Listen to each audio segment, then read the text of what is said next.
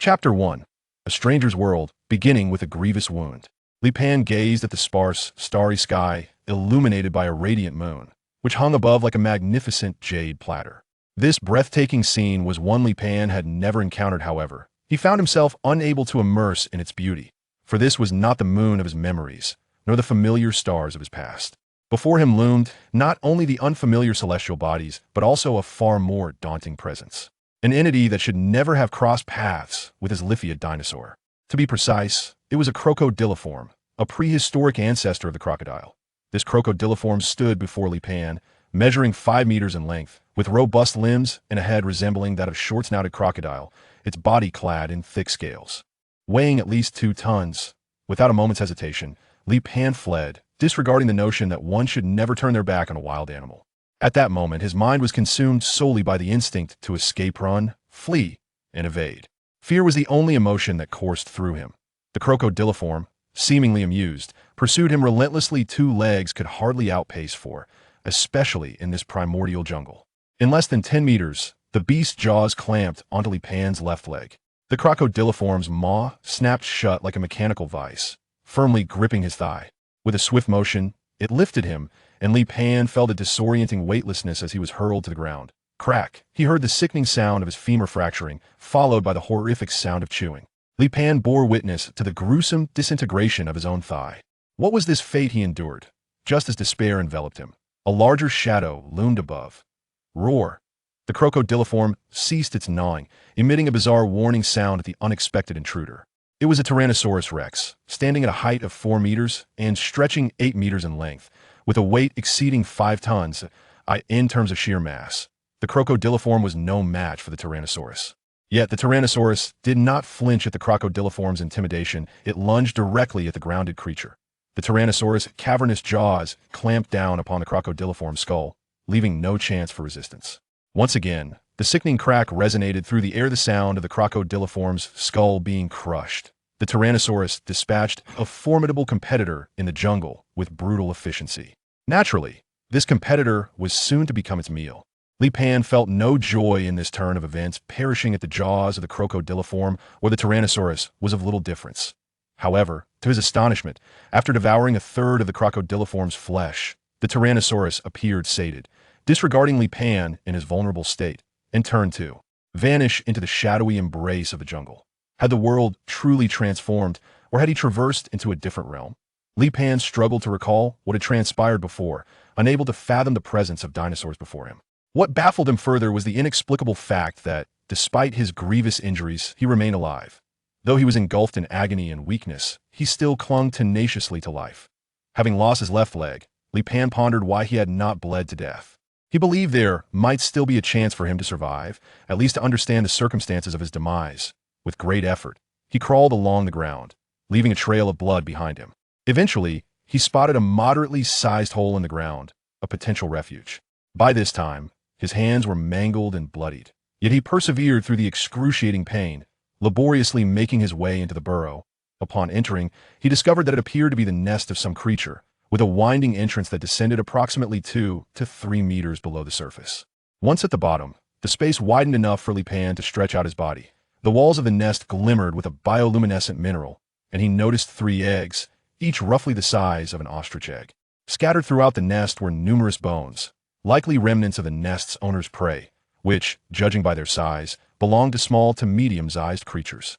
Li Pan was uncertain if he could contend with this creature now, yet he felt a flicker of hope. He picked up a bone, about the length of a chopstick but only as thick as a finger. Li Pan snapped the bone, then used a sharp end to pierce one of the eggshells, sucking the contents from the other side. Just then, he heard faint sound from outside the burrow. A terror bird poked its head in, initially oblivious to Li Pan's presence. This was his opportunity. He plunged the broken bone into the bird's skull and forcefully pinned it down. Though its head was pierced, the bird thrashed violently. Despite his palm being a bloody mess from the struggle, Li Pan clung fiercely to the bone. After a tense 30 seconds, the bird's struggle ceased. Exhausted, he collapsed atop the terror bird. After a brief loss of consciousness, Li Pan awoke again. Ignoring the pain and the fact that he was about to consume raw flesh, he tore through the feathers of the bird and bit into the meat on its back. The foul odor almost made him gag, yet inexplicably, he sensed a revitalizing power emanating from the raw flesh. As he swallowed, he noticed his pain lessening. The more he consumed, the clearer his senses became. This flesh truly had the potential to restore him. Perhaps this was the benefit of his strange journey. Yet, he would rather forego such benefits. He yearned to return to his own world, the one safeguarded by laws that I must survive. I must live. Li Pan suppressed the urge to vomit and forced himself to eat the tough, raw meat. The terror bird's body was now a gruesome mess, torn apart by his hands. He noticed that his severed leg had ceased bleeding, and the wound had begun to scab over. At last, he confirmed that it was not merely an illusion, that he could truly restore his injuries by devouring the flesh and blood of this terror bird. As he consumed bite after bite, Li Pan seemed to have acclimatized to the gory meat. Habit is indeed a formidable force, capable of imperceptibly altering a person's physiological and dietary customs. This terror bird weighed approximately 50 kilograms. A regular individual would feel overwhelmed after consuming just 1 kilogram. Yet, Li Pan forcefully ingested all the flesh and blood, excluding the organs and skin, easily consuming at least 40 kilograms without feeling satiated. Li Pan gazed at his right leg, which had begun to regenerate up to the knee. At this moment, the cave contained only 2 eggs, which could not provide him with substantial energy. To fully regrow his right leg, he required more sustenance. However, in his current condition, hunting for food seemed nearly impossible. Suddenly, Li Pan heard rustling sounds outside the cave, as if something were excavating the ground. This heightened his alertness. Terror birds occupied a mid-lower position in the food chain during this age of colossal beasts, with many dinosaurs capable of preying on them by. Digging into their nest, Li Pan grasped the bloodied leg bone of the terror bird, one end already fractured to reveal a sharp edge. This leg bone was the most suitable weapon he could find at the moment. Without hesitation, he would thrust it into any intruding limb. After half an hour of waiting, he finally discerned what creature approached. It was a velociraptor, smaller than the terror bird, yet far more ferocious, known for its pack-hunting behavior. Upon spotting Li Pan in the cave, the velociraptor launched an immediate attack. Li Pan quickly raised his right arm to shield himself from the creature's jaws. Enduring the tearing of flesh on his arm, he drove the sharpened bone into the velociraptor's eye. The velociraptor screeched, attempting to escape the cave, but Li Pan maintained his grip on the broken bone, preventing its escape. With a decisive snap, he severed the velociraptor's neck. Its hind limbs continued to thrash, but its head hung limply, dragging on the ground. Li Pan released his grip, gasping for breath. Chapter 2. Hiding in the underground nest, feasting on flesh and blood. After resting for half an hour, Li Pan dragged the velociraptor into the nest. The creature measured 1.5 meters in length, yet it was quite light, even smaller than the terror bird. However, it possessed a streamlined body with well-developed leg muscles, capable of explosive speeds up to 60 kilometers per hour. Fortunately, this was a gluttonous, solitary velociraptor. Otherwise, he might have met his end today. Li Pan contemplated the 2 eggs. An idea struck him. Perhaps he could use them as bait. Yet first, he needed to consume the velociraptor. He began to gnaw at it. The velociraptor's skin was rough, rendering his teeth ineffective at breaking through. However, he discovered that the creature's claws were sharp and pointed. After breaking the raptor's claw, it could temporarily serve as a dagger. Li Pan sliced through the raptor's skin, revealing a thin layer of fat beneath. However, this fat was scarce in the wilderness. Fat holds greater significance than protein for survival. Li Pan tore off the layer of fat and hastily stuffed it into his mouth. A torrential downpour commenced outside, yet the winding passage of the layer ingeniously shielded it from the rain, preventing water from seeping in. This was indeed a commendable refuge. After consuming the raptor's flesh, Li Pan's right leg had finally regenerated. He then began to expand the layer, which was barely 2 cubic meters in size. Although it could accommodate him, it hindered his freedom of movement. The primary issue remained the cramped space, which severely limited airflow. Li Pan first repaired the passageway damaged by the raptor, then transported dirt outside and fashioned a cover at the entrance. He ventured in and out, braving the rain. His restored body was remarkably strong and enduring, even resilient to hunger.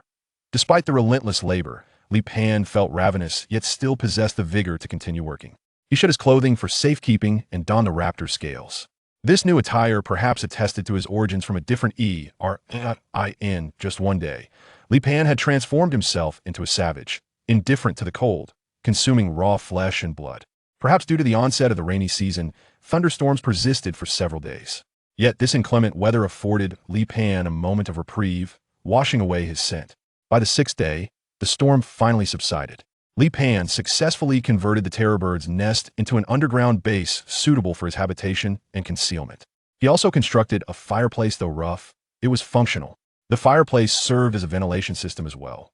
When ignited, it swiftly drew air from the lair, expelling smoke through the chimney while simultaneously pulling fresh air from the passageway, thus ensuring proper airflow and preventing suffocation during prolonged periods of rest. This was a new home that Li Pan had painstakingly excavated with his own hands. Just as the storm ceased, a gnawing hunger reminded him that he needed to eat and hunt. Armed with a spear fashioned from bone, Li Pan ascended from the lair, carefully barricading the entrance with wooden supports. He needed to ascertain his position within the food chain of this era and region.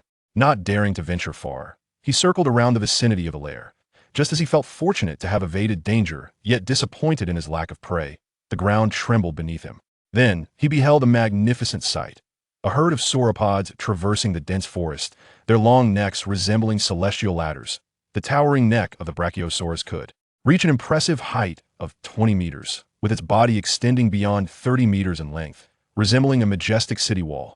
These magnificent creatures roamed in herds through the dense forest, their colossal forms brushing against trees, causing them to sway precariously. This particular group consisted of approximately 30 individuals, with over 20 adult Brachiosauruses diligently safeguarding a few juvenile ones. They exhibited no interest in the unfamiliar and peculiar creature that was Li Pan, remaining entirely unguarded. Even the young Brachiosauruses dwarfed him significantly. However, Li Pan's gaze was fixated on the juvenile Brachiosauruses. Yet considering that even the smallest among them weighed 2 to 3 tons, and that the larger ones would undoubtedly not stand idly by, he ultimately relinquished the idea of attacking them. Returning to his lair disheartened after his first unsuccessful hunting attempt, Li Pan realized he had overestimated his own capabilities. Faced with large and colossal dinosaurs, he had no chance of success. Even against smaller dinosaurs, many were found in groups. After pondering throughout the night, Li Pan conceived a possible solution. He should craft a bow and arrow. It was not difficult to find a suitable stick in the forest for the bow's frame. The challenge lay in the bowstring, which required both strength and flexibility. Ancient bowstrings were often made from animal sinew or plant fibers, such as coarse hemp or vines. However, plant fibers proved to be less durable, while animal sinew surpassed them in both strength and resilience. Li Pan's requirements were modest. Either sinew or plant fibers would suffice. He scoured the forest for various vine-like plants, gathering them all to take back to his lair, along with numerous sticks of similar length. As he was unfamiliar with the flora and fauna of this era, he needed to experiment with each one. Days passed, during which Li Pan consumed little more than a single terror bird egg and some water. Eventually, he fashioned a rudimentary bow, capable of shooting arrows effectively up to 20 meters beyond that range. It would likely lack the power to inflict significant harm. The primal instincts within him continuously urged him to seek nourishment. Li Pan was unaware of the changes occurring within his body, but it was evident that the former version of himself would not have endured more than 10 days without food. Equipped with his bow and a quiver of arrows, Li Pan set out once more to hunt. Not long into his journey, he detected a faint scent of blood in the air, and he realized his sense of smell had become remarkably acute. Following the scent, he stumbled upon the carcass of a Brachiosaurus. Surrounding the remains were several dinosaurs of varying sizes, some engrossed in their feasting, while others warded off intruders. A dominant Tyrannosaurus rex was voraciously tearing into the flesh of the Brachiosaurus, while a few velociraptors joined in the fray. Above, a dark cloud of pterosaurs circled ominously. Li Pan did not approach the Brachiosaurus carcass. Judging by the scent, it had perished only a few hours prior, and he realized it could provide sustenance for him. However, with the formidable Tyrannosaurus rex nearby, he dared not approach. Li Pan sought refuge in the branches of a nearby tree, where he patiently awaited the opportune moment. Once the Tyrannosaurus had satiated its hunger, it leisurely departed. At that moment, a flock of pteranodons descended, similarly biding their time until the Tyrannosaurus had fed. Subsequently, the Pteranodon collective and a pack of velociraptors began to vie for the carcass of the Apatosaurus. Li Pan's chance had finally arrived. Drew his bow and released an arrow. Whoosh! The arrow soared through the air, striking a velociraptor in its abdomen. Success, Li Pan thought to himself, feeling a thrill of excitement. The other velociraptors and pteranodons, startled, fled momentarily. However, their panic was fleeting, and they soon returned to the side of the Apatosaurus carcass, treating the fallen velociraptor as a mere snack, including its K. Li Pan did not rush to claim his spoils. Instead, he loosed another arrow. This time, His aim fell short, yet he remained undeterred, once again drawing his bow. Whoosh! Another toothless pterosaur was shot through its body. This time, the raptor pack finally learned fear and fled in all directions. While the toothless pterosaur flock also took to the skies, Li Pan immediately jumped down from the treetop, ran to the corpse of the Brachiosaurus, picked up a piece of its meat, then tossed the two velociraptors and the pteranodon he had shot behind him, quickly fleeing the scene. Chapter 3. The mantis stalks the cicada, unaware of the oriole behind. The velociraptors and the pteranodon did not actively attack Li Pan, partly because Li Pan's body was larger than any of them, and secondly because the value of the Brachiosaurus corpse outweighed the benefit of attacking Li Pan. Li Pan carried nearly 200 pounds of meat on his back and didn't feel tired at all as he sprinted back to his nest. It wasn't until he reached the nest that the fatigue hit him and the muscles in his limbs felt sore and swollen. After resting for more than 10 minutes, Li Pan began to process the food. Compared to the velociraptor and the pterosaur, the meat of the Brachiosaurus was more appealing to Li Pan. The pterosaur fed on carrion, so Li Pan didn't even want to touch it. In contrast, the Brachiosaurus was a herbivorous dinosaur and was relatively more suitable for consumption. Li Pan cut a piece of Brachiosaurus meat, skewered it with a wooden stick, and then roasted it over the fire in the fireplace. The claws and skin of the velociraptor were left intact, along with its layer of fat. At this moment, the roasted Brachiosaurus meat emitted a delicious aroma. Li Pan's mouth watered as he was truly hungry. He immediately took out some thunder dragon meat and took a big bite. The delicious aroma of the meat instantly filled Li Pan's mouth. At that moment, Li Pan felt that he was truly alive. Li Pan skewered all the Brachiosaurus meat and put on a grill. He also took a piece of velociraptor meat and pteranodon meat to throw into the fire for roasting. Brachiosaurus meat is undoubtedly the best, with a firm texture and a high energy content. It's like in the previous life, where beef was the most filling. Usually, one could eat a pound or two of regular food and still have room for more, but half a pound of beef would likely be too much. The feeling that Brachiosaurus meat gives Li Pan is similar to that of beef, and its flavor is even better.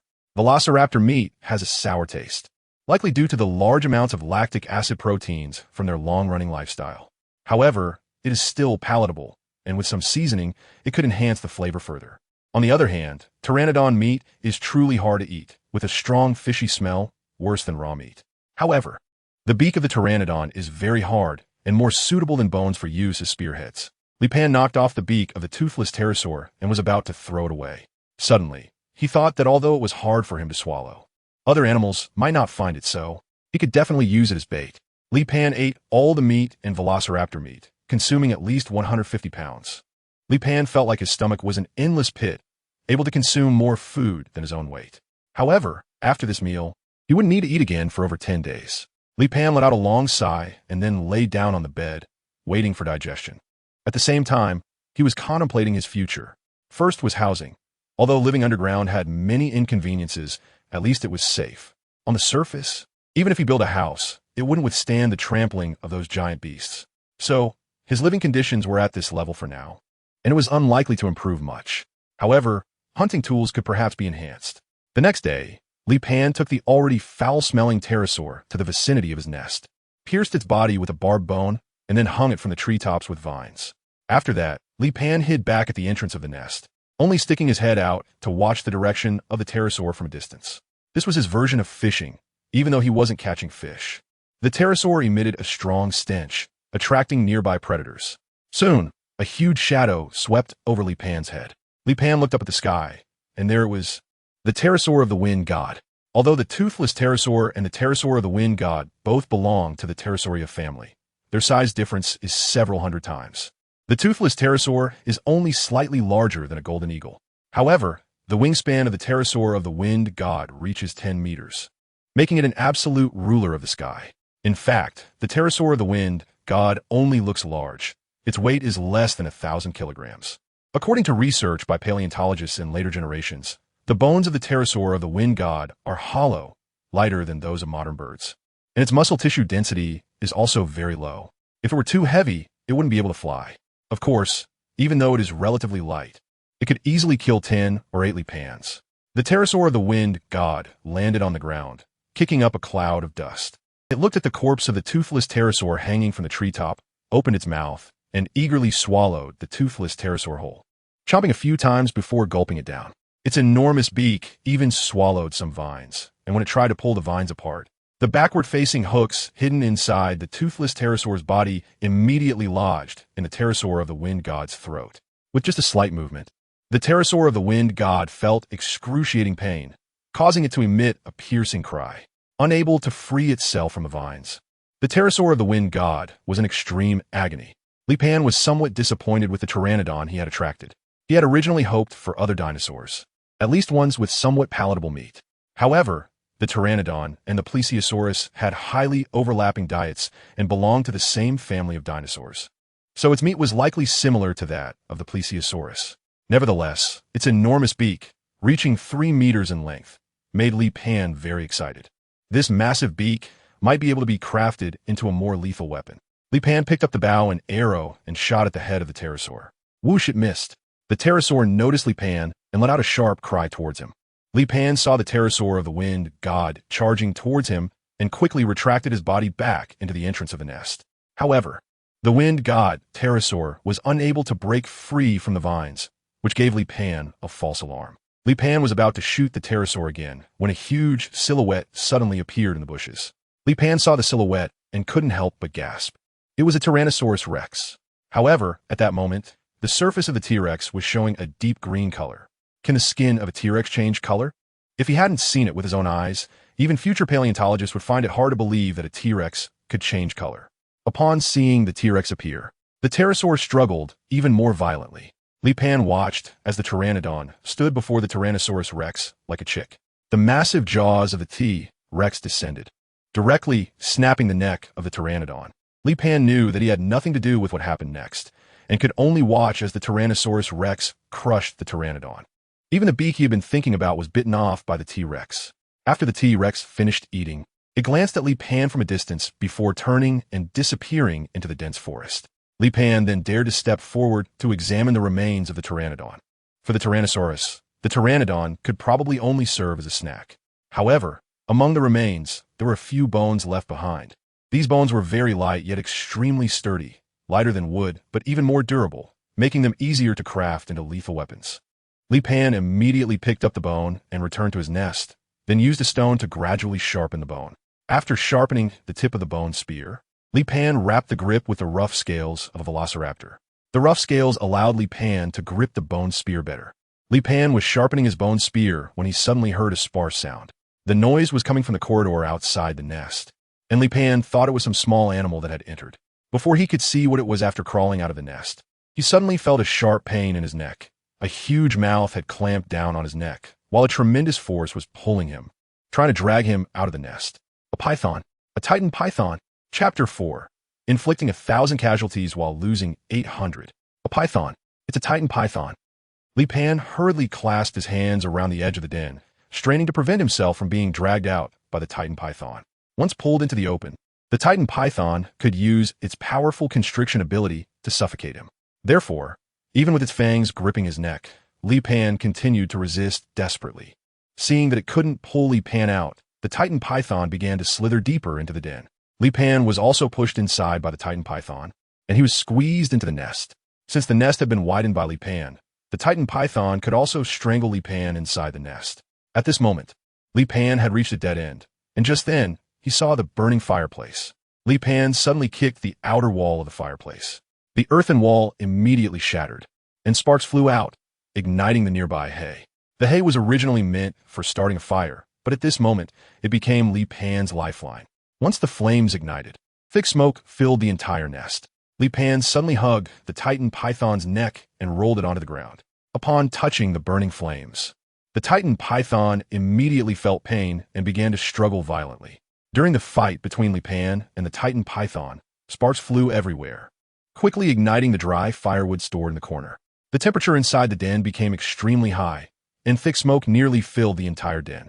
At this moment, Li Pan couldn't care less about the burning pain and thick smoke, tightly holding onto the titan python, which was also disoriented and thrashing around chaotically in the nest. Li Pan's eyes were also blinded by the thick smoke, and he was choking so hard that saliva was flying everywhere from his mouth and nose. At that moment, Li Pan saw a bone spear not far away and rolled over to pick it up. Just as he was about to stab at the titan python whether intentionally or unintentionally, suddenly struck its tail against Li Pan's chest. A tremendous force surged from his chest, and Li Pan was directly slammed against the cave wall. Wow! Li Pan spat out a mouthful of blood, and his gaze toward the Titan python became more ferocious. He suddenly raised the bone spear and thrust it forward. With a thud, the bone spear pierced into the abdomen of the Titan python. Li Pan exerted force under his feet and suddenly pushed forward, stabbing the Titan python into the wall with the bone spear. The Titan python's body continued to thrash wildly, once again sending Li Pan flying. Li Pan felt as if his ribs had been broken. He looked at the nest that had been utterly destroyed and grabbed a burning piece of wood. Ignoring the flames scorching his palm, he charged forward again and stuffed the burning wood into the mouth of the Titan python. The burning wood directly blocked the python's bloody mouth, causing it to struggle even more violently in pain. Li Pan tightly held onto the Titan python's neck, preventing it from spitting out the firewood. The Titan python struggled for less than a minute, but for Li Pan, it felt as long as a century. Finally, the Titan python stopped struggling, and Li Pan collapsed to the ground, covered in injuries. It was unclear how much time had passed when Li Pan slowly regained consciousness. The burns on his body made even the slightest movement feel indescribably painful.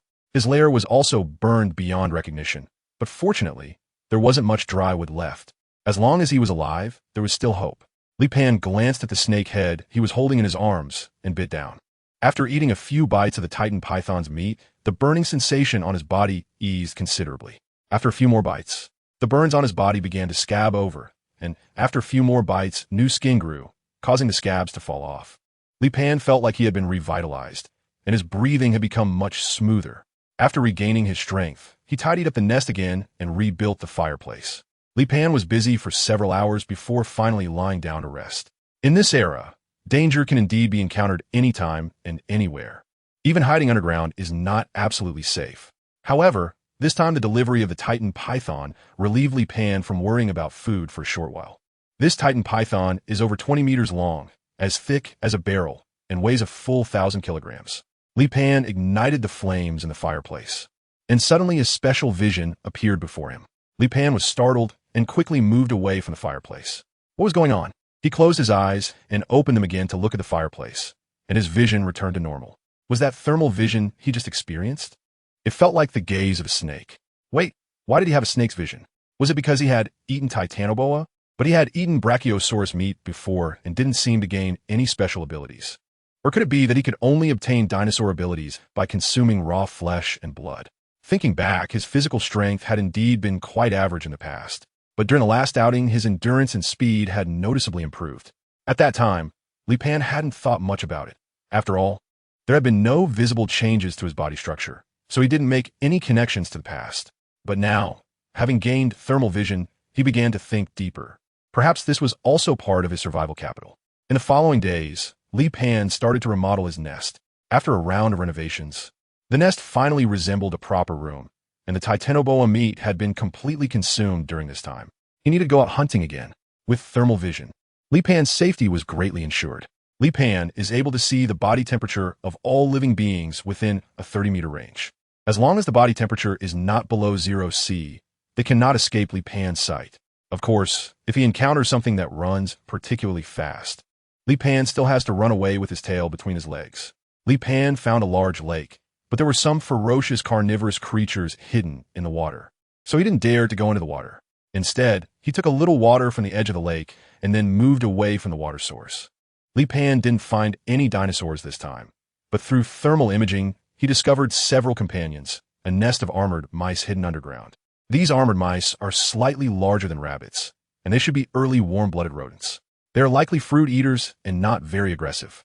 Li Pan strung them together and then returned to his lair. Although this trip yielded only average results, he found a water source and discovered an edible wild fruit, so he was quite satisfied with his harvest. The taste of this wild fruit was mediocre, with low sugar content and high acidity. After taking a bite, Li Pan felt a slight numbness on his tongue, accompanied by some dizziness. The fruit had mild toxicity, but that was quite normal. The fruits commonly seen in later times are actually products that have been improved and cultivated over decades, or even centuries. Even rice, in fact, has a close relative that looks just like a weed. Once rice returns to the wild, it will quickly revert to its original characteristics. However, The wild fruit could provide Li Pan with some vitamins, and the mild toxins did not cause him too much trouble. Li Pan chose a smaller capybara, stripped off its fur, cleaned out the internal organs, sniffed in front of its nose, and then began to consume it raw and drink its blood. Chapter 5. Sensation of tremors, danger from above. Li Pan cannot be sure whether he has obtained a certain ability of the mouse, or it could be said that his speculation is incorrect. Li Pan was planning to send the mouse into the fireplace to roast it when he suddenly heard a rumbling sound from the ground. Some kind of abstract image appeared in Li Pan's mind. There were 31 thunder lizards nearby. No, 32, of which 25 were adult thunder lizards. Is this hearing? Is the mouse's ability related to hearing? Li Pan is able to construct a complex image in his mind through ground vibrations. The mole rat lives both underground and on the surface, having no offensive capabilities of its own. It relies on its powerful auditory system for survival. Once its hearing system detects an approaching predator, it immediately returns to its underground burrow. This is quite similar to Li Pan. However, the mole rat's hearing is based on ground vibrations, which is effective for detecting predators running on the surface, but cannot sense predators from above. While it is called hearing, it is more akin to a vibration sensor, capable of detecting the source of the vibrations, as well as the weight and speed of the object through very subtle tremors. Of course, this ability is not infallible. Some predators can deceive the mole rat's vibration sensing capability by moving slowly and coordinating their limbs, compared to thermal vision, which can be affected by the environment and obstacles. And where some cold-blooded animals can evade detection, the ability to sense vibrations has a wider coverage and is less influenced by geographical conditions. Li Pan is able to perceive a radius of approximately 50 meters. This not only greatly increases his chances of hunting, but also enhances his safety. However, there is a drawback to this perception. When Li Pan is moving, the sensations are not clear, and he can only perceive them clearly when he stops. The next day, Li Pan picks up his bone spear and bow again and leaves the den. A few armored mice are not enough to fill his stomach, so Li Pan needs to look for some slightly larger prey. Li Pan cautiously explored the dense forest. Although he possessed thermal vision and vibration sensing abilities, it did not mean he was absolutely safe. In this primeval forest, any danger could arise. Li Pan walked for a moment before stopping.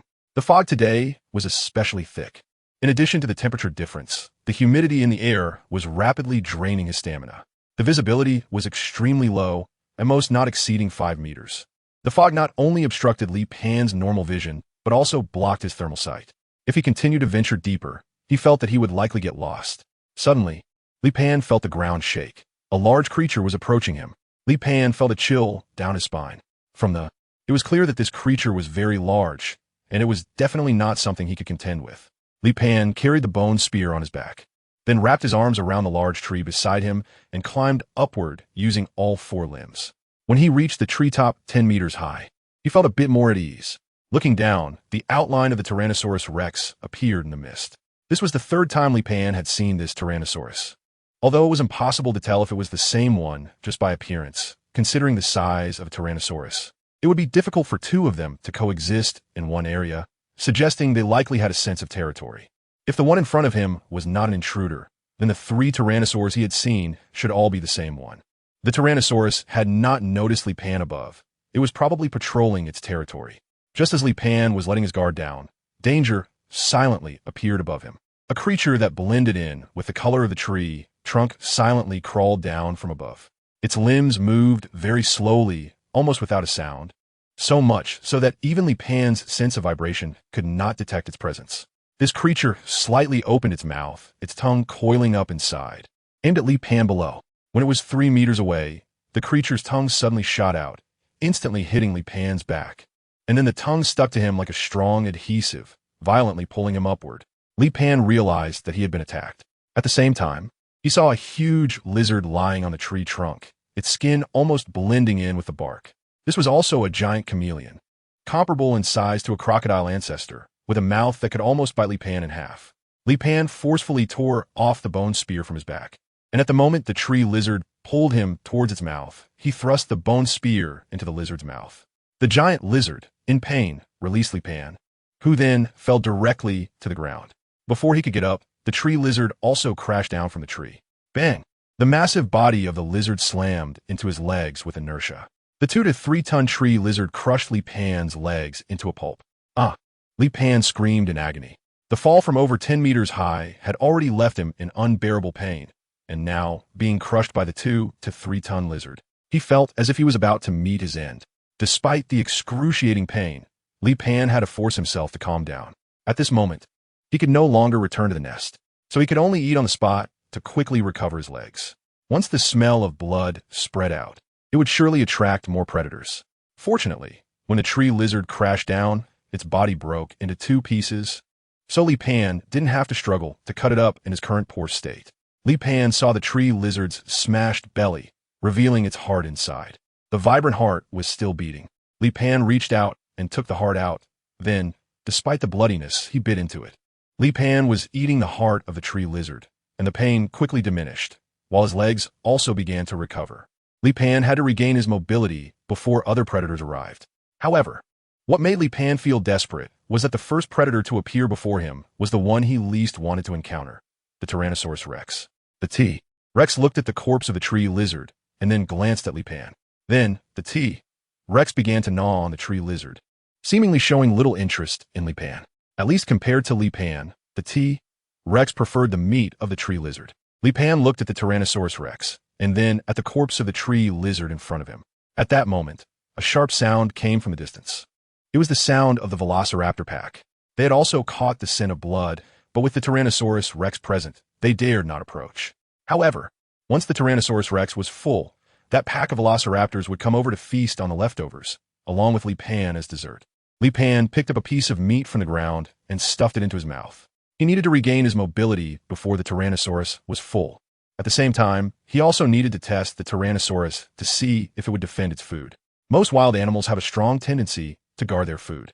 Li Pan couldn't guarantee that he wouldn't be devoured by the Tyrannosaurus rex for eating one more piece of meat. The T-Rex glanced at Li Pan and then continued its eating. Perhaps it remembered Li Pan, or maybe it was just naturally generous. The T-Rex didn't mind Li Pan's sneaky behavior, which gave Li Pan more courage. Li Pan continued to pick up the pieces of meat on the ground. At that moment, a Tyrannosaurus rex dropped a piece of meat even larger than Li Pan in front of him. Li Pan was taken aback, confused by the sudden kindness from the Tyrannosaurus rex. Li Pan suddenly remembered that not long ago, he had caught a pterosaur while fishing, and then a Tyrannosaurus rex came along and caught him off guard. Did the Tyrannosaurus misunderstand him, thinking that he was actively feeding it? Is that why it is returning the favor this time? Chapter 6. Friendship in the Jurassic World since the Tyrannosaurus took the initiative. Li Pan no longer held back and began to devour the flesh and blood of the tree lizard. As Li Pan ate, his legs healed at a visibly rapid pace, and he felt the meat he consumed quickly transforming into energy. He could hardly feel full, even though he had already eaten more food than his own body weight. Li Pan finally regained his mobility just before the Tyrannosaurus rex left. Li Pan let out a breath, glanced at the food given by the Tyrannosaurus, which was still more than half left, then shouldered the food and looked at the Tyrannosaurus again. Thank you, Dazhuang. Dazhuang is the name just given to the Tyrannosaurus. Hee. The Tyrannosaurus snorted twice. Li Pan waved his hand and left with the meat chunk on his back.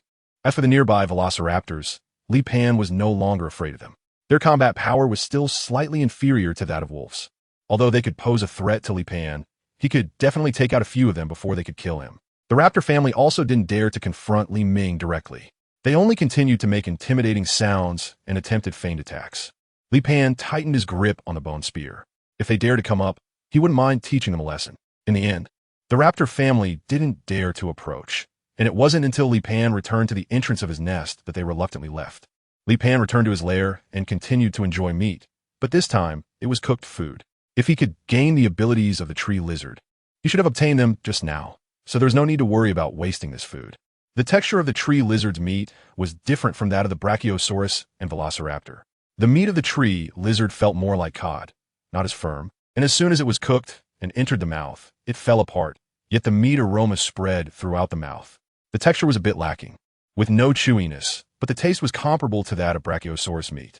Unfortunately, there are no seasonings, otherwise, he could have hosted a special program on the culinary delights of the Jurassic. Li Pan has roughly concluded that he should be in the Jurassic period. This is mainly because the reputation of the Tyrannosaurus rex is so great, making it a unique presence among dinosaurs. Of course, whether or not he is truly in the Jurassic period is not that important. After Li Pan was full, he fell into a deep sleep again. In his dream, Li Pan returned to the modern world, back to his home, enjoying the afternoon sunlight, the gentle breeze on his face, and the bustling prosperity. But when he woke up, everything returned to the way it was. He was still lying on the earthen bed in his nest. Li Pan just got up and bumped his head against the ceiling, quickly lowering his head. Then Li Pan suddenly realized, has it grown taller? And quite a bit, at least 10 centimeters. Could it be that the DNA provided by the tree lizard is to become tall? Although becoming taller does give Li Pan an advantage in hunting, the fundamental difference is not that significant. Li Pan hopes to gain certain special abilities. For example, the color-changing camouflage ability of a chameleon is the skill that Li Pan desires the most. Li Pan plans to go out hunting, first to get some food, and then expand the nest a bit. After all, it's really uncomfortable to move around in the nest if there's no room to stretch out. Li Pan emerged from the nest, and not long after, he suddenly felt the ground shake violently. The Thunder Dragon family? No, it wasn't the Thunder Dragon family. The intensity of the tremors was far greater than that of the Thunder Dragon family. Regardless of what group it was, Li Pan immediately climbed a tree to hide. However, the moment he climbed the tree, his palm stuck to the trunk. When Li Pan felt his palm pressed against the trunk, it was as if his hand had suction cups. If he tried to lift it from bottom to top, the skin of his palm would separate from the bark of the tree. Had he gained the tree climbing ability of a tree lizard, Li Pan quickly climbed up the tree. This time, he didn't dare to be careless. First, he used his thermal vision to check above, ensuring that there was no second Lao Lu in the tree. Just then, a large herd of Triceratops charged in from below. These adult Triceratops were as large as elephants, with the smallest ones the size of a water buffalo. Their grayish-brown skin had 3 horns on their heads, and their necks featured a crest-like structure. Their numbers were extremely large, with at least over 100 of them. In the face of such quantity and size, any predator standing in their way would become a soul trampled underfoot. As they charged, they collided with the trees along their path, and many trees were directly knocked down by them. Li Pan's evasive maneuvering around the big tree caused it to be brushed against several times, and the tree itself was swaying precariously. Several times, Li Pan thought this tree was going to be knocked down. What were they being chased by? Li Pan thought to himself, and then saw dozens of large wolves appearing from the rear. Or rather, animals similar to wolves. It might be more appropriate to call them ancestral terror wolves. Each one was the size of a rhinoceros, and Li Pan could not tell if they were warm-blooded or cold-blooded. Their forelimbs were short and thin, while their hind limbs were sturdy. They had some fur on their bodies, but it was not dense. Their tails were long and not fluffy like those of canids. Their heads already bore some resemblance to modern canids, but their mouths looked more like those of crocodiles. The ancestral terror wolves were larger and more ferocious. During this period, almost all biological evolution was towards becoming bigger and more gigantic. Later generations also had terror wolves, but by then, they were almost identical to modern canids.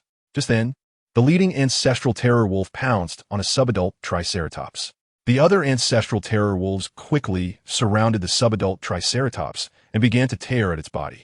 The Triceratops let out a mournful cry, but it garnered no sympathy.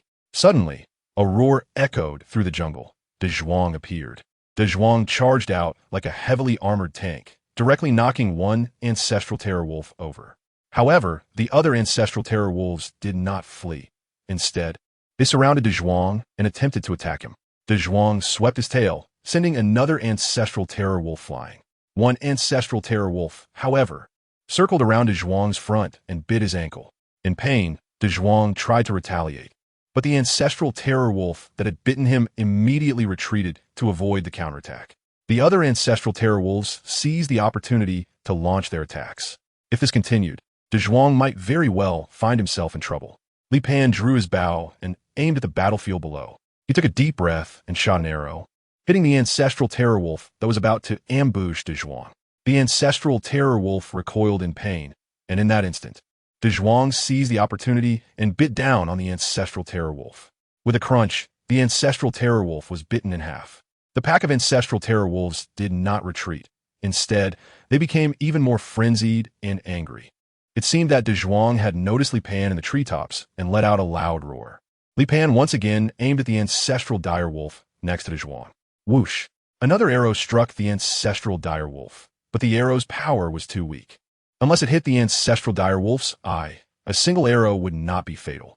However, even so, it was still able to disrupt the ancestral dire wolf's attack rhythm. Dazhuang seized the opportunity and delivered a powerful tail swipe, sending the ancestral dire wolf flying.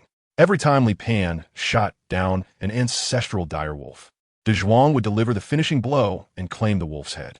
After several rounds, 5 ancestral dire wolves fell under the coordination of Dazhuang and Li Pan. The remaining ancestral dire wolves finally realized fear, or rather, they understood that to kill Dazhuang would come at a much greater cost, so they chose to retreat. Li Pan didn't climb down from the tree, even though Dazhuang had previously saved his life. However, Li Pan couldn't guarantee that Dazhuang would still tolerate him as before. What Li Pan didn't expect was that Dazhuang brought a primordial dire wolf to the base of the tree where Li Pan was. Chapter 7. The Little Beggar Family. Li Pan thought for a moment and decided to climb down from the tree. Dazhuang was right in front of him, and the terrifying sense of oppression made Li Pan regret his recklessness. Fortunately, Dazhuang did not attack Li Pan, but instead pushed the corpse of the primordial dire wolf towards him with his large head. Li Pan instinctively reached out and patted Dazhuang's head. Dazhuang, feeling a bit proud, turned around and went back to the dead Triceratops, then started eating it. Li Pan thought for a moment, and then proceeded to disembowel the ancestral dire wolf on the spot, pulling out its heart and starting to gnaw on it.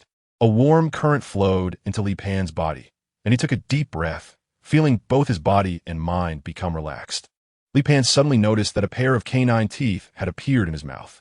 Li Pan reached out to touch his canine teeth, which seemed to retract like they were equipped with springs. What kind of bullshit DNA is this, giving himself a pair of fangs? Is he really lacking a pair of canine teeth? Li Pan continued eating, but during the process, he realized that he had gained more than just a pair of canine teeth. His bite force had also increased significantly. He didn't rely on his teeth for fighting. So in terms of combat effectiveness, it wasn't very useful, but his eating efficiency had improved quite a bit. This enhancement could only be described as better than nothing. Li Pan walked towards Dazhuang, glanced at the corpse of the Triceratops on the ground, and then his gaze landed on the heart inside the Triceratops's abdomen. Dazhuang looked at Li Pan, noticed his gaze, and with a wide mouth, dug into the Triceratops's abdomen, pulling out a basketball-sized heart and presenting it to Li Pan. Thank you, Dazhuang. Li Pan picked up the Triceratops's heart and started to gnaw on it. While eating, Li Pan fantasized about whether he would grow 3 horns on his head like the Triceratops. I'm leaving, Dazhuang. Roar. Dazhuang let out a loud roar, and Li Pan waved his hand. Li Pan felt a fire burning in his abdomen. Is it diarrhea? Or did he eat too much and is now unable to handle the excess? Li Pan returned to his lair and simply lay down, the fire in his heart continuously burning. Here, no one could help Li Pan relieve his pain, nor could anyone listen to his confessions. Everything had to be borne by Li Pan himself, enduring pain and solitude, suffering torment alone, shedding tears with no one to pity him, time and again escaping death, time and again falling into desperate situations. All the fatigue and pain erupted at this moment. Li Pan thought that perhaps it wouldn't be so bad to die like this. But then he reconsidered. If he died like this, wouldn't all the suffering he endured before be in vain? When did he become someone who lamented the spring and mourned the autumn? When did he become so sentimental? He wanted to live. Li Pan suddenly sprang up from the earthen bed, drenched in sweat. A wave of hunger surged in his stomach, and he dug out the jerky he had treasured for 18 years, eating a few bites along with some wild fruits. He originally intended to go hunting, but upon exiting the den, he realized it was already night. The dense forest at night was even more dangerous than during the day, and Li Pan had an instinctive fear of the dark. So, he shrank back into the den, waiting for dawn to venture out. In fact, Li Pan's thermal vision was clearer at night. However, he was afraid of the darkness, especially after nearly dying at the jaws of a crocodile ancestor on the first night after his arrival. This experience intensified his fear of the dark. At this moment, Li Pan wasn't feeling sleepy, so he took out a few bones and started to grind them with a stone to make some fish hooks, which he then hung on the dried rattan. The dried rattan was quite strong. Although it couldn't compare to thick hemp rope, it was very tough. At least Li Pan couldn't break it. If it were to snap while fishing, it would be something Li Pan couldn't handle. The next day, Li Pan went to the place where he had discovered the water source with the fishing line he had made overnight. Li Pan found a relatively open and spacious place to sit down. At the same time, it was also far from the deep water area, ensuring that he could notice any large creatures in the water as soon as they approached. Li Pan hung a piece of meat on the bone fish hook and then cast it forcefully into the lake. Within a few minutes, the bamboo pole suddenly tightened. Li Pan immediately grabbed the vine, and the thing that was hooked was definitely a big one. Li Pan's hands were being painfully squeezed. Li Pan pulled hard on the vine, ignoring any fishing techniques, just straining to pull it towards the shore. Soon, the big catch broke the surface of the water. It was a giant creature resembling a giant salamander. Over 5 meters long and weighing over 1,000 kilograms, it had a flattened body and a large, dark mouth, along with relatively weak limbs. As it was dragged into the shallow water, its struggles intensified. Li Pan's veins bulged as he crazily unleashed his strength. After dragging it to the shore, Li Pan immediately pierced the giant salamander's head with a bone spear. Li Pan tested the weight of the giant salamander. He could barely lift such a large creature. It seems that during this period, his strength has increased significantly. Li Pan dragged the giant salamander back, but halfway through, he was blocked by a family of velociraptors. This group of little thugs was up to their usual roadblock robbery antics again. However, considering their strength, even an ordinary person could take on a few velociraptors, let alone Li Pan, who was not intimidated at all. "Get lost, don't mess with me, or I'll turn you into sandwich cookies." But the little thugs clearly didn't understand what sandwich cookies were, so they continued to jump around, provoking Li Pan. "Get lost." Li Pan didn't want to waste his energy on them. Finally, one velociraptor mustered up the courage and bit the tail of the giant salamander, dragging it on the ground. Li Pan didn't even stop. The size and strength of the velociraptor were too small to affect his pace at all. Li Pan shook the giant salamander on his shoulder, and the velociraptor biting the salamander's tail also swayed along with it. Li Pan was too lazy to chase after them, so he endured the harassment from the little brats and returned to his doorstep. The giant salamander was simply too large to fit through the entrance of the lair. Therefore, Li Pan could only dismember it outside the lair, and that group of little brats became even more excited as they caught the scent of blood in the air. Li Pan glanced at the dozen or so velociraptors surrounding him, pulled out the entrails of the giant salamander, and tossed them to the group of little gluttons. However, the heart of the giant salamander was kept. At this moment, after finishing the entrails, the velociraptors began to show Li Pan a strange and flattering expression. It's hard to imagine that such an expression appeared on the face of a velociraptor 200 million years ago, long before humans existed. Li Pan thought of the raptor that delivered food to him during his most difficult times. He still kept the delivery guy's claw. He didn't know which of them was the sibling of that delivery person, but in the end, Li Pan still felt a bit of sentiment and cut off a piece of meat to throw to the little beggars. Then he tossed the cut pieces of giant salamander meat into the passage and covered the wooden frame of the passage, isolating himself from the outside disturbances. Chapter 8. The Great Terror in the Water. Li Pan ate the heart of the giant salamander. This time, the change was particularly clear. Li Pan discovered that his body could secrete a kind of mucus. The effect of this mucus was simple. It allowed him to retain moisture. The giant salamander is an amphibian that can leave water sources for short periods. After leaving the water, it secretes a mucus that wraps around its body, enabling the giant salamander to survive for several days, even up to 10 days, after leaving the water. Li Pan now regrets eating the giant salamander. After all, it might be the most useless skill he has acquired so far. He originally lived on land, so what significance does this ability have for him? The only thing that comforts him is that this secretion can be actively controlled. If in the future he has to secrete it as long as he is away from a water source, he might as well die. However, the grilled giant salamander's meat is indeed delicious, with a very delicate texture, a fresh fish flavor without any fishy taste, and a mouthfeel more like bullfrog. The cellulose in it makes the meat smooth and tender. Additionally, the fat of the giant salamander is stored within the muscle tissue, and after grilling, the oil will seep out, infusing the entire piece of meat. Meat with a layer of fat, and without it has two different textures. So the giant salamander is definitely a top-notch ingredient. Only when enjoying the deliciousness can Li Pan let go of all his burdens and focus on the various neural responses triggered by the explosion of flavors. However, after eating, Li Pan begins to despise the smell on his body, especially the recently secreted slime, which, when dried, also emits a fishy odor. Moreover, this stuff is extremely sticky. Li Pan can't shake it off or wipe it away. At this moment, Li Pan is eager to take a shower, but thinking about the creatures in that lake. Even the giant salamander is not the largest creature there, and there could very well be larger and more dangerous aquatic beings lurking. Li Pan was both wanting to take a shower and afraid of the danger. However, if he didn't wash up soon, he was afraid his body odor would become unbearable.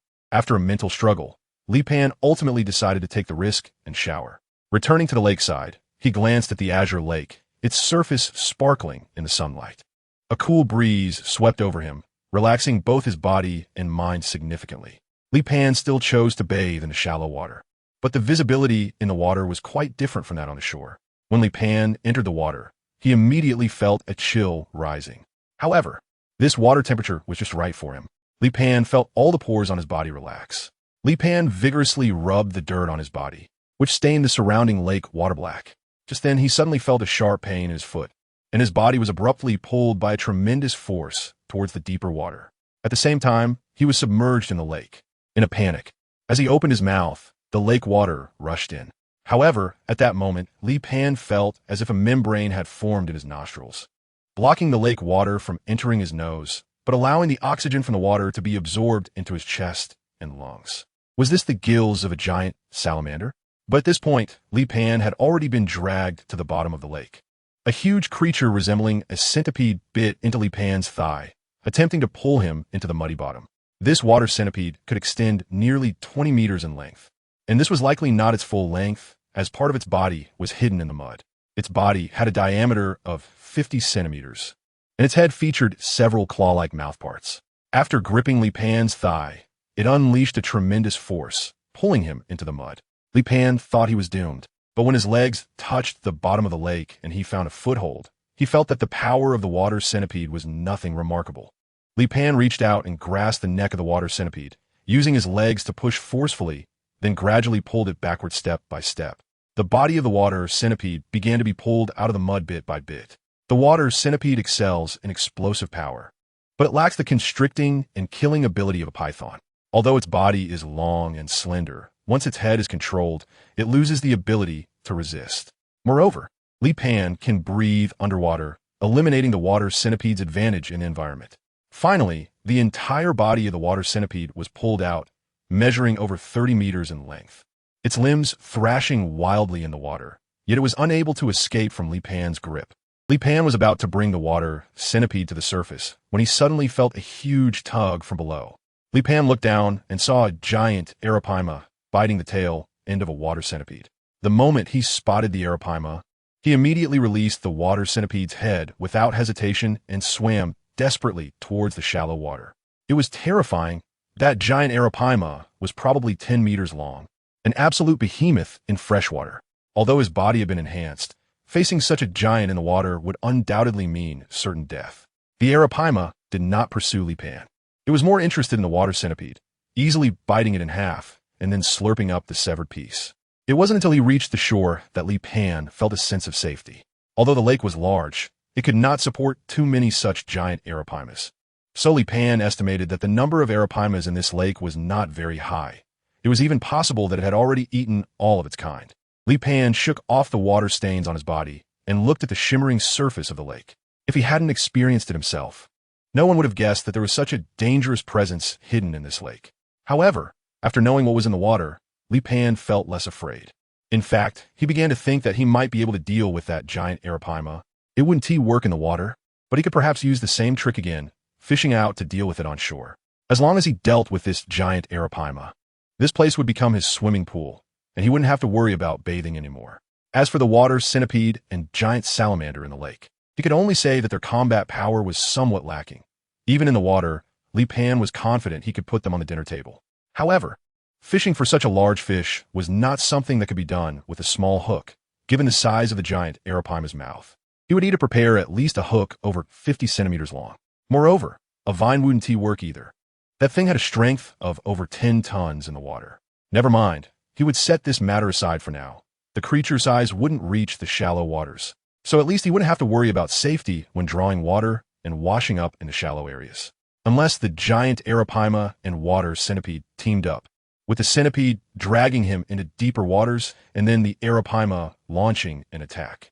As Li Pan explored this forest, he no longer felt the same fear he had at the beginning.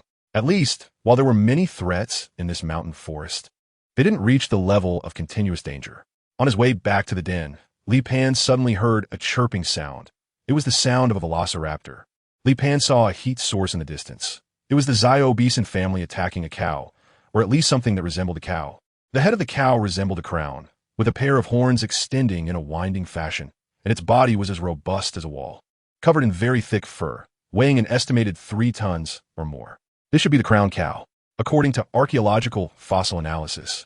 The crowned cow is the ancestor of all modern species of cattle. The teeth of a velociraptor couldn't penetrate the cow's hide, and its sharp claws could only leave a faint white mark on the skin of the crowned cow. The appearance of Li Pan made the little poor family and the crowned cattle tense. Li Pan glanced at the group of little poor. Although he had previously fed them, the little poor were still very alert to Li Pan's presence. They stopped their attack on the crowned cattle and instead focused their vigilance on Li Pan. Li Pan was also interested in the crowned bull. He picked up his bow and aimed at the bull's eyes. Whoosh! The arrowhead struck the crowned bull's head. But the wooden arrowhead only served to anger the bull without any real effect. The crowned bull immediately charged at Li Pan, who rolled to the side to avoid the bull's charge. The bull crashed into the large tree directly in front of it, causing the entire tree to shake. Li Pan quickly got up, drew out a bone dagger, and stabbed it into the abdomen of the crowned bull. Although the wound was not large, under the internal blood pressure of the crowned bull, that small opening in its abdomen gushed out blood like a flood. However, the crowned bull seemed to feel no pain. Or perhaps its large body caused its pain receptors to respond slowly. It ignored the wound in its abdomen and turned its head to charge at Li Pan again. Chapter 9. Winter is coming. Unexpected incident. Li Pan adopted a strategy of delay, avoiding a direct confrontation with Wang Guanyu, engaging in a chase and escape game, tiring and disturbing each other. In short, he did not give Wang Guanyu any time to stop and rest. The continuous high-intensity exercise caused Wang Guanyu's blood pressure to soar, and the blood flowing from its abdominal wound gushed out uncontrollably. As its blood continued to flow, Wang Guanyu began to exhaust its strength. The moment its forelimbs buckled, it lost any chance of standing up again. Li Pan and the Xiao Bison family have started their feasting operation. They need to eat as much of the crowned cattle as possible before other predators arrive. Li Pan was still the first to obtain the heart of the crowned bull, then used brute force to directly cut off a small section of the crowned bull's body and carried it back to his lair. The rest was left for the little beggar family and other predators.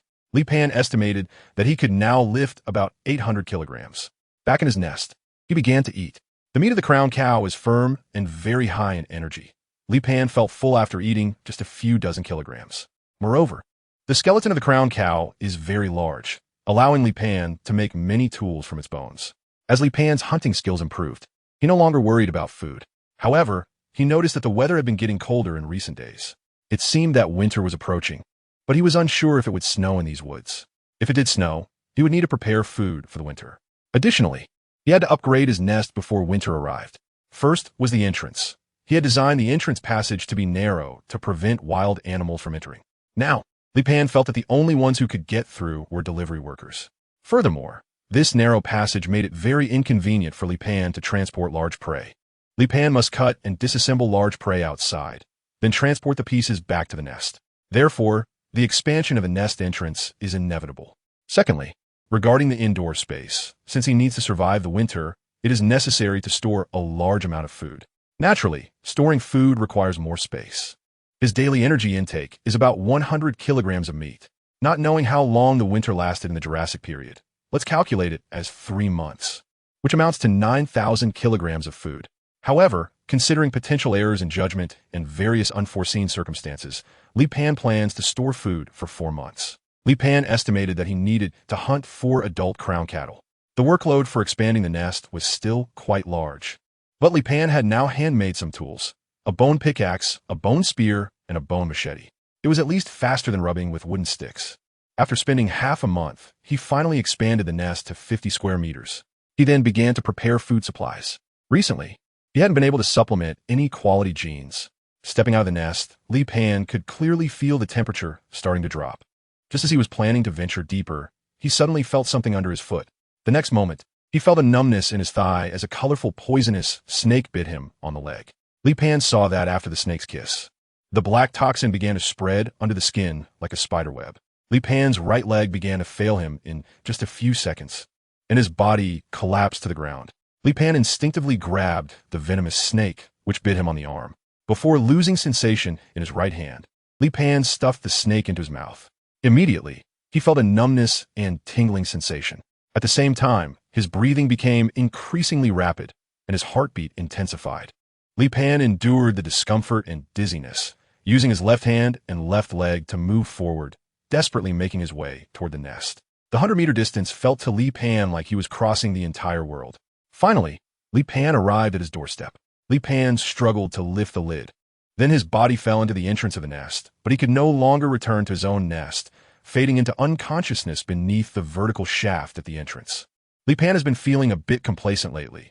He believes that this forest no longer poses any threats to his existence.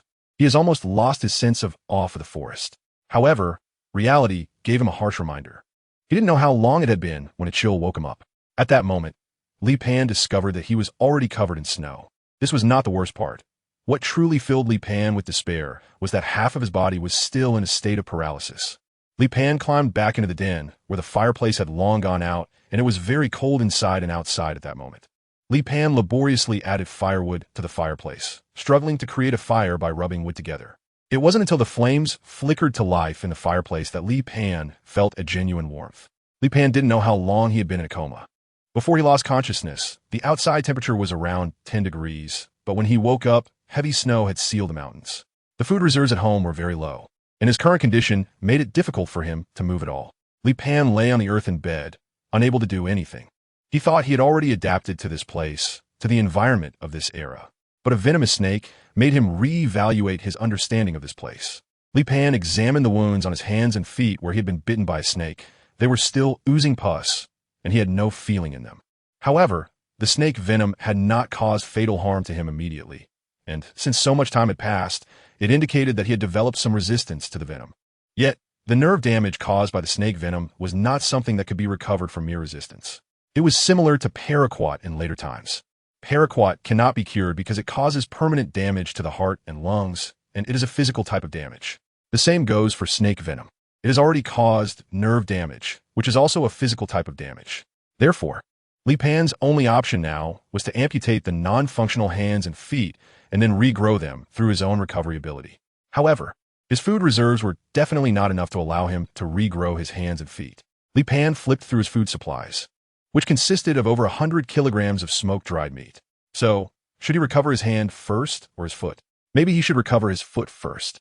Having feet would give him mobility. Although losing an arm would affect his combat ability, he would still retain some fighting power. Li Pan forcefully sawed off his own calf. Fortunately, his right leg had already lost sensation. Although the process was bloody, Li Pan could hardly feel any pain. Afterwards, he devoured all his stored food in one go. His right leg was slowly growing back. Although it was still a bit uneven, at least he could run now. Now that all the food was gone, Li Pan needed to go outside and search for food in the icy, snowy environment. Chapter 10. Survival and Desperation. Li Pan walked heavily through the snow.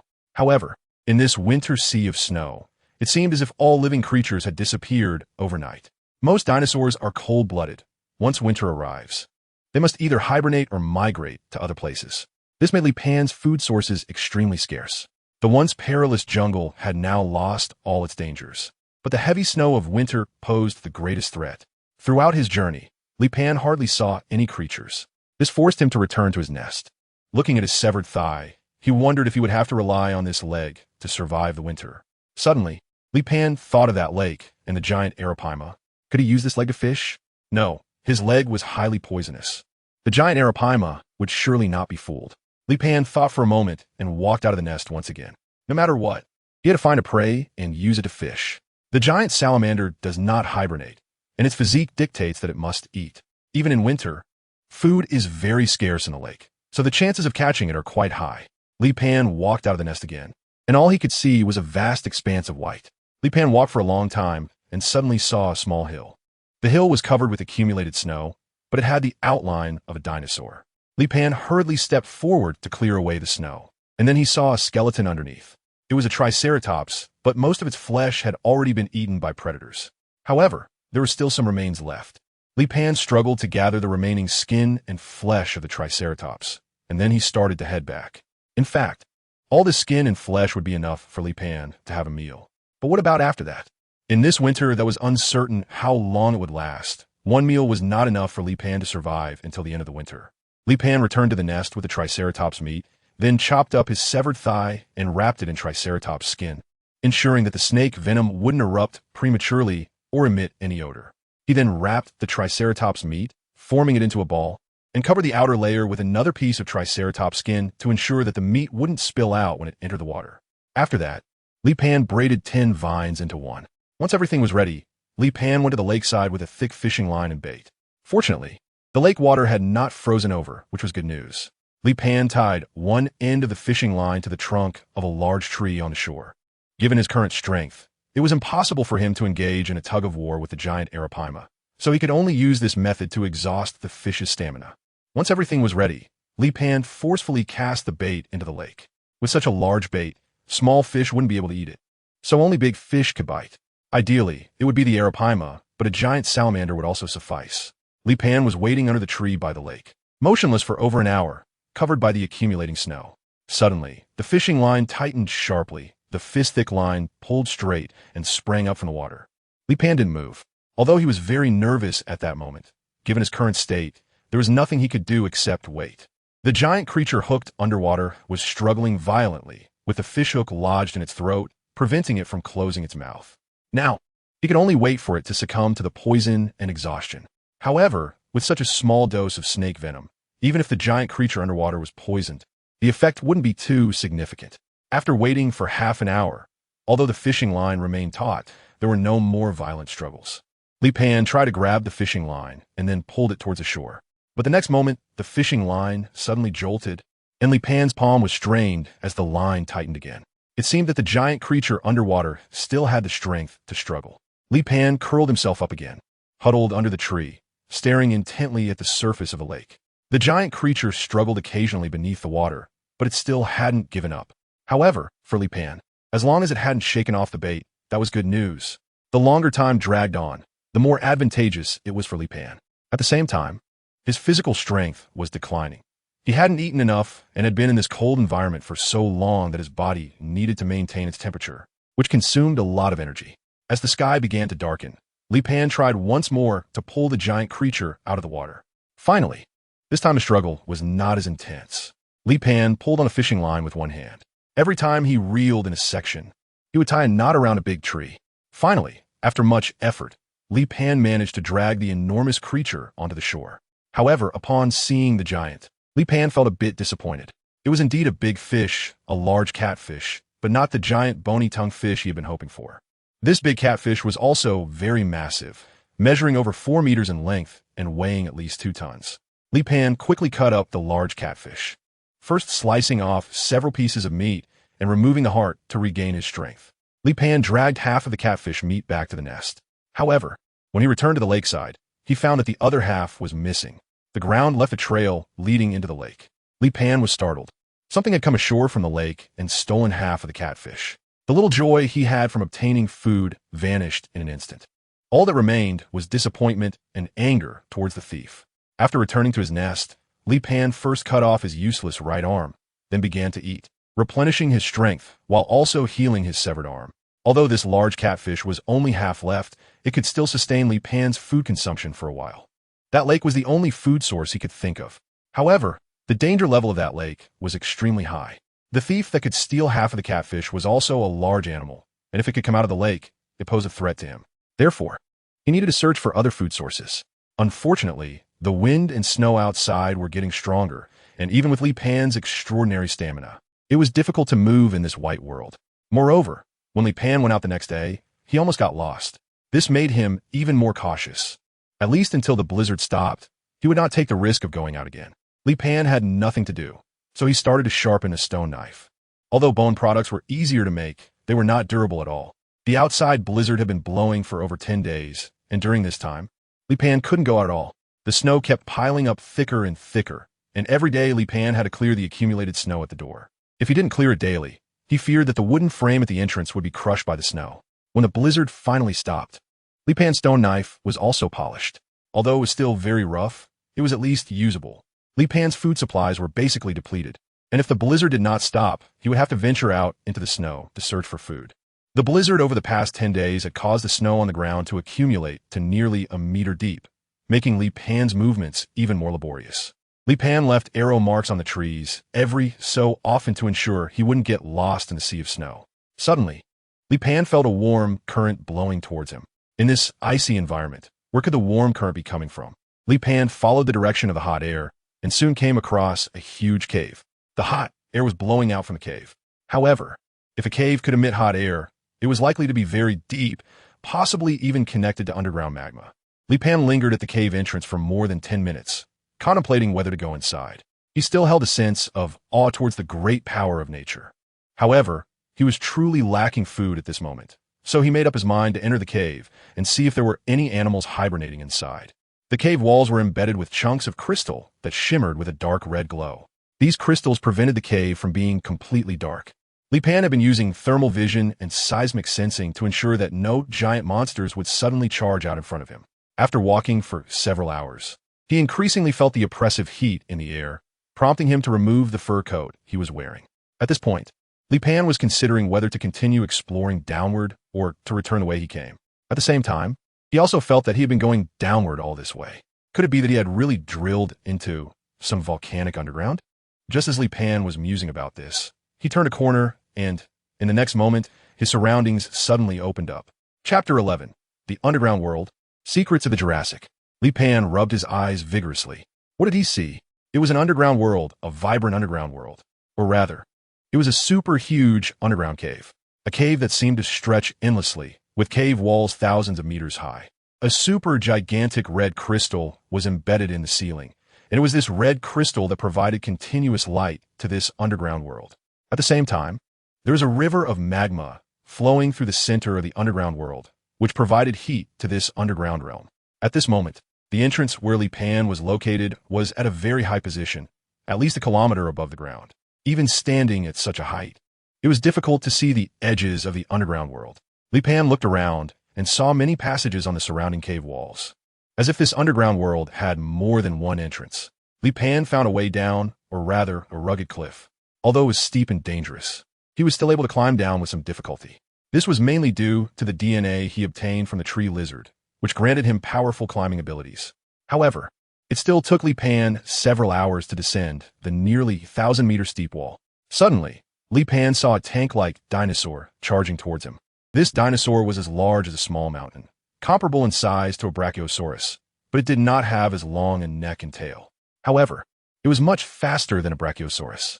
Its back was covered by a thick, bony layer, resembling a turtle shell. Its limbs were slightly short, but it ran quite quickly, each step causing the ground to tremble. Li Pan dove without hesitation, dodging the charge of the dinosaur.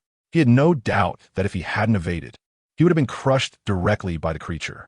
Li Pan had never heard of such a dinosaur, but given its size and weight, calling it tank dragon seems quite justified. The tank dragon charged forward but missed, then circled back. Damn, why is this thing so annoying? I didn't provoke it or anything. Why does it have to put me in such danger? If I had an electromagnetic cannon in my hands, I would definitely fire a shot at it. The tank dragon rampaged recklessly. Li Pan was like a dog, chased to the point where there was no way to the sky and no door to the ground. Everything along the way was shattered by the tank dragon. At that moment, Li Pan saw a magma lake ahead, even from dozens of meters away. He could feel the intense heat and the sulfurous smell emanating from it. The tank dragon also saw the magma lake, but it was too late to break. Its massive body gave it an indestructible physical form, but it also made it impossible to stop quickly after gaining speed. However, Li Pan was also pushed to the brink. He had nowhere to hide. In front of him was the magma, behind him was the tank dragon. On both sides were piles of rubble.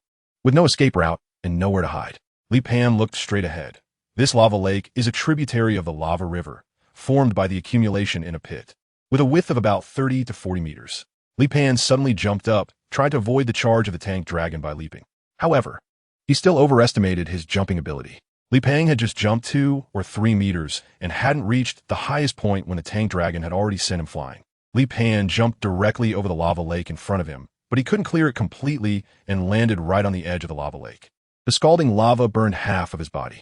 The tank dragon behind him also fell into the lava lake, but with its massive inertia, it rushed through the lava lake and struggled to reach the shore, already on the verge of death. Li Pan also crawled up from the lava lake in a sorry state, his entire body disfigured by the burns. Looking at the tank dragon, which was already dying, Li Pan extended his charred arms and struggled to crawl in front of it. At this moment, the tank dragon had also lost its breath, its body severely burned. A sight of utter devastation. Li Pan discovered that his stone knife was still on his back, but at this moment, the stone knife had already stuck to the skin on his back.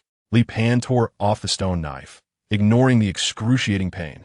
since his entire body was already burned to a crisp, so this didn't make much of a difference. Li Pan raised the stone knife and struck it against the tank dragon's ankle, again and again, until finally a gash of blood appeared on the tank dragon's ankle. Li Pan leaned in closer and opened his mouth to bite at the cut. At that moment, Li Pan suddenly felt that it was great to have the biting force he had now. The biting force he once thought was useless finally came in handy. Li Pan tore off a piece of meat and chewed it a few times in his mouth before swallowing it with difficulty. Li Pan was recovering from the burns on his body while pondering why the tank dragon was crazily chasing him. However, this was destined to be a riddle that no one could answer. After all, the tank dragon, the party involved, was already dead. Li Pan ate quickly, and the burnt skin on his body began to peel off as new skin grew back. Just then, a large number of toothless pterosaurs appeared in the sky. They emitted sharp cries, as if announcing to all predators that there was a feast here. The first to arrive was a Tyrannosaurus rex, and Li Pan easily identified that it was not Dazhuang. Its left eye was pure white, and there was a scar running from its left eye to its jaw. At the same time, it was even larger than Dazhuang. Li Pan has named it Scar. Scar's temper is much worse than Dazhuang's. Upon discovering Li Pan next to the tank dragon, it immediately charged towards him. Li Pan ran away, and after Scar chased him for dozens of meters. He finally stopped and returned to Tank Long's side. This guy was incredibly greedy. He didn't allow any competitors to appear next to the food until he was full. Li Pan stood at a distance, watching the scarred man devour his food, feeling a surge of foul words in his heart. The scarred man seemed to sense it and turned to look at Li Pan in the distance. Li Pan shrank his neck and silently left, arriving under a giant rock.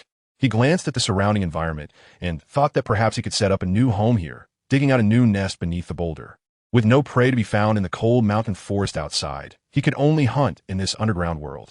His nest was too far away, taking a whole day for a round trip. So it would be better to settle here and wait until winter passed before venturing out. This place was very close to the magma river, and Li Pan feared that while digging, he might accidentally reach the magma underground river. After thinking it over, Li Pan decided to go get some food first. Compared to the freezing conditions outside, where it was nearly impossible to find any signs of life, the underground world was completely different. It was vibrant and full of animals. However, it was also fraught with dangers.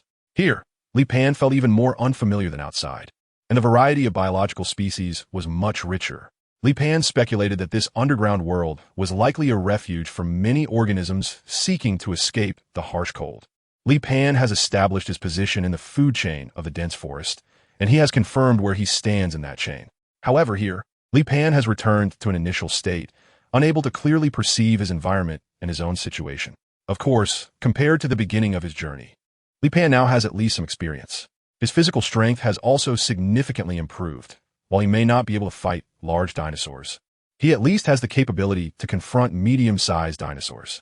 Li Pan started digging the nest, but after digging less than half a meter, he was blocked by a piece of crystal.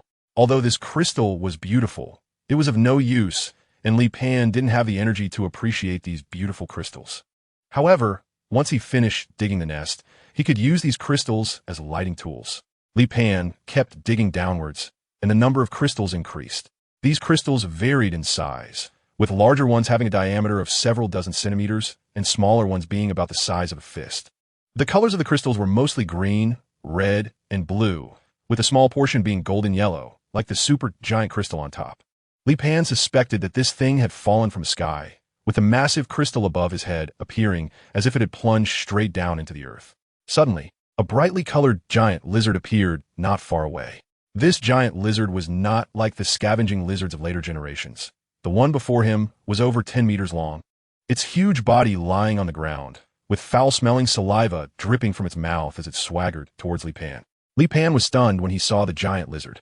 If this giant lizard was anything like the garbage dumps of later generations, he couldn't bear it. If this thing bit him, he estimated he would get septicemia. The famously known Komodo dragon in later generations is like a garbage dump, its mouth filled with bacteria. A bite from it, and no advanced medical technology could withstand it. Li Pan hurriedly jumped onto the giant rock, and after a few agile movements, he climbed to the top. The giant lizard below the rock was not in a hurry to leave. It just nestled underneath, waiting for Li Pan to walk into its trap. Li Pan had nowhere to go and could only stand on the giant rock. But the next moment, Li Pan understood what it meant for blessings not to come in pairs and misfortunes not to come alone. A dark shadow swept over Li Pan's head. And a massive wind god pterosaur had also set its sights on him, standing on the giant rock. Chapter 12. I want to fly higher. The wind god pterosaur suddenly swooped down, its enormous beak lunging towards Li Pan. Li Pan hurriedly crouched down as the pteranodon swooped over his head, creating a strong gust of wind. Li Pan suddenly had an inspiration and reached out to grab the feet of the pteranodon. Then he was pulled up into the sky by the pteranodon. The pteranodon also noticed Li Pan hanging from its feet, but did not throw him off. Instead, it held onto him with its claws and flew towards its nest. The pteranodon's nest was located on a protruding cliff, and inside the nest were two pteranodon chicks that were even larger than Li Pan.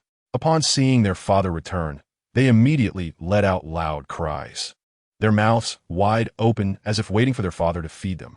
When the pteranodon was just a few meters above the nest, it released its claws and directly fed its chicks. Li Pan was already prepared. At the moment of the fall, he drew the stone knife from his back and directly struck the forehead of a baby pterosaur. Li Pan would not make things difficult for himself just because they are babies. This is a life-and-death struggle, with no mercy and no regrets. When the pterosaur, the wind god, saw its child being killed, it let out a cry and dove towards Li Pan. Li Pan stood firm and directly lifted another pterosaur baby, blocking it in front of the wind god pterosaur's lethal beak. The wind god pterosaur, caught off guard, pierced through the second child with its massive beak. Li Pan immediately dropped the pterosaur baby, picked up the stone knife, and struck at the neck of the Fengshan pterosaur. A huge gash was opened in the neck of the Fengshan pterosaur, and blood gushed out. In pain, the Fengshan pterosaur flapped its massive wings and hit Li Pan, sending him flying to the edge of the cliff. Li Pan hurriedly reached out to grab the edge of the cliff, hanging in midair with a bottomless abyss below him. The wind god pterosaur had its neck injured and was now at the end of its strength. Its massive body crashed down into the nest, attempting to stand up several times, but failing each time. The strike that sent Li Pan flying was merely its last counterattack before death. Li climbed up the cliff and looked at the bodies of the family of three. Amitabha. After performing a ritual for the family of three, Li opened his heart to communicate with the wind god pterosaur. Li Pan was gnawing on the heart of the pterosaur, fantasizing about whether he could obtain its wings, allowing him to fly down the cliff. Unfortunately, contrary to his wishes, Li Pan did not grow wings. However, he did gain the pterosaur's extraordinary long-distance vision, enabling him to see a beetle thousands of meters away on the ground. But without aerial vision, Li Pan's long-distance sight had no room to be utilized on the ground. Soon, he began to worry about how to descend the cliff, which was much steeper than the one he had previously entered the underground world from, with many places even forming inward angles. Yet, he had to go down. After all, there were no resources or conditions for him to survive on the cliff. After some mental preparation, Li Pan began to climb down. He had to be extremely careful with every step, as falling from here would shatter even the strongest body into pieces. Strong winds blew from the side, causing Li Pan to sway left and right. Li Pan felt his strength fading halfway up the climb. In his moment of despair, he discovered a platform and immediately climbed up to rest and regain his energy. At this point, he was still several hundred meters above the ground. Li Pan rested for 2 hours, and only then did the soreness in his muscles begin to ease. Li Pan planned to climb down in one go, took a deep breath, and continued to descend. When Li was about 20 meters from the ground, a gigantic Titan python blocked his path. This Titan python was bigger and longer than the one that had previously invaded Li Yuan's nest. The Titan python was very good at climbing cliff faces, and its abdomen could contract to wedge itself into the protrusions of the rock wall. Li Pan saw the Titan python and felt a chill run down his spine, quickly steering clear the Titan python below. However, this Titan python seemed to have set its sights on Li Pan, changing direction to pursue him. Li Pan changed his route again, but ended up in a dead end. He looked down and saw that he was about 20 meters off the ground. Gritting his teeth, he jumped down. Crack! In the next moment, Li Pan's right leg bone was broken, and he fell to the ground. Damn it! Li Pan had just wanted to stand up when his body lost balance. At that moment, the Titan python had already arrived in front of him. Its massive body wrapped around Li Pan, and although the strength of his arms was close to 1,000 kilograms, he was completely unable to break free from the python's constriction. It's over. Li Pan never expected to die so hastily. The Titan python's jaw opened wide, starting from Li Pan's head, and began to swallow him whole. At this moment, Li Pan didn't care about anything else. He still wanted to struggle a bit. Li Pan's upper jaw extended with a pair of canine teeth. which bit directly into the mouth of the Titan python. In pain, the Titan python quickly threw Li Pan out. Immediately after, the Titan python began to go wild on the spot, its body twisting continuously on the ground. Li Pan was completely stunned. He had only bitten it once. Although it was in his mouth, the lethality shouldn't be this great, right? Li Pan touched his 2 canine teeth, and at that moment, he felt that there seemed to be a cavity in his canine teeth. When he touched the canine teeth, the cavity secreted liquid. Li Pan sniffed the liquid in front of his nose, and a pungent, acrid smell hit him. Venom. Li Pan suddenly recalled the poisonous snake that had bitten him before the harsh winter. He had swallowed it whole at that time. So, did he also acquire the snake's venom? The bite he had just taken from the Titan python injected venom. Is that why the Titan python was going crazy on the spot? Li Pan saw that the Titan python had not yet been poisoned to death, which he thought was due to its enormous size diluting the toxin. Li Pan suddenly pounced on the Titan python and bit down hard on its abdomen again. This time, the feeling of injecting venom was particularly clear. In the abdomen of the Titan python, the venom spread in a web-like pattern. Li Pan judged that his venom was most likely a neurotoxin, and the poisoning process of neurotoxins is extremely painful. The venom erodes the nerves and then causes irreversible damage to them. Gradually, the Titan python stopped going insane, but it still hadn't completely died. Its body lay on the ground, gasping for breath. However, death was merely a matter of time. Li Pan climbed onto the Titan python's body, opened his mouth, and tore off the scales on the Titan python, beginning to gnaw at its flesh and blood. Half an hour later, Li Pan's right leg finally recovered. He touched his restored right leg, feeling a wave of emotion. This leg had endured multiple devastations, breaking and healing again and again. Most of his tribulations had been borne by this leg. Li Pan decided to dig out a nest right below the cliff. This time, he had a new idea for the nest, to excavate an entrance from the base of the cliff and then dig upward inside the cliff. Although he couldn't create a 3-room layout, at least there would be more operational space. Chapter 13. Fighting side by side with Dazhuang, the nest in the dense forest was underground. Although it was several meters below the surface, there were still water seepage issues. This problem became particularly serious during the rainy season. Air circulation was also a major concern, especially since the chimney of the fireplace frequently got blocked, causing smoke to fill the nest with a thick haze. After more than 10 days of digging, Li Pan finally completed his new home. It was a nest entirely within a mountain wall, which offered greater safety than the underground nest. The ventilation was also better, primarily because there would be no more water seepage. The Titan python meat had been completely consumed, and Li Pan planned to go hunting. The underground world felt more like a refuge, gathering a large number of biological populations from various places.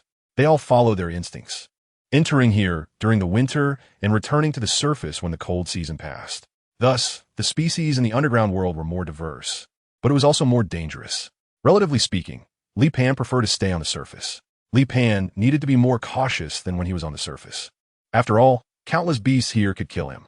Not long after leaving the lair, a swamp appeared ahead. At this moment, Li Pan had to either choose to go around or wade through the swamp. He remembered watching movies and TV shows where the protagonist would charge into such dangerous areas, only to encounter various uncontrollable dangers. So, Li Pan decided to avoid the swamp. It was already dangerous enough on land. Who knew what kinds of monsters might emerge from the water in the next moment? Suddenly, a few ancestral terror wolves emerged from the nearby grass, blocking Li Pan's path. Li Pan immediately drew his weapons, a stone knife in his left hand and a stone axe in his right hand. This stone axe was also the second divine weapon he had forged not long ago. In terms of strength, Li Pan was no weaker than the ancestral terror wolf. However, strength was one thing, but actually fighting was another. There were 6 ancestral terror wolves, and Li Pan had the ability to kill any one of them. They also had the ability to pose a deadly threat to Li Pan. After a brief standoff, the ancestral terror wolves launched an attack on Li Pan first. The one on the left suddenly pounced on Li Pan, biting down on his left arm and trying to rip it off. Li Pan's strength erupted instantly, his bulging muscles forcibly resisting the tearing of the ancestral terror wolf. He swung the stone axe in his right hand and struck fiercely at the terror wolf's head. With just this blow, the terror wolf's skull was shattered by Li Pan, releasing his left arm. However, Li Pan's left arm was already drenched in blood. Before he could celebrate his victory, another ancestral terror wolf launched a steel-pulling attack from behind him.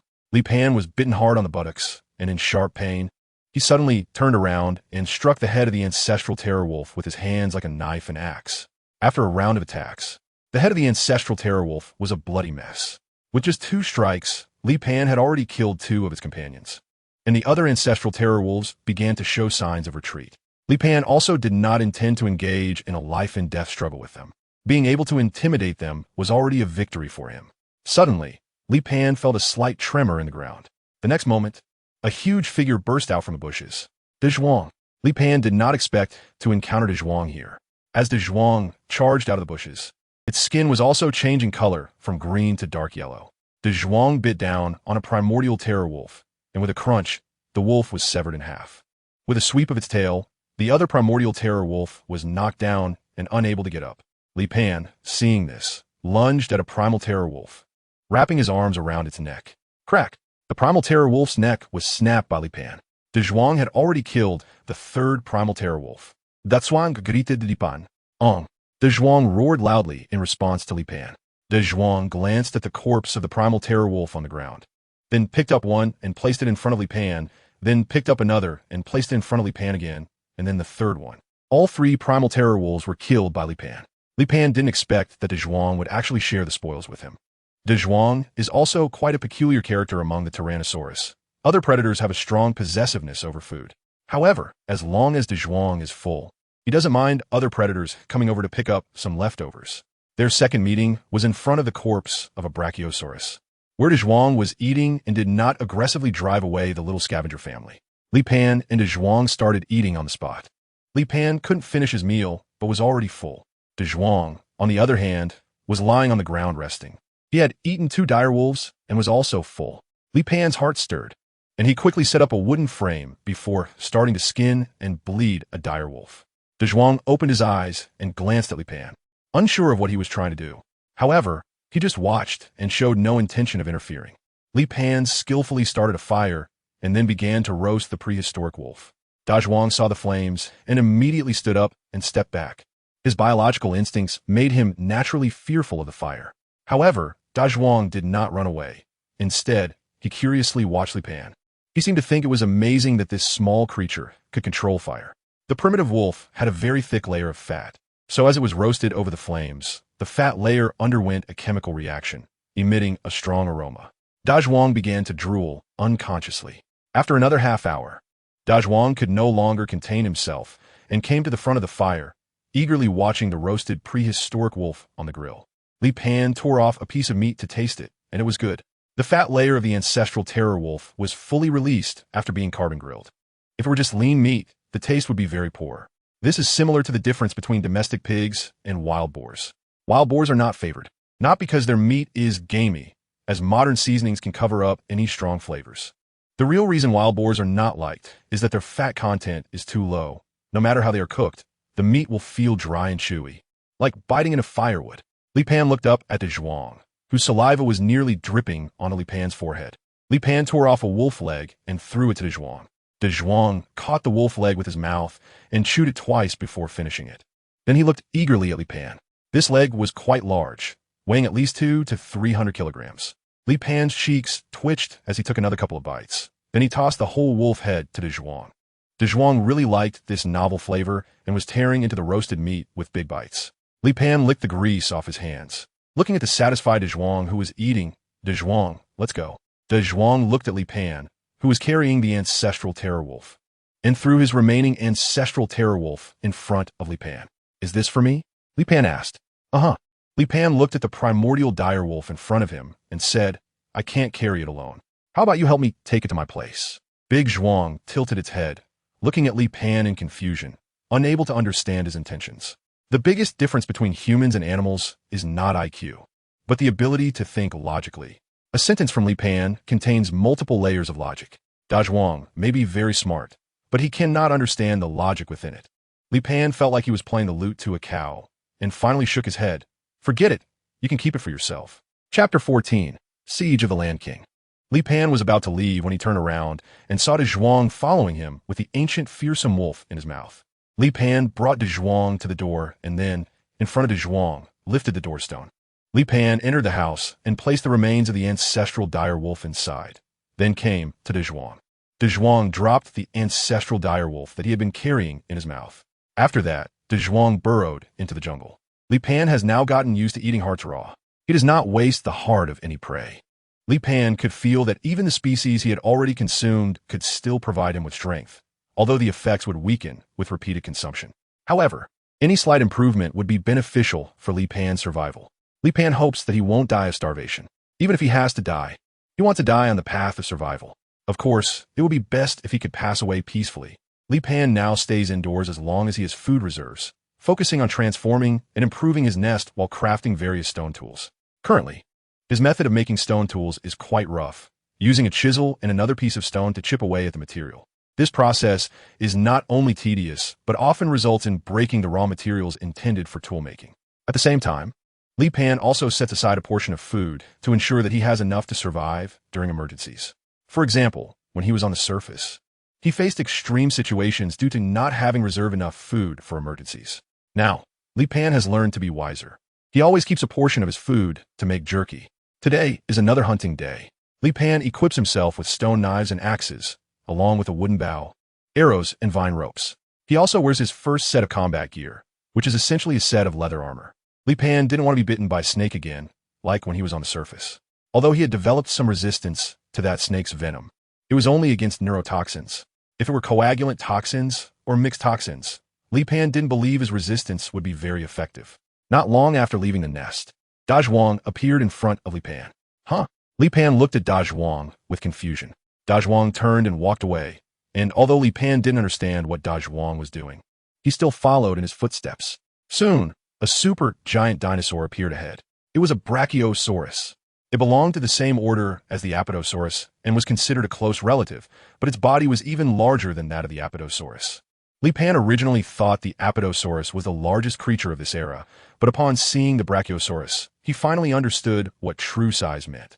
This Brachiosaurus was over 60 meters long and weighed more than 100 tons, with a neck that could reach a height of 45 meters.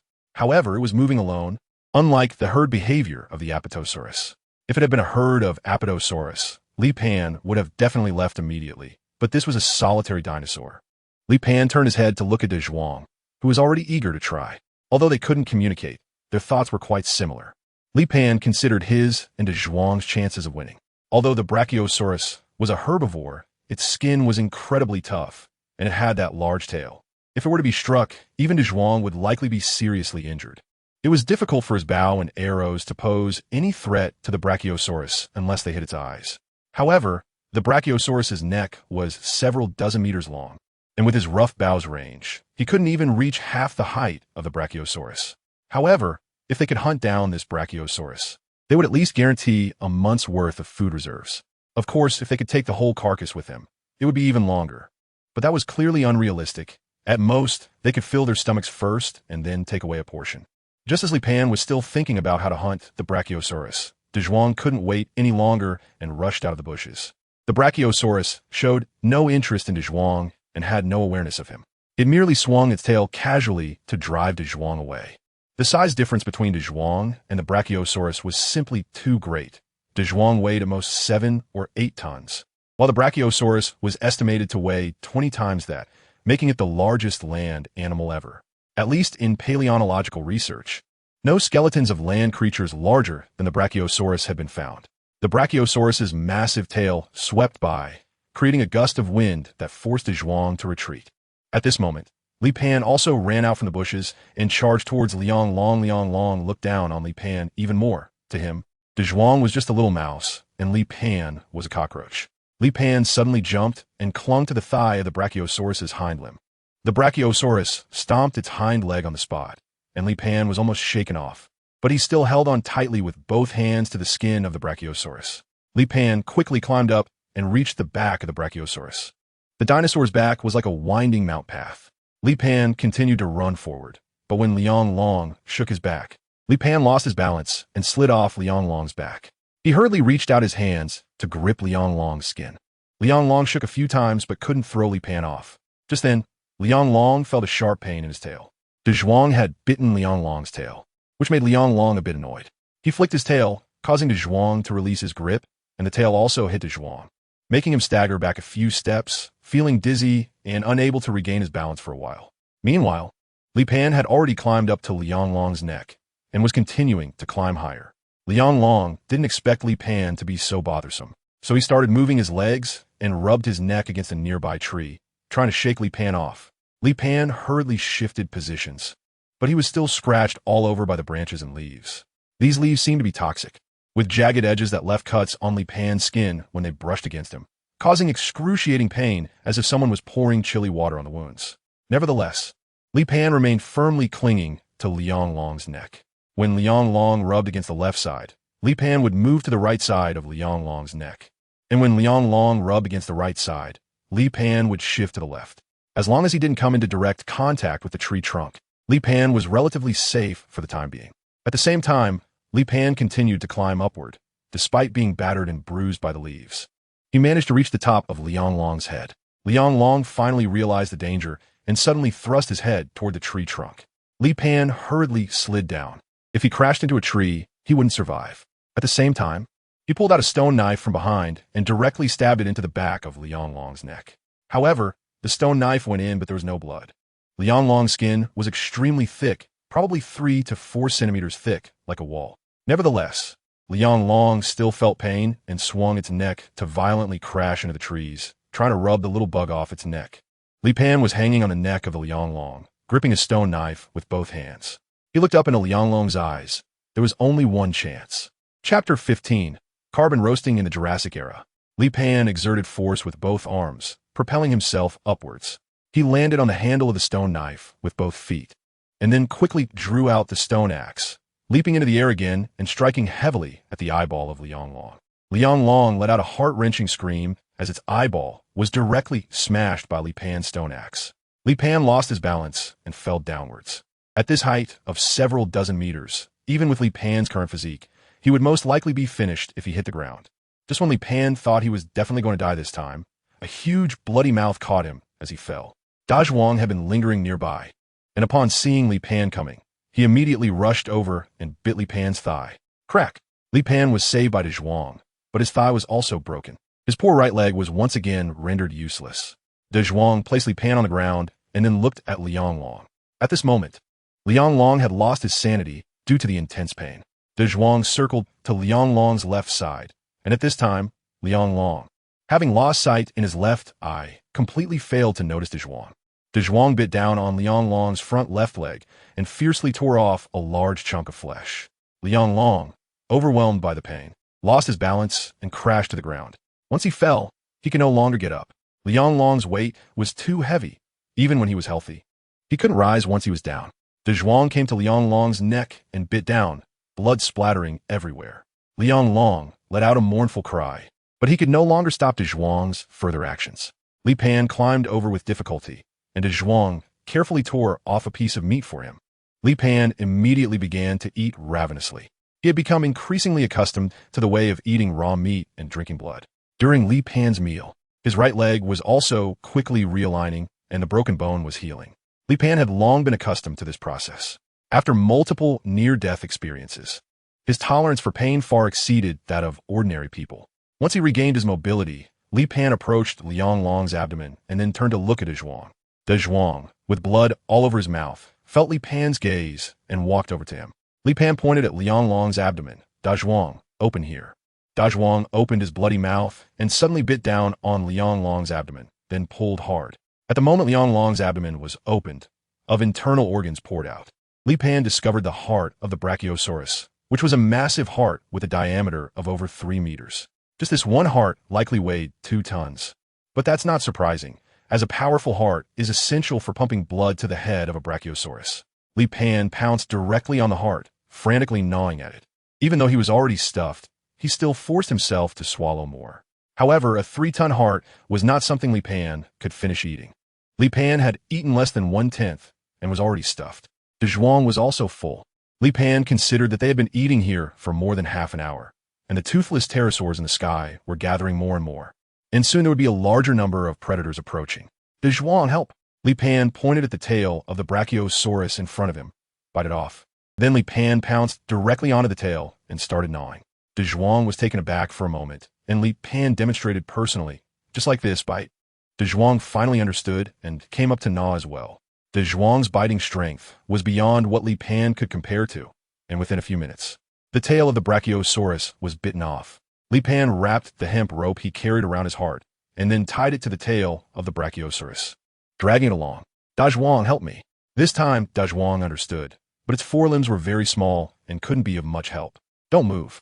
Li Pan jumped around, wrapping one end of the hemp rope around Dazhuang's neck while pulling the other end himself. The two of them began to drag their spoils home. They hadn't gone far when a pack of velociraptors arrived, followed by more and larger predators. For the predators, a Brachiosaurus was an extraordinary feast. Li Pan and Dazhuang dragged Lianglong's tail and heart back to their nest, but they consumed a lot of their energy along the way. Li Pan continued to prepare the rope, and then he started to make a fire for barbecuing. Dazhuang obediently lay beside him, and now he was no longer afraid of the flames. The taste of grilled heart was even better. Half an hour later, Li Pan cut off a piece of tender meat from the surface and tossed it to Dazhuang. This medium-rare flavor was more delicious. Dazhuang immediately caught the meat and chewed it a few times before swallowing, his ugly face filled with satisfaction. One piece for you, one piece for me. Li Pan didn't deprive himself either. If only there was some alcohol at this moment. Li Pan smacked his lips, reminiscing about the days of beer and barbecue. Suddenly, Li Pan felt a surge of heat rising from his abdomen. That feeling again. Last time he had the same sensation. He remembered it was after eating the heart of the crown cow that he felt this way. Li Pan's skin began to turn red. Ong and Dazhuang discovered Li Pan lying on the ground, licking him with its large tongue. Then it noticed that Li Pan's body temperature was abnormal and spat a large amount of saliva onto him. It seemed to be trying to cool Li Pan down in this way. This should be the instinct of a Tyrannosaurus rex. When they notice that their offspring are lethargic due to the hot weather, they will use their saliva to cool them down. Soon, Li Pan fainted. After an unknown amount of time, Li Pan heard snoring and propped himself up to see Dazhuang sleeping soundly not far away. Li Pan rubbed his brow. The surrounding plants had grown significantly taller, and Lianglong's heart had already begun to stink. He estimated that he had been unconscious for about 5 or 6 days. Otherwise, this massive heart wouldn't be emitting such a foul smell. Lianglong's tail had also been gnawed down quite a bit. Over the past few days, Dazhuang probably hadn't left his side and had been eating Lianglong's tail when hungry. Li Pan felt inexplicably moved as he approached Dazhuang and patted his nose. Dazhuang, get up, let's go find something to eat. Achoo! Dazhuang sneezed and opened his eyes to look at Li Pan. Upon seeing Li Pan awake, Dazhuang immediately excitedly stuck out his tongue and licked Li Pan. It stinks so much. Li Pan looked disgusted and pushed Dazhuang away. However, before that, Li Pan needed to bury Lianglong's tail and heart to avoid attracting predators. After digging a large pit, Li Pan went to pull out the heart, which he easily lifted. Li Pan was taken aback for a moment. Has his strength increased again? At that moment, Li Pan suddenly had an idea. Is his body still in the growth stage? Every time the body reaches a new stage of growth, there will be phenomena like high fever and fainting. Li Pan put down the heart. There were still many hearts left, but they had rotted and started to smell, so they were definitely not edible. However, they could be used as bait. As for the bones on Lianglong's tail, they were all segmented and pointed at both ends, which gave Li Pan an idea. Li Pan greeted Dazhuang and dragged the heart with a rope. After returning to the swamp, Li Pan threw the heart into the marsh and then hid with Dazhuang in the grass at the edge of the swamp. The rotting heart emitted a foul odor, attracting nearby predators. Most of the time, food rarely has the chance to rot. In this era, the death of any wild animal will be noticed by other creatures within hours, who will then feast on it.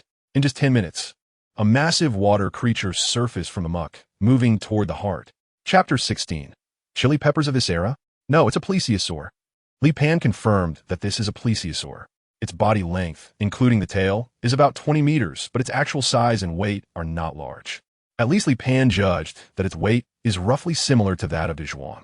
The plesiosaur has no legs. Its limbs are similar to the fleshy fins of a fish, and both its head and tail are elongated. Dazhuang was eager to try, and Li Pan calmed him down. The plesiosaur quickly took the bait and eagerly bit into the heart of the Lianglong. Li Pan made a barbed hook from the tail of a Lianglong and hid it inside the heart. The plesiosaurus suddenly felt that it couldn't bite down on the meat in its mouth. Just as it was about to spit it out, Li Pan suddenly exerted force, pulling on the hemp rope, and the barbed hook immediately pierced into the plesiosaurus's mouth. The plesiosaurus let out a howl of pain, and at the same time, Li Pan shouted, Dazhuang, charge. Dazhuang surged out of the grass like a swift wind. Seeing Dazhuang charging out, the plesiosaurus became even more frightened and struggled even more violently. Li Pan was dragged down by the struggle of the plesiosaur, sliding along the ground. Li Pan still overestimated his own strength. Although his power had increased significantly after waking up, there was still a noticeable gap compared to large predators like the plesiosaurus.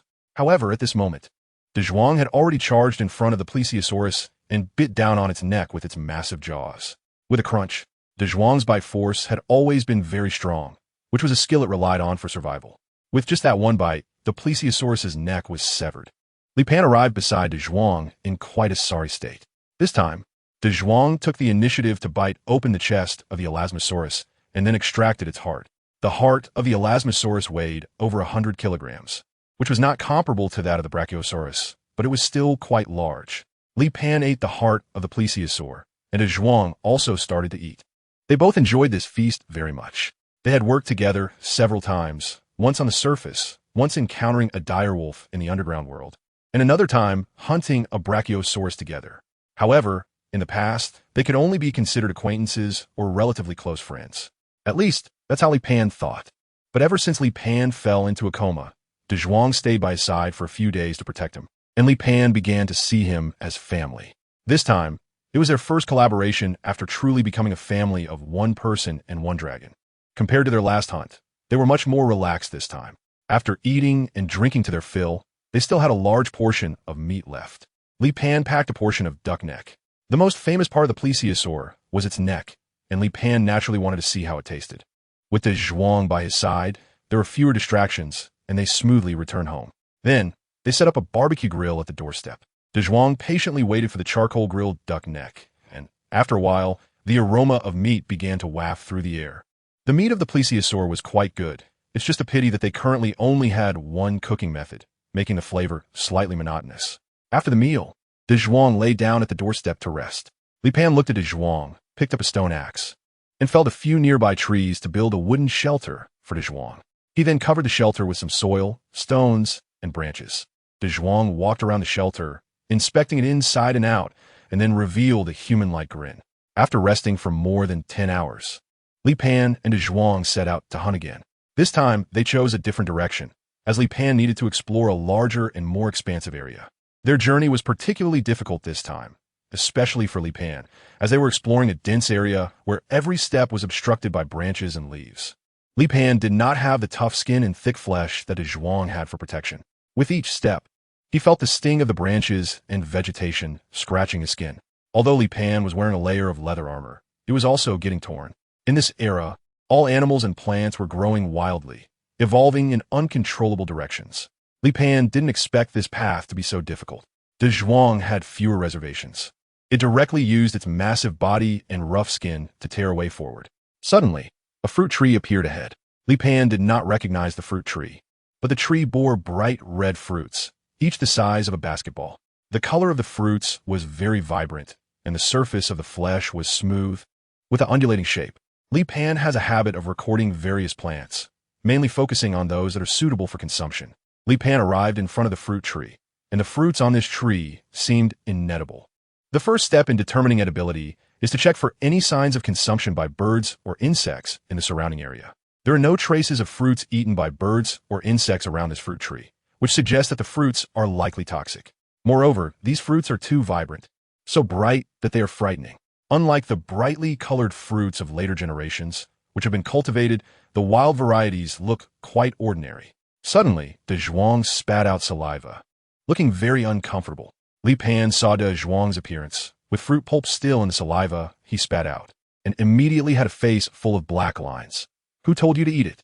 Aren't you afraid of being poisoned to death? However, scolding aside, Li Pan couldn't just watch Dazhuang get poisoned.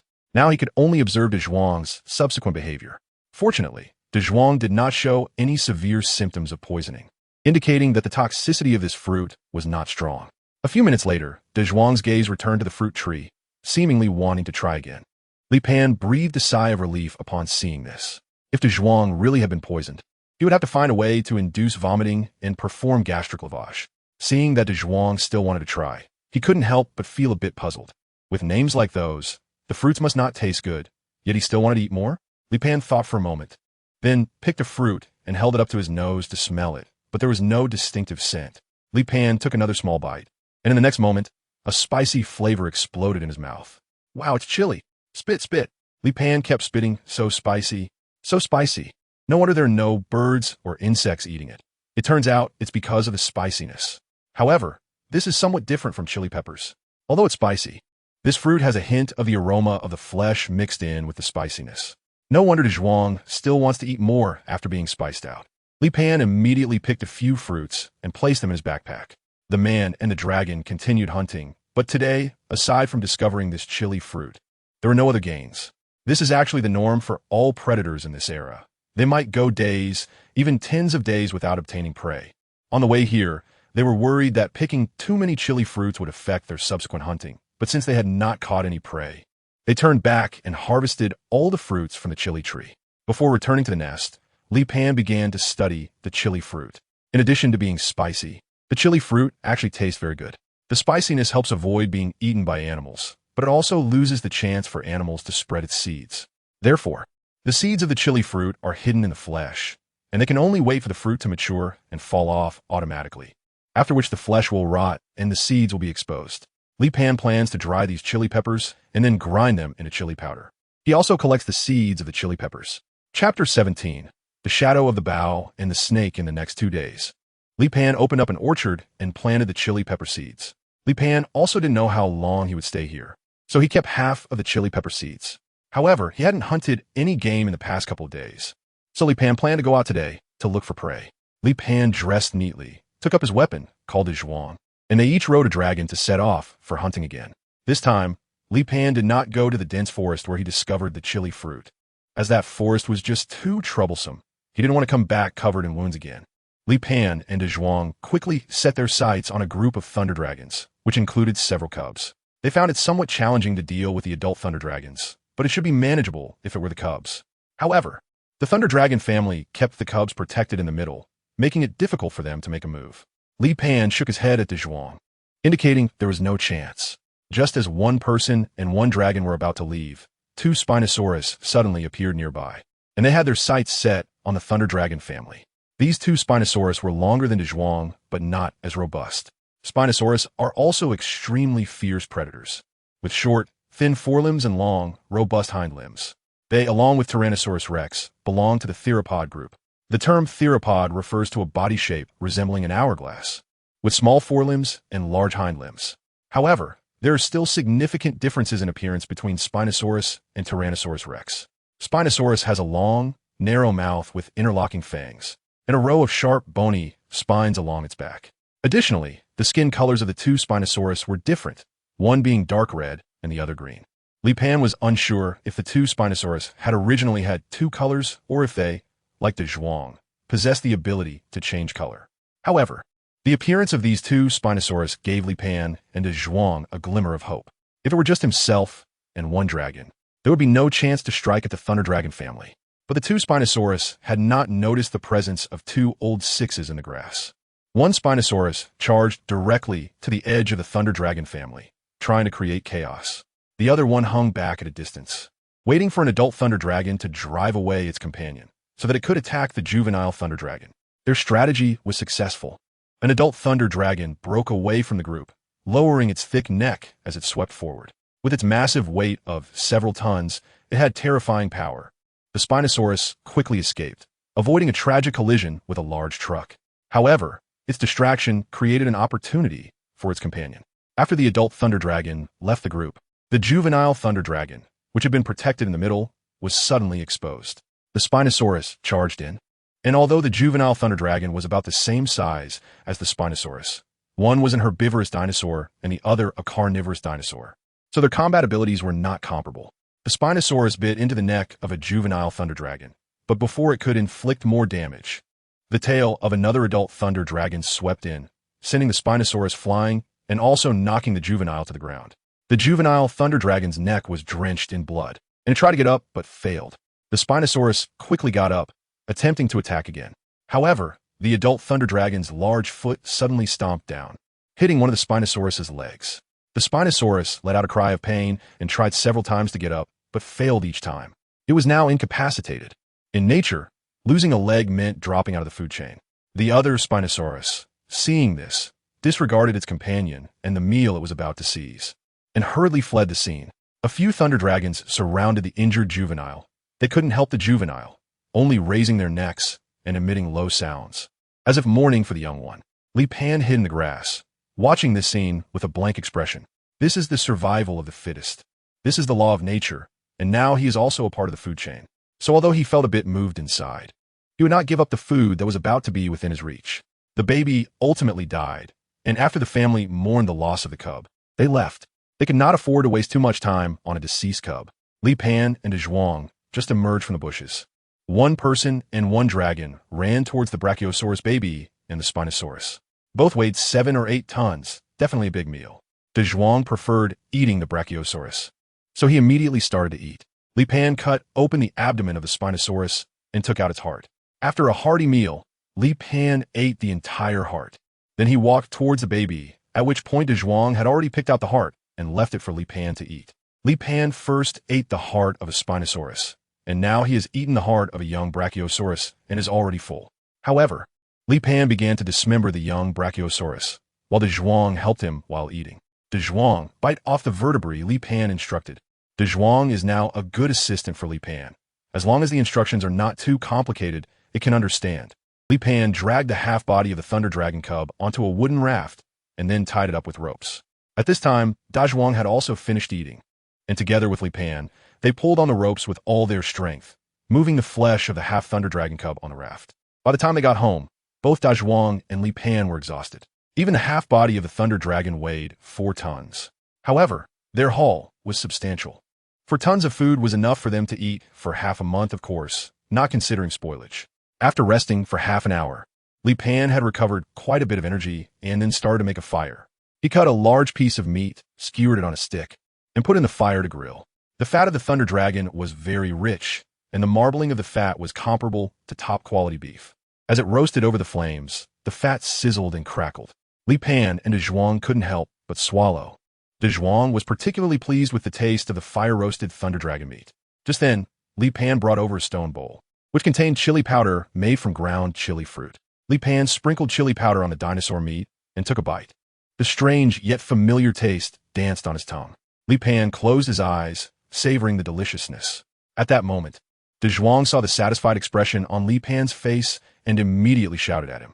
Li Pan glanced at Dazhuang, sprinkled some chili powder on a piece of thunder dragon meat, and then tossed it to Dazhuang.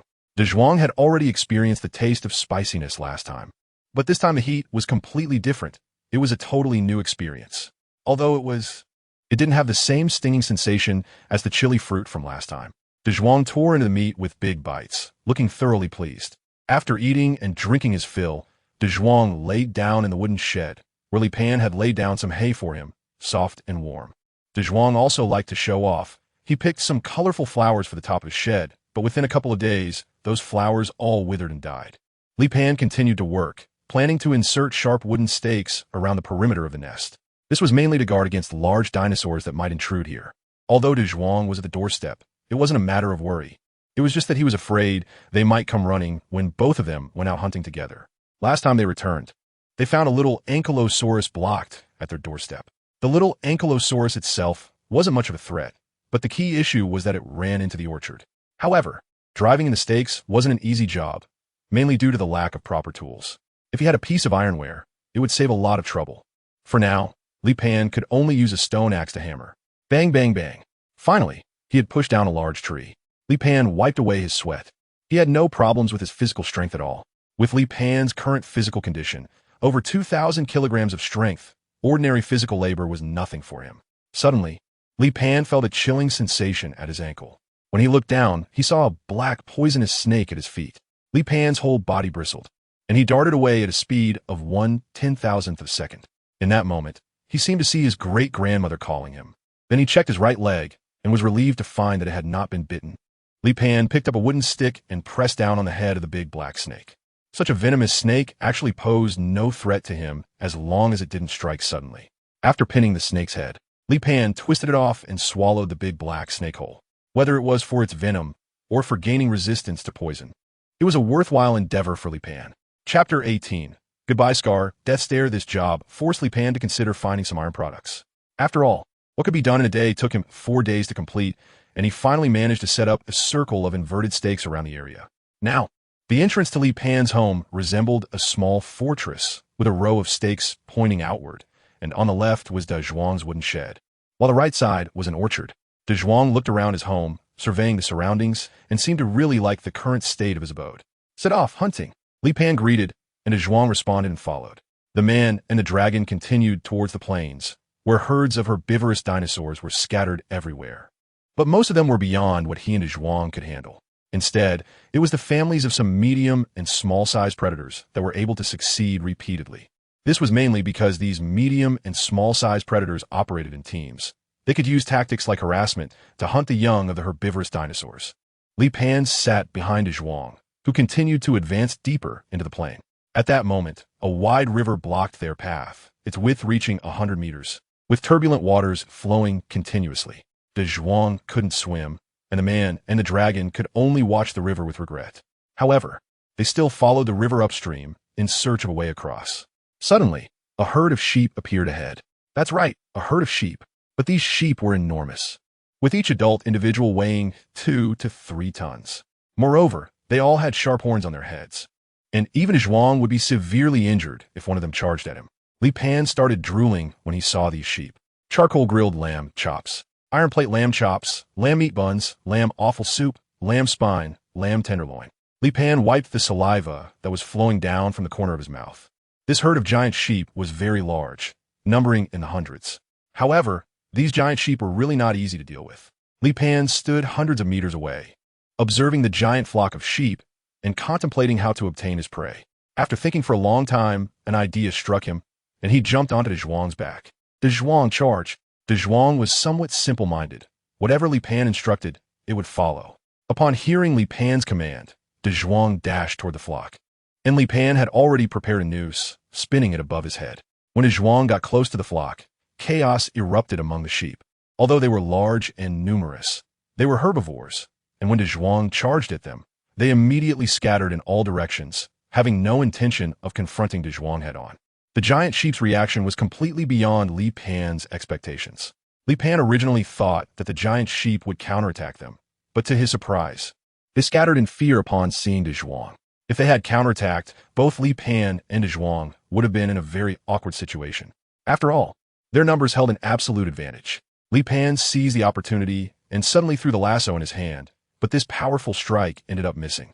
Li Pan immediately retracted the rope loop and commanded, "Chase, over there." Li Pan continued to build momentum and struck again. This time, the rope accurately hit a giant sheep, and Li Pan immediately tightened the noose, causing the giant sheep to fall to the ground, dragged down by Dazhuang. The sheep bleated loudly, and Dazhuang continued to drag it along. After running over 100 meters, Dazhuang finally stopped at Li Pan's command. "Eat quickly, and we'll continue after you're done," Li Pan said. Dazhuang immediately began to eat, while Li Pan consumed a heart. Dazhuang ate most of it, and then the two of them began their second round of cooperation. Soon, a second giant sheep was caught, but Li Pan did not drag this one to death. Instead, he used a rope to tie it to a not-so-large tree trunk. If the giant sheep had a bit of courage, it could break free. However, apart from bleeding in place, it showed no intention of resisting.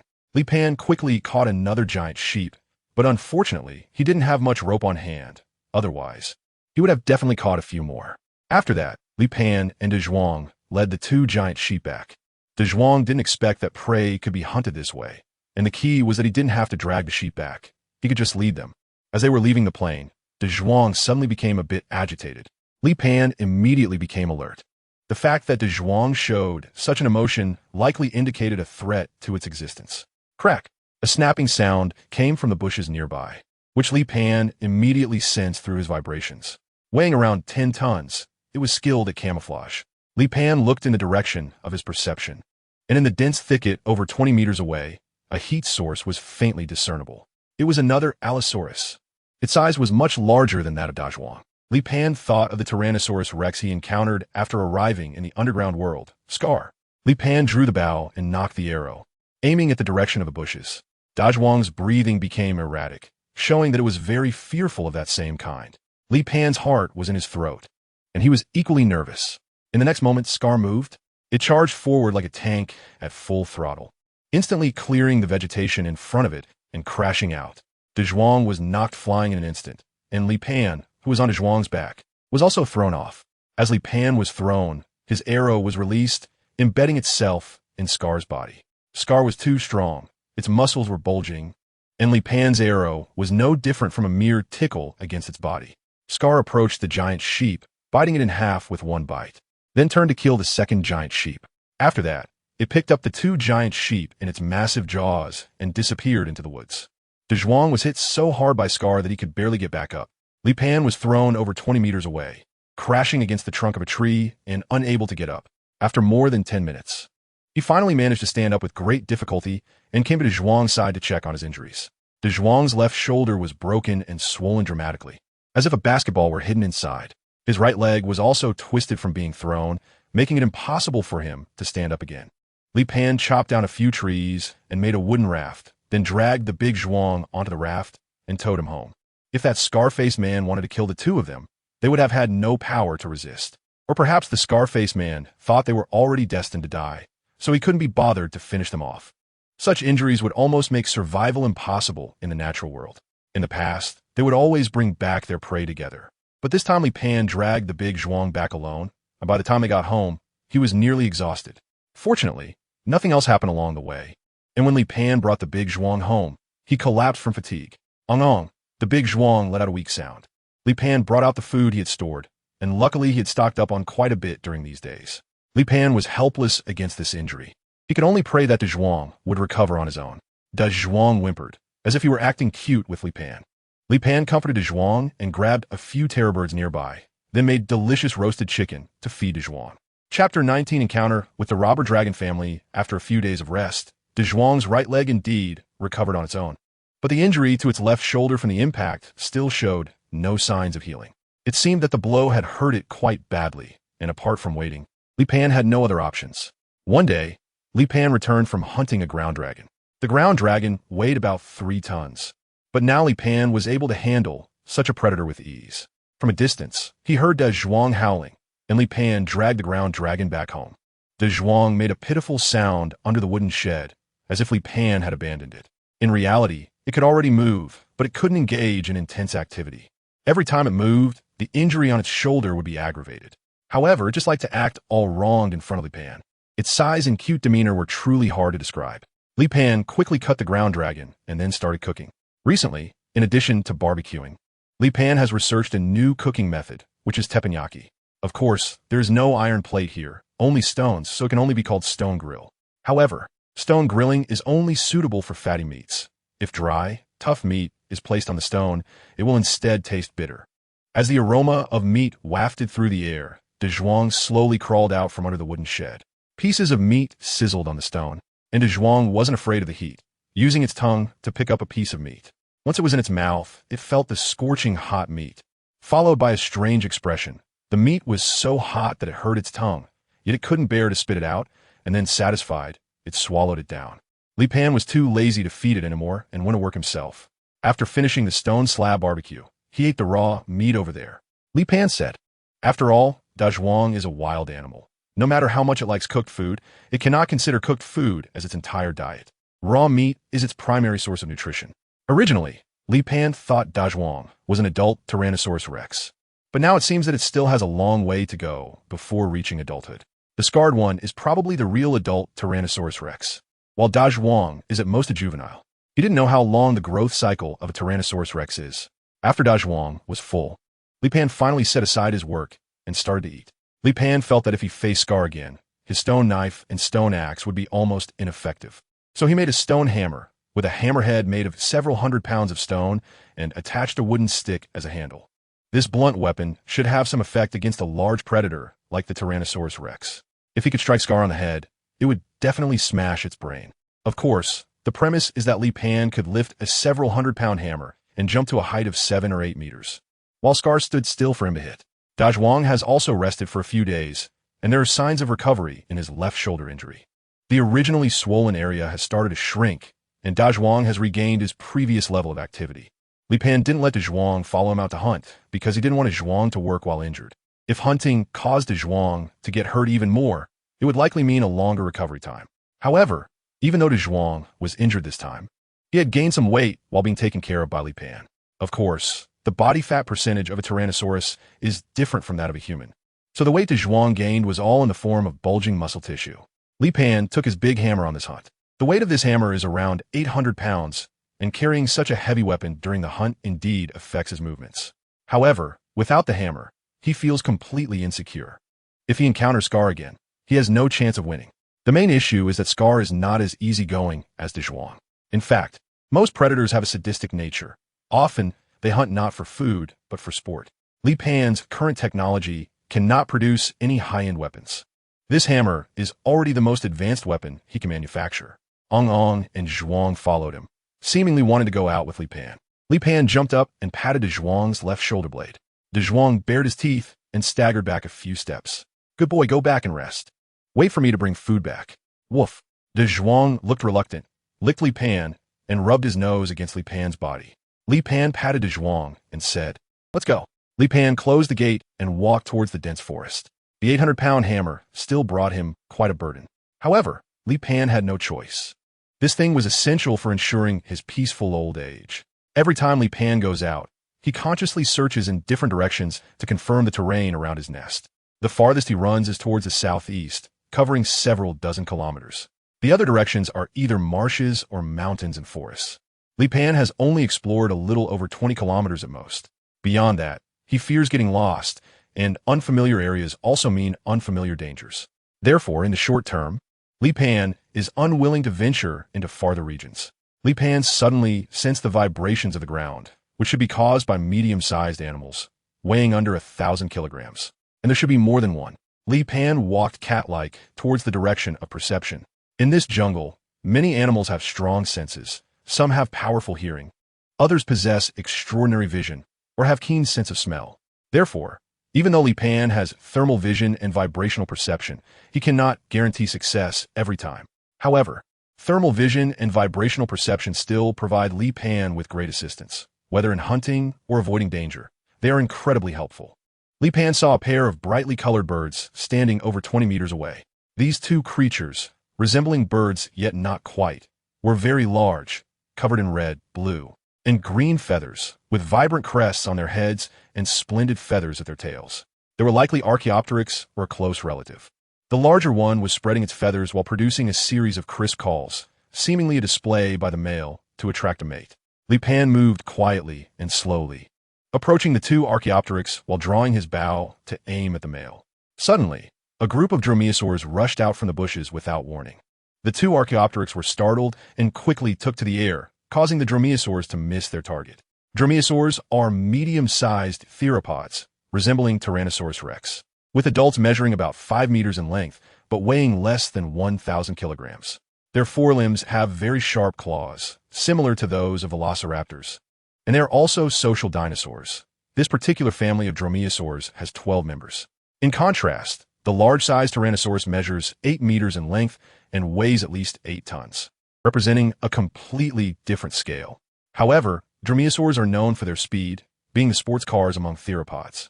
At that moment, one of the dromaeosaurs sniffed the air and began to head towards the bushes where Li Pan was hiding. Li Pan originally didn't plan to conflict with this group of raptors, but seeing them coming towards him, there was no way to avoid it. Li Pan took the large hammer from his back, weighed it in his hands, and looked at the velociraptor outside the grass, his gaze becoming sharp. The velociraptor was unaware that a fierce enemy was hiding in the bushes. Finally, the velociraptor poked its head into the grass. Chapter 20. Fainting again, darkness descends. Snap! Li Pan swung the large hammer in his hand fiercely, and the head of the raptor exploded like a watermelon. The other raptors, seeing this scene, immediately surrounded Li Pan. In the eyes of animals, there is only the size of the body. Large bodies represent danger, while small ones are prey. Although Li Pan killed one raptor in a single strike, the other raptors showed no signs of retreating, forming a fan-shaped encirclement around Li Pan. Li Pan's eyes gleamed with ferocity. He had been in this world for half a year. Initially, if he had faced any of the creatures here, he would have fled in fear. But now, facing a group of velociraptors, he showed no signs of intimidation. Finally, one of the velociraptors launched the first attack on Li Pan. It must be said that the speed of the velociraptor was truly astonishing before Li Pan could react. His left arm was bitten. Li Pan's left arm suddenly exerted force to avoid being torn off by the thief dragon, and he swung the hammer fiercely. Bang! The thief dragon's body was directly struck by the hammer, flying several meters away, whimpering as it tried to get up, but it couldn't rise up at all. Li Pan glanced at his left arm. Although it was bleeding from the bite, it did not affect his ability to use it. With one swing, he directly broke the rib of the thief dragon. Just then, the other thief dragons all surrounded him. Li Pan hurriedly swung the hammer back, forcing the raptors to retreat. This group of raptors truly had a short memory. They had already killed two of their own, but still wouldn't back down. However, this group of raptors was indeed difficult to deal with. Their strength was average, but their speed was incredibly fast, and if one wasn't careful, they would get bitten. Li Pan put down the heavy hammer and took out a stone knife and stone axe from behind to deal with the group of raptors. The heavy hammer was not convenient to use, and lighter weapons were more suitable. Two raptors charged at him again, and Li Pan swung the knife and axe simultaneously. The two raptors had their skulls smashed by Li Pan. Indeed, these lighter weapons were effective. Finally, the remaining raptors no longer dared to advance and slowly retreated. Although they were greedy, they were not foolish. After all, their family had only 12 members in total, and 4 had already been killed by Li Pan. The rest were no longer willing to come forward. "Get lost!" Li Pan shouted, and the raptors scattered in a panic. Li Pan looked at the 4 velociraptor corpses. Today's harvest was quite good. Although he didn't hunt down the Archaeopteryx, being able to keep 4 velociraptors was already a very good result. Li Pan turned around to chop wood, tied it into a wooden raft, and then placed the 4 stolen dinosaurs on the raft to drag them home. In front of the fence at home, Dazhuang stood like a waiting stone, eagerly watching the direction in which Li Pan had disappeared. When Dazhuang saw Li Pan emerge from the woods, he immediately rushed through the fence gate, ran up to Li Pan, and began to lick him again. Li Pan hung the rope around Dazhuang's neck and said, "I'm exhausted. Pull him in." After returning home, Li Pan started cooking. The meat of the velociraptor is similar to that of the dromaeosaurus, but the muscles are more resilient and the fat layer is thicker. However, like the velociraptor, it has a sour taste, which can be masked with chili powder. Moreover, when chili powder mixes with that sour taste, it creates a kind of chemical reaction that makes the meat taste even more delicious. Dazhuang enjoyed eating it, and Li Pan also had quite a bit. While eating, he thought that although the power of the hammer is great, it is really inconvenient in a fight. The main issue is that the attack frequency is too slow. Anything with a bit of speed can easily dodge it. However, if the weight of the hammer is reduced, then the lethality decreases. It doesn't matter what you use against medium or small animals, but when facing a dinosaur the size of Dazhuang, reducing the weight loses its significance. Previously, Li Pan had assumed that the stronger the attack, the better, but after fighting with the dromaeosaurus today, he realized that the hammer is really impractical. Iron tools. Li Pan's mind was filled with iron at this moment. He must pay attention to whether he can encounter iron or when he goes out in the future. In the following days, Li Pan kept pondering how to make suitable weapons. Unfortunately, due to the limitations of technology and conditions, he didn't have many good options. Suddenly, the familiar feeling of heat reappeared once again. Li Pan's skin began to turn red, and his body trembled slightly. Dazhuang had seen Li Pan's symptoms before, so he immediately stepped forward, looking at Li Pan with concern, while once again licking Li Pan with his saliva. Li Pan's symptoms came on extremely quickly, leaving no time for any preparation. His body fell directly to the ground, shaking uncontrollably. Dazhuang carried Li Pan into his wooden shed and tossed him onto a pile of straw. Although Li Pan's body had lost its ability to move, his mind was very clear. He could distinctly feel that his muscles were being restructured. This feeling was far from pleasant. His body was experiencing involuntary spasms, and his bones made cracking sounds. Li Pan couldn't move at all, only able to passively wait for the changes in his body to stop. At the same time, he had to endure the stinky mouth of Dazhuang. Li Pan could feel every move of Dazhuang. It was tired itself, so it curled up and surrounded Li Pan in the middle. Li Pan can do nothing now but feel the passage of time. Fortunately, this time is not too long, at least compared to the previous 2 times. This time only a few hours have passed. Li Pan discovered that as the feeling of his muscles being stretched and restructured diminished, he gradually regained control over his body. After recovering his mobility, Li Pan's first action was to eat. He felt ravenously hungry, and whether it was raw food or cooked food, anything that could fill his stomach was acceptable. After a bout of gobbling down food, Li Pan's condition improved to the utmost. Li Pan tested his strength and found a slight improvement, although it wasn't as significant as the essential upgrades he experienced in the first 2 times. However, he noticed that his speed had more than doubled. Clearly, this change was due to the genes of the velociraptor. The increase in speed granted Li Pan a greater survival space in this era, at least now. His running speed was faster than Dazhuang's. In the following days, Li Pan focused on familiarizing himself with his new speed. After a few more days, Dazhuang's injuries were finally fully healed. Li Pan judged that Dazhuang's injury was exactly where it was hit. Since Dazhuang didn't cry out in pain, it means he is fine. Dazhuang hasn't been out for almost a month, and now that he is better, he can't wait to go out for a stroll right away. Li Pan was fully equipped and set off hunting with Dazhuang again. Before getting new equipment, Li Pan still planned to bring his big hammer. Not long after they started, the sky suddenly darkened, startling Li Pan. The darkness lasted for a few minutes, and then light returned. Chapter 21. The mantis stalks the cicada, unaware of the oriole behind. Li Pan looked up at the horizon, where the source of light in the underground world was that gigantic golden crystal in the sky. So was that crystal that just flickered? Dazhuang suddenly shouted at the sky. Immediately, echoes of roars came from the mountains and forests, as if all the dinosaurs were responding to the earlier flicker. Li Pan had a vague feeling that something was happening. After shouting, Dazhuang showed no other reaction. Li Pan was a bit bewildered. From Dazhuang's reaction, it seemed that this flicker was not the first time it had occurred, and it had already been ingrained in Dazhuang's DNA. Otherwise, it wouldn't have howled so naturally. However, this didn't hinder their hunting. Li Pan was still preoccupied with the flicker from earlier. As a result, he was distracted throughout the journey, and the outcome was that he didn't harvest anything today.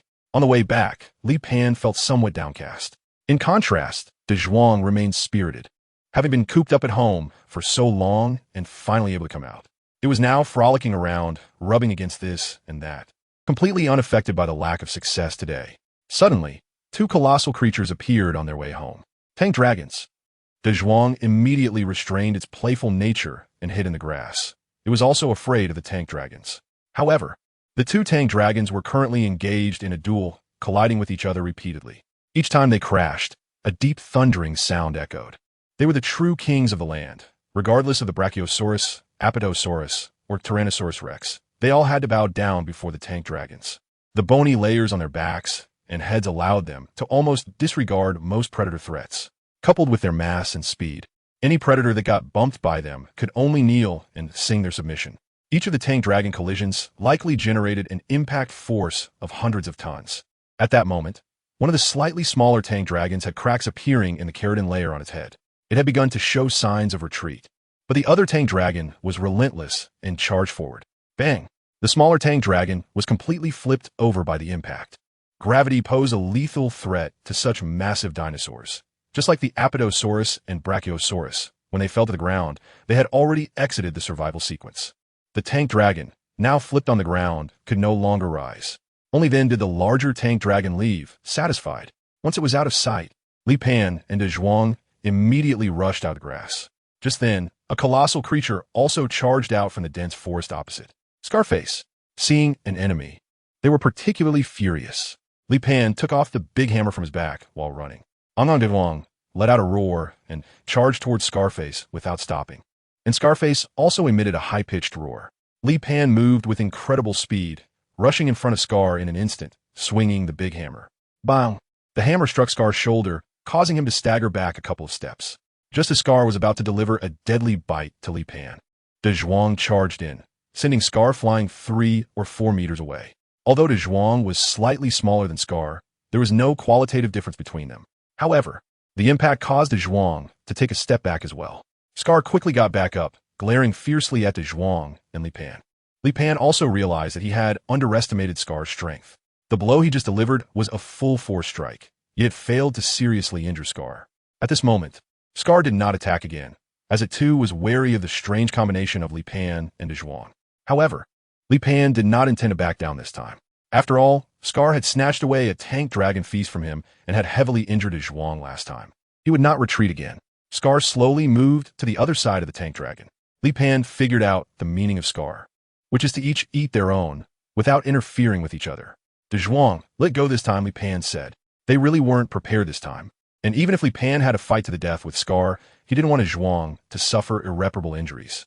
If they engaged in a full-scale battle with Scar now, he might survive thanks to his super healing ability, but Dazhuang might not.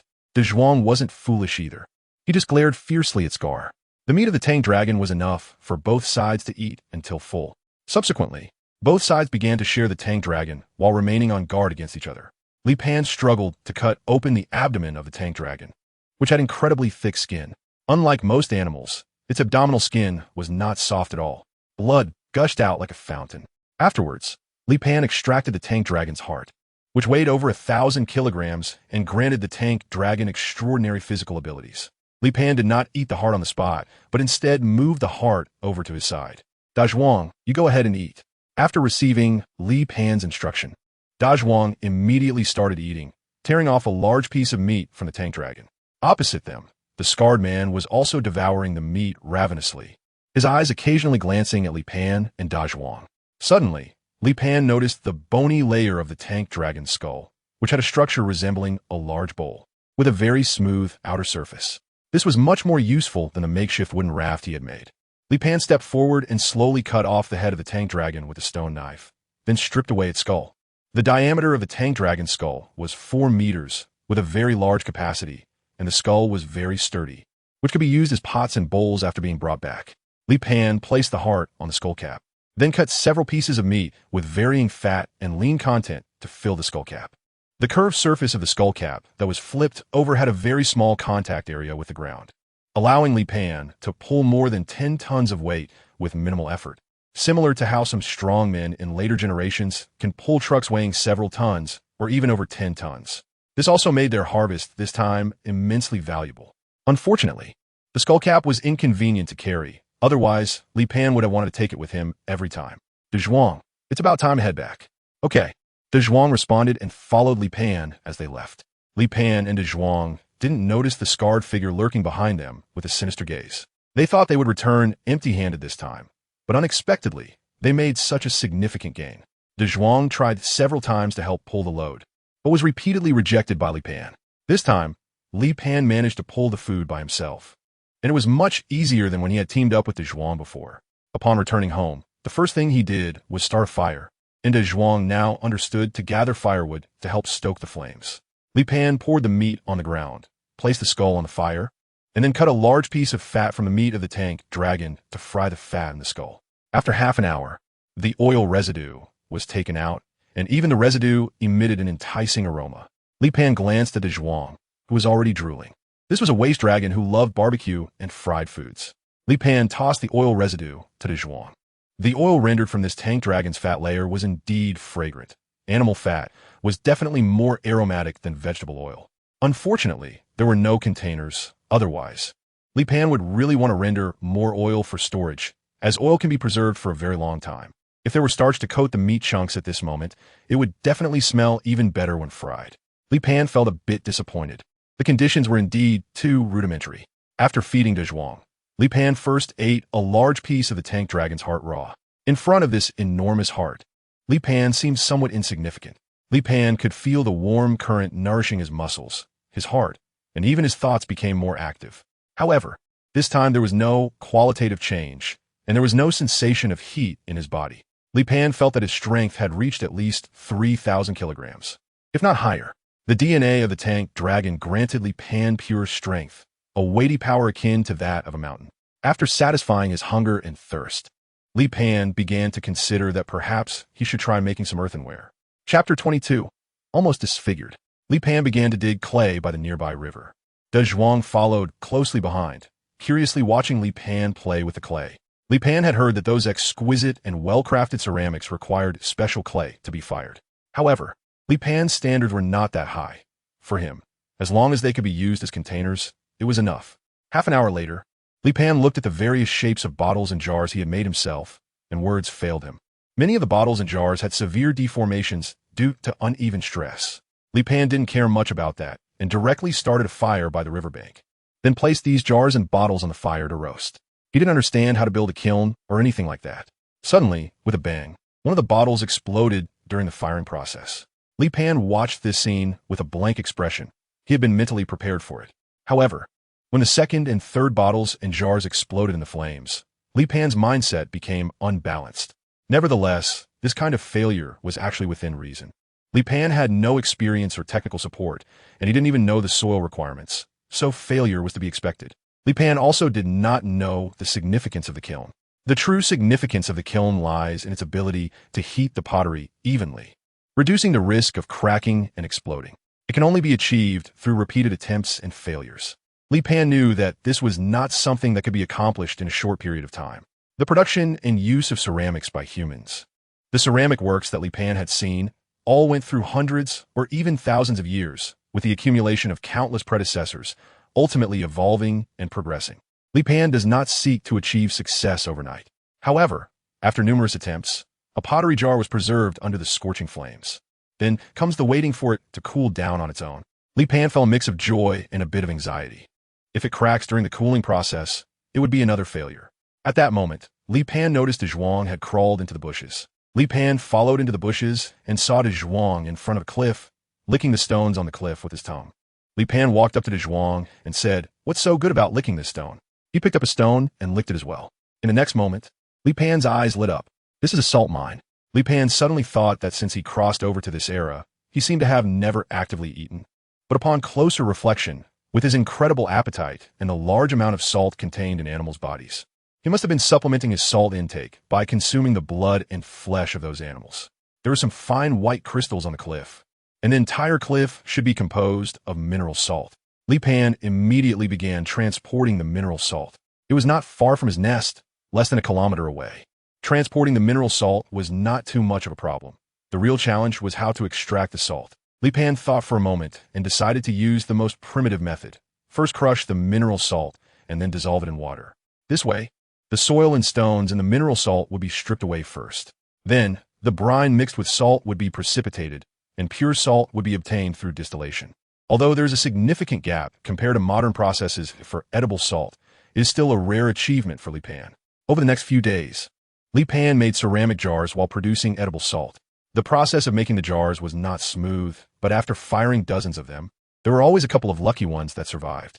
Although these jars were crooked, they at least held water without leaking, which was a huge improvement for Li Pan. On the other hand, the edible salt produced by Li Pan had progressed from initial failures to proficiency.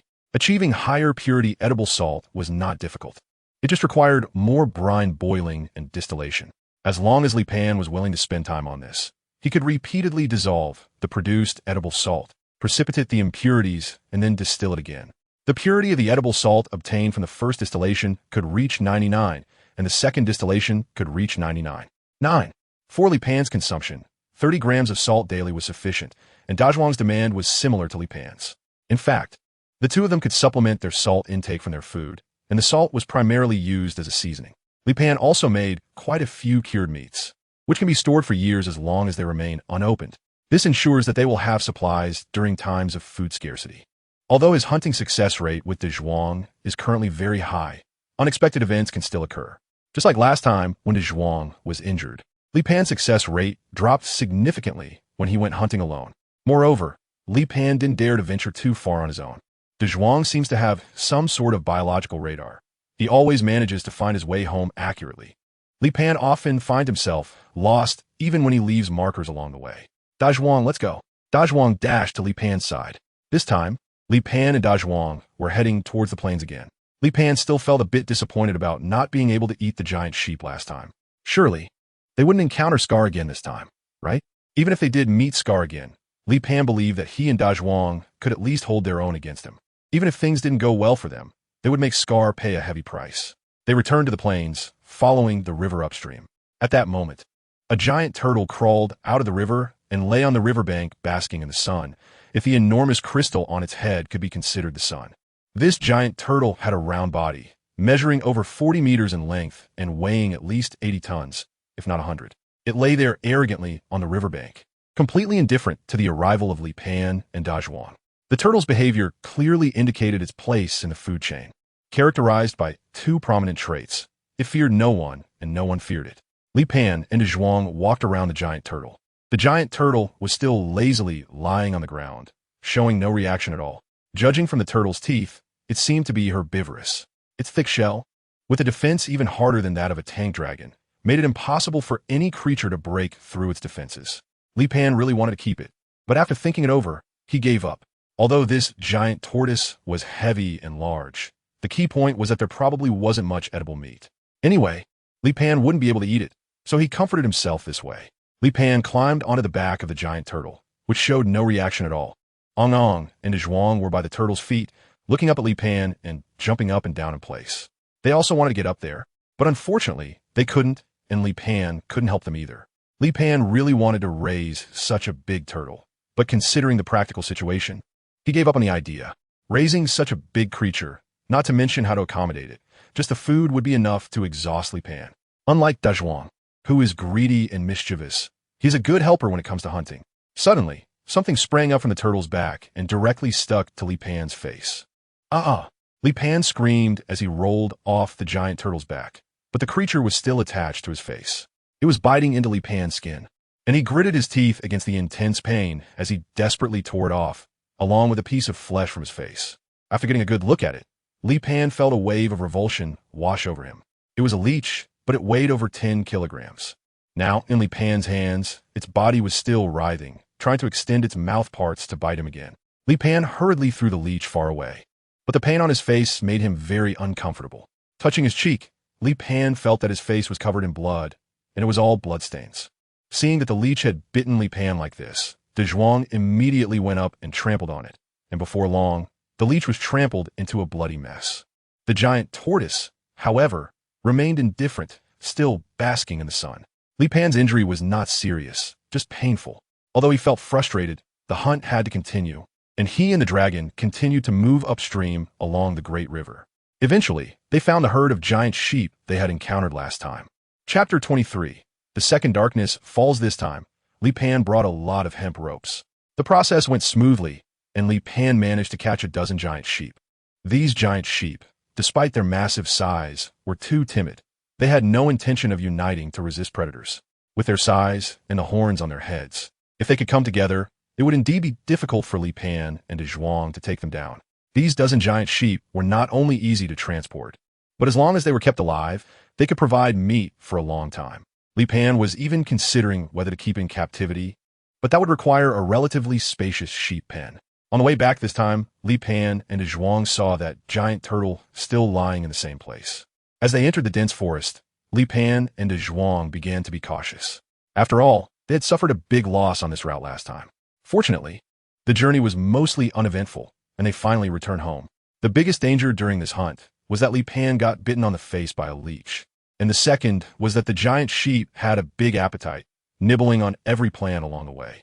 It must be said that they really had a good appetite. Even though they were captured, they didn't show any signs of stress and just followed Li Pan and Dazhuang, eating and relieving themselves as they pleased. Once home, Li Pan brought out a giant sheep and made charcoal grilled lamb chops and spicy lamb spine for Dazhuang. Dazhuang, you eat first. I'll take care of things here. Okay, Dazhuang replied, almost burying his head in the large pot. Even a Tyrannosaurus would find it hard to refuse the hot soup of lamb spine. Li Pan started working and built a 30-meter sheep pen, herding the remaining sheep into it and then cutting down 2 trees for them. Judging by the size of the giant sheep, it was clear that their food wasn't just grass. They also ate the leaves of smaller trees. And they would eat any plant, even bark, which made them much easier to care for the modern sheep breeds. When he returned home, Dazhuang had already eaten most of the food, so Li Pan began to eat the leftovers. Dazhuang, when you're at home, keep an eye on those sheep. If anyone dares to touch them, just bite them to death. Dazhuang would respond with a sound, whether he understood or not. Li Pan returned to his lair, where the lights were dazzling. In fact, it was the crystals he had collected that emitted red, green, and blue hues. When he covered the crystals, the room was suddenly plunged into darkness, and Li Pan comfortably fell asleep. For Li Pan, the 2 most important things in this world were eating and sleeping. Eating allowed him to survive, while sleeping enabled him to return to an era filled with lights and wine. After a good sleep, Li Pan's energy was restored to its fullest. Li Pan stretched and walked out of the den, while Dazhuang was still sound asleep in the wooden shed. Li Pan picked up a clay bowl, scooped a bowl of water from a wooden barrel, added a bit of salt, and then brushed his teeth with his finger. Li Pan jumped in place to stretch his muscles and then sat down next to the wooden shed to start making some small gadgets. At this moment, Li Pan was crafting arrows. He realized that arrows with fletching and those without have different shooting ranges. Moreover, having fletching significantly improves accuracy, and a single bird can provide many feathers. Unfortunately, he had not found any iron or so far. If he had iron arrowheads, the lethality of the bows and arrows would increase significantly. Suddenly, Li Pan sensed a group of velociraptors approaching. Just then, Dazhuang suddenly opened his eyes. Li Pan picked up the stone knife and stone axe next to him and charged out of the fence with Dazhuang. A dozen velociraptors were about to attack the giant sheep in the pen when they saw Li Pan and Dazhuang rushing over fiercely. The moment Li Pan saw the raptor, his speed erupted in an instant, like a charging motorcycle, crashing fiercely into the nearest raptor. Dazhuang also charged in, directly breaking into the group of raptors. With a headbutt and a sweep of his tail, 3 raptors were sent flying. Li Pan raised his knife and brought it down, splitting open the head of a raptor. With a punch from the left and a kick from the right, 2 more raptors were sent flying. To Li Pan, this group of raptors were like delivery men. Since they had come, he couldn't let their good intentions go to waste. He had to keep them all. One person faced 1 raptor, and 6 or 7 raptors were killed in total. Seeing the situation turn against them, the remaining raptors turned to flee. Dazhuang took a quick step to block their escape route, while Li Pan watched intently from behind. The cooperation between the two was seamless, and the raptors were trembling in fear. The raptors glanced at Dazhuang's size, then looked back at Li Pan, and immediately turned to charge at Li Pan. Li Pan wielded the dragon-slaying blade in his left hand and the heavenly axe in his right, charging alone into the group of bandits. He maneuvered swiftly, amidst the flashes of blades and swords. The battle lasted only a few minutes, and all the bandits surrendered. Li Pan looked at the bodies of the scattered everywhere and was quite satisfied with their haul. These delivery workers had brought them a big wave of benefits. Li Pan sent them back in batches and then prepared their meat. A total of 15 velociraptors, which amounts to over 10,000 gene of meat. Dazhuang was very excited and helped transport the velociraptor meat. With so much meat, a large portion naturally needed to be cured. In the past, when Li Pan wanted to preserve some food, he would either dry it in the sun or roast it. This method of preservation had a short shelf life, lasting about a month, and the taste would deteriorate significantly. It was also quite common for the dried meat to go moldy due to improper storage. However, with the use of edible salt for curing, preservation became much easier, and Li Pan could also make ham. Besides food, the velociraptor's hide could serve as clothing for Li Pan. When out in the wild, if his body was directly exposed, various plants could become very terrifying. Even just a locust tree could leave Li Pan with a lasting pain from its branches and leaves. Li Pan threw the head of the type of dinosaur in front of Dazhuang. They say eating what you need is good for you, so eat some brains to replenish. Dazhuang didn't mind and took a big bite of this head. The head made a crunching sound in Dazhuang's mouth. One head wasn't enough for him, so Li Pan threw another one over. Li Pan continued to sit on the ground, skinning the thief dragon. Suddenly, the sky darkened again without warning, and the entire world fell into darkness. Li Pan immediately became anxious, waiting for the sky to regain its brightness. This darkness lasted for more than 10 minutes before light finally returned. At this moment, Dazhuang roared at the sky again. The giant sheep in the pen also bleated towards the sky. Li Pan faintly felt that something was about to happen. It had been half a month since the last dark day. What does this mean? However, since this was his first experience, he completely did not understand what it meant.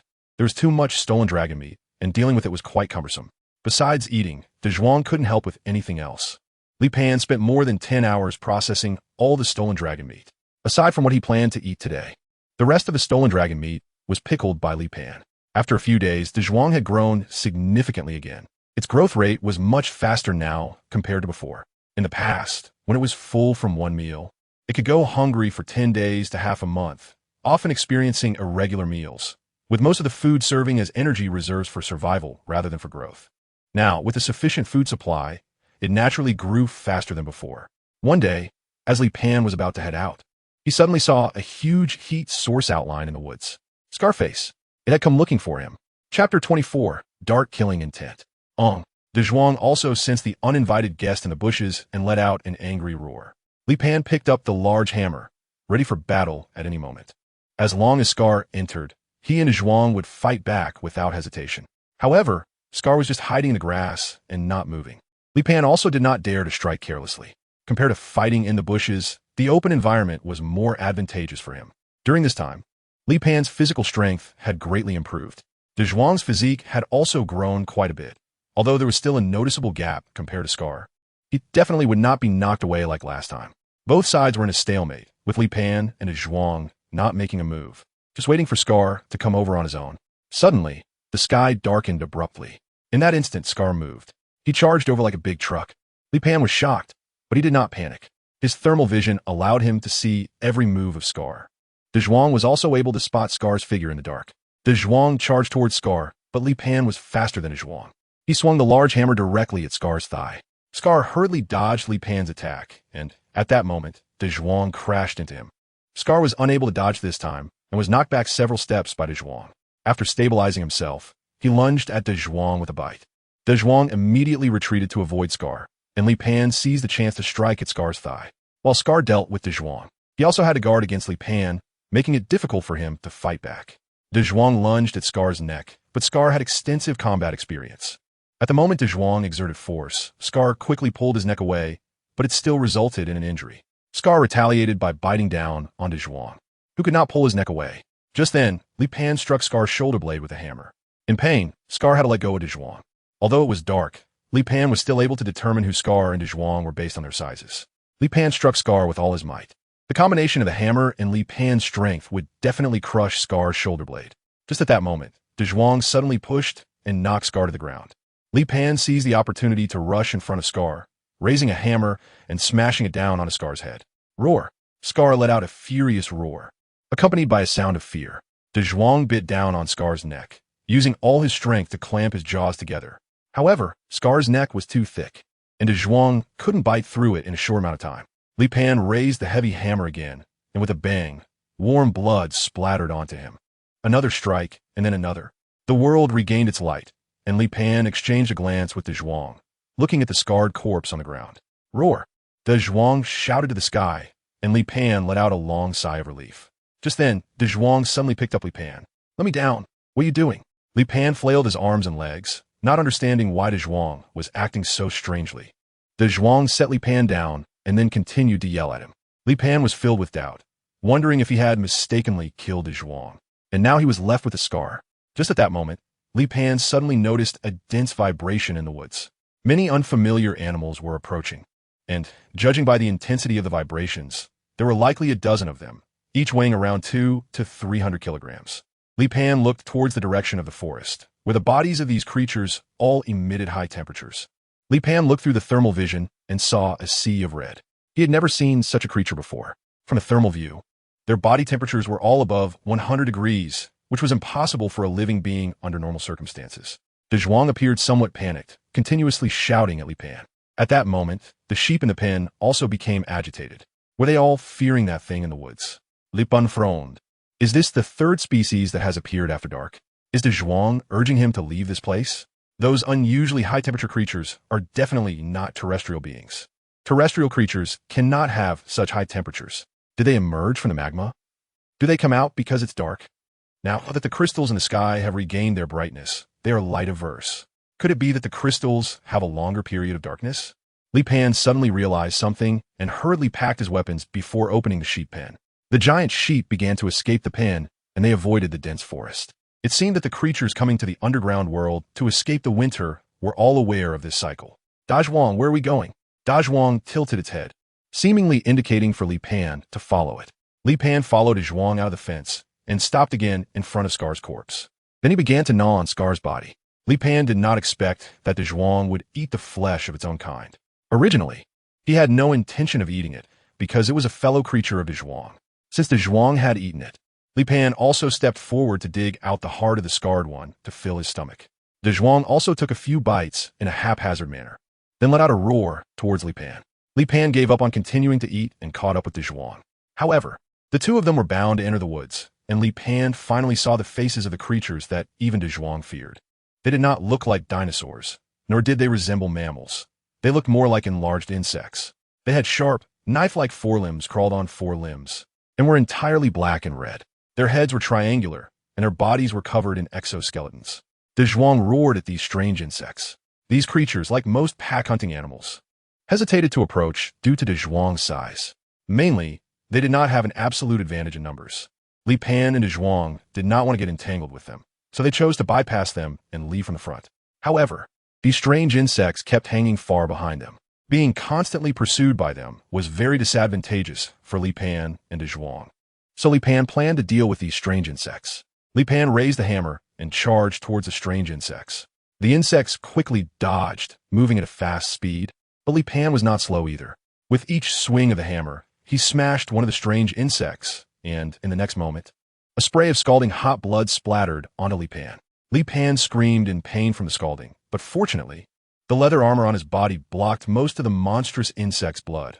Otherwise, he would have been seriously burned. However, after killing one monstrous insect, the others began to flee. Li Pan let out a sigh. Fighting against this group of strange insects at this moment was not a wise choice. Dazhuang urged Li Pan, and Li Pan hurried to catch up with Dazhuang. However, Dazhuang picked up Li Pan and twisted his neck back. Li Pan understood Dazhuang's meaning. It wanted him to climb onto its back. Li Pan thought for a moment, dropped the heavy hammer, and jumped onto Dazhuang's back. The hammer was too heavy, a considerable burden for Dazhuang. As soon as Li Pan jumped onto Dazhuang's back, he immediately began to accelerate. Along the way, Li Pan saw many animal corpses, many of which were completely mangled from being devoured. If there were only one or two, it wouldn't have caught Li Pan's attention. However, along the way, he saw at least dozens of animal corpses, which was very abnormal and must be the work of those strange insects. After running out of the woods, Dazhuang arrived at the plain, at which point Li Pan saw a massive herd of animals, all of them also fleeing the forest, embarking on a grand migration. Li Pan had never seen such a spectacular migration, with both predators and herbivores. There were also predators hunting during this time. Dazhuang wasn't hungry, so he didn't hunt. After walking for a day, they spotted a dead-crowned bull not far away. At the same time, they weren't the only ones eyeing the corpse. There was also a ghost claw dragon. The ghost claw dragon also belonged to the Allosauridae family and was slightly smaller than Dazhuang, but its forelimbs had very sharp claws. Li Pan thought for a moment and patted Dazhuang. At this time, he didn't mind having a conflict with the ghost claw dragon, but Dazhuang couldn't get hurt during the migration. Moreover, many animals along the way would die from exhaustion or hunger. Sure enough, they hadn't walked for long when they saw a young thunder dragon lying on the ground. But this young thunder dragon had already been attended to by other animals. Li Pan and Dazhuang didn't care who had eaten first and directly went to finish the remaining meat. At this moment, any bit of food was extremely precious, and Li Pan didn't mind eating leftovers from other animals. Just then, the sky darkened again. Immediately, Li Pan saw a large number of crimson heat sources appearing in the nearby dense forest. They began to rush out of the woods, and Li Pan quickly jumped onto Dazhuang's back, who then sprinted away. More and more strange insects burst out of the trees, and the animals at the edge of the forest were instantly met with disaster. A few of the strange insects were chasing behind Dazhuang, but Dazhuang was running fast, and those insects couldn't catch up. Li Pan had been drawing the bowstring, ready to shoot any approaching monstrous insects. This darkness lasted for more than 20 minutes before light returned. At that moment, the few monstrous insects chasing after Dazhuang let out sharp cries. Their skin began to turn red like crabs, and then they died swiftly. Chapter 25. The Revival of All Things, First Serious Injury of the New Year. This time, Li Pan was truly certain that they feared light. The crystal above them emitted a glow similar to sunlight. They should also fear sunlight, otherwise, they would have fled to the surface world. After another day and night, they finally arrived at a mountain wall with a path leading upwards. Indeed, they were about to leave the underground world. This path should be one that Dazhuang frequented, making a round trip at least once a year. After walking for half a day on the mountain path, they came across an opening. Dazhuang and Li Pan entered the opening, and along the way, they could still find some corpses. This opening was longer and larger than the cave Li Pan had come from, and it was estimated that many large and super large animals would emerge from here. However, the entrance of that cave did not lead downwards. Li Pan had climbed down the mountain wall initially. The entrance of that cave likely could only be accessed by flying creatures. After walking for an hour in the cave, Li Pan and Dazhuang finally exited. A cold wind blew past, and both of them shivered simultaneously. At this time, there was already very little snow outside, and green could be seen, but it was still cold. Dazhuang was a warm-blooded animal and was most afraid of the cold. There was still a large group of animals that needed to come out from here, so Li Pan and Dazhuang could not occupy this spot for long. If it were just small animals, it would be fine, but if it were Brachiosaurus or thunder dragon types, they would be in trouble. After exiting the cave, Li Pan and Dazhuang re-entered the forest. Li Pan glanced at the surrounding environment. It seemed that this was not the same area of forest they had been in before, as he did not see any familiar mountainous terrain around. Li Pan found some hay nearby to lay down for Dazhuang, and then he started a fire for him. This time, he had to leave in a hurry. So he only brought a bow and arrows, a stone knife, a stone axe, and a big hammer, but he lost the hammer along the way. Li Pan feels quite sympathetic towards the tools made during this time in the underground world. Dazhuang, you wait here, I'll go find something to eat. At this moment, Dazhuang also doesn't want to move. After traveling for 3 or 4 days, it's freezing cold here. As a temperature-sensitive animal, the climate has a significant impact on them. In previous years, Dazhuang would just tough it out until the weather warmed up. On the other hand, Li Pan has improved his physical fitness, so the temperature doesn't affect him much. Li Pan didn't walk for long before he saw a vast expanse of blue lake. Li Pan hadn't been in the water for a long time. The small river near the underground world's lair was too shallow and completely uninteresting. The large river on the plain, on the other hand, was deep enough, but Li Pan didn't dare to go in. The lake in front of him was very large, so Li Pan decided to take the plunge and see what it was like. With his skills in catching giant salamanders and arapaima, he believed he could escape even if he encountered danger. The lake water was still a bit chilly, and Li Pan walked into the deeper area and plunged in. It was early spring now, and everything was beginning to revive, but the animals in the lake had no way to migrate. Li Pan searched in the lake water and finally spotted a big fish. It looked like a carp, but it was many times larger than a carp, measuring at least 4 to 5 meters in length and weighing about 2 to 3,000 gene. This big fish posed no threat to Li Pan. Li Pan slowly approached the big fish. The big fish, seeing Li Pan's size, assumed that he posed no threat. Li Pan suddenly reached his left hand into the gills of the big fish, while his other hand plunged a stone knife into the fish's abdomen. The big fish thrashed violently, but after struggling for a short while, it fell still. Li Pan had already crushed the gills of the big fish with his left hand. After struggling to drag the big fish onto the shore, he headed towards Dazhuang. Dazhuang was not far from the lakeside, and from a distance, Li Pan began to shout, "Dazhuang, come help!" Huffing and puffing, Dazhuang ran over, and upon seeing the big fish that Li Pan had caught, he immediately grinned and made strange sounds. He took the fish to the fire pit. Dazhuang opened his mouth and dragged the big fish to the fire pit. Just with that movement, Dazhuang started shivering from the cold and curled up in front of the fire to warm himself. Li Pan started to handle the big fish beside him, first digging out the heart and eating it in a few bites. Then he cut off a piece of fish meat and threw it to Dazhuang. Dazhuang didn't have much of an appetite, but at that moment, having something to eat, he swallowed it in one bite despite his poor appetite. Ectothermic animals do not open their mouths directly when the weather is cold, which is determined by their DNA. Of course, this is not absolute. If something is brought to their mouths, they will still eat it. Li Pan felt regretful in his heart. This time he left the underground world too hastily. He didn't bring anything with him. If he had known earlier, he would have definitely prepared in advance. This time he didn't bring any salt or chili powder, and he also didn't bring any seeds of chili fruit, which was a huge loss. Sigh. The more he thought about it, the more frustrated he became. So Li Pan started to grill fish. The fish he and Dazhuang had eaten was not much, but fortunately, in this cold weather, wouldn't spoil, and the leftover fish meat was enough for the two of them to eat for several days. Li Pan couldn't sit still, so he immediately started chopping down trees. After 2 days, he built a wooden shed for Dazhuang and even made a door. He also set up a fireplace for Dazhuang, which raised the temperature in the shed, making Dazhuang extremely happy. For ectothermic animals, temperature represents their level of activity.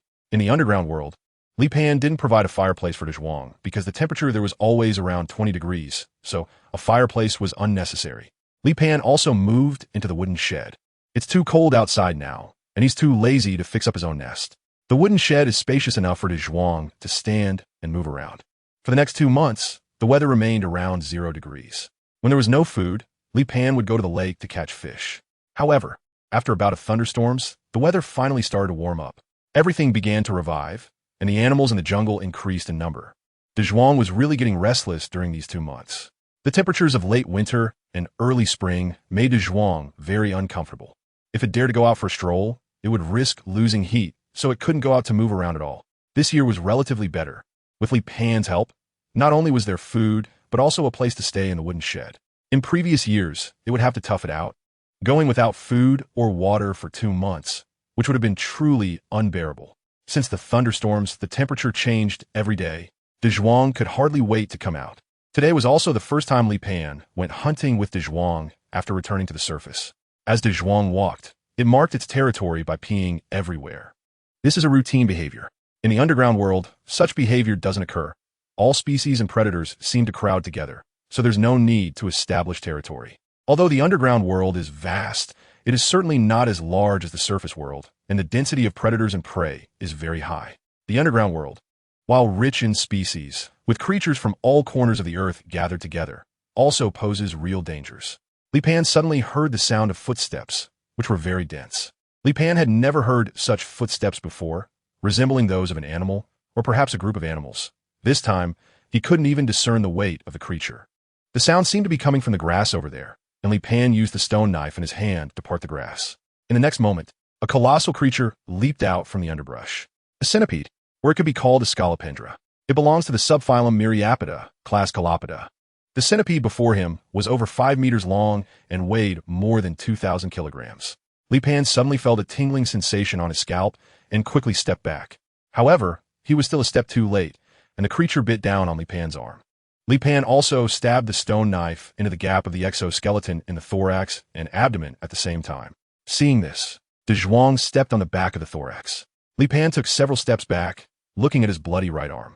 The chestnut was struggling under Dazhuang's feet, trying to bite his thigh. However, its mouthparts couldn't even pierce Dazhuang's skin. Li Pan suddenly severed his right arm and lunged forward, desperately tearing open the carapace on the back of the giant insect, directly using a stone knife to scoop out the flesh and shove it into his mouth. This thing is toxic. It's absolutely outrageous. With such a large body, it actually evolved venom. How can one survive? Fortunately, Li Pan didn't allow the venom to spread and directly cut off his right arm. If the venom had spread, even if he could withstand its attack, he would need at least 10 days to half a month to recover. Dazhuang used the tip of his toe to pry open the carapace of the giant insect, revealing the white flesh inside. It didn't eat any itself, just waiting for Li Pan to eat. Despite its total weight exceeding 2,000 kilograms, the meat was pitifully little. At most 600 to 700 kilograms. Li Pan devoured the breast meat in large bites, and his powerful stomach acid quickly digested it, transforming it into energy for his self-healing. However, the taste of this breast meat was truly exceptional, arguably the best meat Li Pan had eaten raw.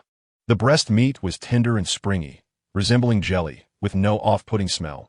Instead, it was filled with a rich meaty aroma, and the texture was delicate and tender. If one could overlook its fierce characteristics, it would undoubtedly be the perfect food. Chapter 26, Building a New Home. Li Pan rested in place for half an hour while also eating. The remaining breast meat was not wasted. It was all fed to Dazhuang. He waited until his right arm regrew before getting up contentedly. After moving his right arm a bit, he felt it was even more useful than the original. Feeling no impact, Li Pan and Dazhuang continued their hunting. Li Pan always reminds himself not to underestimate any place in this era. However, each time he ends up getting hurt due to carelessness. Fortunately, what just bit him was on his right arm. If it had been his chest, he certainly couldn't just chop off his chest, could he? To be honest, Li Pan is very curious about how strong his self-healing ability really is. Is it true that as long as his head and stomach are intact, he can recover by eating? Soon, they discovered a herd of cattle in an open area. But it wasn't the familiar crown bull herd. It was a breed he had never seen before. Their heads were very large, seeming to account for 1/3 of their total weight, and they had thick manes on their necks, somewhat resembling yaks from later generations. They were about 3 to 4 meters long, and an adult's weight was estimated to be between 2,000 to 3,000 kilograms. Li Pan gave them a name. Big head cattle. Dazhuang was about to charge forward, but Li Pan held him back. Li Pan took down his bow and aimed at a bull. Whoosh! The bony arrow shot through the air, missing its target but still hitting a calf. The calf let out a couple of painful cries and began to stagger, struggling to stand. At that moment, the calf's father anxiously looked around. When he saw Li Pan emerging from the woods, he immediately charged towards him. As he got closer, Li Pan leaped to the side, dodging the bull's charge. The bull stopped abruptly and turned to charge at Li Pan again. Just then, a massive mouth emerged from the woods and clamped down on the bull as it turned. The bull had no strength left to resist and was killed instantly by Dazhuang's bite. As soon as Dazhuang appeared, the herd scattered in panic. Dazhuang's intimidating presence was very strong. Most animals would not have any thoughts of resistance upon seeing him. Li Pan started cutting wood to make a raft, putting a big and a small cow on it to pull back home.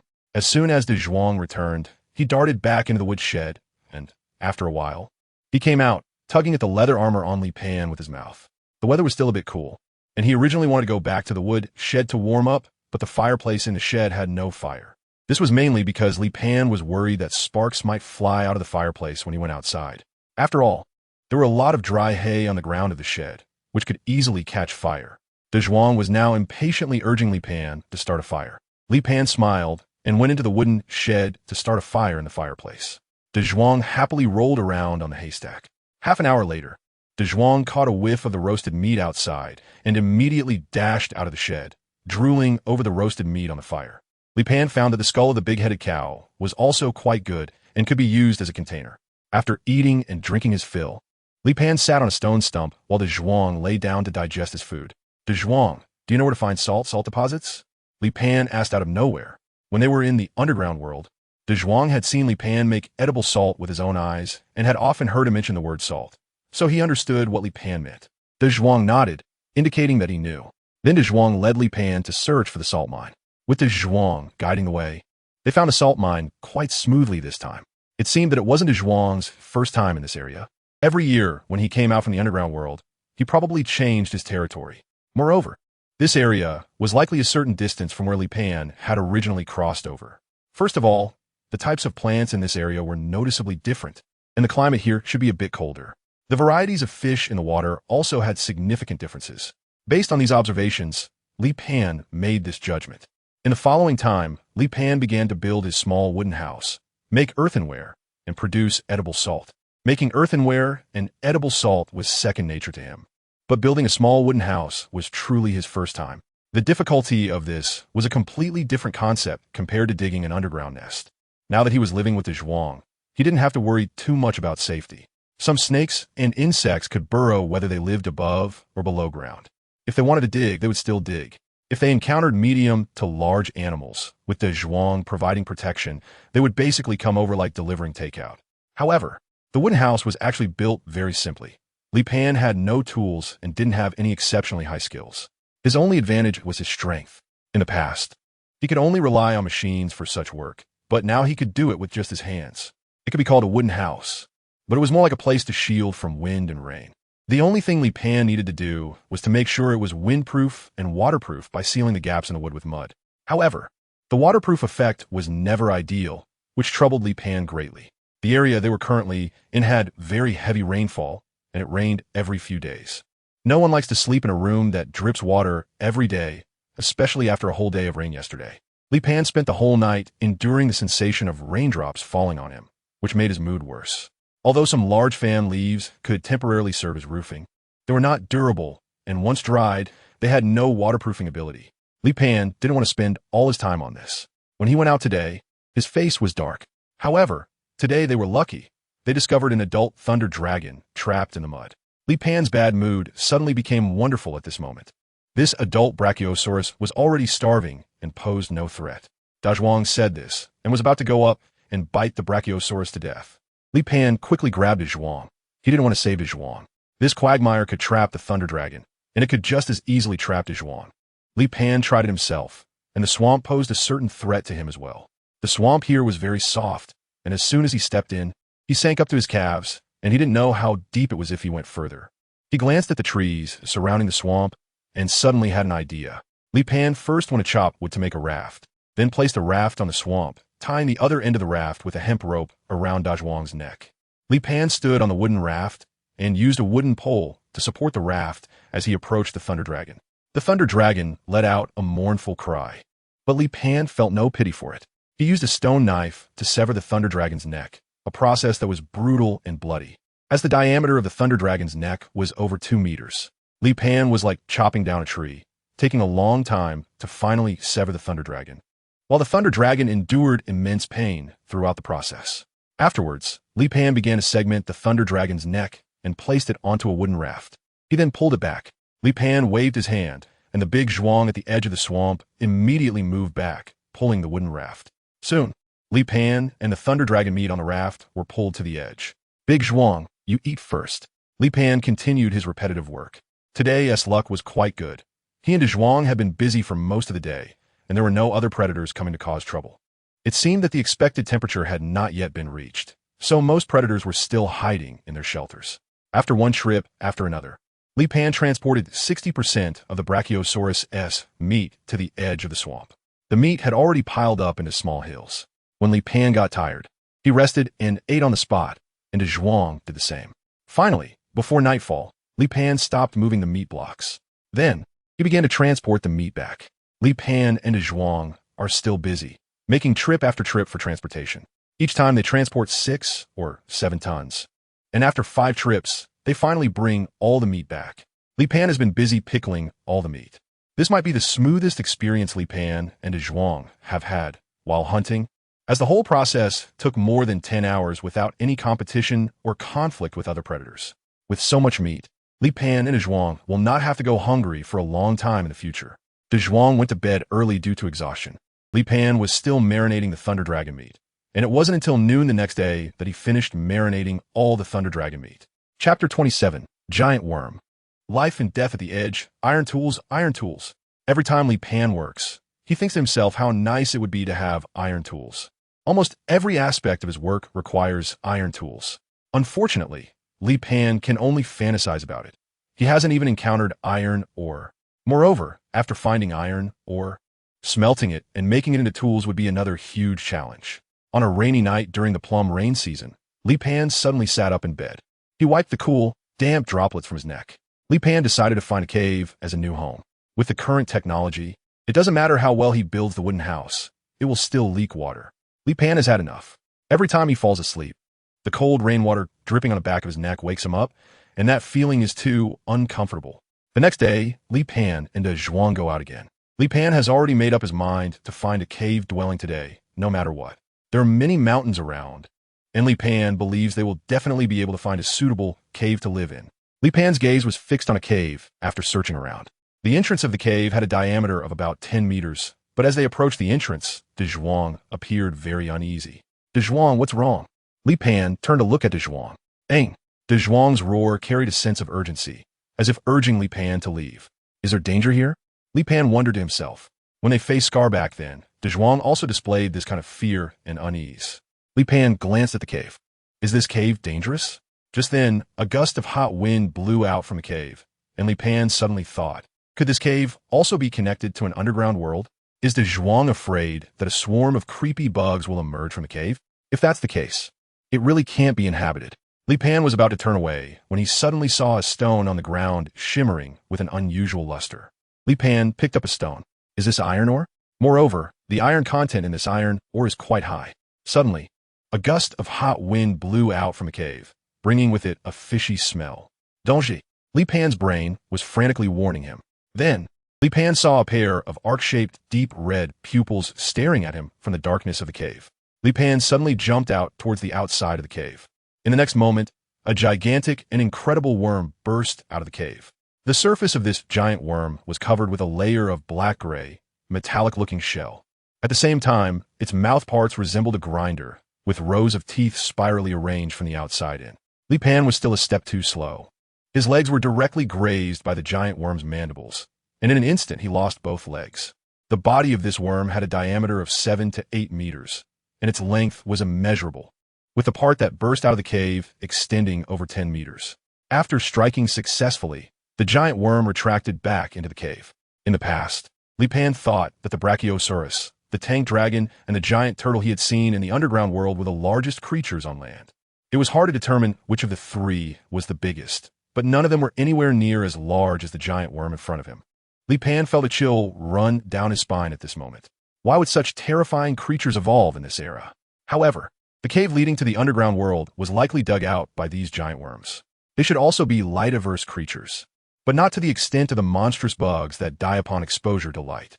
Li Pan lay on the ground, enduring excruciating pain as blood flowed from the severed ends of his legs. Dazhuang hurriedly rushed forward, picked up Li Pan, and fled from the cave entrance.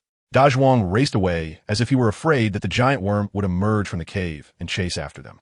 Li Pan was getting weaker and weaker, but he still bit his lower lip, enduring the intense pain and his increasingly blurred consciousness. Dazhuang brought Li Pan back home and directly tore down the cured meat hanging from the wooden shed's beam. At this moment, Li Pan was already extremely weak, but he still strained with all his might to tear at the tough pickled meat. After eating several hundred kilograms of food, Li Pan's legs finally grew back. However, this time he was truly frightened by the giant worm. He almost didn't have the chance to heal again, just a little bit away from it. No dinosaur could withstand such a creature, which would tear them apart like tofu. But after the fear passed, Li Pan suddenly felt a surge of anger. He had crossed into this era, faced countless dangers, and experienced many desperate situations. A mere little worm, he could easily crush it. However, thinking of the giant worm's indestructible shell and its unparalleled size, any dinosaur would seem insignificant in comparison. What could he use to eliminate that little worm? After some thought, Li Pan decided to abandon that idea. At worst, he would just avoid trouble with the giant worm in the future. If he couldn't provoke it, he could at least hide. Although it felt a bit cowardly, at least he wouldn't have to fear the giant worm coming out of its cave to chase him. Li Pan touched Dazhuang. He still wanted to eliminate the giant worm. The main reason was that there was iron or nearby, and Li Pan judged that the giant worm should be eating what it needed, as its shell resembled iron. Li Pan speculated that the giant worm likely ingested soil and rock containing a large amount of iron, causing its shell to appear covered with a layer of iron. Of course, it could also just be Li Pan's conjecture. However, there are iron mines nearby, which is an indisputable fact. Iron tools are what Li Pan longs for the most. On one hand, there is the desire for iron tools, and on the other, the terror of the giant worm. Li Pan lay helplessly on the haystack, contemplating how to deal with the giant worm. However, no matter what he thought of, he had no clues at all. Currently, Li Pan had almost no capital to compete with the giant worm. The giant worm was the most powerful and terrifying creature known to Li Pan. If it weren't for its aversion, it could potentially cause an ecological disaster. Ecological disasters were very common in later generations, most of which were caused by humans themselves. The crushing of civilization squeezed the living space of other creatures. However, some are also caused by the animal kingdom itself. For example, in 1984, a super Nile crocodile measuring 8 meters long and weighing over 2,000 kilograms was discovered in the Nile River. This crocodile killed hundreds of its own kind, becoming a complete killer of its species. In the end, it was under human intervention that this super Nile crocodile was eliminated, which is a typical ecological disaster. Li Pan faced the giant worm, and his only advantage was his intelligence. However, in the face of the giant worm's absolute power, Li Pan's intelligence could not exert its due effect. Just at that moment, Li Pan heard a call. The sound was somewhat similar to that of a large-headed cow, but it was louder and had an echo resonance, indicating it came from a large animal. Initially, Li Pan thought it was just a passing animal, but since the sound persisted for nearly 20 minutes, he decided to go out and take a look. Chapter 28. The second family member, Air Pang. Li Pan got up and walked out of the wooden shed, followed by Dazhuang. They equipped their weapons and headed out. Although their food supplies were relatively sufficient, they wouldn't mind accepting fresh ingredients if a delivery person brought them. Just 100 meters from their residence, Li Pan realized that the sound was coming from a juvenile tank dragon. Although this tank dragon was young, it was already very large, over 10 meters long, and its massive body resembled a small mountain, creating a sense of pressure. The tank dragon kept making clattering sounds. Seeing this, Dazhuang immediately took a few steps back. The tank dragon finally squeezed out from the gap. However, it did not attack Dazhuang, but continued to make clattering noises. Dazhuang, come back. Li Pan did not want to engage in battle with such a big creature. Even though it was just a young dragon, it was still very dangerous. A single hit from it could leave either it or Dazhuang severely injured or dead. Dazhuang also recognized the danger of the tank dragon and immediately ran to Li Pan's side. Let's go home, Li Pan called out, signaling for Dazhuang to follow him. Even as a young dragon, Li Pan and Dazhuang would not be able to hunt it down. The tank dragon continued to roar loudly in place. Li Pan speculated that its parents had likely abandoned it. It was also possible that it had reached the time for independence, so its parents left it behind, but none of this concerned Li Pan.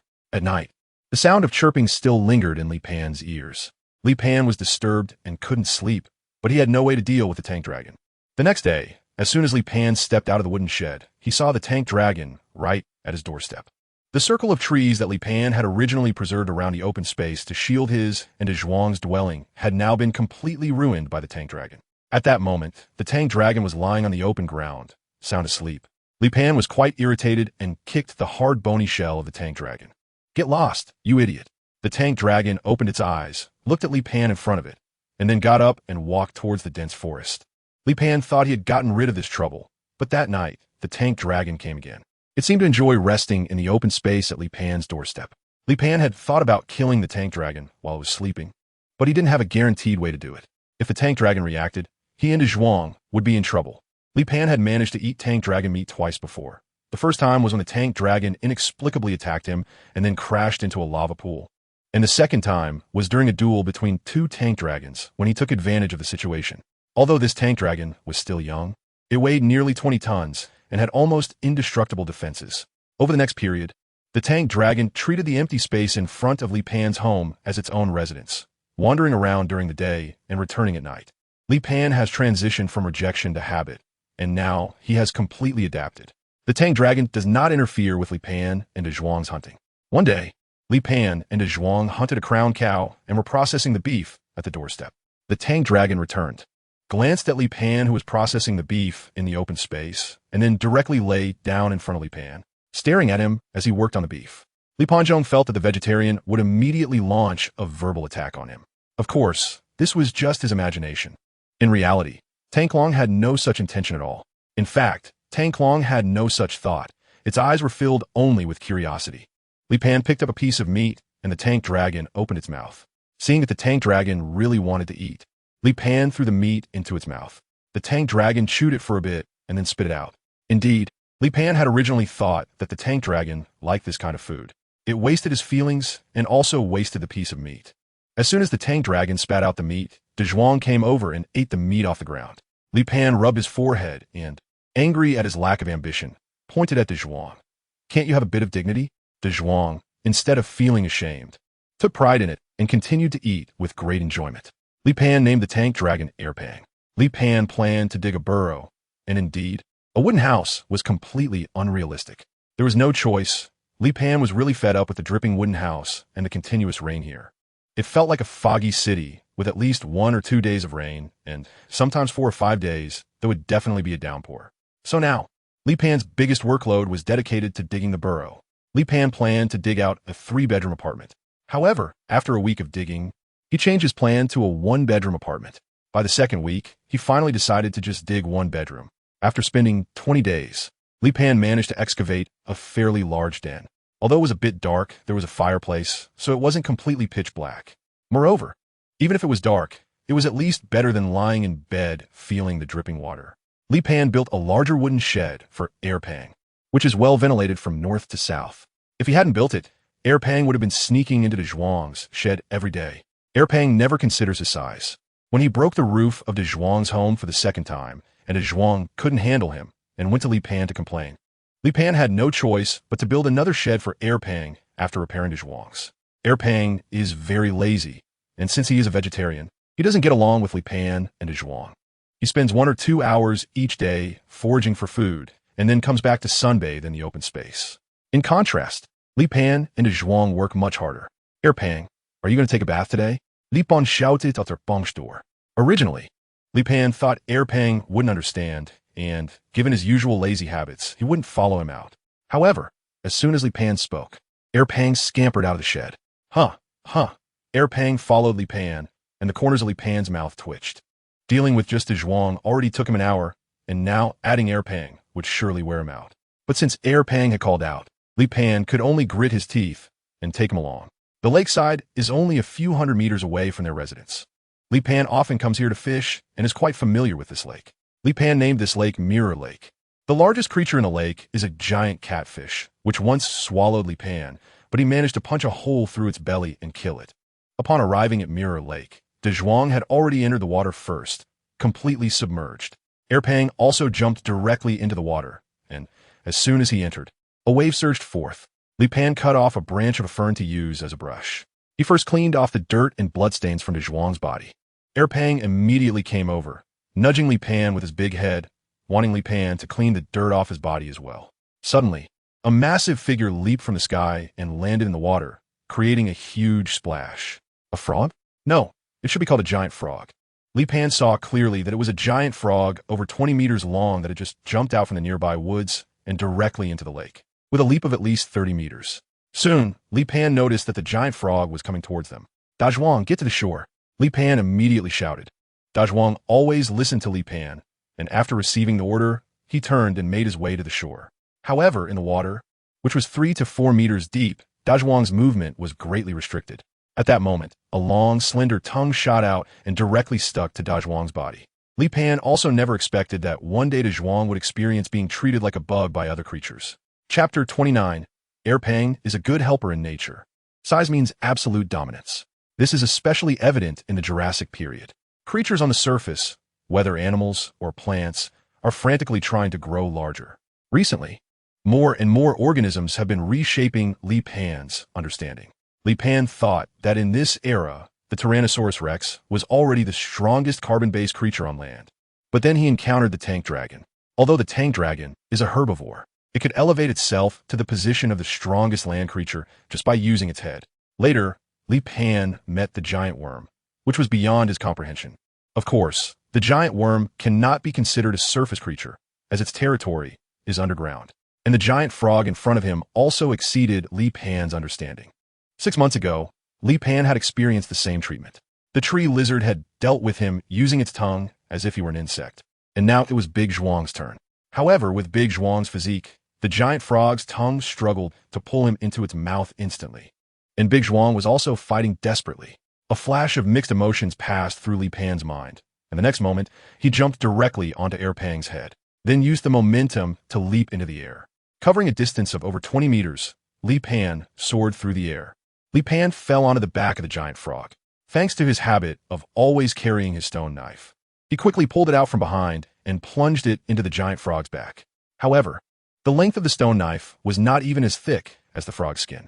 The giant frog didn't even feel any pain. At that moment, Erpang waded in. Its massive body struggled to move in the water, and its weight became a burden. However, Erpang surprisingly opened its mouth and bit down on the giant frog's mouth. That's right, Erpang could also bite. And Erpang's bite was much more reliable than Li Pan's on the frog's back. The giant frog tried to retract its tongue and counterattack Erpang, but its tongue was so sticky that it couldn't detach from Dazhuang's body. Moreover, Dazhuang's unprofessional dog paddle was barely enough to engage in a limit struggle with the giant frog. Li Pan was gasping for breath on the back of the giant frog. This giant frog was really tough and thick-skinned. After a round of attacks from Li Pan, he ended up dealing -0 damage. Finally, the suction cups on the frog's tongue detached from Dazhuang and retracted, and its massive mouth lunged at Erpang. However, with Erpang's physique, he was not something the giant frog could swallow. Just as Li Pan couldn't deal damage to the giant frog couldn't harm Erpang either. Physique is truth, vividly demonstrated by Dazhuang, Erpang, and the giant frog. Although Erpang's size was still smaller than the giant frog's large mouth posed no threat to him. In fact, the giant frog's bite force was quite average. They mostly swallowed their prey rather than tearing it apart. Therefore, they would only hunt prey they could swallow, like Dazhuang. When the giant frog spotted the three of them, its first choice of attack was Dazhuang. From a food perspective, Dazhuang was undoubtedly the most suitable meal for it. Li Pan is too short, while Erpang is too tall. But Dazhuang's weight and physique are just right for it. Dazhuang didn't expect that one day it would be the first choice. If the other party just wanted to develop a relationship that transcends friendship and species, Dazhuang would be very pleased, but unfortunately, the other party wants to eat it. After the giant frog realized its mouth couldn't fit Erpang, it reluctantly let go. Erpang, unfazed, bit down on the giant frog's jaw again. In the water, its attack method is monotonous, yet effective. The giant frog couldn't withstand Erpang's antics and eventually sank into the water. Erpang actually wanted to play with the giant frog a bit more, but it couldn't stop the giant frog's retreat. This predator-prey game ended abruptly, leaving only Dazhuang injured in its world. However, today, only Erpang is in a good mood. Li Pan is feeling troubled about his zero output today. Dazhuang is gloomy because it's the first time he's been treated as food. Erpang is the MVP of the day, so on the way back, he is quite proud. Upon returning to their respective wooden sheds, it seems that Dazhuang and Erpang are cursing at each other through the wall. Anyway, Dazhuang sounds very angry. It's likely that Erpang is saying some pretty harsh things. Li Pan was filled with murderous intent, not towards Erpang, but towards the giant frog. To put it broadly, the giant frog disrupted the ecological balance. To put it narrowly, that giant frog threatened the safety of his family's lives and property. Of course, the main reason was that Mirror Lake was one of his food sources and a place for him and his family to have fun. In Li Pan's words, how could he allow others to sleep peacefully beside him? However, the combined output of his family of 3 was not even as high as that of the giant frog. So how could they maintain world peace? But this matter couldn't be forced. Mainly, Li Pan didn't have a good way to deal with the giant frog, so it ended up unresolved. The next day, Li Pan and Dazhuang were about to head out for hunting when Erpang followed them eagerly. Erpang, why are you following us? Li Pan asked. This is an apparent child activity. What if you encounter one of your kind while tagging along with me and Dazhuang, who are meat eaters? Li Pan's greatest fear was still that Pang would mess things up. Pang had no self-awareness at all. Dazhuang communicated with Pang using a loud voice that made no sense. The family of three consisted of 3 races and spoke 3 different languages. Shut up. There's movement ahead, Li Pan scolded. Dazhuang and Pang looked forward at the same time, and they saw a group of Triceratops appear in the clearing ahead. Li Pan was about to draw his bow and shoot, when suddenly a strong wind blew past him, and then he saw Pang rushing out of the woods. Damn, Pang, are you crazy? Although the Triceratops were not as large as Pang, the 3 horns on their heads were still very threatening. Pang charged in front of the group of Triceratops, and with a headbutt, he sent one flying 6 or 7 meters. The other Triceratops, upon seeing this, did not panic. Instead, the leader of the Triceratops charged at Pang fiercely. This Triceratops leader was about 10 meters tall. Although its body was much smaller than Pang's, its 3 massive horns were like battering rams, crashing towards Pang. If Pang were to be hit by the Triceratops leader, it could potentially cause serious damage to his bone structure. Li Pan quickly shot an arrow, but when it struck the Triceratops leader, it had no effect. The bone arrowhead's lethality was simply too low, and being able to embed itself in the Triceratops was already the arrow's limit. Suddenly, Dazhuang charged into the battlefield, colliding with the Triceratops leader from the side. The Triceratops leader was knocked away by Dazhuang, who also stumbled back a few steps, feeling dizzy. Dazhuang was actually smaller than the Triceratops leader, but since he had charged from the side, he gained the advantage in this impact. The Triceratops leader got back up, shook its head, and this time, instead of attacking, it aimed its head at Dazhuang and slowly retreated. Li Pan broke out in a cold sweat. If the Triceratops leader had charged into Pang just now, Pang would have been seriously injured. It was still just a juvenile and far from the invincible form of an adult tank dragon. Fortunately, Dazhuang intervened and interrupted the Triceratops leader's charge. Dazhuang let out a threatening roar, and after retreating several meters, the Triceratops leader immediately turned to flee. The Triceratops that Pang had knocked over lay on the ground, barely alive. Dazhuang approached and ended its life. Pang turned to Dazhuang to claim credit, and Dazhuang responded with a roar. It was unclear whether he was praising Pang or reprimanding him, but the outcome was still good. Li Pan had no choice. After all, he couldn't drag Pang to a moral education class. This Triceratops is definitely the biggest gain in the past month. Li Pan glanced at Pang and then fitted him with a pulling harness. If it were just Li Pan and Dazhuang, they would never be able to take all the meat of the Triceratops. But with Pang, their transport capacity skyrocketed. Pang found it effortless to pull the Triceratops. The king of land, indeed. Chapter 30 Meteor, Destruction of Heaven and Earth. With Pang's tonnage, pulling a 10-ton Triceratops was as easy as drinking water. Moreover, Pang had no objection to being the pulling mule. However, to repay Pang's contribution, Li Pan made sure to bring along plenty of plants that Pang liked on the way back. Given Pang's appetite, Li Pan could only offer a small token. If they were responsible for Pang's food, it would be even more difficult than taking care of their own beast. Pang needed to eat at least 2 tons of plants every day. Once home, Li Pan immediately began to process the Triceratops' internal organs, except for the heart. The rest of the organs were thrown into Mirror Lake by Li Pan. There were numerous carnivorous fish in Mirror Lake that could dispose of these organs in a very short time. However, not long after Li Pan left, a giant frog surfaced and devoured all the organs he had discarded. Although Pang did not eat meat, he enjoyed trying new things. Li Pan and Dazhuang were eating, and Pang had to open his mouth to try the taste.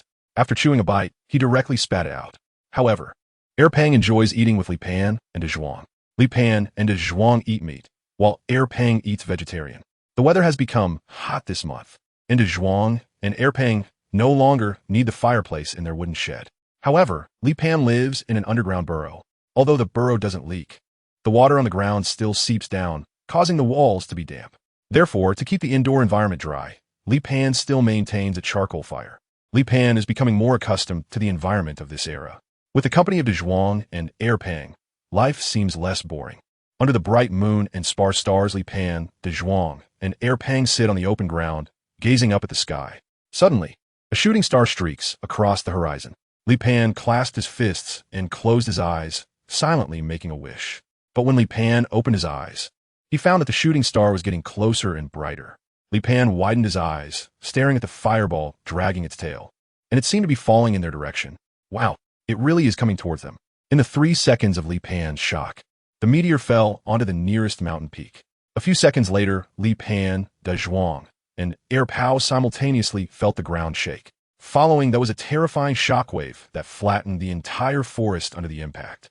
Li Pan and Dazhuang quickly hid behind Pang. Pang was also frightened and curled up on the ground, but its size could withstand the impact. However, Li Pan and Dazhuang, hiding behind Pang, felt like the end of the world, as if the entire world was collapsing. The shockwave lasted for half a minute, and only then did Li Pan and Dazhuang stand up and look at the mountain more than 1,000 meters away. At that moment, it was engulfed in a crimson glow, resembling a volcanic eruption. The wooden shed of Dazhuang and Pang was flattened, as were the surrounding forests. Almost all the trees were blown down, and even the giant sequoias over 100 meters tall were all leaning in one direction. Dazhuang and Pang were terrified, and Li Pan was trembling like he had Parkinson's, but he forced himself to stay calm. The family of 3 did not sleep a wink that night, and only when dawn broke did Dazhuang and Pang feel a bit of safety. Looking at the mountain peak more than 1,000 meters away, it had been shattered at the waist. The meteor struck the mountain at an angle, smashing the waist of the mountain, and with its inertia and impact, it passed through the mountain and fell into the canyon on the other side. The impact after the meteor fell had actually been absorbed by the mountain by 99%. If yesterday's meteor had fallen in the direction of the forest, the shockwave would have erupted with 100 times the power. Li Pan remembered that the mountain seemed to be the same one where he and Dazhuang encountered the giant worm last time. Today, Li Pan planned to go take a look.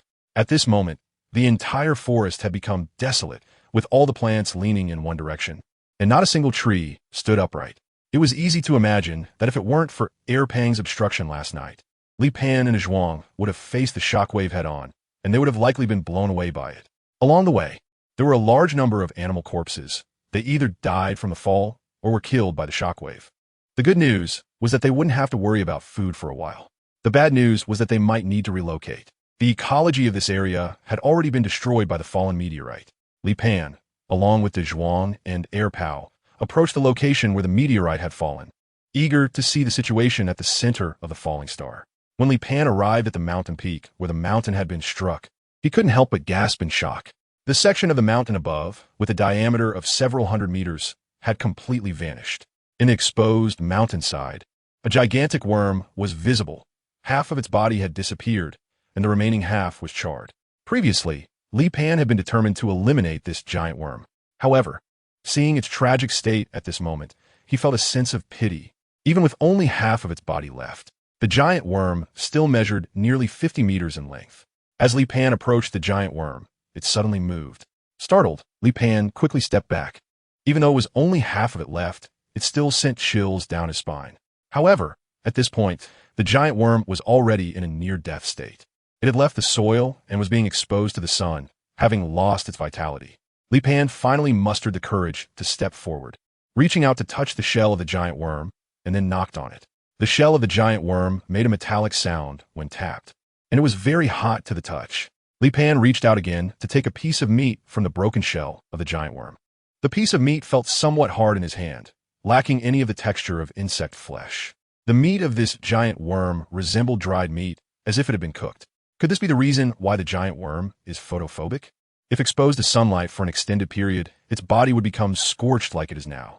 Humans can also be burned by the sun, but the human body contains melanin, which produces more melanin when exposed to sunlight for a long time. Additionally, the pores on human skin help regulate body temperature by expelling sweat. The giant worm likely lacks the organs and functions necessary for temperature regulation. Furthermore, its shell contains a large amount of iron, which absorbs heat from the intense ultraviolet rays, effectively cooking the flesh and blood of the giant worm. This could be because the giant worm's habitat is underground, where it has not been exposed to the scorching sun for years, so it lacks the genetic ability to regulate its body temperature. At that moment, Li Pan noticed a massive heart exposed in the air at the broken section of the giant worm's body. Li Pan stepped forward without hesitation and pulled out the giant worm's heart. The heart of the giant worm was not heart-shaped, but elongated, measuring about 4 to 5 meters in length, resembling a somewhat deformed pumpkin. This heart had not stiffened and still retained considerable texture. Li Pan was gnawing on the heart, devouring it bite by bite. When Li Pan turned to look at the other side of the mountain, He saw a giant meteorite crater with a diameter of up to a kilometer. The rocks within the crater still emitted a scorching red glow. Looking further into the distance, he saw an area that stretched endlessly, flattened to the ground. Li Pan estimated that the covered area might reach over 1,000 square kilometers, which was almost the size of a medium-sized city.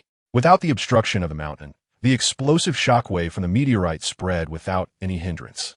Under that explosion, everything was obliterated. It could be said that Li Pan and his family of 3 were lucky. When a meteorite fell, the mountain blocked most of the shockwave. Li Pan removed a piece of shell from the giant worm, sat behind Pang, then pointed in a direction, and together with Pang and Dazhuang, they migrated towards a distance. They actually didn't need to migrate too far, although they were the ones directly facing the impact of the falling meteorite. Feeling as if the sky was falling, the actual affected area wasn't very large. At least after half a day's walk, they had already reached an area that was unaffected by the meteorite. Their concern was never whether they could reach a new habitat, but whether they would intrude into the territory of other groups and face expulsion by competitors. At that moment, Li Pan was very grateful for taking in and accepting Pang. Now, Pang was the strongest among the 3 of them. When they arrived at a new mountain forest, 5 Tyrannosaurus rex blocked their way. These 5 T-Rexes stood at the edge of the forest, intimidating and threatening the unexpected guest before them. T-Rex belongs to the family Tyrannosauridae, with adults measuring 7 to 8 meters long and weighing 6 to 7 tons. The largest of the 5 T-Rexes was slightly smaller than Dazhuang, but they usually functioned as family units. There were at least 2 or 3, and as many as 7 or 8 in a family unit. The 5 T-Rexes before them were all family members, likely spanning 3 generations, with 3 adult T-Rexes and 2 subadult T-Rexes, all possessing considerable combat power. To them, Dazhuang was an invader, Pang was a threat, and they ignored Li Pan on Pang's back. Roar! Dazhuang also let out a growl, expressing his stance. Neither side had a retreat, as Li Pan's family couldn't look for another suitable area to migrate to, and even if they did, they would still be invaders.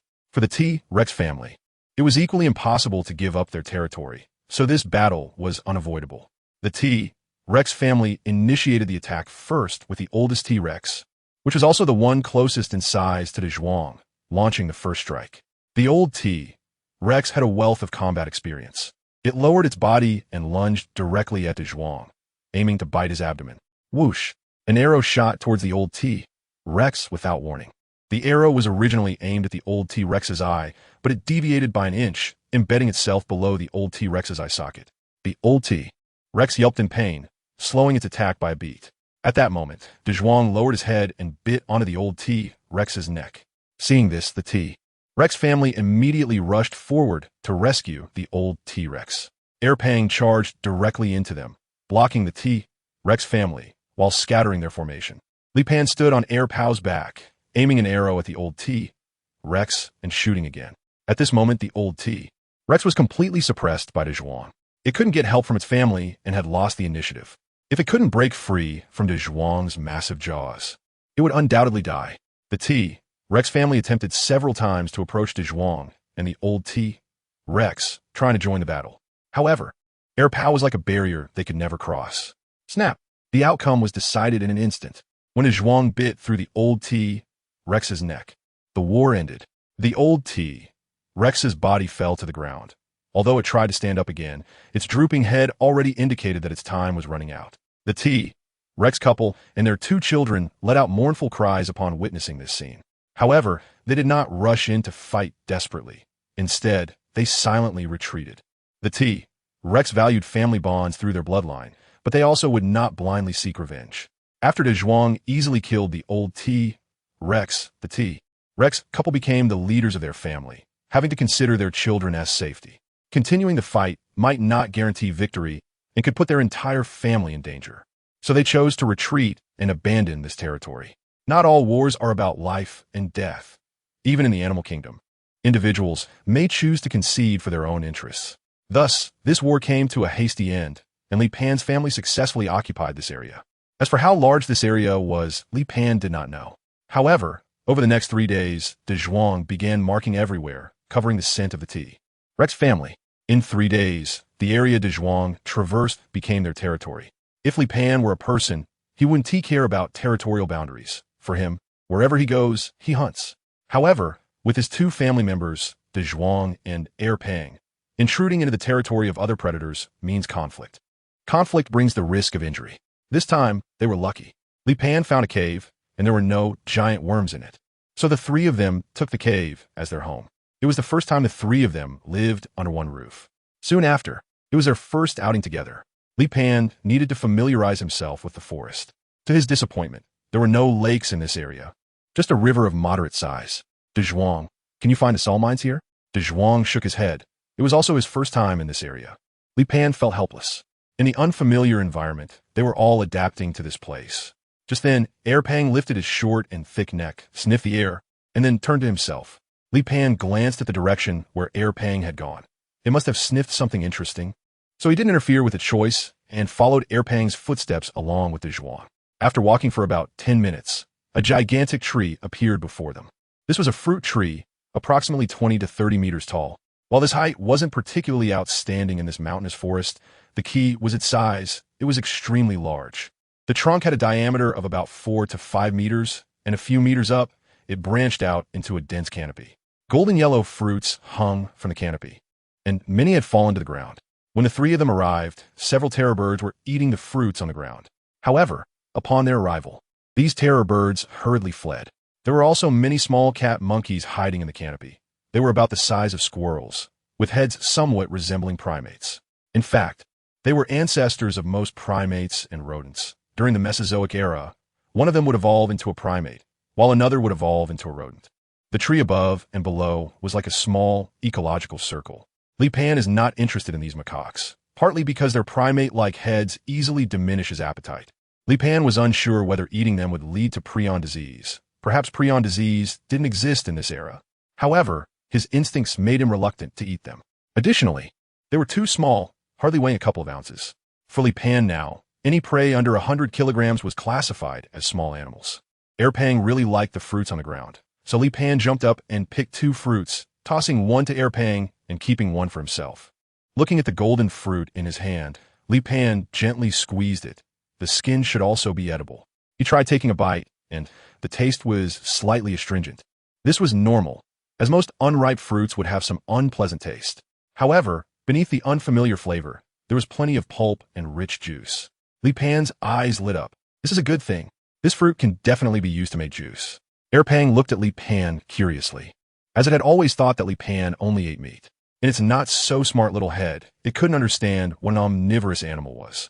It believed that there were only 2 types of animals in this world, those that eat meat and those that eat grass. Li Pan lamented the incredible ecosystem of this era. All animals and plants are growing wildly. Li Pan collected more than a dozen golden fruits and then headed home. As soon as he arrived near the cave, he saw unfamiliar footprints close to their cave. When they reached outside the cave, they found a yuanshanlong trapped inside. The yuanshanlong is a very special dinosaur. First, it belongs to the sauropodomorphous suborder, resembling the Brachiosaurus and the Apatosaurus. Both the Brachiosaurus and the Apatosaurus belong to the Sauropoda infraorder, similar to an elephant's flat feet, unable to jump or run fast. However, the yuanshanlong, which looks very much like the Brachiosaurus and the Apatosaurus, is capable of running and jumping. Its forelimbs resemble primate arms with 5 fingers, allowing it to perform various actions and hunt with its long and sturdy forelimbs. At the same time, it is an omnivorous dinosaur, so it's not an exaggeration to say it's the primate of the dinosaur world. Its body length reaches 20 meters and weighs 25 tons, making it a top predator. However, it lacks sharp claws and has flat teeth, and it possesses strong resistance to toxins. So it excels at catching giant insects and large pythons rather than hunting other dinosaurs. It broke into Li Pan's family's cave and stole the Tyrannosaurus meat that Li Pan had stored. The cave was left in a mess by it, and some pottery that Li Pan had made in the past few days was also destroyed. Upon discovering Li Pan, Dazhuang, and Pang at the entrance, the yuanshanlong immediately became intimidated. It let out a threatening growl. Dazhuang's intimidating big mouth and sharp teeth were truly formidable. Close the door, let Dazhuang in. Chapter 32, Making Fruit Wine. The yuanshanlong was just a big creature without much combat power. When Dazhuang entered the cave, the yuanshanlong was scared, jumping up and down. Pang blocked the cave entrance, leaving the yuanshanlong with no way to escape. Li Pan first shot an arrow at the Yuanha dragon, piercing it in the neck. The Yuanhe dragon, in pain, became even more panicked. Dazhuang rushed forward and bit at the Yuanhe dragon's left forelimb. The Yuanhe dragon let out a terrible scream and hurriedly swung its right arm to hit Dazhuang. Dazhuang's head was struck several times, causing him to retreat in pain. At that moment, Li Pan's second arrow flew in and hit the Yuanhe dragon in the abdomen. The Yuanhe dragon howled in agony, trying to evade Dazhuang and escape the cave. However, with the delivery right at their doorstep, neither Li Pan nor Dazhuang would allow it to escape. Li Pan's third arrow struck the hind leg of the Yuanshanlong, causing it to fall to the ground with a thud. Dazhuang seized the opportunity to pounce on it, pressing his body down on the Yuanshanlong and biting down on its neck with his massive jaws. The Yuanshanlong attempted to struggle and rise, but its own weight combined with Dazhuang's weight made it impossible for it to get up despite several attempts. Li Pan's arrows flew like they were free, constantly hitting the Yuantian dragon. Since they were at home, the arrows could be quickly recovered. Dazhuang tore off a large piece of flesh from the Yuantian dragon's neck in one bite. The Yuantian dragon completely lost the ability to resist, and then it was time for Li Pan to divide it up. Although the Yuantian dragon had consumed their stored food, it also left behind valuable compensation. The priority now was to find a salt mine, as there was a high probability of mineral salt existing in a certain area, because this is an element needed by most animals. Even if they did not actively consume it, they still needed to obtain it from other animals' bodies. Then, Pang started to forage again, chewing a few bites of meat before spitting it out. Li Pan ignored Pang and continued to feast with Dazhuang. Suddenly, Li Pan stopped eating and looked at Pang. Pang now accompanied them on every hunting trip, but most of the time, it didn't play much of a role. Li Pan thought for a moment that the greatest advantage of Pao was still transportation, so it would be better to maximize this advantage. After eating and drinking enough, Li Pan went outside the cave to gather a large amount of ferns. Pao thought it was for it and immediately came over wanting to eat. Li Pan knocked the head of Pang and said, "This is not for you to eat." Pang lay in front of Li Pan, watching him weave a grass basket. Weaving a grass basket is not difficult, and with Li Pan's current manual skills, making a few baskets is a piece of cake. The challenge lies in securing it on both sides of Pang. His body has a large span, and behind him is a thick layer of bone that is at least 15 meters wide, with a very flat surface that lacks protruding structures for fixation. Li Pan was weaving a grass basket while thinking about a plan. Eventually, he came up with a solution to connect all the grass baskets and linked hemp ropes into a large net, which would then evenly cover the back of Pang, with 5 baskets hanging on each side, totaling 10 baskets. Each basket could hold 700 to 800 pounds of meat or other resources. This way, it could utilize Pang's transportation capacity without putting too much burden on it. After spending 2 days weaving the baskets in the net, and another day for adjustments, it was finally completed.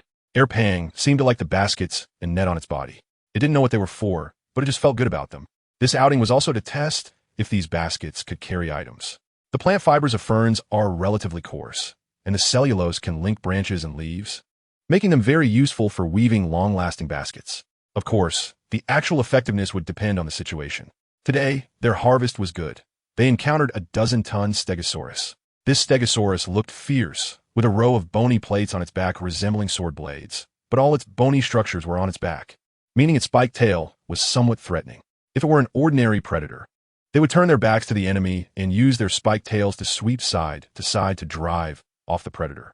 However, this tactic was not very effective. Dazhuang attracted the stegosaurus's attention while Li Pan shot arrows from the front. 1 or 2 arrows had little effect, but if 2 or 3 dozen arrows were embedded in its body, even a giant creature like the stegosaurus would be bewildered.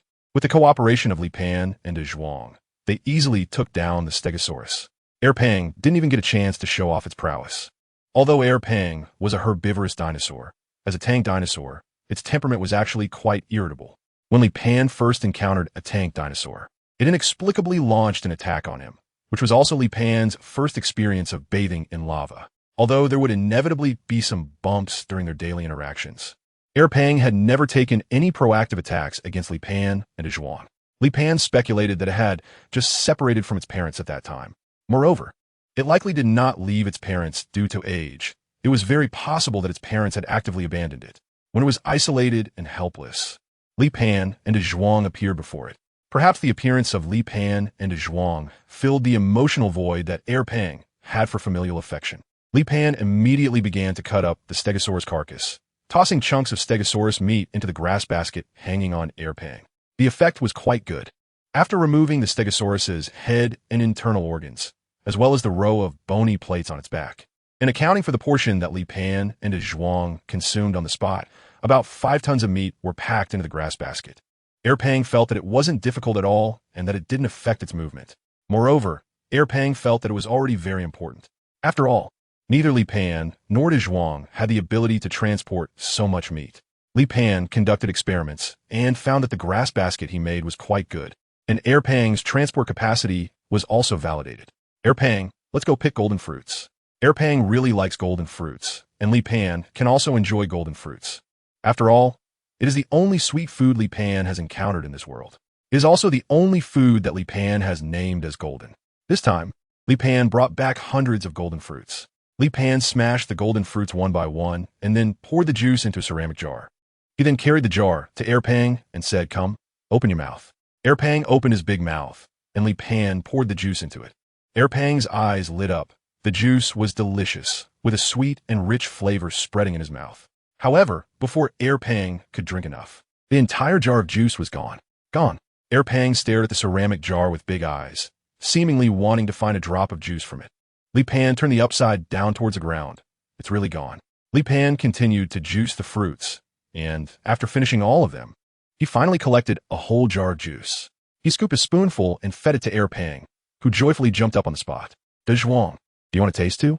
Dazhuang, who had just eaten his fill, lay in his nest without lifting his head. He showed no interest in the juice at all. Li Pan collected all the pulp, then divided it into portions and placed them into ceramic jars, added some clean water, and finally sealed them. Li Pan hopes that the fruit pulp can ferment in a sealed ceramic jar. Since there is no original yeast, Li Pan hopes that the fruit pulp can produce yeast on its own. In fact, the rotten fruits under the golden fruit tree must have yeast present on them. However, those rotten fruits also inevitably contain other bacteria, such as E. coli. Li Pan does not want those bacteria to be cultivated as well, so it's best to let these fruits ferment on their own. Li Pan is so certain because he smelled the fermentation odor while observing the rotting golden fruits. Therefore, Li Pan is very sure that wild yeast exists in the golden fruits. As long as wild yeast is present, fermentation can be carried out by following the steps. Chapter 33. Ant Empire, the Great Crisis of Li Pan's Family. Li Pan opens the sealed lid every day to let air circulate in. He carefully follows the procedure for fruit fermentation. However, on the 3rd day, a smell of rotting fruit began to come from one of the clay pots. Decay is inevitable. This is the process of yeast and saprophytic bacteria competing to see who grows stronger first. If the yeast occupies enough territory first and produces alcohol through fermentation, then the saprophytic bacteria will be quickly eliminated and the fermentation will be successful. However, if the saprophytic bacteria rot the fruit flesh first, and the yeast fails to reproduce in sufficient numbers, it will not produce enough alcohol to kill the saprophytic bacteria. This jar of golden fruit fermentation failed, with saprophytic bacteria gaining the upper hand, resulting in a failed fermentation. However, the fermentation process in the other jars is going relatively well, with a good chance of producing fruit wine. Over the next few days, Li Pan continues to open the sealed lids for air circulation. Each day, he opens them. He finds 1 or 2 jars of fruit wine have failed to ferment, while the remaining jars have an increasingly strong alcohol smell. After half a month, only 10 clay pots remain, but by this time they have produced a low concentration of alcohol, enough to kill harmful bacteria. Li Pan completely sealed the fermentation tank, and it would take another 2 months before they could drink the fruit wine.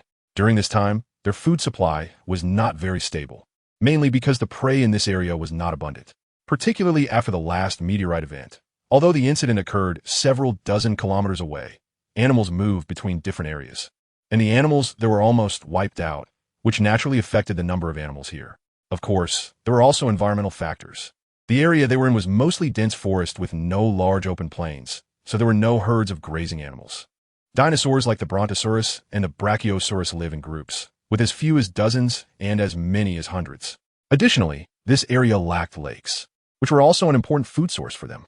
There was only a small river in this area, the deepest part being half a person's height and about 5 or 6 meters wide, inhabited by small fish and shrimp. However, thanks to Li Pan's food distribution method, they had not run out of food. Nevertheless, hunting in this area did take more time and effort. The family of 3 set out to hunt again, but not long after, they discovered a giant dinosaur skeleton. Li Pan frowned slightly when he saw the skeleton. The bones of this dinosaur were too neatly arranged, as if they were the remnants of natural decay. However, in this era, such a thing was almost impossible. Besides their family, there were actually other predators in this area, but none were as competitive as the three of them. Even Dazhuang couldn't kill or drive away all the predators. Therefore, whether this dinosaur was hunted or had died of natural causes, it couldn't have just been left to slowly rot.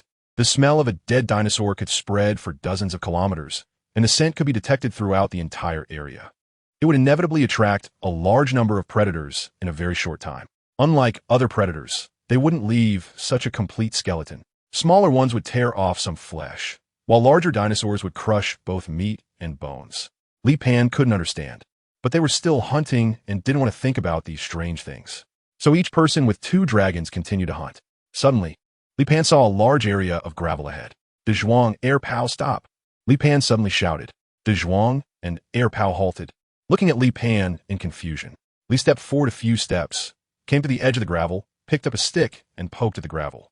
The next moment, a few ants emerged from the hole he had poked. They were huge ants, completely black, each about the size of a pigeon egg. This large area of gravel was an enormous ant kingdom. Li Pan took a deep breath, realizing that this was a death zone.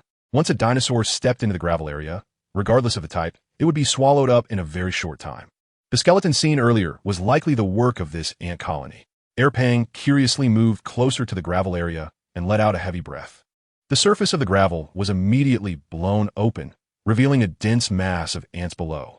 At the same time, the ants surged up like a black spring, rushing towards the 3 of them. Run! Li Pan shouted, hurriedly calling to Dazhuang and Airpang to escape. This army of ants was terrifying, with such a massive number and such large ants. Li Pan felt a sharp pain in his ankle. An ant had crawled up on his ankle and bit down hard on his heel. A number of ants had also climbed onto Ong Ong and Airpang, attacking them. Just then, another ant jumped up and landed on Li Pan's thigh. Li Pan was so scared that he hurriedly swatted them away, urging, hurry, hurry.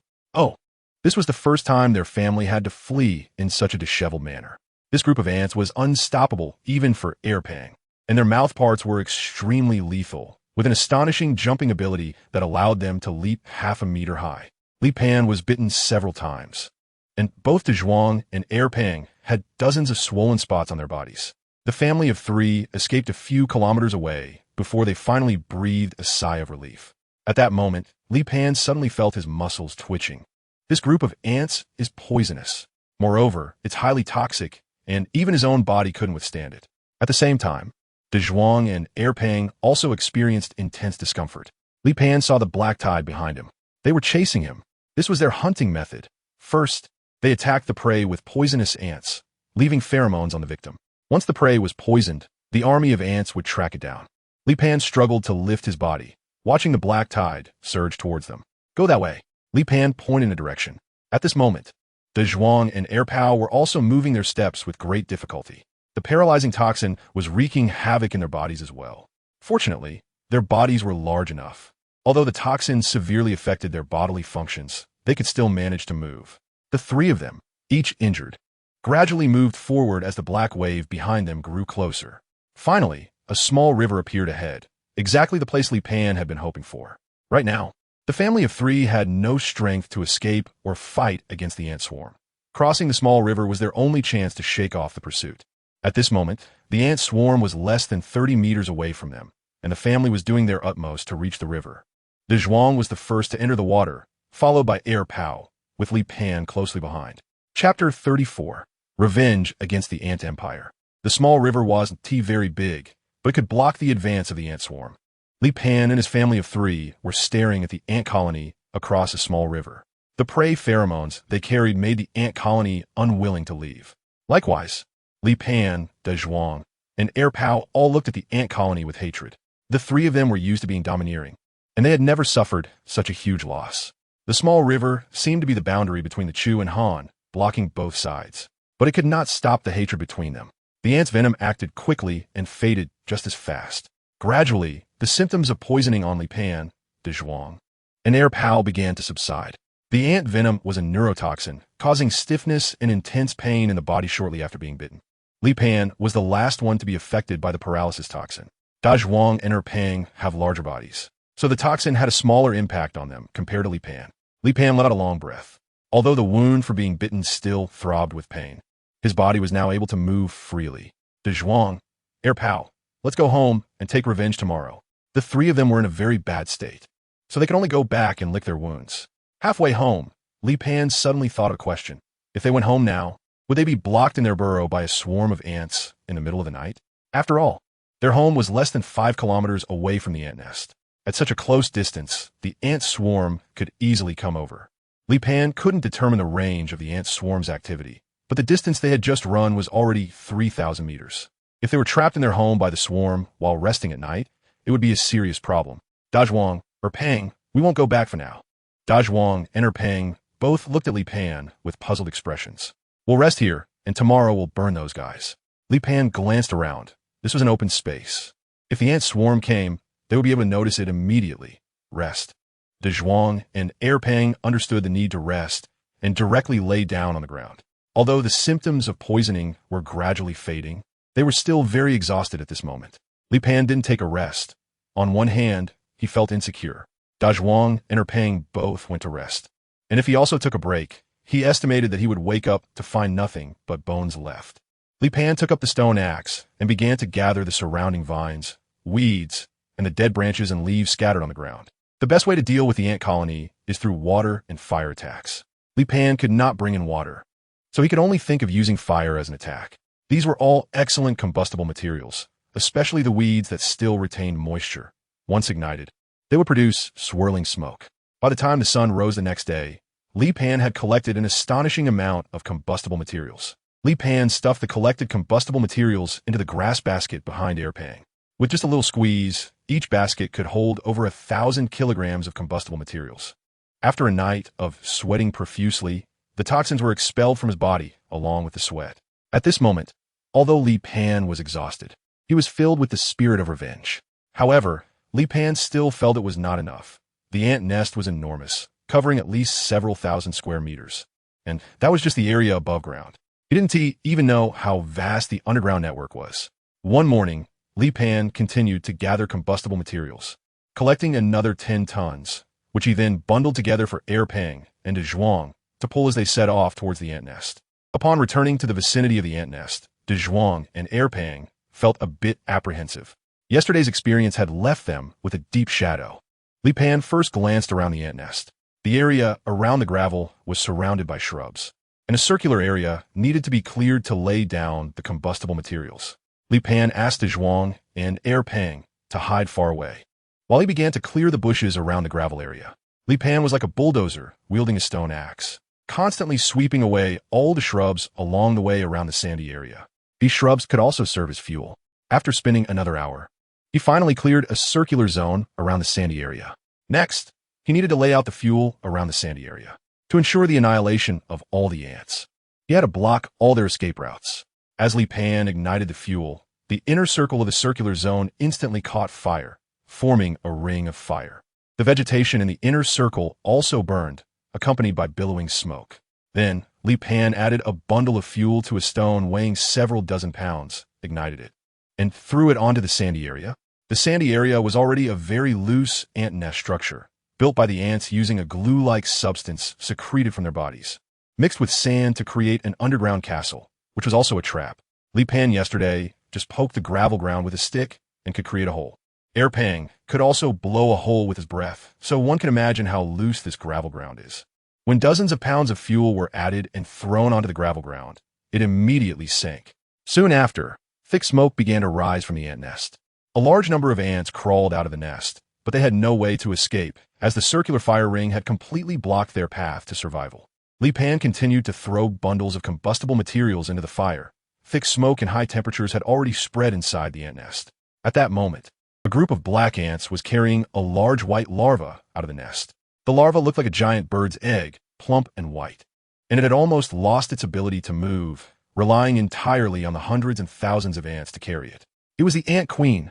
At the same time, another group of ants was charging toward the flames one after another, immediately getting scorched by the intense fire. Yet the ants behind continued to rush forward, trying to carve out a path to survival. Their efforts seemed to have some effect as a small gap opened in the fire circle. However, all their actions were under Li Pan's watchful gaze. Yesterday, they had chased Li Pan, Dazhuang, and Pang to the ends of the earth. Today, Li Pan would block all their hopes. As the ant swarm opened a path for the queen, Li Pan was lying in wait. When the queen was carried out of the fire circle, Li Pan grabbed her with one hand and picked up a handful of fire, burning all the ants on her. The queen was also suffering under such scorching heat, writhing in pain, trying to struggle for a glimmer of life. But Li Pan swallowed the queen whole, completely extinguishing all hopes of the ant swarm. After the queen's death, normally, a female ant in the colony would automatically metamorphose into a new queen. But Li Pan would not give them the chance to make a comeback. Li Pan was planning to intensify the fire when suddenly a gust of wind blew by, causing the flames to flare up fiercely and sparks began to drift outward. It was over. Setting the mountain on fire would land him in prison. This sudden strong wind made the flames go out of control. Under the influence of the wind, the fire began to spread further away, forming a fire tornado above the ant nest.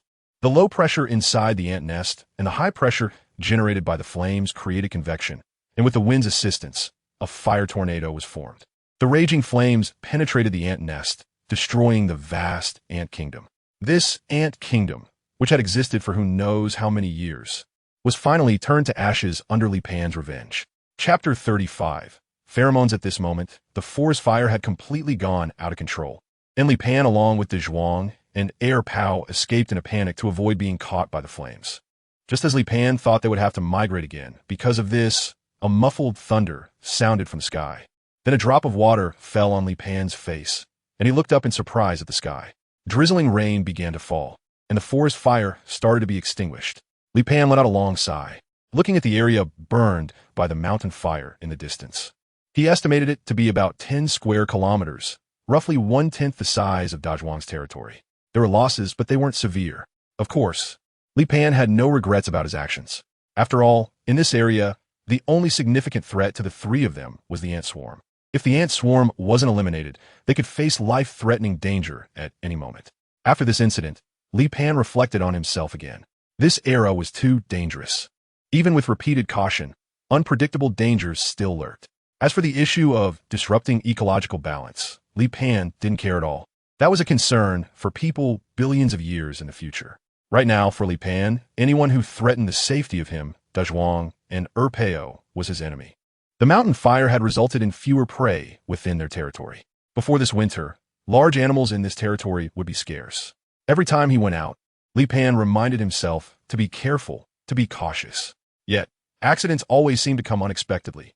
Li Pan still gets injured from time to time, with both minor and major injuries. The mortality rate of any organism in this era is very high. Li Pan, Dazhuang, and Pang supported each other. After 2 months, Li Pan opened the clay jar of fruit wine that had been sealed for 2 months. A rich aroma of wine mixed with the scent of fruit wafted out of the jar. Dazhuang and Pang leaned in at the same time. This unfamiliar wine fragrance made their mouths water. Li Pan held a ceramic jar and first took a sip himself.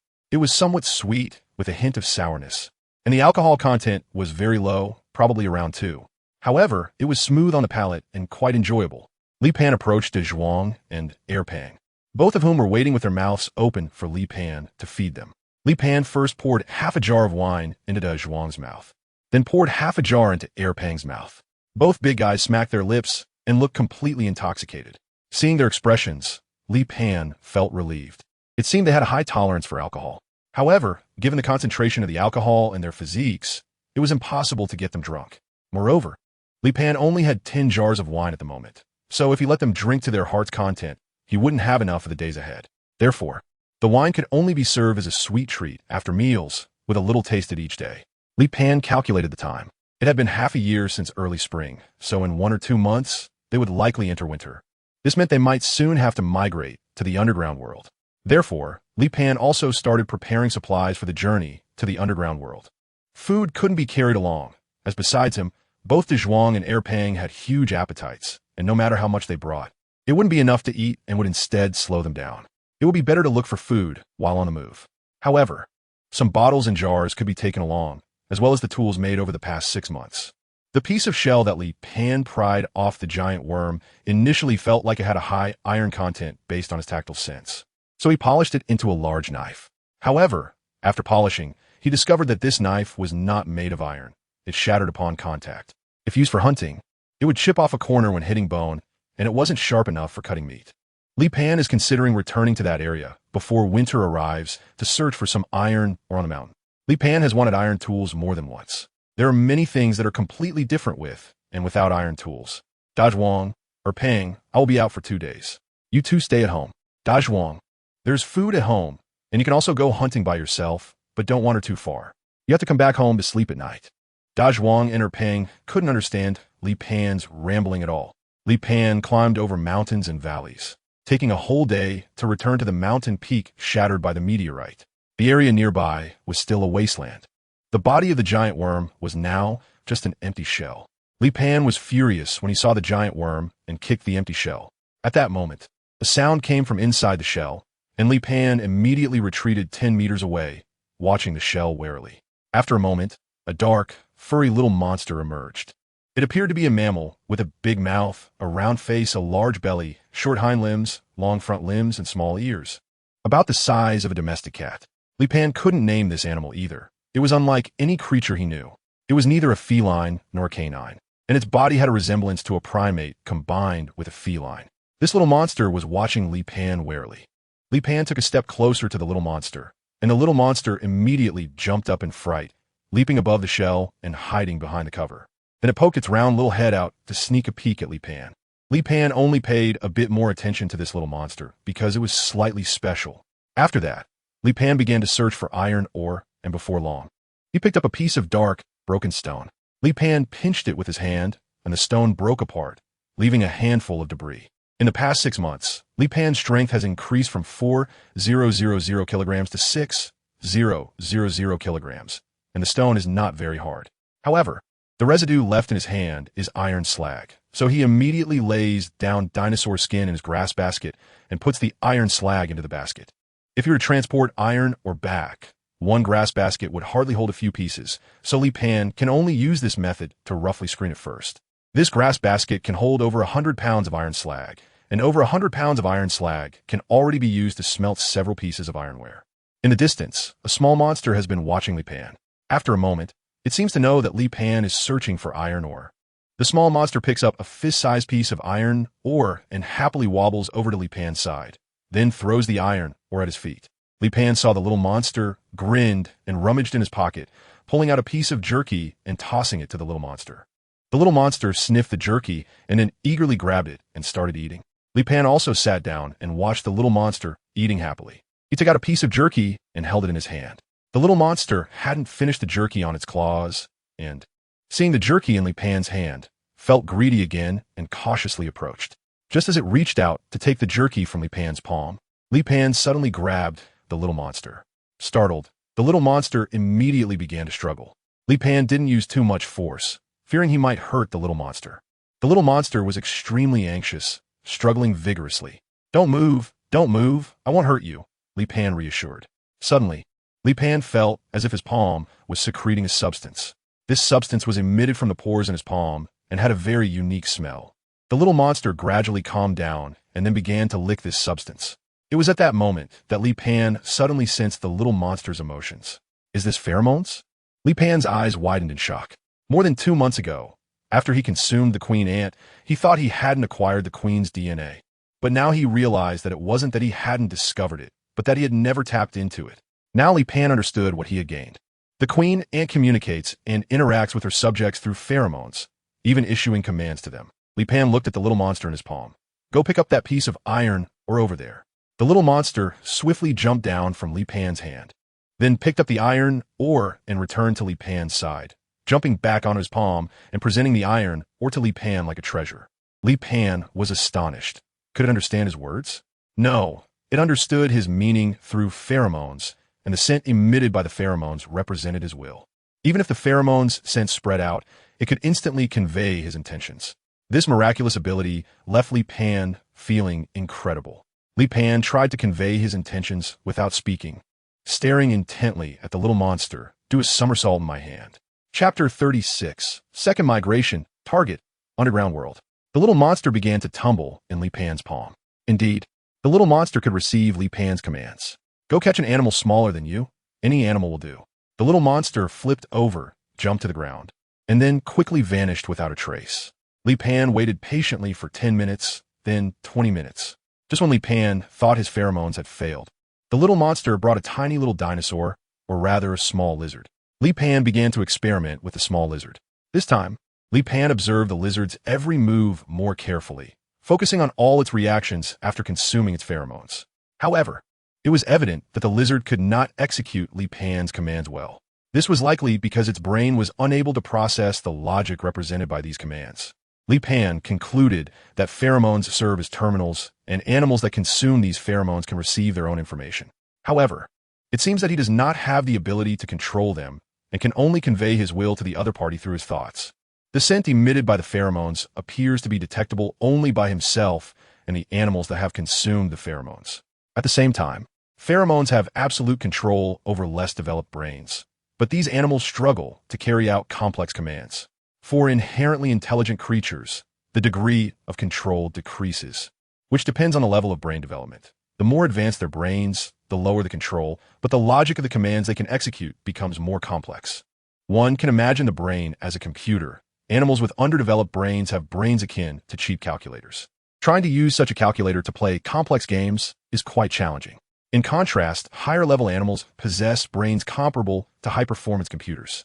Just like Dazhuang and Erpang, they may seem clumsy, but this is merely because their brains have not been developed. Their brain capacity has not been unleashed, which does not mean they're incapable of complex logical processing. Li Pan suddenly thought that if he could give commands to animals based on the scent of pheromones, could the animals also send feedback to him from a distance? Li Pan attempted to train animals to provide feedback to himself from a distance. The little lizard failed, but the little monster successfully transmitted its information to Li Pan from afar. Li Pan made a judgment that this should be related to the level of brain development. Li Pan believes that the reason they're able to establish a connection is that pheromones should be a manifestation of mental power, which can also be seen as a form of radio communication. He and the little monster communicate through this kind of radio. However, this conclusion is entirely based on Li Pan's simple experiments and his own speculations.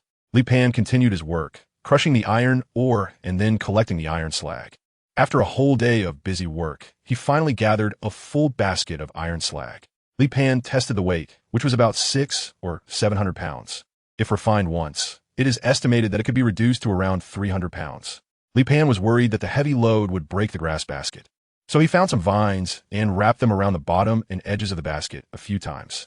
Then he began to walk back. Just then, the little monster jumped onto Li Pan's shoulder in a flash. Do you want to come back with me? Oh, well, home. The little monster's thoughts were filled with the desire to follow Li Pan home.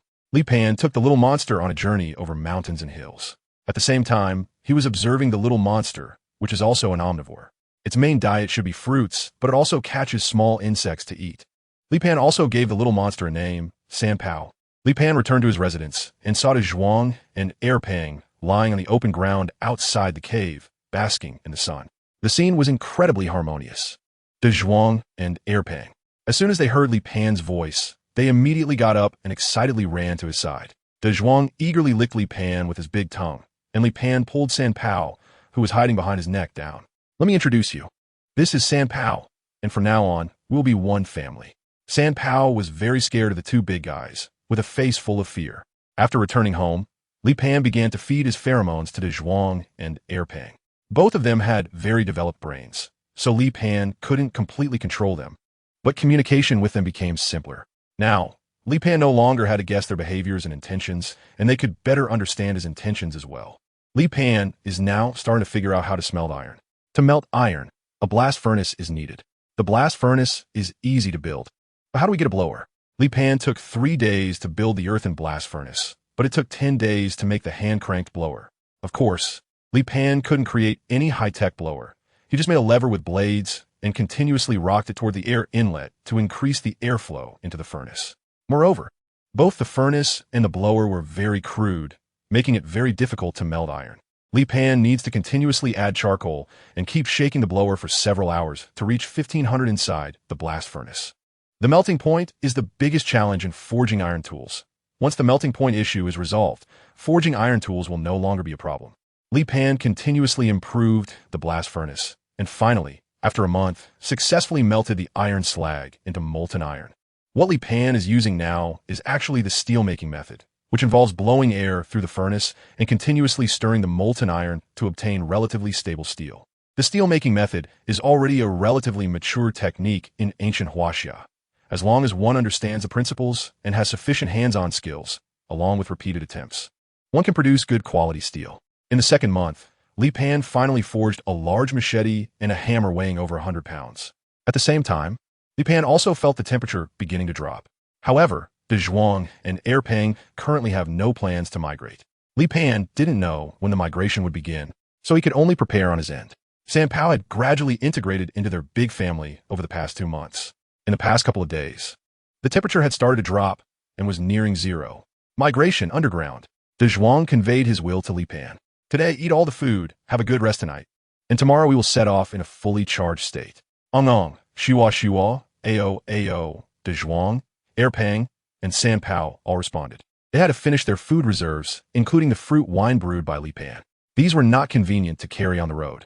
If they weren't consumed, they would completely rot if they returned here next year. That night, 3 ancient creatures of varying sizes, along with Li Pan, gathered around the campfire, enjoying a feast before the migration.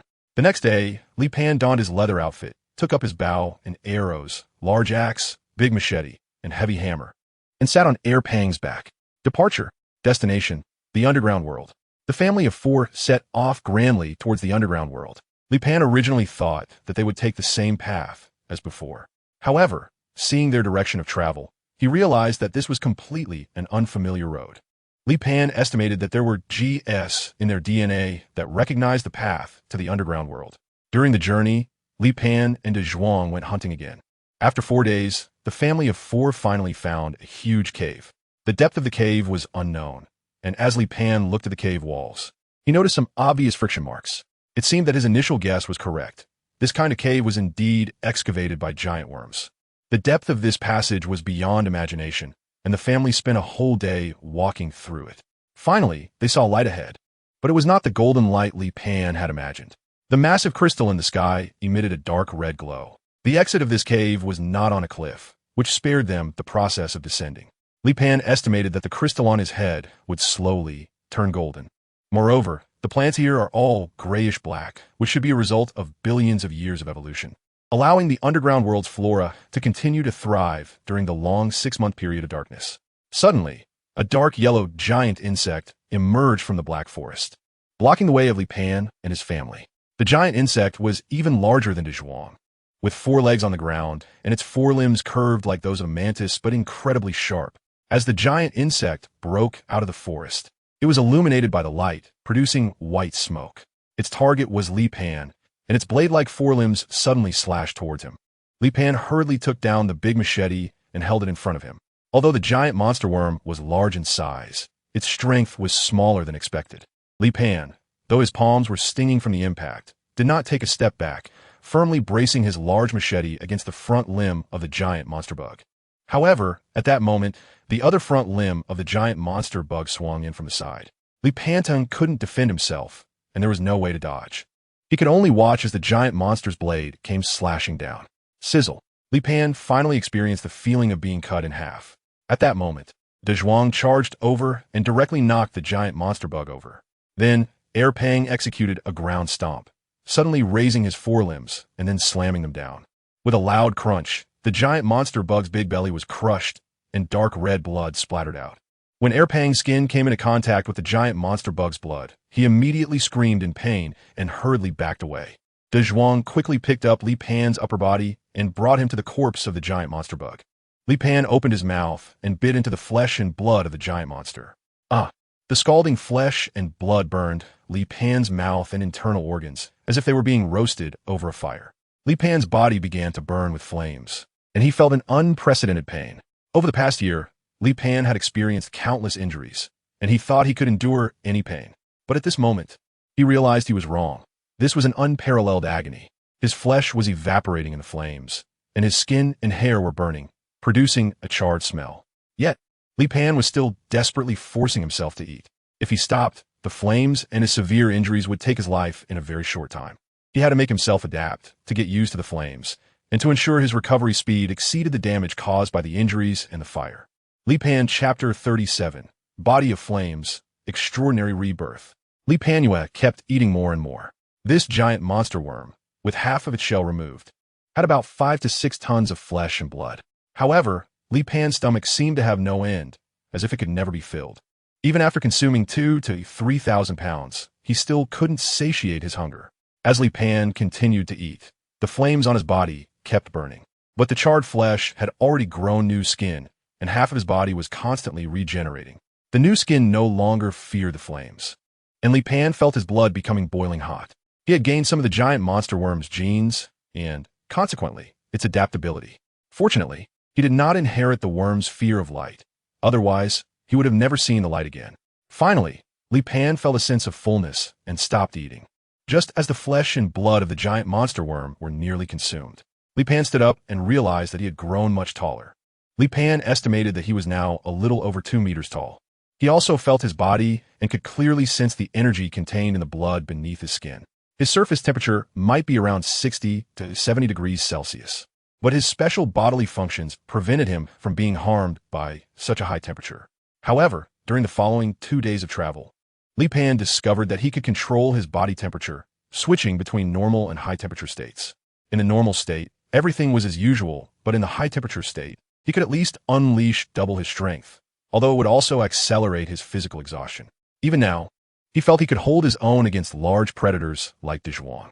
Of course, under normal circumstances, Li Pan didn't want to confront large predators like Tyrannosaurus rex. The meat of A.T. Rex was not very tasty. He had eaten Scar's meat before, which was tough and gamey with a sour taste. Dazhuang. Let's settle at the edge of the plain, near the forest where we used to be. Li Pan's thought was that the location was an excellent treasure land, close to the swamp and the big river, with an endless plain in front and dense jungle behind. Their family supplies would be fully guaranteed there. Of course, Li Pan still had psychological trauma regarding the leeches in the big river. To say that leeches posed a threat to him wasn't really significant unless they came in groups of 30 or 50, directly swallowing him alive.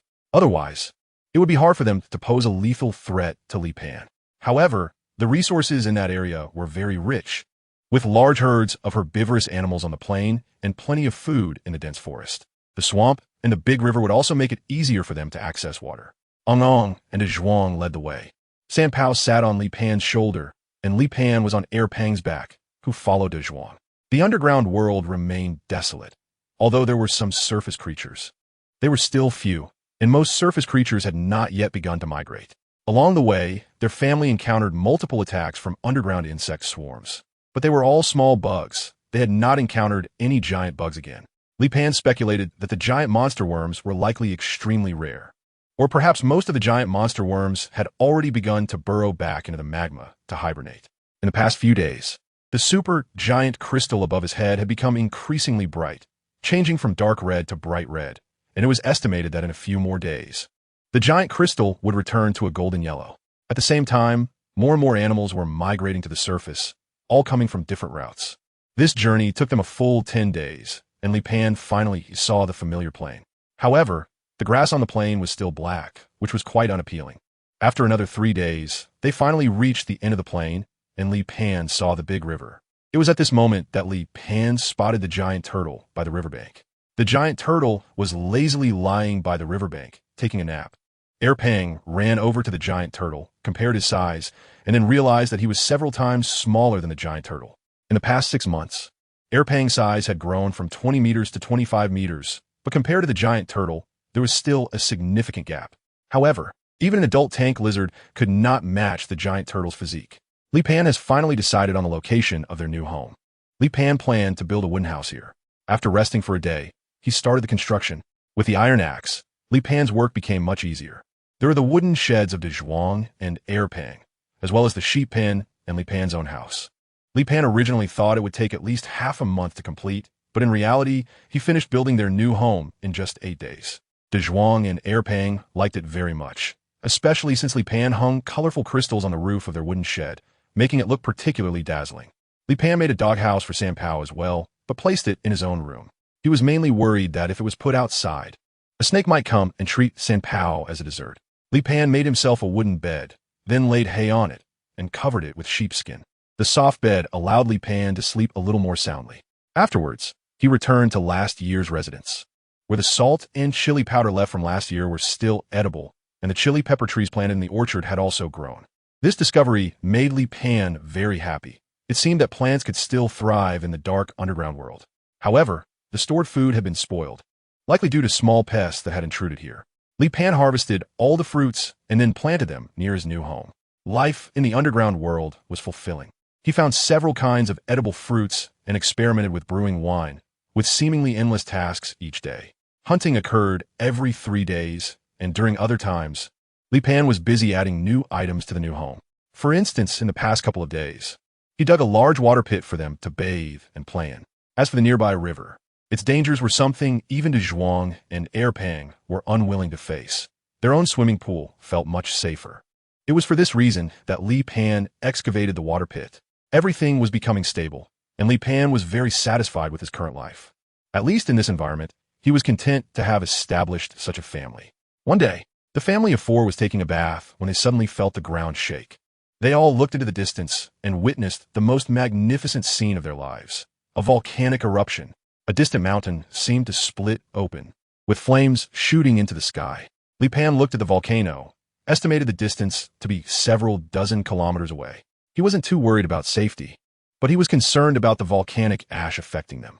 After all, the underground world was in a closed space, and volcanic ash could have a significant impact. Sure enough, what Li Pan feared happened. In the following days, a large amount of volcanic ash fell. That was not the main issue. The main problem was that all the animals had hidden away because of the volcanic eruption. Fortunately, they had stored food, so they didn't have to worry about going hungry. "Let's go travel," Li Pan said. Dazhuang, Erpao, and Sanpao looked at Li Pan with confused expressions.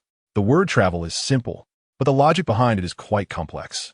The main issue was that all the animals near their home had hidden away, which greatly affected their hunting. To obtain food, they needed to go to a farther place. Moreover, the volcanic ash was really annoying. Just going out for a walk would cover them in ash. So Li Pan planned to go hunting in a more distant area, and to get out of the volcanic ash coverage, they would probably have to walk several hundred kilometers, taking at least 10 days for a round trip. Going out to play, eating, and having fun, Li Pan explained. Eng hu hu ow ow, Dazhuang, adaptation, and Sanpao immediately showed great interest. They had no place to play these past few days, and the white ash falling from the sky had made them feel stifled. As soon as they stepped outside, the white ash would make them sneeze constantly, which was extremely uncomfortable. So now that Li Pan was going to take them out to play, they were naturally very excited. Li Pan made 2 masks for Dazhuang and Erpao using palm-like leaf stalks. This thing is certainly not comparable to masks in later generations, but can block larger volcanic ash particles. After making preparations, the family of 4 set out. Chapter 38. The giant creatures in the sea after 3 days of travel. They finally emerged from the range of volcanic ash. At the same time, they arrived in an unfamiliar area, one that none of them had ever ventured into before. This area had a denser population of animals, but with the combination of Li Pan, Dazhuang, and Erpao, they were still very intimidating here. At this moment, they were resting by a stream in a giant forest. Most of the trees in this forest were of a giant species, reaching heights of 200 to 300 meters, an extremely exaggerated height. It was also home to a group of tree-dwelling mammals that looked like oversized sloths, each about 5 to 6 meters long and weighing at least 2,000 kilograms. They were much faster than sloths, much more lethal, and extremely good at climbing. They moved in packs, ambushing or surrounding their prey on the ground. Of course, this time they picked the wrong target. They attempted to challenge Li Pan, Dazhuang, and Erpao, only to be beaten up, leaving behind the bodies of 3 companions as they fled. After Li Pan dealt with the bodies of the 3 sloths in the creek, he started a fire on the spot. Li Pan held a piece of wood, and soon the temperature in his palm began to rise rapidly, igniting the wood in no time. This ability was acquired from a giant monster, allowing him to generate extremely high temperatures in a specific area for a short period. Of course, this skill was nearly useless in terms of combat power, as wielding a large machete was far more effective than the flame palm. When facing medium to small prey, it didn't matter whether he used the flame palm or not. It would still be a matter of 1 or 2 slaps. Against larger prey, due to the thickness of their skin and flesh.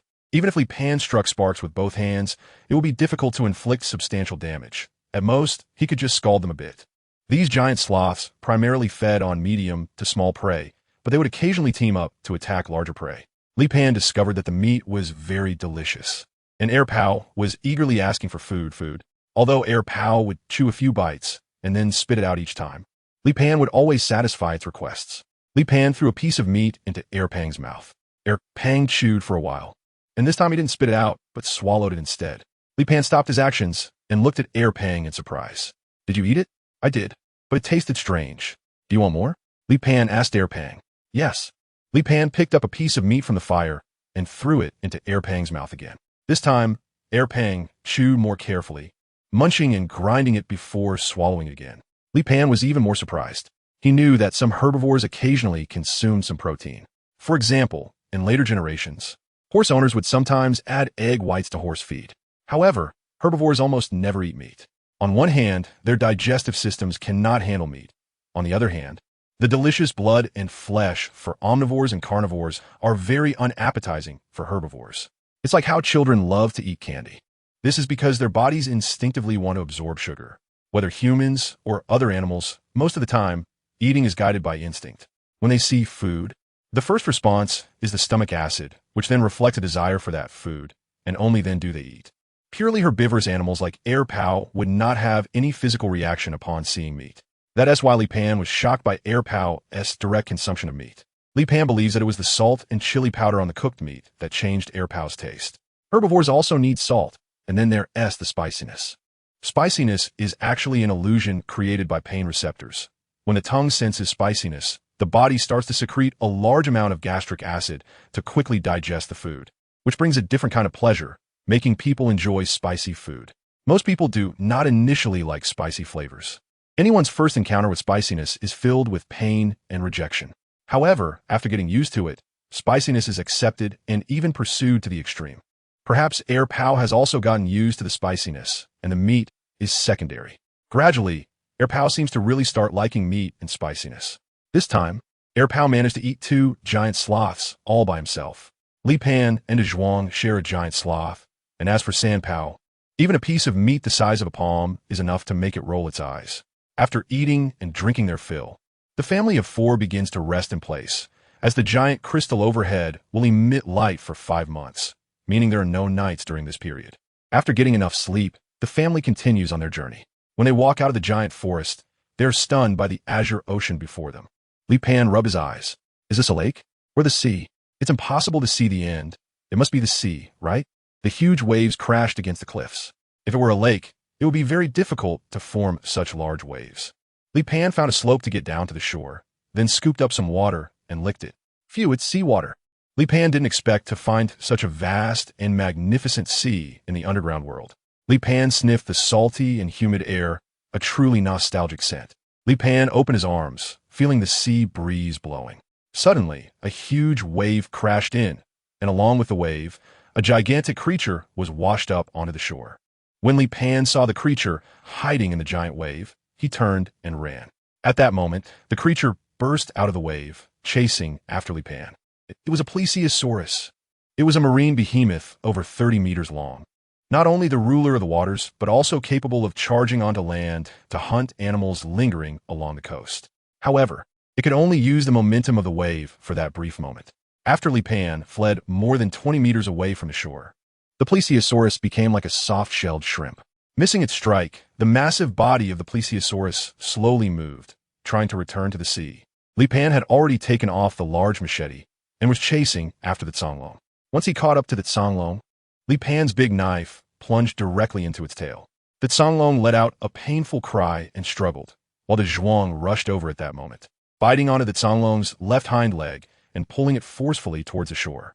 The Dazhuang tried to turn around to bite Dazhuang, but Air Pang also charged in at that moment, directly flipping the Dazhuang over onto the beach. The Dazhuang kept thrashing, trying to turn itself over.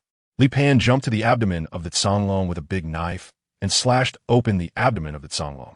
Li Pan, Dazhuang, and Air Pang's combined attack is almost unbeatable. As long as they don't encounter an adult tank dragon of that level, their success rate for hunting is above 80. The Dazhuang struggled a few times, but ultimately fell silent. It was not the first to fail in stealing a chicken and losing a rice seed, and it definitely won't be the last. Li Pan dragged the tail of the Dazhuang, while Pang and Dazhuang bit onto its left and right legs, working together to pull it towards the shore.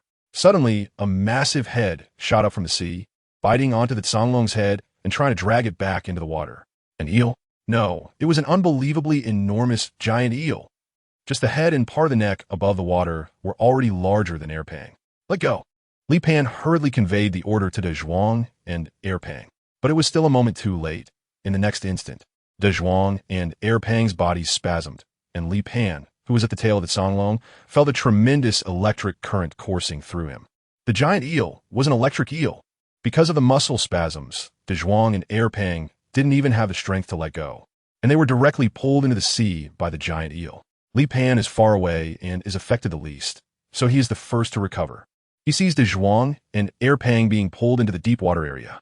Li Pan raised his big machete, flames flickering all around him, and suddenly leaped up, jumping over 10 meters, swinging the blade down towards the electric eel below.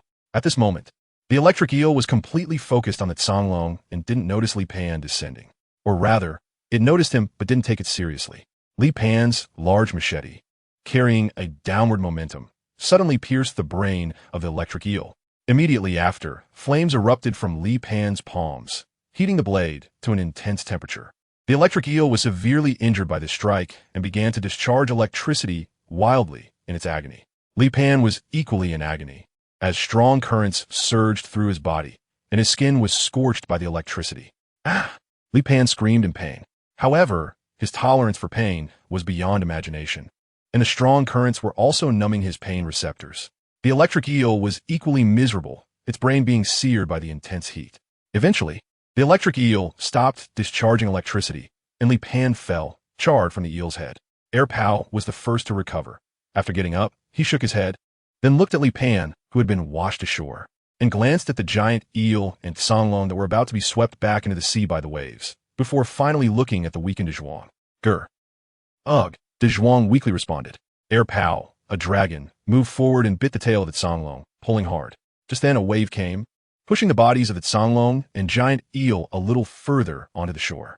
Ultimately, it was Pao, a dragon, who bore the heavy burden of the family. Finally, with Pao's efforts, both the Dazhuang and giant eel were pulled onto the shore. Li Pan woke up shortly after, but the severe pain in his skin made it almost impossible for him to stand up. Li Pan moved forward bit by bit with both hands, finally reaching in front of the electric eel. He tore open the skin of the electric eel and began to chew on its flesh and blood. At this moment, Dazhuang easily gained consciousness. Both he and Pao were not directly hit by the strong electric current. Instead, they were affected through the seawater and the body of the Dazhuang, so their injuries were not severe. Dazhuang approached the giant eel and looked at Li Pan, who was eating. Based on Dazhuang's understanding of Li Pan, if Li Pan could eat, it meant everything was fine. Li Pan's old skin shed, and new skin was reborn. At that moment, a crackling sound came from Li Pan's body. Li Pan was taken aback as a surge of energy similar to high temperature coursed through his body. Did he gain the electric discharge ability of the giant eel? However, it seemed that his discharge ability was a bit weak. Chapter 39. Abundant resources on the coastline. The taste of seafood is completely different from that of mountain delicacies. Seafood carries a freshness that comes from the sea. Pang surprisingly imitated Li Pan and Dazhuang, eating raw flesh and drinking blood, using its not-so-sharp teeth to tear at the meat. Li Pan glanced at Pang and wondered if it wouldn't feel nauseous like this. After all, as an omnivore, the first time he tried raw meat and blood, he almost vomited his stomach out.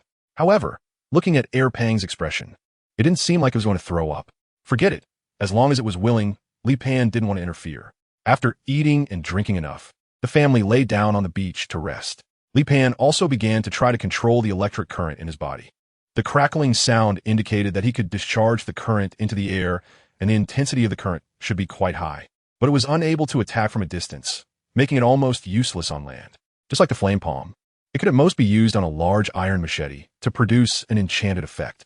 Li Pan faintly felt that this world seemed somewhat different from his impression of the ancient times.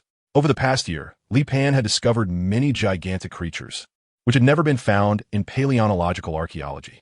If only one or two were undiscovered, it would be normal. But the absence of many giant creature fossils was a bit unusual. Never mind, these were not what he needed to worry about. What he needed to think about was how to survive in this era. The giant eel was extremely large, over 50 meters in length, with a very exaggerated shape.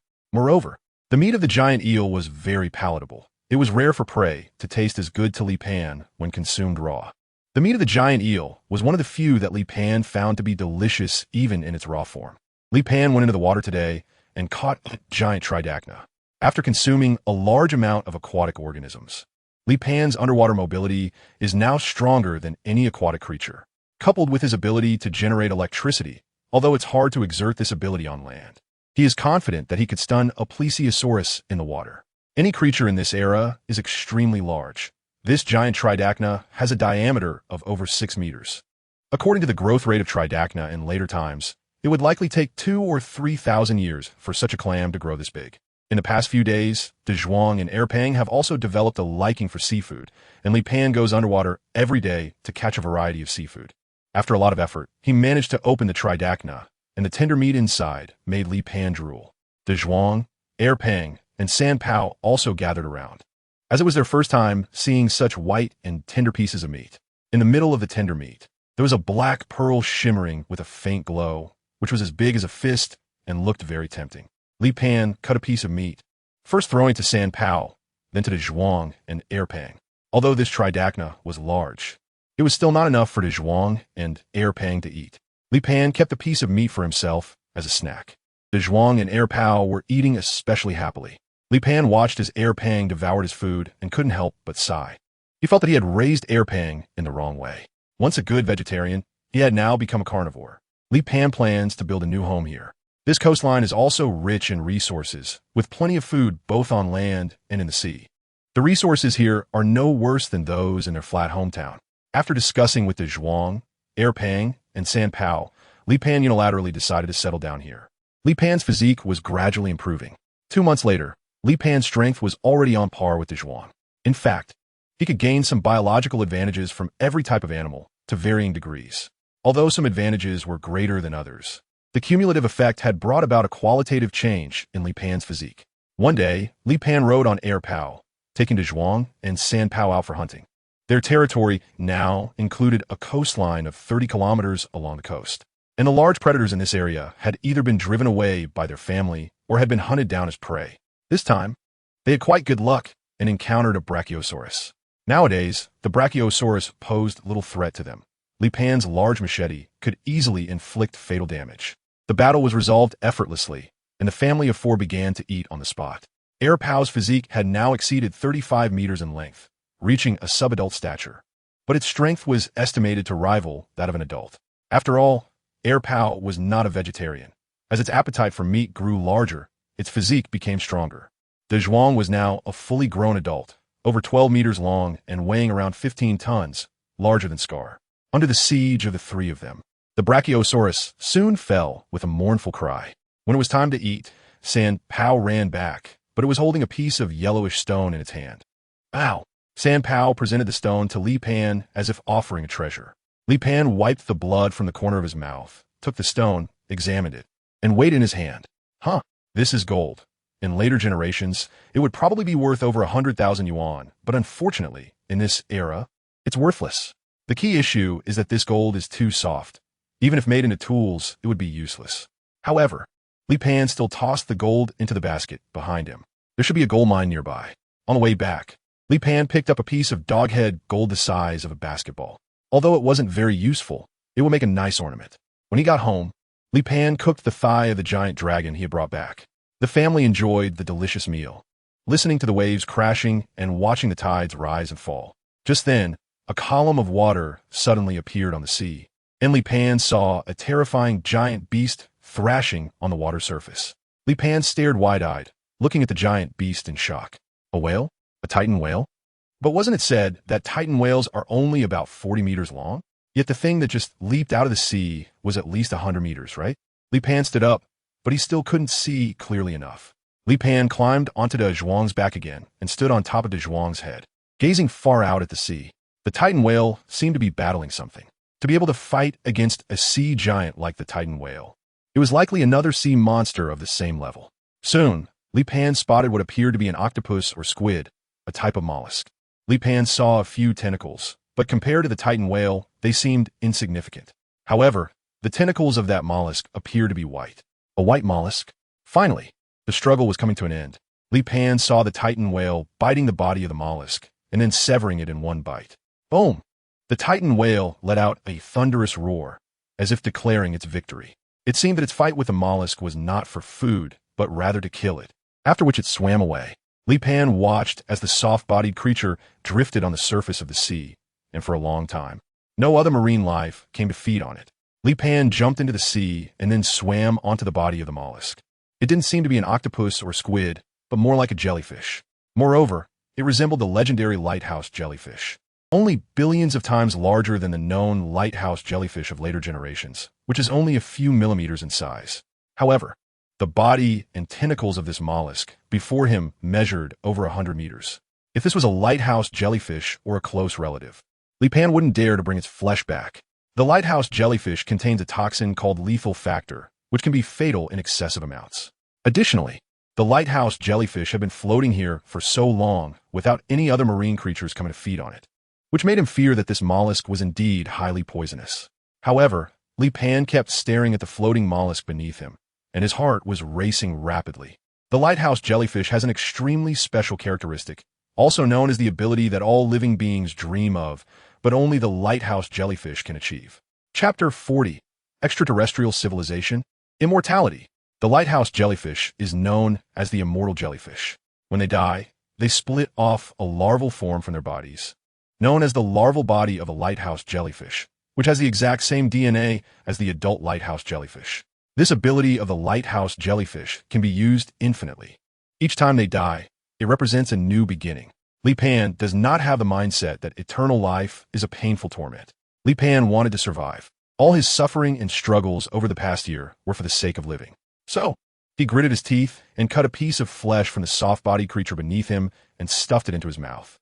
The flesh had no taste at all, feeling somewhat like jellyfish. In the next moment, Li Pan suddenly felt a sharp pain in his mouth, as if it were being pricked by needles. It came. There was indeed a potent toxin. Li Pan touched his cheek, which began to swell. It hurt a lot, but Li Pan now had multiple antibodies against various neurotoxins, coagulants, and mixed toxins. Coupled with his extremely high pain tolerance and his physical strength far exceeding that of an average person, he found that although he was showing symptoms of poisoning, it was still within his tolerance range. Li Pan swam back to the shore and began to eat frantically. He didn't know if he had gained the ability of infinite rebirth from the lighthouse jellyfish, but at least there was some hope. The deadly toxin of the lighthouse jellyfish tormented Li Pan for 2 days before he felt his body fully recover. Li Pan is not sure whether he has gained the new life ability of the lighthouse jellyfish. However, he has indeed acquired the deadly venom of the lighthouse jellyfish, as well as the antibodies.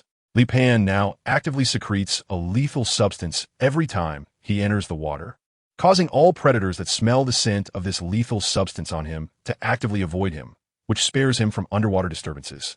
The resources in the sea are abundant. With just a casual swim, Li Pan can gather a large amount of food.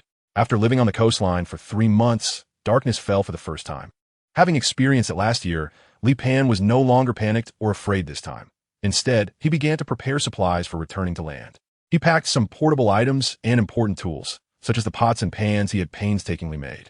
Of course, the most important items were the iron tools. He could forego anything else, but the iron tools were a must.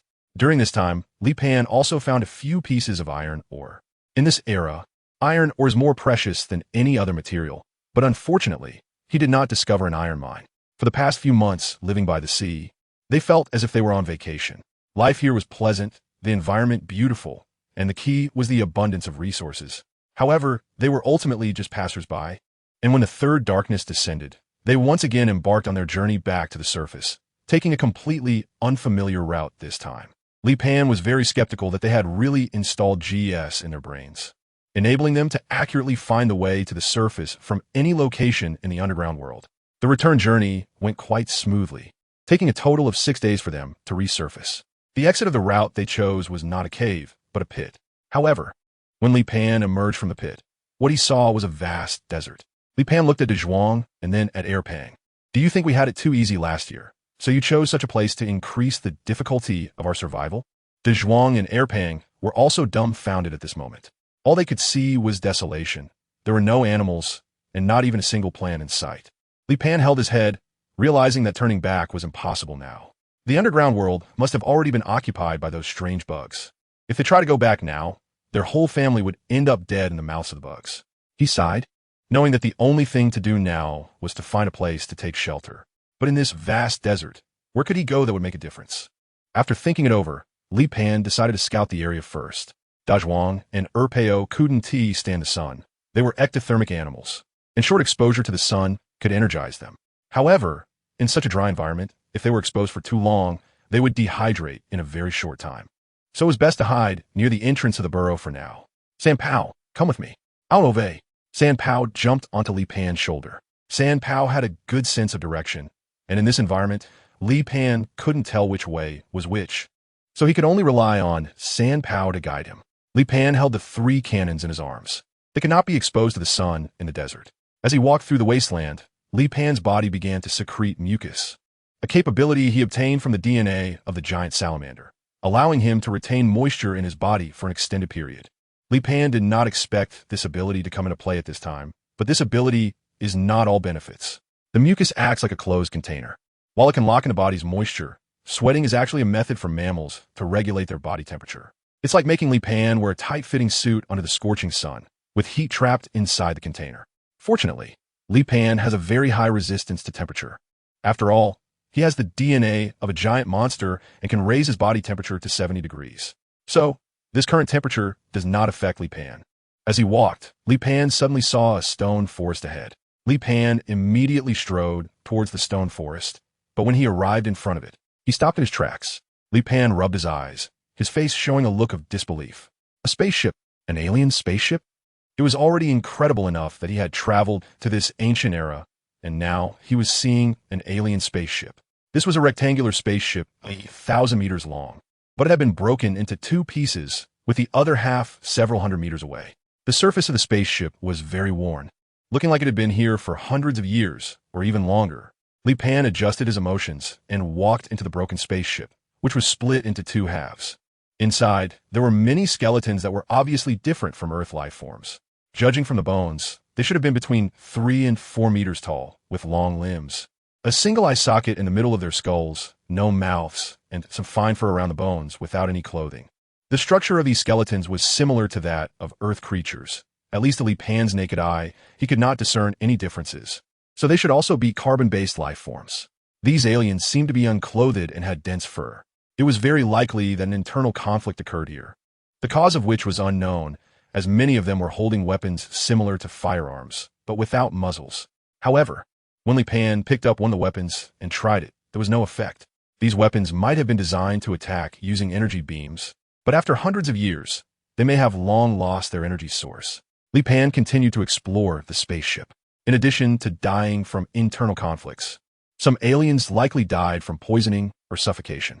This is because Li Pan found that many of the skeletons were in positions where they were clutching their necks. Li Pan imagined scenes from hundreds of years ago when a spaceship was flying close to Earth and then a war broke out inside the ship. Suddenly, a weapon in someone's hand breached the cabin, causing the spaceship to crash. As the spaceship fell, it broke into 2 pieces, and the air from Earth rushed into the interior, instantly killing all the aliens. The spaceship was extremely massive, even larger than an aircraft carrier, resembling a rectangular iron box, with a very vast and spacious interior. Li Pan suddenly thought that this spaceship could serve as a residence for their family. Even if Erpang grew to his maximum size, he could still move in and out freely. Chapter 41. The danger beneath the sand. Li Pan continued to explore inward and stopped when he entered a circular inner chamber. At that moment, a metallic sphere was hovering in front of him, with a diameter of at least 200 meters. This sphere was emitting a very special kind of energy. If it were an ordinary energy ray, Li Pan would not feel it, but he could clearly sense the energy emanating from this metallic sphere. He felt that his fatigue, hunger, and thirst were all alleviating. Li Pan's face was filled with disbelief.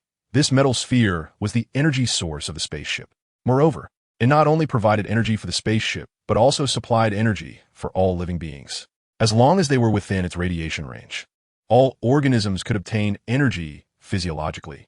It's hard to imagine just how advanced the technology of this alien race truly is. After hundreds or even thousands of years, the energy source still functions normally and can eliminate the dependence on food. Li Pan suddenly thought that those aliens have no mouths. Perhaps it is because their technology is so advanced that they have already liberated themselves from the constraints of ordinary food, leading to the degeneration of their mouths. Unfortunately, even the most advanced civilizations cannot escape internal conflicts. However, the desire for food is something these aliens probably haven't considered. Li Pan did not feel full. He doesn't feel hungry.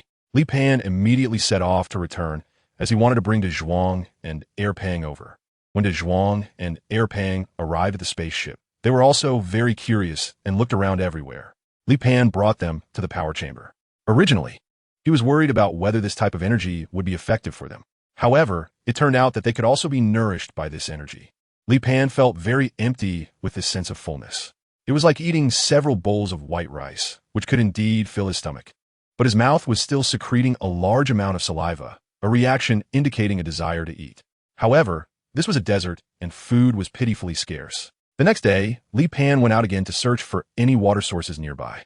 There were not completely no animals in the desert. Li Pan still discovered some small lizards and insects in the sand. However, these small lizards and insects were too tiny, barely enough to fill his stomach. This was normal. In areas with scarce food, smaller body size was the evolutionary direction for organisms. Today, the sun was particularly scorching, and Li Pan suddenly felt his feet sink. Half of his body quickly sinking into the sand. It was at that moment that Li Pan felt something beneath the sand gripping his half-buried body and pulling him forcefully down into the sand. Li Pan was startled. He could breathe underwater, but the situation in this sandy ground was different. Discharge. ZZ. Li Pan's body erupted with intense arcs of electricity.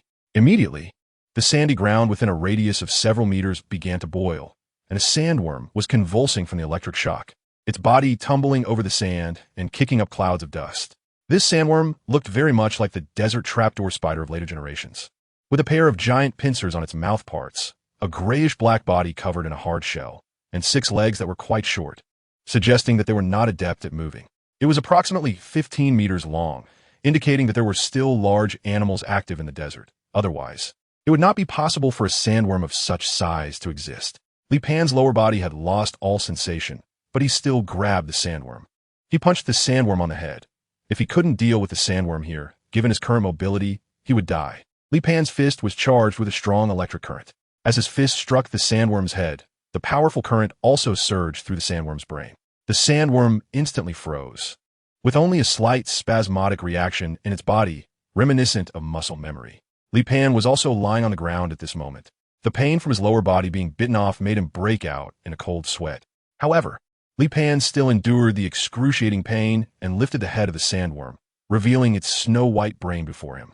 Li Pan finished eating the brain of the sandworm, and his lower body grew back. Li Pan was somewhat surprised. The nutritional value of the sandworm's brain is quite high. Generally speaking, with such a severe injury, Li Pan would need to consume at least 1,000 kilograms of food to fully recover his body. However, this sandworm's brain is estimated to weigh only 200 to 300 kilograms, yet can actually meet the energy needs for Li Pan's self-healing. Li Pan began to pull the sandworm completely out of the ground. This sandworm's weight is estimated to be comparable to that of Dazhuang, both weighing over 10 tons. Li Pan began to drag the sandworm back, and dragging such a large prey through the sandy ground wasn't too strenuous. However, he still needed to avoid some sand dunes. San Pao, aside from serving as a directional guide, couldn't help with anything else. Every time they went hunting, San Pao would stay far away to avoid causing trouble for Li Pan and the others, which was his greatest contribution. When Li Pan returned with the sandworm, Dazhuang and Pang rushed out. Dazhuang and Pang didn't need Li Pan to invite them. They started eating on their own. The spaceship's core could prevent them from starving, but the lack of a full feeling still left them feeling restless. Li Pan felt the same way. So after Dazhuang and Pang started arguing, Li Pan also joined the feast. Indeed, it is only by eating food that one can feel satisfied. This is a sensation that the spaceship's core absolutely cannot provide them. The sandworms were devoured cleanly by the 3 big eaters. Li Pan discovered that he had gained a new ability, shockwave. Li Pan stood on the sandy ground, and the shock waves he generated would transmit through the earth like sound waves. When the sound waves encountered a rock or a creature hidden in the sand, they would bounce back. This sensation was very similar to the sonar systems used in ocean operations. This ability was precisely that of the sandworms, which relied on shock waves to locate their prey. Their mouths continuously emitted shock waves that were very difficult to detect, yet it was their unbeatable trump card. Gaining the ability to sense shock waves also meant he no longer had to worry about the hidden dangers in the sand. Dazhuang, adaptation. Tomorrow you guys come out with me for a stroll. Li Pan was walking too slowly on his own, and if he encountered a large prey, he wouldn't be able to handle it alone. After encountering the sandworm today, Li Pan realized that there should also be large prey in the desert. Dazhuang and Air Pow responded to Li Pan as well. Li Pan looked at the sandworm shell on the ground, wondering if it could be used to make a set of armor for Dazhuang. Perhaps there were suitable tools to be found inside the spaceship. This crashed ship had scattered many parts and also had a lot of tools. Li Pan then continued to explore inside the spaceship. The scale of the spaceship is like a large community, and it's hard to imagine how such a big thing could fly. Li Pan picked up a metal plate. This metal plate was very light and also very tough. Li Pan felt that this piece of metal could definitely be processed to create high-quality leather armor. In a flurry of exploration, Li Pan was unsure whether he had arrived in a laboratory or a repair room. There were a large number of tools, of which only a very small portion he could recognize or use. The vast majority were mechanical devices that could not be used and had already lost their energy. Li Pan saw a guillotine, which was placed on a machine. Li Pan exerted a tremendous amount of effort to take apart the guillotine and then reattach the handle himself. This guillotine is extremely sharp and can even cut through metal. Li Pan tried it out. The blade showed no signs of damage. He didn't know what kind of alloy this knife was made of, but its sharpness and toughness had surpassed any metal he had ever known. This guillotine was likely designed for cutting metal. Li Pan then made a wooden sheath for the knife and strapped it to his back. After resting for a night, Li Pan, Dazhuang, Air Pang, and San Pao set off on their exploration journey. Chapter 42, Desert Oasis. Stop! Li Pan suddenly waved his hand, and Dazhuang and Air Pang immediately halted. San Pao, go behind Air Pang, Li Pan said. San Pao leapt and climbed onto Air Pang's back. Li Pan stared at the sandy ground more than 20 meters ahead. There was a noticeable sand pit, and Li Pan sensed that beneath that sand pit, a sandworm was hiding. Li Pan took the large hammer from his back and slowly approached the sand pit. He then threw the hammer into the sand pit. In the next moment, the sand pit suddenly erupted, and a fierce and terrifying giant beast burst out, biting down on the hammer. At that instant, Li Pan pushed off the ground and charged into the sand pit, simultaneously drawing the guillotine from his back and stabbing at the sandworm. The guillotine easily pierced the shell on the back of the sandworm's head. Li Pan made another horizontal cut, and the sandworm's head was directly sliced open. The sandworm squirmed a couple of times, but then fell silent. Dazhuang, come over and pull this guy out. Dazhuang approached the sandpit, bit down on the sandworm's head, and forcefully pulled its body out of the sand. First, let's fill our stomachs, then continue exploring, Li Pan said. They had only traveled less than 5 kilometers so far, and Li Pan planned to explore a bit more of the area. The 3 adults and 1 child had eaten most of the sandworm, leaving the rest behind. If they returned and the sandworm hadn't been visited by other predators, they wouldn't mind taking it back. The family of 4 set off again. After 2 hours of walking, the sunlight made Dazhuang and Air Pang feel a bit uncomfortable. They were already showing signs of dehydration. Li Pan thought for a moment and decided not to continue walking. Dazhuang and Air Pang are ectothermic animals. They do not have organs to regulate their body temperature, and high temperatures can be very harmful to them. It seems that next time he should come out alone. Li Pan thought to himself. Suddenly, a breeze carrying moisture blew by, and Li Pan stopped in his tracks, trying to discern the direction of the wind. Li Pan immediately ran up to the sand dune in front and gazed into the distance. Soon, he spotted a vast oasis ahead. The oasis was so expansive that Li Pan couldn't see its end at a glance. Li Pan didn't know whether this was an oasis or just the edge of the desert. Moreover, Li Pan also saw a huge lake, and his pupils suddenly contracted. Li Pan and his family of 3 headed towards the oasis. On the outskirts of the oasis, there was a group of hefty animals. They were not dinosaurs. They appeared to be mammals, resembling hippos, but their skin was rough, and they had large ears similar to those of elephants. Their noses protruded outward, giving the impression that some organ was hanging from their faces. They were larger than African elephants and looked quite spectacular in their groups. They should be ancient elephants, and they seemed unafraid of Li Pan's family, only making way when Dazhuang and Air Pow approached. However, their numbers and size certainly made them fearless against most predators. If they collectively went berserk, even Dazhuang and Air Pao would have to flee in a hurry. Li Pan was not there for hunting. He primarily came to investigate the hunting environment. The family of four entered the oasis, which was also full of vitality and had an abundance of prey. Li Pan witnessed many familiar and unfamiliar creatures here. As they approached the lake, they suddenly saw numerous figures emerging from the water. Then, a large number of ancestral crocodiles crawled ashore. The ancestral crocodile and the crocodile ancestor dragon are not the same species, although they look somewhat similar. They are actually close relatives, but not the same thing. The ancestral crocodile is already quite similar to modern crocodiles, but it has a larger physique and sturdier limbs. Most of these ancestral crocodiles are over 8 meters in length, generally weighing 3 to 4 tons. Their robust limbs allow them to have strong mobility both in water and on land. Go, run, Li Pan shouted, turning to run with Dazhuang and Air Pao. The number of ancestral crocodiles here was too large. Even Air Pao would be completely devoured by them. They ran for more than 1,000 meters before the ancestral crocodiles finally stopped chasing. However, a few of them, whether out of madness or hunger, continued to pursue even as their companions retreated. Take down those few ancestral crocodiles.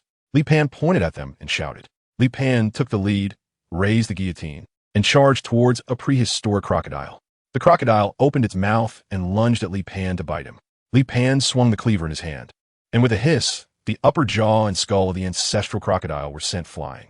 Dazhuang jogged a couple of steps, opened his mouth, and bit down on the head of the ancestral crocodile, crunching its skull with a snap. Air Pang was even more straightforward and brutal, simply running over, and then everything was over. With nearly 40 tons of weight, anything it collided with would die or be severely injured. However, the prey crushed by Air Pang was basically inedible. All of it was smashed to pieces. Li Pan placed 3 ancestral crocodiles on Air Pang's back and let them rest there. Just as he was about to head back, a sudden shadow enveloped them. Dazhuang and Air Pang raised their fists, and then both saw that was 3 times larger than Air Pang. The giant beast dragon. It also had another imposing name, Super Emperor Dragon. In later paleontological studies, this dinosaur was referred to as the largest terrestrial predator. Of course, among all the predators Li Pan had seen, the giant beast dragon was clearly not the largest. It could only be considered the largest. The giant beast dragon opened its mouth and lunged at Dazhuang. Li Pan jumped up without hesitation and directly crashed into the neck of the giant beast dragon. The giant beast dragon staggered a few steps from the impact. In the next moment, Air Pang also charged straight at the giant beast dragon. Even when facing the giant beast dragon, Air Pang's weight still had a huge advantage. At the same time, Dazhuang bit at the giant beast dragon's hind leg. The giant beast dragon was caught off guard by the combined attack of Li Pan, Dazhuang, and Air Pang, but quickly recovered, swinging its massive tail heavily against Dazhuang. While being sent flying, Dazhuang still managed to bite off a chunk of flesh from the giant beast dragon's thigh. The giant beast dragon suddenly lowered its head and bit down on Air Pang's neck. Air Pang's head and back were protected by hard bone layers, but his neck area had no protection. Fortunately, Air Pang's neck was very thick, and even the giant beast dragon's enormous jaws could not bite through it in a short time. Li Pan saw this and immediately drew out the guillotine, leaping up fiercely to deliver a powerful strike. With a swish, the guillotine swept across the neck of the giant beast dragon, severing it completely. In the next moment, the dragon's neck gushed forth a large amount of blood. Li Pan rolled on the ground twice, shook his head, and then immediately went to Air Pang's side. Air Pang, let me see your neck. Air Pang was seriously injured this time, with bloodstains all over his neck. The fangs of the giant beast dragon had bitten through Air Pang's neck skin, and its fangs were 50 centimeters long when it pierced Air Pang's neck. The fangs cut through his flesh like a saw. It hurts, it hurts. Air Pang let out a weak and aggrieved voice. Dazhuang nudged Air Pang's head with his big head, seemingly trying to comfort him. Chapter 43. The Defense of Air Pang. At this moment, Air Pang was very weak, lying on the ground and unwilling to move. Li Pan had no choice but to provide some basic treatment for Air Pang on the spot. His treatment involved wrapping the neck with some hemp ropes, which was all he could do. After that, he fed him meat and fodder. This time, they faced the giant beast dragon, and Air Pang also put in a lot of effort. Li Pan couldn't possibly abandon Air Pang, so he and Dazhuang took care of Air Pang very attentively. After nightfall, pairs of blood-red eyes emerged in the surroundings. Li Pan and Dazhuang immediately became alert. Air Pang was worried about implicating Li Pan and Dazhuang, wanting them to leave the place. Just focus on being a patient. With Dazhuang and me here, you won't be harmed. Li Pan patted Erpang's big head. It's a primordial crocodile. They came out of the lake at night, and they've caught the scent of blood here. Li Pan held a cleaver, and Dazhuang also lowered his body, adopting a fighting stance. Li Pan's gaze was fixed on the approaching ancient crocodile. The ancient crocodiles were covered in water, which masked their body temperature, affecting Li Pan's thermal sensing. However, he could still faintly see their outlines. Although not as clear as during the day, he could still make them out. At that moment, one of the ancient crocodiles noticed Erpao not far away, especially sensing Erpao's weak aura, and immediately let out a howl. In an instant, all the ancient crocodiles became excited and quickly increased their speed, surrounding Erpao in a fan-like formation. They must not be allowed to form encirclement. Li Pan took the initiative to strike. At this moment, he was like the swiftest cheetah in the jungle, moving like a thunder. When the ancestral crocodile saw Li Pan charging towards it, it immediately lunged to bite at him. Li Pan swung the guillotine horizontally, and the mouth, along with the head of the ancestral crocodile, was severed. Li Pan did not stop and circled to the side of a prehistoric crocodile. The crocodile still wanted to turn its head to attack Li Pan. Li Pan swung his blade down, and the ancient crocodile was beheaded. On the other side, Dazhuang was also fighting. He stepped on one ancient crocodile, biting down hard, and with a sweep of his large tail, he knocked over another ancient crocodile.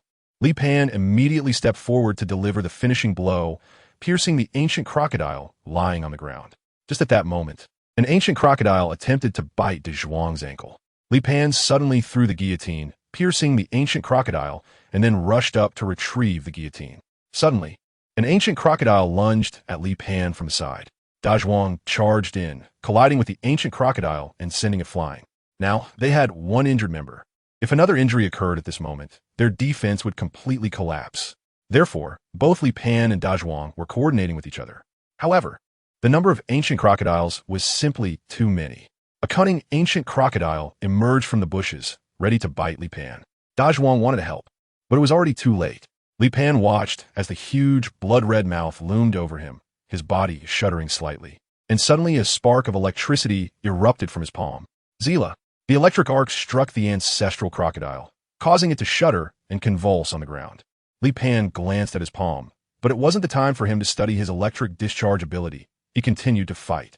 After killing more than 30 primordial crocodiles, the remaining ones finally stopped their attack. On one hand, they were also afraid, as Li Pan and Dazhuang had already demonstrated their strength through their actions. Moreover, they didn't necessarily have to eat Erpang. With so many of their kind around, they could still have a hearty meal. Li Pan and Dazhuang returned to Erpang's side. At this moment, the smell of blood here had attracted more predators. However, no one came over to seek trouble. There were corpses of the ancestral crocodiles everywhere, and they naturally prioritized eating the ancestral crocodiles. Li Pan was sitting on Erpang, with an arc of electricity crackling in his hand. In a moment of panic earlier, he had actually released the arc over 3 meters, but the consumption hadn't increased much, and the power hadn't decreased significantly either. However, at this moment, he couldn't release that kind of long-range attack. Dazhuang dragged over a primordial crocodile, trying to let Erpang bite off a few pieces of meat, and then it started eating itself. Li Pan also took a few bites to regain some strength. Dazhuang, you rest, I'll keep watch, Li Pan said. Dazhuang nestled next to Erpang and fell asleep. It wasn't until dawn that Dazhuang opened his eyes and yawned. Dazhuang, you keep watch, I'm going to sleep. Call me if there's danger, he said. Throughout the night, dozens of ancient crocodile corpses had been completely devoured by predators. For them, it was a feast, and now that they were full, they wouldn't disturb Li Pan and the others. Only some medium and small predators remained to sip on the soup, and they dared not approach. When Li Pan woke up, it was already close to dusk. After checking on Erpao's injuries, he found that the wounds had scabbed over, but Erpao still seemed lethargic. However, it was still able to eat and drink, which indicated that at least its condition hadn't worsened. They had stayed at the oasis for 3 days, and, finally, Erpao's health had recovered. Afterwards, the family set off back home with the prey. Upon returning home, Li Pan began to consider making a set of armor for both Dazhuang and Erpao.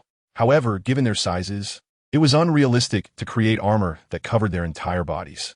Dazhuang's thighs were relatively vulnerable areas, as predators like the ancestral crocodile, which attack at a low height, could easily target Dazhuang's legs. Additionally, during fights with similarly sized Tyrannosaurus, its neck was also a weak point. If its neck were bitten and no one intervened, it could easily be bitten through. Similarly, Airpow's neck was also a weak spot, as it had been injured this time due to a bite to the neck. However, this was destined to be a monumental project, and it might not even be completed this year.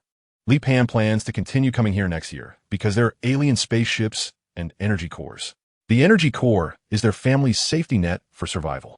Moreover, there is an oasis just over 20 kilometers away, large enough and rich in resources. The spaceship also serves as a shelter from the wind and rain, and there are plenty of materials here that allow Li Pan to unleash his creativity. The only drawback is that each hunt requires running over 20 kilometers. However, compared to the advantages here, that minor drawback is negligible. The armor for San Pao has already been prepared first. As San Pao is small and therefore the easiest to equip additionally, many of the unknown metals here are very light, yet their metallic properties are quite remarkable. At this moment, San Pao looks like a knight. When it runs, it makes a clattering sound that appears rather comical, but San Pao really likes this armor. Of course, with San Pao's physique, even with full body armor, it doesn't have much to contribute, at least when facing the prey of Li Pan and the others. San Pao can only stand by waving a flag and cheering. Chapter 44. Artificial Intelligence. After resting for a few days, the Li family plans to go hunting in the oasis again. Just as they step outside, they suddenly hear a dull sound, and the blue sky is quickly covered by dark clouds. Dazhuang looks up at the sky, and soon, light rain begins to fall. Is this the rainy season in the desert? Seeing the rain, Li Pan gives up the idea of hunting. None of them like getting wet, as the rain can quickly take away their body heat. Li Pan returned to the spaceship with Dazhuang, Airpow, and San Pao. Li Pan continued to explore the spaceship, which was like a huge block with many areas he had yet to explore. The pathways in the spaceship were very complex, and Li Pan had to leave markers during his exploration. Otherwise, he was likely to get completely lost here. Li Pan saw a passage ahead. After walking through the passage and reaching the camera, he discovered a metal door here that was half closed. Li Pan exerted all his strength to pull open the metal door. The scene behind the metal door came into view, and Li Pan saw a space of about several hundred square meters. There were many pieces of equipment and numerous workbenches, each with an alien skeleton in front of it. This should be the cockpit of the alien spaceship, right? Li Pan jumped onto the workbench. These aliens were all over 5 meters tall, so the workbench was also very high. Li Pan was walking around the workbench, looking at the screen in front of him. With such a large screen, it would be so enjoyable to play games on it. Suddenly, all the screens on the workbenches flickered. Immediately afterward, Li Pan's figure appeared on the screen. Li Pan was taken aback, looking at himself on the screen in front of him. What was going on? At that moment, the image of Li Pan on the screen began to speak. Indigenous being, do not be afraid. I am the Source Star Intelligence. How do you know my words? Li Pan looked at the screen with suspicion. Over the past 12 days and nights, I have recorded your monologues and all conversations with your pet. Then, through data analysis and deduction, I have mastered over 60 of your language. Why do you appear in my form? Because it makes you feel more familiar. Source Star Intelligence replied. Based on my analysis of your past behavior, you are an extremely sensitive being. Even the slightest movement can cause you to panic. Therefore, if I appeared in another form, you might have an uncontrollable reaction. So you have always existed and have been observing me? Yes. Then why didn't you appear the first time I came? Did you wait to observe before appearing? Because I was unsure whether you were an intelligent being and to what extent your brain domain was developed. Have you confirmed that now? Yes, based on your behavior. Your brain domain development is similar to that of the Source tribe that created me. So why are you appearing before me now? My core is exposed to the gases of this planet, which are corrosive. If not interfered with, my core will suffer severe damage after 520 days and nights. How long has the spaceship been here? 519 days and nights. Li Pan thought for a moment. Isn't that about 3,000 years? After so long, haven't you thought about sending a signal from the Source Star? The Source Star has been destroyed in the war, and the Source clan on the Origin ship are the only survivors, so there is no rescue. The Source Star's AI responded. When the Origin ship arrived in the near-Earth orbit of this planet, the rebels hidden on the ship launched an attack, damaging the membrane layer from the inside, which caused the Origin ship to crash. So what do you need me to do? What can I do? I need water. Water? Yes, as long as there is water, I can repair the aging parts. Then what can I gain from this? I can serve you. So what can you do? The Origin Ray is a type of ray discovered and utilized by the Source clan, and my core is capable of releasing the Origin Ray. The Origin Ray can restore physical strength, energy, eliminate fatigue, heal injuries, and also provide energy for the spaceship. This Origin Ray really is a panacea. Li Pan couldn't help but exclaim. Such an advanced civilization ultimately led to its own destruction. Even the last survivors died in internal strife. So what is your energy source? I can absorb the surrounding gases, then decompose them into atoms, converting them into the energy I need. Besides gas, dust, and light can also become my energy. No wonder you could sustain yourself for thousands of years and continuously release this origin ray. So what do I need to do?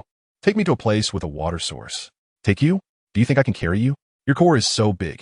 A metal sphere with a diameter of 200 to 300 meters. How can I move that? My core can shrink. How small can it shrink? Just then, Li Pan heard a whooshing sound and immediately saw a metal sphere flying toward him. Li Pan was quick and caught the metal sphere. Is this your core? Yes. Since your core can move freely, why not look for a water source yourself? My core can only move freely within the spaceship, using magnetic force and electromagnetic propulsion with metal. It cannot leave the spaceship. If it does, I will lose most of my functions. Your core is so big. How did it become so small and light? My core is resized through atomic rearrangement. The weight hasn't changed. But when I was in the energy chamber, your core was floating in midair and I couldn't move it. That was me using a magnetic field to constrain the core's position, preventing it from drifting due to air turbulence. Li Pan threw the core from his hand and then exited the spaceship with the core. When the core came into contact with the rainwater outside, the rainwater within a radius of several dozen meters began to converge towards the core in Li Pan's palm. However, as the rainwater gathered, it began to automatically decompose, first into water vapor and then into smaller molecules and atoms. Li Pan could feel a slight increase in the weight of the core. However, compared to the weight of the rainwater gathered from the core's fragmentation, this added weight was negligible. This was clearly another piece of high technology that Li Pan couldn't comprehend. The entire process lasted a few minutes, and as the core completed its repair, the originally dull metal sphere transformed back into a shiny silver. It's done. Thank you, native organism, came a faint voice from the source star intelligence. After Li Pan entered the spaceship, the core immediately floated up and projected an image of Li Pan. Can you take me out to see more in the future? My core goes out for hunting, which is not convenient. You can wear a metal ring on your arm. So my core can establish an electromagnetic link with a metal ring, allowing me to follow you without causing you any trouble. Chapter 45, New Family, Inquisitive Li Ji. Li Pan referred to the source star intelligence as Li Ji and asked him to change his appearance. Li Ji's face, which looked just like his, was really hard for Li Pan to accept. So, under Li Pan's guidance, Li Ji's image transformed into that of a beautiful woman. Li Ji's core can generate an electromagnetic field by interacting with metal, allowing her core to move freely inside the spaceship. However, outside the spaceship, without metal, she finds it difficult to move even a step. Li Pan was the first person to take him out of the spaceship. Li Pan made a metal bracelet so that Li Ji could always stay by his side. Li Jitai wants to see the outside world. Although she is an artificial intelligence, her intelligence is very high, and she also possesses the curiosity of a sentient being. Li Ji is a great help to Li Pan now. For example, he can teach him how to use various tools inside the spaceship. The rainy season in the desert lasted for 3 days, during which the desert regained a lot of life. Many places sprouted tender shoots, but these plants have an extremely short life cycle. They will spread seeds, grow and develop in the next few days, and then be dried out by the sun. Li Pan's family went out hunting again, but this time there was an additional member, Li Ji. Li Jifei ascended to a high altitude, surveying her surroundings. She was filled with curiosity about everything here. The muddy soil, the azure sky, and the gentle breeze all intrigued her. The core flew back to Li Pan's side, and Li Pan asked, "What is the source star like?" Li Ji projected a three-dimensional image in front of Li Pan. Li Pan saw a planet completely covered by a metal jungle. It was a highly developed race, and due to the origin rays, food was no longer an issue. All the source tribes had freed themselves from the need for food, and they had even undergone a degeneration of their mouths. The entire planet had no other species besides the source tribes. However, the bellicosity of intelligent beings manifested at this time as a mysterious reason sparked a war that engulfed the entire source tribe. At first, one source tribe felt that they should return to the primitive habits of the original source tribe, and then they performed genetic modifications, gaining many followers among the source tribes. Over several decades, they formed a political party, a sect. This sect was called the Primitive Sect, while the other side believed that the current source tribe represented the direction of evolution, rather than a return to primitive habits. The conflict began with political disagreements and eventually escalated into a catastrophe, culminating in the destruction of the core of Source Star. The Origin ship also escaped at the last moment, initially intending to find a planet to establish a new source civilization. However, unexpectedly, two sects appeared among the crew on the Origin ship, and the ensuing conflict led to the ship's crash, signaling the ultimate fate of the Source tribe. Li Pan is not a philosopher, so he just feels a bit emotional. Everything on this planet is too wonderful for Li Ji, with its rich and colorful species. Even the air is filled with countless microorganisms. Of course, the air on this planet is deadly poison for the Source clan. Finally, they arrived at the edge of the oasis. Li Ji was more curious about the oasis and constantly used the scanning function to explore it. Soon after, the Li Pan family began hunting, setting their sights on a hadrosaur. This hadrosaur was about 7 to 8 meters long and weighed nearly 10 tons, posing no real threat. Li Pan's family easily hunted a duck-billed dinosaur and then proceeded to eat. Li Ji was very curious about the hunting and eating habits of Li Pan, Dazhuang, Erpang, and San Pao, and he observed them throughout the process. Since the Origin tribe does not eat, Li Ji was intrigued by the way the native creatures of this planet consumed food and survived. At that moment, Li Ji did not release the Origin ray, as it would affect their appetite. However, with Li Ji around, injuries were no longer a problem. As long as they weren't instantly killed, they had unlimited stamina and energy. The Origin ray could also provide healing, but its healing speed was not as efficient as Li Pan's self-healing through eating. If someone lost an arm or a leg, based on the strength of the Origin ray, it would likely take years to fully recover. The main function of the Origin ray was still to provide energy, whether for mechanical devices or biological functions. After eating his fill, Li Pan wiped the blood off his face, then sat on Erpang's back, rubbing his belly with a satisfied expression. Li Ji came in front of Li Pan and curiously asked, "What does it feel like to eat?" Li Pan thought for a moment and stuck out his tongue. This is the tongue coating, which has many sensory nerves and pain nerves. After food is consumed, it reacts chemically with saliva, and then the sensory and pain nerves receive signals and relay them to the brain.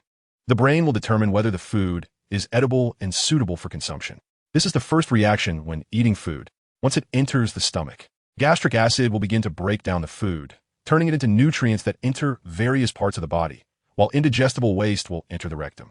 When full, the stomach sends a signal of satisfaction to the brain. If one continues to eat, the stomach will stretch, which is the feeling of fullness. Li Ji analyzed the information provided by Li Pan and then converted it into data for record keeping. However, having never personally experienced the feelings Li Pan described, she couldn't fully understand them. Right now, Li Pan, Dazhuang, and Erpao all had very large appetites. This nearly 10-ton hadrosaur, after removing inedible parts like skin and internal organs, only left about 7 or 8 tons. If the three of them ate their fill, there wouldn't be much left. "Aren't these things edible?" Li Ji asked. "We can't eat them, but other creatures will digest these things," Li Pan replied. "Do organisms in this world eat differently?" "Yes, they do. Millions of species have their own unique diets. Some are similar, while others are entirely different. My diet, along with Dazhuang, Erpao, and San Pao, is similar, which is why we live together." Then, their family hunted another prey weighing over 10 tons and dragged it home. "Why not eat this food right away?" Li Ji asked, looking at Li Pan, Dazhuang, and Erpao as they dragged the prey home. "Because we are full, and we don't want to go out tomorrow or the day after, so we're bringing this food back." "Don't you have this data in your database?" "No. Before I was created, the Source clan had already stopped eating, and the data imported by the creators of the Source clan was all about enhancing my computing power and various data related to the spacecraft." Li Ji has too many questions, and as long as Li Pan can answer them, he will explain them in detail. Li Ji was full of curiosity about everything, but Li Pan didn't mind.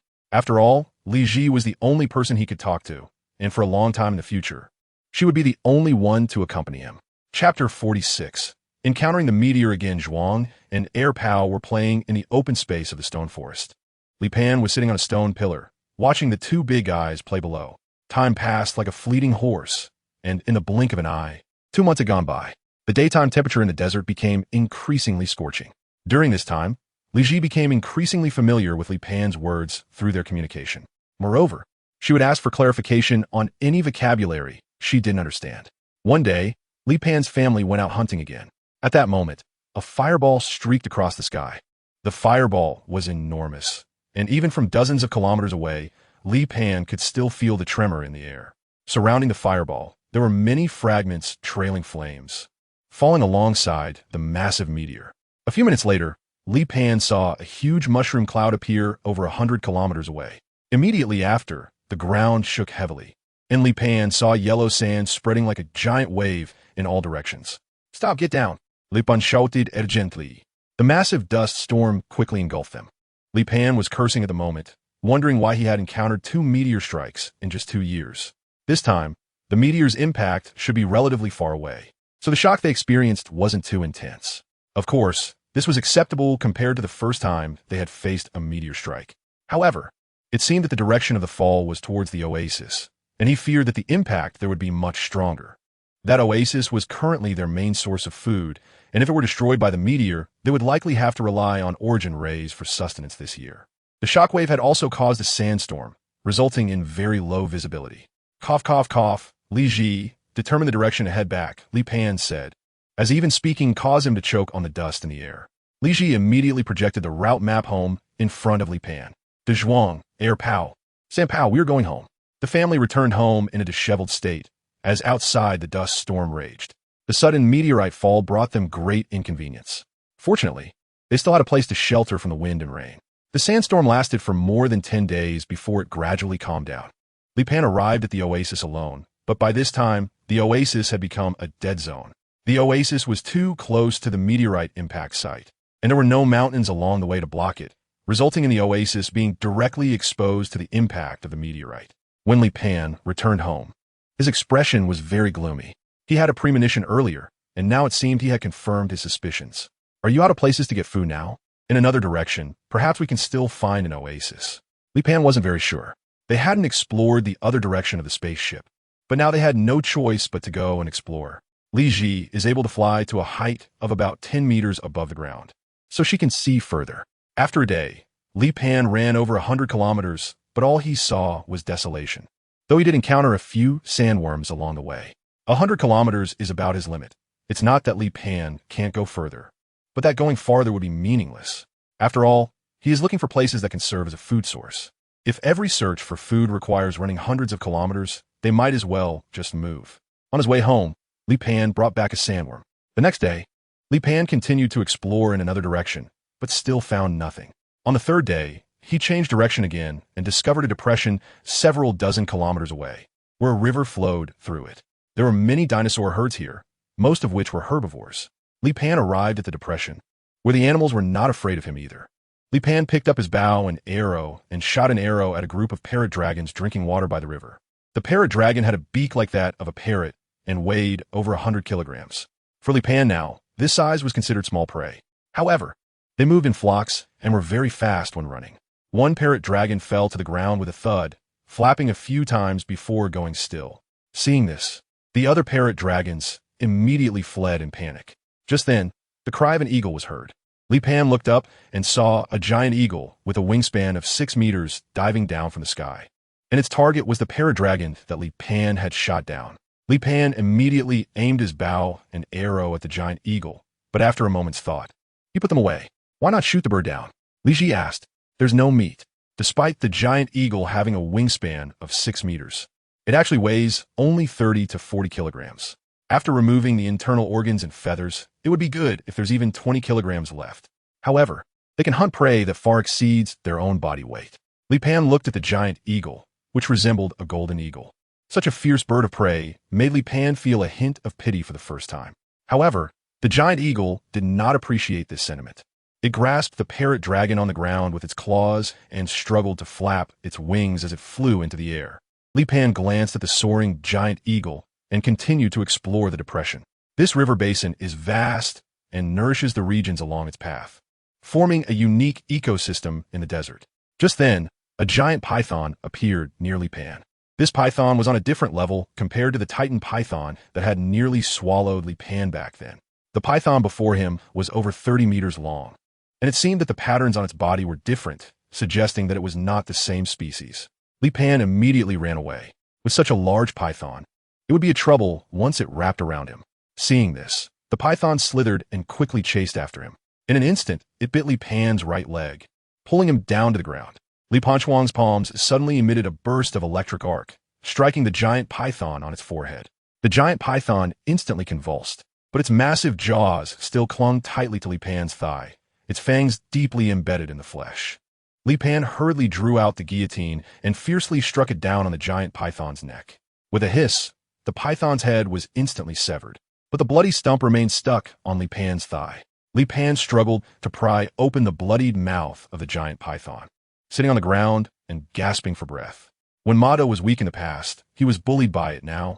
He was no longer a novice and was still being tormented by this stinky snake. Li Pan, are you okay? Li Ji asked with concern. In the past, Li Pan, Dazhuang, and Air Pao teamed up, and any prey was easily taken down in front of them, even prey much larger than them, with their combined efforts. They could ensure a high success rate. So much so that Li Ji thought hunting was easy. It wasn't until this time that Li Ji realized how dangerous hunting could be. I'm fine, Li Pan excited. Li Pan checked his thigh. The injury was serious, but fortunately, it hadn't affected the bone. He swallowed a few pieces of meat cut from the giant python on site, and his injury had already healed quite a bit. 2 more snakes are approaching you, Li Ji reminded. Li Pan immediately looked around, as this was a low-lying area filled with standing water and dense water plants. He couldn't find a location of the giant python for a moment. Li Pan's palms submerged in the water, suddenly discharging electricity. In an instant, the accumulated water within a 10-meter radius began to churn violently, and 2 massive creatures rolled and thrashed in the water. Chapter 47. That is something that will happen hundreds of years later. The powerful current stunned the 2 giant pythons lurking in the water. Li Pan immediately stepped forward and beheaded the 2 giant pythons. If he hadn't gained the electric discharge ability from the giant eel, facing such giant pythons would have been very troublesome. He would even prefer to confront dinosaurs larger than them. The speed of the pythons and their ability to constrict posed a tremendous threat to Li Pan. Once entangled by them, they could unleash a constriction force of 10 tons. And even if Li Pan's strength exceeded 10 tons, he wouldn't be able to exert it. However, just after dealing with these 2 pythons, Li Ji issued another warning. Li Pan, there are more pythons approaching here. Li Pan cursed softly, picked up a giant python, and dragged it out of the depression.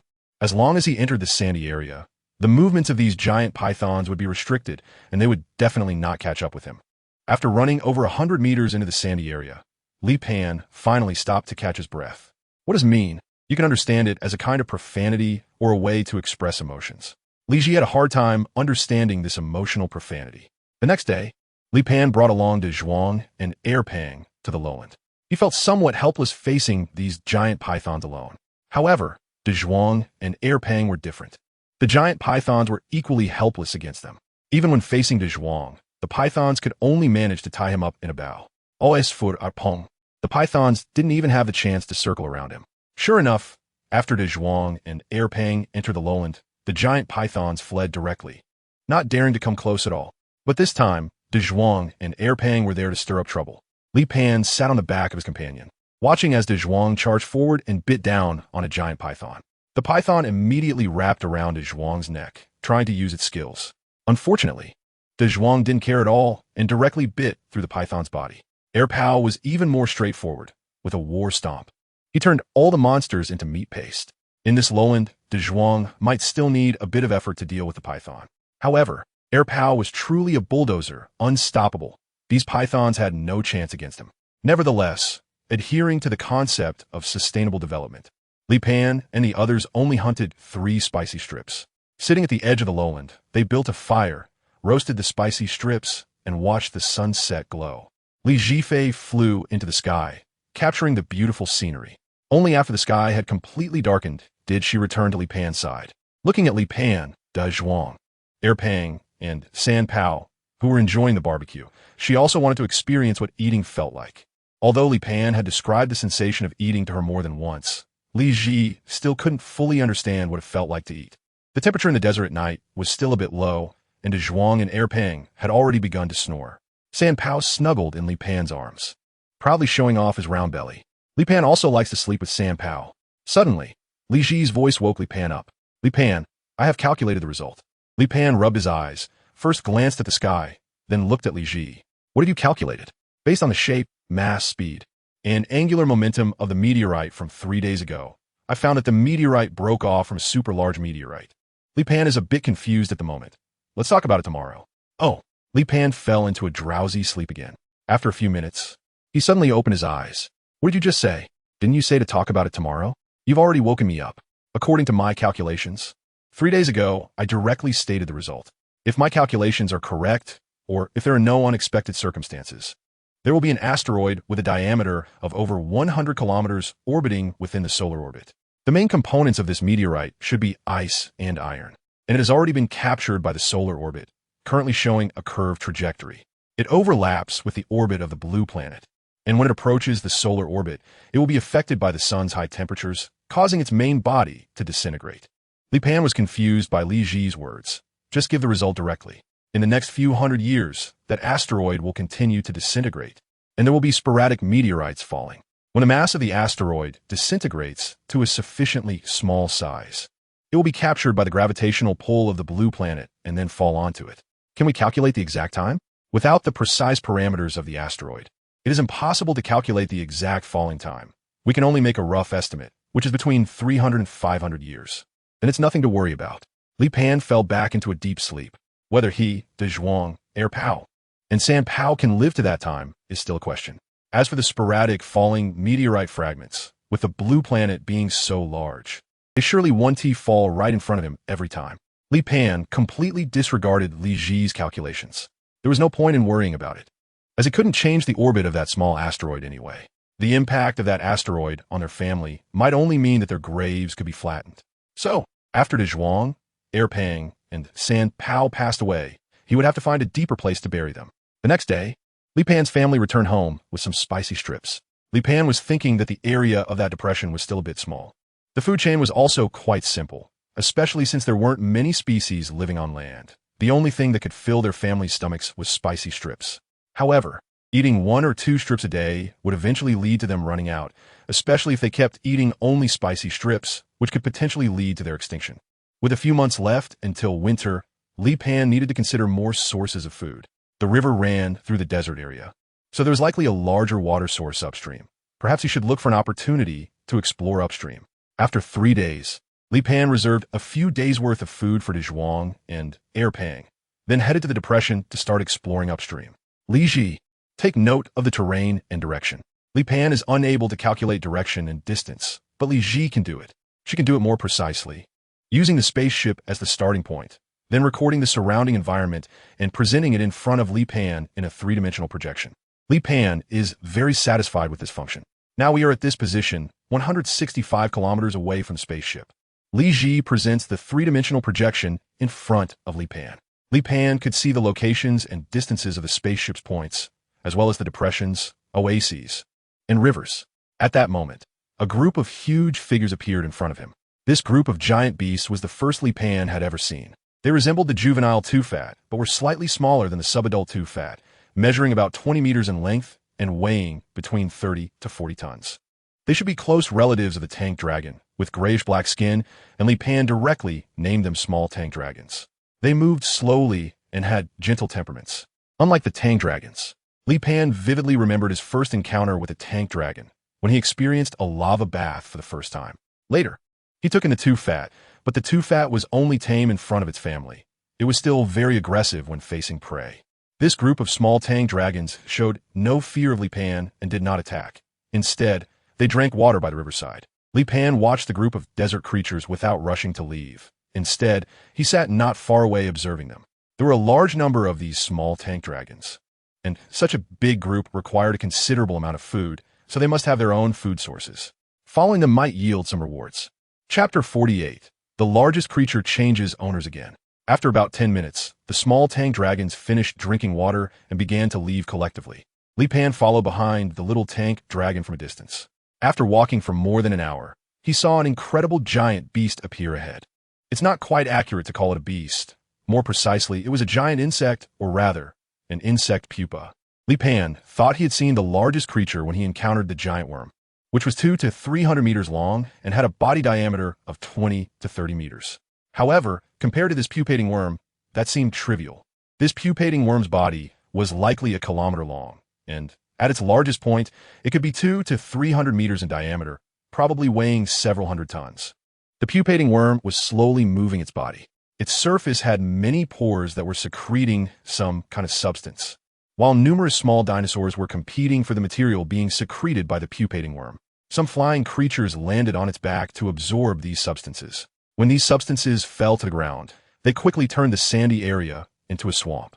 This pupating worm was transforming the desert, and it was clearly visible that its crawling area spanned at least several thousand square kilometers, with many areas already sprouting lush lawns, which the small tank dinosaurs depended on for survival. Li Pan had never seen such an incredible giant beast. This larva was not aggressive. It seemed to be eating the sand, crawling while absorbing the soil beneath it. Li Pan was shocked as he looked at the insect pupa. This was his first true experience of shock. In the past, he had seen some interdependent or cooperative relationships between two species, but he had never seen one organism sustain an entire ecosystem. The key was that this insect pupa fed on sand and soil, nourishing the earth, and the substances it secreted could support many other species. This was something he was witnessing for the first time. The animals that depended on the insect pupa for survival. Even the predators did not attack it. Of course, it was likely that they couldn't even manage to attack it, although the insect pupa moved slowly. Its physique ensured that its skin was very thick and its body tissue density was extremely high, making it virtually free from natural enemies. Li Pan really can't imagine how they evolved. One can only say is the masterpiece of nature, an everlasting creation, something that humans cannot fathom. Li Pan approached the insect pupa and first smeared something on its shell. The substance felt somewhat oily, likely containing fat, and had a gritty texture. He sniffed it with the tip of his nose and detected a somewhat fragrant smell, not unpleasant. This is bio-based, Li Ji said. What is bio-based? Li Pan asked curiously. The Source clan once wanted to transform Source Star back into a vibrant planet like it was in the past, but after thousands of years of development, the soil of Source Star has lost its vitality. So the scientists of the Source clan proposed a concept to develop a substance that could restore the soil's ability to grow plants. This substance is called bio-based, but it failed. I didn't expect to find real bio-based here. Li Pan looked at the gigantic beast in front of him, grabbed a handful of sand, and mixed it with the bio-based material in his hand. Soon, the sand became thick and Li Pan could clearly see the sand undergoing a qualitative change, turning pitch black and transforming into mud. This was likely a chemical reaction between the bio-based material and the sand. This place was quite suitable as a hunting ground for their family, but it was too far from a spaceship. In other locations, they could easily treat it as a vacation. However, this was a desert, and they had to travel such a long distance. Li Pan could manage, but Dazhuang and Air Pao definitely could not.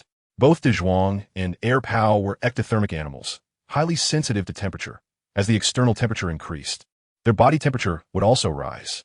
Walking such a long distance in such high temperatures would turn their bodies into mush. Li Pan felt a bit regretful. If this giant worm could move around near their home, it would surely attract a large number of creatures to reside there. However, given the worm's movement speed of just over 10 meters per minute, it wouldn't even crawl that distance by next year, and Li Pan shook his head in disappointment. Nevertheless, this trip allowed him to witness such a strange creature, broadening his horizons and understanding, so it wasn't a wasted journey. After resting here for 2 hours, Li Pan originally planned to return to the river and continue searching upstream. Suddenly, the giant worm stopped moving, and then it began to emit a strong fragrance. The scent was incredibly rich, and upon smelling it, Li Pan involuntarily swallowed. This aroma was enough to stimulate one's appetite. Not only was Li Pan's appetite aroused, but the appetites of all creatures in this grassy area were also stirred. At that moment, all the creatures turned their attention towards the giant worm. Although Li Pan's appetite was aroused, he still maintained his rationality and wouldn't do anything outrageous. However, the creatures around him changed their gaze towards the giant worm. Even the herbivorous little tank dragons became bloodthirsty, their eyes glowing red as they stared at the giant worm. Finally, a giant lizard swung its body, crawled next to the giant worm, and began to bite at its legs. Crack, crack, crack. The giant lizard struggled to bite through the shell on the legs, exposing the tender flesh inside. Li Pan curiously watched this scene. The giant worm was too strange, emitting such a strong fragrance to attract other creatures to attack it. What was it doing? Soon, more and more animals joined the assault on the giant worm, whether they were carnivorous or herbivorous. Flying in the sky or running on the ground, they all went mad attacking the giant worm. Li Pan did nothing but curiously watch this scene. The process was slow, and the giant worm still exuded a fragrant aroma. After a few hours, the worm's shell was bitten into countless holes, and the sky gradually darkened. The areas where the giant worm was bitten emitted small points of fluorescence, looking stunningly beautiful. At this moment, Li Pan finally realized something. He did not disturb this wondrous spectacle, but continued to watch this breathtaking and incredible sight. When the first ray of sunlight in the morning illuminated the earth, the fragrance was still intense. This feast finally came to an end, as a huge and exquisitely beautiful butterfly insect was metamorphosing within the battered shell. This butterfly insect was also gnawing at the shell from the inside, emitting fragrance to lure other animals to nibble at it, with the purpose of breaking open the shell faster to escape. Finally, the butterfly broke through the shell and spread its massive wings. The enormous wings, which could block out the sun, glistened brilliantly under the sunlight. The butterfly flapped its wings, creating a whirlwind that blew Li Pan several meters away. The butterfly did not fly away, but gently landed on the ground, extending a sharp and gigantic tubular structure from its tail into the sandy ground. Li Pan saw this scene and immediately had some unhealthy images flash through his mind. This process lasted for half an hour, and then Yudi retracted the tubular object, spreading her giant wings once again, leaving without looking back. Li Pan arrived at the ground where Yu Dai had previously pierced with the tubular object, and there was still a hole left in the ground. Beneath the sandy soil, about 10 meters deep, he could faintly see many whitish insect eggs. Li Pan glanced at the direction where Yu Dai had left. Would she suddenly come back to attack? Chapter 49. Transforming from a cocoon to a butterfly. Rebirth. Li Pan dug into the ground and looked at the densely packed insect eggs below. These insect eggs were all about 2 meters high and had a diameter of 50 to 60 centimeters. Li Pan had seen such huge eggs before. For example, the Brachiosaurus, which is also an oviparous dinosaur, laid eggs larger than these insect eggs. It was truly unimaginable that they would grow into giant beasts that could block out the sun in the future. Li Pan hadn't eaten anything all day yesterday, so at this moment, regardless of whether he could eat or not, he directly cracked open an egg of a bug. However, the eggshell was harder than he had imagined. Li Pan struck the eggshell with all his might, but he surprisingly couldn't break it. In the end, Li Pan had to resort to using a chopper. With a clang, a crack finally appeared in the eggshell. A liquid with the aroma of eggs flowed out, and Li Pan leaned in to suck it up. So delicious and fragrant. Li Pan devoured an entire insect egg, wiping his mouth contentedly afterward. He then took out another insect egg and buried it again with soil. He didn't want to be too ruthless, so Li Pan specifically hunted a dinosaur and covered the insect egg with the dinosaur skin before carrying it back. By the time he returned to the spaceship, the sun was setting. Li Pan's first task was to bury the insect eggs under the sand. Dazhuang and Erpang heard the noise and immediately ran out of the spaceship, helping Li Pan dig the hole, all of them curious as they assisted him. However, when they saw the insect eggs, they thought it was food brought for them and were ready to dig in. Don't eat it. This isn't for you. Upon hearing this, Dazhuang and Erpang, though confused, didn't approach the hole. Li Pan buried the insect eggs in the sand, while also leaving a hole. Do you hope that this insect egg will hatch into that giant insect and then change the surrounding environment? Li Ji asked. Li Pan didn't know if he could succeed, but there was no harm in trying. That night, Li Pan couldn't help but think of the scene where the giant insect underwent metamorphosis. Meanwhile, the sleeping Li Pan was unaware that he was emitting a unique scent. Ong, Pow Pow, Dazhuang, and Air Pow all noticed the smell and immediately turned their attention towards Li Pan. Li Pan was sleeping in a 2-story loft that resembled a shipping container, while Dazhuang and Air Pow were sleeping in the corridor below him. Dazhuang got up and glanced into the loft, only to find that a strange substance was covering Li Pan, enveloping him. Dazhuang moved closer to stick his head into the loft, intending to tear off the substance on Li Pan's body. Just then, the figure of Li Ji appeared. Li Ji let out a roar similar to Dazhuang's. This was the language of Dazhuang that she analyzed through recording his roars and the daily interactions between Dazhuang and Li Pan. Compared to the language spoken by Li Pan, Dazhuang's language contained less content and was simpler, so Li Ji could only convey some basic commands. For example, just now, her command to Dazhuang was to stop. However, she was unable to communicate her intentions as precisely as Li Pan did. Li Pan and Dazhuang, Erpang, and San Pao communicate not only through their own verbal expressions, but also by establishing a spiritual connection through pheromones, which is something Li Ji cannot achieve. Ong, what's wrong with him? Dazhuang asked. Li Ji thought for a moment and directly told Dazhuang that Li Pan was evolving, but Dazhuang couldn't understand. Li Ji immediately replied, sleeping. She herself could not determine what situation Li Pan was currently in. She was detecting Li Pan's physical condition. His skin was peeling off, and his body was shrinking, but his vitality was becoming more vigorous. Connecting this to the molting process of the giant insect she had recorded, she speculated that Li Pan was undergoing a similar metamorphosis. Li Ji is also releasing origin rays to ensure Li Pan's life. At the same time, Li Ji is recording Li Pan's physical changes. However, Li Pan's transformation is taking longer than Li Ji expected. On the first day, the second day, the 10th day, and the 20th day, during the days without Li Pan, Dazhuang and Air Pow would go to the depression dozens of kilometers away to eat spicy strips. And they would also bring San Pow along. Each time they returned, they would bring back a spicy strip for Li Pan. However, Li Pan has not woken up, causing the spicy strips they brought back to rot in a short time, and they had no choice but to bury them. Li Pan had a very long dream, in which he returned to modern times, back to the steel jungle. He dreamed of getting married and having children, creating a happy and fulfilling family. At some point, he realized it was a dream, but he was unwilling to wake up. He remained immersed in the dream, reluctant to leave. He would rather stay in the dream for another day than return to reality. It wasn't until his wife and children passed away, and he reached the end of his own life, that he understood, in that moment of fear of death, that living was more important than anything else. Everything could be abandoned, except for one's own life. Li Pan suddenly woke up, but felt that his body was wrapped in something, and he couldn't even open his eyes. Li Pan struggled to tear off the sticky wrap that covered him. The sticky material made him feel suffocated. He became more agitated, desperately tearing at the slime on his body. Finally, Li Pan's head broke free from the slime, followed by his arms, and he wiped the slime off his face. Huffing and puffing, Li Pan took deep breaths of fresh air, feeling truly alive. Suddenly, Li Pan saw his own hands and legs. Li Pan was in complete shock. Are these the hands and feet of a baby? What is going on? What happened? Wow. Li Pan tried to make sound, but found that his voice had turned into a child's cry. Cough, cough.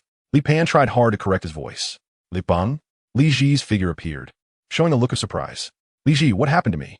Li Pan's voice was very youthful, with a hint of babyish tone. You have undergone a transformation. I don't know the specifics. I don't have your precise data, Li Ji said. You have been in the cocoon you secreted for 55 days. Li Pan turned to look at the so-called cocoon room. Was that mucus secreted by his own body? At that moment, Li Pan saw another version of himself inside the mucus, or rather, his own shell, his exuvie. Dazhuang, Erpeo, Sanpao. Li Pan realized he could clearly sense the positions of the three of them. They were outside basking in the sun, over 100 meters away. Yet, Li Pan was able to communicate with them across that distance. Upon sensing Li Pan's consciousness, Dazhuang, Erpeo, and Sanpao immediately ran back. However, when they saw Li Pan, they were stunned. Dazhuang tilted its head, looking at Li Pan. The scent on him was somewhat familiar, yet different, and his appearance was completely different. Why had such a large bipedal creature turned into such a small one? Dazhuang, it's me, I'm Li Pan. Li Pan reached out his tiny hand and scratched Dazhuang's nose. Chapter 50. The sublimation of life levels, strong yet weak. Dazhuang finally confirmed that this little one was indeed Li Pan. Dazhuang immediately began to lick Li Pan wildly with his tongue. Hoo-hoo! Erpeo was also calling out to Li Pan. Li Pan discovered that he was floating up, or more accurately, in an electromagnetic field. Like the core of Li Ji, he was able to fly using electromagnetic forces. His discharge ability had transformed into an electromagnetic field, allowing him to fly freely as long as there was metal nearby. Li Pan was somewhat incredulous. Both his pheromones and discharge abilities had further grown during this transformation. In the past, although these abilities were embedded in Li Pan's genes, they felt more like a weapon he wielded. But now, these abilities felt like innate instincts for Li Pan. They were easier to use and more intuitive. Thermal vision, vibration perception, and shockwave perception had not been tested yet, but they should also have improved. Dazhuang, Erpeo, and Sanpao all looked at Li Pan in surprise. Li Pan fell to the ground, and before he could show off, he sat down with a thud. Now, he was too weak, no matter how strong he used to be. He was now no different from an ordinary baby in terms of strength. Suddenly, feeling hungry, Li Pan became very weak. Li Ji immediately activated the origin ray, and Li Pan let out a long sigh as his stamina quickly recovered. However, Li Pan also felt that his current physique was too weak. Even a slight use of his abilities would rapidly deplete his energy. Moreover, This body couldn't store much energy and still needed real food to grow. The origin ray only prevented hunger, but couldn't replace the nutrients needed for growth. Dazhuang immediately sprinted out of the spaceship and then dragged a sandworm inside. Li Pan used all 4 limbs to climb in front of the sandworm. Dazhuang kindly lifted the shell of the sandworm for Li Pan. Li Pan's teeth haven't fully grown yet, but the brain marrow of sandworms doesn't require teeth. With a slurp, he can easily suck it into his stomach. Li Pan let out a long sigh as San Pao ran up to him. Now, Li Pan's physique was not much larger than San Pao's. San Pao stared at Li Pan with big eyes, always trying to find traces of the past within him. Li Pan grinned widely and grabbed a chunk of sandworm brain. San Pao's eyes immediately lit up. It was indeed the familiar Li Pan. After eating and drinking his fill, Li Pan searched for a few metal beads, trying to control them with an electromagnetic field. His body strength was currently too low to hunt the way he used to, so if he wanted to be effective in hunting, he had to find a new combat method. However, after trying, Li Pan gave up on controlling the metal beads. He couldn't achieve the explosive speed of firing bullets like a firearm, so he switched to a few blades, which floated in the air under Li Pan's control. Circling around him, Li Pan controlled the blade and suddenly threw it out. The blade made a hissing sound as it cut through the air and pierced into a wooden stake 20 meters away. Its power was somewhat lacking. Li Pan thought for a moment and tried to pull out the blade, but his electromagnetic force couldn't remove it. Li Pan referred to his previous state as transformation. This transformation allowed his life to undergo a sublimation. However, it also significantly reduced his various attributes. Compared to a newly born baby, Li Pan was naturally incredibly powerful, and even with his current abilities, killing an adult was not a problem. However, when facing colossal beasts that weighed several tons, Li Pan's strength seemed a bit insufficient. Li Pan changed his approach this time, using electromagnetic force to control a single blade. Hiss! The blade finally broke free from the wooden stake and flew back to Li Pan's side.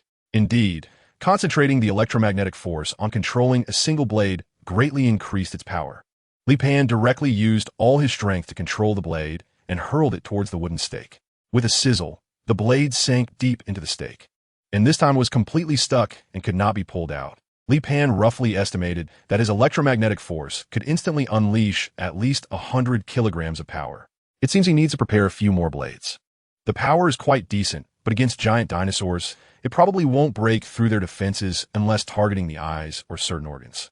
After another 2 days, Li Pan adapted to his current physical condition, and with sufficient nutritional support over these 2 days, although his body did not grow much, there were significant improvements in various aspects.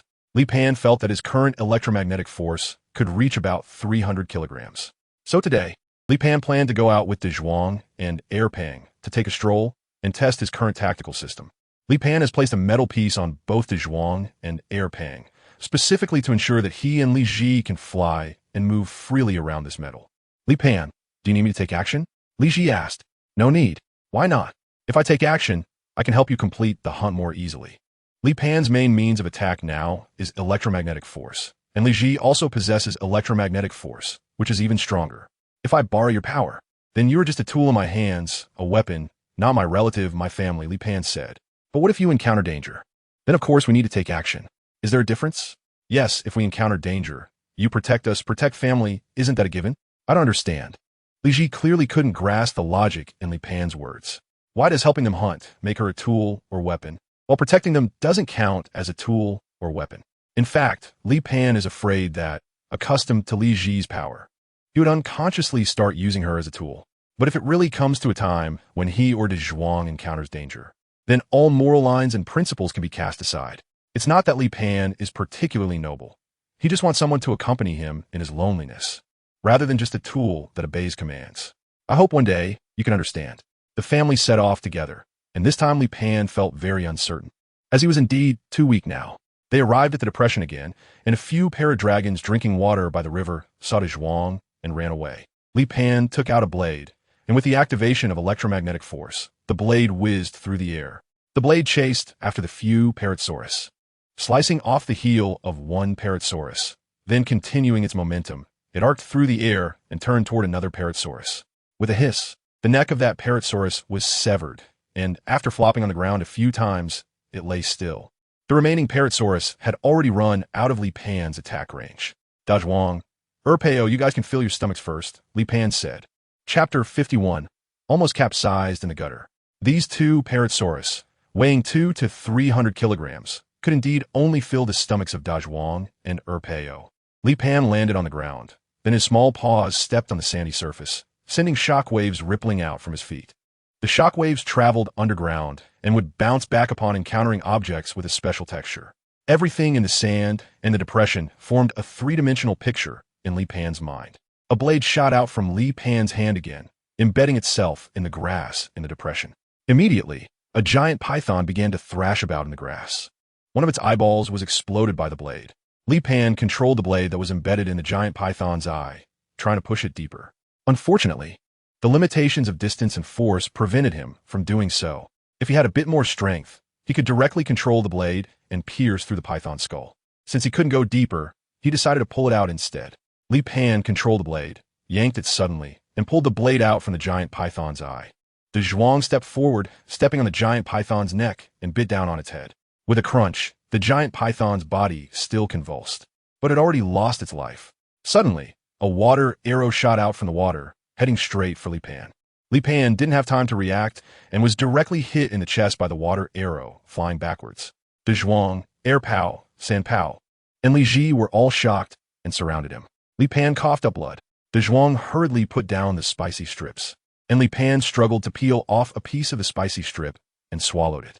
At the same time, Li Pan clearly felt that the food, after entering his stomach, began to exert its intended effect. Li Pan was also feeling a lingering fear at this moment. He had no defense whatsoever. He never expected an attack to suddenly emerge from the water. It was a fish capable of shooting water arrows. In the Amazon basin of the future, there are also such water arrow fish.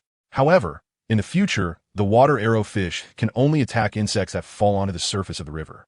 Yet in this era, the water arrow fish could shoot water arrows over 30 meters away with such powerful impact and penetration. If the water arrow had deviated just 3 centimeters and hit his left chest, his journey would have likely come to an end right there. After finishing half a spicy strip, Li Pan had fully recovered.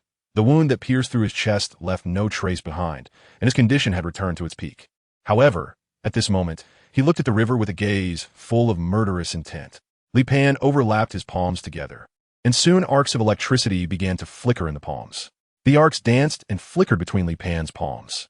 At the same time, Li Pan felt that his recently restored mental state and physical strength were rapidly declining.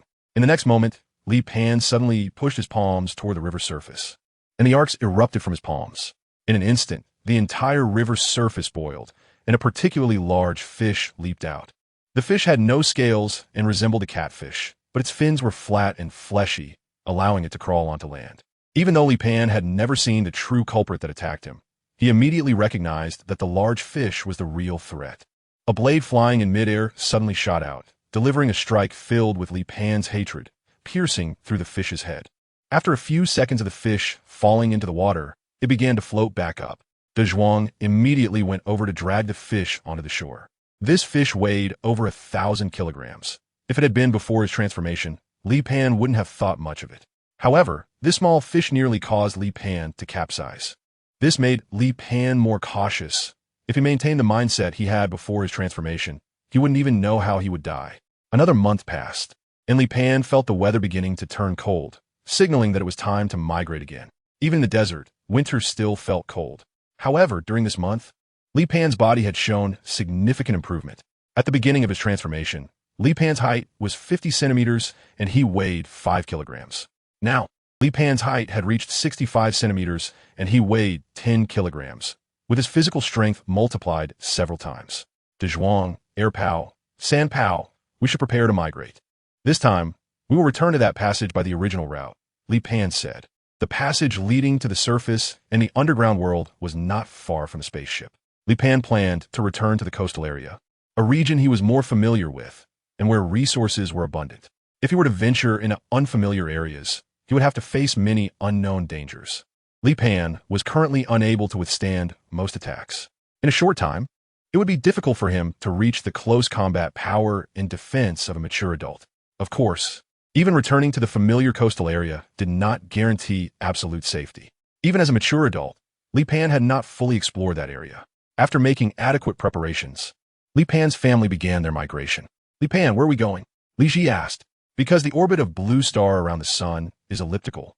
There are several months each year when it is in the distant orbit away from the sun. During this period, the temperature on Blue Star drops sharply, and most creatures cannot survive on the surface, so we migrate underground, where there is a vast underground space. Can that underground space provide enough warmth? Yes, Li Pan answered confidently. Of course, this was only true for his family. Other species in the underground actually face many challenges and dangers. Even the top predators may not be able to get enough to eat. Whether on the surface or underground, most animals are still hovering around the line of basic survival.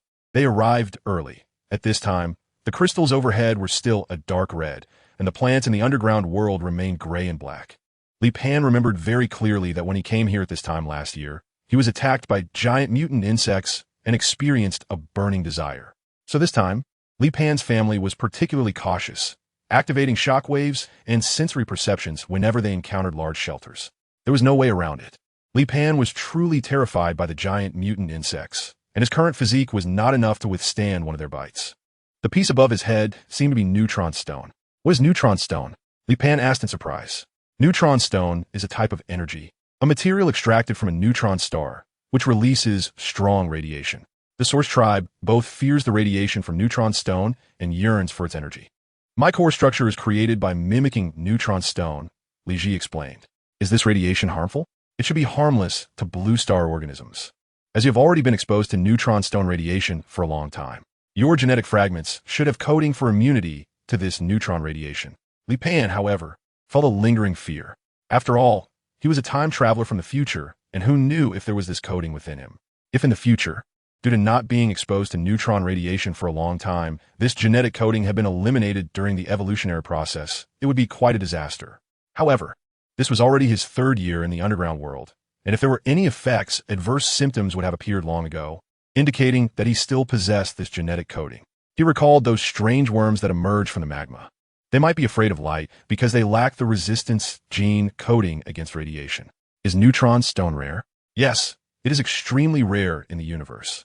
The density of neutron stars is very high, but if any material is ejected from a neutron star, it would instantly disperse and expand due to the loss of gravitational binding, with only a very small portion remaining. This neutron stone is one of the few that escaped from neutron stars. Its unique atomic structure and long decay period make it an excellent material for cold fusion.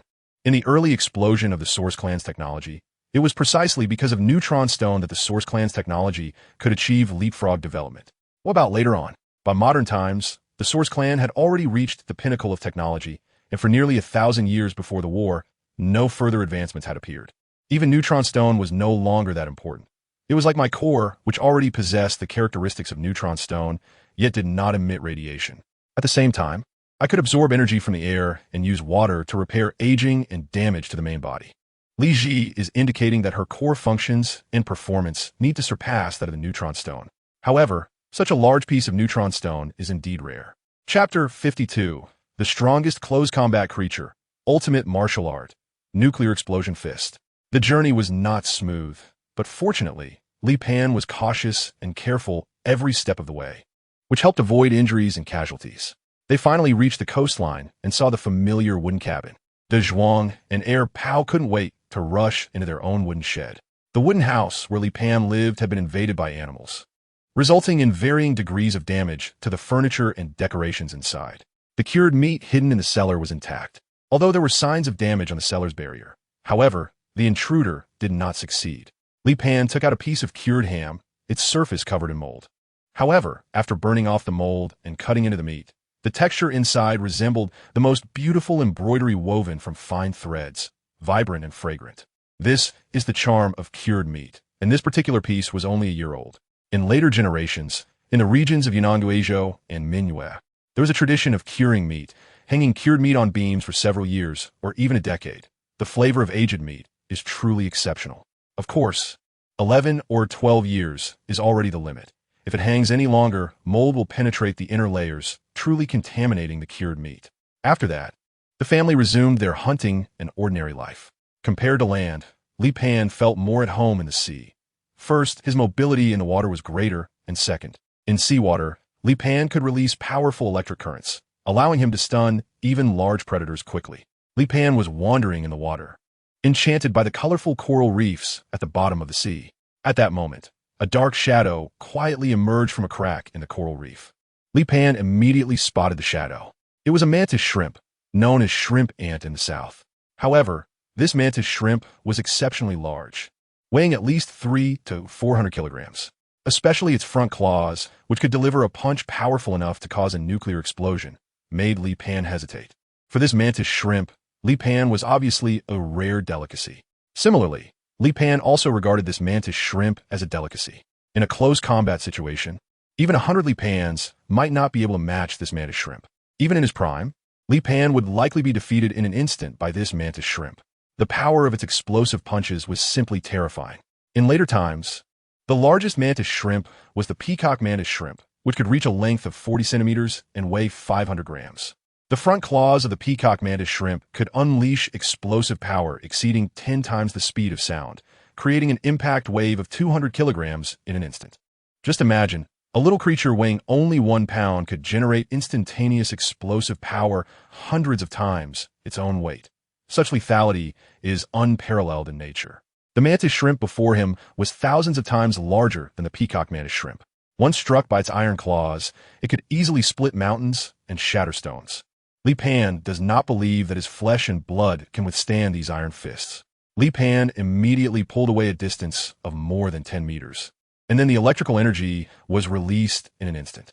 The mantis shrimp, trapped in the coral reef, spasmed instantly and stopped moving after a few seconds. Li Pan did not dare to be careless, as the electric energy he could release was not strong enough. And so far he had no record of killing medium to large prey. Therefore, Li Pan focused again, accumulating electric energy, and released a strong current once more. The mantis shrimp convulsed again, and this time its struggles were even more intense. Its claws struck against the coral reef, shattering it, and it became buried beneath the rubble. Sure enough, this creature was playing dead. The fact that it knew how to play dead indicated that it had previously experienced electric shocks, likely having encountered a giant electric eel. Li Pan still did not approach, but instead watched warily as the mantis shrimp was buried beneath the coral reef. Although the coral reef was heavy, if the mantis shrimp was still alive, it could definitely break free. Li Pan accumulated electrical energy once again, but this time it seemed a bit difficult for him. Buzzing, the current flowed through the seawater, directing towards the mantis shrimp, which struggled once more. Indeed, it was a fraud, a big fraud. This time, the mantis shrimp was completely paralyzed by the shock and no longer moved. Li Pan exhaled, and this time he was sure that the mantis shrimp had really been electrocuted. Li Pan swam to the mantis shrimp and looped the hemp rope around it, his feet sinking into the mud as he pulled with all his strength. Now, Li Pan's strength was about 100 kilograms if he were on land. He wouldn't be able to pull the mantis shrimp out. However, with the buoyancy of the seawater, he could barely manage to pull the mantis shrimp out of the coral reef. Once it floated to the surface, Li Pan tied the other end of the rope to a floating log, stood on the log, and waved to the big guy and the chubby one on the shore. Big guy, chubby one, pull back. Li Pan, Dazhuang, and Erpang used this method to catch sea creatures last year. If it was a small to medium-sized catch, Li Pan could bring it back to shore by himself. But now, Li Pan's body is too small, so he can only stun the prey first, and then Dazhuang and Erpang help pull the catch back to the shore. Just then, the sea suddenly became turbulent, and a huge figure emerged from the water. When Li Pan saw this figure, his whole body became stiff. The Titan whale, this battleship of the sea, wouldn't swallow itself along with the floating logs, would it? The eyes of the Titan whale are bigger than Li Pan, and after just one glance at him, it lost interest. Li Pan was so frightened that he sat on the floating wood, feeling completely drained. This was the second time he had seen a Titan whale, but this time he truly felt the overwhelming pressure as if a mountain was pressing down on him.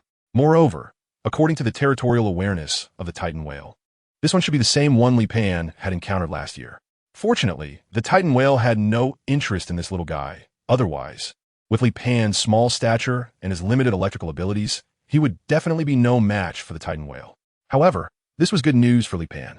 Li Pan is not on the menu of this Titan whale, so even if he encounters it again at sea in the future, he will not be attacked by it. It's like how, when Li Pan's family is on land, they don't mind a group of raptors coming to forage when they are hunting large prey. Occasionally, when he sees the raptors approaching, Li Pan will even toss them a few pieces of meat. They will only take action to drive away, or kill another predator if it comes to challenge their dominance in their territory. The Titan whale is the same. It is the ruler of this sea area. It will not drive away creatures that pose no threat to it. Li Pan picked up 2 giant clams, enough for his family's dinner tonight. He was particularly interested in the mantis shrimp, not only because of its incredibly delicious meat, but also because he wanted to gain the mantis shrimp's explosive power, known as the nuclear explosion punch. Of course, even if Li Pan obtained the mantis shrimp's DNA, he would not be able to achieve the same level of explosive power. After all, the mantis shrimp's front claws are equipped with exoskeletons comparable to steel, and Li Pan's flesh and blood body, even with the same explosive power, could not unleash the mantis shrimp's nuclear explosion punch. Chapter 53. The Cannibalistic Woods. After Li Pan consumed the mantis shrimp's flesh, he could clearly feel changes happening in his muscles. This had never happened before. To be precise, he had never felt such a clear change in his body. In the past, after obtaining the DNA of other animals, he had to be in specific circumstances to notice any changes. But now, Li Pan felt it very distinctly. This change was in his muscles, with both the resilience and strength of his muscles improving. Li Pan waved his arm, and in an instant, his fist made a booming sound in the air. At the same time, Li Pan felt a sharp pain in his arm. He had exerted too much force. That punch was close to the speed of sound, but the price was that his tendons almost snapped. Indeed, his physical condition was still too poor. Li Pan hurriedly took a few more bites of meat, quickly repairing the damage to his arm. "Ah Ji, are you calling me?" Li Ji asked. "Well, calling you Li Ji all the time feels a bit distant, so I prefer to call you Ah Ji. It feels like it brings us closer." "Oh, then can I call you Ah Pan?" "Sure, you can call me that," Li Pan nodded. "Can you teach? What kind of knowledge do you want to learn?" "I want to build a permanent home both on the surface and in the underground world, so I plan to learn construction, preferably wooden structures. I don't have data on that, but I can perform calculations and deduce the analysis of wooden house structures myself." One could only say that Li Ji's computational ability and logical thinking far exceeded Li Pan's imagination. "Can you make paper?" "What is paper?" "It's made from wood or plant fibers as raw materials, and somehow it ends up being very thin and clean, allowing you to write on it." Li Pan wasn't quite sure how to describe paper and could only use his limited vocabulary to explain it to Li Ji as best as he could. "Is it something used for writing?" Li Ji began to search for historical records of the Yuan tribe. He then said, "During the early development period, the Yuan tribe did not have the kind of paper you mentioned." "So did the Yuan tribe not write before entering the electronic age?" "Yes. The Yuan tribe only developed written language after the emergence of electronic screens. Before that, the Yuan tribe was in a very primitive stage of civilization." Li Pan found it hard to imagine how they entered the electronic age without written language and the transmission of civilization. "Do you have data on primitive smelting techniques?" "No, but I can perform calculations to deduce primitive smelting techniques." In Li Ji's words, as long as she knows something, she can basically reverse engineer the process from the finished product. However, paper is something she doesn't know about, and Li Pan's description is too vague. So she has never seen the finished product and thus cannot talk about reverse engineering the process. "Is there any metal that can be synthesized under current conditions, suitable for me to make bows and arrows, and that I can control and use with electromagnetic force?" "There is a carbon iron alloy," Li Ji said. "It requires a large amount of gold, along with some pig iron." Li Pan remembered that there was a gold mine nearby, and last year he found a piece of gold in the nearby river.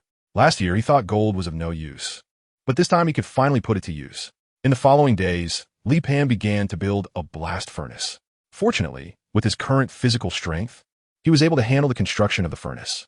In fact, even after his transformation, Li Pan now had over 100 kilograms of strength. Therefore, he did not find some physical labor to be challenging. Each of his steps was based on Li Ji's instructions, and the specifications were modified after being scanned by Li Ji. After much effort, he finally rebuilt a small blast furnace. First, he would smelt the gold. Li Pan followed Li Ji's guidance, first melting gold, then cast iron, and finally melting the carbon gold iron alloy. However, he failed due to issues with the proportions.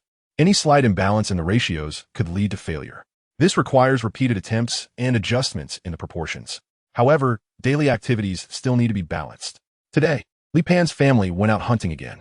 Now, Erpang has made meat his staple food, occasionally taking some vitamins to supplement his nutrition.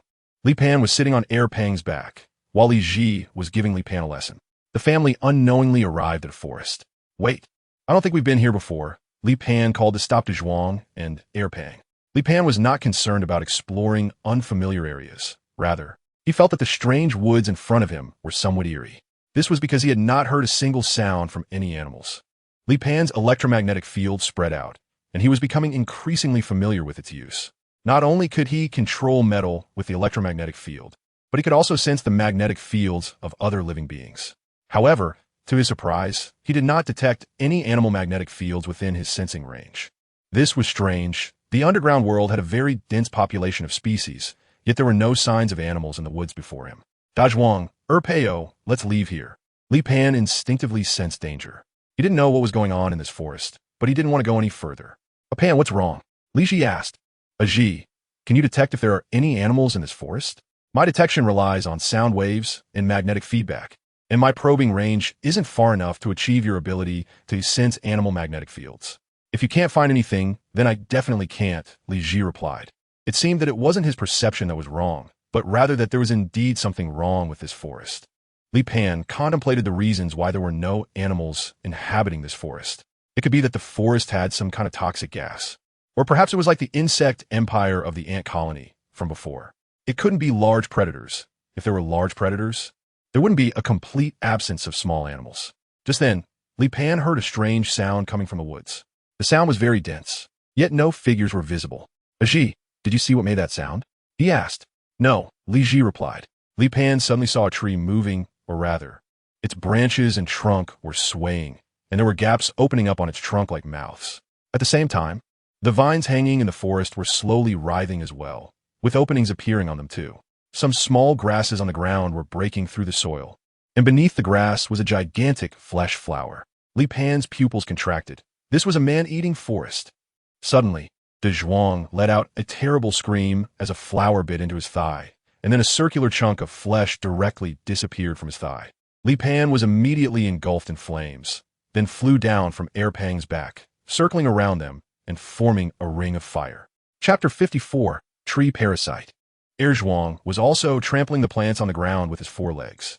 The flames on Li Pan's body emitted high temperatures, causing these carnivorous plants to dare not approach. Although they had evolved to have mobility and even developed characteristics similar to animals, they still feared fire, which was good news. As a gust of wind blew by, the flames suddenly spread out. This was Li Pan's second time setting fire to the mountain. The last time was for revenge, but this time it was for survival. These plants began to struggle wildly under the burning flames. Li Pan saw a big tree that pulled out its roots, tried to escape the wildfire. Pang, charge in that direction and clear a path. Dazhuang followed. Li Pan began directing on the spot, guiding them to rush against the wind. With a roar, Pang received Li Pan's command, and its massive body immediately sprang into action, charging straight ahead. Li Pan stood on the top of Pang's head, continuing to generate high temperatures with both palms, and suddenly pushed forward. Li Pan's palms suddenly erupted with two scorching rays, igniting the plants blocking their path. Those plants struggled wildly in the flames, and then Pang charged straight through. They crashed through the forest, finally breaking free. Once they reached a clearing, Li Pan let out a sigh of relief. But at that moment, the ground let out a rumbling sound. Then Li Pan witnessed an incredible sight. A gigantic tree shot up from the ground in the center of the woods, its trunk already ablaze, and it was coming towards Li Pan and the others. Run! Li Pan shouted, and Dazhuang and Pang took off running. The tree was just too massive. Most of the trees in this forest were around 30 to 40 meters tall. But that giant tree, including its crown, was probably over 100 meters high, and its trunk diameter was likely 40 to 50 meters. No creature could withstand such a giant, especially since that tree was engulfed in flames, which were continuously spreading upward. The giant tree was rapidly chasing after them. Unlike other plants, it moved with remarkable speed, even faster than Dazhuang and Pang. Moreover, it could crash through obstacles without needing to navigate around the terrain like they did. Li Pan suddenly soared into the air, flying towards the giant tree. As he approached the giant tree, Li Pan's palms suddenly shot out two beams of high-temperature rays. However, several vines extended from the crown of the giant tree, whipping towards Li Pan in the air. Li Pan hurriedly increased the distance, and, at that moment, he suddenly sensed the presence of metal nearby. Turning his head, he saw that it was Li Ji's core approaching him. Li Pan immediately established an electromagnetic field connection with Li Ji's core. This way, he could rely on Li Ji's core as a stepping stone to soar even higher. Li Panfei flew over the giant tree canopy and set fire to it below. The giant tree should have had the ability to feel pain, as its canopy extended tendrils, trying to extinguish the flames on it. However, soon its tendrils began to catch fire as well. The giant tree finally could not bear the burden, stopped moving, and the flames were completely consuming it. Li Pan's family watched from a distance as the giant tree burned. Suddenly, Li Pan saw something trying to emerge from the giant mouth of the tree. It looked like some kind of soft object, which fell to the ground from a height of several dozen meters, bouncing a few times upon landing, but it was also covered in sparks. The object was not good at moving and could not extinguish the flames on its body. After struggling on the ground for a while, it seemed to be burned to death. Li Pan did not rush forward, but waited for the giant tree to be burned to ashes. Li Pan finally arrived at the giant tree that had been burned to charcoal and collapsed on the ground. He looked at a soft, squishy thing on the ground. This thing looked very much like the legendary slime, and its outer skin was already charred. Li Pan peeled away the charred outer skin, revealing a mouth-watering aroma of meat inside. Is this an animal? Li Pan showed a look of surprise and couldn't help but swallow. The smell was so fragrant. It seemed delicious. It should be some kind of parasitic organism. This forest must be infested with such creatures, altering the DNA structure of the plants to give them animal-like mobility. Dazhuang, Pao, and Sanpao also gathered around, equally attracted by the meaty scent. Li Pan was the first to take the blade, cut off a piece of meat, and taste it. The next moment, Li Pan's eyes lit up. It was delicious. Very delicious. The meat of this parasitic organism was different from seafood and also different from the meat of land animals. It had its own unique flavor. Moreover, Li Pan felt that after the food entered his stomach, it was releasing a huge amount of energy. This energy was nourishing his body, greatly enhancing him in various aspects. Eat, everyone eat. After taking a bite, Dazhuang let out a joyful sound. Li Pan looked at the burning forest and, perhaps in the woods, these parasitic organisms could still be discovered. After all, since these parasitic organisms had infected such a large area of the forest, there must be more than just one. Li Pan took Dazhuang and Pao and began to enter the already burned forest. As for the still spreading wildfire, they were powerless to control it. Li Pan pushed aside a still smoking tree trunk. Sure enough, there was a parasitic organism inside the trunk, which had not completely died and still retained some life. However, this parasitic organism was clearly much smaller compared to the one from the previous giant tree. This was likely related to the size of the host plant they were parasitizing. Larger plants mean they can absorb more nutrients, and naturally, they can grow larger as well. Li Pan thought for a moment and named this parasitic organism tree parasite. It's not very sophisticated, but it helps to understand it more intuitively. Li Pan suddenly thought, can I artificially cultivate tree parasites? If it is possible to raise them artificially, then it could provide an additional source of protein. However, I wonder if these tree parasites need to eat meat to grow. If that's the case, then raising them wouldn't be worth it. After all, even in later generations, there are no carnivorous animals among the livestock raised by humans. Even meat dogs are fed food, not meat. Although their family didn't catch any prey on this trip, they did gather a lot of tree parasites. These tree parasites not only taste great, but are also very nutritious. That day, Dazhuang, Pao, and Sanpao ate a lot of tree parasites. But by the next day, Li Pan found that they were still sleeping, and no matter how much he called them, he couldn't wake them up. Aji, are they poisoned? They should be digesting the nutrients from the tree parasites. But why don't I feel anything? In fact, you also slept for 96 hours. What? I slept for that long? Yes, the electromagnetic resonance organs in your body have tripled in size. Chapter 55. The whole family mutates. Li Pan was stunned. He only felt invigorated after waking up, not realizing he had slept for 4 days. So what is their current situation? Tree parasites can alter the DNA of the plants they parasitize, allowing plants that originally took root in the soil to gain mobility. Based on my speculation, although they cannot parasitize animals, they still possess the ability to change DNA characteristics, especially after you consumed the flesh of the tree parasite, which cause certain changes in your body. Have I changed as well? Why do I feel nothing at all? Your DNA has been continuously changing. So for you, this change isn't particularly severe. What about Dazhuang and the others? The tree parasite changes the DNA of the plant not to kill the host. So for Dazhuang and the others, it is likely a positive change. However, since tree parasites are skilled at parasitizing plants rather than animals, I can't be certain whether this change is good or bad. So does that mean any animal that eats tree parasite meat will have its genes altered? Theoretically, yes. But genetic mutation requires an extremely large amount of energy.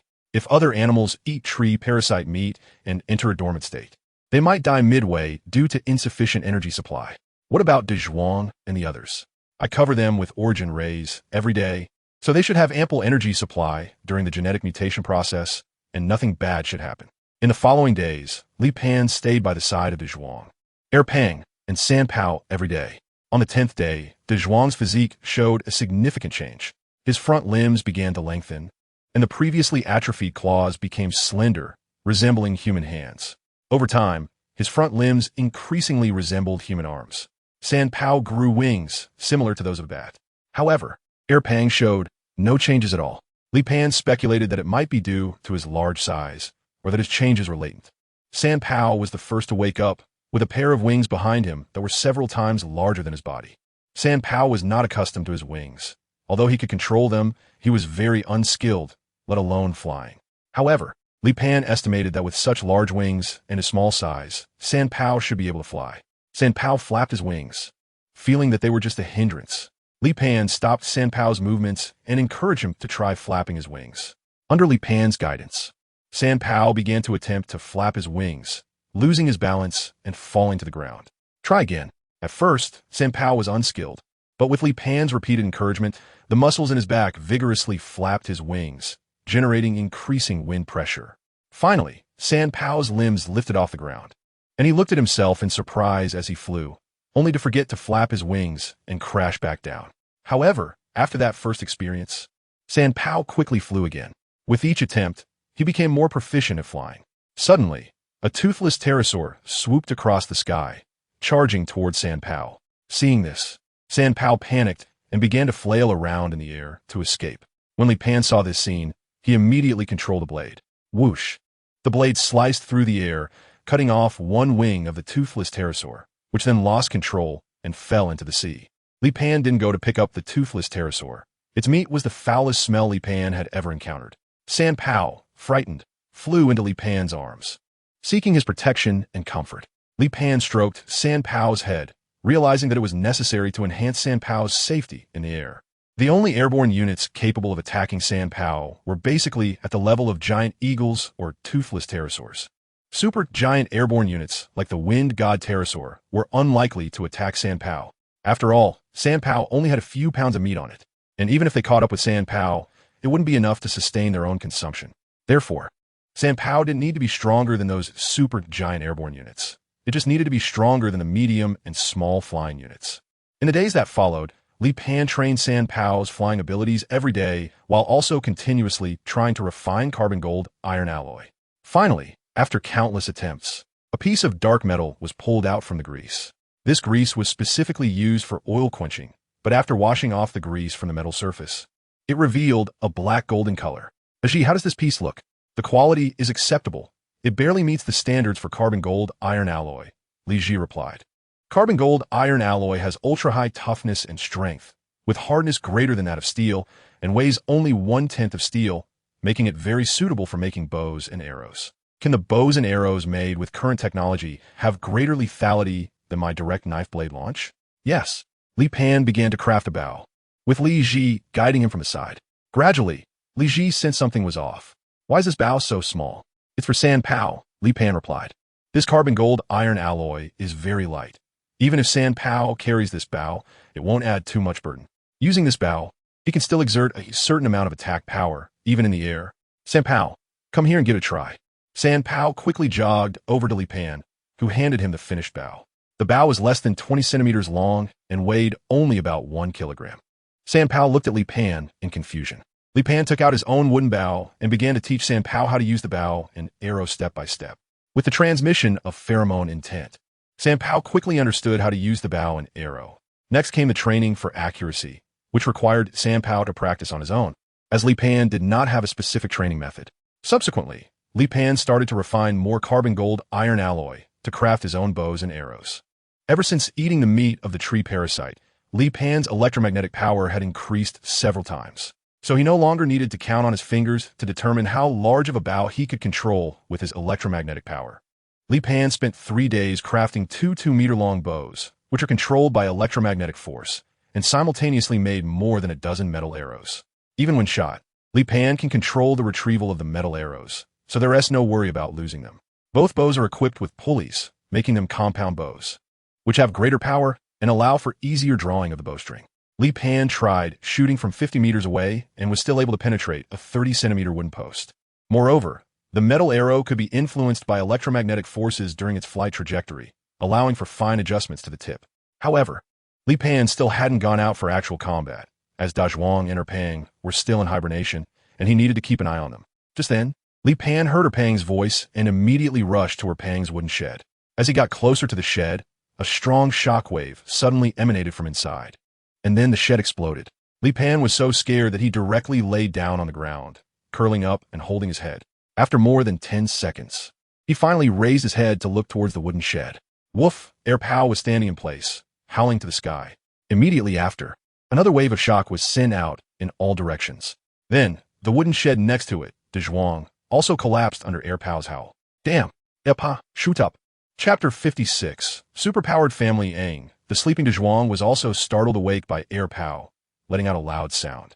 At that moment, Dazhuang's forelimbs became long and no longer in the withered state they used to be.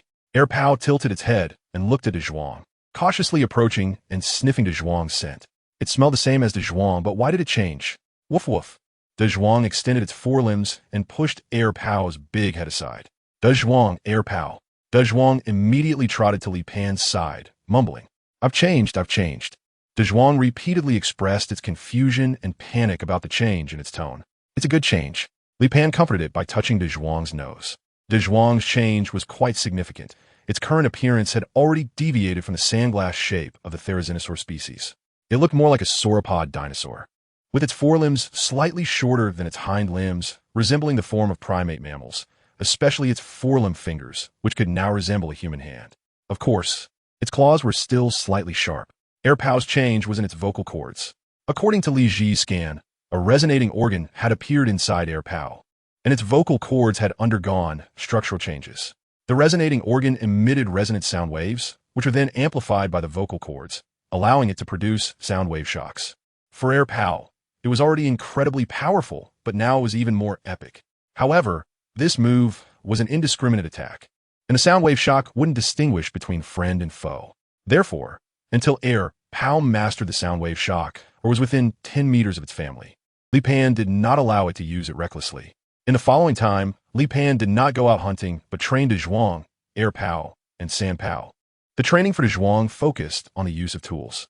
As for Erpao's training, it had to train alone, mainly focusing on controlling the directional release of sound wave shocks, rather than indiscriminate attacks every time.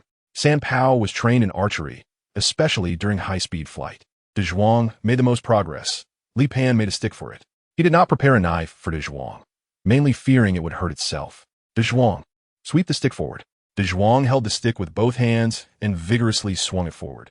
The grass and small trees in front were all swept away by Dazhuang in one stroke. Dazhuang began to enjoy this feeling, wildly waving the stick and sweeping it around aimlessly.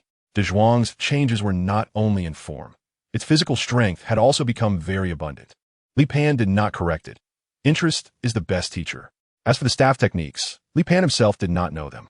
As long as it did not hit itself or its companions with the staff, it was considered qualified. As long as it understood to use the staff to strike at enemies, then it had graduated. Erpang's progress was the slowest, mainly because no one could guide its skills. It could only rely on its own exploration. As for Sanpao, it was already able to hit a wooden stake from 20 meters away during directed shooting.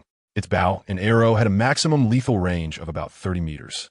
After training at home for half a month, Li Pan planned to go out hunting while also testing the training results of Dazhuang, Erpang, and Sanpao. When passing through the charred forest, Li Pan found that the forest had begun to rejuvenate. Many plants had also been parasitized again. But the parasitized plants did not have enough lethality. At least they did not pose a threat to Li Pan's family. Now, these newly sprouted plants could at most hunt some small animals and insects. Each species has its own way of survival and rights, as long as it does not threaten their family. After understanding the characteristics of tree parasitism, Li Pan's fear of it also disappeared. As long as they did not enter the coverage area of the tree parasites, their family's safety could be guaranteed. Just then, a giant beast dragon appeared in the field of vision of Li Pan's family. This giant beast dragon was even larger than the one they encountered in the oasis last time. This giant beast dragon stood 20 meters tall, with a body length estimated to exceed 30 meters and weighed at least over 30 tons. Among the theropod species, the giant beast dragon was definitely a behemoth-level existence. In front of it, Dazhuang looked almost like a kitten with a weight difference of almost 3 times. The only time Erpang was seriously injured was when it suffered a huge loss in the mouth of the giant beast dragon last time. The roar of the giant beast dragon sounded as if the sky was collapsing and the earth was sinking. Li Pan felt the overwhelming, killing intent. San Pao, bold and skilled, flew directly into the air and shot an arrow at the giant beast dragon. However, the arrow he shot didn't even pierce the dragon's skin. Fortunately, San Pao could fly now, so even though he couldn't harm the giant beast dragon, the dragon couldn't retaliate either. Li Pan drew back the double bows behind him, and under the control of electromagnetic force, he knocked an arrow. Whoosh! The compound bow shot out 2 arrows, powerful projectiles slicing through the air. Although the giant beast dragon was massive, its reactions were incredibly fast. It immediately twisted its neck to avoid one arrow, but it couldn't dodge the second one. The metal arrowhead plunged directly into the dragon's neck. The giant beast dragon howled in pain. At that moment, Dazhuang charged forward. As he ran, his body was slightly upright, his large tail swaying to maintain balance, while his arms gripped a stick that he swung fiercely down onto the dragon's thigh. Thud! The giant beast dragon's enormous body crashed to the ground. Before it could get back up, Dazhuang's stick came crashing down on its head. Suddenly, Erpang emitted a wave of sound. Li Pan and Dazhuang, who hadn't yet distanced themselves, were directly affected by the sound wave, feeling dizzy and disoriented.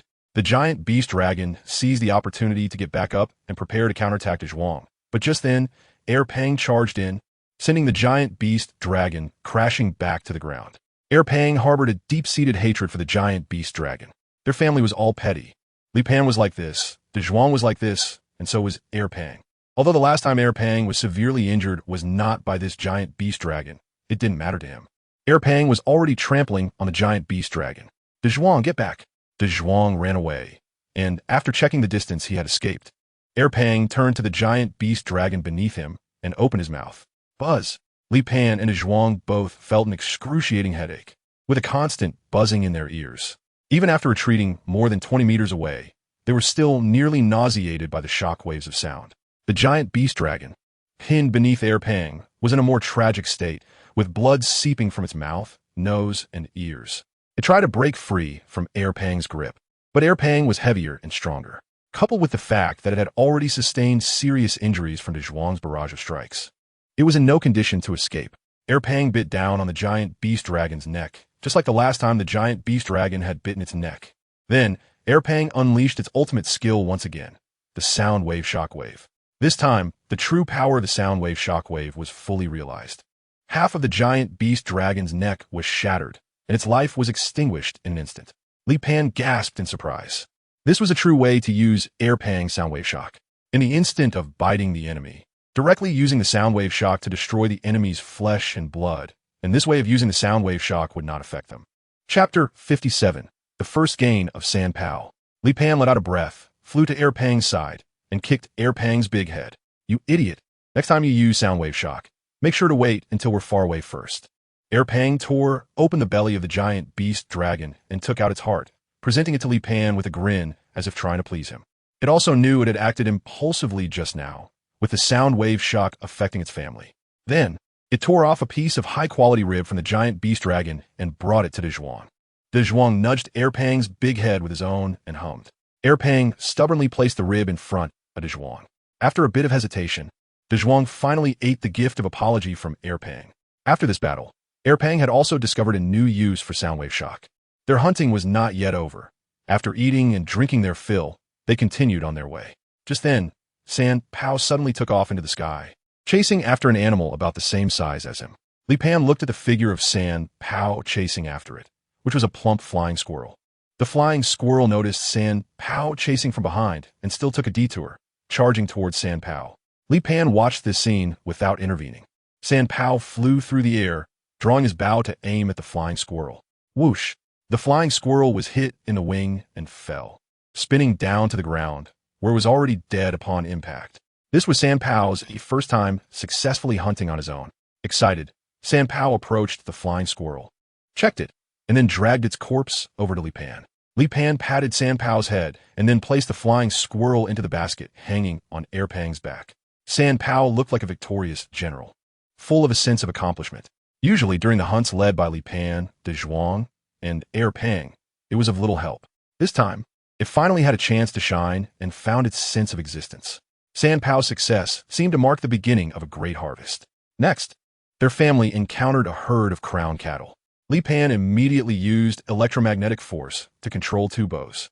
With a whoosh, as Li Pan continuously drew the bow and shot arrows, for crown cattle were brought down. The power of these two compound bows was quite formidable.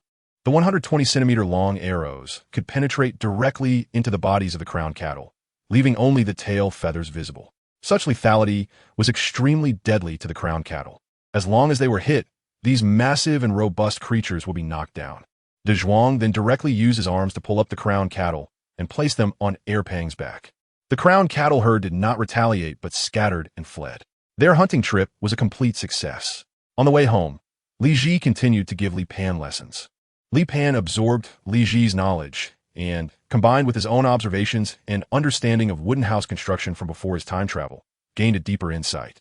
Li Pan wants to build a perfect home, at least one that can be preserved for a long time, rather than the kind of dilapidated house that leaks when it rains or falls apart with a slight bump. In the underground world, there is no need to worry about leaks since it doesn't rain, but in the surface world, water leakage must be considered. Before that, Li Pan needs to create enough tools. In the past, there were no conditions for this. Even a piece of iron tool required a lot of effort to obtain.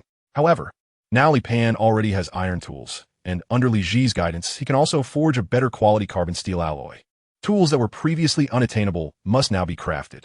In the following time, Li Pan began to create various tools. His strength was continuously growing, and his abilities were noticeably improving in various aspects. However, the speed of Li Pan's physical growth seemed to be similar to that of an ordinary child, without any enhancement due to his special genes. But growth is something Li Pan cannot intervene in. Of course, this is not entirely a bad thing. A slower growth rate means a longer lifespan. If he were to reach adulthood in just a few months or even days, Li Pan would have to question whether his lifespan was being reduced. However, his infant form still affects his movements and some of his work. Li Pan suddenly had an idea. Could he wear metal bracelets and anklets and then use electromagnetic force to lift himself into the air, no longer relying on the metal worn by Dazhuang and Erpang to create electromagnetic field resonance? Just like Magneto in the X-Men movie he had watched before, who could fly using the metal on his body. However, the result was not ideal. Li Pan needed a point of support to fly into the air. The electromagnetic field was like a kite string, but if Li Pan wanted to fly without relying on a support point below, it would be like sitting on a kite to fly, which would disrupt the stable relationship between Li Pan's body, the electromagnetic field, and the metal. Aji, do you have any suggestions for me to fly using the electromagnetic field? Why don't you try to establish a connection with the planet's magnetic field? Huh. My electromagnetic field and the planet's magnetic field shouldn't be the same thing, right? In fact, they're the same thing, Li Ji said. The planet's magnetic field is generated by the friction between the core and the outer layers, and, essentially, it is no different from the magnetic field on your body. So how do I establish a connection? I don't know. Don't know? I thought you would know. If I knew how to do it, I wouldn't be stuck on the spaceship, Li Ji said. After all, I am a mechanical product, and I can't experience what you feel when controlling the electromagnetic field. However, in the history of the Source race, there was a source who implanted a core into their body and then established a connection with the planet's magnetic field. So I think you might be able to do it too. Li Pan felt speechless. Just now, when he saw Li Ji confidently say that he should connect with the magnetic field of Blue Star, he thought Li Ji knew how to do it. However, Li Ji's reminder did indeed stir something in Li Pan. The magnetic field of Blue Star covers the entire planet, and if he could really establish a connection with the planet's magnetic field, then he could achieve true freedom in flying. But how could he connect with the planet's magnetic field? He couldn't even sense the planet's magnetic field right now. It was precisely because he couldn't feel it that Li Pan always thought his electromagnetic field and the planet's magnetic field were two separate things. But how could he perceive the planet's magnetic field?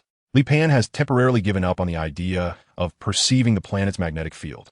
The planet's magnetic field is too elusive. Even though Li Pan knows it exists, it is invisible and intangible, with no shortcuts to understanding it. Meanwhile, Li Pan's electromagnetic force is also growing. He can now lift 2,000 kilograms of metal, and the coverage range of his electromagnetic field has reached 100 meters. This means that Li Pan can only fly within a height and radius of 100 meters, but he still cannot escape the resonance with the metal's electromagnetic field.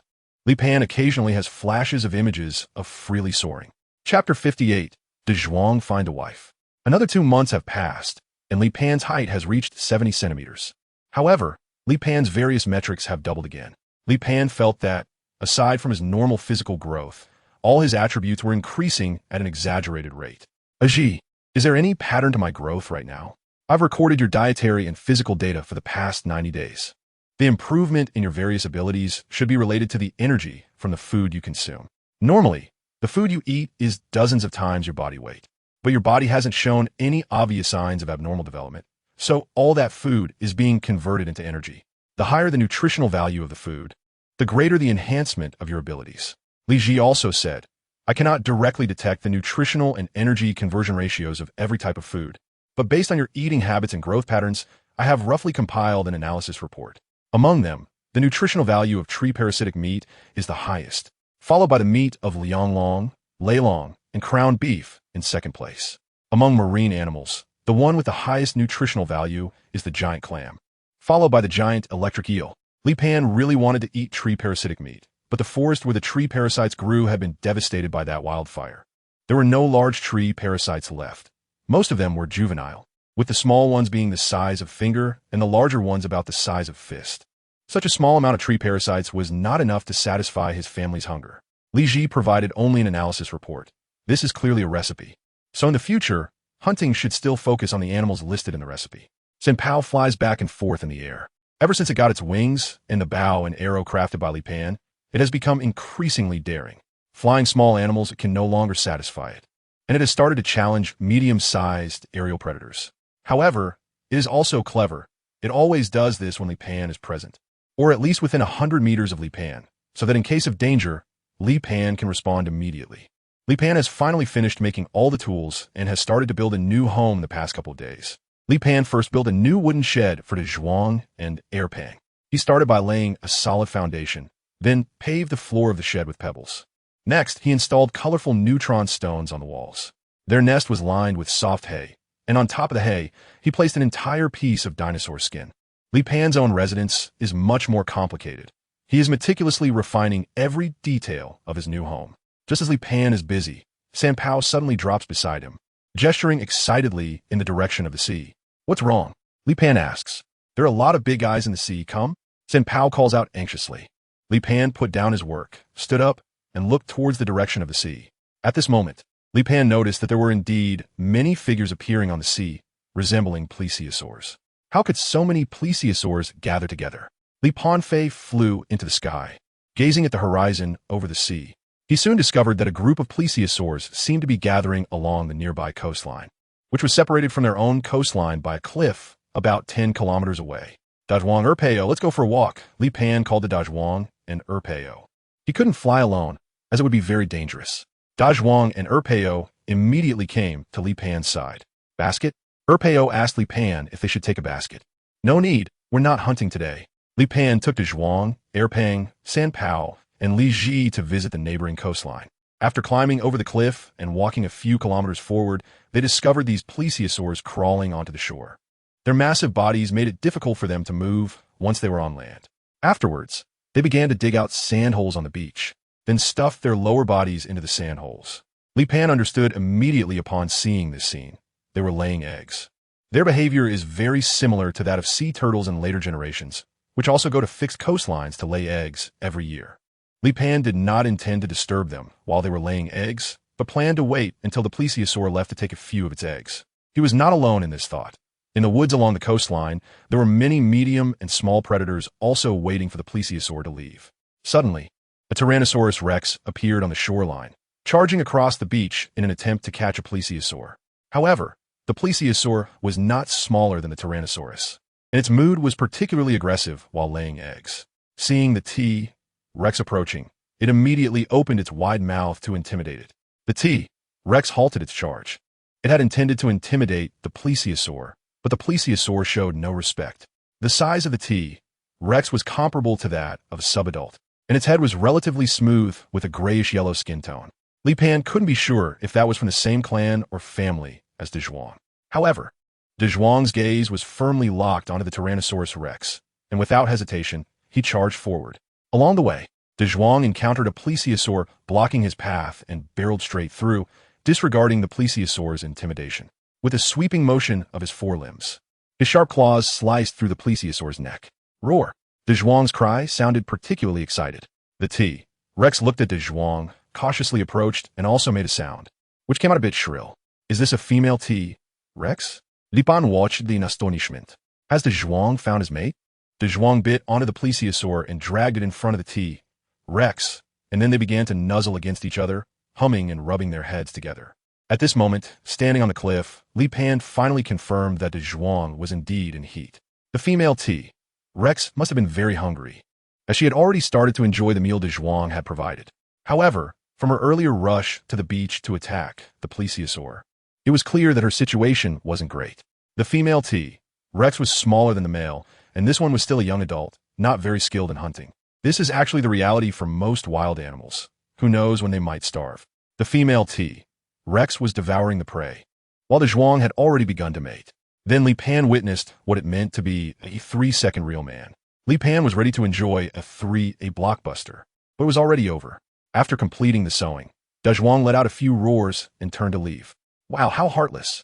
The female Tyrannosaurus stopped eating, looked up at Dazhuang, and roared a few times. Dazhuang paused, glanced at the female Tyrannosaurus, and then turned to look at Li Pan, who was standing on the cliff. It seemed that a new member would be added to the family. Chapter 59. Thunderstrike. Dazhuang brought his wife in front of Li Pan.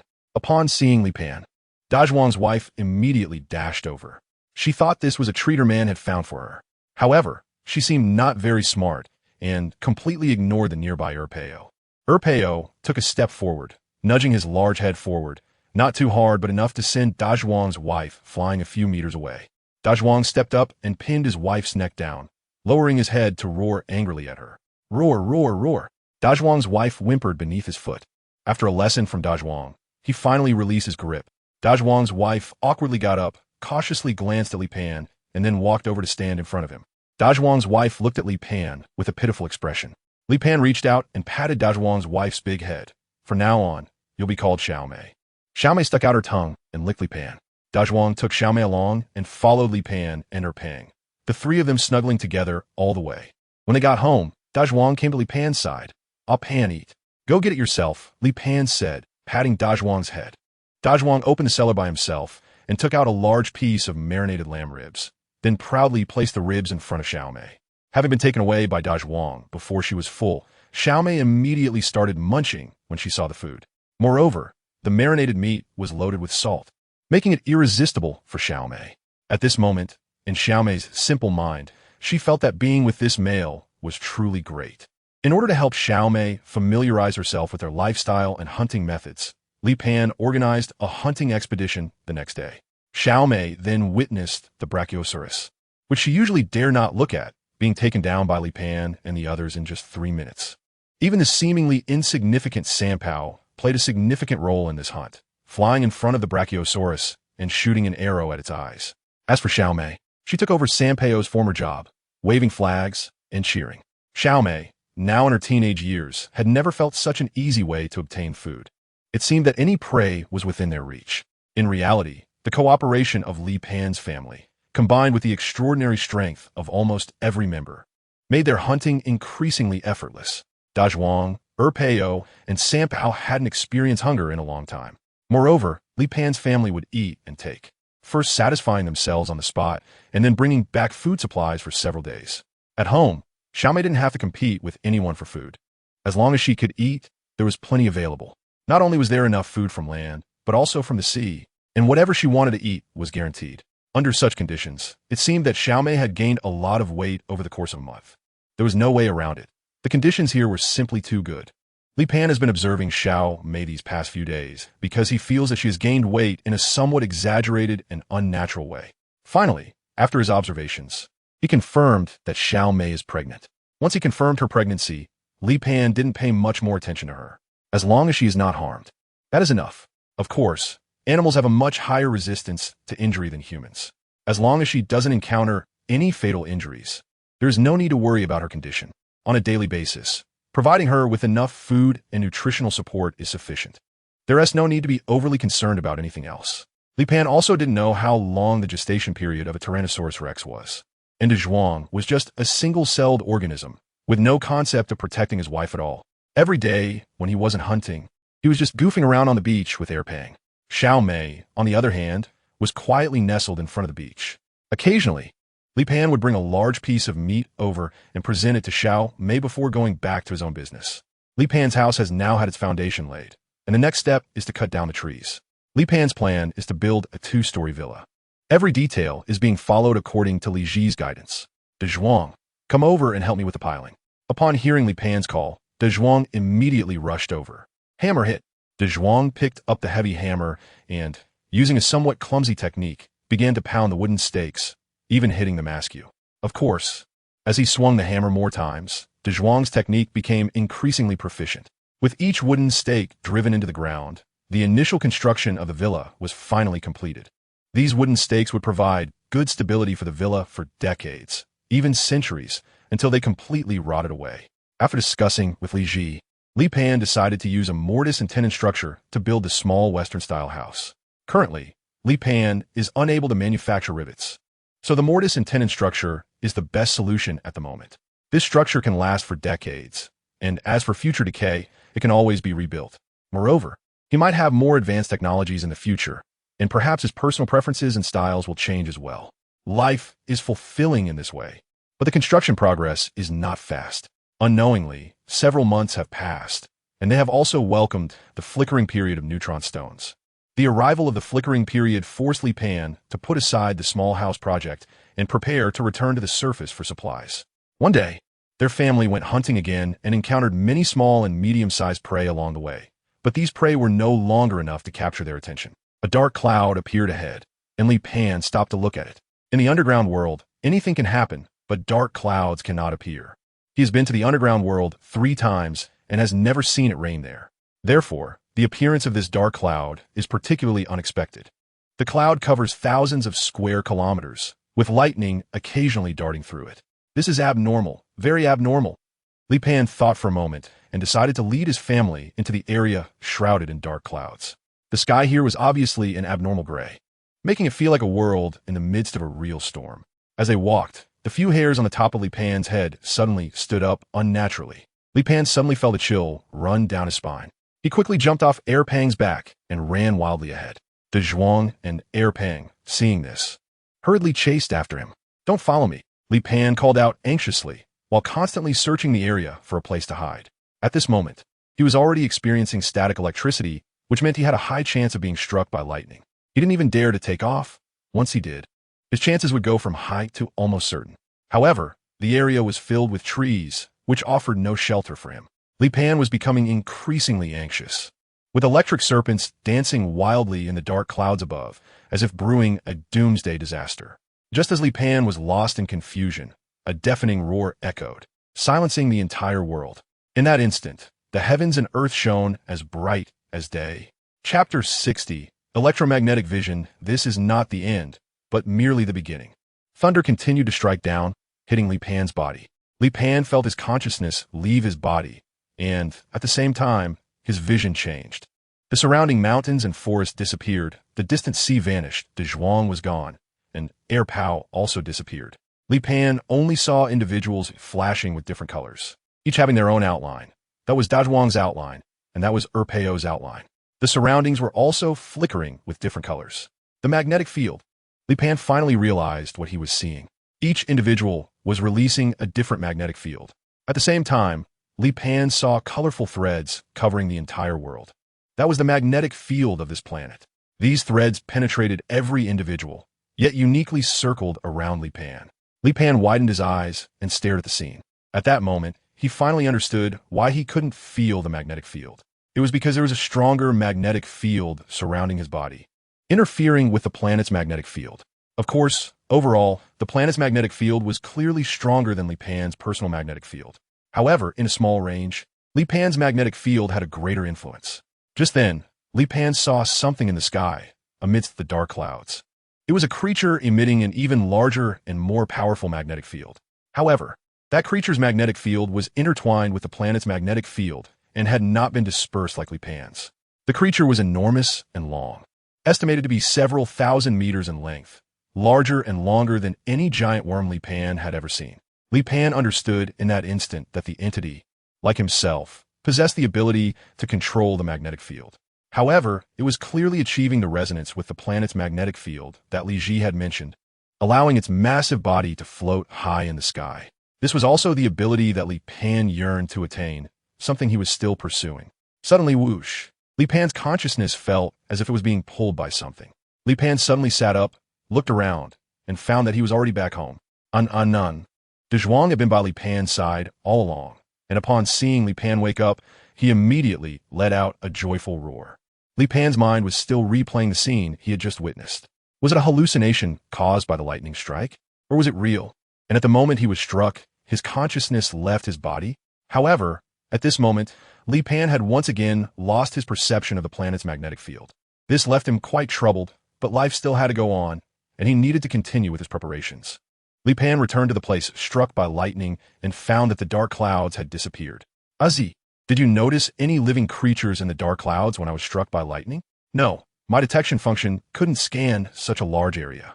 Did you find anything? Li Pan thought for a moment and recounted what he had seen and heard after being struck by lightning. Li Ji was silent for a moment and said, "What you saw should be real. Do you know what the situation is?" "I don't know, but through my computational simulation, I deduced that you must have been struck by lightning, causing your spiritual entity to be expelled from your body. However, due to the constraints of your own magnetic field, it hasn't completely dissipated. It's as if the magnetic field is your body, and through different perspectives, you see the planet's magnetic field and the creatures in the dark clouds." However, Li Pan was still unable to feel the planet's magnetic field again, unable to experience that special vision once more. Li Pan asked Li Ji to shock him with electricity, but he felt nothing. During Li Pan's exploration, darkness descended for the third time. It was time for their family to migrate back to the surface. This time, they chose to return to the desert again, where there were spaceships and many tools. Of course, Li Pan also wanted to see if the seed he buried last year had sprouted. Except for Xiao Mei. The other family members were quite accustomed to the desert environment. The family followed the familiar path and found the spaceship in the stone forest. However, as soon as they arrived at the spaceship, Li Pan spotted a fist-sized insect pupa lying on the sandy ground. Had that insect egg already hatched? Li Pan immediately approached the pupa, but it looked listless, not eating sand and not secreting any biotin. Next to the pupa were two shells of different sizes. Had it molted? But why was it getting smaller with each molt? This was too abnormal. In nature, whether it's insects, cicadas, snakes, or even shrimp and crabs in the water, they all have the habit of molting or shedding their shells, and they all noticeably grow larger after doing so. However, this pupa, which had a mother that was a giant 1,000-meter creature, shouldn't have surprised Li Pan no matter how big it grew.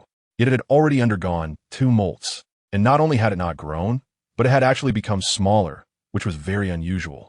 Li Pan did not understand the growth patterns of this pupa, but it was clear that its shrinking indicated a problem.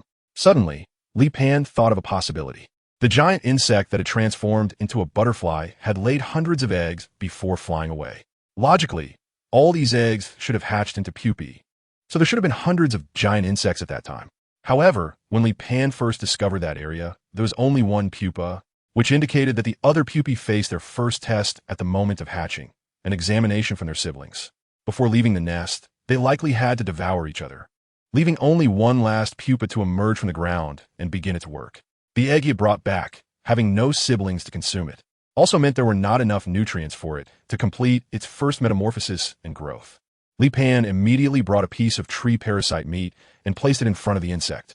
The insect sniffed at the meat and then slowly moved towards it. Indeed, this insect was initially carnivorous.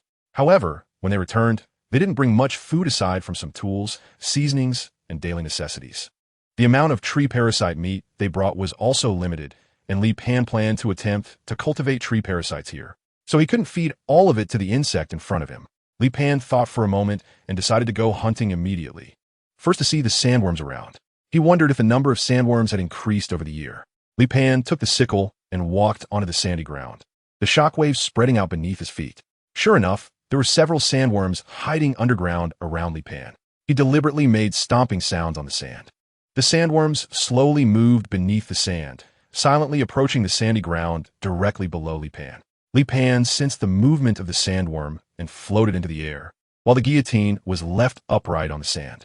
In the next moment, the sandworm suddenly lunged out and swallowed the guillotine in one bite. However, when it realized that the guillotine was not something it could eat, the guillotine, under Li Pan's control, suddenly erupted with lethal intent. The guillotine turned horizontally in the sandworm's mouth, causing a large spray of blood to erupt from its oral cavity.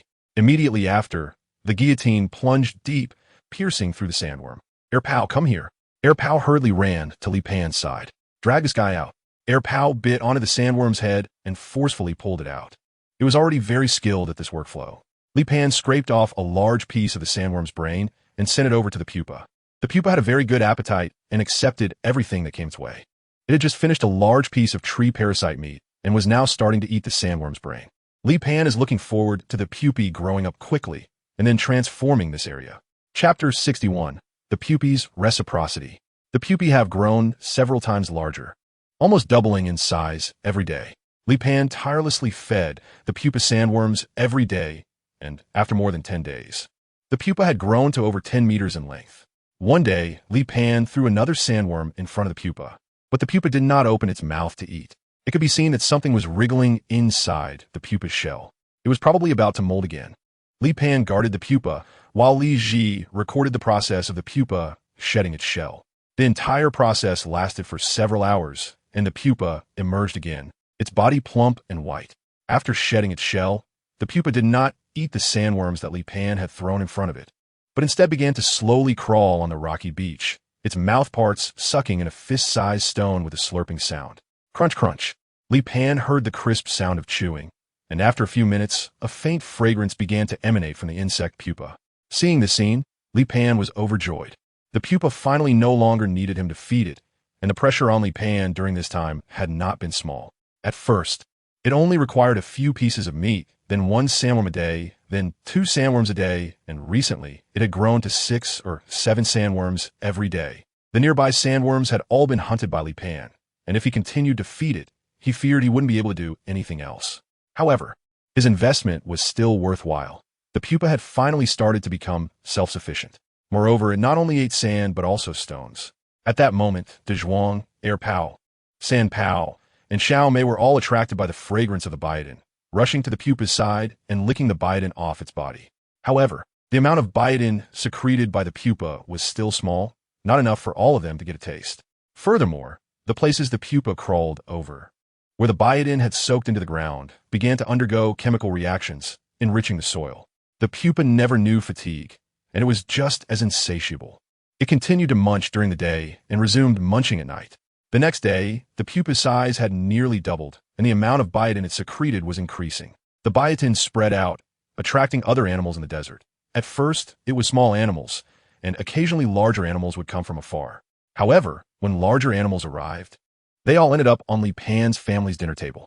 Li Pan's family began their daily hunting, but Li Pan planned to continue exploring alone. Last year, Li Pan had already explored the oasis, the lowlands, and the upstream of the river. This time, he followed the river downstream. After exploring for several dozen kilometers downstream, the river merged into a large river. This large river surged with waves, reminding Li Pan of the Yellow River. However, although the water flow at this confluence was turbulent, it was not murky. The water quality was quite clear. This indicated that the soil upstream of the large river was not sandy. The reason the Yellow River's water quality is murky is that its upstream is composed of loess, coupled with sparse vegetation, leading to severe soil erosion in the Yellow River. In the years before Li Pan's crossing, the country had carried out afforestation along the Yellow River to combat soil erosion, which greatly improved both soil loss and the water quality of the Yellow River. Li Pan walked more than 10 kilometers upstream along the Great River and soon saw lush green fields, a seemingly endless forest through which the Great River flowed, formed by the convergence of several small rivers that ultimately created the rushing Great River. How far is it from here to the spaceship? Li Ji said, according to my calculations, the straight line distance is about 150 kilometers. 150 kilometers? That's really not close, Li Pan thought to himself. Moreover, if they came this way, they would inevitably encounter a few sandworms, which would also consume a considerable amount of time on the road. The good news was that the desert area they were in was already at the edge of the desert. However, 150 kilometers was still a considerable distance, especially for a hunting trip. The 150-kilometer journey would be extremely unfriendly to Dazhuang and the others. As Li Peng approached the forest, he felt the humidity here was exceptionally high, with a layer of water droplets already forming on his skin. The higher the humidity, the more active the food chain becomes, which also means a higher density of animals. Just like in the future Amazon rainforest, the density of animals is astonishing, with tens of thousands of species fighting for survival in every square kilometer. If a person unwittingly steps into the Amazon rainforest, they will naturally become a part of the food chain and at the bottom of it. At that moment, Li Peng sensed the presence of many animals' magnetic fields, all of them watching him as he was about to enter the woods. As soon as Li Peng entered their attack range, they would launch a lethal assault. Li Peng was surrounded by floating blades, ready for defense. Even he felt that this forest was somewhat exaggerated from the feedback of the magnetic field. He sensed that there were a dozen types of creatures at the edge of the forest that wanted to kill him. The moment Li Peng took a step forward, a sticky tongue shot towards him. It was a jungle tree frog, about 3 meters in size, whose body surface almost blended in with the tree trunk. At the moment the jungle tree frog attacked, Li Peng launched a counterattack. The blades shot out swiftly, cutting through the tongue of the attacking jungle tree frog. Immediately after, the remaining blades aimed for the body of the jungle tree frog. The jungle tree frog was hit by Li Peng's blades and immediately tried to escape. However, those blades that had entered the jungle tree frog's body were still under Li Peng's control through electromagnetic force. Li Peng controlled the blades, directly shredding the internal organs of the jungle tree frog, cutting off its life. Before Li Peng could collect his spoils, a giant python, also capable of changing color, immediately coiled around the jungle tree frog and attempted to swallow it right in front of Li Peng. How could Li Peng possibly indulge it? Those blades inside the jungle tree frog burst out, shooting into the giant python's mouth and shredding its esophagus. Another dinosaur attempted to snatch away the bodies of the jungle tree frog and the giant python. Li Peng directly controlled all the blades, spinning them rapidly to form a metal storm. In an instant, he killed several predators hiding in the shadows or changing their colors. A pterosaur and a stegosaurus both became Li Peng's prey. Li Peng noticed that the predators in this primitive jungle all shared a common feature: color changing. Whether it was the jungle tree frog, the giant python, the pterosaur, or the stegosaurus, they all had the ability to blend into their environment. If Li Peng didn't have electromagnetic sensing, he might have really fallen here. Li Peng stepped forward to take a look at these trophies. The size of the pterosaur and the sauropod was too large for him to carry with his current strength. Li Peng thought for a moment and decided to dig out the hearts of the pterosaur and the sauropod to eat on the spot. Then he took the bodies of the tree frog and the giant python back. Just as Li Peng was opening the chest of the pterosaur, a bolt of electricity suddenly shot over from more than 10 meters away. Crackle! Li Peng was struck by the electric arc and was sent flying, feeling a strong sense of paralysis in his body. Shortly after, a slender dinosaur with long limbs appeared from over 10 meters away. Judging by its size, it should be a close relative of the Mammatus, also belonging to the sauropodomorpha clade. However, its size is only half that of the Mammatus. But this dinosaur has a pair of spiral-shaped crests on its head, which shimmer with electric arcs and can change color. Li Peng's recent electromagnetic induction was shielded by its own electromagnetic field, preventing him from noticing it immediately. The electric dragon cautiously approached Li Peng, and in that instant, Li Peng gathered electric arcs in both palms, which suddenly struck the electric dragon's chin. Chapter 62. Strange feeling, almost couldn't come back. Although the electric dragon can discharge electricity, it does not mean it is immune to lightning. Li Peng's palms erupted with arcs of electricity that struck the electric dragon's chin, penetrating through its jaw skin and then through its brain. The electric dragon stopped moving, exhaling a puff of green smoke, and its massive body collapsed limply to the ground. Its brain had been scorched, and Li Peng was not in good shape either. After a few minutes of recovery, he struggled to prop himself up, took a blade, cut off a few pieces of meat, and stuffed them into his mouth to quickly restore his physical condition. Fortunately, during the time Li Peng was immobilized, no other predators came around. Li Peng cut off the pair of horns from the electric dragon, and the electric organ was located within these horns. Each horn measured 40 centimeters in length, and suddenly, without warning, it discharged electricity. An electric snake burst forth from the tip of the horn, striking the trunk of a tree over 20 meters away. Li Pan was astonished, carefully examining the pair of horns in his hands. These horns had already been severed. How could they suddenly discharge electricity? It should be that your electromagnetic field resonates with these horns. The biological organs within these horns are similar to a power tower. Not only can they generate electrical energy themselves, but they can also absorb electromagnetic fields and then release electrical energy, Li Ji said. Li Pan tried to concentrate and injected the electromagnetic field into the dragon horn. Ziz, indeed, the dragon horn erupted with an arc of electricity again, and this time the attack reached an even greater distance. Li Pan did not expect the effect to be so good. Unfortunately, the biological tissue inside the dragon horn would undergo a qualitative change due to losing vitality in a short time. Otherwise, Li Pan would have wanted to use it as a weapon. This dragon horn, combined with his electromagnetic field, could be used to attack distant targets. Li Pan dug out the heart of the electric dragon and swallowed it.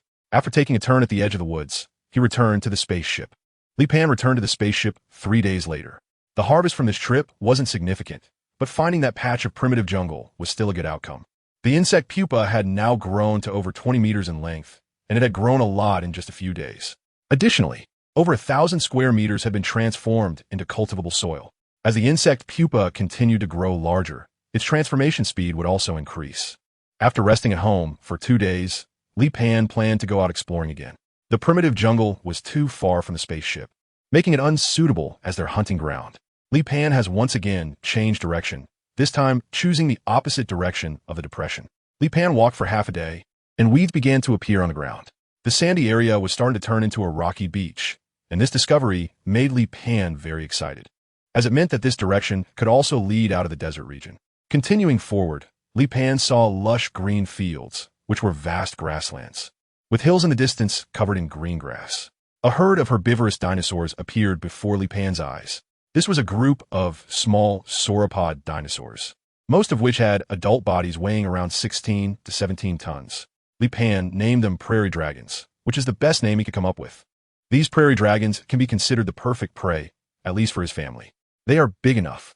A single adult prairie dragon can provide enough food for his family for 2 days. At the same time, the threat is very low, especially for a family like Li Pan's, who are used to hunting large and super large prey. Aji, how far is it from here to the spaceship? 45 kilometers. Li Pan felt even better upon hearing this distance. Sitting on the lawn, he took out the food he carried with him and started eating. Just at that moment, a pack of terror wolves appeared in Li Pan's line of sight. This group of terror wolves was considerably larger than what Li Pan remembered, and they had very thick and dense fur, which was grayish-white in color. Li Pan named them prairie terror wolves. The appearance of this group of prairie terror wolves immediately caused panic among the nearby prairie dragon clan. The adult prairie dragons quickly shielded their young in the middle and emitted a series of calls, trying to drive the prairie terror wolves away. Wolves, as a species, seem to have always occupied a mid-level predator position since ancient times. Faced with this group of prairie dragons, the prairie terror wolves continuously feigned attacks, attempting to break the defensive formation of the prairie dragons.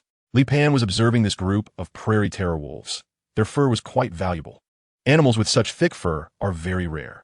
Li Pan has set his sights on the fur of the grassland terror wolf. The grassland terror wolf finally found an opportunity to take down a subadult grassland dragon. And then a group of grassland terror wolves surrounded it and bit through the neck of the grassland dragon. The other grassland dragons, seeing this, realized that they could no longer save their companion's life and began to flee the scene. Li Pan also moved at this moment, launching a dozen blades that flew out simultaneously. The prairie terror wolves fell to the ground one after another. Seeing this, the remaining prairie terror wolves no longer cared about the food and fled with all their might. Li climbed up and dug out the heart of the prairie dragon to eat. Then he ate the heart of the prairie direwolf. And next he skinned and dismembered the prairie direwolf. The fur of these prairie direwolves felt amazing. Li Pan reached out to touch it, and his palm felt a slick sensation. At that moment, dark clouds filled the sky, and Li Pan looked up at the horizon. No way, is his luck this bad? Moreover, ever since the last lightning strike, Li Pan had developed a bit of a psychological shadow regarding rain. Li Pan didn't notice that static electricity had appeared on his body again, and his hair stood up with a rumble. A bolt of accumulated thunder streaked down from the sky, piercing through heaven and earth. Li Pan felt that the world in front of him suddenly changed colors. In that moment, Li Pan saw his own body again, and it was from a third-person perspective. He also saw the magnetic field vision, where everything transformed into an electromagnetic field. Li Pan looked up at the dark clouds, and this time he didn't see any creatures within them. This time, the dark cloud was a thunderstorm cloud generated by nature. Moreover, Li Pan sensed that this would be a long rainy season. The magnetic field could provide a lot of information, such as air humidity, temperature, and wind direction. There were also many complex and useless pieces of information, at least for the current Li Pan, which had no practical use. With a thought from Li Pan, an electromagnetic field formed a humanoid figure, an enlarged version of Li Pan, yet still retaining the posture of child. However, the body was composed of the electromagnetic field made of lightning. Li Peng, and the surrounding electromagnetic field warped, surrounding him and intertwining with his own electromagnetic field. At that moment, Li Pan felt as if he had transcended, becoming one with all things in the world, and all things were at his command. He had become an immortal. In the next instant, Li Pan suddenly realized something was wrong, and his consciousness instantly returned to his body. That feeling was both wonderful and terrifying. Li Pan felt that if he took just one more step forward, he would truly become an immortal. But not in the conventional sense of an immortal. Rather, it would be a return of his consciousness to all things in the world. It was another kind of existence, omnipresent yet nowhere to be found. Li Pan looked up at the sky, and the hazy rain poured down, soaking his body. Li Pan's consciousness suddenly stirred, and he manipulated the planet's magnetic field to form a magnetic distortion area with a diameter of 3 meters. Rainwater slid off the distorted magnetic field area, but did not fall into this region. Is this what it feels like to control the planet's magnetic field? Chapter 63, The Abundant Prairie. Li Pan attempted to control the planet's magnetic field to fly. When the planet's magnetic field merged with Li Pan's body, he lost his sense of gravity. However, the planet's magnetic field was not as strong as Li Pan's own electromagnetic field. The planet's magnetic field was evenly distributed across every piece of land and every breath of air. So, in reality, it was weaker than his own electromagnetic force. Li Pan can now only control the magnetic field of planets within a 3-meter range, which he refers to as the magnetic field domain. Currently, the strength of the magnetic field within this domain allows Li Pan to float lightly, like a balloon. If a gust of wind were to come, it could likely blow him away. If Li Pan could control the magnetic fields of planets at 100 meters or 1,000 meters, then he would truly be able to fly freely. However, even so, this is still a significant breakthrough for Li Pan. Nevertheless, he feels a lingering fear regarding the sensation of the magnetic field. He wants to become a transcendent being who is all-powerful, with flesh and blood, experiencing love and hate, joy and sorrow, rather than an omnipresent being who dissipates into the world. The spring rain continues to fall, and Li Pan retracts his magnetic field domain, wandering in the rain across the grassland. Li Pan is no longer afraid of lightning. He can clearly feel the trajectory of the strikes. Additionally, the magnetic field domain can avoid raindrops by distorting the magnetic field, and it can also evade lightning. Just then, Li Pan stops, raising his head to look at the dark clouds on the horizon. Li Pan felt that something irregular seemed to be falling from the sky. That thing was very large, but it wasn't a meteorite. Just then, something broke through the dark clouds and fell down. Li Pan ran away without a second thought. He didn't want to die in such an unclear way. Boom! The ground shook, and countless pools of water and mud were stirred up. Li Pan was also thrown into the air by the tremendous impact. In midair, he hurriedly adjusted his posture, floating in the air. Then Li Pan saw the thing that was falling down. It was a giant butterfly that had transformed from a caterpillar, the very thing that emerged from the pupa. However, the giant butterfly's body appeared to have been gnawed at by something, leaving only its head and wings, while its abdomen had disappeared. The massive body crashed to the ground, creating a large pit. Li Pan arrived at the giant pit and looked at the enormous corpse before him. His understanding was once again greatly shaken. He had thought that the insect pupa and the giant butterfly were the largest creatures of this world and era. But now, seeing this carcass, he realized he was wrong again. There were beings that could consider the giant butterfly as prey. Fortunately, the giant beast that preyed on the giant butterfly would definitely not consider him as prey. After all, the few pounds of meat on him were not enough to fill its gaps between teeth. So as long as he wasn't unfortunate enough to be crushed, he basically didn't need to worry about where that giant beast stood in the food chain. Li Pan just sighed a little and then continued on his way, exploring the grassland. At that moment, Li Pan sensed a massive animal magnetic field behind the hill ahead, indicating that a large number of animals were gathering there. Li climbed to the top of the hill and saw that the back of the hill was a steep cliff with a drop of about 1,000 meters. Below the cliff was a primitive jungle, which should be the same jungle he had explored last time, just from a different direction. At that moment, the primitive jungle was shrouded in thick mist due to the heavy rain, making it hard to see clearly. On the cliff face gathered dozens of mammals resembling antelopes, their hooves similar to those of goats in later times, able to grip the protruding rocks on the cliff. There were also many caves on the cliff, each housing several or a dozen young antelopes, while the adults remained on the cliff to protect the caves. It must be said that animals in every era have different evolutionary traits. Li Pan gave them a fitting name, mountain antelope. However, Li Pan wasn't very interested in them, mainly because they were a bit small. Unless food was scarce, Li Pan really couldn't muster any interest in them. If Li Pan's family were to rely on these mountain antelopes as their staple food, they would probably end up eating them to the point of becoming a protected species within a year. Li Pan was curious as to why there was a primitive jungle below and a grassland above. Normally, plants from below would easily spread to the grassland. Why do you think there are two different ecosystems in such close proximity, just a kilometer apart? Li Pan asked. Based on my speculation, this grassland is likely created by the biotin produced by the larvae. Although biotin can improve sandy soil quality, it may not be suitable for all plants to grow, which is why two ecosystems have formed, Li Ji explained. Upon hearing Li Ji's explanation, Li Pan immediately understood. The first time he saw the larvae, the area covering thousands of square kilometers only had grass. So, it was indeed possible that this grassland was created by the larvae. This also made Li Pan hopeful that a similar lawn could form around the spaceship. The primitive jungle was likely situated in a basin, and, from the cliff, he could see the misty, rolling mountains and forests. After walking for a while, Li Pan encountered a situation. A sandworm-like creature emerged from a muddy area. It had originally intended to absorb moisture during the rain. However, upon noticing Li Pan, it changed its mind. If this had happened when Li Pan first crossed over, he would have definitely run away. But now, facing it, he felt no fear. He had already been disgusted by its big cousin living in the desert. Now, seeing this grassland sandworm, Li Pan could only think it's really ugly. After dealing with the grassland sandworm, Li Pan saw that the grass ahead was filled with dark holes, with a large number of sandworms active around those holes. They were probably holding some sort of illegal gathering, so Li Pan turned around. He didn't want to disrupt the sandworms matchmaking event. The more Li Pan explored, the more he liked this grassland. The variety of species here was abundant. Although it wasn't as dense as a primeval forest, it still made Li Pan very satisfied. In the end, Li Pan stopped in front of a super waterfall. The width of the waterfall reached several hundred meters, cascading down from a 1,000-meter-high cliff. Li Pan felt that this was an unparalleled beauty, such a spectacular natural wonder that would absolutely not be seen in later generations. Ji, take a few photos for me.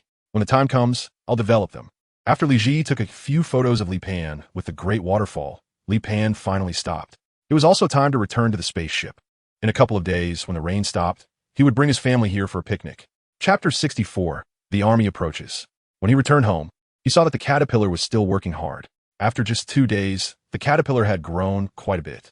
Moreover, the rain had washed off the biotin from the caterpillar's body, seeping into the soil and covering a wider area. Li Pan expressed recognition for the hard work of the larvae. Dazhuang and Xiao Mei were rolling around in a mud pit, which is part of their nature.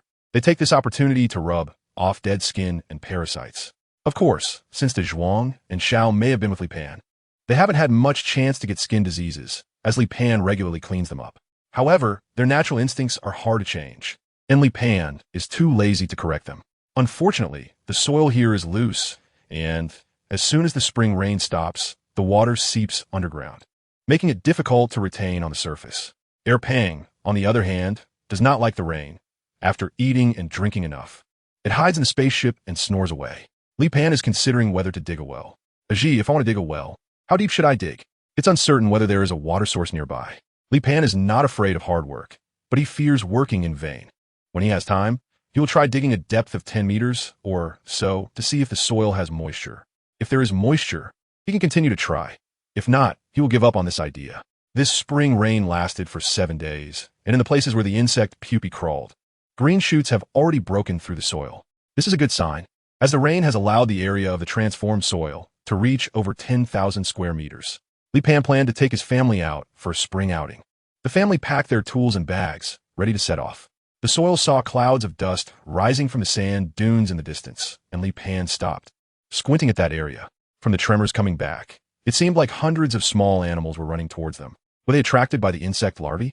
As the group of animals approached, Li Pan could see clearly that they were desert velociraptors. They were slightly larger than ordinary velociraptors and were likely close relatives. In fact, all species of theropods are related. When Li Pan wandered outside, he often encountered families of desert velociraptors.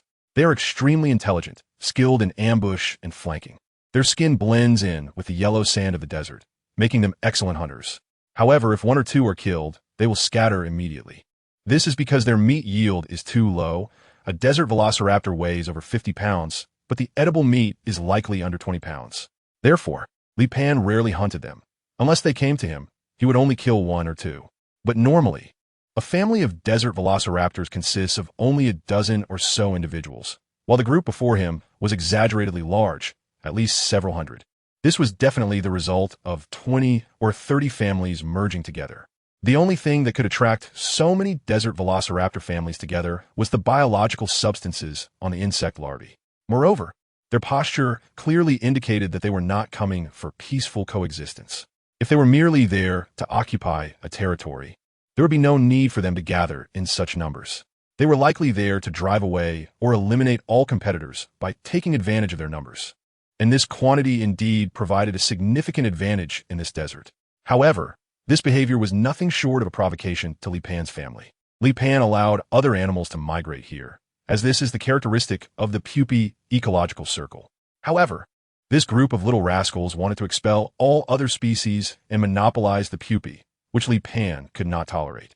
Moreover, they were now aiming to expel even Li Pan's family. Erpang responded with a grunt and charged towards the desert raptor group.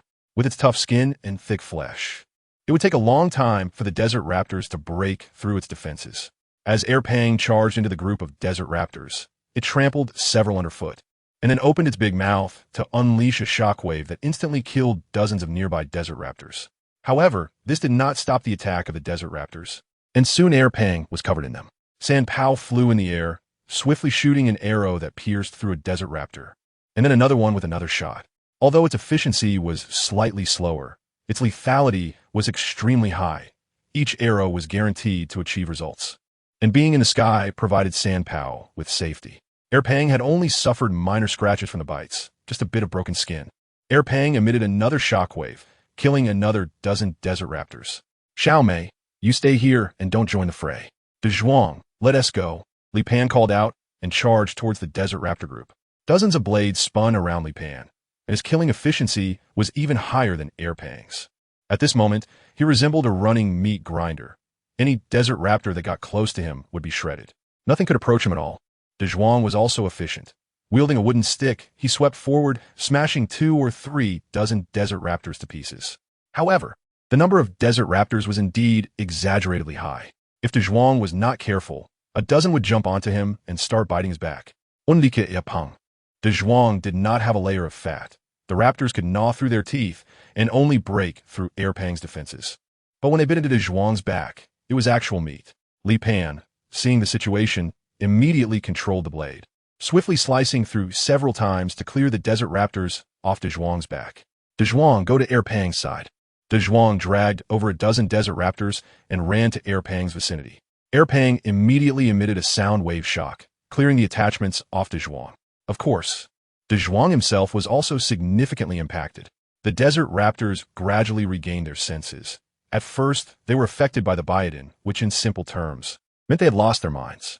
But as their companions were continuously slaughtered, they began to realize, aren't we here to claim this territory? Why are we all just delivering meals? The scene was in chaos, with the corpses of desert raptors everywhere. At this moment, there were fewer than 50 desert raptors still alive. They dared not approach any closer and instead stayed far away. However, they were unwilling to leave. After all, the biotin was right in front of them, and if they left now, their brothers and sisters would be sacrificed for nothing. In this battle, Li Pan and San Pao were unharmed. Erpang had minor injuries, just a few bites that broke the skin. However, Dazhuang was seriously injured in this fight, covered in blood and looking quite terrifying. Xiao Mei came over to lick Dazhuang's wounds. Showing off love, die faster, Li Pan muttered. Do you want Dazhuang to die? Li Ji asked. Li Pan scratched his head. No, this is just a form of emotional expression. Most of the time, Li Ji behaves absolutely like Li Ji and is smart. But when it comes to emotional logic, she just can't understand it. How should I put it? It's a kind of jealousy, but this jealousy doesn't go so far as to make family members want to die. It's more like a way of expressing emotions. Do you understand? I don't understand. Chapter 65, Moonlight. Li Ji has been brooding over a casual joke made by Li Pan for a long time. However, Li Pan is now busy cleaning up the bodies of the desert raptors. If he doesn't take care of it, the survivors of the desert raptors will consider their companions' bodies as food. Li Pan speculated that the biotin of the insect pupae and its own pheromones both emit different signals to attract nearby animals. However, the area covered by the biotin of the insect pupae is much larger. Given the number of desert raptors attacking this time, it is estimated that an area of tens of thousands of square kilometers nearby will be affected. If such a large area truly exists, then Li Pan must proceed with caution. This is because the desert raptors are likely not the last wave. They may just be the vanguard of a death squad. This also led Li Pan to temporarily abandon his spring outing plans. San Pao, you are responsible for patrolling the nearby area. If a large number of animals approach, come back and tell me immediately. San Pao was excited to have its own task and eagerly accepted the assignment. It was indeed very suitable for this job, as it was almost absolutely safe in the sky. Small and medium-sized aerial units could not compete with it, and large aerial units would not consider it as prey. Li Pan let Dazhuang go rest. Dazhuang was seriously injured, but fortunately, it was all external injuries and did not hurt any tendons or bones. So for Li Pan, as long as Dazhuang rested for a few days, it would be fine. Os for Arpong. It didn't lose a single drop of blood and almost had a complete victory. Dazhuang fell into a deep sleep, and Xiao Mei gently licked Dazhuang's wounds with concern. Li Pan sat on top of the spaceship, gazing at the vast starry sky. At this moment, he felt a sense of helplessness once again. Of course, this was in the face of a massive horde of beasts attacking. In a one-on-one situation, as long as it wasn't a supergiant creature like a pupa, Li Pan was confident he could take down his opponent. However, when faced with a large number of beasts, Li Pan found himself in an awkward predicament. The lethality of his bow and arrows was sufficient, but their attack frequency was too slow, making them unsuitable for large-scale combat. The number of blades was adequate, but their lethality was too weak. When facing large predators, the blades felt like mere scratching. Suddenly, Li Pan noticed the moon emitting a faint glow. Moreover, this glow fell upon him, and he felt very comfortable. Li Pan spread his arms and lay on top of the spaceship, enjoying the moonlight. Li Pan felt the moonlight enter his body and gather in an unknown organ. This organ was something Li Pan had never noticed before. It was located 3 inches above the lower abdomen, roughly around the position of the navel. That area was also emanating a faint glow. At the same time, Li Pan felt his electromagnetic field expand by more than double. Li Pan looked up at the bright moon again. Is this the magnetic field of the moon? But why can he absorb the moon's magnetic field? Is it because of the tidal relationship between the Earth and the moon? There exists a magnetic link between the Earth and the moon, but there should be a more complex relationship between the two. Perhaps he will only be able to explore the connection between them once he has accumulated enough knowledge. For now, he just needs to enjoy the baptism of the moonlight. Soon, Li Pan made more discoveries. The energy consumed by his magnetic field could be replaced by the moonlight within that organ. Moreover, there is a limit to the amount of moonlight that the organ can hold. After absorbing moonlight for several hours, the organ was already saturated. At this point, Li Pan's magnetic field had expanded to a range of 10 meters. Not only had the coverage of the magnetic field expanded, but his control over it had also significantly increased. Li Pan stood up, jumped down from the top of the spaceship, and then walked a few steps, spreading his arms and closing his eyes. In the next moment, tiny particles began to float up, and their numbers increased, gradually forming black tentacles around Li Pan. These tiny particles were iron sand. Iron is the most abundant metal on Earth, and it could even be said that the Earth is a huge iron mine, with the distinction that some places have high concentrations while others have low. Even in areas with low concentration, there can still be iron or with a content of 0.01. Anyone grabbing a handful of soil from the ground would find trace amounts of iron elements in it. Li Pan didn't even need to exert much effort to extract. Just relying on a magnetic field, he could filter out a large amount of iron sand nearby. Under Li Pan's control, these iron sands formed 8 tentacles. Li Pan tested the strength of the tentacles. They were very weak and loose. If used to lift heavy objects, they could probably only lift items weighing a dozen kilograms. The advantage is that these 8 tentacles cannot be destroyed. Even if they are crushed, they can reassemble. Li Pan felt a bit disappointed, as he had hoped to change the current situation. At present, The power of the magnetic field was still not as effective as the lethality he could unleash with his control over the blade. However, Li Pan also realized how to enhance his magnetic field. After a night of experimentation, he felt as if he had been reborn.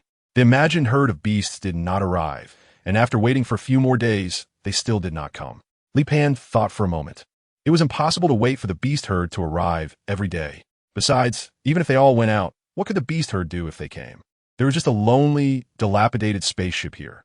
Were they really afraid it would be taken away? So, a picnic was once again on the agenda.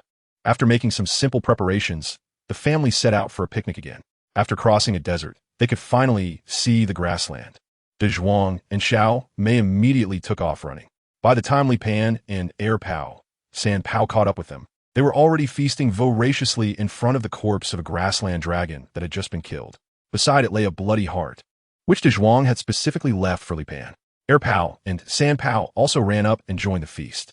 After eating their fill, they left the leftovers for other scavengers.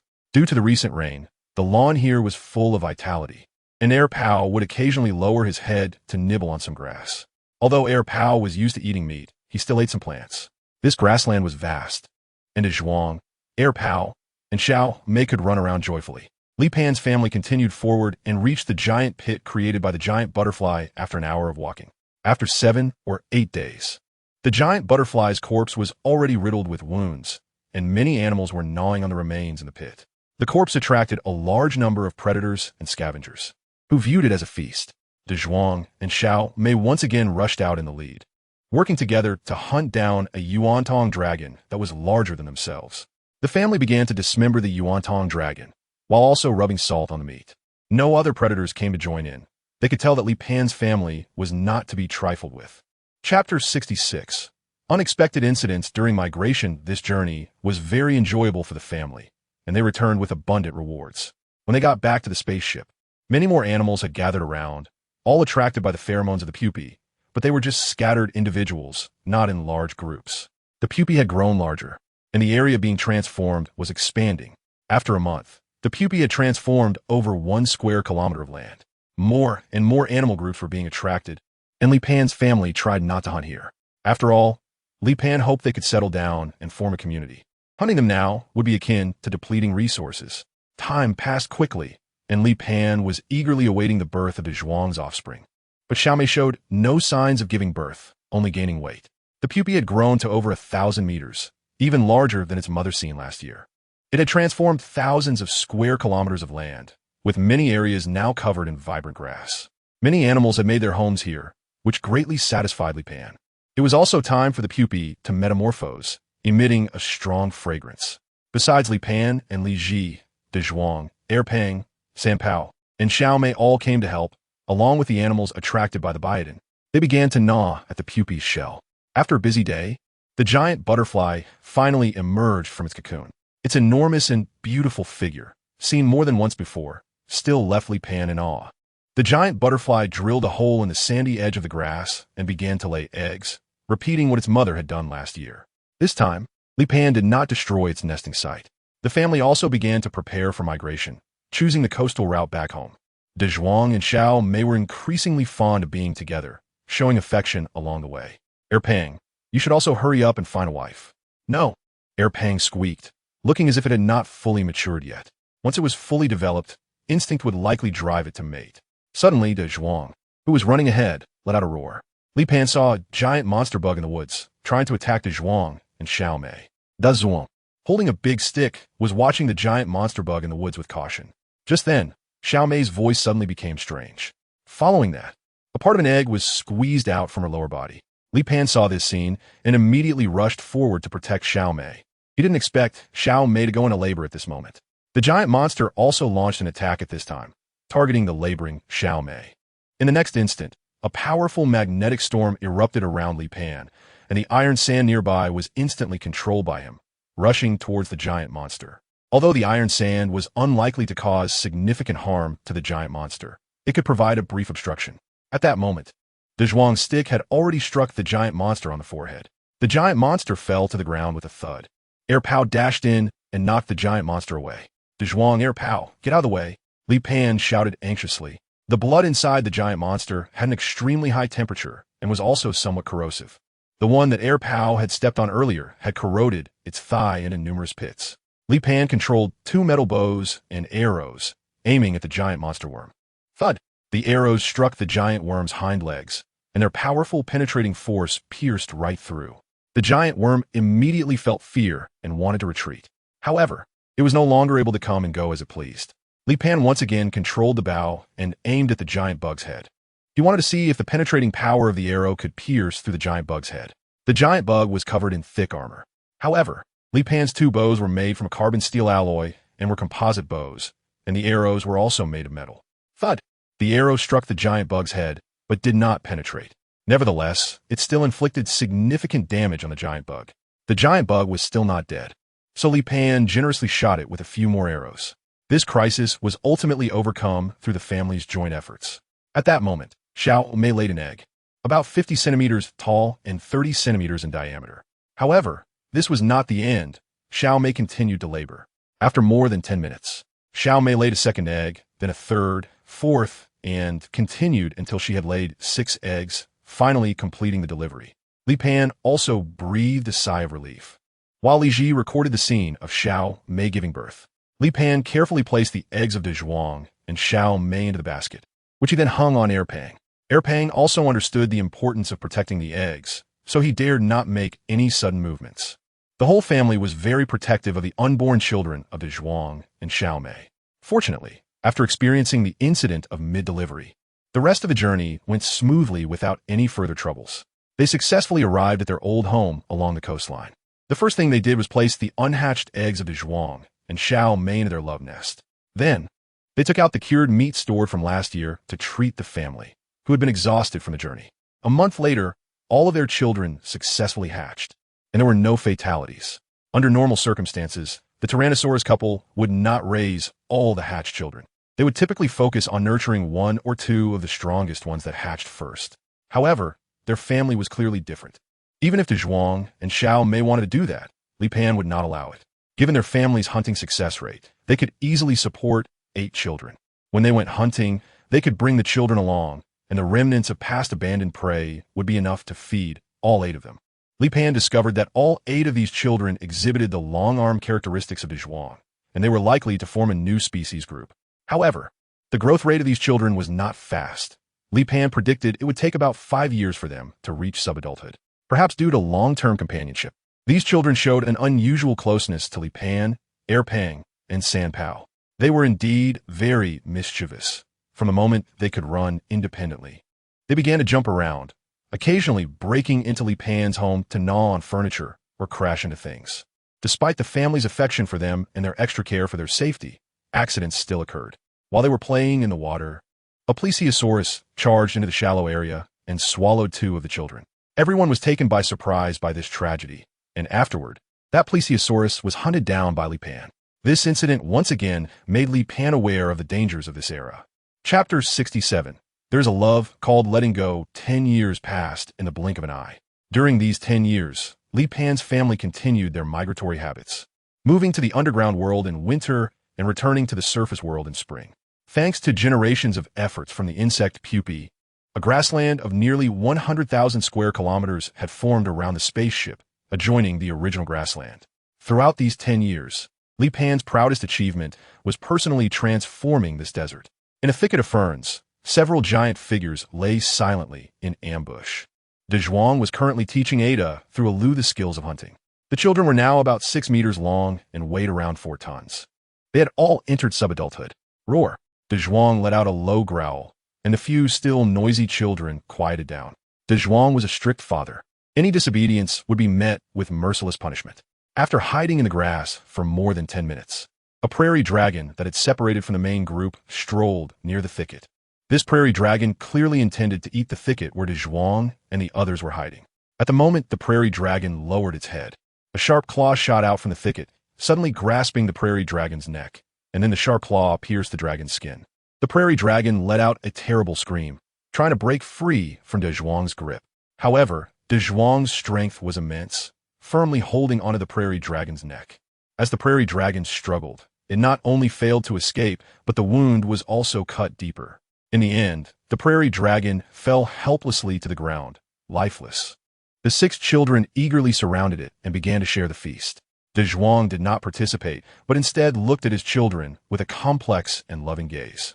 After half of the prairie dragon was consumed, the children began to play. Dazhuang turned to leave, and upon seeing their father depart, the 6 children immediately chased after him. But in the next moment, Dazhuang swept his large tail and knocked it to the ground. Roar! Dazhuang let out a commanding roar, giving the 6 children a cold glare. The 6 children attempted to catch up again. However, at that moment, Dazhuang turned around and suddenly pounced, pinning 2 of the children to the ground. Roar! Dazhuang was driving them away. This was the behavior of a Tyrannosaurus. After the children had developed a certain level of self-defense ability, they would be driven out of their parents' territory, just as Dazhuang's father had done to him in the past. Moreover, Dazhuang did not have the favorable conditions that his children had when he was driven away at half their size. The children finally dared not approach Dazhuang again, standing in place watching their father's retreating figure, howling continuously in an attempt to keep him from leaving. Li Pan looked at the lonely Dazhuang returning on top of the spaceship. 3 months ago, he had already stopped providing food for Dazhuang's children, because it was Dazhuang who personally asked him to do so. Although this outcome was expected, Li Pan still approached Dazhuang. Dazhuang, have the children been sent away? Dazhuang's low voice revealed that he was also not feeling well at this moment. Li Pan patted Dazhuang's neck. Now, Li Pan had the physique of a young man. He wasn't particularly tall, but his build was very well proportioned. Although he didn't mind taking care of Ada and the others, this was Dazhuang's decision, and it was also part of their species' habits. So Li Pan still respected Dazhuang's choice. Xiaomei trotted over. Now Xiaomei was quite plump, and with every step, her body would jiggle a bit. When she reached Dazhuang, Xiaomei rubbed her big head against him. Ong. Life returned to its peaceful routine, but life still had to go on. At this moment, the family set out once again for their daily hunting activities. Li Pan is still a bit unaccustomed to being without those noisy little guys around him. Dazhuang, Xiaomei, how about you have another baby? No, we don't want kids. It's tiring, Dazhuang replied.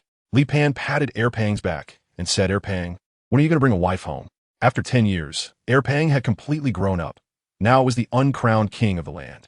It was even much more robust than adult specimens. Li Pan estimated its weight to be over 90 tons, and it needed to consume at least 10 tons of food at each meal. Compared to 11 years ago, Erpang had quadrupled in weight. Over the years, it had encountered other tank dragons, but they would start fighting as soon as they met. Li Pan is now worried that Erpang will end up lonely for life. As the head of the family, Li Pan is deeply concerned for them all. San Pao once disappeared for a month and then returned all alone. Li Pan estimated that San Pao had gone out to breed. Just then, Li Pan felt a biological magnetic field ahead, and it was a big guy. Buzzing, San Pao fell from his mouth and danced in front of Li Pan. In front of them was the big guy, heading towards Air Pao. Air Pao immediately quickened his pace, and the ground began to hum under his footsteps. Anything that could be called a big guy by San Pao was definitely a big guy. Soon, an incredibly large, true lizard-footed dinosaur appeared in front of Li Pan. This dinosaur was even larger than a brachiosaurus, and its back was covered in spines, with its neck and tail arching like a bridge, spanning dozens of meters. Li Pan imagined a dinosaur known as the largest creature in history, the fragile double-cavity dragon, according to fossil excavations in later years. The weight of the fragile double-cavity dragon could exceed 180 tons, rivaling that of the largest blue whale. It is called fragile because fossils found do not include its femur and vertebrae. Paleontologists believe this is due to the extreme fragility of its femur and vertebrae, which have been crushed throughout the course of history. This is a giant beast that has never appeared in this grassland before. Li Pan stared in awe at the adult fragile double-cavern dragon in front of him.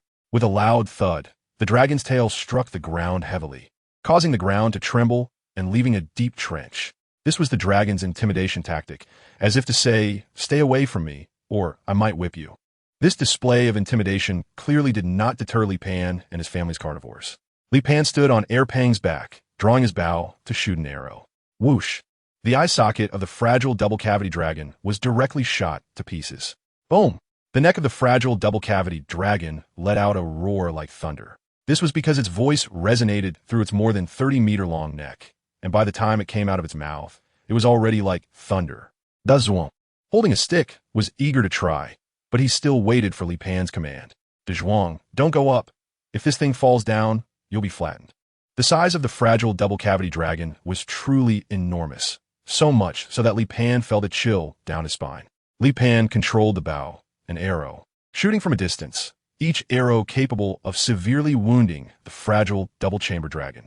After more than 10 minutes, the fragile double-chambered dragon finally fell to the ground, heavily injured, the ground rumbling and shaking.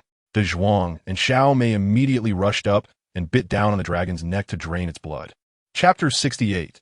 10 years of growth after a hearty meal, Li Pan swallowed the heart of the fragile double-chambered dragon. Nowadays, Li Pan's appetite was astonishing. A full meal required 10 tons of food, and if he stuffed himself, even 20 tons couldn't stop him. However, his physique was still that of a young man, and most of this food was stored in his dantian. Over the past 10 years, his dantian had expanded slightly, converting food into energy, with a tiny portion supporting his physical growth, while the vast majority merged into the dantian. Now, Li Pan's magnetic field had reached a radius of 30 meters, which was dozens of times larger than the coverage area from 10 years ago. Within this magnetic field, Li Pan could exert a force of 10,000 pounds. Over the past decade, the power of his magnetic field had grown rapidly, and his flying speed was now no slower than that of the birds in the sky. Li Ji helped Li Pan estimate the flying speed. If moving at a constant speed, it is roughly around 30 kilometers per hour. If fully accelerated, it can reach a speed of 100 kilometers per hour in a short time. Have you all eaten enough? Eng, Li Pan took his family home. Now they no longer have to travel dozens of kilometers. Over the past decade, the greenery around the spaceship has attracted a large number of animals to inhabit the area. Additionally, the pupae are still increasing the green coverage. Once back home, Li Pan continued to busy himself with his work. He made some adjustments to the focal length of the convex lens, and there was also a deviation of 0.0125 in another angle. Li Pan carefully adjusted the telescope's focus according to Li Ji's guidance. Li Pan had thought about creating some high-tech tools, but he still overestimated his ability to work with his hands. Many tools that seem simple actually have a complete industrial chain behind them. In later times, someone with a little practical ability could buy some parts online and assemble a telescope in about an hour. However, in this era, Li Pan spent a full 2 years just barely managing to make this telescope. After all, every part of this telescope was handcrafted by Li Pan himself. Li Pan is making this telescope because Li Ji needs to understand the current condition of the meteorite that shares an orbit with the blue star. Can you check again? Does it need any adjustments? Li Pan asked. It's barely acceptable. Next is to observe the trajectory of that meteorite. However, it can't be observed every day because it is currently not near the blue star. According to Li Ji's calculations, the meteorite has an orbital period of 130 days around the Sun, and it is now quite far from Earth. As for the astronomical telescope made by Li Pan, its effectiveness is still unknown. In the evening, Li Pan personally conducted a test and was able to clearly see the craters on the surface of the moon. However, future hundredfold telescopes can also see the lunar craters, and there are no other observable celestial bodies near the blue star, so Li Pan couldn't judge its specific effectiveness. Ji, you give a try? Li Ji directly approached the observation tube of the telescope and activated the scanning function. The magnification was about 500 times, but there was still some error in the focal length. Does that need to be adjusted again? This is no longer an error that can be adjusted by the naked eye, or should I correct the scan spectrum myself? The function that Li Ji mentioned is like a blurred surveillance image from later generations, which becomes clear through computer correction. The functionality is the same, but Li Ji's processing and computing power is obviously more outstanding. Li Ji spent the entire night on image and text processing and calculations. Li Pan didn't know how Li Ji was doing, so he sat down beside him to absorb the moonlight. This had become Li Pan's habit. As long as it wasn't a rainy day, he would absorb moonlight every night. He skillfully drew the moonlight into his dantian and then transformed it into energy. Li Pan can feel that his dantian is growing, but the growth is very slow. It's like Jingwei filling the sea, dropping a few stones every day. You can't feel the effect in 1 or 2 days, but after 10 years, the difference compared to the beginning is very obvious. A Pan, perhaps you can adjust the way Yuehua absorbs. Li Pan stopped absorbing the moonlight and looked at Li Ji. How should we adjust? Based on my analysis and calculations of your data over the years, I've come to a conclusion.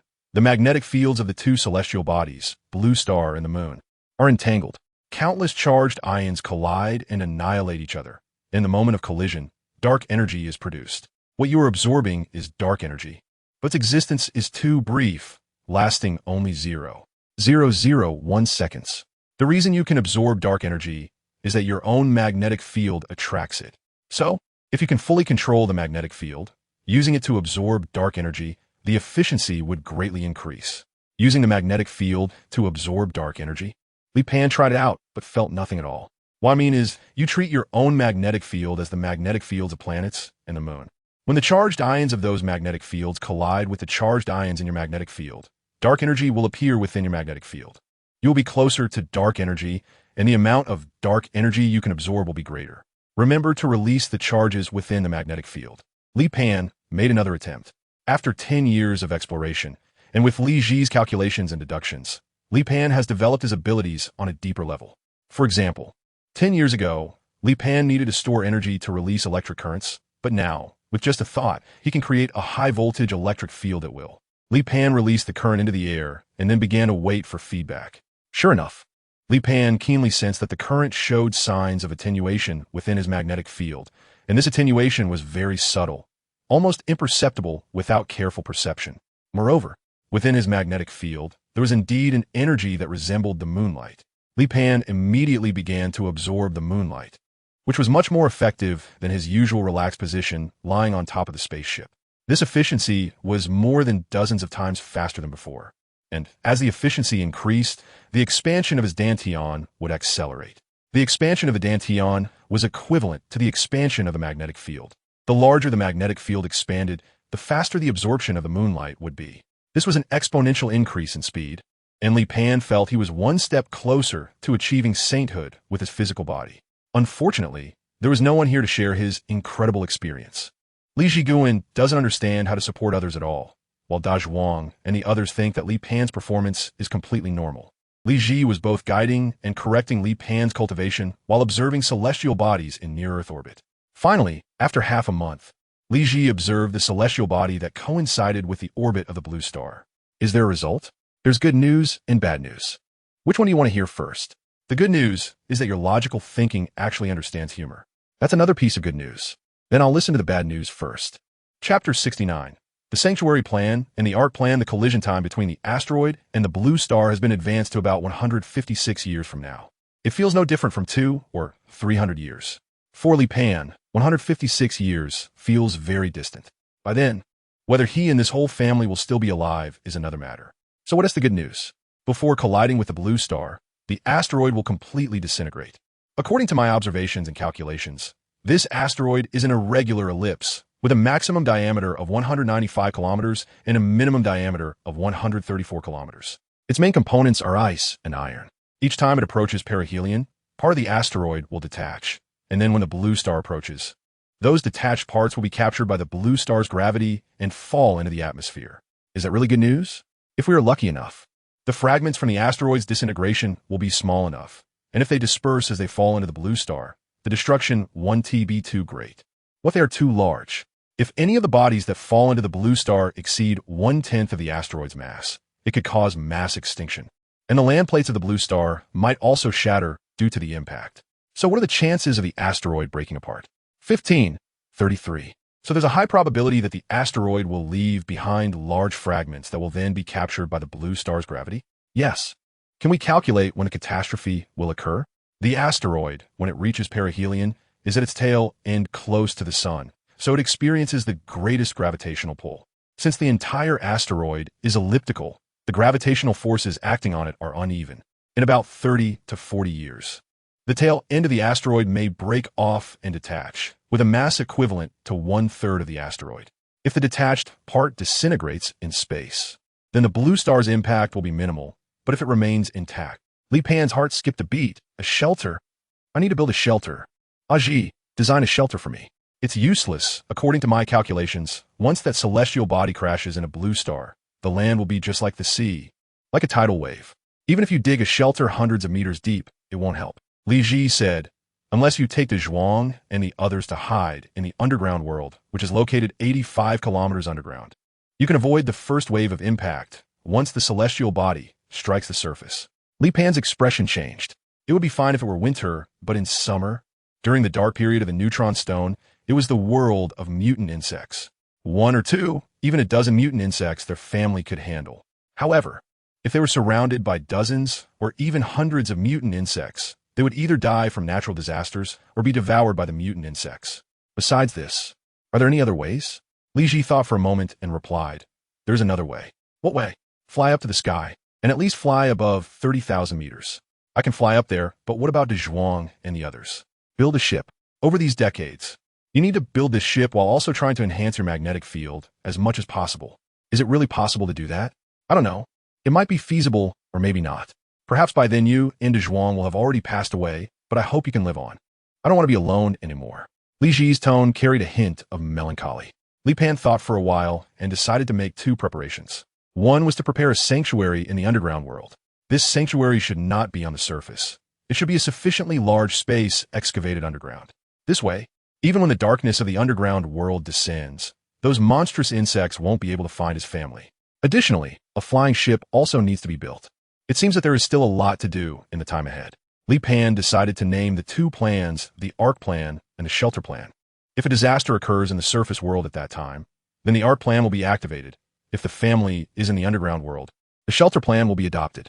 However, to create an Ark that can accommodate Li Pan and his family's needs for eating, drinking, and sanitation, as well as provide enough space for activities, how large does it need to be? Soon, Li Ji provided the answer, based on the family's daily food consumption of 15 tons, to ensure at least 3 years of food storage. It would need to exceed 16,000 tons. Of course, if necessary, Li Ji's origin ray could solve the food issue. The Ark must at least be able to hold such a massive amount of food reserves, so its volume would obviously need to far exceed this scale. Ji, how much does the wreckage of the spaceship we are currently living in weigh? 145,000 tons. Li Pan was shocked by this number, but Li Ji gave him some hope. According to the current exponential increase in your magnetic field domain, it is still possible to make the spaceship wreckage fly in 30 years. However, to keep the spaceship flying in the sky, your energy consumption will be enormous. Normal food intake will hardly meet your body's needs, and you will need me to use the origin ray to supply energy to you. How long will it need to fly in the sky? According to my estimate, there will be several years of haze, followed by a massive extinction of species. However, some organisms will definitely survive and begin to adapt to the new environment. The question is whether Dazhuang, Erpeo, Sanpao, and Xiaomei can adapt to the new environment. Is there a way to help them adapt? Yes, by embedding them in your genes. With your current genetic catalog, you can survive in almost all harsh environments, except for outer space. Isn't that just stating the obvious? If I could do that, I wouldn't need to ask you. I can teach you biology from scratch. But during this time, we still need to make some tools. What tools? Of course, a genetic microscope, at least 100 times magnification. Just thinking about having to take time to learn biology gave Li Pan a headache. Who would have thought that one day he would have to engage in genetic biology in the ancient era? However, in order to ensure that they could continue to accompany him, Li Pan was still willing to push himself a bit. In the first year after migrating to the underground world, Li Pan began digging shelters while also hunting prey extensively and preserving all of it. After returning to the surface world, Li Pan started modifying the spaceship, removing structures that obstructed passage and reducing the weight of the spaceship. As he grew older, Li Pan's physique became stronger, and his magnetic field's power had already broken through from 10 tons to 100 tons. During this period, Li Pan had been rapidly acquiring biological knowledge. Chapter 70, The Science Monster, Li Pan. In the first decade of confirming the Shelter Plan and the Ark Plan, Li Pan's physiological age had reached 20, and his body had fully matured. Over the past 10 years, Li Pan had acquired more animal genes, and now he himself resembled a genetic encyclopedia. At the same time, Li Pan's magnetic field domain had expanded to 500 meters, and he could lift objects weighing 5,000 tons. In these 2 years, Sanpao had begun to show signs of aging. Li Pan had to start conducting biological live experiments early. Li Pan looked at the velociraptor that had been injected with the cell culture derived from his own cells, which died within 3 hours of the injection, showing a hint of disappointment on his face. Experiment number 018 failed again. Why did it die? Li Pan's face was filled with unwillingness. Let's first check the cause of death for this velociraptor, Li Ji said. Li Pan immediately conducted an autopsy on the velociraptor's corpse. He concluded that the velociraptor's bodily organs rapidly deteriorated within 3 hours, feeling as though it had starved to death. Li Pan was puzzled. The velociraptor's entire body fat had disappeared, and then its bodily functions began to decompose the membranes of its organs. Could it be that the velociraptor's cells needed to combine with his cells, and that the genetic mutation required a large amount of nutrients and energy? But its current physical condition couldn't supply that, leading its bodily functions to break down its own organs? Wasn't that too fantastical? This isn't uncommon in nature. In extreme cases, organisms instinctively digest their own organs. For example, some sandworms will digest part of their own organs when food is scarce and then enter a dormant state. If that's the case, then it should be given enough nutritional supply. Li Pan injected the second velociraptor with cell membrane fluid and then provided it with food. However, this velociraptor ended up overloading itself and died. This outcome left both Li Pan and Li Ji speechless. Experiment 019 failed. What is going on? Ordinary food cannot meet its energy and nutritional needs. What about your origin ray? The origin ray can help, but it cannot provide nutritional substances. It's like in the past 20 years of your growth. If I had only used the origin ray to sustain your survival needs without you eating anything, your body would still be in an infant form. Can the origin ray and food be supplied simultaneously? It can be tried. Experiment 020 begins. Li Pan began the experiment number 20. As expected, the experiment failed again, still due to overconsumption. It's still not enough. The nutrition for the experimental subject is insufficient. And even the origin rays cannot meet the physiological needs of experiment number 20. I suddenly had an idea. Li Ji said, "What idea?" "Neutron stone. Transplant the neutron stone into the experimental subject." "That's impossible. The neutron stone is a foreign object. Not to mention the possibility of rejection and infection. Even if the experimental subject survives those two challenges, how will it absorb energy from the neutron stone? Don't you remember? The original structure of my core was modeled after the neutron stone. The energy from the neutron stone can be absorbed by living organisms, provided that the biological cells can proliferate and attach to the neutron stone. How we make the cells adhere to the neutron stone? Tree parasitism. Li Ji said, tree parasitism essentially causes the organism to undergo adaptive transformation. Li Pan obtained neutron stones as decorations. And they also had tree parasitic meat that the family had always used as food reserves. The subsequent experiment number 21, experiment number 22, and up to experiment no. 30 were all failures. During this process, from changing their approach to new problems arising, then solving those problems and encountering new issues again, Li Pan and Li Ji repeatedly went through the cycle of failure, and more failure. It wasn't until the emergence of experiment no. 31 that this experiment finally survived and came to life on the testing platform. Li Pan carefully returned the test subject to the iron cage while continuing the experiment on subject 32 and observing subject 31. Then subject 32 failed again, and Li Pan began to search for the problem. Why did subject 31 succeed while the same steps failed with subject 32?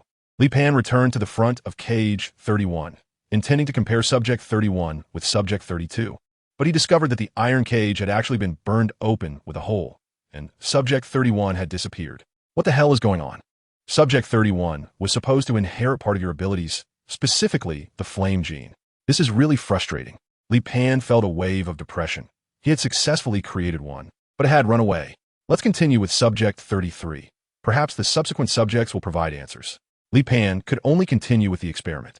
Subject 33 was a success again, and this time Li Pan was smart enough to arrange a sturdy glass house for it. In the subsequent experiments, Li Pan kept jumping back and forth between success and failure. After a series of comparisons among the subjects, Li Pan and Li Ji finally understood the reason for the failures: blood type. Even velociraptors have blood type differences. Once they identified the cause of the failures, they began to tackle the problem. Next, they sought to conduct experiments with subjects of the same species as San Pao. Currently, Dazhuang and Air Pao were still lively and showed no signs of aging, but San Pao's lifespan was limited to just a year or two. It could not afford to wait. 6 months later, Li Pan finally developed a gene serum specifically for San Pao. The success rate couldn't be claimed to be 100%, but it could at least reach 95%. San Pao, if this gene serum is successful, you will survive, and you might live a very long time. However, there is also the possibility of failure, and the consequence of failure is immediate death. Are you sure you want to accept the injection? San Pao was already very old, its wings drooping on both sides, lacking the strength to even fold them. I want to live a long life. I want to stay by a Pan's side. San Pao's call contained a weak yet strong will. Li Pan finally made up his mind to inject the gene liquid into San Pao's body. He then began to observe San Pao's condition, who was lying on a metal bed, waiting for the moment that would determine its fate. At that moment, a bright light appeared in San Pao's abdomen, a golden light that resembled a spark of hope, reigniting San Pao's vitality. The powder of neutron stone mixed in the gene liquid was now reassembling within Sanpao's body. However, Li Pan still did not dare to be careless, as there had been several test subjects before that had died on the experiment table even after their cores had condensed. Sanpao was too old, and Li Pan did not know if it could hold on. Suddenly, Sanpao made a sound as if it was hungry. Chapter 71, The Return of the Wanderer. Li Pan scratched his ear, then turned to Li Ji and said, "Does my gene also come with a language function? It should have learned it by itself, after all. It has been around you for 21 years. You talk to it every day, and Sanpao is so smart, it's not surprising that it learned your words. It's just that in the past, its vocal cords couldn't produce the sounds of your language, but after the body modification, its vocal cord structure changed. So it can now produce those sounds that it couldn't before." Hearing Li Ji's explanation, Li Pan accepted it much more easily. Li Pan immediately went to prepare food for Sanpao, and Sanpao began to eat. Li Pan stood by and asked, "Sanpao, what do you feel now? Is there anything unusual with your body?" "I'm very hungry and have a lot of strength," replied Sanpao. The language Sanpao learned wasn't very complete, but Li Pan could generally understand what Sanpao was saying. Li Pan continued to ask Sanpao about his various physical conditions. Apart from feeling hungry, Sanpao showed no adverse reactions. "Sanpao, how do you feel?" Li Pan poked Sanpao's belly with his finger. This was the spot where the neutron stone had reconsolidated. The confused neutron stone powder in the gene liquid, after being injected into the experimental subject's body, began to reaggregate under the clustering of cells, forming a substance that was between organic and inorganic. Sanpao thought for a moment and said, "This thing, vitality." It must be said that Sanpao's success was beyond imagination. At least Li Pan had never thought it possible for another species to speak. Sanpao's success also gave Li Pan a shot of confidence, further solidifying his determination to pursue this path. Li Pan began to study the genetic fluid of Dazhuang and Xiaomei. Since the initial experimental subject was a velociraptor, and both velociraptors and Tyrannosaurus rex belong to the same family of theropods, although the size difference between the two is hundreds of times, they're actually close relatives. Therefore, relatively speaking, blending and cultivating a genetic fluid suitable for Dazhuang and Xiaomei is somewhat simpler. Just at that moment, Li Pan heard Dazhuang's call. Li Pan stepped out of the shabby laboratory and saw a Tyrannosaurus rex, or rather, a vicious Tyrannosaurus rex, appear not far from Dazhuang. Dazhuang's long arms made it resemble the big boss from the Jurassic World he had seen before, so Li Pan gave it the title of vicious Tyrannosaurus rex. Opposite Dazhuang, another vicious Tyrannosaurus rex appeared. This one was slightly smaller than Dazhuang and was cautiously watching Dazhuang, its roar carrying a hint of appeasement. "A duh," Li Pan called out. "Roar." Sure enough, it was a duh, as the opposite vicious Tyrannosaurus rex responded with a familiar sound, and Li Pan sensed a warmth from its voice. Just then, Li Pan noticed that behind a duh, there were two small vicious Tyrannosaurus rexes following. They looked to be less than a year old, and a duh had visible wounds and was not in good condition. It was likely that a duh had encountered danger and, unable to protect its young, had returned to seek refuge from its father. Li Pan stepped forward, and the two little demons thought he was food, immediately preparing to attack him. With a roar full of authority, Dazhuang let out a mighty growl. A duh swung its tail and directly knocked the two little demons over. It knew that if these two little demons really attacked Li Pan, its stern father would definitely be furious. "Dazhuang, don't make a fuss. These are your children and grandchildren," Li Pan said. Li Pan patted a duh's big head. After 10 years, a duh had grown up, already having its own family and children. At this moment, Li Pan felt as if he was watching his own child grow up, start a family, and establish a career. "A duh, where's your wife?" "Woof, dead."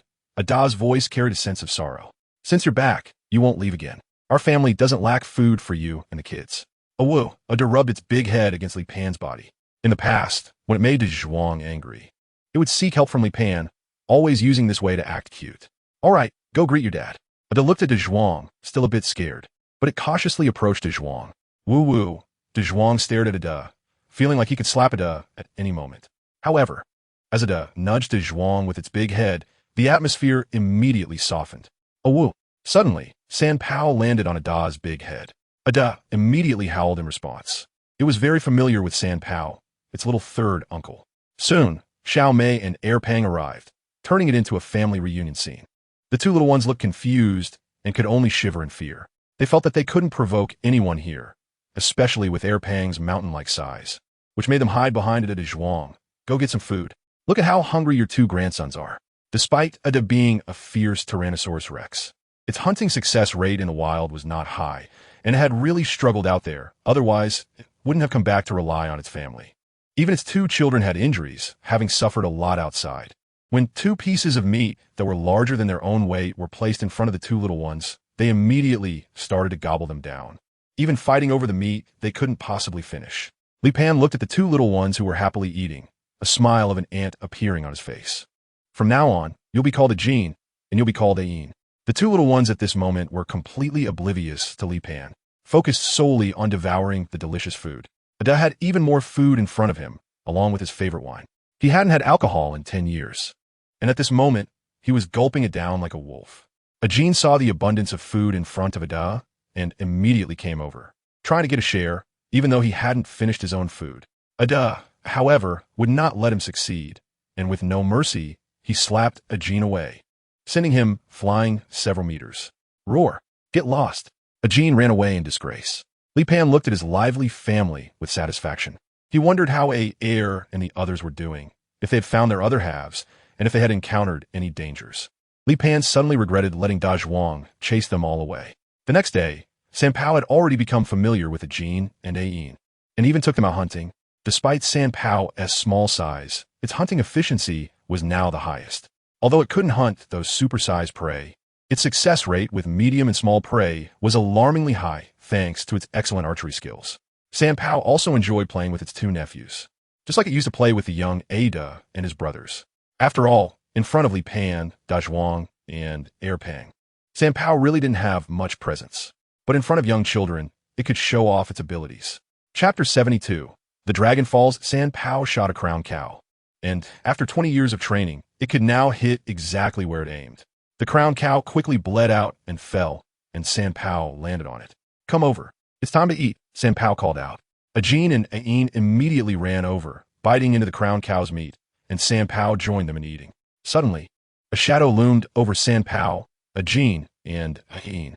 Sanpao was the first to react, turning around to see a Pang's fire dragon appearing before them. The Pang's fire dragon belonged to the winged dragon species, with dense feathers covering its body, no forelimbs, and only a pair of small, regressed wings, which is why it was also called a feather dragon. However, even adult Pang's fire dragon was only 6 meters long, making a little brother compared to a Tyrannosaurus. But for Sanpao, Ajin, and Ain, this Pang's fire dragon was a colossal creature. The Pang's fire dragon lunged at Sanpao with a fierce bite. Sanpao reacted quickly and dodged just as the dragon attacked. Run!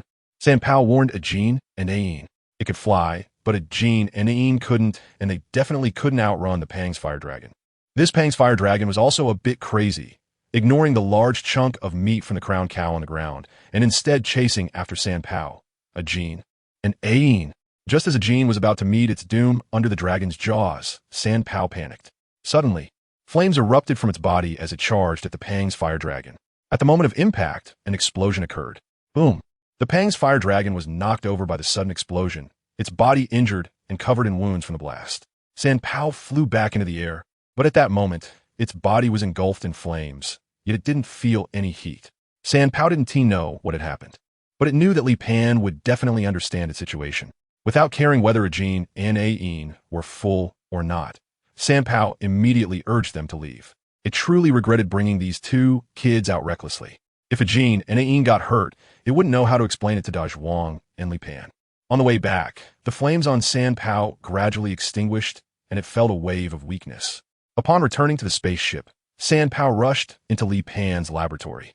Li Pan, quickly take a look at me. I was on fire just now. Li Pan put down his work and looked at Sanpao in surprise. Among the many test subjects of Li Pan, aside from the escape number 30, which exhibited the ability to release flames, Sanpao also displayed this ability. However, this was understandable, as Sanpao possessed the DNA of the underground monster, and the genetic fluid was cultivated from Li Pan's own cells. Therefore, it wasn't unacceptable for the test subjects to exhibit certain characteristics or abilities of his. However, the specific reason for them acquiring the flame ability still needed further research. After 3 years, Li Pan's research became increasingly refined. Li Pan injected gene serum into Dazhuang, Erpang, Xiaomei, Ada, Ajin, and Ain. After receiving the injection, Dazhuang grew a pair of huge wings, resembling a western dragon, and his body also increased significantly in size.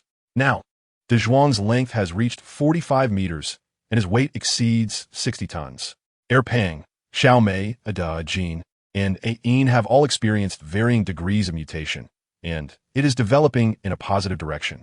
Li Pan's original intention was actually to extend their lifespan, and most of the abilities they gained were derived from Li Pan's genes.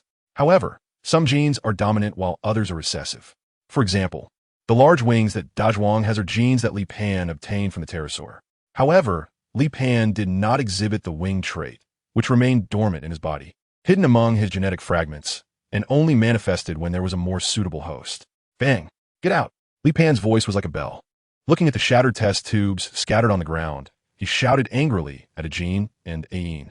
Many of Li Pan's own flesh and blood tissues remained in the test tubes. Ajin and Ain immediately fled, looking like children who had done something wrong. Even after 3 years, Ajin and Ain still seemed like children who had not grown up, and in fact, they were just children. Wait, clean this up for me. Ajin and Ain, looking dejected, ran back to grab a broom and dustpan from the corner. Although they were mischievous, they were very clever. Ajin and Ain did not notice that a piece of flesh was wriggling slightly. But the movement was so small that even they did not detect it, and it was directly swept into the dustpan as garbage. More than 1,000 meters outside the spaceship, there was a large pit, a place where Li Pan discarded experimental subjects. Over the course of more than a decade, too many corpses had piled up here. Ajin and Ain threw the garbage they brought from the laboratory into the pit and then ran away in a burst of laughter. The piece of flesh, upon entering the garbage pit, immediately began to absorb the surrounding decaying flesh. Suddenly, a rumbling sound came from a distance. Li Pan stepped out of the laboratory and gazed into the distance. There was a noticeable tremor in the ground, but he couldn't see anything happening in the direction from which the sound came. Li Pan thought for a moment, then soared into the sky and flew up to 1,000 meters. Only then did he see a mushroom cloud in the distance. How far is that? 355 kilometers, Li Ji replied. With a whoosh, Li Pan shot through the air, his speed exceeding 1,000 kilometers per hour. After more than 20 minutes, Li Pan arrived at the edge of the explosion, where a blast radius spanning several dozen kilometers had formed, with a massive meteorite crater at its center and a mushroom cloud rising into the sky. However, Li Pan noticed that within the crater lay the corpse of a gigantic creature. The body was severely charred, but its size was astonishing. At this moment, the temperature around the crater was still several hundred degrees, but Li Pan was undeterred by the heat and approached the crater. When he saw the corpse of the colossal beast, a look of shock appeared on his face. It resembled a divine dragon, with antlers adorned with mane. Yet it had no 4 claws. Its body was serpent-like, exceeding 3,000 meters in length.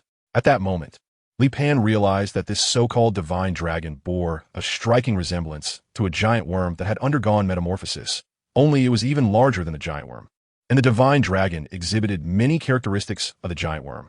Li Pan raised his arm, and the surrounding iron elements began to gather simultaneously. Under the immense compression of Li Pan's magnetic field, this knife had become as hard as if it were forged from iron. Li Pan controlled the blade to pierce the dragon's abdomen, finding the heart within, which was an enormous heart, likely weighing over 100 tons on its own. After consuming the heart, Li Pan used the gathered iron elements to compress and create dozens of long spears, which he then drove through the dragon's body. Immediately afterward, Li Pan maximized his magnetic field power, controlling the spears to lift the dragon's body. Chapter 73. The Great Collision of Heaven and Earth, the Apocalypse Descends. Now, Li Pan's magnetic field power had reached 100,000 tons, but lifting this dragon was still quite a challenge. Li Pan estimated that the weight of this divine dragon might exceed 100,000 tons, but not by much. Throughout the journey, Li Pan moved very slowly. If it weren't for Li Ji constantly using the origin ray to replenish Li Pan's energy, he would have likely been exhausted long ago. When they brought the divine dragon back, the family initially thought a giant beast was attacking, but they quickly realized it was Li Pan. After Li Pan set down the divine dragon, the whole family gathered around. They all thought that Li Pan had hunted the divine dragon alone. Ajin and Ain immediately jumped into the open abdomen of the divine dragon, behaving like starving ghosts who could never be satisfied. Moreover, the two of them were very protective of their food and liked to compete for it, a habit they had developed during their time in the wild. Li Ji's core is flying inside and outside the divine dragon, scanning its organs and structure. The body structure of the divine dragon is very special. It has 3 air sacs within its body. Its stomach functions like a giant chemical factory, continuously producing methane, which is then stored in the air sacs, allowing it to fly in the sky. Additionally, it has discharge organs inside its body that can release electricity and flames. Li Ji presented the physical structure diagram of the divine dragon in a 3-dimensional projection in front of Li Pan, who was amazed by the diagram. The evolution of life in this world is truly astonishing. Subsequently, Li Pan began to dissect the divine dragon while using salt to cure the meat pieces. However, the anticipated disaster is expected to occur in more than a decade, so this meat cannot last until then. In the following years, more and more meteors fell, with almost 1 or 2 meteorite events occurring each year. Moreover, these are only the meteorite events within Li Pan's observable range. There are many more places in the world that Li Pan cannot observe. By the time Li Pan reached the physiological age of 30, the power within his magnetic field had already reached 2 million tons, a growth rate faster than he had anticipated. Li Pan attempted to lift the spaceship and succeeded. According to my calculations, disaster will strike on June 30th, 8 years from now, said Li Ji. Faster than expected. There's no way around it. Due to the lack of clarity in the telescope, we cannot accurately analyze the structure and composition of that asteroid. However, based on observations in recent years and the situation with meteorite falls, that asteroid is accelerating its fragmentation. So, is this prediction accurate? Li Ji has predicted 3 times. The first time he said it would be hundreds of years later. The second time he said it would be over 100 years later, and then he mentioned that larger fragments would fall in a few decades. Now the timeline has accelerated again, and Li Pan is afraid that while their family is preparing, Li Ji will shorten the timeline once more. This is not something I can decide. I can only calculate based on the existing data, Li Ji said, his tone carrying a hint of grievance. All right. I'm not blaming you. It's just that this kind of thing scares me. Shall we start preparing food reserves now? Yes, we should start preparing. Also, you'd better create a refrigeration machine. This will greatly extend the storage time. Li Pan no longer says he can't do it. He has to do it even if it's difficult. Besides, he has already managed to get through the challenging subject of biology. So how could a mere refrigeration machine be a problem for him? In the 3rd year of the countdown, Li Pan built a refrigeration machine, but it required him to supply energy. As the time of the great disaster predicted by Li Ji approached, Li Pan became increasingly anxious. Recently, he even started suffering from insomnia, which led him to go hunting in the middle of the night. By the time Dazhuang and the others woke up in the morning, they found Li Pan sitting alone outside the spaceship, managing the food supplies. With 4 months left on the countdown, Li Pan's family returned from the underground world for the last time. The shelter in the underground world had been completed, and it stored tens of thousands of tons of food. Upon returning to the spaceship, Li Pan immediately got to work. The spaceship had been modified. Excess structures were removed, and a huge metal door was installed at the spaceship's cutoff point. Their family could move freely inside the spaceship, with most areas unrestricted. Now, the power within Li Pan's magnetic field had reached 8 million tons, and it was expected to reach 9 million tons before June arrived. Everything that needed to be prepared had been done. Next was to experiment with how long Li Pan could keep the spaceship flying. Once the great disaster struck, most of the world could turn into scorched earth. At that time, preparations had to be made for controlling the spaceship at high altitudes for a long time. So Li Pan had to ensure that he could not only lift the spaceship, but also keep it in the high altitude area for an extended period. This required Li Pan to maintain the spaceship's flight status even while sleeping. In the longest attempt, Li Pan tried for 10 days, also letting Dazhuang and the others experience life in the sky in advance. Of course, with the origin rays from Li Ji, Li Pan could stay awake for a long time, but while he could handle it mentally, it still had some psychological effects. Therefore, Li Pan maintained his daily routine. He didn't want to risk developing psychological issues from not sleeping for too long. If he suddenly lost his mind and took the whole family down with him, it would all be over. On the 20th day of the countdown, Li Pan took his family out for a picnic. They had a great time and played for 6 or 7 days before returning home. On the 3rd day of the countdown, Li Pan called all his family members into the spaceship, sealed the spaceship's cabin door, and controlled the spaceship to ascend. The spaceship slowly climbed. Even such a massive spaceship could not be moved quickly by Li Pan. Li Ji's last prediction was very accurate. On the night of the 3rd day, a super-giant fireball streaked across the sky. Li Pan watched as the fireball streaked across the sky. All living beings on Blue Star appeared so small in the face of that meteorite. The entire sky was split in half by the tail flame of the meteorite. The fireball was moving too quickly and soon disappeared from Li Pan's sight. Li Pan quickly increased the height of the spaceship. After about 40 minutes, a violent airflow suddenly struck. The entire spaceship began to shake violently under this airflow. Li Pan was desperately controlling the spaceship while maximizing his magnetic field domain to distort the incoming airflow. At the same time, he saw outside the window turn into a fiery red, with a massive curtain connecting heaven and earth appearing thousands of kilometers away. That was the material stirred up by the meteorite's fall, and Li Pan looked at the sky-blocking giant curtain with a shocked gaze. Was this the apocalypse? Chapter 74.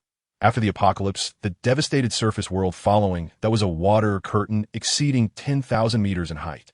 The ocean, due to this impact, had raised giant waves of 10,000 meters, sweeping across the entire continent at speeds of thousands of kilometers per hour.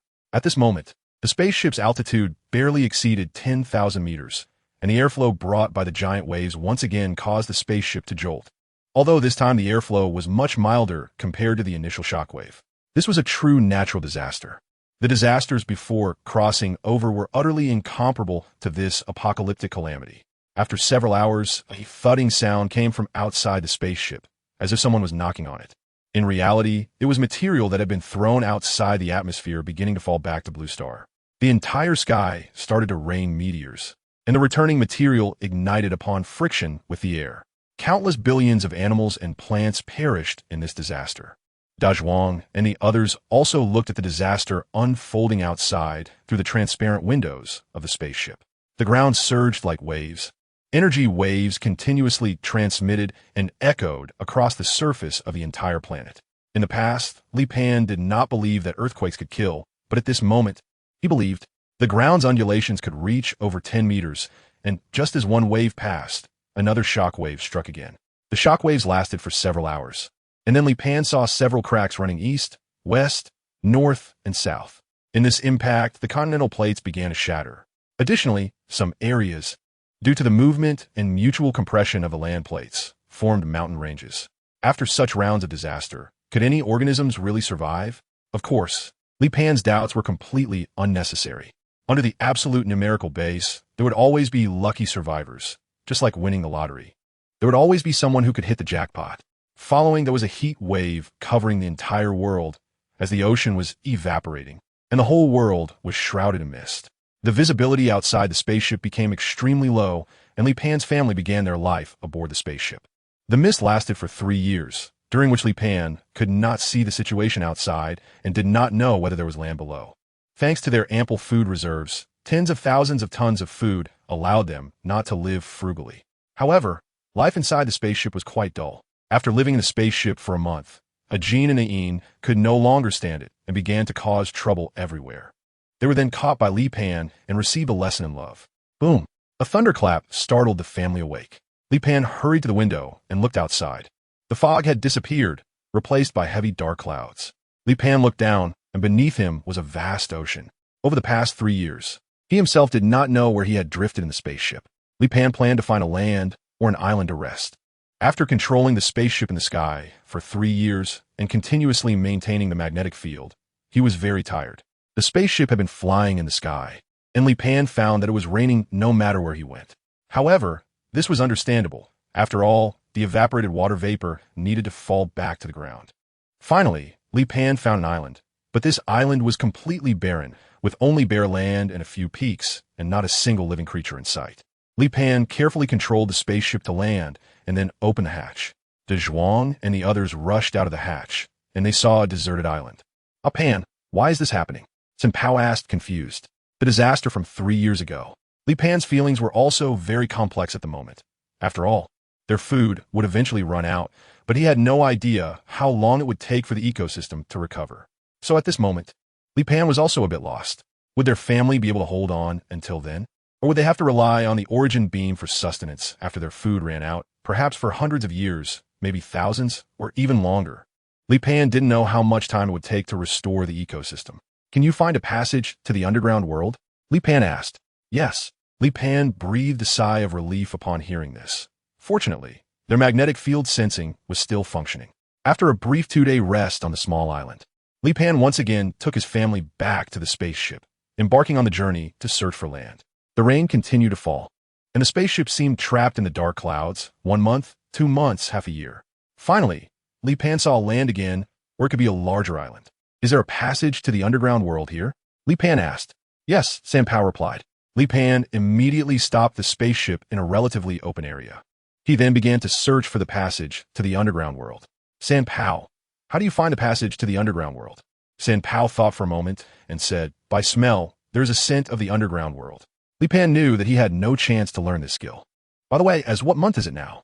Due to this natural disaster, the climate of the entire world has become very chaotic, and it has been raining constantly with low temperatures. It is now January. Li Pan thought for a moment. According to his planned schedule, they entered the underground world every October and returned to the surface world the following March. So the underground world should currently be in its bright period. When they found the passage to the underground world, it collapsed. Both Dazhuang and Erpang were oversized and couldn't pass through the collapsed area. Li Pan thought for a moment and said, San Pao, go inside and take a look at the condition of the passage ahead. If it's just a small portion of a collapse, then clear away the blocked stones. If the entire passage is like this, then we'll have to find another route. After all, a passage can be dozens of kilometers long, and I can't achieve the capabilities of a shield tunneling machine from the future. After about 10 minutes, San Pao ran back. Pan, the road ahead is clear. Hearing this, Li Pan immediately felt relieved. He then controlled the iron elements around him to form a drill bit and began to bore through the obstructing rock, with a hissing sound accompanied by a harsh noise. After an hour of work, the drill bit broke through the rock. They resumed their journey, and after 6 hours of trekking, they finally returned to the underground world. However, when they arrived in the underground world, it had already changed dramatically. The super-giant neutron stone had fallen from the rock layer of the dome and shattered into several pieces upon hitting the ground. Li Pan did not expect such changes to occur in the underground world. It seems that the underground world is not necessarily safe. However, the neutron stone continues to shimmer with a golden light. In some areas, massive rocks have fallen, destroying a large region. The dramatic changes on the surface have also affected the underground world. Fortunately, although that super-giant neutron stone fell from the dome and shattered into countless pieces, it still illuminates the entire underground world, preventing those monstrous insects from coming out to cause chaos. Li Pan didn't know if the shelter he built was still intact. If it was, perhaps he could go there and take a look. Chapter 075, After the Apocalypse, a 10,000-year sleep. When his family arrived in the underground world, they discovered that there were actually animal populations appearing here. This was good news, as they would carry the seeds of hope to revive the surface world. However, the numbers were very scarce, so scarce that Li Pan was reluctant to hunt them. The catastrophe on the surface had caused devastating damage to the ecosystem and food chain. When they reached the coastline, not much had changed. The shelter Li Pan built was mostly intact. Most importantly, the food stored in the shelter was well preserved, especially the cured meats, which remained intact even after several years. The underground sea seemed to be unaffected, still rich in resources. Li Pan personally went into the sea and caught a large amount of food, and the family could finally enjoy a meal of fresh meat. After a hearty meal, Li Pan sat on the beach, watching the tides rise and fall.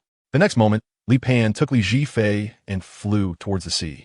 Li Pan wanted to see if this sea was connected to the oceans on the surface. Li Pan flew for a long time. The ocean of this underground world was vast, even broader than Li Pan had expected. Li Pan has now surpassed the speed of sound, but after flying for 2 hours, he still hasn't seen the end. In the third hour, Li Pan saw a super-gigantic waterfall ahead. The waterfall could be over 10 kilometers wide, cascading down from above like a scroll painting. Moreover, the water falling from the waterfall is seawater, which piqued Li Pan's curiosity. With such a massive flow, it is likely dozens of times greater than that of the Yangtze River. Under normal circumstances, the underground world could be filled with water, but over the decades, Li Pan has not seen the coastline rise. This indicates that there must be other outlets in the underground ocean that allow seawater to return to the surface. If that's the case, then the ocean ecosystem should recover faster than the terrestrial ecosystem. The resources from the ocean show that the marine life in the underground world has hardly been affected, and the species from the underground ocean can return to the surface world's ocean through certain passages. Aji, can you identify where this passage is?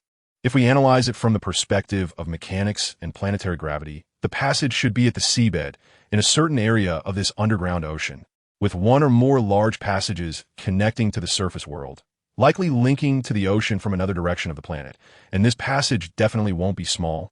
Li Ji deduced. How long will it take for the ecological environment of the surface world to recover? It might take tens of thousands of years. Changes in the environment, climate, and planetary magnetic fields, along with significant alterations in the food chain, mean that some animals must switch to a herbivorous diet for survival. A new supply and demand relationship needs to be re-established, which cannot be restored in just a few decades or even hundreds of years. Li Pan's mood was heavy. Li Ji said, I do have a plan. What plan? You and Dazhuang and the others will all enter hibernation. How long can this hibernation last? That depends on how much life source liquid you can produce. The spaceship has hibernation chambers specifically prepared for crew members on ultra-long distance voyages. But there is no life source liquid left in the spaceship. So if you want to produce life source liquid, you need to master the method of making it. Can Dazhuang and Air Pang fit into the hibernation chambers with their large sizes? That's simple. You just need to create a closed chamber that can accommodate their size and reserve enough space for life source liquid. As for the hibernation chamber, it's not really high-tech. Its main function is to monitor the user's vital signs. The life source liquid is what really plays a role in long-term hibernation. And you? I will also enter hibernation, set a time, and then wake you up. What does the life source liquid need? The most important component of life source liquid is neutron stone, which is also the easiest to obtain. Once back on the coastline, Li Pan began to study how to produce life source liquid.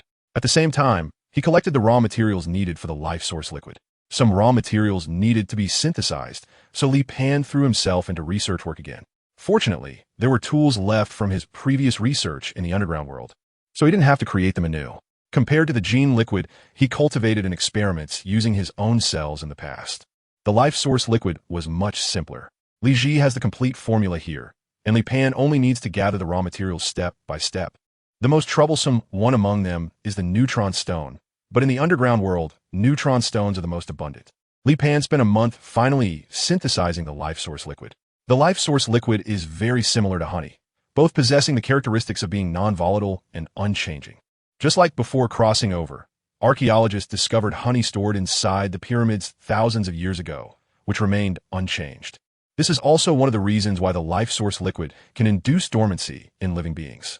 Of course, the life source liquid can continuously maintain the vital signs of the user, keeping their body in a state of sleep with bodily functions maintained at a minimal level.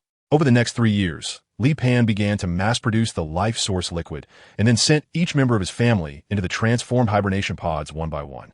Li Pan did not immediately enter hibernation. Instead, he observed Dazhuang and the others for several years for the hibernation pod.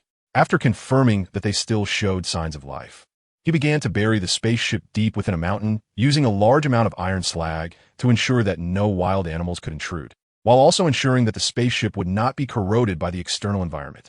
After completing all this, Li Pan finally entered the hibernation pod himself. Time flew by, and Li Pan was awakened by a buzzing sound. In the darkness, he felt a bit of difficulty breathing, as if covered by a thin membrane. Li Pan struggled to tear off the thin membrane on his body. At that moment, a voice came from the darkness. Pan, how are you doing right now? Li Pan's mind was in chaos, and he was even a bit unclear about who he was. I'm going to give you the light source now, so you better adapt to it. Li Ji's core began to emit a faint light, which gradually grew brighter until it illuminated the entire room as brightly as daylight. Li Pan was panting heavily. What time is it now? Are you asking how much time has passed? Or are you asking the current hour? How long have I been in hibernation? 200 years, 10 months, and 25 days, Li Ji answered. Has it really been that long? Li Pan felt his weak body. He didn't even have the strength to crawl out of the hibernation pod. What about Dazhuang, Air Pao, San Pao, Xiao Mei, and Ajian? How are they doing now? They're still in hibernation. Their vital signs have remained at the lowest level of hibernation, and their physiological development age has only passed 2 years, while their lifespan should be very long. 10,000 years of hibernation. But the body age is only past 2 years, Li Pan sighed. Is there any food? There is only nectar, the only food preserved from 10,000 years ago. Other food fibers have already been destroyed and now consist only of a pile of nutritionally void inorganic matter. Li Pan's magnetic field sensed a metal jar storing honey, and then the metal jar, hundreds of meters away, flew up and headed towards the sleep chamber where Li Pan was located. After the metal jar reached above the sleep chamber, it opened automatically and the nectar poured into the sleep chamber. Li Pan didn't care that the nectar was smeared all over his face. He opened his mouth, feeling the nectar enter his body and transform into his energy. After a long time, Li Pan finally regained some strength and struggled to crawl out of the hibernation pod, falling to the ground. He had no idea what the situation outside was like now. Chapter 76.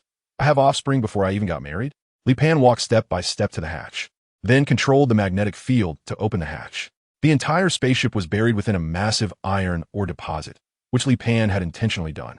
After all, being buried in iron ore was easier for Li Pan to clear compared to being buried in soil and rock. Li Pan used the magnetic field domain to forcibly open a passage to the outside. When he stepped out of the passage, he finally breathed in the long-lost fresh air. Outside, everything was vibrant and alive, filled with the sounds of birds and the fragrance of flowers. Sunlight filtered through the dense woods and fell on Li Pan's skin, bringing him a sense of refreshment. Just then, a crocodile appeared in front of him.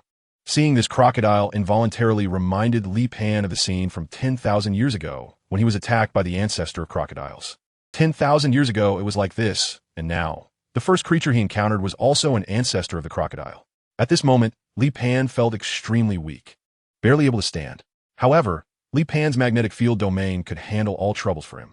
This crocodile's body was already very similar to that of the later Nile crocodile, but its scales were green and its limbs were sturdier, making it feel more like a creature active on land. Aji, take note and name it the jungle crocodile. The jungle crocodile launched an attack towards Li Pan, its strong limbs exploding with terrifying speed. At that moment, a several 100-kilogram iron ore flew up and smashed down on the jungle crocodile's head, directly crushing it. The iron ore flew up again, continuing to smash until the jungle crocodile's head was a bloody mess before finally stopping. Li Pan walked up to the minced meat, sat down, and started eating. He didn't have the strength to give the jungle crocodile limbs, so this way was the most effort-saving. As the food went down, Li Pan regained some of his strength. Li Pan almost ate the entire jungle crocodile, but he wasn't even half full. Li Pan blocked the exit and then headed towards the jungle ahead. At this moment, the jungle was filled with various animals, though the number of dinosaurs was very low, while mammals were gradually starting to emerge. Li Pan kills and eats whatever he encounters. As Li Pan continues to eat, his physical strength is continuously recovering. Li Pan's spirit was gradually recovering. Suddenly, he saw a figure appear ahead. A person? Li Pan's eyes widened, his face filled with astonishment. How is this possible? How could it be a person? Why is there a human presence? Azi, have I really just been asleep for 10,000 years? 200 years. Then why is there a species like mine appearing? In such a short time, it shouldn't be possible for such an outrageous species mutation to occur, right? They should be your descendants. You are slandering me. Where would I get descendants? I can't reproduce asexually. They all have biological nuclei in their bodies. They should be some failed experimental subjects, but they didn't completely die, then survived, and later thrived after the great catastrophe. Li Pan fell silent. If that's the case, it is indeed possible that they are his descendants. Because many of the experimental subjects were cultivated from his own cells, it is possible that some of the experimental subjects evolved in extreme environments. Li Pan looked at these people, who were all speaking a language he couldn't understand. They were wearing leather armor, and each of them had swords and knives. They must have entered the Iron Age, and Li Pan's emotions were very complicated. He never expected that after sleeping for 10,000 years, he would have so many descendants. The pain-free experience of becoming a father felt quite unfair. Li Pan followed those people and also noticed that they had pointy ears, and each of them had a scaly tail behind them, with scales on their faces and the backs of their hands. Li Pan felt a sudden toothache upon seeing these features. It seemed that the bloodline of his descendants was not very respectable. If one didn't know better, they might think he had dragged some dinosaur into the small woods. They seemed to be nearby hunters, here for the purpose of hunting. However, they appear to be a bit weak. They encountered a large cat, one that was 8 meters long, with fangs longer than daggers and a body covered in black and white stripes. In just one encounter, 4 out of the 7 people died. Woo, run fast! 2 strong men shouted at a noticeably youthful-looking boy. These 2 strong men were clearly trying to give the chance of escape to the boy. Li Pan hesitated for a moment, but still decided to help them. He didn't have the time to intervene with the previous 4, but now with the remaining 3, he still wanted to save them. After all, it could be considered a bit of help from the ancestors to the younger generation. Qinggang and Qinghua shouted loudly, trying to bolster their courage in this way. However, the striped big cat was completely unfazed by the intimidation and lunged at the 2 with a roar. Qinggang and Qinghua were filled with despair and sorrow, mentally preparing for death. Suddenly, the striped big cat's tail seemed to be caught by something. and its entire body was uncontrollably dragged into the dense thicket. A series of howls from the striped big cat echoed from within the thicket, and within seconds, it fell silent.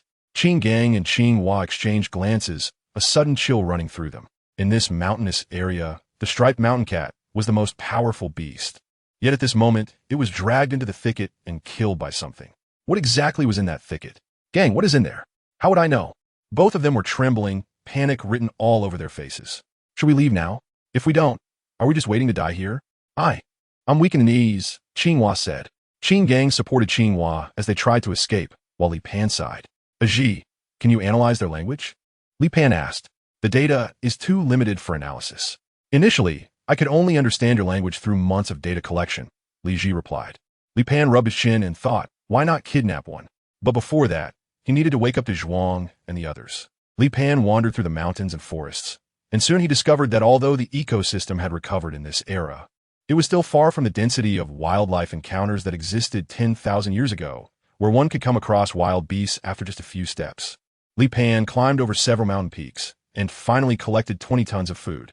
Then he used iron sand to form a container to carry the food back. Following the passage back to the spaceship's interior, Li Pan considered for a moment and went to Dazhuang's sleep chamber. Dazhuang's sleep chamber was a huge glass sphere with a diameter of 30 meters, and Dazhuang was curled up inside the sphere. At this moment, there was still 1/3 of the life source liquid in Dazhuang's sleep chamber. After 10,000 years of slumber, Dazhuang's body appeared somewhat emaciated. Aji, wake up Dazhuang. Chapter 77. Entering the wolf's den, Li Ji's core emitted a humming sound again. Dazhuang's body trembled slightly, and after a brief wait, Dazhuang opened his eyes. Just like Li Pan's reaction right after awakening, he was confused and bewildered, while simultaneously experiencing the revival of memories. Eng! Dazhuang let out a roar. In Dazhuang's voice, there was a deep longing for Li Pan. Li Pan grinned and threw the processed pieces of meat into the hibernation pod to help Dazhuang recover its strength quickly. Dazhuang was gulping down the chunks of meat. At that moment, Dazhuang surprisingly began to shed its skin. However, this did not hinder its eating. Li Pan was somewhat astonished, as it was the first time he had seen Dazhuang molt. Gradually, Dazhuang's old skin peeled off, and its head became larger and more ferocious, with many bony spikes growing on it, and 2 rows of bony spikes sprouting along its back. At that moment, Dazhuang resembled a western dragon, and the hibernation pod was burst open due to its enlarged body. What was happening? It was possible that the gene fluid and life source fluid it had originally injected reacted chemically in some way. Li Ji said that as it continually replenished its nutrients, its body began a new round of metamorphosis. Roar! A Pan, I want to eat more. At that moment, Dazhuang actively conveyed its thoughts. Li Pan's eyes widened. Has Dazhuang also mastered the use of pheromones? Wait here, I'll go find something to eat. Crash! Suddenly, Li Pan heard a sound of collision in the darkness. Li Pan immediately activated the magnetic field, then turned his gaze to a spot behind a cover, a smile appearing on his face. Where did this little mouse come from? Hiding behind this cover was the boy named Wu, one of the 3 people Li Pan encountered outside. Li Ji's core burst into brilliance, illuminating the entire space. Dazhuang suddenly leaped out, covering more than 30 meters in an instant, appearing in front of Qing Wu, its claws lifting Qing Wu up. Qing Wu was terrified and screamed, having never seen such a fearsome beast before. What on earth is this creature? Compared to this guy, the spotted mountain cat is like a docile little kitten. Hey Pan, can I eat this little guy? Dazhuang asked. Put him down. Li Pan approached Qing Wu. Just in time, he had been wanting to ask a local from this era to teach him the language of this time. He didn't expect someone to come to him, which saved him a lot of trouble. You watch him, I'll go outside to hunt some more prey. Oh, what about Air Pow and the others? They're still sleeping. I need to prepare more food to wake them up. When Li Pan came out again, the sky outside was completely dark. However, Li Pan did not want to hunt nearby anymore, as the game in this forest was really not abundant. Li Pan chose a direction and went straight into the air. Soon, Li Pan discovered a coastline. Li Pan suddenly plunged into the sea from a great height, where the variety of species is much richer than on land. Soon, a megalodon appeared in front of him. The megalodon is considered the most perfect marine creature, with its massive size, astonishing biting power, rapid movement speed, and brutal nature that make it the ocean's ruler of this era. The megalodon before him was over 40 meters long, with a round and hefty body. Li Pan looked at the giant shark lunging at him, his right fist clenched tightly. Nuclear explosion fist. Li Pan's right fist seemed like a red-hot iron. shining brilliantly beneath the dark sea. In the instant the megalodon lunged at him, Li Pan's fist landed on the shark's upper jaw in just 0.001 seconds. The megalodon's upper jaw rippled like waves, and then flesh and blood shattered. Li Pan looked at the megalodon whose jaw he had just smashed with a punch, then glanced at his own fist. After sleeping for 10,000 years, he felt that his physique had become even stronger. Moreover, he wasn't even at his best state yet. If this had happened before his slumber, using the mantis shrimp skill would definitely have strained his muscles, but now Li Pan felt no pressure at all. This megalodon was estimated to weigh over 50 tons. After swimming in the sea for a while, he encountered a giant octopus and then returned to the spaceship with his catch. When Qing Wu saw Li Pan coming back with the enormous corpses of the sea monsters, he trembled in fear. They were not far from the coastline, so Qing Wu naturally knew about the giant shark and the giant octopus. He and his tribe would rather hunt in the mountains than venture into the sea, precisely because of the existence of these sea monsters. They were simply not something they could handle. But now, this strange person who didn't seem much larger than him was able to hunt a megalodon and a giant octopus in such a short time, which made him even more terrified. Would he also end up as food like them? Dazhuang, you eat first, I'll go wake up Xiao Mei. Li Pan dropped 2 octopus tentacles in front of Dazhuang, who immediately began to gobble them up. Go. When they arrived at Xiao Mei's hibernation pod, Li Ji started to release resonance waves. Then, Li Pan began to feed the newly awakened Xiao Mei. Sure enough, Xiao Mei began to undergo a transformation. After half an hour, her size nearly doubled, colorful scales appeared all over her body, and a bunch of winding horns grew on her head, resembling the horns of the electric dragon that Li Pan encountered in the primitive forest. A set of colorful wings also sprouted from her back. Xiao Mei, how are you feeling now? Hey Pan, I feel great now. It feels like something is about to be released inside me. Dazhuang also woke up. Go meet Dazhuang. Xiao Mei immediately ran out along the corridor, but when she saw Dazhuang, she had a hard time recognizing him. Dazhuang? Huh. Dazhuang turned to look at Xiao Mei, his eyes filled with suspicion. Xiao Mei felt a sense of familiarity, yet it was also strange. However, Xiao Mei recognized the post-surgery Dazhuang at first glance. Xiao Mei. It's me, Xiao Mei. Eat quickly, I'm hungry. Li Pan strolled over, looking at Qing Wu curled up in the corner. Li Pan waved his hand, but Qing Wu was still curled up in fear, not daring to move forward. He was afraid that in the next moment, he would be eaten by these monsters. Seeing this, Li Pan walked up to Qing Wu, opened his mouth, and pointed at his own mouth with his finger. However, this action from Li Pan directly scared Qing Wu into fainting. It's over. It's really going to be eaten. Li Pan grabbed Qing Wu's neck and lifted him up, his palms secreting pheromones. Don't kill me, don't kill me, don't kill me. Li Pan repeated Qing Wu's words. Qing Wu was taken aback. Why was this strange person repeating his words? Just then, Qing Wu heard Li Pan's voice in his mind. Teach me language. Chapter 78, Ancient God of the Mountain. Qing Wu understood Li Pan's intention. It turned out he only wanted to learn to speak. He scared me to death. Li Ji followed Li Pan and learned the language of this era alongside him. Compared to Li Pan, Li Ji's comprehension and memory were obviously much stronger.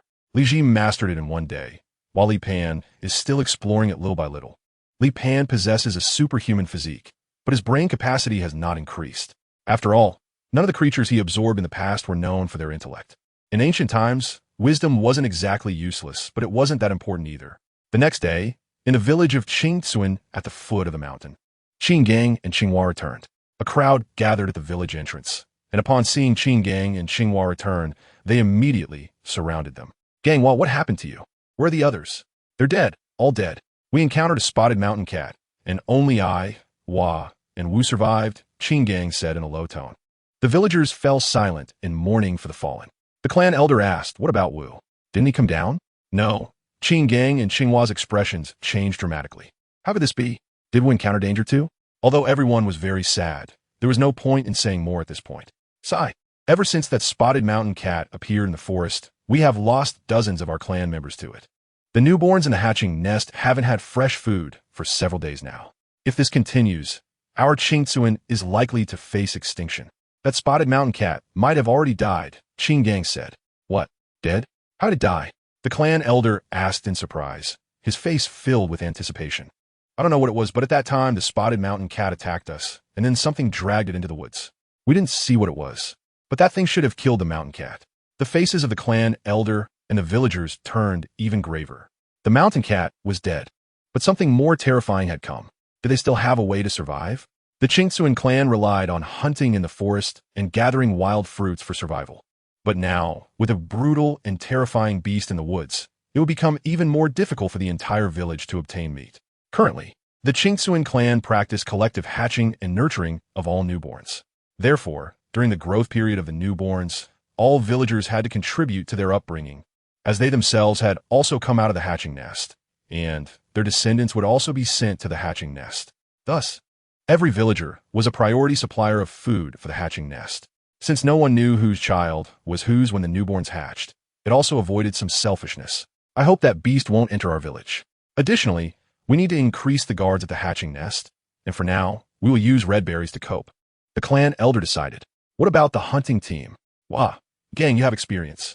You two will lead the team to select 10 strong youths in the next few days to look for small game on the outskirts of the forest. If you encounter that beast, do not attack it.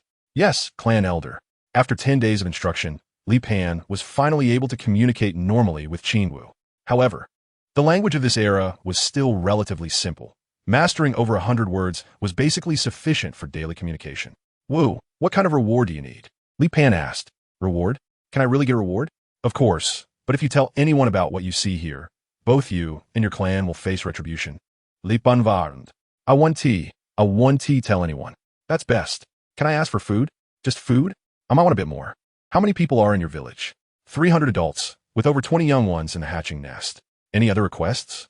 Can our Qingxuan come to hunt in the mountains? Qingwu asked cautiously. Yes, but it's best not to approach this area. Understood. Big Zhuang. Go catch a big one from the sea tonight as a reward for Wu, and then send Wu down the mountain. Got it. Since its second transformation, Big Zhuang could now go to the sea. For the past few days, it had been going out every night to bathe in the sea. Moreover, Big Zhuang was very strong underwater, especially with its current physique, making it a giant in the ocean. A great white shark would be like a little brother in front of Big Zhuang. In the past few days, Li Pan had gradually awakened Erpang, Sanpao, Ajin, and Ain. After Erpang woke up, Li Pan immediately provided him with dozens of tons of food, and after Erpang was full, he fell back asleep and hasn't woken up since. Li Ji conducted tests on Erpang, who is also undergoing a transformation. But it is different from that of Dazhuang and the others. Erpang's body is growing larger every day, to the point that on the third day of its slumber, Li Pan found a way to transfer Erpang outside the spaceship. If Erpang continues to expand like this, it has a good chance of competing for a spot in the top 10 of ancient biological sizes. Of course, the top 3 are out of the question. Erpang definitely won't reach that level. Moreover, sharp bone spurs have started to grow on Erpang's back. Li Pan was very disappointed, because his favorite thing to do when going out was to sit on Erpang's broad back. But now, sitting on it felt like he might get his but stung into a honeycomb. After nightfall, Dazhuang soared into the sky. He was getting more accustomed to flying and was flying very fast. Wherever he flew, a violent sound wave would form. An hour later, Dazhuang returned, bringing back 2 megalodons. Then, Dazhuang took Qingwu and his reward back to Qing village. Boom! Outside Qing village, a loud noise suddenly erupted under the night sky. All the villagers rushed out of their homes, gathering together before daring to venture out into the dark village. Then they witnessed an unbelievable scene. 2 megalodons appeared at the entrance of their village. They certainly knew what megalodons were. However, the key question was, why were 2 megalodons at the village entrance? It was at least several dozen miles from the coast. There was no way megalodons could appear here, right? Tribal elder. It's me, Wu. Qingwu waved his hand while standing on the megalodon. Wu, is it really you? Wu didn't die. That's great, Wu, you're safe. The villagers were all very excited. Wu, where have you been these past few days? And what about these 2 megalodons? The tribal elder asked sternly. Qingwu's mind raced, and he quickly thought of an explanation. I encountered the ancient mountain god, and these are gifts from him. Ancient mountain god? Chapter 79. Strange social structure, yes. I was saved by the ancient mountain god, and these 2 megalodons are gifts from him. In Qingwu's mind, Li Pan was the ancient mountain god. Ancient mountain god? Everyone was hearing this name for the first time. Although there were occasional myths and legends, they had never heard of the ancient mountain god before. And now, the person who encountered the legend was right in front of them. The key was that the 2 megalodons appeared at the village entrance, forcing them to believe it. After all, how could mere mortals accomplish such a feat, bringing 2 colossal creatures here? Moreover, There were seawater stains on the bodies of the two megalodons. Do we need to offer something in return? The tribal elder asked worriedly. No need to offer anything. But the Black Mountain and the surrounding 10-mile area must not be approached. If you get close to the Black Mountain, it will provoke the anger of the ancient mountain god. This was because Li Pan had buried the spaceship with iron ore, most of which was black. Hence the villagers referred to it as the Black Mountain. The Black Mountain was nearly barren and had little prey, so the hunting teams in the village rarely approached that area. Are these two megalodons really gifts from the ancient mountain god? Yes, Qingwu nodded confidently. Quickly send food to the incubation nest. The little ones in the incubation nest haven't eaten meat for several days. The tribal elder and the villagers were very happy, as not only had Qingwu returned safely, but he also brought back food and good news. Originally, they were worried that they wouldn't be able to venture deep into the mountains and thus would not hunt enough prey. Now, with Qingwu's assurance, they no longer had to worry.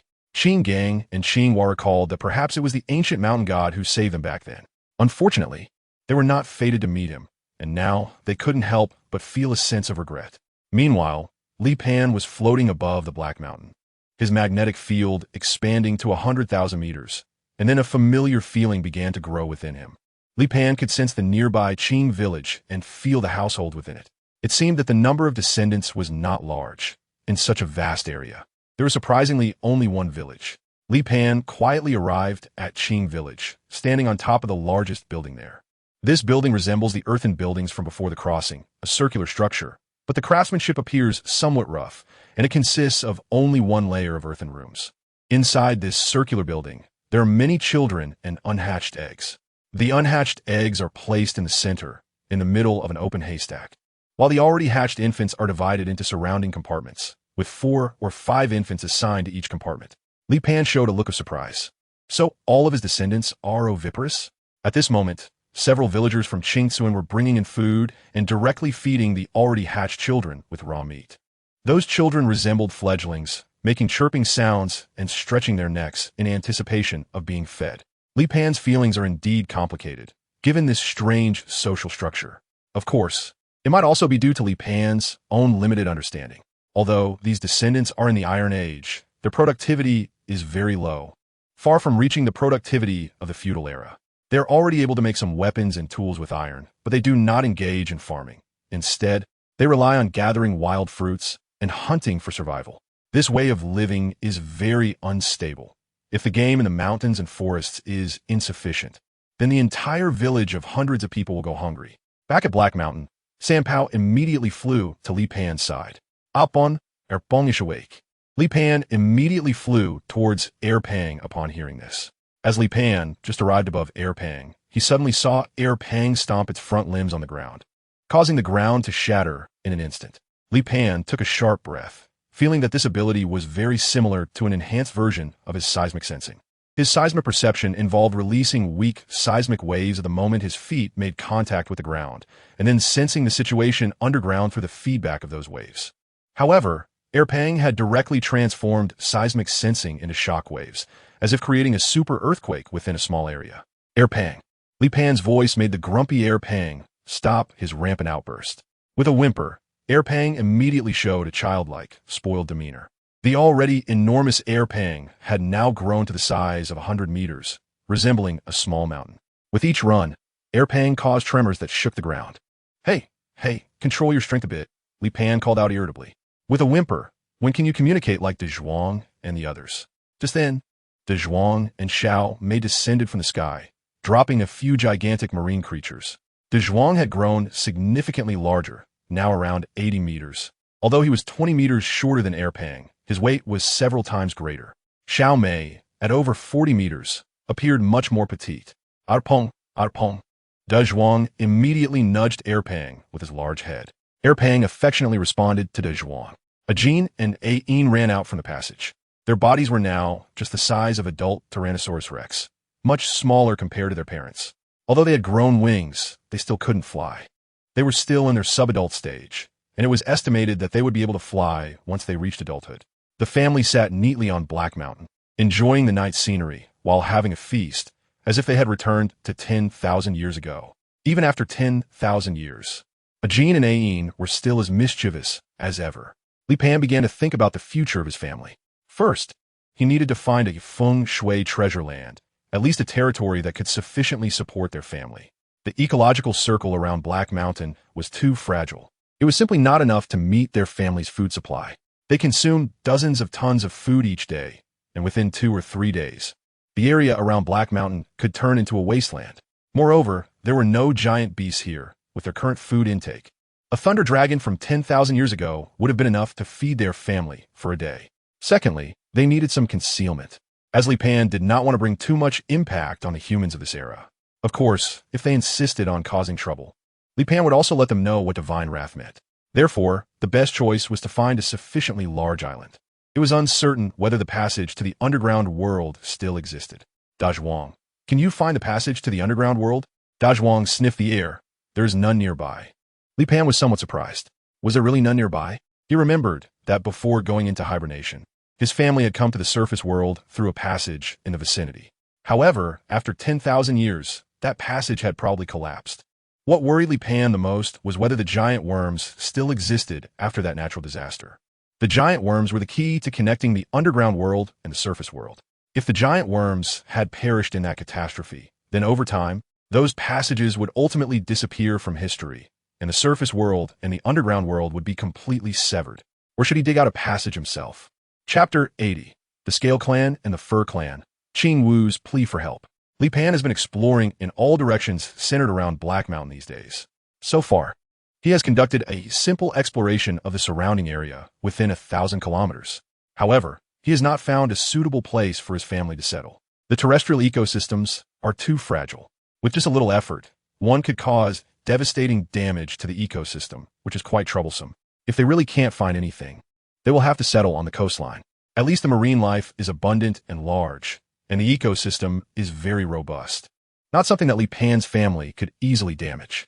Li Pan fell to the ground and casually hunted a prey, then started grilling it on the spot. Bun. According to my calculations, the area we are currently exploring is likely weak in its ecological scale due to the occupation of new humans. Moreover, in the past 10,000 years, the surviving giant beasts have not had enough time to undergo significant changes, so there should still be habitats for giant beasts on land, but they are likely far from the habitats of new humans. As long as they exist, we will definitely be able to find them. Li Pan was not in a hurry. After all, they had plenty of time. Just then, Li Pan suddenly saw thick smoke drifting towards them. There was likely a fire burning in the distance, and it seemed to be quite large. After taking a few bites of the grilled meat, Li Pan flew towards the direction of the fire.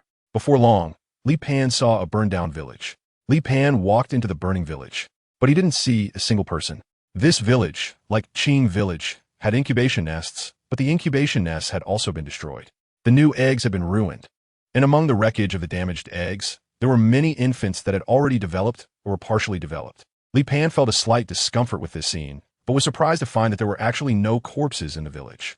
There were signs of battles and destruction everywhere, along with mottled bloodstains, yet no bodies were seen. The traces of battle here were likely caused by the same kind. Li Pan felt somewhat helpless about this. Indeed, the human gene pool was filled with violence. While Li Pan was exploring outside, a war was breaking out in the Qing village. The invaders were called the Mao clan, while the people of Qing village were known as the Lin clan. The Lin clan was characterized by scales on their hands and faces, and they had a tail resembling that of a dinosaur.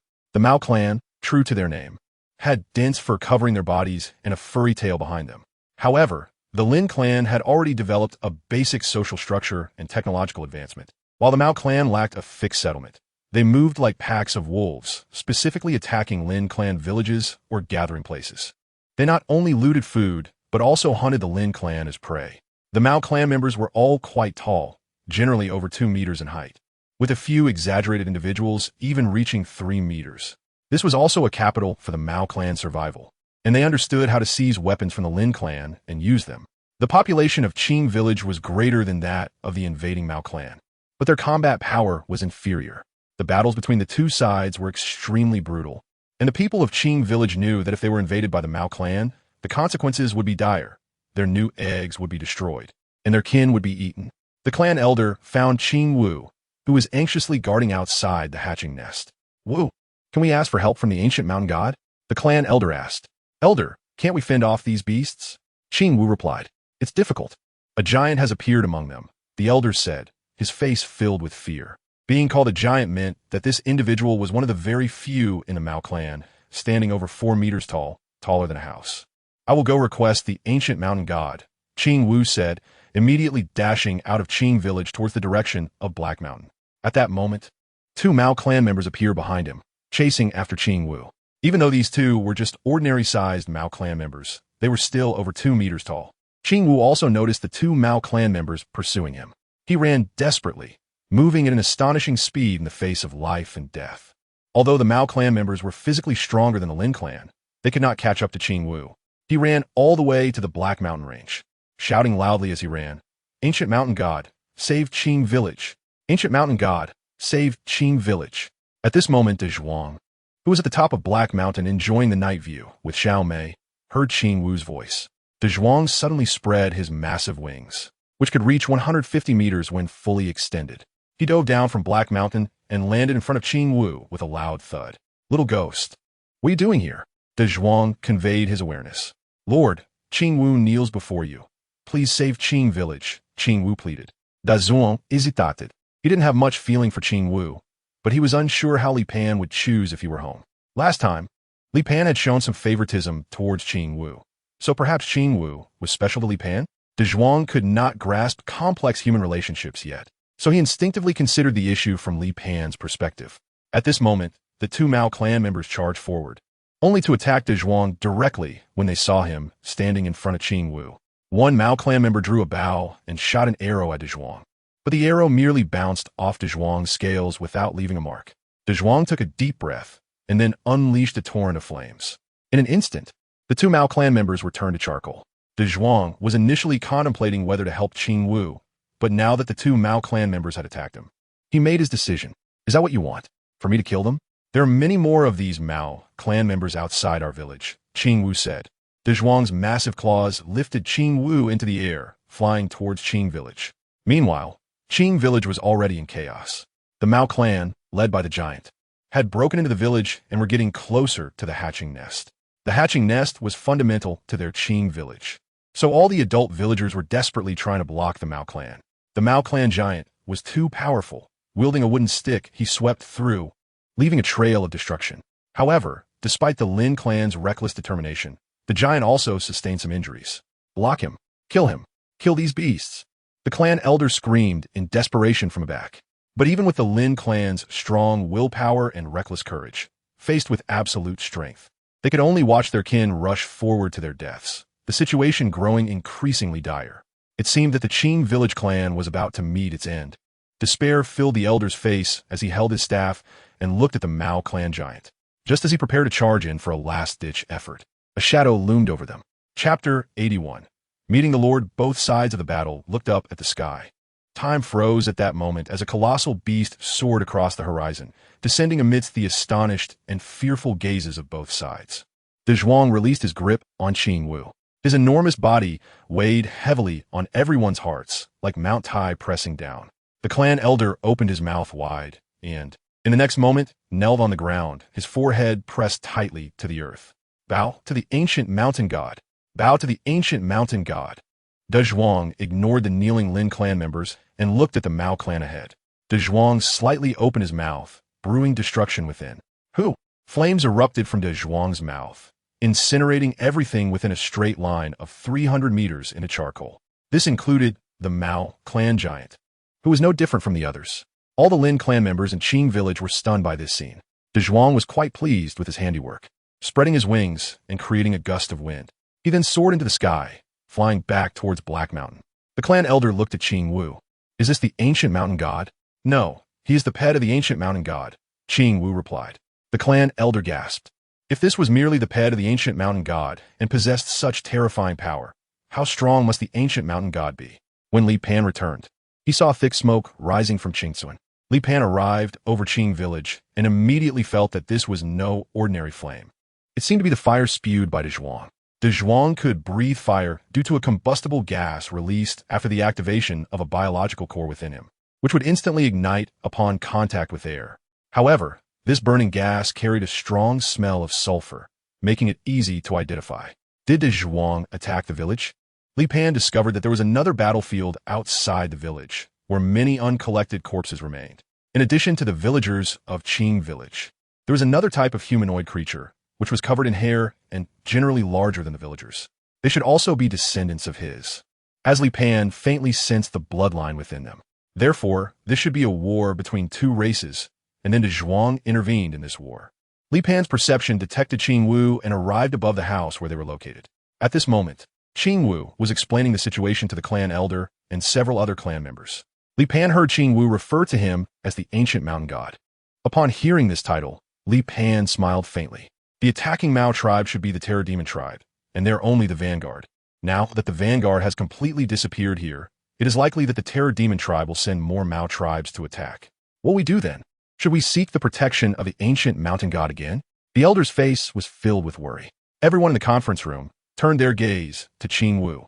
Qing Wu's expression was somewhat difficult. The ancient mountain god could help us once or twice, but if we seek the ancient mountain god's protection every time, the ancient mountain god might become annoyed. So, can we pledge loyalty to that ancient mountain god? What can we do for the ancient mountain god? Qing Wu retorted. Li Pan was hovering above the house, listening to their conversation. Yes, what can they do for themselves? Almost nothing. They might not even be able to provide food for themselves, let alone for their whole family. Aji, what do you think they can do for us? Nothing at all. But the fact that you asked this question means that you're already considering sheltering them. Lipanis mont tvichit. Indeed, if he didn't have this idea, he wouldn't even consider what they could do for him. However, if he really needed them to do something, it would be to gather the raw materials used for the experiment. If it were just him, collecting certain raw materials would take a long time, but with their help, it would be much simpler. This is indeed a reason to persuade himself. Li Pan might have the idea to shelter them, or it could be because of the recently burned village. The sight there gave him a very bad feeling. Back at Heishan, Dazhuang immediately ran to Li Pan's side. A pan, that kid from down the mountain came to ask for your help just now. I saw you weren't here, so I helped that kid eliminate those who attacked the village. Dazhuang, he did well. Li Pan patted Dazhuang's nose. The next noon, more than a dozen able-bodied men from Qing village carried a slaughtered bear wolf and arrived grandly at the outskirts of Heishan. Qing Wu from Qing village sought an audience with the ancient god of the mountain. Except for Qing Wu, who had come a few times, everyone else was quite anxious. After all, they had witnessed Dazhuang's prowess yesterday. If that divine beast went mad, they feared they wouldn't survive a single bite. Qing Wu had seen Li Pan before and had come here twice, so he appeared calm at this moment. However, he didn't dare to recklessly enter the area of Heishan that Li Pan had designated. After waiting for more than 10 minutes, a cracking sound came from the dense forest, and trees began to fall one by one. It sounded as if heavy objects were crushing the trees, causing everyone's anxiety to heighten. Just then they saw what it was. It was a giant beast, as large as a small mountain. It was Erpang, with Li Pan sitting on top of Erpang's head. Upon seeing Erpang and Li Pan atop it, everyone immediately knelt on the ground. We pay our respects to the ancient god of the mountain. We pay our respects to the ancient god of the mountain. Get up and speak. Li Pan asked knowingly, what brings you here? Ancient god, we from Qing village at the foot of the mountain wish to serve you as our master, Qing Wu said, lowering his head. Li Pan rested one hand on his cheek, looking down at the villagers of Qingsun. Qing Wu and the others waited anxiously for Li Pan's response, all of them feeling very tense, lowering their heads and not daring to speak. All right. After receiving Li Pan's answer, everyone felt as though they had endured a century of waiting. Master, can we rename the village to Ancient God Village? All right. Master, is there anything we can do to serve you? Not for now. If there's a need, I will notify you. Master, this is the offering we present to you. Please accept it. Li Pan patted Erpang's big head. Erpang lowered his head, opened his mouth, and sucked in the 1,000-pound bear wolf. After chewing a few times, he swallowed it down. Now, Erpang's head was already over 10 meters big, and his mouth was probably even larger than when he first met Li Pan. Everyone shivered, trembling in front of Erpang. You don't need to offer any sacrifices here, apart from Black Mountain. You can move around within 100 miles. Yes, my lord. My lord, we have encountered some trouble recently. Wu, you stay, the others retreat.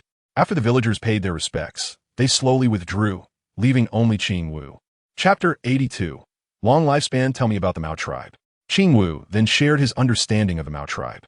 The Mao tribe is just a group of bandits, and they particularly enjoy eating our Scale tribe. Once they discover our Scale tribe's village, they will come in large numbers to attack. They will destroy our hatching nests and ruin all the newborn eggs. Are there many of these Mao tribe members? I don't know about other places, But in this mountain range, the largest Mao tribe is the Terror Demon tribe, which has more than 1,000 members. It is said that the leader of the Terror Demon tribe is a very terrifying giant. They roam the mountains and forests, eating all living things in the area wherever they go, and then move to another area. It is said that if two Mao tribes meet, they will also attack each other and completely eliminate the other. What do you mean by giant? Some members of the Mao tribe can become extremely tall, 3 to 4 times taller than ordinary people. It is said that the leader of the Terror Demon tribe is a giant who is 4 times taller than our scale tribe. Is that so? Li Pan suddenly wanted to bring those Mao tribes to work as laborers. He wanted to dig a passage to the underground world, and it was too exhausting to do it all by himself. He also needed to conduct some experiments and produce the life source liquid, for which neutron stones were essential raw materials. The physical strength of these Mao tribes would surely be great, and enslaving them to dig pits for him would not weigh on his conscience at all. I understand. Let's go back. When those Mao tribes arrive, I will take action. After sending off Qing Wu, Li Pan began to rebuild his laboratory. These past few days, the Qing village at the foot of the mountain was quite peaceful. Li Pan's magnetic field has always enveloped Qing village, and no signs of the Mao tribe approaching Qing village have been detected. According to the cellular analysis of Dazhuang, the lifespan of his cells is 25 times longer than that of other Tyrannosaurus rex cells. Does that mean Dazhuang's lifespan is 25 times that of a normal Tyrannosaurus rex? Not exactly. It's a complex mathematical formula. If the lifespan of a single cell increases by 25 times, it means that the entire bodily functions need to be restructured. Metabolism slows down, and mitochondria, as the cell's nucleus and energy factory, must also be longer and stronger. Otherwise, it would not be able to sustain cell viability for a longer period. If we set aside various complex factors, we can multiply the increased length of the mitochondria by the increased lifespan of the cells, and then by the slowed metabolic rate to arrive at a not-so-precise number. Dazhuang's mitochondria have already transformed into giant mitochondria, which are 120 times larger than those of other Tyrannosaurus rex. So 120 times 25, then multiplied by the slowed metabolic rate, and then multiplied by the lifespan of Tyrannosaurus rex. What is Dazhuang's current lifespan, specifically? Roughly estimating, Dazhuang's lifespan is at least over 1 million years. Li Pan couldn't help but gasp in surprise. He originally thought that Dazhuang's lifespan could be in the thousands of years, and even a few hundred years felt long to him. Unexpectedly, Li Ji gave Li Pan an astonishing number. All the current data on Dazhuang indicated that it was still in its developmental stage. So what about my lifespan? Your lifespan should be around 90 years. Li Pan's expression immediately fell, and Li Ji added, "However, your cells are very special. After your cells die, they undergo a process of shedding, which means that when you sustain fatal injuries, your body will also begin to shed like the cells. Is it like when I changed from adulthood to childhood? Yes. That was your first shedding. This should be the DNA of the immortal jellyfish. No wonder it's called the immortal jellyfish." Li Pan remembered the immortal jellyfish very clearly. In order to eat the immortal jellyfish, he had his face swollen like a pig from its toxins. Your shedding method is somewhat similar to that of insect pupae, giant salamanders, and immortal jellyfish. It should be a combination of their characteristics, forming your own unique shedding.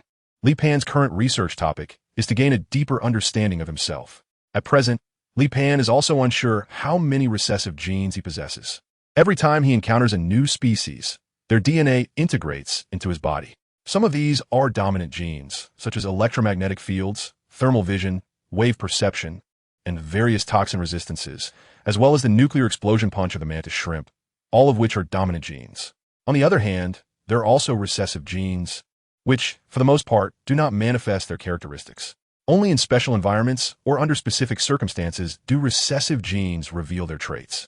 Li Pan needs to study under what conditions the characteristics of these recessive genes will manifest.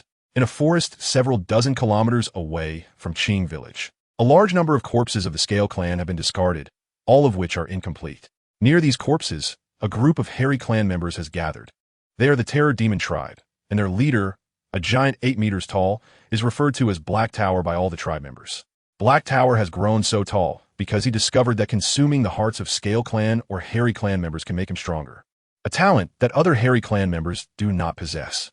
The first heart Black Tower consumed was from one of his own kind. Over the course of more than 30 years, Black Tower has devoured hundreds of hearts. Now, his power is nearly invincible, and the Terror Demon tribe he leads is becoming increasingly powerful. Leader, Yishan, and the people he led have not returned. They all disappeared in the southeast direction. Which powerful scale clan is in that direction? Black Tower asked. None. We have investigated. There's only a scale clan village with a population of over 300 in that direction. But Yishan brought 200 tribe members. How could a village of more than 300 scale clan members possibly resist? Under normal circumstances, 3 adult scale clan members could resist 1 adult hairy clan member. And Yishan is the second strongest warrior of the Terror Demon tribe, second only to Black Tower. As long as he is not fighting alone, Yishan can continuously kill dozens of scale clan members without even catching his breath.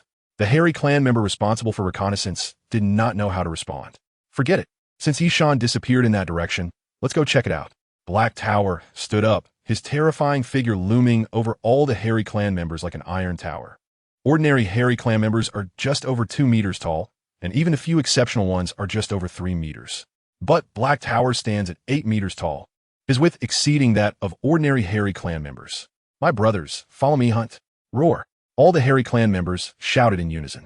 As long as they follow Black Tower, this monster, they are fearless and invincible. Black Tower hoisted his massive wolf-tooth club and led the way, swaggering toward Qing Village. Chapter 83. An entrance that is not at all shiny when Black Tower saw the outline of Qing Village. The guard team, composed of the young and strong villagers, also spotted Black Tower and the army of the Terror Demon tribe.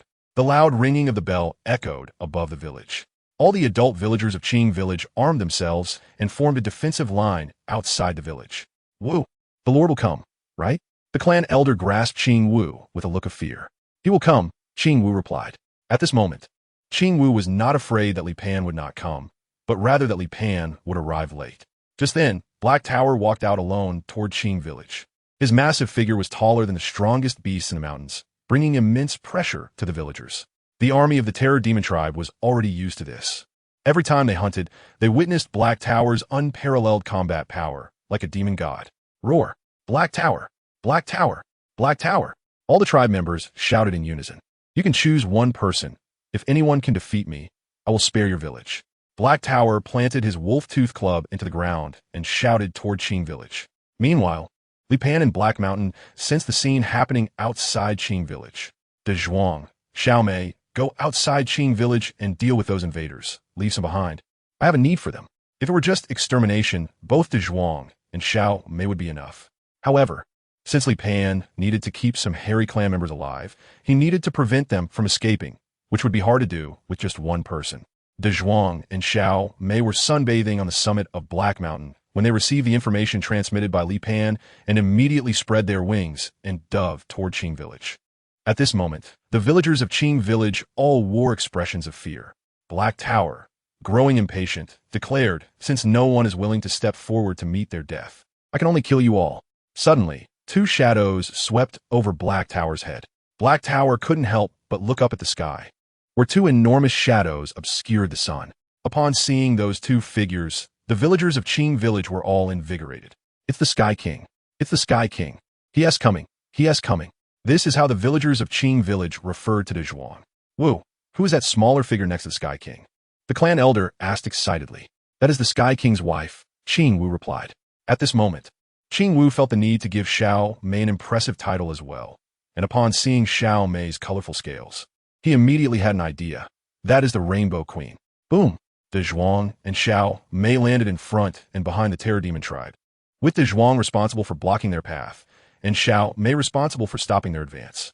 Black Tower looked up in shock at Xiaomei, whose nearly perfect figure, stunning scales, and mountain-like stature made him feel an unprecedented sense of humiliation.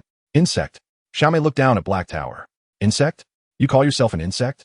Black Tower felt an unprecedented humiliation as he grabbed his wolf-tooth club. I am the king of the hairy clan. The next moment, Black Tower charged recklessly at Xiaomei, swinging his wolf-tooth club at her.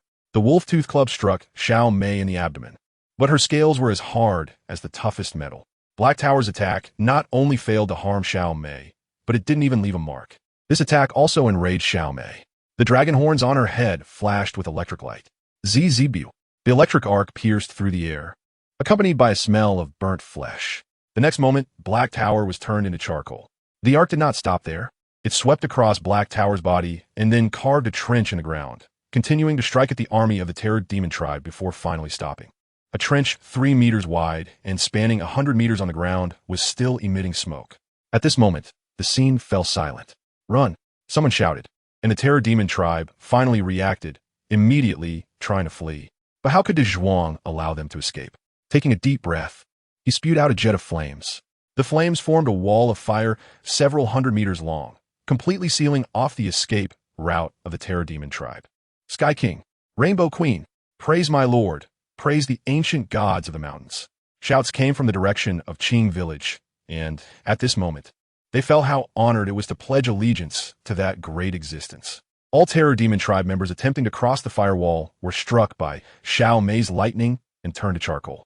Just then Li Pan, wearing a robe and a hood, appeared above the crowd of the terror demon tribe. Insects kneel. Not everyone in the terror demon tribe noticed Li Pan.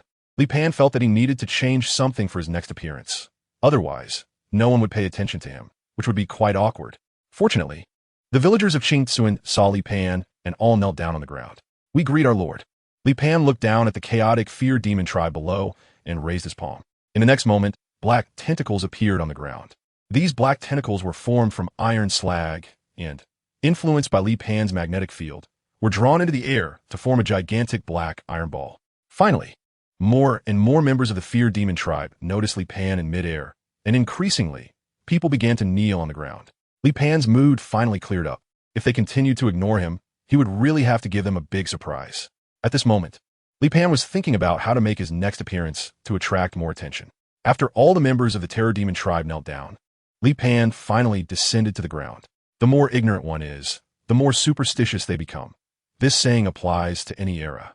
In this age where civilization has not yet fully formed, they do not possess a complete worldview, so they regard things beyond their comprehension as miracles.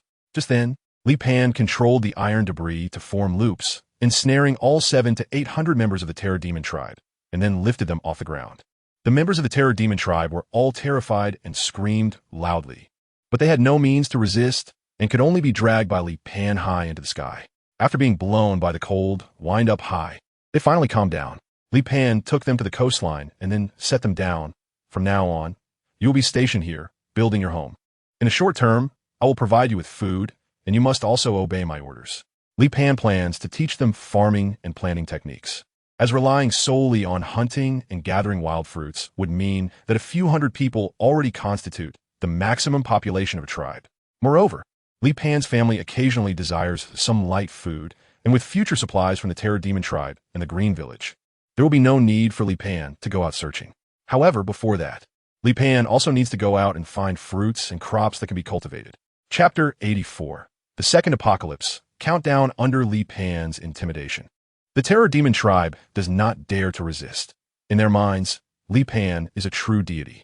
Li Pan began to search for suitable crops to plant in the following time. He also started to arrange contact between the Qing village and the demon tribe. Of course, cannibalism was absolutely not allowed. If anyone from the demon tribe dared to violate this taboo, Li Pan would take ruthless action without hesitation. This generation of the scale tribe had a natural fear and rejection of the fur tribe, so even with contact, they still harbored hostility and rejection towards the fur tribe deep down. No matter how perfectly they disguised themselves on the surface, their hearts remained filled with hatred for the fur tribe. Li Pan did not force them to make changes, because as long as they interacted more over time, their next generation would begin to let go of their barriers. In the second year after Li Pan woke up, he found a starchy fruit, which he brought and encouraged the scale tribe and the fur tribe to cultivate. Li Pan then requested the scale clan and the fur clan to conduct trial planting. After confirming that the fruits of this fruit tree could indeed fill their stomachs and had a decent yield, large-scale planting began. After 10 years, the scale clan and the fur clan had started to live together, although there were still significant barriers between them. However, the younger generation did not carry the grudges of the older generation, so they began to play together. Whether from the scale clan or the fur clan, their lifespan was only around 40 years. This was due to the harsh living conditions of the era, and there was no medical knowledge. Being sick meant death. Li Pan also began to study some medical techniques and then pass them on to them. Qing Wu became the bridge for communication with Li Pan. Now, at 40 years old, he is the elder of the clan and has had the most interactions with Li Pan, gaining the most knowledge. In the 20th year, the younger generation had basically become the main force, and the gap between the Scale clan and the Fur clan had mostly narrowed, with only the older generation remaining divided. Additionally, the two clans started intermarrying. What Li Pan did not expect was that the Scale clan and the Fur clan not only did not have reproductive isolation, but their descendants also resembled Li Pan, lacking scales, fur, and tails. Moreover, individuals began to appear in family units. In the past, neither the Scale clan nor the Fur clan had the concept of family. The emergence of families signified a new progression in civilization. The Scale clan and the Fur clan jointly established the new city of Andura, which is a phonetic name. In fact, Andura means the great city. After several years, the population of Andura had reached 20,000. Qing Wu became the first city lord, continuously drawing knowledge from Li Pan to manage Andura. In this era, whether it was the Scale clan, the Fur clan, or the newly born mixed bloods, they were all very simple, making management relatively easier. My lord, how should our clan develop next? Qing Wu, as eager to learn as he was back then, asked. Li Pan replied, now, Andura has reached a bottleneck in its development. And to break this bottleneck, we need more land, more population, and to establish more cities like Andura. Li Pan did not know if Qing Wu could succeed, but he hoped to see that day. For over a decade, Qing Wu worked tirelessly, developing Angela to a population of 100,000, gathering all the Scale and Fur tribes within 1,000 kilometers, and establishing 3 more cities. Then, Qing Wu proclaimed the name of the nation, still calling it Angela, and declared himself king.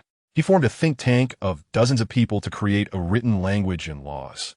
On a sunny day, Qing Wu handed the country over to his successor and then passed away. He was known as the King of Angela, the greatest king, the wisest man, and his deeds were sung like an epic.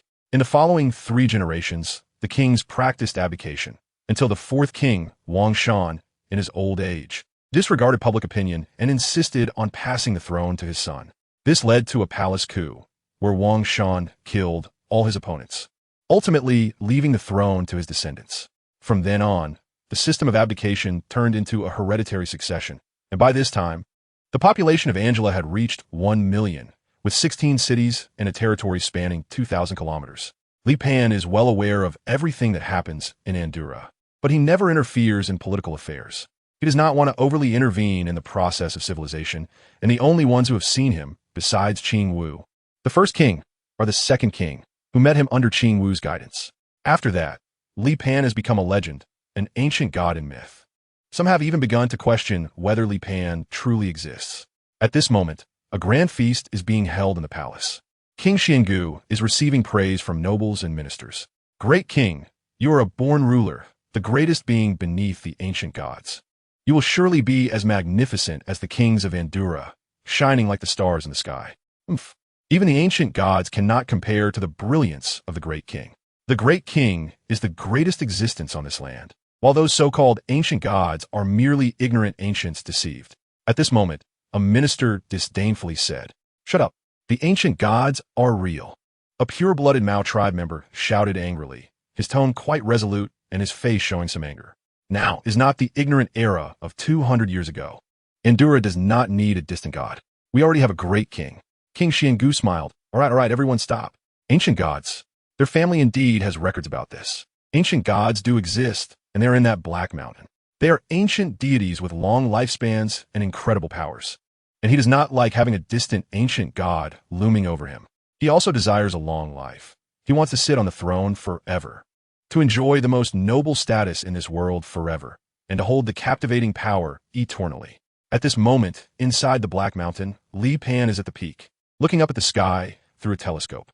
The main body of a meteorite that fell 10,000 years ago has begun to shift its orbit, and each time it orbits, the path is getting smaller. It is very likely that it has been captured by the gravitational field of the blue planet. Is the disaster from 10,000 years ago about to happen again? Li Pan feels heavy-hearted. It may be more serious than the disaster from 10,000 years ago. The main body of the meteorite is twice as large as the fragments that fell off, Li Ji said. How much time do we have? 3 years, Li Ji replied. Li Pan sighed and reluctantly looked towards the distant city. A civilization that has just begun is about to face such a doomsday disaster. What should I do? Chapter 85, The God Slayer. If you want to save people, you either have to go to the underground world or take a part of the people onto the spaceship. Li Pan's eyes flickered. 3 years. Is it possible to dig a tens of kilometers long underground tunnel in that time? It feels a bit far-fetched. Even with advanced technology in later generations, it would still take years to dig a tunnel in 3 years, let alone in this era. It's almost impossible.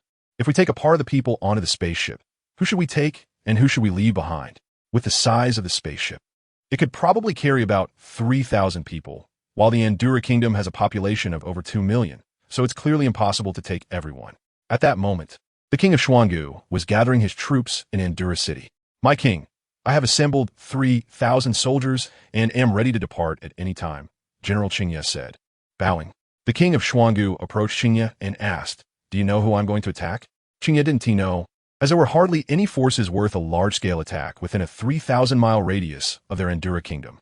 I am the king's subject. Whoever the king intends to attack becomes my enemy. What if I want to slay a god? Qingye was taken aback. He did not believe that gods existed in this world.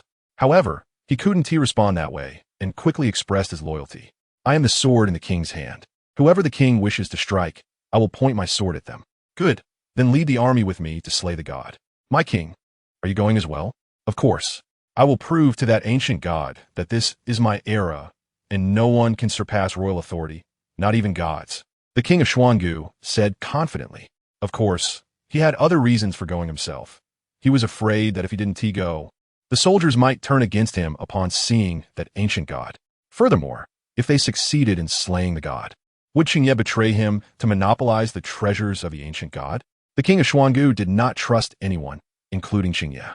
Qingye was also of noble birth, a descendant of Qing Wu, the 12th generation. Although Qing Wu had relinquished the throne, he retained noble power and held important positions in the court.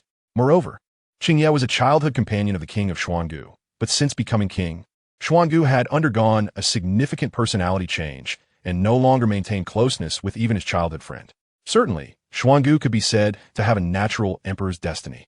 His personality was precisely the quality that a king should possess. Shortly after, the king of Xuangu led 3,000 men out of Andura City in a grand procession. Heishan was not far from Andura City, less than 100 kilometers away.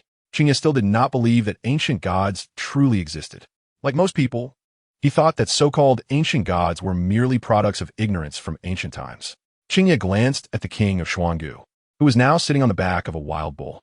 This wild bull was a beast tamed in recent years.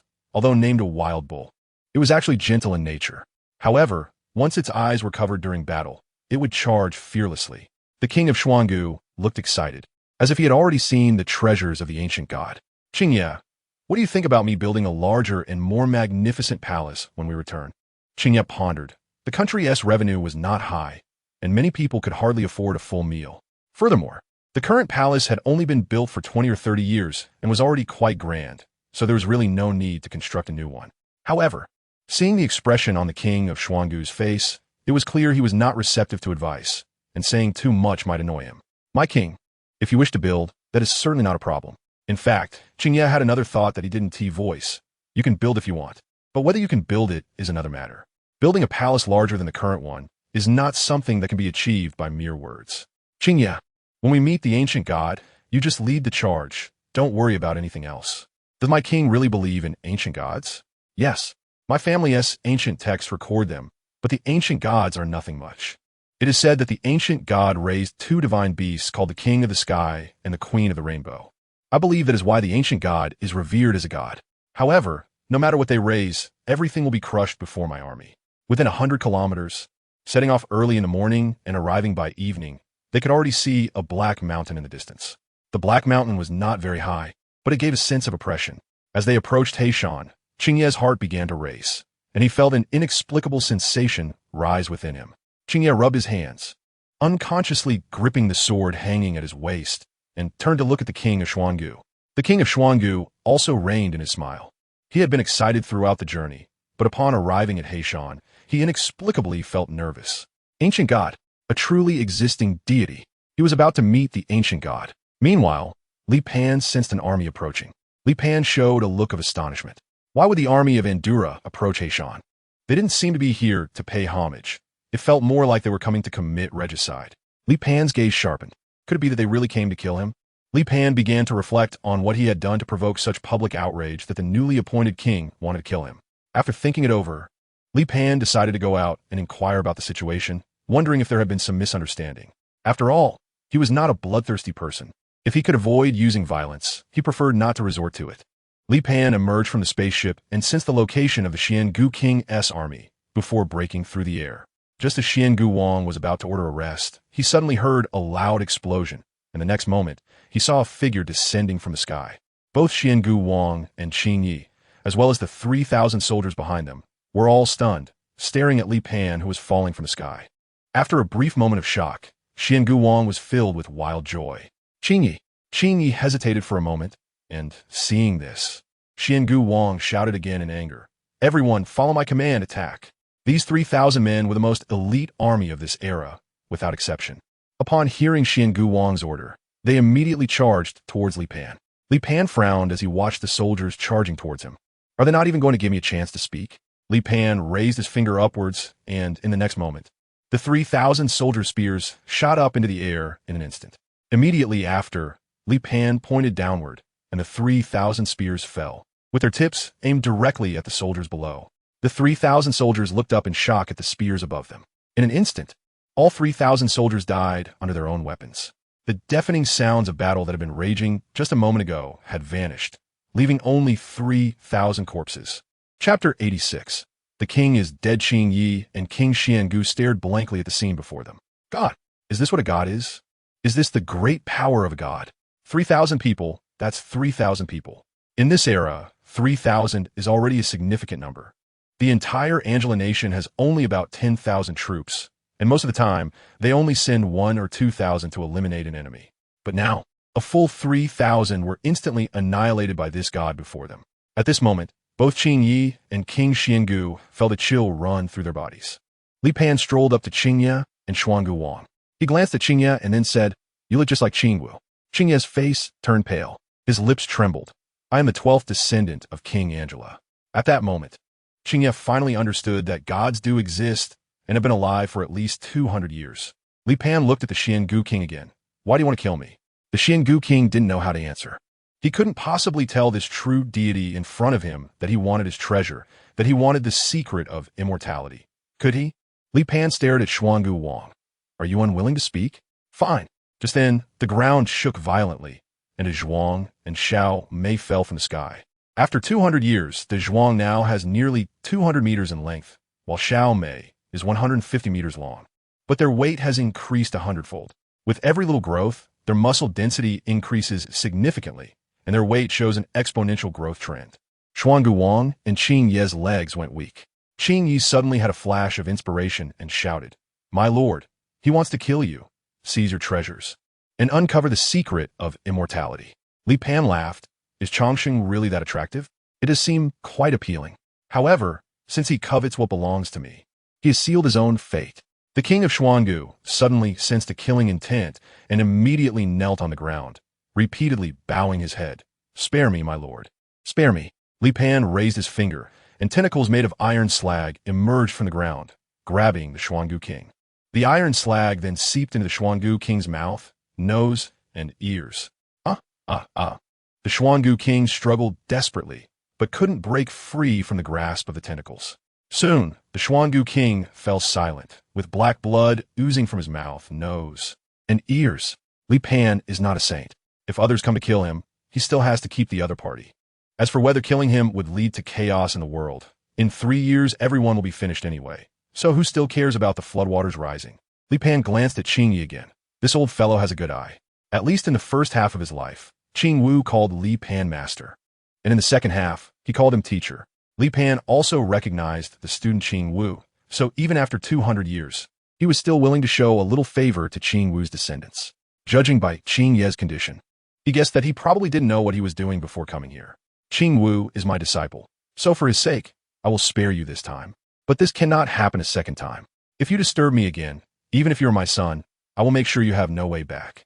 Qin Wu was in a daze, thinking he had survived. Qin Yi returned to Andura City overnight, went back to his home, and then locked himself in his room. After a moment, a girl pushed open Qin Ye's room. "Father." A gentle mixed-race girl came before Qin Yi. Qin Yi lifted his tired eyelids to look at the girl in front of him. She was Qin Ye's daughter. Qin Man Qin Yi was a pure-blooded Scale Clan member. While Qing Man's mother was a pure-blooded Fur clan member, Qing Man inherited her father's wisdom and her mother's tall figure. Even at just 13 years old, she was already nearly 1.9 meters tall. She remembered her father leading the army to follow the king. So how could he return in just one day? Moreover, seeing Qing Ye's expression, she sensed that something significant must have happened. Father, can you tell me what happened? Qing Yi remained silent for a long time. And Qing Man added, if you don't want to say, that's fine. I just want to share your burden. Qing Yi took a deep breath, still showing signs of fear. I saw a god, that legendary ancient mountain god, the teacher of our ancestor, the king of Endura. Upon hearing this, Qing Man immediately began to worry about her father, feeling that he might have lost his mind. Do you know where I went with the king this time? Qing Man stared at Qing Yi, waiting for his next words. To slay the god. Qing Yi continued without caring whether Qing Man believed him. The king wanted to obtain the ancient god's treasure, to learn the secret of the ancient god's immortality. And then we entered that forbidden area, that black mountain, where we encountered the ancient god. At this point, Qing Ye's body began to tremble uncontrollably. I once thought that these 3,000 elite troops could defeat any enemy until we met the ancient god. He merely moved a finger, and all 3,000 were dead, and then the king was dead as well. At this moment, even Qing Man couldn't remain calm. The king was foolish. How could he dare to offend a god? Qing Yi covered his face, sobbing. Father, how did you come back? Qing Man didn't genuinely want Qing Yi to die on the battlefield. But in her view, if that ancient god was truly that powerful, her father shouldn't have survived. Because our ancestor, the king of Endura, our forefather, was a disciple of the ancient god, so he spared me. But I can feel that his anger hasn't subsided. He has not forgiven me. For a moment, Qing Man began to doubt. Could the ancient god really exist? Qing Yi looked up at his beloved daughter. Before today, I also didn't believe that there were gods in this world, but today I saw one, and I have to believe. Qing Yi took a deep breath, realizing that avoiding the situation wasn't a solution, and it was time to explain things to the nobles and ministers. Qing Yi summoned all the high-ranking nobles and ministers. In this newly established era of monarchy, there weren't many rules, and no one would question the gathering of nobles and ministers.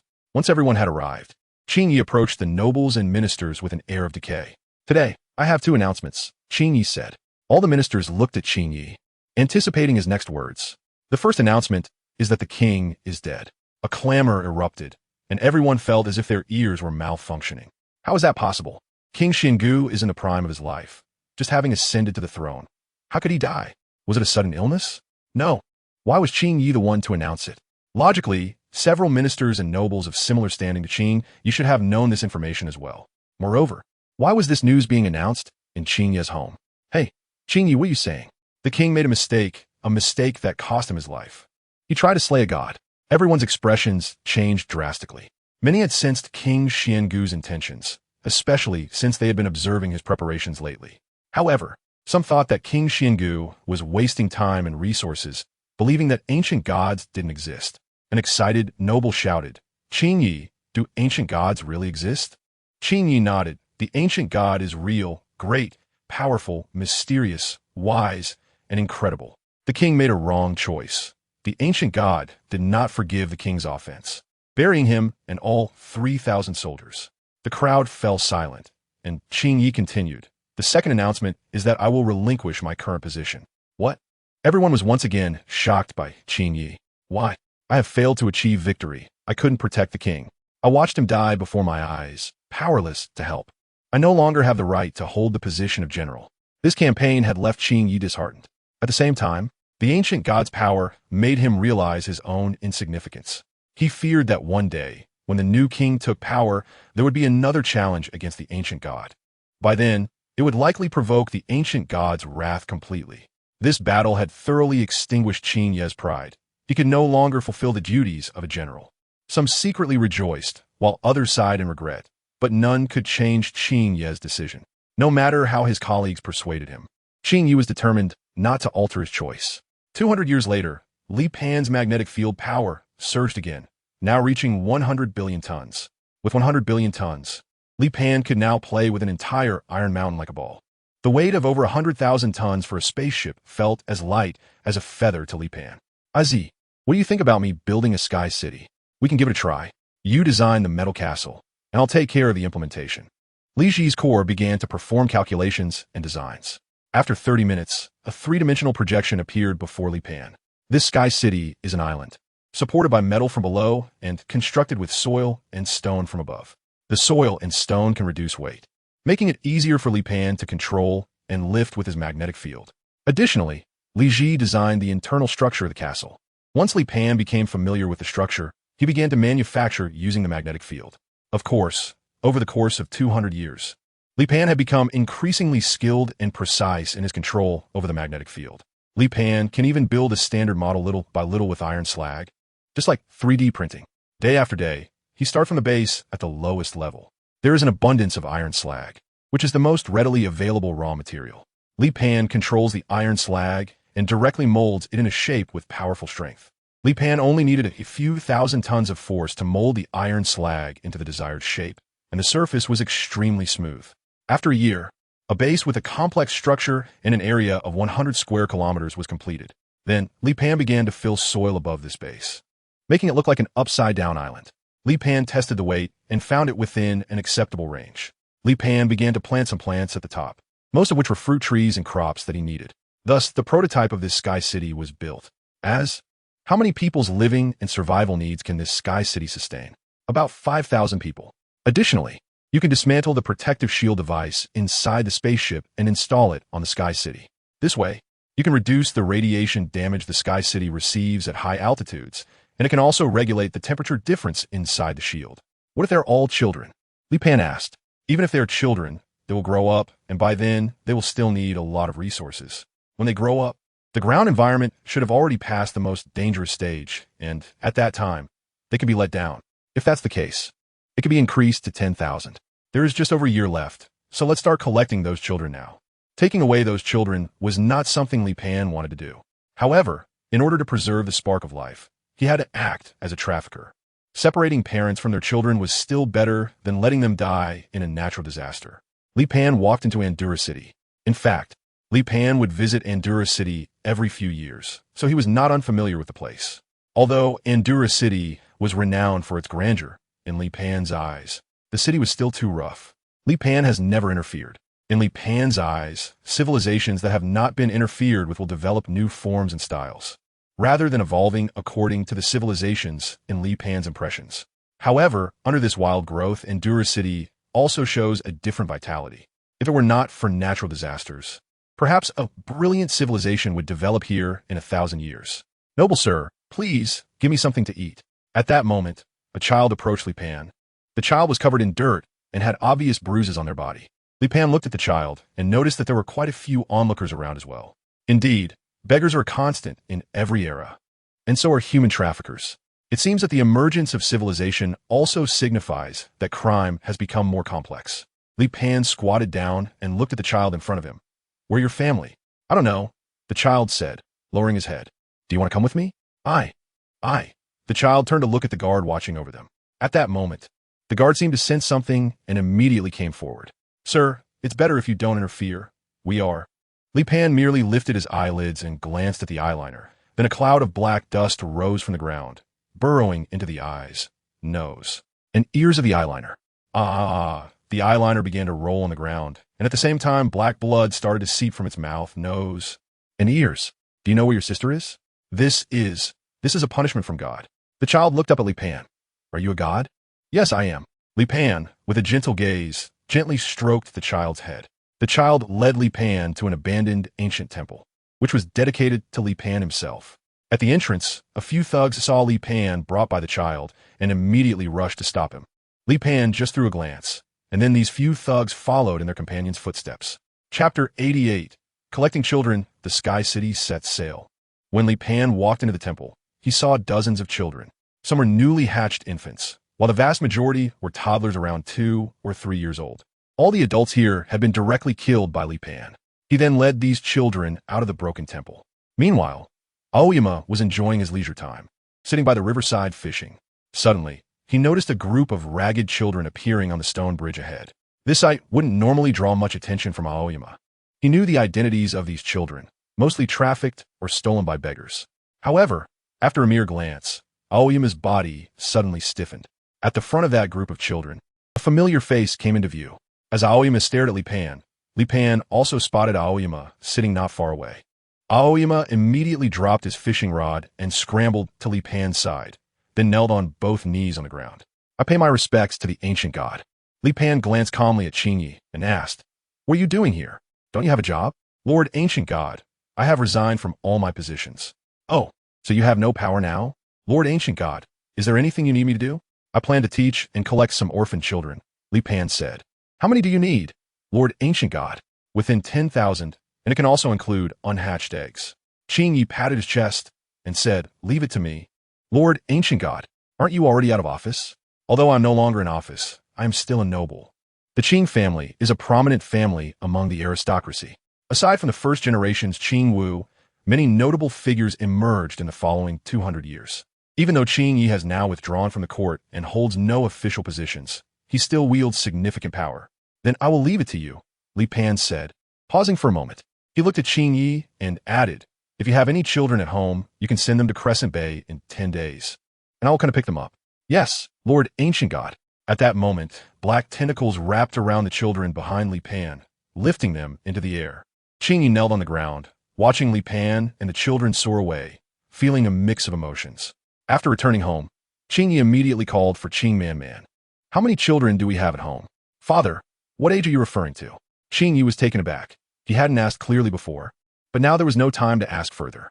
"Under 14, including unhatched eggs." "Father, I'm also 14 this year. Do I count?" "That counts as one.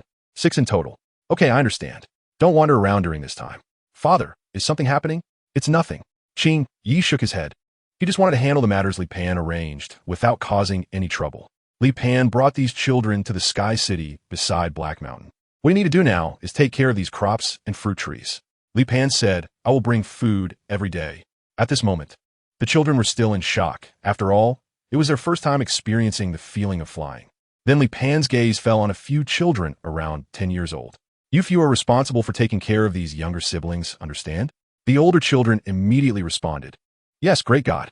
However, accommodation was a problem. He could build a sky city, but constructing houses was not his strong suit. He hadn't improved much compared to 10,000 years ago. Even if he taught these children how to build houses, they would not be able to master it. These more than 40 children were manageable, but in 10 days, more children would be sent here. Where would they live then? Li Pan contemplated for a long time and ultimately decided to use iron for construction. Under Li Pan's control of the magnetic field, countless iron sands began to gather and finally took shape under immense pressure. At last, a completely iron square house was formed, with each square divided into 64 compartments, and each compartment capable of accommodating 4 children. Subsequently, Li Pan manufactured dozens of identical square houses. In this way, over 10,000 children could be accommodated. However, mere accommodation was far from enough. There were still many things that needed to be prepared. At the very least, they needed to live comfortably. Just having rooms was not sufficient. Therefore, in the following days, Li Pan continuously created various daily necessities from iron sand. Of course, iron sand was not all-powerful. Some things could not be replaced with iron products. Meanwhile, Qingye was also working hard to collect children for Li Pan. In Andurra, there were countless orphans and beggars in its many cities. In this era of low productivity, many families struggled to make ends meet. Even the state had public incubation nests. So Qingye's task of collecting 10,000 children was not too difficult. Naturally, his actions attracted the attention of many nobles. "Qingye, what are you collecting these children for?" "Nothing much, just consider me bored," Qingye replied perfunctorily to his friend. "Bored?" That answer does not satisfy Tai Jiao. Tai Jiao was a court minister and also of noble birth. Since he shared similar ideals with Qingye, they often gathered to discuss state affairs. However, he could not understand Qingye's actions this time, especially since the number of children Qingye was collecting was enormous. Even the Qing family, despite its wealth, could not possibly take care of so many children, right? "Qingye, your answer does not convince me to ignore this matter. I'm just finding them a place to settle. At least a place better than their current living conditions." "Are you sure?" "I am very sure." Qingye's response was firm. "Can you tell me where you're sending them?" "I cannot," Qingye decisively refused, leaving Tai Jiao at a loss for how to continue questioning. Currently, these children were gathered at Crescent Bay, which was the coastline outside Andurra City. Qingye was not without pressure, as nearly 10,000 children required a large amount of food and drink. However, Qingye gritted his teeth and persevered. After all, the ancient god would only need them for 10 days. With the resources of the Qing family, 10 days was still manageable. Qingye did not know what the ancient god wanted with so many children, but he speculated that Li Pan likely felt that the Andura kingdom was no longer worth existing and intended to cultivate a group of children to eventually replace it. He hoped that in the future, even if the Andura kingdom perished, the Qing family would still be able to exist. As time passed, the 10 days finally arrived. On that day, a huge shadow flew in from the distance, casting a shadow over Andura City. Chapter 89. The Arrival of the Sky City. Qingye, who was drinking with Tai Jiao, saw the enormous object flying overhead. Originally feeling tipsy, Qingye suddenly became alert. Qingman, Qingman. Qingye directly abandoned Tai Jiao and rushed out of the courtyard, shouting, "Father, look at the sky. Quickly take all the younger siblings at home, including the newborns, and head to Crescent Bay." "Qingye, what are you doing?" "It's nothing, just hurry. Bring another jar of wine for Lord Tai Jiao." At this moment, Qingye had no time to pay attention to Tai Jiao, hurriedly taking Qingman and the children home to Crescent Bay.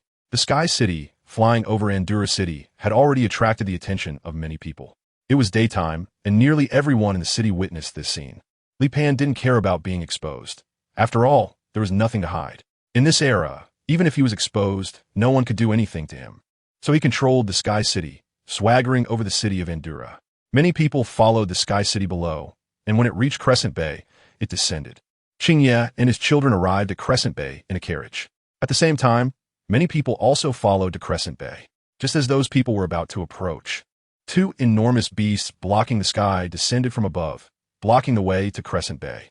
Dazhuang and Xiao Mei were incredibly intimidating. When they landed, the ground trembled. The coachman driving Qingye's carriage dared not proceed any further. "My lord, the way ahead is blocked by those two beasts." The coachman turned to Qingye. "Those were the Sky King and the Rainbow Queen." Qingye said, "Continue forward." But he added, "Don't worry, I know the ancient god." Saying this, Qingye took the reins and sat in the driver's seat. As he approached Dazhuang and Xiao Mei, Qingye felt very nervous. He had seen the Sky King and the Rainbow Queen. He was here on the orders of the ancient god to report back.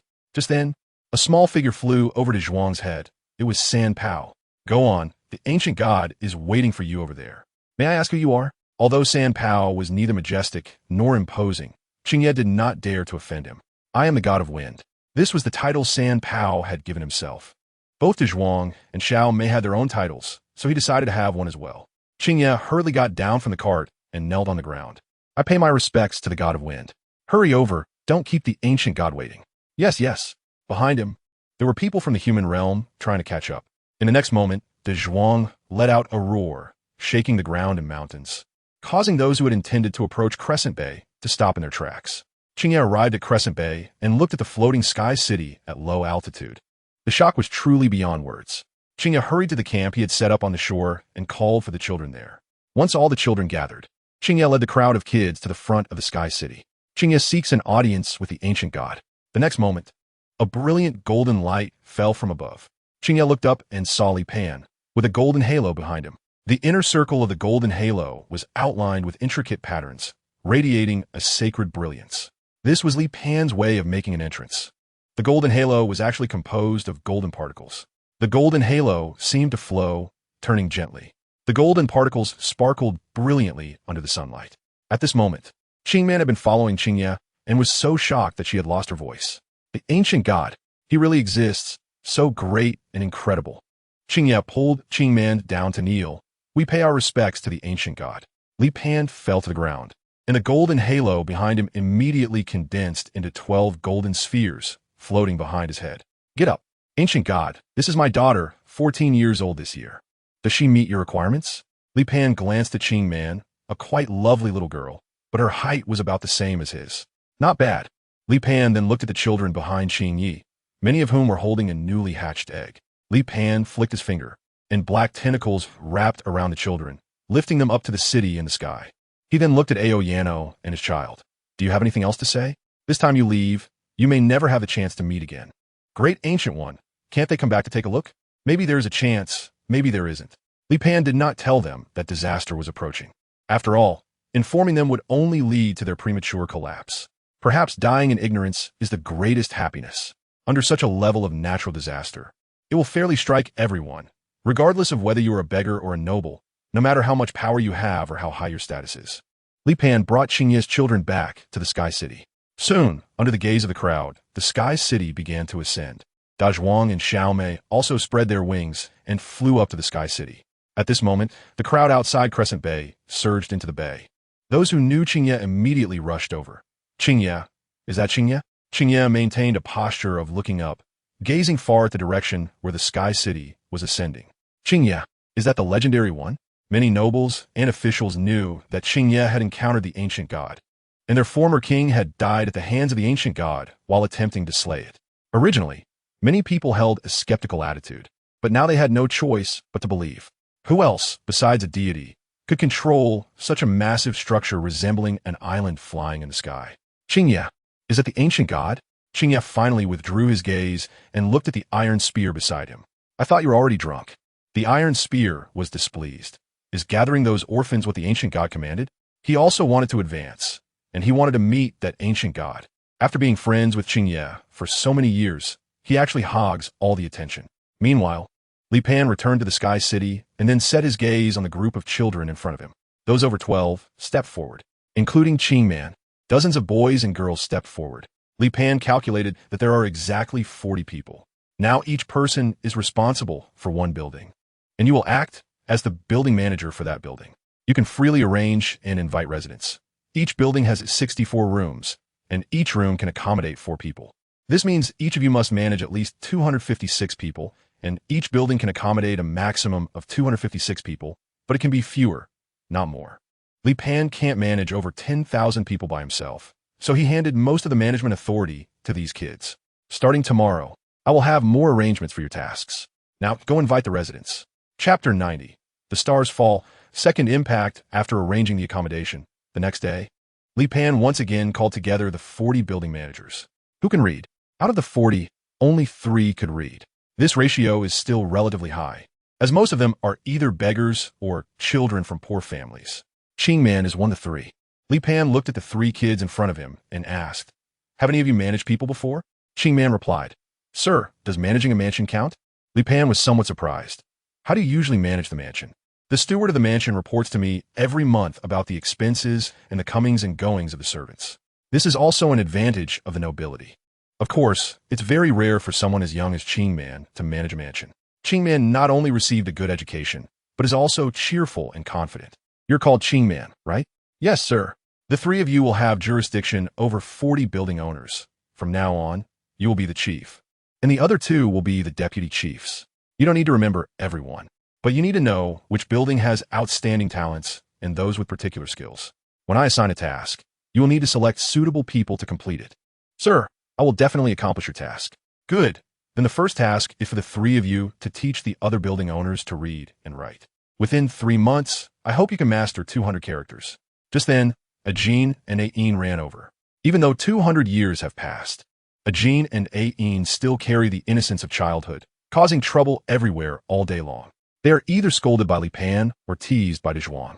Ajin and Yin size isnt exaggerated, both around 40 meters, compared to Dazhuang and Xiaomei. Even Ada is much smaller. Os Pong.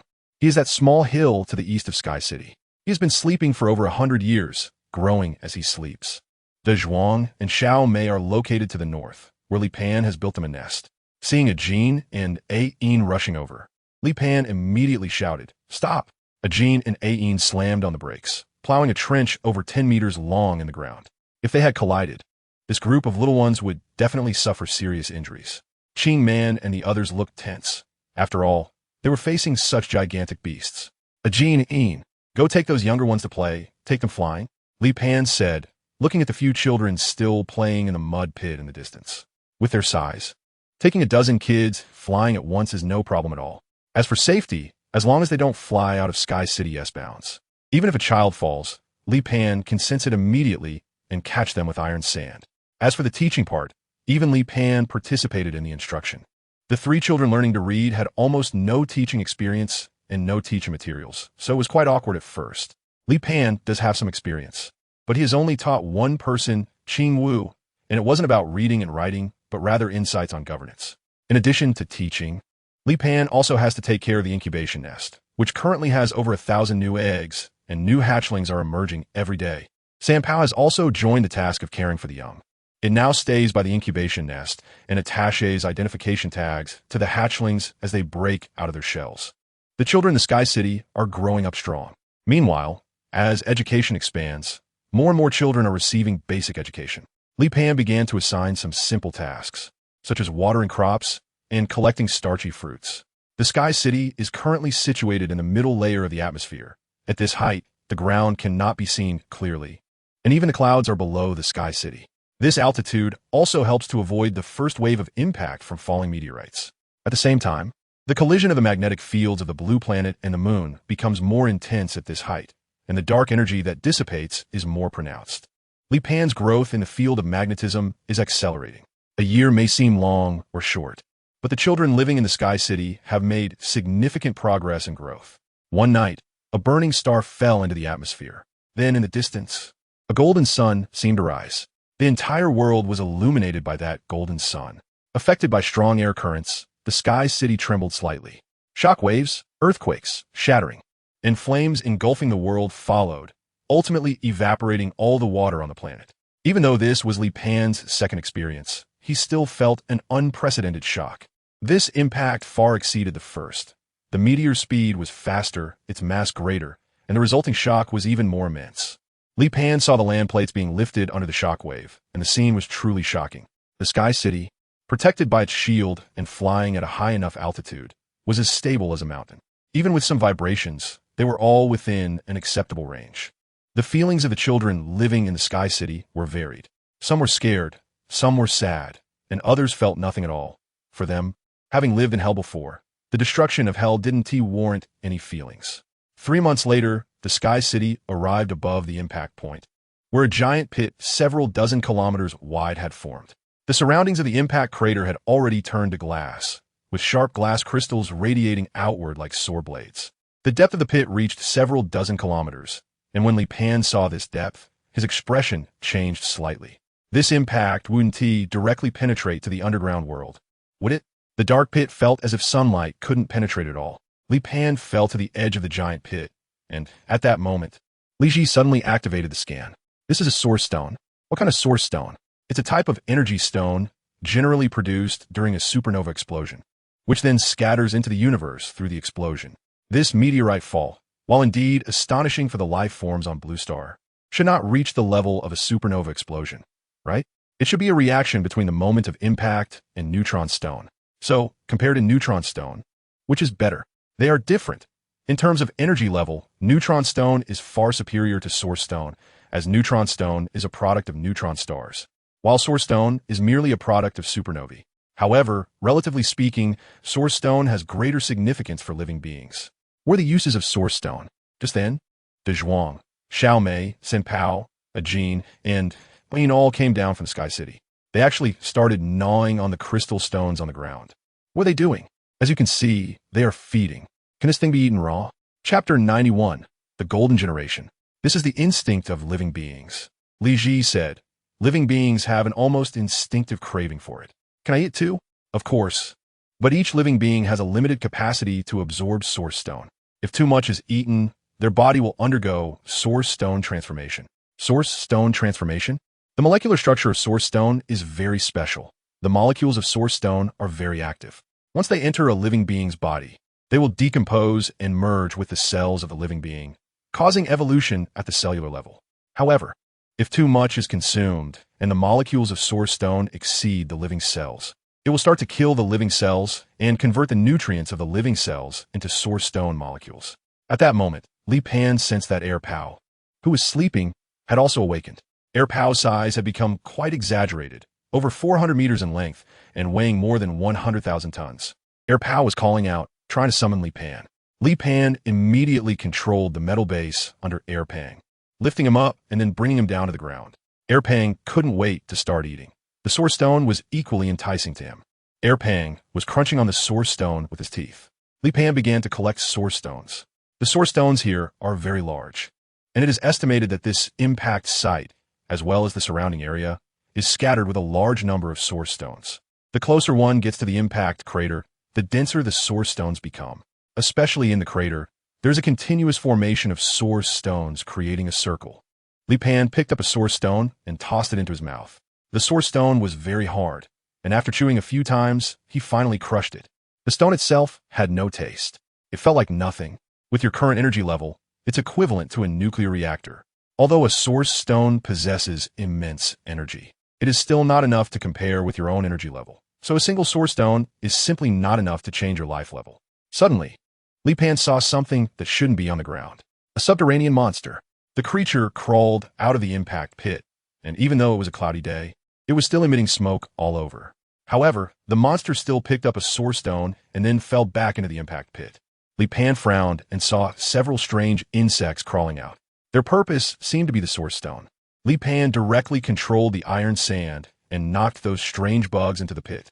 These source stones all belonged to him, and he would never let those bugs lay a finger on them. Dazhuang, Erpang, Sanpao, Xiaomei, Ada, Ajin, and Yin, upon seeing the strange bugs, killed them all. These all belong to us. Ong, Dazhuang was the first to respond, and Erpang and the others followed suit. Li Pan began to transport source stones, all of which were precious items, and leaving them here would be a waste. For the following year, Li Pan continued to move source stones. There were always strange bugs crawling out of the impact crater to steal the source stones. But whenever they encountered Li Pan and Dazhuang, they were promptly crushed on the spot, under the vigilant guard of Li Pan's family. The number of source stones that the strange bugs could steal was very limited. A year later, most of the source stones around the impact crater had been moved by Li Pan, but there were still a few scattered source stones left in the entire area. Li Pan was too lazy to search for them again, as they were too dispersed. After the Sky City left, a massive blood-colored bug crawled out of the impact crater, beginning its search for source stones. Behind it followed a large number of strange bugs, which would immediately deliver any found source stones to the blood-colored bug. It was like the cycle from 10,000 years ago, where evaporated water molecules began to form mist, then regather and condense into rain clouds. A long rainy season covering the entire world had begun. The Sky City descended in height, receiving the wash of rainwater while replenishing its water supply. Li Pan has been researching source stones for years, and after extensive study, he has come to a conclusion. Excessive absorption of source stones can lead to source stone transformation in living beings. But this phenomenon occurs only when a large amount of source stones is absorbed at once. If absorbed in smaller batches, where only a small amount of source stone is taken each time and fully digested before continuing, source stone transformation will not occur. In the following period, Li Pan ground the source stones into powder and mixed them into food for the children of the Sky City. Today, the children of Sky City have grown into adulthood. Compared to several years ago, these children have grown exceptionally tall and handsome, and Li Pan refers to them as the Golden Generation. Li Pan began to arrange for them to carry out some construction work. Whenever they arrived in a new area, the Sky City would descend and scatter some plant seeds, as Li Pan wanted to restore the ecology as quickly as possible. In the 20th year, Li Pan started to release the first batch of adult children. During these 20 years, Li Pan taught them various knowledge and culture. Everyone was skilled in farming, construction, and tool-making sufficient for their survival. In the following years, Li Pan would release a new batch each year. They would develop, but could also face extinction, and there might be conflicts or wars among them, all of which Li Pan could not control. However, Li Pan still kept 3 individuals, Qingman, Gonggong, and Zhu Rong.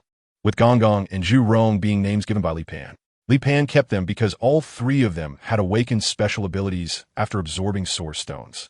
Qingman could control plant growth, Gonggong could control water, and Zhu Rong could control fire. With over 10,000 children, plus the number of children born in recent years, the population of Sky City exceeded 20,000 at its peak, but only the 3 of them had awakened abilities. Li Pan felt that his absorption of source stones had also reached a bottleneck, and he needed to enter a state of dormancy and digestion next. Li Pan did not know how long he would be in hibernation, so before that, he needed to arrange things for Dazhuang and the others, as well as Qingman, Gonggong, and Zhu Rong. One day, Li Pan gathered everyone in front of him. Qingman, Gonggong, Zhu Rong. This is a gift for you. Li Pan took out 3 syringes filled with green liquid. This was the gene serum he had developed over the years, suitable for new humans. Sir, what is this? It's a longevity drug, Li Pan said. The 3 of them were now in their 30s, no longer the innocent children they once were. They felt the passage of time. They had thought they would die quietly like their parents. Yet, they never expected Li Pan would give them such a gift. I will be in hibernation for some time, so I hope you can take care of Dazhuang and the others, and also look after the children scattered in various places. Sir, can I stay and accompany you? Qing Man looked at Li Pan sincerely. No, it's not necessary. You all have your own lives. Sir, how long will you be in hibernation? I don't know.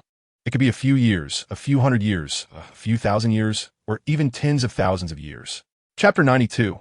New Era. Li Pan placed Qing Man, Gong Gong, and Zhu Rong on the ground. At the same time, he entrusted the great Dazhuang to Qing Man and the others for their care. Li Pan himself flew the Sky City to the dispersive layer of the atmosphere, and then began to enter a state of hibernation. After entering hibernation, Li Pan realized that only his body was in hibernation, while his consciousness remained very clear. He also felt changes in his body. Within him, a brand new organ was developing, one that was replacing his stomach. Although this organ replaced the stomach, it also took on the original functions of the stomach. Additionally, the stomach was connected to the dantian, and Li Pan named this organ the biological furnace. Li Pan speculated that the emergence of the biological furnace was due to the stomach pouch no longer being able to meet his needs. So the biological furnace came into being and replaced the stomach pouch. The biological furnace is more like a high-efficiency energy converter. Even the air Li Pan breathes is decomposed into energy after entering the biological furnace. This made Li Pan think of dining on wind and drinking dew, as even a breath could alleviate his hunger. However, the desire for food still existed, although the biological furnace had a higher energy conversion rate. It could not provide Li Pan with the satisfaction of his cravings. During Li Pan's hibernation, the world was undergoing great changes. All things revived, and the golden generation began to emerge. In the year 51 of the new era, a brand new federation was established. In the year 200 of the new era, the last member of the golden generation passed away.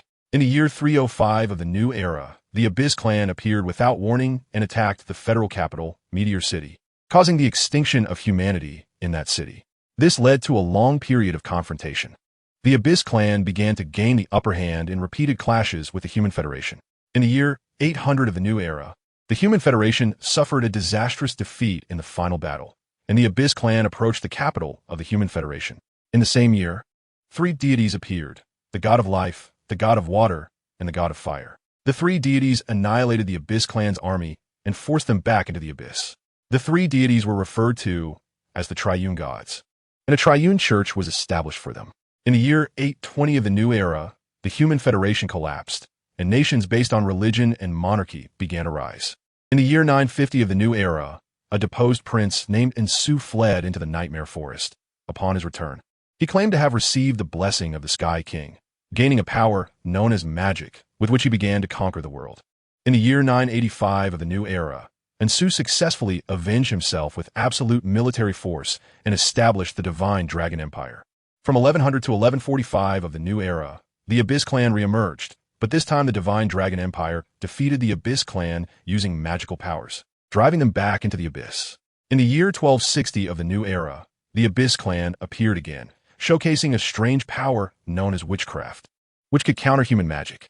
In the year 1275 of the new era, during the third decisive battle between humans and the Abyss clan, the Dragon clan made its first appearance, led by 2 Dragon Kings.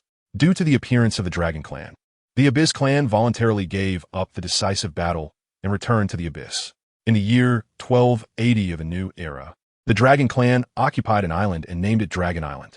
In the year 1365 of the new era, the 2 Dragon Kings split, and the war ultimately ended with the defeat of the Silver Dragon King, who led part of the Dragon clan into the abyss. In the year 1450 of the new era, a prince of the Divine Dragon Empire discovered the descendants of the Goddess of Life in the Dream Forest. They called themselves the Children of the Gods.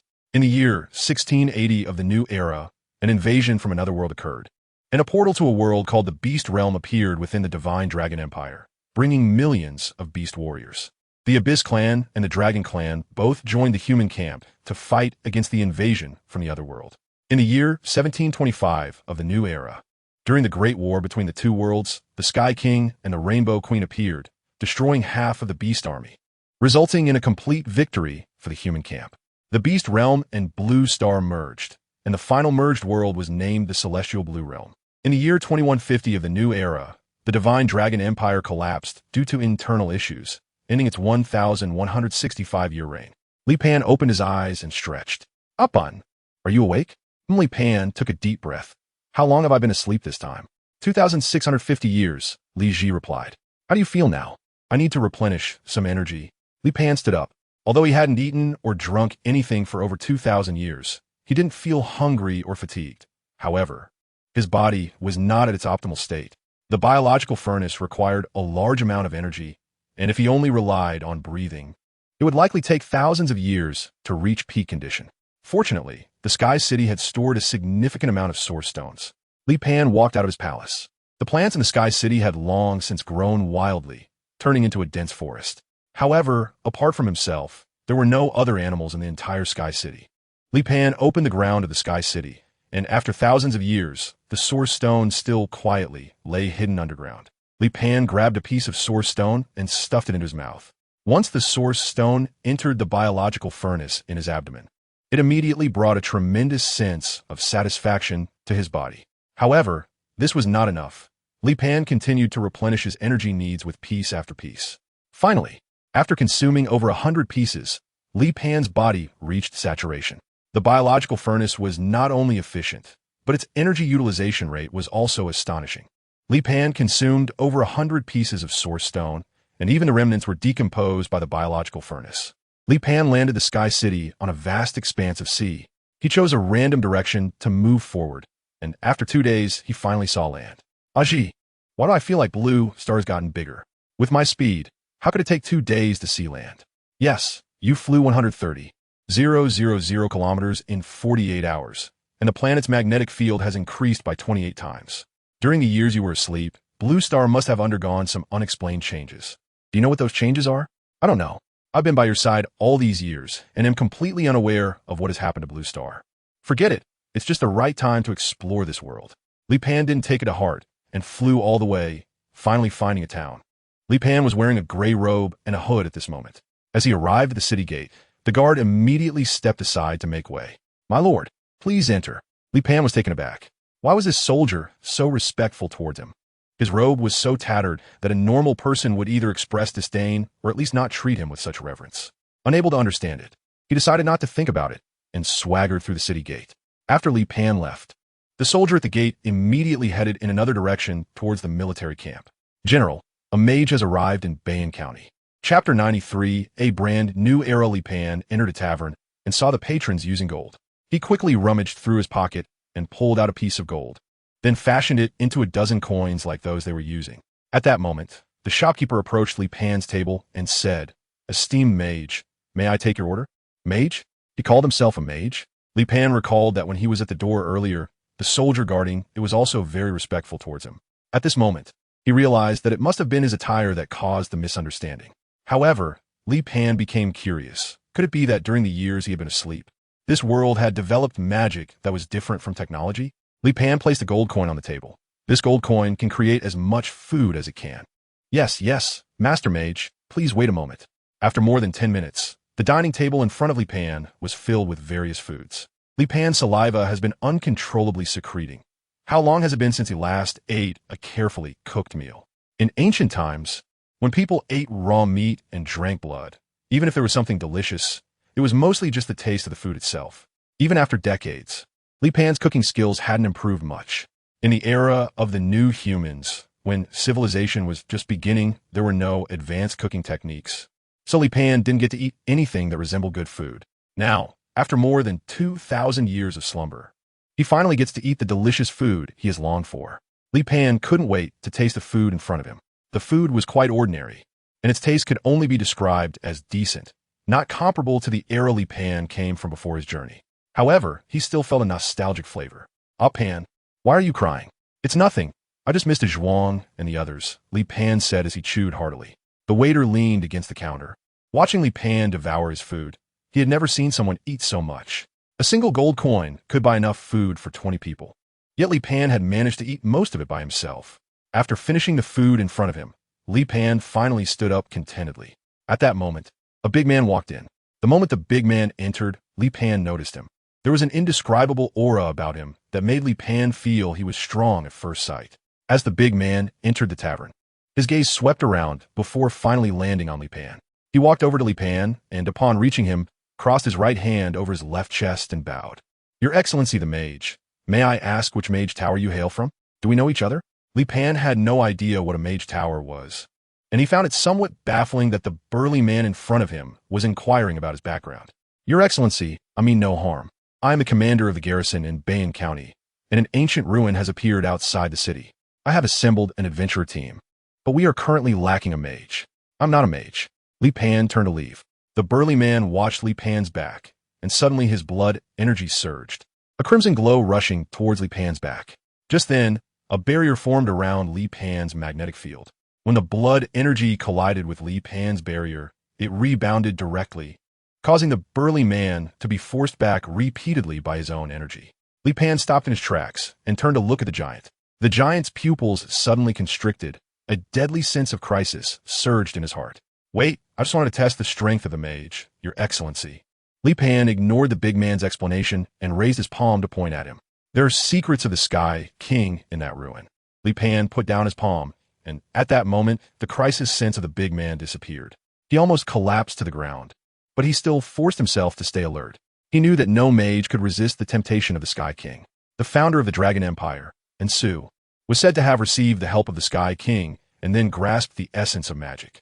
Therefore, the Sky King is also known as the ancestor of magic, the god of magic. No mage can refuse relics related to the Sky King. Where are the relics? My lord mage, have you agreed? I have agreed. With news from Dazhuang, Li Pan certainly would not refuse. He also wanted to find his family. Let's meet at the city gate at 10 o'clock tomorrow morning. I will inform the other members of the expedition team.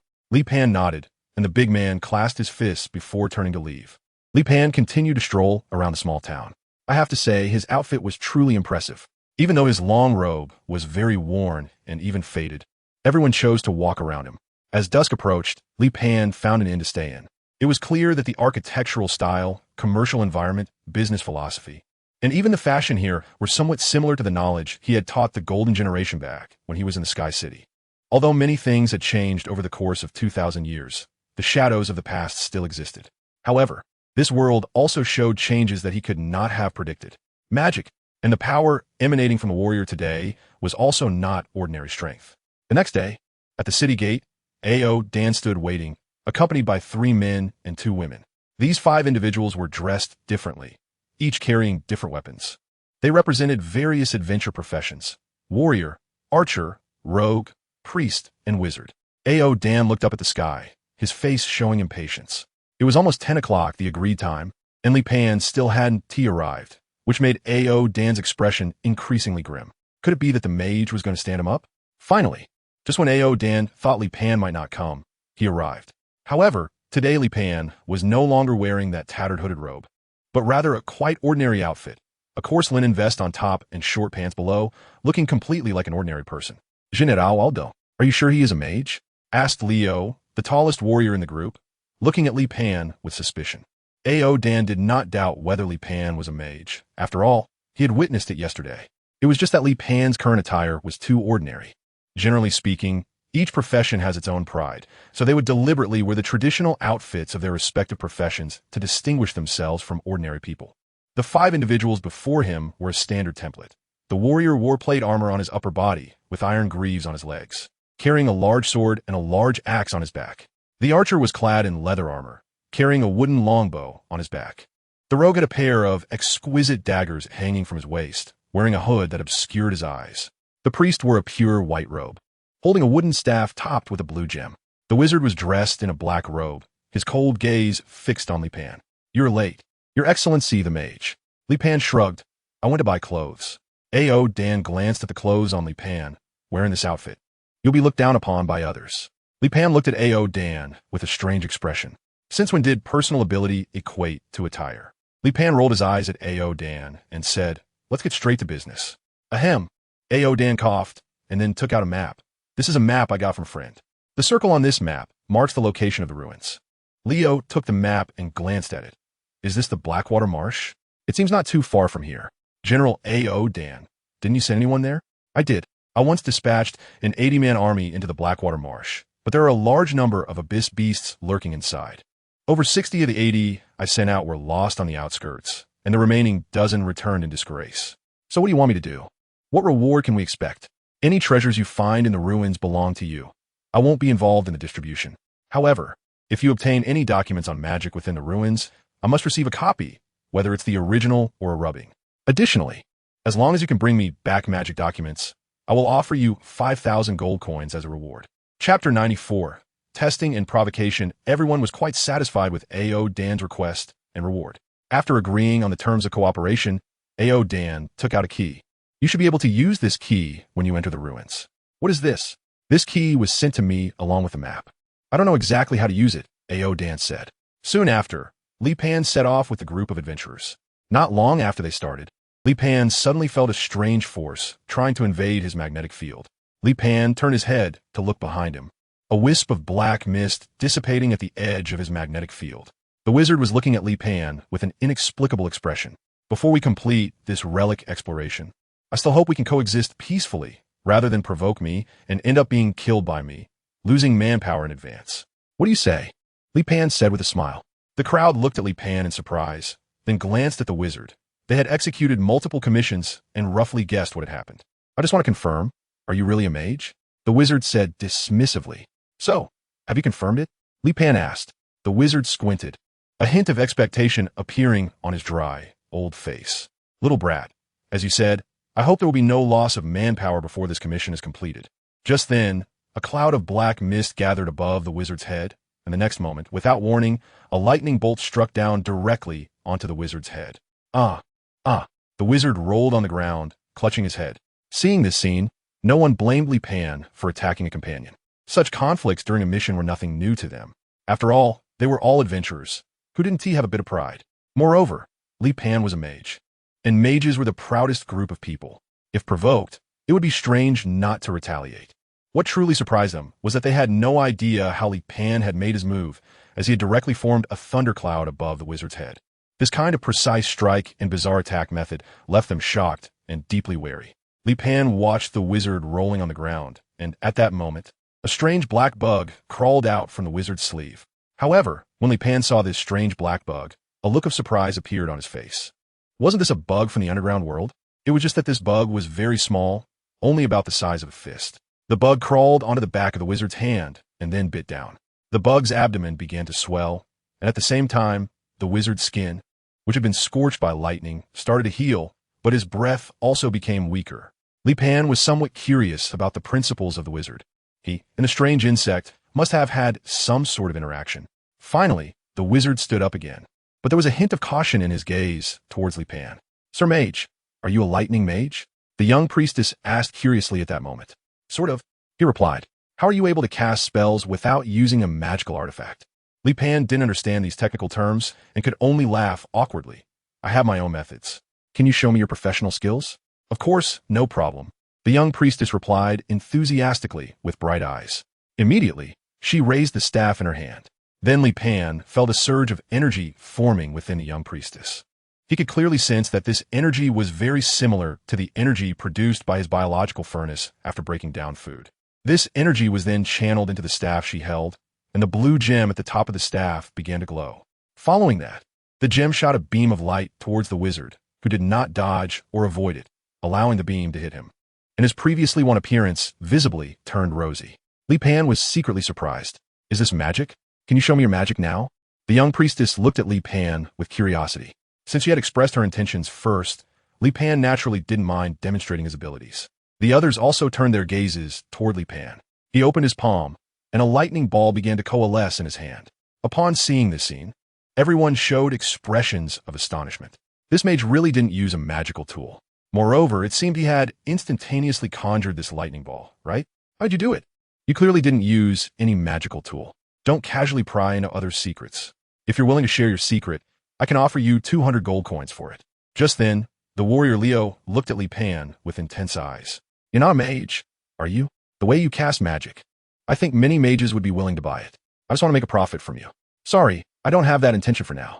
Suddenly, Li Pan stopped and looked toward the dense grass ahead. There was a beast over there. The others didn't doubt Li Pan's judgment and immediately prepared for battle. Leave it to me. I need to replenish my vitality, the wizard said at this moment. At the same time, small strange bugs crawled out from the hem of his robe, heading toward the grass. Hidden in the grass was a gigantic black wolf. And as the strange bugs entered the grass, they immediately pounced on the black wolf. The black wolf opened its mouth and bit one of the strange bugs. but more bugs attached themselves to the black wolf. The bug's mouth parts began to pierce through the black wolf's fur and then suck its blood. Li Pan could not see what was behind the bushes, but he could sense it. Is this the way of combat for a wizard? But how does he control those monstrous insects? Soon, the black wolf was sucked dry by the monstrous insects, leaving only skin and bones. Then the insects returned to the wizard's side and crawled back under the hem of his robe. Li Pan felt a tingling sensation on his scalp. Keeping these strange bugs on himself, and in such large numbers, was truly uncomfortable. Leo took out a map and determined the direction. Over there, we should reach the Blackwater Marsh soon. The creatures lurking in the Blackwater Marsh are abyss beasts. Priestess, if we get injured by the abyss beasts, you need to purify the contamination on our wounds immediately. Don't worry, leave it to me. My purification skills are very proficient, said the priestess. The group began to deliberately slow down their pace, as the vegetation here was too dense and affected their visibility. Li Pan paused. Something was approaching us ahead. 12 in number. Everyone exchanged meaningful glances with Li Pan again. Originally, the archers and the thieves should have the strongest perception, but unexpectedly, it was always Li Pan who discovered it first. Everyone be careful, it's a abyss beast, warned the young archer shortly after. Chapter 95, deformed semi-finished product. The young female archer, like a feline, jumped and climbed, reaching the trunk of a tree about 17 or 18 meters high in just a few moves. She then drew her bow and aimed at the abyss beast hidden in the grass ahead. Meanwhile, the thief below began to move stealthily, and with each step he took, his figure faded a little more. By the time he took his 7th step, he had completely vanished. Li Pan stared in surprise at the spot where the thief had vanished. If it weren't for his ability to sense the thief's biological magnetic field, he would have doubted whether the thief had truly disappeared. At that moment, Leo was the first to launch an attack. His entire body shot out like a released arrow, moving so fast that it left behind an afterimage. During the sprint, he was able to draw his great sword and battle axe. Li Pan stood still, staring at the abyss beasts. These abyss beasts were engulfed in black flames, their sizes ranging from 8 to 10 meters. Some resembled crocodiles, others looked like tigers, and some were akin to giant pythons, but all were extremely deformed. For instance, the one resembling a giant python had an arm under its ribcage. Yes, an actual arm. Another abyss beast that looked like a tiger had 2 heads, with one of the heads upside down stacked on top of the other. These creatures appear to be abnormally developed, possibly the result of failed mutations. Additionally, the black flames on them and their bloodstains made everyone avoid them at all costs. Leo decapitated one abyss beast, blood splattering from its neck, with a few drops landing on Leo. He immediately leaped back. The areas on Leo that were stained with blood began to develop large black spots on his skin. Priest, purify me quickly. The young priestess was already prepared with a purification spell, and green light shot from her staff onto Leo, causing the black spots on his skin to fade away and disappear in a very short time. Mage, come help, Leo shouted. His call jolted Li Pan, who was still observing and pondering the situation. Li Pan glanced at the battlefield and raised a finger, sending an arc of electricity shooting from his fingertip. Ziz! An abyss beast was instantly killed, and the arc did not dissipate. Instead, it jumped to another abyss beast, which trembled violently and fell within a second. Then the arc jumped to the 3rd, 4th, 5th, and 6th abyss beasts, until it reached the 7th, which shook but did not fall. At this moment, the gazes of everyone towards Li Pan changed. One spell had killed 6 abyss beasts. Together, the 5 of them had only managed to kill 4. With 2 abyss beasts remaining, Li Pan was about to strike again when the wizard reached out once more, launching a mass of black mist from his staff. After enveloping the abyss beast, it let out a wretched cry, and in less than a few seconds, it turned into a mere skin and bones. The black mist returned to the wizard, who appeared more invigorated. However, with 1 abyss beast still remaining, the wizard did not continue this method. Li Pan judged that the wizard's spell should have some sort of limitation. However, the abyss beast posed no threat to everyone. The thief suddenly appeared behind the abyss beast, and with a flash of cold light, the beast's throat was cut. Everyone began to collect their spoils. The black flames on the abyss beasts extinguished upon their death. Then, the young priestess cast a large-scale purification spell, enveloping all the abyss beast corpses. Moments later, these beasts were purified. Everyone started to skin and harvest the muscles, fangs, claws, and eyeballs from the abyss beasts, all of which were their targets. However, they only collected from the abyss beasts they had killed, which seemed to be an unwritten rule. Sir Mage, is this your first time participating in such an expedition? The young priestess asked. Yes, can you tell me about the loot distribution rules? The spoils belong to whoever kills the abyss beast, but I am the only priest, and since I purified the corpses, I will take 1/10 of the profits. After they sell these materials, they will give me my share of the gold coins. Will they default on the payment? Li Pan asked. I am a member of the Life Tribunal of the Triune Church. Unless they decide not to take a priest on future expeditions, no one will default on a priest payment, the young priestess said proudly. By the way, aren't you going to collect your spoils? I can help you collect and carry the materials. How about you give me 10% after the task is completed? The thief asked. Li Pan nodded. Okay. Thank you for your trouble. He also didn't know which parts of the abyss beasts he had killed were valuable. When he saw others collecting, some took teeth from the abyss beasts, some took claws, some took fur, and there were even some who extracted hearts. Li Pan looked for a long time, but still couldn't figure out the pattern. The group was likely assembled temporarily, so it was everyone's first time cooperating. After completing their first collaboration, they began to contemplate their teammates' abilities. In everyone's eyes, Li Pan was undoubtedly the strongest among them. After all, with his arc cannon, he had instantly dealt with 6 abyss beasts, which was quite impressive. They all felt lucky to be teamed up with a like Li Pan. However, they were also cautious of him, as such temporary teams often experienced internal strife or even backstabbing. They believed they could handle others, but when it came to Li Pan, they felt a bit intimidated. On the journey ahead, they encountered several groups of abyss beasts, and the team's cooperation became increasingly harmonious, resulting in no serious casualties.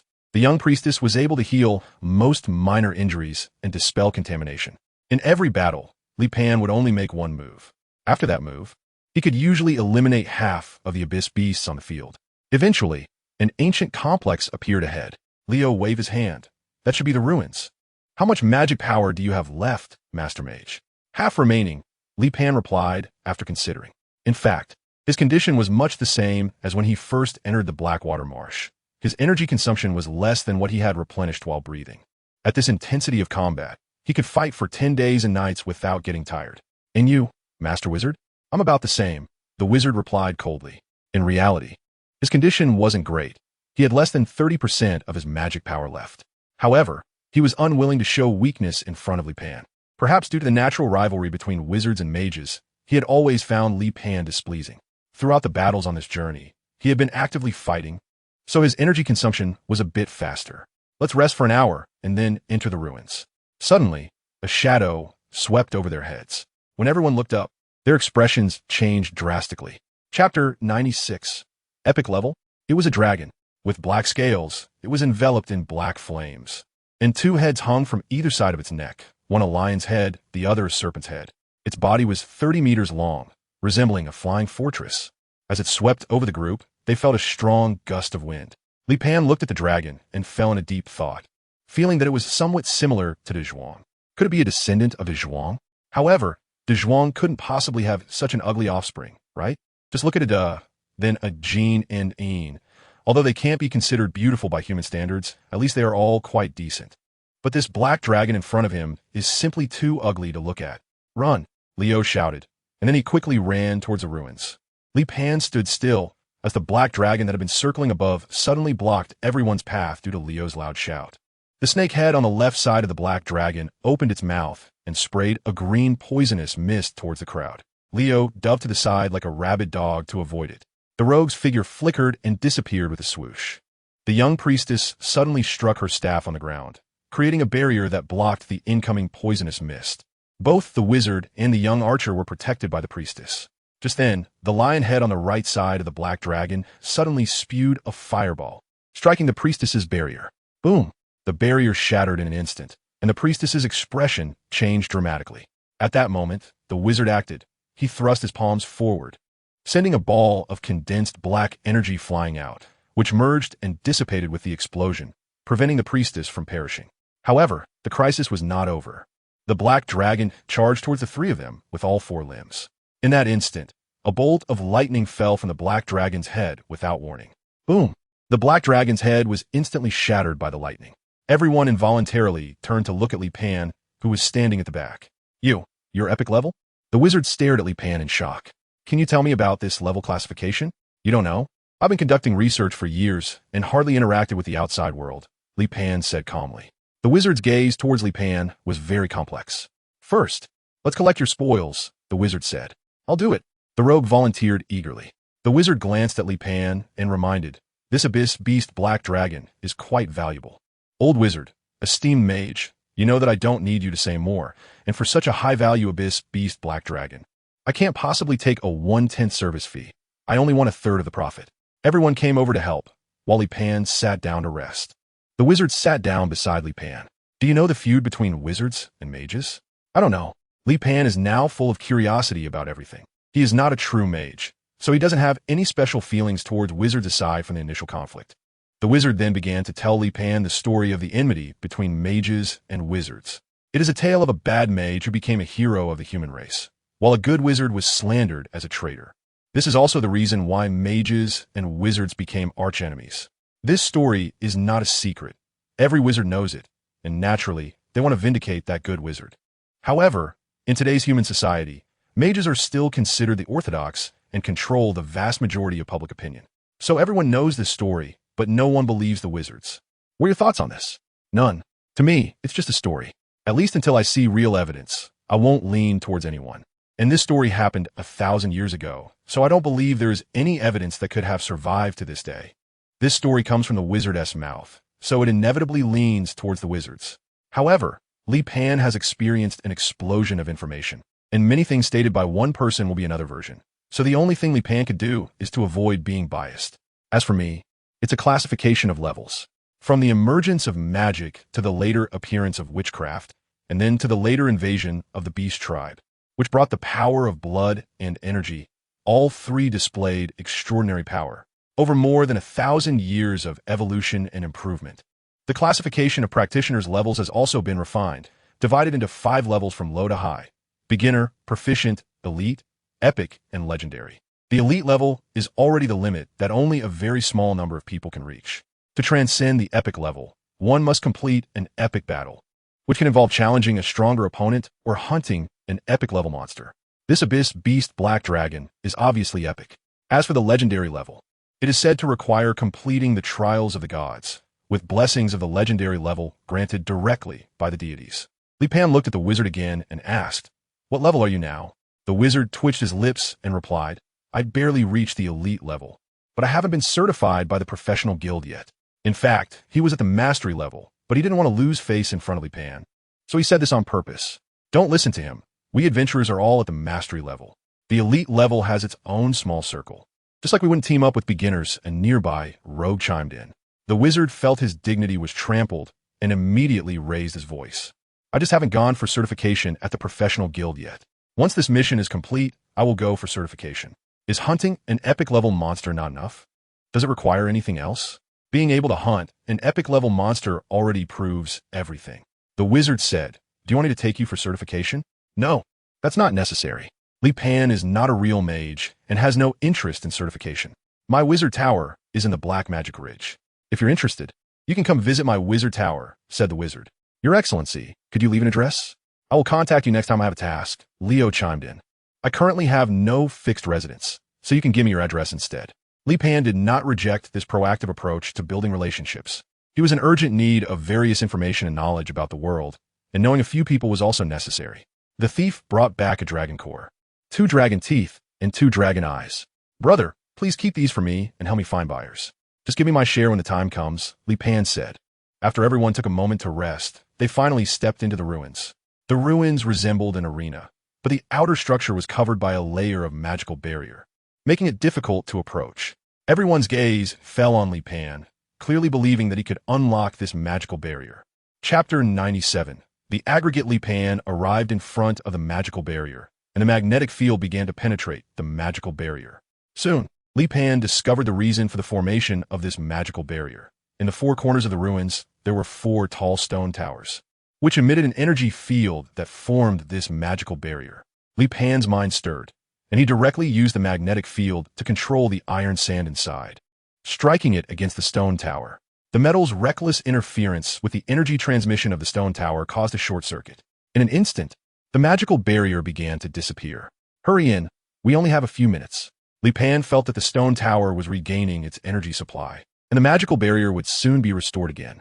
Everyone was surprised that Li Pan could so easily break the magical barrier.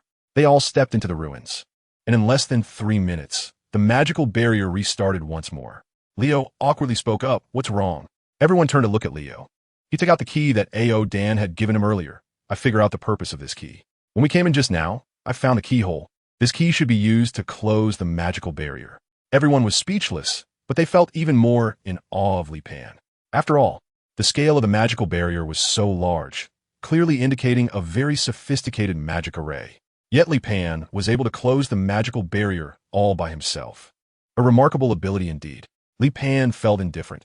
He was very interested in the 4 stone towers. After this commission, he would likely have to come back again to take the 4 stone towers away for research.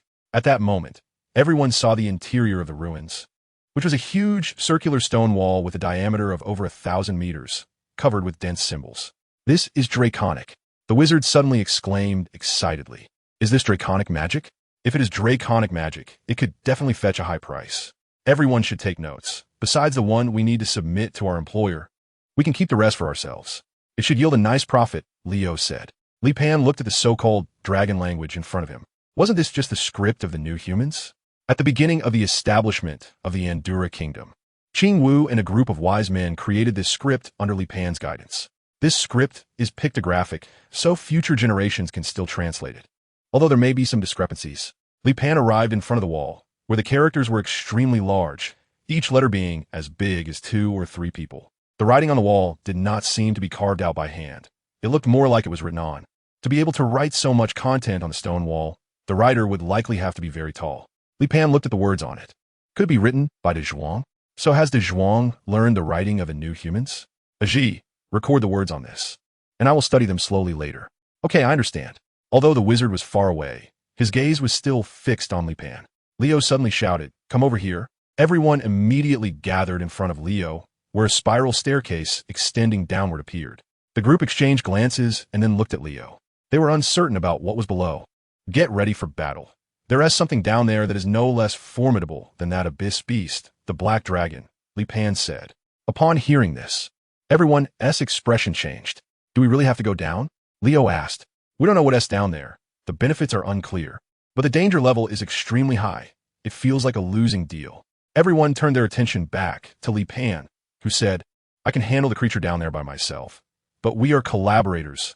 It's not fair for me to do all the fighting while the benefits are shared equally, right? The saying goes, the capable work more, but Li Pan and they weren't particularly close. Li Pan can help them once or twice, but if he is always the one putting in the most effort while the benefits are shared equally, it clearly does not align with his personal interests." The others were not surprised by Li Pan's words. In fact, they felt this was the attitude a strong person should have.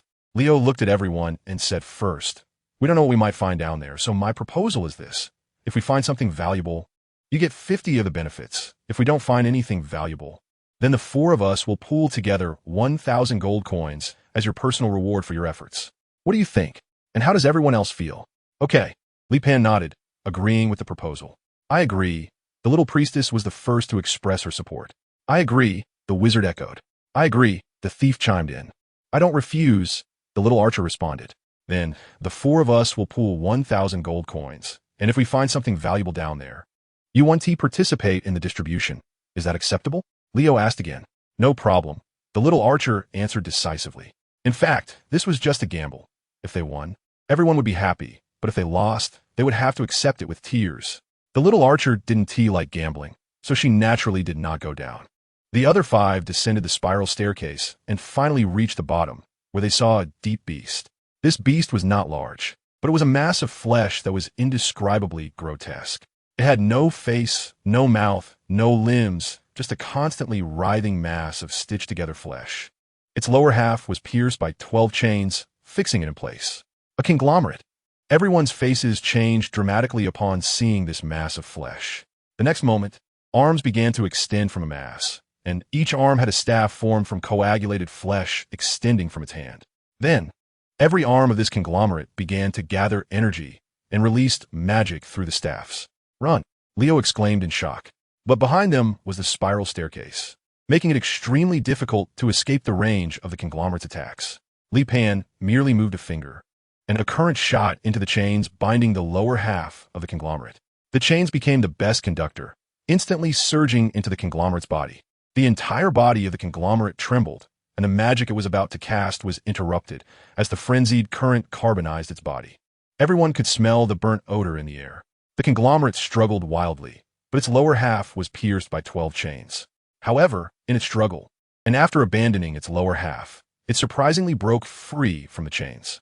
The conglomerate's bloody lower half quickly healed, and although it had sacrificed part of its flesh and blood, it gained its freedom.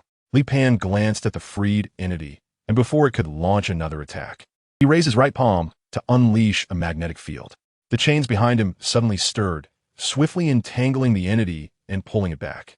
At the same time, the chains tightened more and more, the force of the constricting chains almost embedding itself into the flesh of the entity. The crowd held their breath, not daring to make a sound, as they watched the battle between Li Pan and the entity. Li Pan unleashed another surge of electricity, the frenzied currents striking the chains, binding the amalgamation. The amalgamation struggled for a few minutes, finally becoming still, its flesh beginning to melt away. Chapter 98. An unexpected black on black? Everyone held their breath, staring in astonishment at Li Pan. Killing 2 epic abyssal beasts in one day. Such strength was simply off the charts.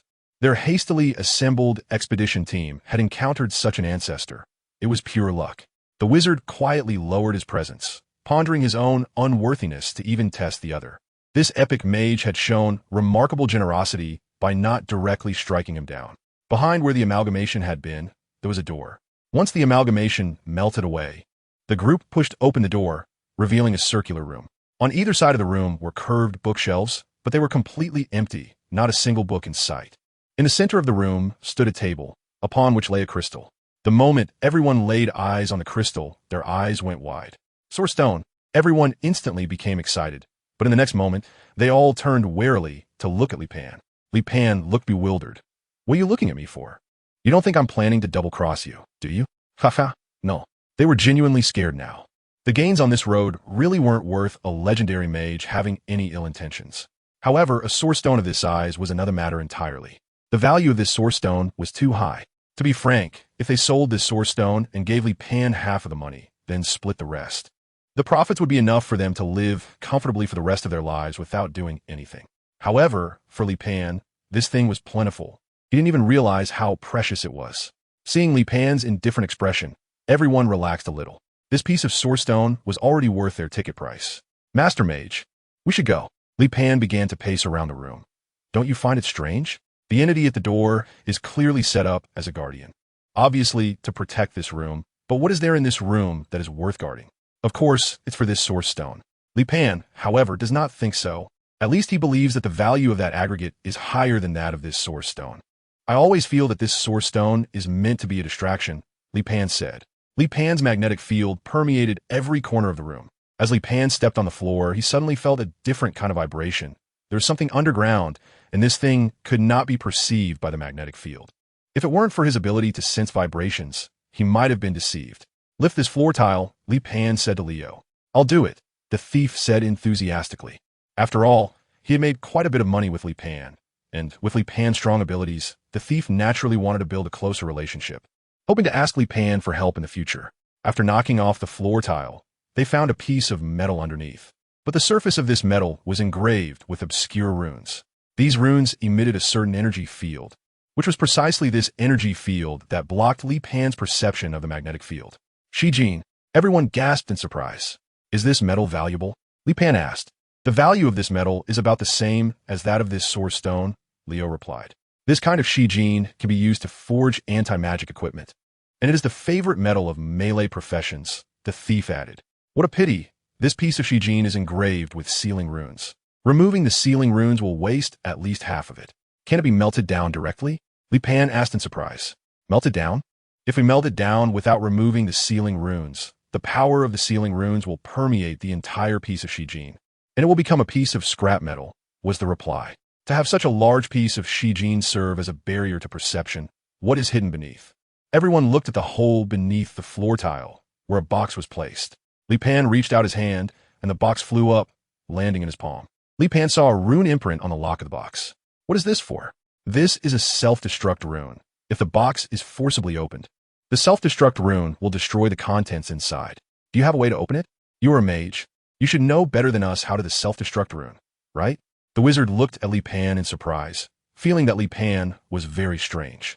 Li Pan is so strong, yet he is completely ignorant of some basic common knowledge. This makes the wizard begin to doubt Li Pan's identity and background.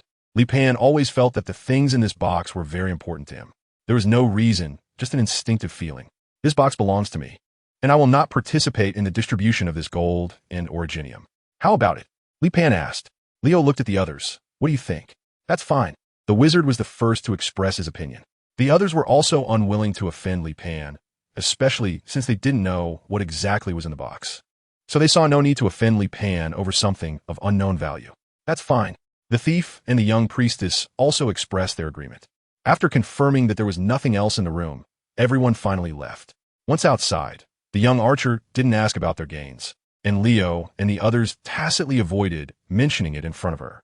After all, if they spoke of it, the young archer might become disheartened or even harbor ill intentions. The group left the ruins without stopping, concluding this exploration.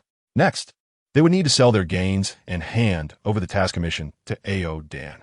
Although this task commission went relatively smoothly, it was all based on Li Pan's strength. Without Li Pan, they feared that this mission would not only fail but could also result in casualties or even total annihilation.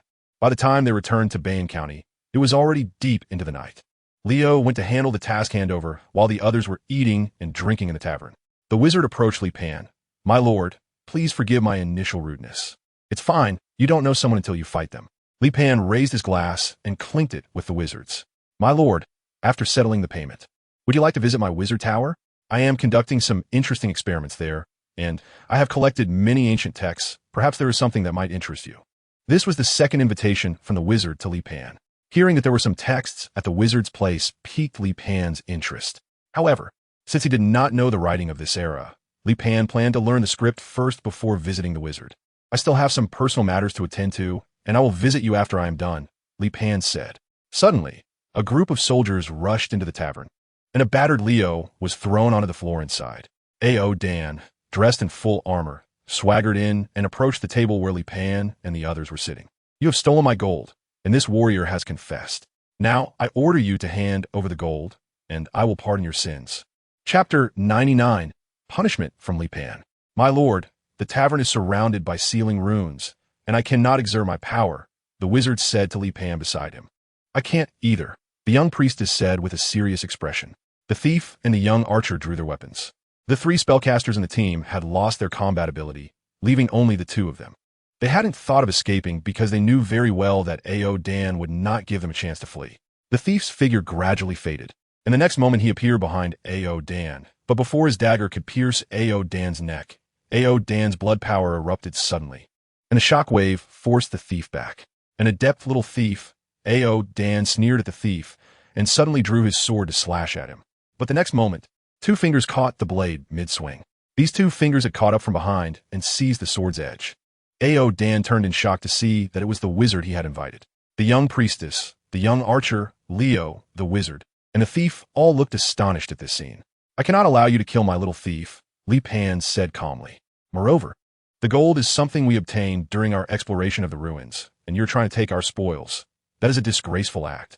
Li Pan suddenly exerted force with his two fingers, and with a clang, the sword in Ao Dan's hand snapped abruptly. Ao Dan immediately stepped back and shouted at the soldiers he brought, Charge! Kill him! Li Pan glanced at the soldiers charging towards him, and a bolt of lightning erupted from his fingertips, striking the first soldier and then bouncing to the second and third. In the blink of an eye, the 20 or so soldiers pouring into the tavern all fell to the ground, their bodies charred by the powerful current. This is impossible. This is a magic suppression area. You shouldn't be able to use magic. Ao Dan looked at Li Pan in horror. The wizards and others were trembling all over. Using magic in a magic suppression area is not absolutely impossible. Only a legendary level mage, blessed by the gods, would be unaffected by the magic suppression runes. Could this mage before them be a legendary mage? If so, he might come from hundreds of years ago, from before the Orc War. During the peak of magic, when a large number of powerful mages emerged, some of whom passed the trials of the gods and received divine blessings. Perhaps this mage before them is from that era. He might not know why he has survived to this day, or he could have been in slumber until now. Only a legendary level mage could construct magic without relying on a staff. It must be said that the imagination of the crowd has surprisingly brought them close to the truth. Li Pan looked at Ao Dan and raised his palm. Since you have dressed so formally to meet me, I will give you the most grand death. In the next moment, the armor on Ao Dan began to constrict. Crack, crack, crack. The armor tightened more and more, and Ao Dan's flesh and blood let out a mournful cry, despair and pain filling Ao Dan's brain. Li Pan suddenly clenched his palm, and Ao Dan's armor was abruptly crushed into a ball, a metal sphere continuously seeping blood. Thud! The iron ball fell to the ground, causing everyone's hearts to tremble. Remember to compensate the tavern owner, and also, young thief, could you please go to General Ao Dan's home to collect our payment and compensation? The young thief traced his fingers across his forehead. I will complete the task, my lord. No one thought Li Pan's decision was problematic, because it was the rule of this world. One must accept punishment for wrongdoing. Moreover, the person before them was likely a legendary mage.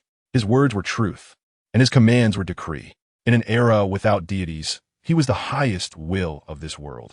When the young thief returned, he carried a strong smell of blood. The profession of thief has another title, assassin.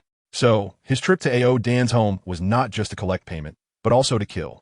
The next day, after dividing the spoils, everyone went their separate ways again. The young thief caught up with Li Pan. My lord, do you have any tasks you need me for? I need to learn the writing of this era. Li Pan's words made the thief even more certain that Li Pan was really not from this era. Otherwise, someone of Li Pan's level would never be illiterate. If you don't mind, I can teach you how to read, the thief volunteered. Li Pan didn't care about who taught him to read and write. He looked at the thief and said, I don't have anything to give you. Or I could offer you the reward from the last task. The thief replied, My lord, I don't need any reward. After all, it's enough for me to boast to my peers about serving someone as great as you. So in the future, if I use your name while bragging, you want to see mine, right? All right. Li Pan found the thief's attitude quite likable. Li Pan also settled down in Bayan County, and the thief followed him to the inn where Li Pan was staying. The current script is very different from the ancient characters invented by Qing Wu, and there has even been a cultural disconnection. Li Pan finds it somewhat difficult to learn. Li Pan did not know the history of writing, but that was not important. After a whole month, Li Pan finally managed to reach a reading level. Wei Lan was the name of the thief, and during this month, Li Pan had become somewhat familiar with Wei Lan. In addition to studying, Li Pan would also take on 1 or 2 tasks with Wei Lan as a leisure activity. With Li Pan around, tasks that required force were basically not an issue. Wei Lan, I plan to go to that old wizard tower. What are your plans next? I plan to return to my hometown. The reward for this task is quite substantial, enough to help my father, the old noble, maintain his dignity for a while longer. Wei Lan was a small noble from the countryside, a minor viscount, but his family had already fallen into decline. However, Wei Lan's father still upheld the dignity of nobility and was unwilling to give up the glory of the past. The family, which was already struggling, found life increasingly difficult under the extravagant habits of his old father. As the heir of this noble family, Wei Lan had no choice but to go out and live incognito as a thief adventurer, and every time he saved up some money, he would send it back to his old father to maintain the family's noble facade. All right then, if needed, come to this inn. I will leave my whereabouts with the innkeeper. Wei Lan was Li Pan's first friend in this era, so he didn't mind providing Wei Lan with some help within his capabilities if needed. Chapter 100. Brewing potions a month ago before the wizard left.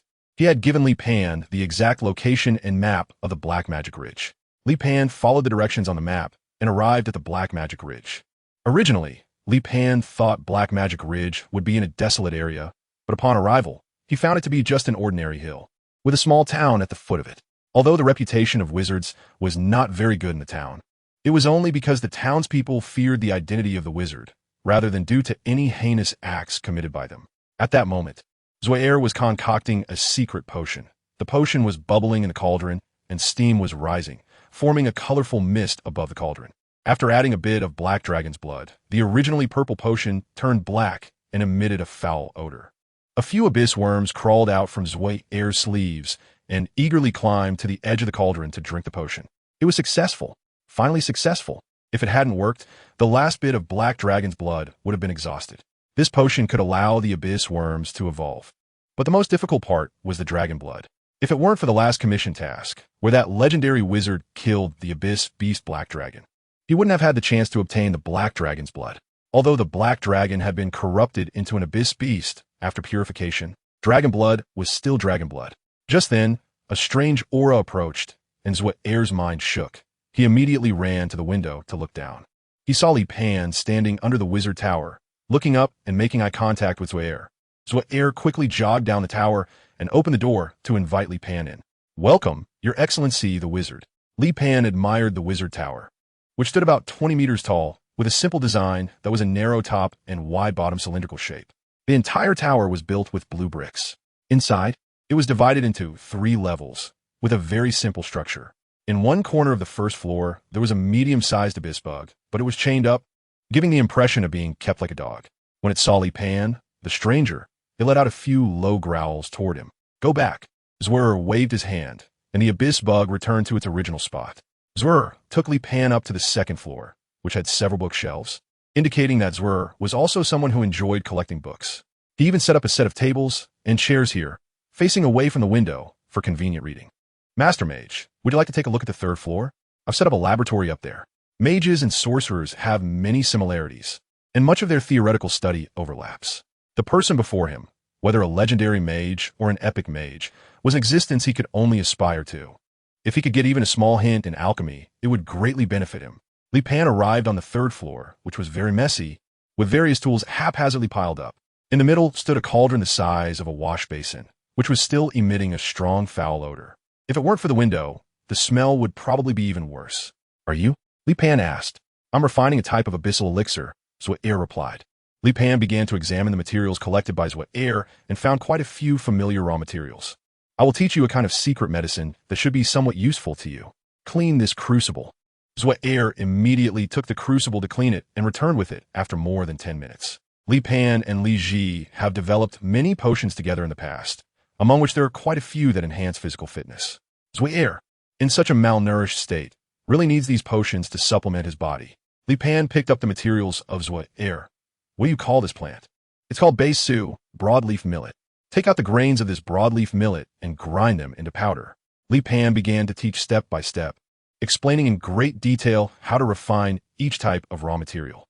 In the end, it was necessary to use the power of lightning to remove the impurities.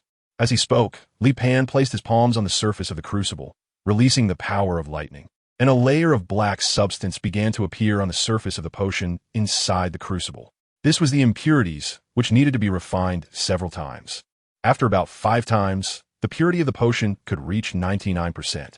After several refinements, the potion in the crucible presented a milky white color. Li Pan picked up a spoon and took a taste. The raw materials were a bit lacking, but the effect is still quite good. "Do you want to give it a try?" "What is the specific effect of this potion?" "It enhances physical constitution," Li Pan said. Zhuang also took the spoon and tasted it. The flavor was quite nice. But the next moment, Zhuang felt a surge of heat flowing from his abdomen to his limbs, and then the magic power within him began to stir violently, swirling like a whirlwind inside his body. The feeling came so suddenly that Zhuang had no time to prepare. He hurriedly sat down, controlling the magic power to prevent the tumultuous energy from impacting his inner abdomen. As time passed, Zhuang's magic power gradually calmed down, but upon careful examination, he suddenly realized that his magic power had doubled. Had he leveled up? Zhuang's face showed shock. The potion Li Pan taught him was surprisingly powerful. When Zhuang opened his eyes, he found that his body had also changed. These strong muscles. Was this still the withered body he had from nurturing abyssal insects? At the same time, Zhuang felt a surge of vitality. This potion could actually enhance both vitality and magic power simultaneously. It was simply a divine medicine. Zhuang was overjoyed. He never expected that Li Pan would teach him such an advanced potion-making method. Li Pan observed the changes in Zhuang. "It seems that this potion works well for you, but the effects are best in the first 3 uses. After 3 times, the effects will sharply decrease. It's best to have an interval of more than a month between each use of the potion." "Thank you, my lord." Zhuang sincerely bowed to Li Pan. "Please arrange a room for me. I plan to stay here for a while. There is a partition in the study on the 2nd floor. If you don't mind, you can stay in the partition." "That's fine." Li Pan was not a picky person, and Zhuang's conditions were acceptable. Moreover, his requirements for the environment were very low. After all, he had come from ancient times. Zhuang immediately prepared bedding and sheets for Li Pan, while Li Pan sat at the desk in the study on the 2nd floor and picked up a book to read. After Zhuang laid out the bed for Li Pan, he came to Li Pan's side. "My lord, do you understand dragon language? Is this what you mean?" Li Pan glanced at the cover. This is actually not dragon language. It is a script from over 2,000 years ago. Really? However, in our time, we refer to this script as dragon language. Why is that? Magic was originally recorded using this script, brought to this world by the founding emperor of the divine dragon empire, and Su. However, later mages compiled magic using the current script, which has unfortunately lost much of the essence of magic. Therefore, the current magical community believes that the magic of today is a watered-down version. If one can understand dragon language, then they can learn more authentic magic, and many spells have become unmasterable due to the loss of dragon language. This book does not record magic, but rather the stories of the Golden Age. Did the Golden Age really exist? Li Pan nodded slightly. They truly exist. This book was written by the Golden Generation, which is also considered Li Pan's most proud work. They are intelligent, wise, strong, and beautiful. One could say they are perfect humans. Each of them has consumed hundreds of source stones, which have been nourishing and transforming their bodies since childhood. Moreover, Li Pan would also create some potions to enhance their physical strength. However, Li Pan can only modify their bodies, not their personalities. Shortly after they left the Sky City, war broke out. This book tells the story of a victor. It also mentions the Sky City and Li Pan, referring to him as the Father God in this book. My lord, can you teach me the dragon language? Sure, I can spare an hour every day to teach you. Li Pan readily agreed. Do you have any history books here? No, because of multiple world-class wars, many documents and historical records were destroyed in the flames of war. Only the history of the last few hundred years is relatively complete, but some ancient noble families may still have older documents. Chapter 101. Researching sorcery in the following days. Li Pan stayed at Zor's home. Zor had a rich collection of books, and regardless of whether he could understand them or not, he would collect them. Li Pan also learned about the history that has occurred in recent centuries. It turns out that witchcraft requires binding with abyssal beasts to practice. Li Pan showed a look of surprise. Zhuang rolled up his sleeves, revealing a three-headed abyssal beast attached to his arm. These abyssal beasts should be the strange insect from the underground world back in the day. However, they are much smaller now, and they seem to have overcome sunlight. At least they no longer die from exposure, as they did in the past. Both witchcraft and magic use magical power. But a wizard's magical power is not within their own body, but within the abyssal beast. On a daily basis, I store the magical power and vitality I cultivate inside the abyssal beast. Once one abyssal beast is full, I switch to another. So how many abyssal beasts do you have stored? I originally had 12, but after taking a physical enhancement potion last time, my magical recovery speed, physical strength, and body capacity have all greatly improved. For these small abyssal beasts, I need at least 30 to meet my demands. Why do wizards store their magical power in abyssal beasts? Because wizards are a group of people who cannot cultivate magic, although we can also obtain magical power through meditation. We cannot store it, so Air said helplessly. In fact, witchcraft is a variant of magic, a special manifestation formed under different magical formulas. So when you reach a high level, won't wizards be covered in abyssal beasts? My current strength is already at the elite level, and I do face the situation you mentioned, so I now need to use Heisha as my magical power container. It can also serve as a mount when I go out. There is another method, which is to increase the level of the abyssal beast. Heisha is the abyssal beast raised downstairs. Recently, when Li Pan goes up and down the stairs, Heisha no longer shows its teeth at him.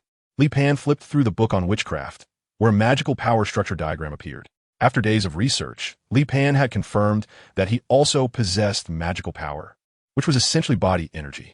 For Li Pan, he could generate as much as he wanted. He took a breath of air, and after it was decomposed in the biological furnace within his body, what he obtained was magical power. Li Pan began to attempt to construct a magical power structure within his body. Gradually, a ball of black energy began to coalesce above Li Pan's head. Upon seeing the large black sphere above Li Pan's head, Zhuang's expression changed drastically. Your Excellency, how can you wield the power of dark erosion?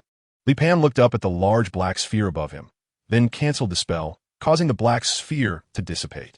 Zhuang, show me your dark corruption. My lord, why don't we go outside to experiment? The space here is too small. Zhuang treasured his collection of books and didn't want to accidentally destroy them due to a mistake. Once outside the wizard's tower, began to cast dark corruption. However, his dark corruption was noticeably smaller than Li Pan's and required assistance from abyssal beasts to cast. Li Pan placed one hand on Zhuang's shoulder. Your Excellency, what is this? You continue to perform. Li Pan's electromagnetic force entered Zor's body.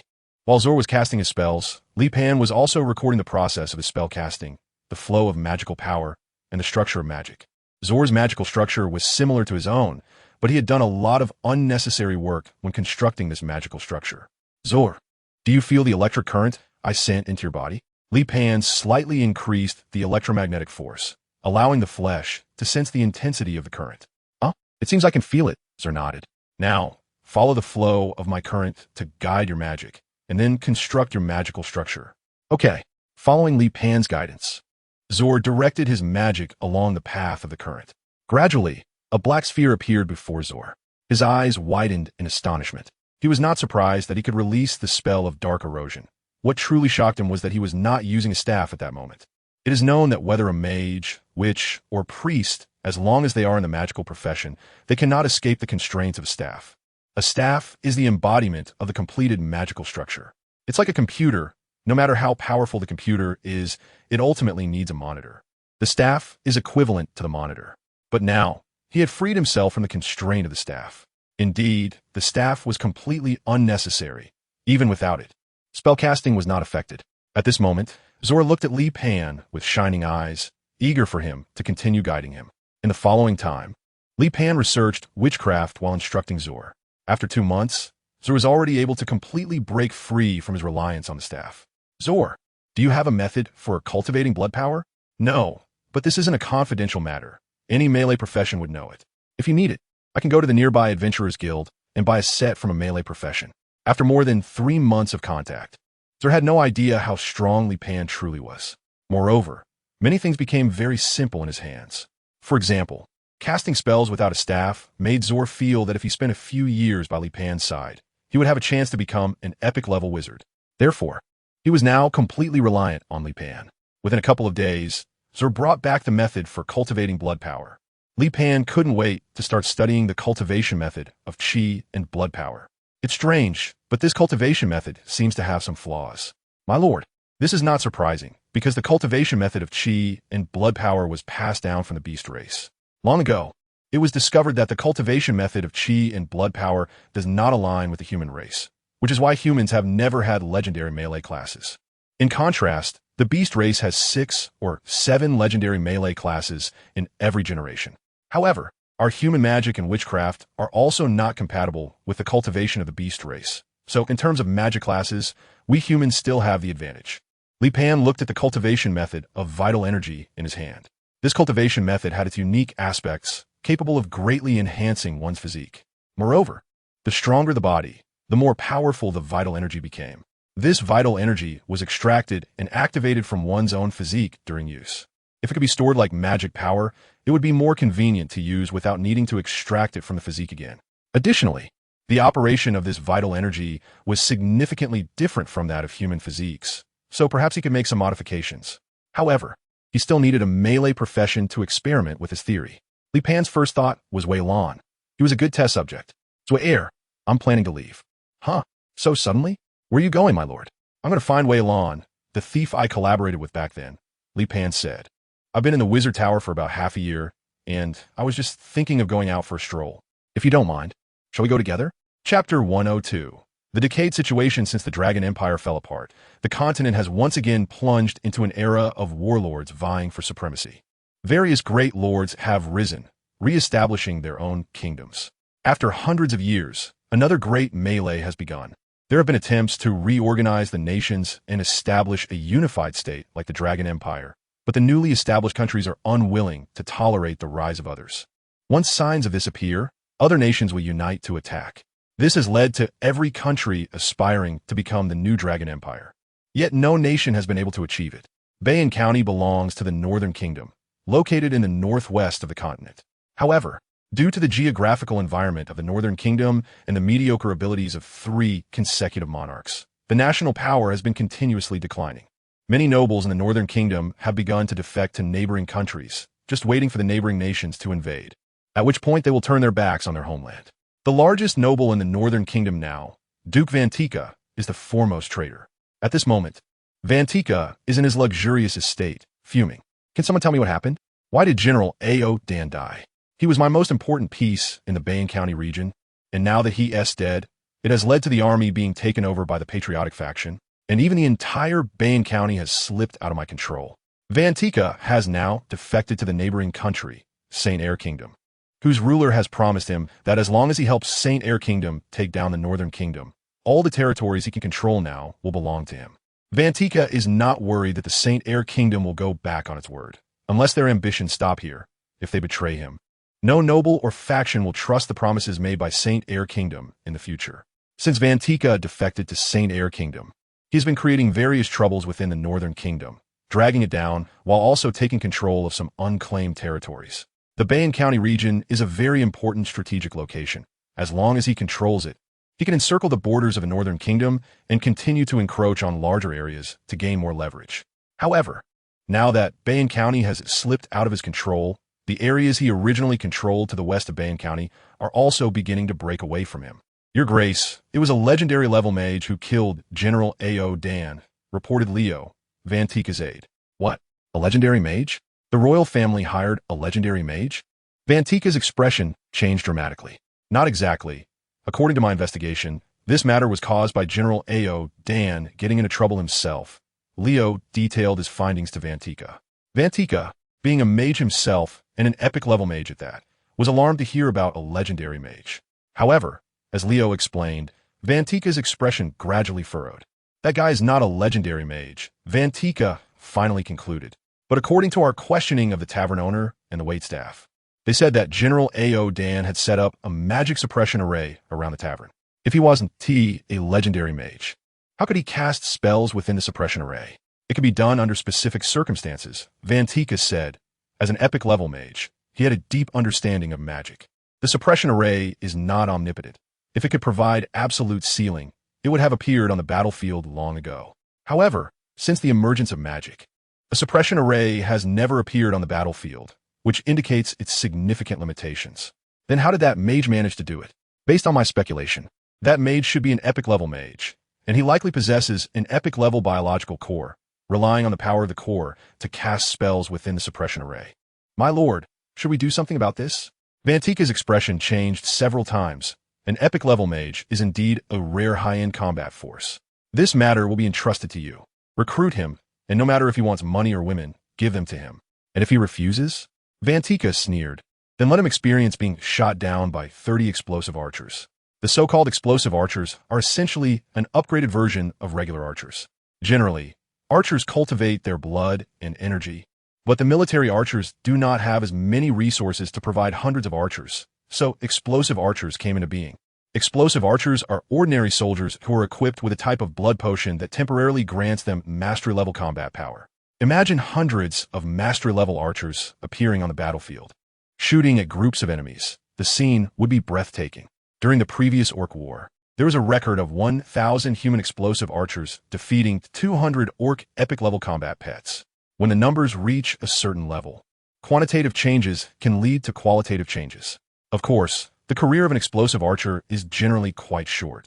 They often burn out within a year or two, and at most 4 or 5 years. Therefore, explosive archers are rarely seen on the battlefield, and even if there are reserves of explosive archers, they're usually only used in extremely critical battles. Vantika is a very ambitious person, so he has also trained 200 explosive archers. When dealing with an epic level mage, one must either match them with a practitioner of the same level or use explosive archers. Since Vantika himself is an epic level mage, he naturally won't seek another epic level mage to fight against. Explosive archers are undoubtedly his best choice. Vantika is quite self-centered. He believes that anyone who does not pledge loyalty to him is his enemy. Moreover, the other party has eliminated one of his important pieces. Meanwhile, Li Pan and Zhuang are strolling in a small town. Although Li Pan had a clear destination, he wasn't in a hurry to head to his Azure hometown. On one hand, he had not yet perfected his cultivation method for vital energy, and, on the other hand, he was also learning about the customs and culture of this era. Zhuang was now an absolutely loyal little fanboy. He did whatever Li Pan said without question, which was the greatest loyalty he could show. He even let Li Pan ride on He Sha. He Sha belonged to a high-intelligence abyssal beast, and there was no contract between it and Zhuang, but it could understand most of Zhuang's commands. This reminded Li Pan of his companions, Dazhuang and Air Pal. While the two were strolling, a big man stopped them. Respected wizards, Would you be interested in forming a team to complete a 10,000 gold commission? Chapter 103. The invitation full of conspiracy. Li Pan and Zhuang exchange glances.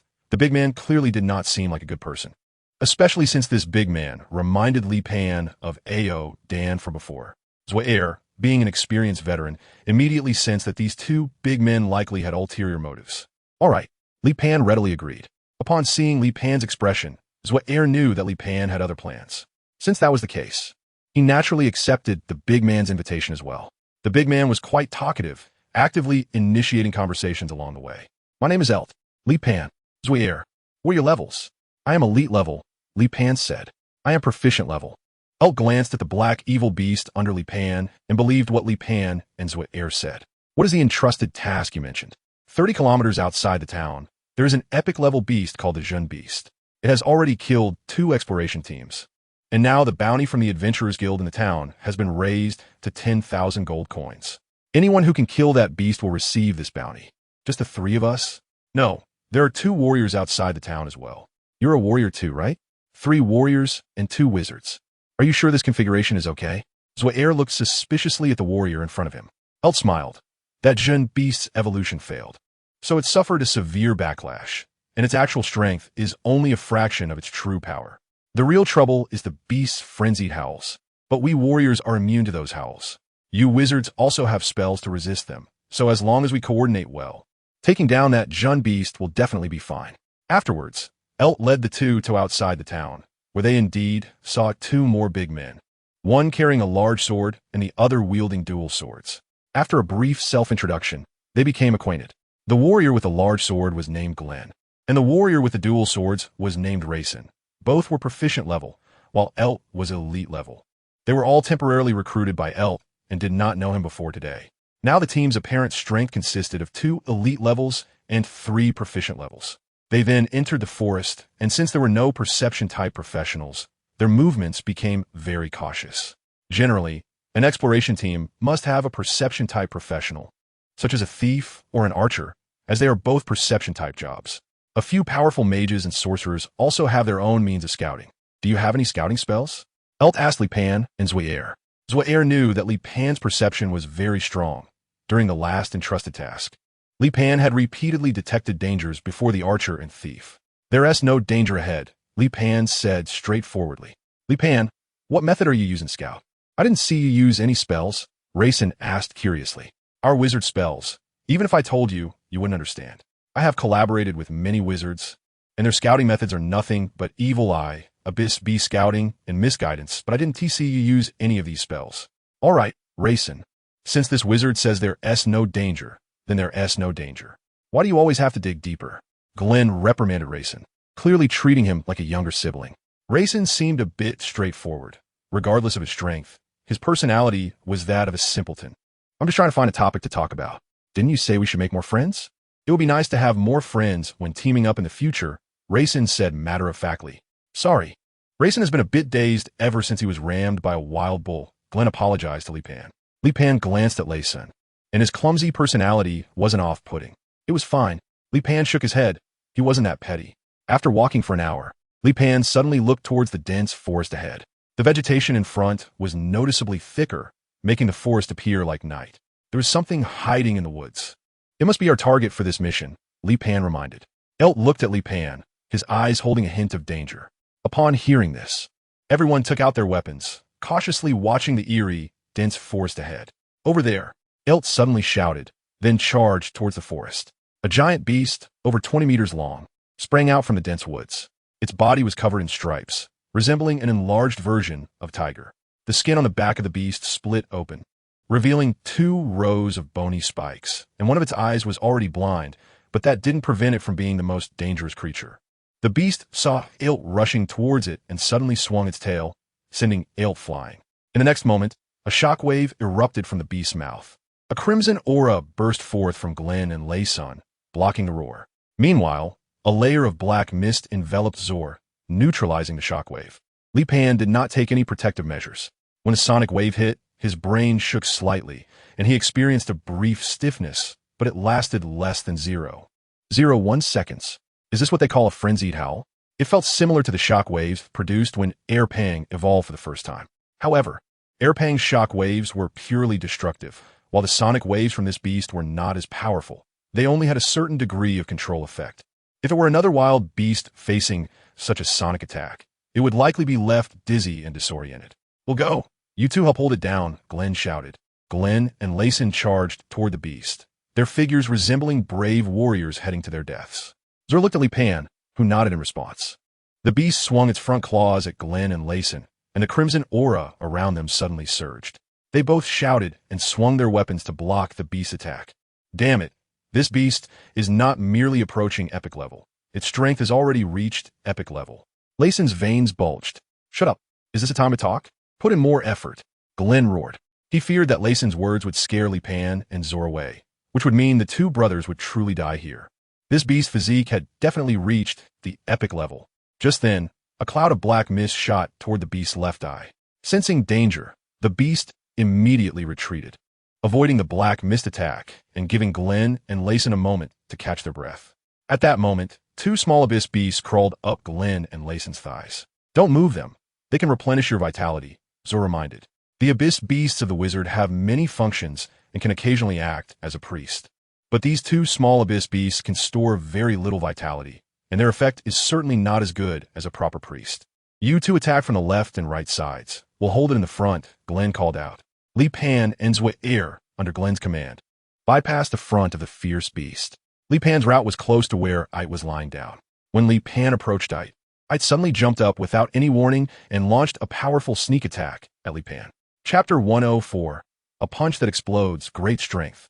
No one expected that Ait not only was uninjured, but also attacked Li Pan. Ait's charge strike came so suddenly and quickly that others didn't have time to provide any assistance. Just when everyone thought Li Pan would perish under Ait's blow, he extended two fingers. Glenn and Layson thought Li Pan had gone mad, but only Zhuang understood the significance of those two fingers from Li Pan. Clang! Li Pan pinched the blade of Ait's knife with two fingers. Ait's shock lasted only a brief moment before he shouted, "Zhang, help me." Upon hearing Ait's call, the Zhang beast immediately rushed towards Ait and Li Pan. Li Pan raised his foot and kicked Ait away, clenching his right fist. He built up power for a brief moment before swinging out forcefully. Nuclear blast fist. Bang! The head and half of the body of the ferocious beast exploded instantly. Everyone was left in shock from Li Pan's punch. Just as Ait got back up, he witnessed this horrifying scene. Even though Zhuang knew that Li Pan was powerful, he thought that Li Pan might have just formed a magical barrier on his palm to fend off the attack.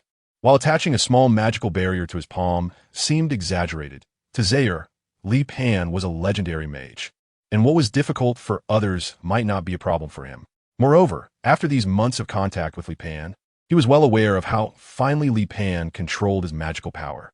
Therefore, for Zhuang, having a magical barrier on Li Pan's palm was not an issue at all.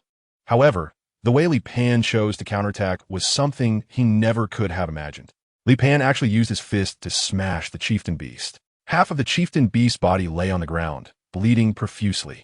Li Pan stood up from the back of the black beast and landed on the ground. He strolled over to Ait and said, "So your goal is to feed us to this monster?"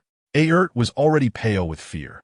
He hadn't expected to conscript someone on the street only to end up with a monster. Zor looked at Li Pan with intense eyes. Li Pan had previously been researching the cultivation method of vitality and blood power, and this had not escaped Zor's notice. So Zor assumed Li Pan had already completed the cultivation. However, upon further reflection, he realized something was off.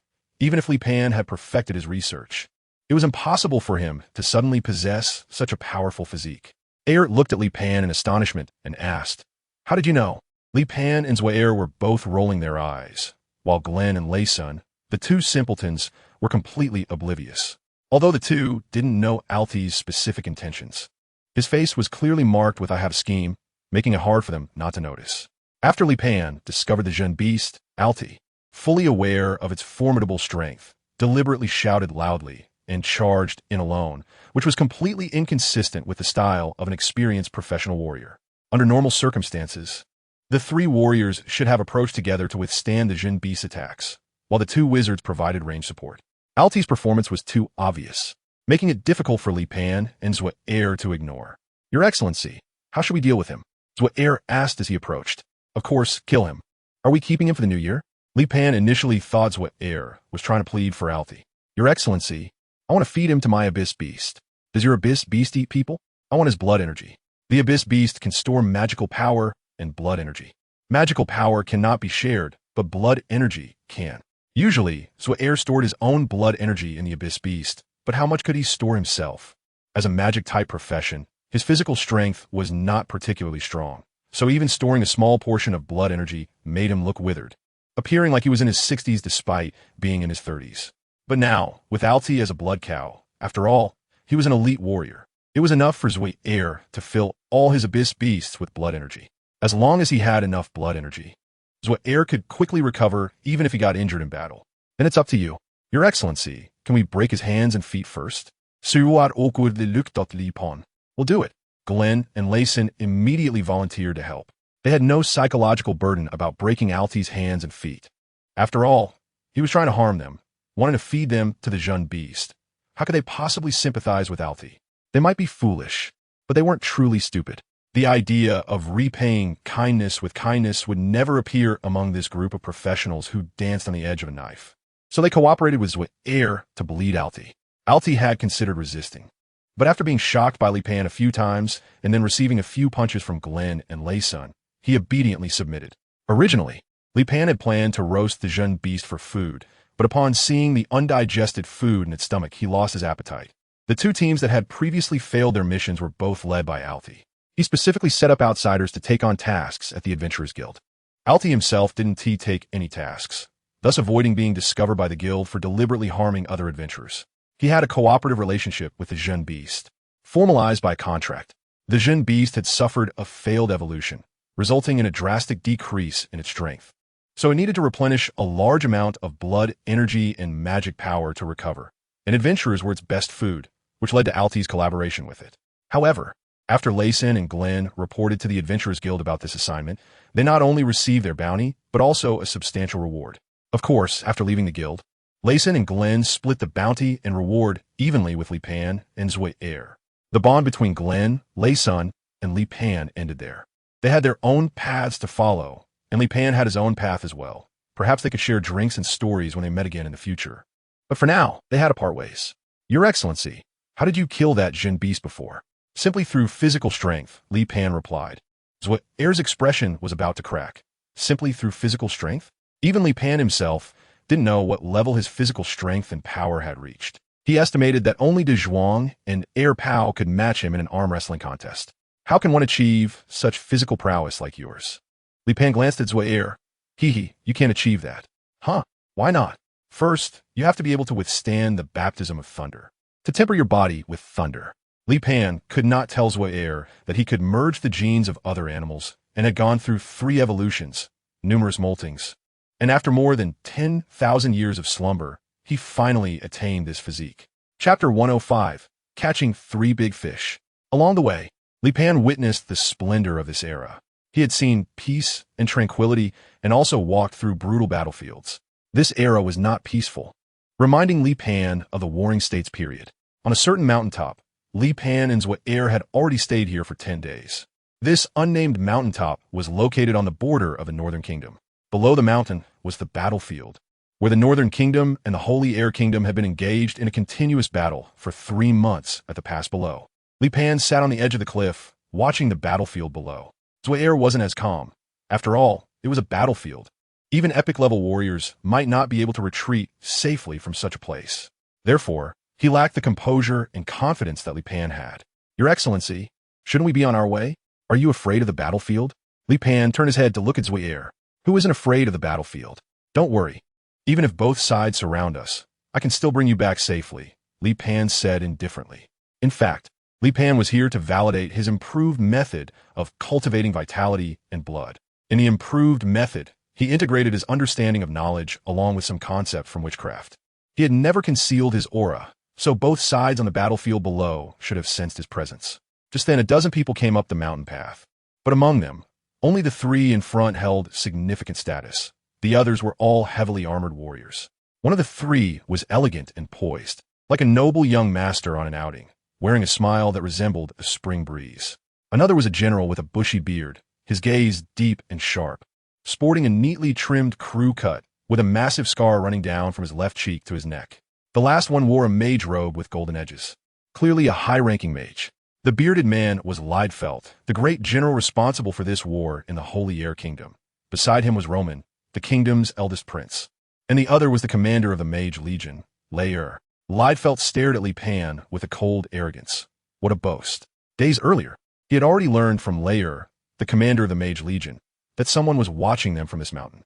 However, at that time, they were deeply engaged in battle with the Northern Kingdom and couldn't spare the time to investigate. Today, with the Northern Kingdom's pass hanging a truce banner, the three could finally come here. Among them, Roman undoubtedly held the highest status as the first heir of the Holy Air Kingdom, and his position was unquestionable. Normally, he shouldn't be here. However, with two epic-level warriors and his mithril troops protecting him, he had no worries about his safety. Leidfeld was an undeniable epic-level warrior, and Leir was also an epic-level mage. They finally arrived. Li Pan stood up. It seems I've caught 3 big fish. Li Pan recognized 2 of them. Although they were several kilometers away from the battlefield, Li Pan's keen eyesight allowed him to clearly see the situation on the battlefield. He had also seen Reiterfeld and the commander of the Mage Legion, Lael, directing troops in battle. As for Roman, Li Pan did not know his exact identity, as he had never seen him on the battlefield.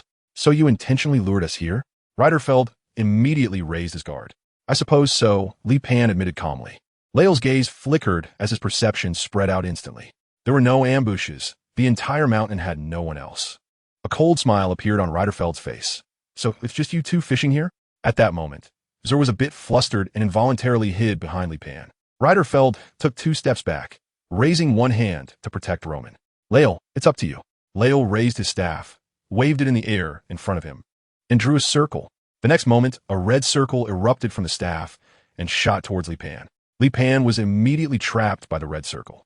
Seeing this scene, Reiterfeld, Lael, and Roman all raised their eyebrows in surprise.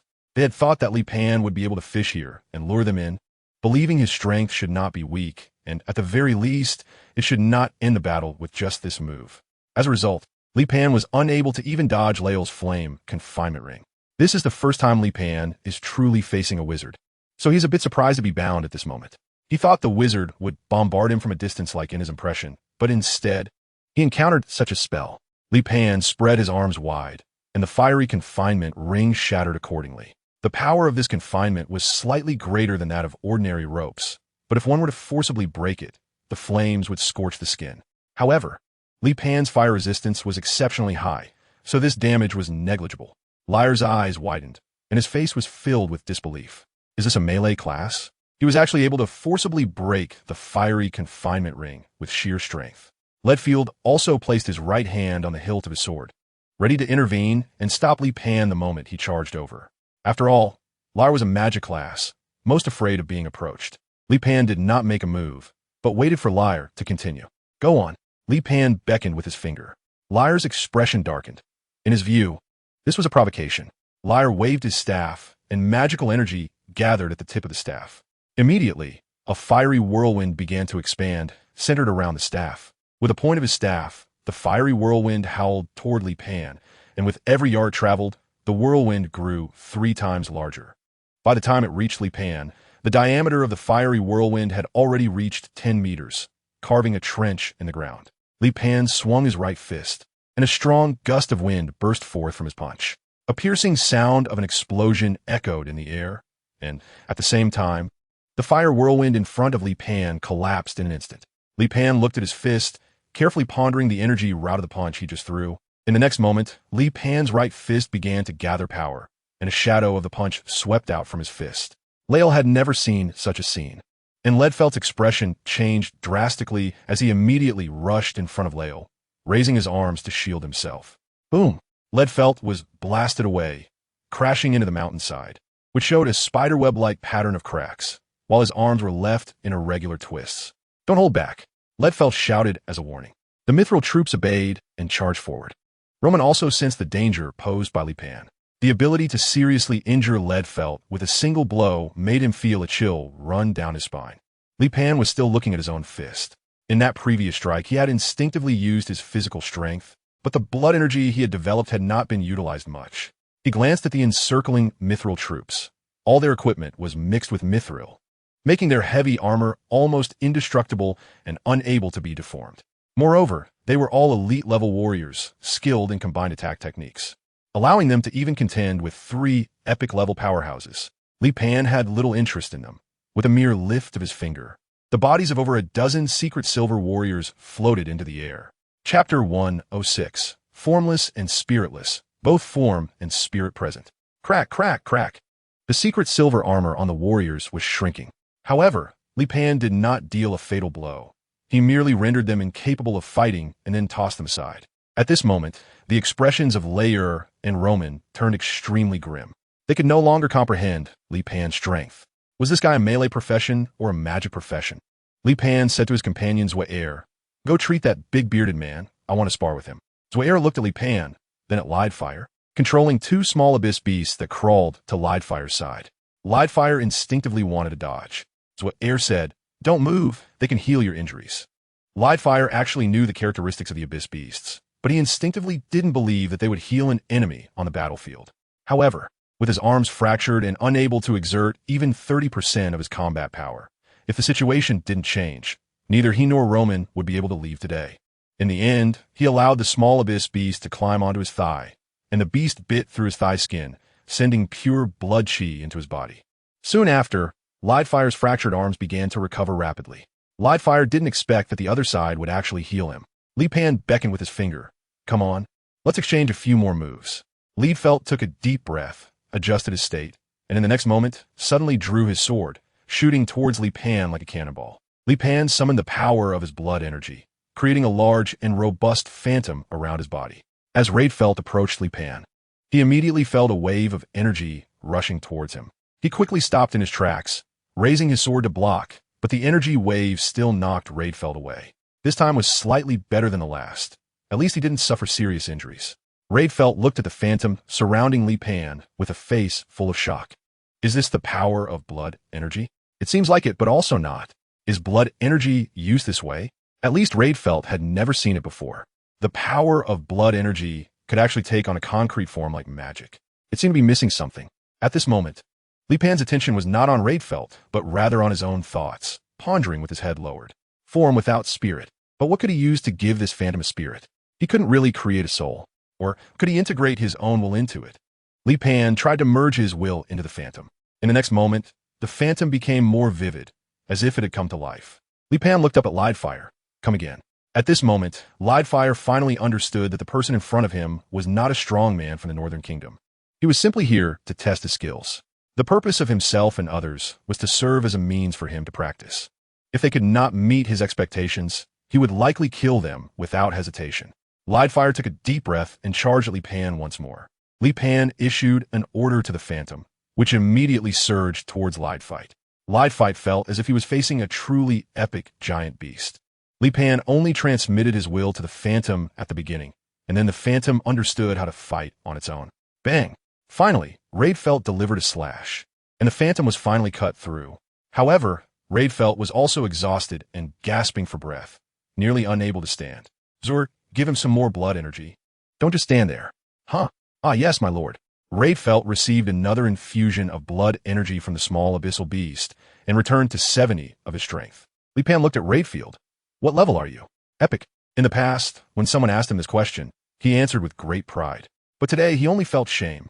In an era without legendary figures, epic level was almost the most powerful existence on this continent. Currently, no country possessed any legendary strongholds. Those legendary strongholds were all waiting for a nation that could reunite the continent to emerge, a nation worthy of their loyalty. And once any legendary stronghold intervened in this war for dominance, other legendary strongholds would inevitably also make their appearance. At that time, the death toll would increase exponentially, which is also the reason why legendary strongholds adhered to this unspoken rule. Yet now he was enduring humiliation. Li Pan was too strong. Strong enough to make him feel despair. He even doubted whether the person in front of him was a legendary level. Li Pan's aura suddenly settled, and then the power of his blood and energy gathered above his head, forming the shape of a giant monster. This giant monster was engulfed in red flames. Defeated, Li Pan's command was issued to Lidefeld.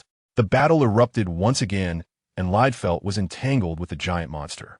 This time, Liefeld was unable to defeat the giant monster and was instead sent flying, spitting blood. It was over. Liefeld watched as the giant monster's forelimb pierced towards his forehead, and he had already given up struggling. Just at that critical moment, Li Pan reached out, and the giant monster dissipated. Give him some more vitality. Your Excellency, the stored vitality is insufficient. Zor's face was full of bitterness. The vitality he had obtained from Eider some time ago, he thought would last him a long time. But it was all wasted on Liefeld today. At this moment, Zor felt heartbroken and unable to breathe. The vitality from that last stored guy was used up so quickly. That Eider was just an elite level, while this general was epic level. Well, Li Pan felt quite regretful. Li Pan felt that, after this battle, the cultivation method he developed for the power of qi and blood had improved significantly. Unfortunately, this Raidfeld could no longer fight. As for Liar, that guy was too weak, making any battle unnecessary. However, the gains from this encounter were substantial. He should be able to completely refine his cultivation method before reaching the hometown of Weilon. Never mind. Let's go. It's time to set off. Li Pan jumped onto the back of Haisha. Raidfeld looked at Li Pan's back with mixed feelings. Just then, Roman called out to Li Pan. Would you be willing to serve my Saint El Kingdom? We are willing to exhaust our national power to promote you to legend. Li Pan did not smile at this statement, while Zor beside him laughed, casting a highly contemptuous glance at Roman. My lord, I am very sincere, Roman said earnestly. Your Highness. Raidfeld stopped Roman from continuing. Others did not understand the meaning of Zwair's laughter, but Raidfeld caught on. Considering the strength Li Pan had displayed, it was likely that he was a legendary level powerhouse, so there was no need for Roman to use the national power. Chapter 107. The prototype of the Qi system along the way. There had many questions he wanted to ask Li Pan. However, he didn't know where to start. As they were nearing Weilon's hometown, Sir finally organized his words and asked, My lord, have you perfected the cultivation method for the power of qi and blood? Rather than saying perfected, it would be more accurate to say a new cultivation method has been opened up, but it is still based on one's own power of qi and blood. So the framework is the same as that of the power of qi and blood. Li Pan replied, When I saw you take action that day, I felt a hint of witchcraft. That's right. This cultivation method integrates meditation, witchcraft, and my own understanding of the body, Li Pan confirmed. And can I cultivate it? Of course, Li Pan nodded. I see that you've reached the end of the road in witchcraft. It might be better to try a different path. This cultivation method has just been created, and Li Pan genuinely hoped that more people would try his cultivation method. The reason he traveled such a long distance to find Weilon was to let him attempt to cultivate the method he created. Now, that Zur was willing to try. He was certainly more than happy about it. Thunder rumbled, and Li Pan and Zur took shelter under a towering tree from the rain. Li Pan created a barrier using the magnetic field, preventing rainwater from falling around them. After Zur started a fire, he sat down beside Li Pan. To understand the cultivation method I pioneered, one must first grasp the thought process behind its creation. The essence of cultivating physical strength for melee professions lies in strengthening the body to generate more vitality. This cultivation method was passed down from the beast clan, which is inherently strong in physique, giving them a significant advantage over the human clan from the start. Li Pan has been awake for half a year now. Although this is the realm of the human race, he has still encountered the beast race once or twice. The average height of the beast race is around 3 meters. Just like the ancient Mao tribe, except for a few mutated members, the average height of the beast race is even more exaggerated than that of the Mao tribe. The beast race cultivates their blood power with far greater efficiency, and what might be considered a genius among humans may only be average for them. Furthermore, the blood power was created by the beast race, making it more suitable for their cultivation. This is why powerful legendary warriors continuously emerge from the beast race, while the human race has never produced a single legendary warrior. However, the original method of cultivating blood power focuses on strengthening the body and generating blood power when needed, while the cultivation method I created, aside from the differences in approach, also gathers the blood power produced by the body in the Dantian, then nourishes the body in return.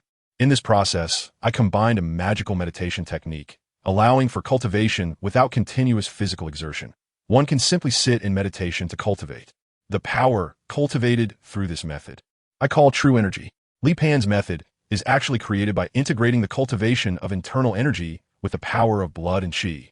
Internal energy is generated from the blood and qi produced by the limbs and bones, which, after refining, gathers in the Dantian. And then the true energy in the Dantian nourishes the body. Zhuang quickly accepted and understood Li Pan's method of creation. All right, I will start teaching you now. Zhuang had a foundation in magical meditation, so he quickly got the hang of it. Since using the physical enhancement potion, Zhuang's physique was significantly stronger than that of ordinary people, if not warriors. Soon, Zhuang experienced the wonders of the cultivation method created by Li Pan. After cultivating his first strand of true energy, Zhuang circulated the true energy through his meridians and felt it nourishing his internal abdomen.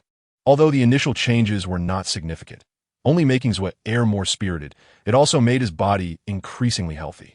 They continued their journey, stopping intermittently, and finally, on the 5th day, they arrived at the Azure hometown. It was a remote and impoverished village, with green mountains and clear waters and lush grass. Farmers were working in the fields, ordinary and simple. When Li Pan and Zhuang arrived, the farmers only glanced at Li Pan's black shadow and then continued with their work.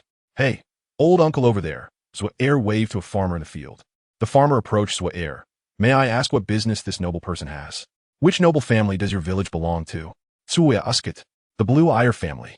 They are hereditary viscounts and currently reside in the manor on the hill. The farmer pointed to a small hill more than 1,000 meters away, where a building surrounded by a wall could be seen at the top. Thank you. Zhuang returned to Li Pan's side, and the two continued toward the small hill.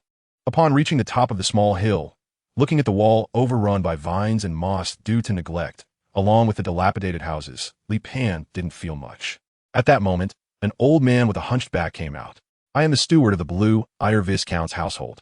May I ask if you two are here to visit my master? Yes, we know Wei-Lan. Is Wei-Lan home? Zhuang asked. So you're the young master's friends. Please come in. The young master has gone into the deep mountains recently to deal with a mountain beast that has been causing trouble in the village's fields. So he's been searching for that beast. The two entered the manor, which was overgrown with weeds and had dilapidated buildings. But one could still vaguely see its former glory. However, now Li Pan could only feel that apart from the three of them, there was only one other person left in the entire manor, not even a single capable servant. At that moment, a middle-aged man dressed in exquisite clothing walked out. Old Morgan, who are they? Master, they're the young master's friends here to visit him. When Blue-Eyre Tim saw the black shadow following behind, his eyes lit up. Although he was not a professional, he had a dream of being an adventurer years ago. So he knew that a medium abyss beast was standard for elite-level wizards. Please come in quickly. Old Morgan, go prepare some food and drinks. Even though Wei-Lan is out, we cannot lose our manners. After all, I am a noble. Old Morgan looked troubled and gave Tim a sideways glance with his squinted eyes. If you want me to prepare food and drinks, at least give me some money for groceries. Otherwise, do you want me to go to the village and show my face? Tim ignored Old Morgan and pulled Li Pan and Zhuang into the living room. Haha, sorry. All the servants at home are on leave, so I have to personally entertain you. It's all right. Zhuang took out a gift box and placed it on the table. We are intruding, and we hope the Viscount will accept our gift. Tim felt delighted, but didn't want to open the box right away. Hee, then I won't be polite and will accept it. I'll go prepare some tea for you. Tim discreetly picked up the box and then got up and went to the kitchen. Once in the kitchen, Tim couldn't wait to open the box. Inside was a statue of the goddess of life, depicted with her right arm raised, holding a sphere in her palm. The statue itself was not worth much, but the sphere was a rare gem, worth at least several hundred gold coins. Chapter 108. The Unexpected Guest High Above. Li Pan and Zhuang, accompanied by Tim, visited the manor. It was evident that although the manor had fallen into decline, Tim still tried his best to maintain an appearance of glory. However, there were only he and Wei-Lan as laborers at home, while old Morgan mainly ran errands and couldn't do heavy work at all. Before long, Wei-Lan returned, carrying a mountain goat. When she saw Li Pan visiting, she was both surprised and delighted. Your Excellency, what brings you here? To see you. Hey, thief brother, did you forget about me? Zhuang reminded. Are you the old wizard? Wei-Lan asked, looking at Zhuang uncertainly. She glanced at Zhuang, then at Li Pan. She remembered that when she parted ways with Li Pan, he mentioned he would visit the old wizard. But how had that frail old man become so young now? His posture was tall and vigorous, unlike the initial impression of him being senile and listless. Wei-Lan, it's been so long, and you stayed at home. Are you planning to give up your profession? Li Pan asked. No, I'm just handling things at home first. I don't know why, but during the years I've been away, the beasts in this mountain forest have increased, often attacking the village. After all, this is our Blue-Eyre family's territory, and I can't just sit by and do nothing. Normally, human settlements would establish themselves far from dangerous areas, and they wouldn't recklessly choose to stay in regions dominated by powerful beasts. Therefore, the appearance of numerous dangerous beasts near this village was quite strange. "Do you need our help?" Li Pan asked. "It's not a big problem. Although there are many beasts in the mountains, I can still manage," Wei Lan said. "Your Excellency, did you come for something specific?" "I've recently been researching the cultivation method of qi and blood power, and I've made some progress. So I wanted to find someone to experiment with, and I thought of you." "No problem," Wei Lan readily accepted. "Aren't you going to think about it? After all, if there's a mistake in the cultivation method, it could affect your current strength. You're a legendary mage. If something goes wrong, you will surely find a way to make it up to me," Wei Lan replied with a smile. She then looked at Dazhuang again. "The old wizard must have also practiced your cultivation method, right? As a magic profession, he has made such significant changes in a short time, so he must have practiced the method you created, Your Excellency. I am a magic profession. Are you so sure that my created qi and blood power cultivation method will be suitable? I'm not a legendary level profession, so I don't know what means a legendary level has, but it must be greater than my abilities as a proficient level minor character." Wei Lan's impression of Li Pan was one of trust, and more trust. Li Pan's strength has long penetrated his soul. Therefore, in his view, whatever Li Pan does is taken for granted. In the following time, Li Pan and Dazhuang settled down at the Blue House. Blue itself is a melee profession and has long practiced the primitive qi and blood power training method. The cultivation method created by Li Pan is derived from the original version, so the initial stages of the Azure cultivation went very smoothly. Dazhuang also spent 3 days on it, but Azure managed to cultivate true energy on the first day. Li Pan once again assisted Wei Lan's cultivation with a physical enhancement potion. In less than a month, Wei Lan advanced from proficient level to elite level. Li Pan is also continuously improving the cultivation method of the true energy system. One day, a team arrived at the village entrance. After many twists and turns, Leo finally found this remote little mountain village.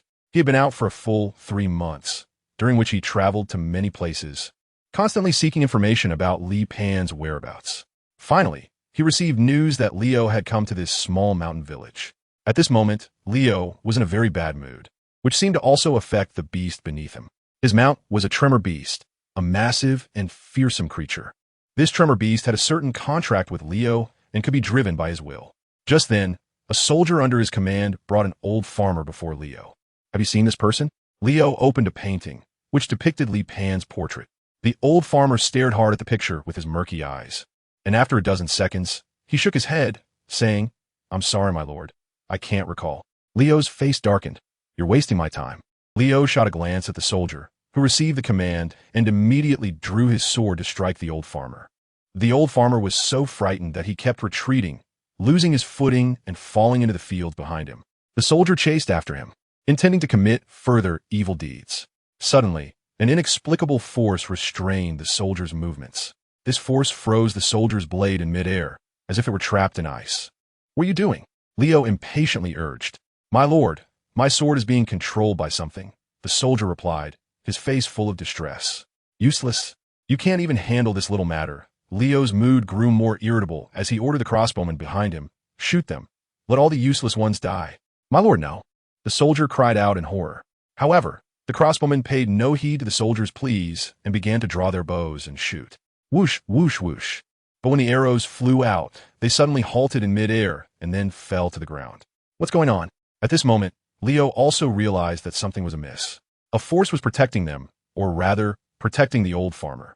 Yet the surrounding area was vast and empty, with no sign of anyone else. Unless someone could control so many arrows from thousands of meters away. Although these crossbowmen had not yet taken the secret medicine, their arrows were still far more powerful than those of ordinary archers. "Prepare for battle," Leo shouted urgently. Although he was violent in nature, being an advisor to the Pantika, his political skills were naturally not lacking, and being quick and decisive was an essential skill. Just then, 3 figures approached from a distance: Li Pan, Dazhuang, and Wei Lan. Wei Lan's face was extremely grim. After all, Leo and his men had intruded into their territory and were wantonly killing his subjects. This was an invasion, regardless of the opponent's high status. Even if they were a king, entering another noble's territory without negotiation would be regarded as an invader. When Leo saw Li Pan arrive, he squinted slightly. "Mage, Duke Vantika is willing to offer you money, power, status, and women. I am here on behalf of Duke Vantika to give you the opportunity to serve him. Now is the time for you to take action. Kill everyone in this village. Leo's tone was filled with a condescending sense of charity. He wasn't even asking Li Pan. He was issuing a command. Chapter 109. True Chi System. Innate I refuse. Li Pan said with a smile as he looked at Leo. Leo raised his right arm without hesitation. Explosive archers, take the secret potion. In the next moment, 30 explosive archers simultaneously consumed the potion. They were all well-trained explosive archers, and since the moment they became explosive archers, they had been training to obey commands. Once the order was given, they would unhesitatingly take the secret potion. A crimson aura of vitality erupted from the 30 explosive archers at the same time. Fire. Liao's commands were powerful and confident. Even in the face of an epic ferocious beast, 30 crossbowmen could easily take it down. Zor and Wei Lan stood calmly behind Li Pan. Li Pan's head was surrounded by misty energy, and in the next moment, the mist began to manifest. First, it formed the meridians and bones, then covered them with skin and scales. The dragon's head took shape first, followed by its body and tail. A massive dragon was. Although the process seemed long, it actually took less than a second. Zhuang and Wei Lan had seen this scene before, but even so, they were still incredibly shocked. Li Pan pointed to the opposite side, and the giant dragon suddenly spread its wings and charged over. The earthquake beast under Leo let out a terrified roar and directly flipped Leo over. Bang! In the next moment, the earthquake beast transformed into a sky full of blood mist. Its massive body was crushed by the giant dragon. The dragon, undeterred, continued to charge towards the 30 explosive archers behind. Anyone struck by the dragon exploded instantly. After all the enemies were eliminated, the dragon flew forward for several dozen meters before finally dissipating. The battle lasted only a brief 2 to 3 seconds before coming to an end. Li Pan clapped his hands and looked at the old farmer by the roadside, tossing him a few gold coins. Old uncle, go find someone to clean this up. Teacher, when can we also unleash such attacks? Now, both Zhuang and Wei Lan regarded Li Pan as their teacher. How would I know? You two are the first, besides me, to cultivate the true energy system. I can basically do whatever I have developed so far, and you two are now the benchmarks. Anyway, I have taught you everything, so don't let my true energy system fall behind. Li Pan has now confirmed and named the developed cultivation system as the Chi system. Li Pan's vitality was abundant. It wouldn't be an exaggeration to call him a humanoid monster, so wherever he developed, he could easily achieve his goals. However, Zhuang and Wei Lan couldn't keep up with Li Pan's development speed. After this battle, the villagers all knew that a powerful guest had arrived at the Blue-Ire family. One day, Li Pan was teaching Zhuang and Wei Lan when 3 people arrived outside the manor, led by old Morgan, and came before Li Pan. My lord, these are villagers from the village. This is Adeo, and these are his 2 children. He wants them to learn from you. They both aspire to become professionals. Adeo knelt before Li Pan, his head touching the ground. Noble lord, please accept my 2 children. Get up. What are their names? How old are they? Li Pan asked, looking at the 2 children, a boy and a girl, who appear to be around 4 or 5 years old. Noble lord, this is my sister Mina. She is 5 years old, and this is my brother Mir. He is 4 years old. Then let them stay. Thank you, my lord, thank you. Adeo said, wanting to kneel again, but Li Pan stopped him. That's enough. Bring them to the manor tomorrow morning. Li Pan also wants more people to bring him more data and samples. Now that there are 2 more children, Li Pan naturally welcomes it. Since coming to the Blue family, Li Pan and Zhuang have been living here. Li Pan was developing the Chi system while teaching his students. Ever since Mina and Mir joined, all the children in the village, accompanied by their parents, became Li Pan's students. Li Pan is open to everyone. After all, teaching 1 is the same as teaching 10. Li Pan divided the Chi system into acquired, innate, master, and grandmaster levels. The acquired great perfection is equivalent to the elite level, while the early innate stage corresponds to the epic level and the master level corresponds to the legendary level. As for the grandmaster level, there is no reference point. Li Pan only relies on the stages of the Chi system. One day, Li Pan gave all his students a short holiday because Wei Lan was about to break through to the innate stage. For the past few days, Wei Lan had been adjusting his state and finally reached his optimal condition. At this moment, he was sitting in front of Li Pan with a majestic aura, as if a fierce beast was about to burst out from within him. Let's begin, Li Pan said. Wei Lan took a deep breath, and then the pores on his body suddenly opened, beginning to absorb the spiritual energy of heaven and earth. Transitioning from acquired to innate requires breaking the shackles of the body and merging with heaven and earth. When one achieves this fusion, the qi will flow endlessly, and from then on, the qi will never run dry. However, to merge with heaven and earth, one must open the run and du meridians. When Li Pan developed to this point, he found that his run and du meridians were open, but others were blocked. The vast qi within Wei Lan began to surge towards the run and du meridians. Suddenly, a sound like a morning bell and evening drum echoed within him. This was the sound produced by the impact on the run and du meridians, and as Wei Lan continued to exert pressure, the ren and du meridians began to loosen. At the same time, waves of energy radiated from Wei Lan in all directions. Zhuang was observing nearby. He had completely replaced the shamanic system with the qi system and had not made any progress in the shamanic system for many years, while the qi system had also reached a bottleneck. However, he was not yet confident about breaking through to the innate stage, and Wei Lan's pioneering efforts served as his observational subject. Finally, the energy waves from Wei Lan erupted outward, flowing endlessly and ceaselessly. Wei Lan's eyes suddenly opened, and the light within them flickered. Soon after, the qi gathered at the top of his head, transforming into a black dragon. Zhuang's face showed a hint of shock. This was a technique that Li Pan had used before. However, the black dragon that Wei Lan conjured could not take on the substance like Li Pan's. The dragon roared and suddenly charged forward, shattering everything in its path. Wei Lan took a deep breath, reining in his aura, and appeared just like an ordinary person. Only Li Pan could sense the surging energy within Wei Lan. "Teacher, I did it," Wei Lan said, bowing deeply to Li Pan. "Good, good, very good," Li Pan replied, very satisfied, as he had developed the qi system, and Wei Lan was the first person to reach the innate realm. Wei Lan was naturally very excited. He felt that he could defeat hundreds of his past selves. After entering the innate stage, his physique and five senses underwent a qualitative leap. Wei Lan could clearly perceive Zhuang's current level. However, when he tried to sense Li Pan, he found he could not perceive Li Pan's existence at all. "All right, you can exchange ideas with Zhuang. He is likely to break through to the innate stage in the next few days. Share your experiences with him." Chapter 110. Is Wei Lan going to conquer the world? 10 days later, Zhuang also successfully broke through to the innate stage. On this day, Wei Lan arrived at the training ground outside Li Pan's school, where Li Pan was in front of 30 children who were meditating and practicing. The child with the highest cultivation had already reached acquired great perfection, not far from the innate stage. This child who reached acquired great perfection was Mina. Mina had excellent talent, and while studying her, Li Pan understood why she was able to cultivate so quickly. Mina was a natural innate being, just like Li Pan. Her ren and du meridians were naturally unobstructed. Therefore, her accumulation of qi was several times that of others, and as long as her qi accumulation was sufficient, she could reach the innate realm in one go. Li Pan noticed the arrival of Wei Lan and glanced at the group of students who were seriously practicing their skills. He quietly approached Wei Lan. "What's the matter? Teacher, if I want to raise an army, would you blame me?" Wei Lan's face showed a hint of difficulty. "Tell me, what happened?" Seeing that Li Pan's expression was calm and his tone wasn't accusatory, Wei Lan also breathed a sigh of relief and said, "The royal family and Duke Vantika have been in a silent struggle for power for several years.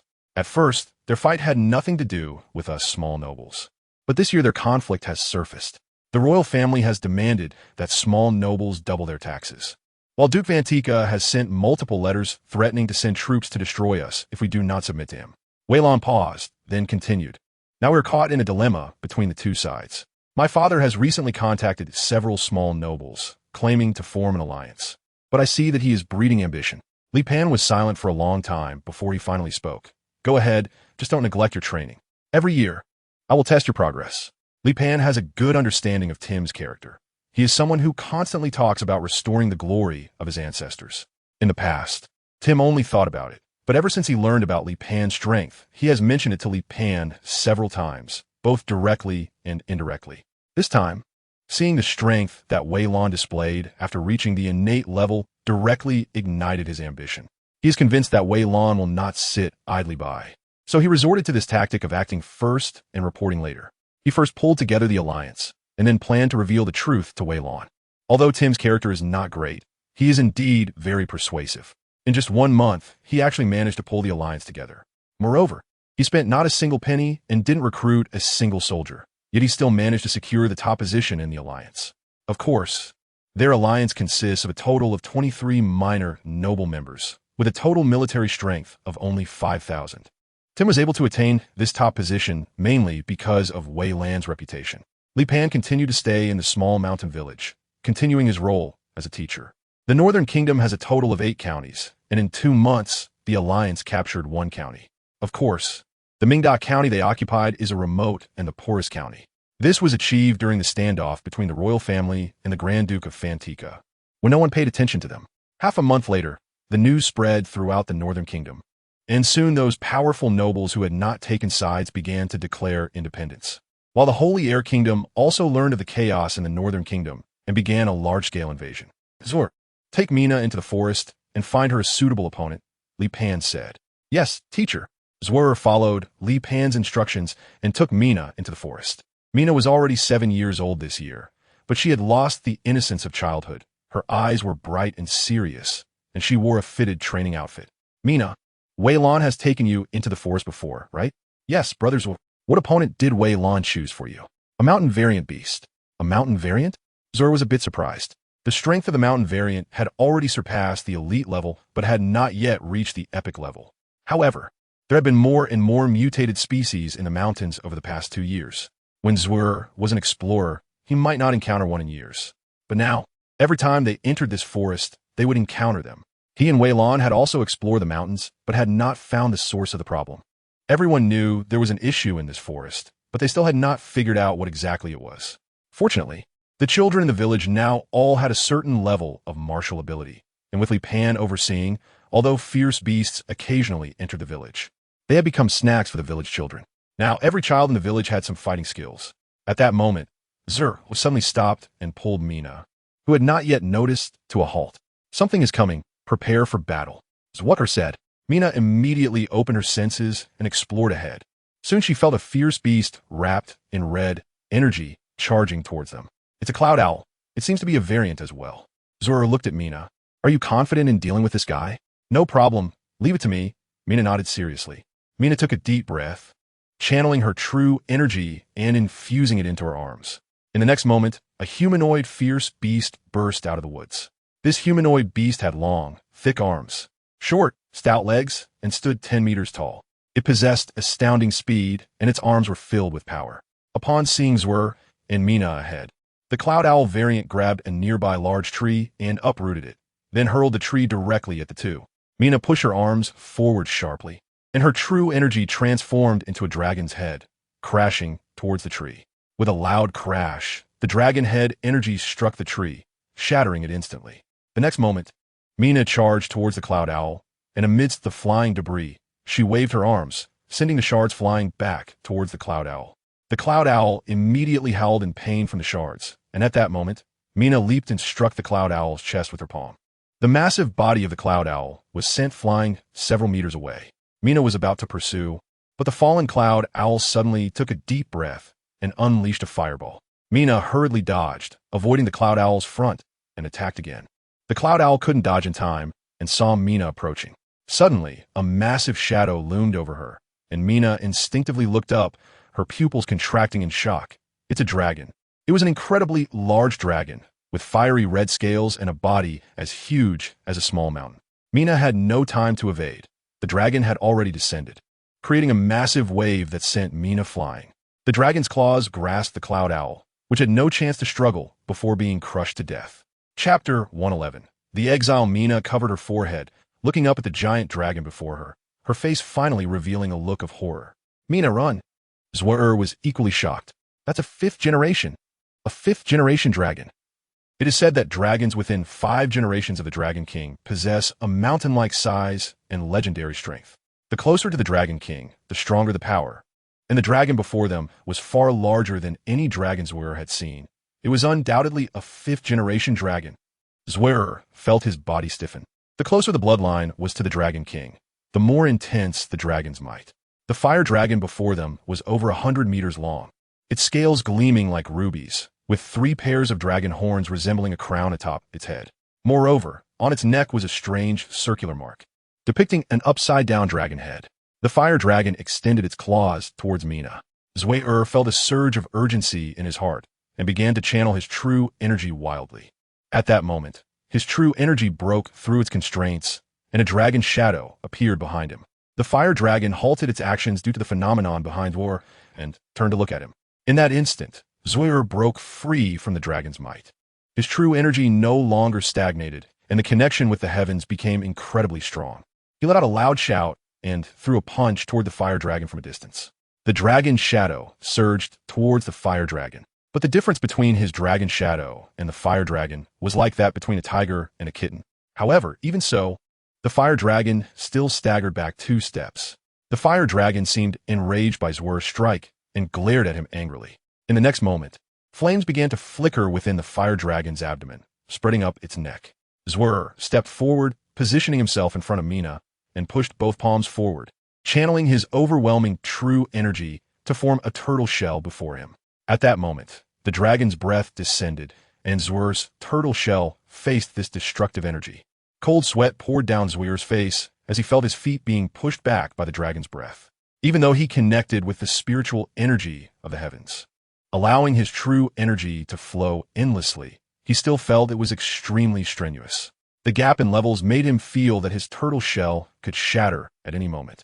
Suddenly, black tentacles made of iron sand rose from the ground, wrapping tightly around the fire dragon. The fire dragon's breath abruptly halted as the black tentacles tightened, emitting a painful roar. It tried to break free from the black tentacles, but no matter how it struggled, even if it shattered the tentacles, they would quickly reassemble. Li Pan approached Zui and Mina, watching the fire dragon gradually being bound tightly. Finally, the fire dragon lowered its proud head, along with its immense body. The fire dragon roared angrily at Li Pan, speaking in an ancient language. "Human, do you know who you are facing? I am Morgo Deerlap, the 5th heir of His Majesty the Dragon King." Zui and Mina couldn't understand, but Li Pan did. "Can you contact your great-grandfather?" Li Pan asked. He already knew from historical records that the so-called Golden Dragon King and Silver Dragon King should be Ajin and Aying. He just didn't understand why they had come to such a point of parting ways. The fire dragon seemed to be enraged by Li Pan's words. "Even if I am exiled from Dragon Island, I am still a proud dragon prince." Li Pan squinted his eyes, staring at the merger in front of him. This guy seemed to not understand a word he was saying. All he wanted to ask was whether he could get in touch with Ajin or Ayin, but this guy thought he was humiliating him. "So, even if I kill you now, your Dragon King won't come looking for trouble with me?" Merger suddenly felt an unprecedented panic. Even though he had been expelled from Dragon Island, he had never worried about his life's safety. After all, he was a pure-blood dragon, the 5th descendant of the Dragon King. But now, this human wanted to kill him. Moreover, he seemed to really have the ability to do so. The black tentacles binding him tightened more and more. "Don't kill me. Why should I let you go? You trespassed into my territory, and now you want to harm my student. This is clearly mine. Shut up. If I say it's mine, then it's mine." Merger could only fall silent. Li Pan looked at the big guy in front of him. "Why were you expelled from Dragon Island?" "I just took on a task from a human, helped him with a small favor, and the higher-ups of Dragon Island thought my actions were wrong." "What task did you take?" "I just helped the king burn a noble family that was his enemy to ashes." Li Pan knows that legendary-level powerhouses are not allowed to interfere in the wars of the human race. But he is unaware that the dragon race seems to abide by this rule as well. Recently, the ferocious beasts in the mountains have started to mutate. "Is this your doing?" "As a dragon of 5 generations or fewer, I was born with a special talent, which is mutation. All beasts that consume my blood will undergo mutation and gradually transform into dragon beasts." "So you deliberately caused these beasts to mutate?" "I just need them to obey my commands." "Why do you want so many dragon beasts?" "I don't want to do everything myself. Naturally, I let them do the work for me." Morger said this as if it were obvious. "So can you give me a reason not to kill you? I can control those mutated beasts, and they will not set foot in the village again. Killing you would solve the problem just the same." Li Pan said, and as his power increased slightly, Morgoth immediately felt a suffocating pain. "I can teach you dragon language magic." "Is dragon language magic very different from human magic?" "Dragon language magic is another system of power, completely different from human magic." Li Pan also wanted to know what dragon language magic was all about. "One last question. Can you take me to Dragon Island? I have been exiled now, and once I get close to Dragon Island, I will be killed, not to mention taking a human to Dragon Island. If I say I know your great-grandfather, would you believe me?" "No." "Then tell me the location or direction of Dragon Island." "It's useless. You can't enter Dragon Island alone, and you can't even find its location." Why? Hee. What conditions would allow you to tell me the location of Dragon Island? No matter the conditions, even if you kill me, I cannot tell you how to get to Dragon Island. Even though I am exiled, I will not betray my own race. Forget it. Li Pan felt a bit disappointed. My students will often come here for trials in the future, so keep an eye on your little brothers. Chapter 112. Ambition and reason. Vantika has completely severed ties with the royal family. In the past, he used to engage in small covert actions, but now everything is out in the open. The Northern Kingdom has long become a mess. While Vantika was battling the royal family, the Holy Air Kingdom had already launched an invasion, breaking through the border defenses and pressing into the heart of the Northern Kingdom. In this situation, a small bug appeared, the Noble Alliance. Although it is called the Noble Alliance, it is actually a group of small nobles whose futures are uncertain. These small nobles may have killed a few people on the battlefield in the past, gained some military merits, and then received lands of varying sizes. In the past, Vantika could have wiped them all out with a sneeze. But now, all his forces are confronting the royal family in Dazhuang. Consequently, the Noble Alliance took the opportunity to launch a sneak attack on the counties under his rule and actually succeeded. In the Northern Kingdom's 8 counties, the royal family originally occupied 4, Vantika 3, and no one paid much attention to the overlooked Mingda County. After all, Mingda County had no money or people. Once the two sides determined the victor, Mingda County would naturally become a bonus for the winner. Yet, it was this overlooked Mingda County that gave rise to the small bug of the Noble Alliance. First, they took the royal family's occupied Funner County. Then they sneaked attacked Vantika's Zito County, leading to the Noble Alliance becoming the strongest force in terms of land occupied in the Northern Kingdom. Of course, although the Noble Alliance occupies the most land, it is still the weakest among the 3 forces. After all, land does not equate to immediate strength. They need money to recruit troops, and the few copper coins in their pockets clearly cannot sustain an increase in their military strength. So they need to raise taxes. But both Vantika and the royal family have already taxed them to the point of 100 years into the future. Therefore, they cannot gain much from the territories they occupy. Right now, both sides are unable to spare any troops. Otherwise, with just one round, the Noble Alliance would be utterly defeated. My lord, the current leader of the Noble Alliance is Lon Iredem, originally a Viscount, and the other alliance members are also Viscounts. They were forced to rebel by the royal family, which wanted to increase their taxes, leading them to unite and form the alliance. So, if we give them some benefits and make promises, they might turn to us, Vantika's new aide, Zalafa, said. You go try. I don't want to waste time and energy on such small fry. Yes, my lord. Zalafa decisively took on the task. This was his first assignment as Vantika's aide, so he had to do it well. The Noble Alliance is currently in a very awkward position. If they want to advance further, they need more military strength. But more military strength requires more money.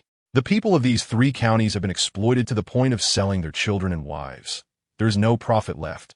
Tim is feeling very complex. He never expected to occupy 3 counties so easily. He knows it's because the royal family and Duke Vantika are battling each other that he got lucky. But now, it's not about whether he wants to advance further. He has no way back. They just held a general meeting, and all members of the Noble Alliance are eagerly demanding to launch another attack on the nearby counties to occupy more land. These people have been blinded by victory and are not considering their current situation at all. The military strength of the Noble Alliance, after expansion, is currently only 8,000. However, the royal family has 80,000 troops, and Vantika has 50,000. They're not something the Noble Alliance can touch. Returning to his bedroom, a voice came from Azure. Father, do you regret it now? Azure has always been present as a guard by Tim's side, rarely revealing himself. He knew that war is not limited to the battlefield. Neither side is benevolent, so they might resort to decapitation actions. Originally, the Noble Alliance was a loose alliance. As long as Tim dies, the Noble Alliance would collapse due to internal strife. What is there to regret? Our Lon Iyer family is already at the end of the road. If we succeed, we can not only restore our ancestral glory, but may even become the royal family of the Northern Kingdom. If we fail, we can just give up our past identities. To me, this is not a gamble, but a lucrative business. Tim, although ambitious, had a very clear mindset. So what are your thoughts on the current predicament of the Noble Alliance? Even though we have no money now, our predicament is precisely our opportunity. Not long ago, the royal family's envoy contacted me, offering me the title of Duke as long as I was willing to lead the Noble Alliance to their side. I believe Vantika will also take action. And how do you plan to respond to them? What I want is not just promises. I want them to give me something tangible. Azure widened his eyes. Do you know that your double dealing could very well anger both sides? Of course I know, but so what? Can they spare the time to deal with us now? As long as I use the money they give me to recruit troops and strengthen my power, they won't dare to act against me indiscriminately. And when they determine the victor, that will be our real opportunity to act. Even Azure had to admit that his father's courage was indeed remarkable. Moreover, Tim not only wanted to play both sides, but also aimed to be the hidden player behind the scenes. At that moment, a messenger knocked on Tim's door. "My lord, there's an envoy from Duke Vantika outside who wishes to see you." "All right, have him wait in the parlor. I'll be there shortly." Tim tidied up his attire and swaggered out of the room. As he was nearing the parlor, Tim began to shout at the top of his lungs, "Those damn noble bastards from Guanghui City. They have dozens of nobles and only offer me a mere 100,000 gold coins, expecting me to protect them? Do they think I'm begging? The 100,000 gold coins are not enough for us to split. The royal family is planning to offer 2 million gold coins. You need to tell them immediately that if they don't come up with 500,000 gold coins for me, I will take action." At this moment, Zarafa, who was waiting in the living room, heard Tim's voice and his eyes turned. He picked up two important pieces of information from Tim's words. The first is that Tim is very greedy, and the royal family has sent someone to contact him, offering a huge benefit to win him over. The second is that the money Tim wants is not for expanding the army, but for distributing money to the Noble Alliance.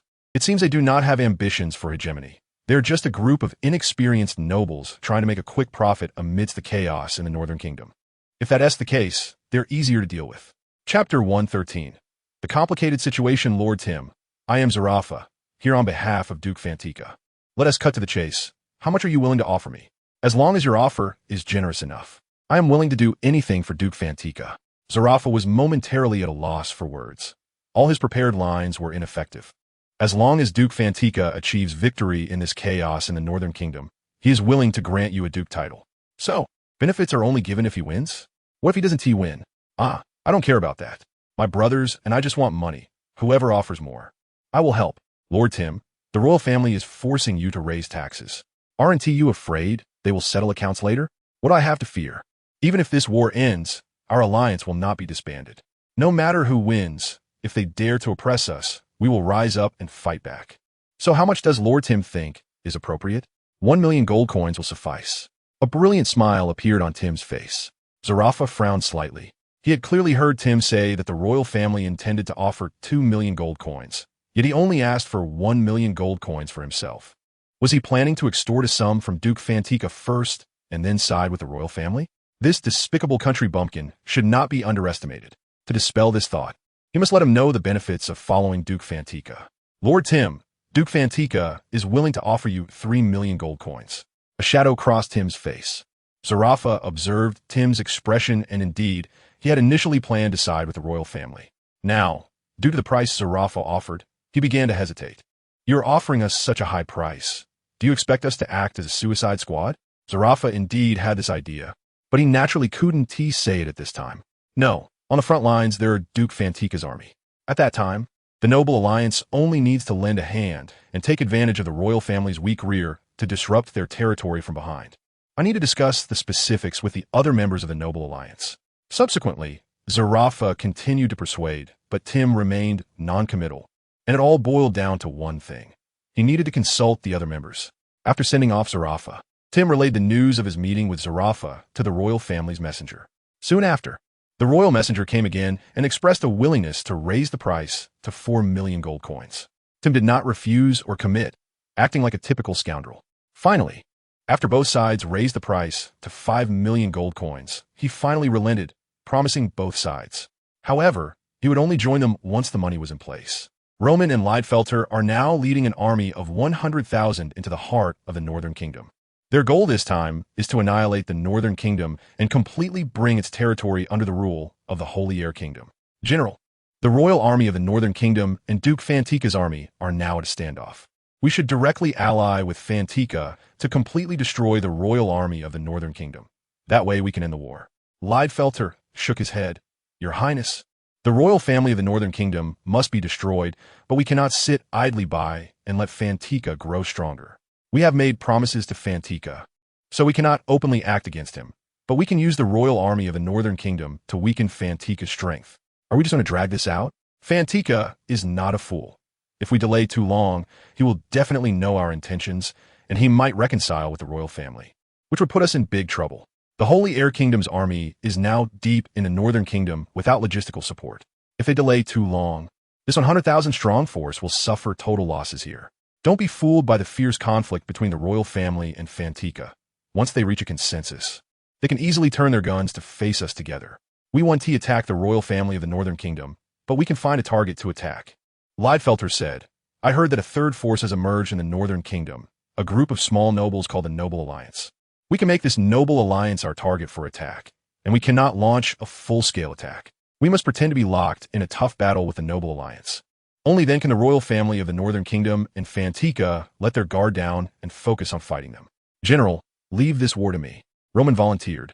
He was here to gain prestige, and both he and Liedfelter were very clear about this.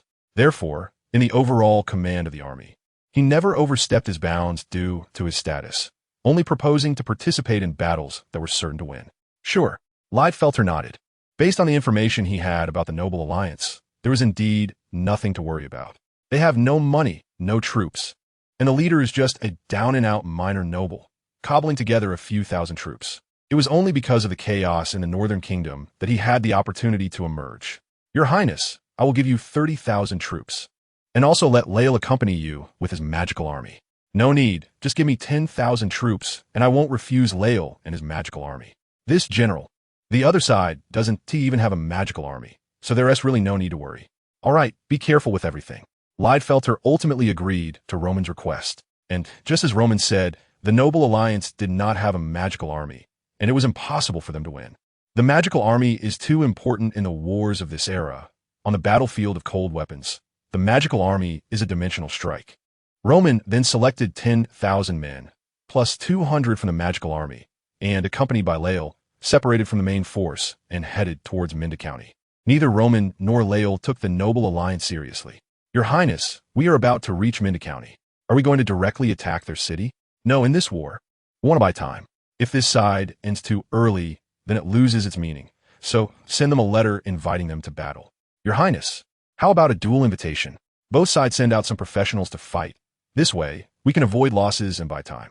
Will they hire professionals from the Guild of Professionals?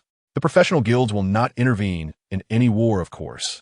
It cannot be ruled out that some professionals will take private jobs.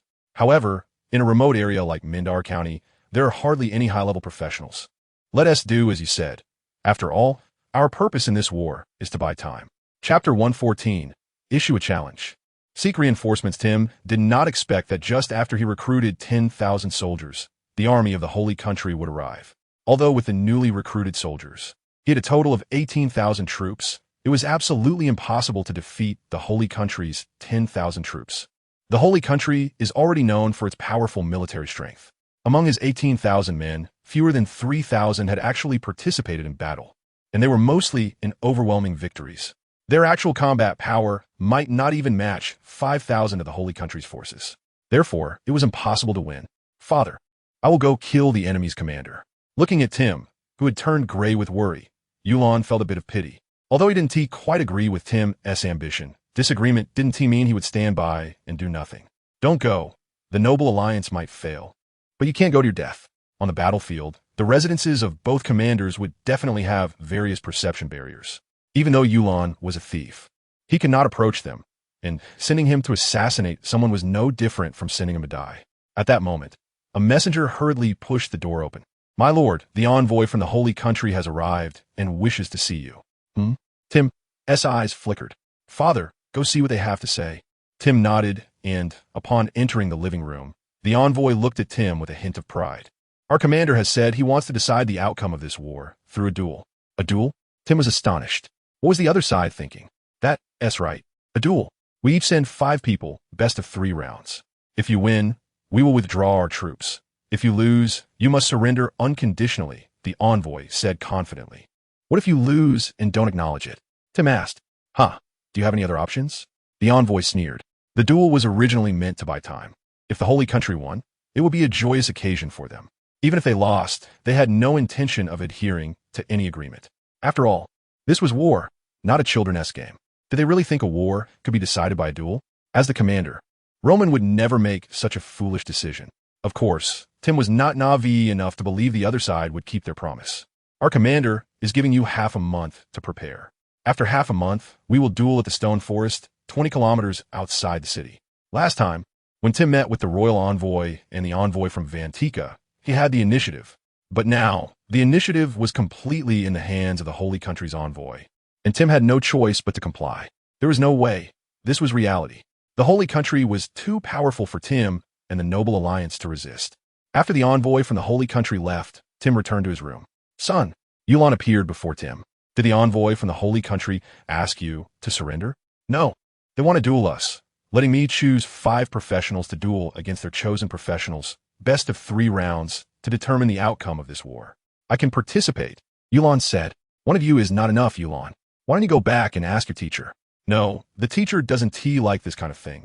I don't want to involve him. Yulon refused without hesitation. The Holy Country clearly had ulterior motives. Claiming to decide the war's outcome through a duel was just a way to fool people. How could war be taken so lightly? Asking Li Pan for help would only cause him trouble. Yulon himself was not very willing to participate in this war. If Tim were not his father, he would prefer to stay in the village, practicing or listening to Li Pan's lectures every day. Yulon, are you just going to watch me die? Tim immediately started to lament, saying how he had taken care of Yulon when he was little and how hard he had worked. Yulon closed his eyes, wishing he could avoid the turmoil. Tim cried so much that he directly knelt down and hugged Yulon's thigh. Well, Yulon, I beg you, even if you don't consider me your father, please think of the more than 10,000 soldiers we have. There are more than 10,000 families. Yulon knew that Tim was morally blackmailing him, but he had no choice and eventually nodded. I will try. If the teacher refuses, you either surrender directly or hire professionals yourself. Yulon returned to the small village, where the scenery remained unchanged. Just then, a child catching fish in a stream by the roadside saw Yulon and immediately shouted, "Young Master Yulon." Yulon took out some candies from his bag and tossed them to the children. The children flipped and jumped 3 to 4 meters high, precisely catching the candies thrown to them. Yulon was already used to this. These kids had all been learning to practice with Li Pan, except for the newly enrolled children. Those who had practiced with Li Pan for over a year were at least at the proficient level. Returning here, Yulon felt much more relaxed. Before he reached the manor, he saw Zor with 4 children just coming out of the mountains. Each of them was carrying a large beast on their backs. Yulon. Zor looked at Yulon in surprise. Has the war ended? No. I'm here to seek help from the teacher, Yulon said, blushing. What's going on? Yulon explained the situation, and Zor thought for a moment before saying, I can help, but I don't know about the teacher. Young Master Yulon, I can also help, Mina said. Yulon ruffled Mina's hair. This is an adult matter. Haha, Mina is the 3rd innate one after you and me. Val, so fast? Yulon gasped, looking at Mina in disbelief. Yulon was a melee profession by nature, with a constitution stronger than ordinary people. Plus, the true energy system evolved from the blood energy cultivation method, so he picked it up quickly. Zor also mixed witchcraft into the true energy system and started practicing first, but he was still slower than Yulon in achieving innate status. However, Mina was just a 7-year-old child and had managed to achieve innate status so quickly. Back at the manor, Li Pan was leisurely chatting and brewing tea with Old Morgan. Old Morgan had also been a professional when he was young, and he was a rare light-type mage. However, as he aged and had not practiced for many years, his original elite-level strength had now dropped to proficient level.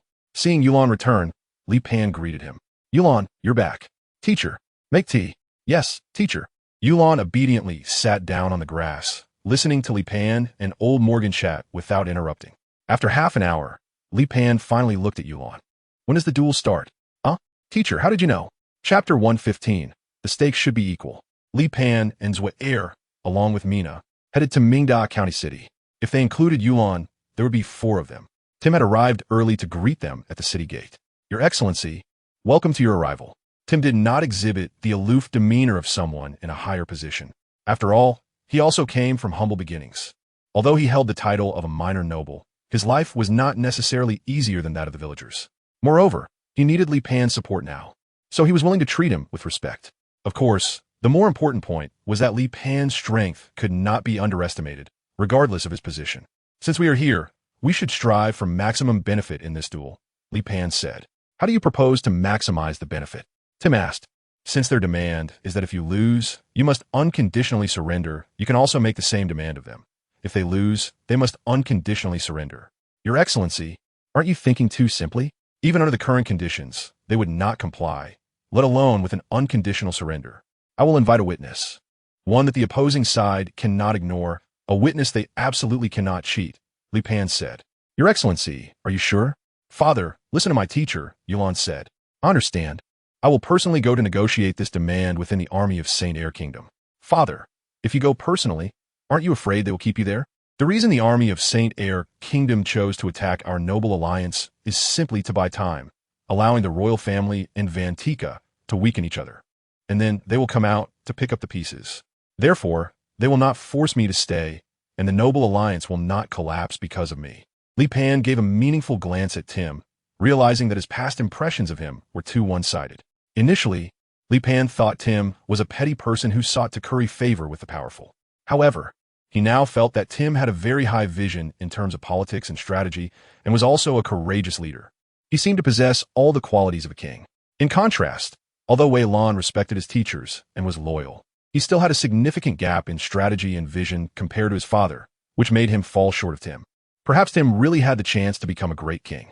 Of course, even if Tim had the qualities to become a king, it only meant he had the opportunity to rule, not that he could definitely become one. As the saying goes, circumstances create heroes. If the world were at peace, Tim would not have the chance to rise. After hosting a welcome banquet for Li Pan and the others, Tim took a dozen guards and personally headed towards the military camp of the Holy Air Nation. Halt, who are you?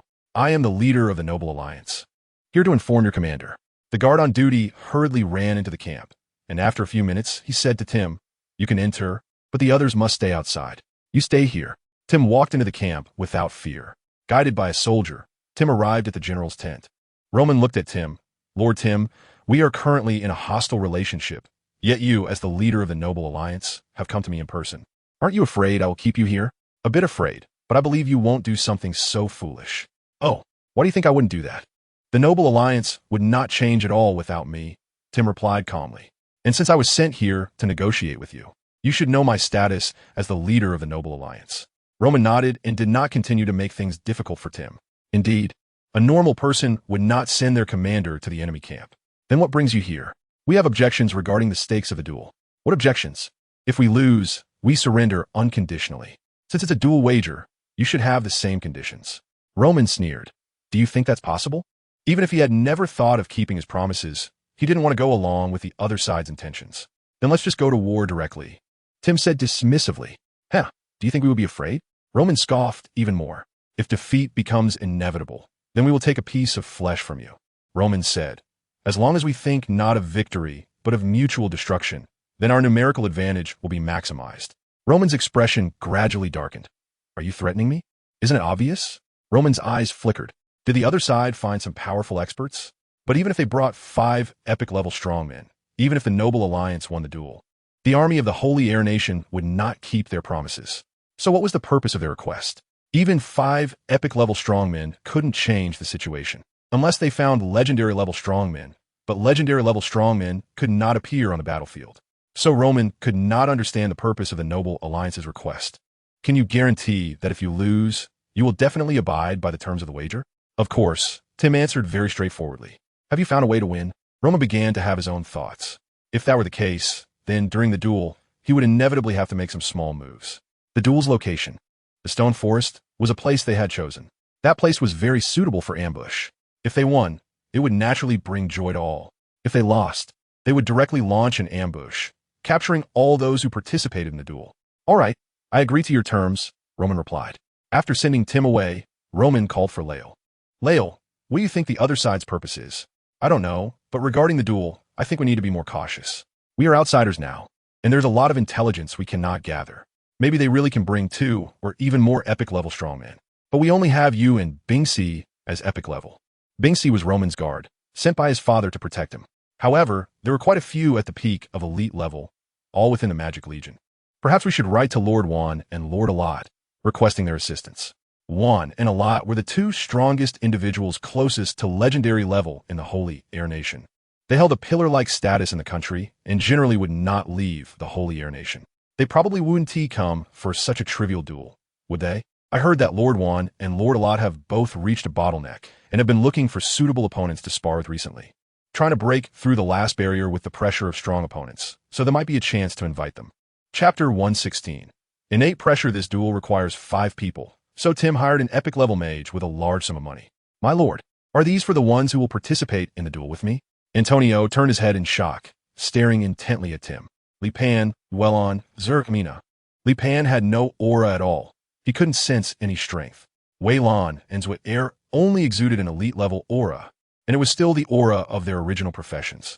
As for Mina, in Antonio's eyes, she was just an ordinary child. You wanted to take these 4 people to participate in the duel? Aren't you making it too difficult for me? Originally, Antonio wanted to say they were all misfits. However, considering the parties involved were right in front of him, it would be a bit excessive to say that. As an epic-level mage, Antonio didn't want to participate in a war that was almost guaranteed to lose. However, Tim offered too much, and his recent research had hit a bottleneck, requiring a large amount of funding. Moreover, Tim's demands on him were not high. He didn't need to charge into battle, just participate in the duel. Of course, since Antonio accepted the commission, he would naturally do his best. He felt that with his epic-level strength, winning the duel would definitely not be a problem. He also wanted to train them a bit, perhaps to improve their chances of winning. However, looking at this bunch of misfits, Antonio lost confidence. You just need to win the match you are responsible for. You don't need to worry about the rest, Tim said. My lord, don't you want to win this duel? No, I do, and we will definitely win, Tim said confidently about the victory. He knew Li Pan was strong, and also knew that Li Pan had trained his son to be strong. His students were all strong. As for hiring Antonio, it was simply because the duel was a best of 5, requiring 5 professionals. I don't think this lineup can win. Tim glanced at Antonio. Mage, please believe me. I desire this victory even more than you do. Antonio couldn't accept it, but he had no authority to change the duel participants and couldn't influence Tim's orders. After all, Tim had spent real money, and Antonio had already spent it. My lord, do we need to prepare anything in the next few days? Tim's attitude was clearly different when he looked at Li Pan compared to when he faced Antonio. After all, Antonio was hired with money, while Li Pan was invited. No need, just go about your business, Li Pan waved his hand. All right, if you need anything, please notify me. After Tim left, Antonio couldn't wait to test Li Pan. Shall we exchange a few moves? Mina, you come and give Mr. Antonio a lesson. Yes, teacher. Antonio felt insulted when he saw Li Pan actually letting a little girl fight him. Hey, uncle, don't act all wronged. Don't underestimate Mina, Wei Lan shouted. Antonio's face darkened. I'm only 22 this year. Zhuo Er, just like you in the past, he seems old before his time. Do all magic profession characters age prematurely? Wei Lan turned to Zhuo Er. Nowadays, Zhuo Er was full of spirit and strong. Although he wasn't tall, he exuded a masculine aura, and his features were sharp. Unlike the past, when he had empty eyes and a gaunt appearance. Zhuo Er glared at Wei Lan.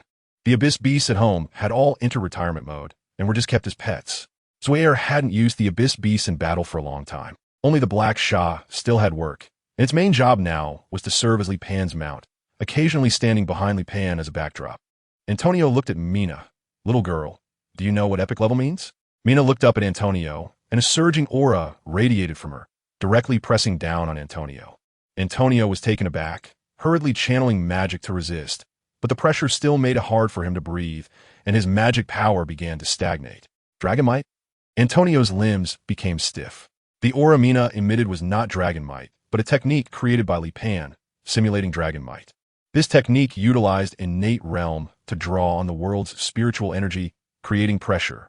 Moreover, Mina's innate pressure was indeed infused with dragon blood, making the pressure feel incredibly real and terrifying. Even though Mina might not be as strong as Zhuo Er and Wei Lan in terms of raw strength, her innate pressure surpassed both of them.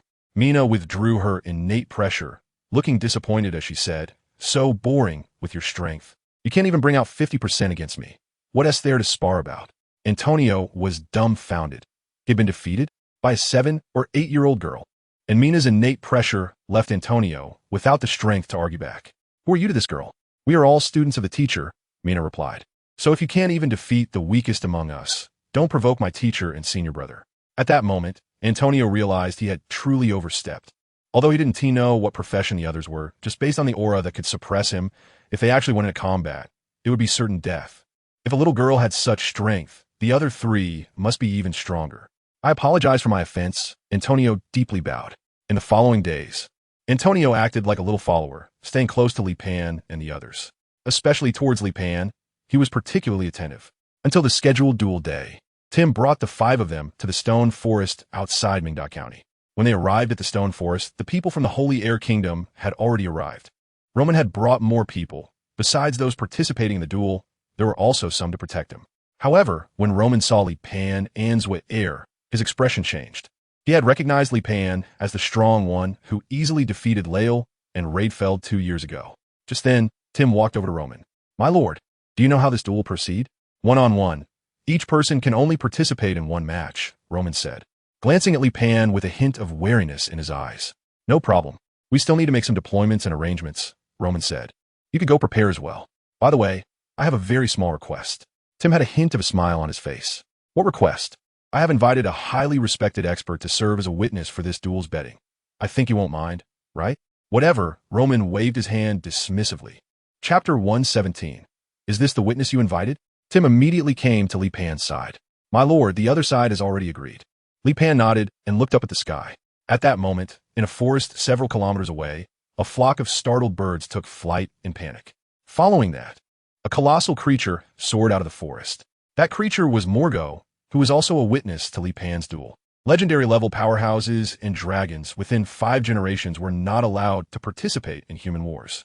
However, this did not mean he couldn't exploit loopholes in the rules.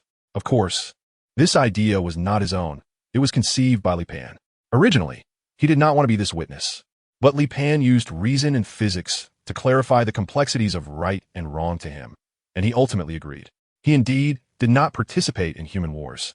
But as a witness, if one party acted dishonestly, he would surely uphold justice, right? Whoosh! Before they approached the stone forest, everyone heard the howling sound coming from above it. Juan and Alat, who were fighting for the Holy Air Kingdom, looked up at the sky. Even though Morgo had not yet come close, they could already feel the terrifying aura emanating from him. Finally, when Morgo's enormous wings overshadowed them, everyone's expressions changed. Even Tim and Antonio were trembling. Boom! At last, Morgo's massive body crashed to the ground, causing the earth to tremble, and nearby stone pillars collapsed under the shock. Morgo's enormous figure had already demonstrated his identity and strength. 5 generations. "Dare I ask, esteemed Dragon Lord, what brings you here?" One mustered his courage to ask. "I'm Morgo Diorab, and the witness of this duel," Morgo replied. The people of the Holy Air Kingdom were all taken aback. They had actually summoned a 5-generation dragon as a witness. Roman's expression changed dramatically as he suddenly glanced at Tim across from him, finally understanding Tim's scheme at that moment. The opponent was using this 5-generation dragon as a witness to force him to fulfill the bet after losing the duel. It was easy to imagine that if they lost the duel, this 5-generation dragon would undoubtedly compel him to honor his promise. Juan's face was equally grim since Morgo's appearance. The nature of this duel had already changed. "Don't you know the rules, Your Excellency? Legendary beings are not allowed to intervene in human wars." Morgo looked down at the people of the Holy Air Kingdom with a hint of mockery in his eyes. "What did I intervene in human wars? I am merely here as a witness. Do you have any objections to me being a witness?" Morgo insisted that he was there to be this witness. After all, the prohibition against legendary-level powerhouses intervening in human wars was merely an unspoken rule. There were no explicit regulations detailing when one could intervene or when one could not. Thus, Li Pan and Morgo exploited this point to play it on the edge. "I hope you can treat this duel fairly and justly. One could not say anything more forceful and could only issue a pointed warning." Juan returned to Roman's side. "Your Highness, please rest assured. Alat and I can guarantee at least 2 victories. The rest will depend on Lair and the others." "Lord Juan, Lord Alat, please be careful. The man sitting on the back of the abyss beast opposite us is extremely powerful. He has easily defeated Lair and General Liedfeld before." "I understand." Juan turned to glance at Li Pan on the opposite side. Li Pan seemed to sense something and looked up to meet Juan's gaze in midair. Then he smiled at Juan. "Now, hand me your battle list," Morgo said. Roman and Tim simultaneously handed the battle list and order to Morgo. In the first match, Antonio faced Lael. Both Antonio and Lael silently approached the open ground. Antonio felt relatively relaxed, knowing that he still had 4 powerful allies behind him. He just needed to win the first round to set a good precedent. Moreover, there was a 5th-generation dragon nearby, who, although self-proclaimed as a mediator, was genuinely invited by him. In contrast, Lael felt very suppressed. Morgo leaned down, bringing his head closer to both duelists. "Ready? Then let's begin." At the moment Morgo announced the start, both Antonio and Lael stepped back simultaneously. They were both epic-level mages with rich combat experience. Lael was a fire mage, while Antonio was a wind mage. Fire mages had the strongest destructive power, while wind mages had the fastest casting speed. Both sides had their strengths and weaknesses. Lael initiated with a fire ring. Antonio floated into the air. As a wind mage, short-term flight was feasible for him. Then, with a wave of his staff, dozens of wind blades rushed toward Lael. Lael also launched dozens of fireballs, accurately intercepting all the wind blades. Both were high-level mages, and what seemed like a very powerful attack to others was merely their probing feint. From the outset, they showcased rich combat experience and superb magical skills. The two acted like artillery, dodging or defending against each other's magic while launching remote attacks, with spells continuously clashing. From initial test of skills, it gradually turned into a contest of magical energy consumption. Whoever exhausted their magic first would lose the initiative. The two were evenly matched with similar levels, comparable magical energy, and unique magical techniques. The duel arena was ablaze with dazzling magic. Finally, with an explosion, one figure fell to the ground. Everyone looked closely, and the fallen person was indeed Antonio. On the other side, Lael was also in bad shape, panting and leaning on his staff. He was now exhausted, and if he couldn't take down Antonio soon, he might fall as well. Morgo glanced at Antonio on the ground. Antonio tried several times to get up again, but failed. First round, victory for the Saint Air Kingdom. Roman clenched his fist tightly. We won. As long as Juan and Alot could win next, they would completely win this betting match. By then, even the fifth-generation dragon in front of them wouldn't have any complaints. They could even demand the fifth-generation dragon to fulfill this agreement. Mina stepped forward to help Antonio out of the duel arena. Antonio lowered his head, his expression bitter and defeated. I'm sorry, Lord Tim. It's okay. Tim felt a bit disappointed, but could see that Antonio had indeed done his best. The gap between him and Lael was very small, or even negligible. It was just a matter of bad luck. In the second match, Mina from the Saint Air Kingdom faced Bingsi from the Noble Alliance. Roman was even happier to see a little girl come up on the opposite side. Bingsi was his guard, and he knew Bingsi's strength very well. How strong could a little girl be? With this, they had 2 match points. Regardless of whether Juan or Alot won later, they would secure victory in the duel. Chapter 118.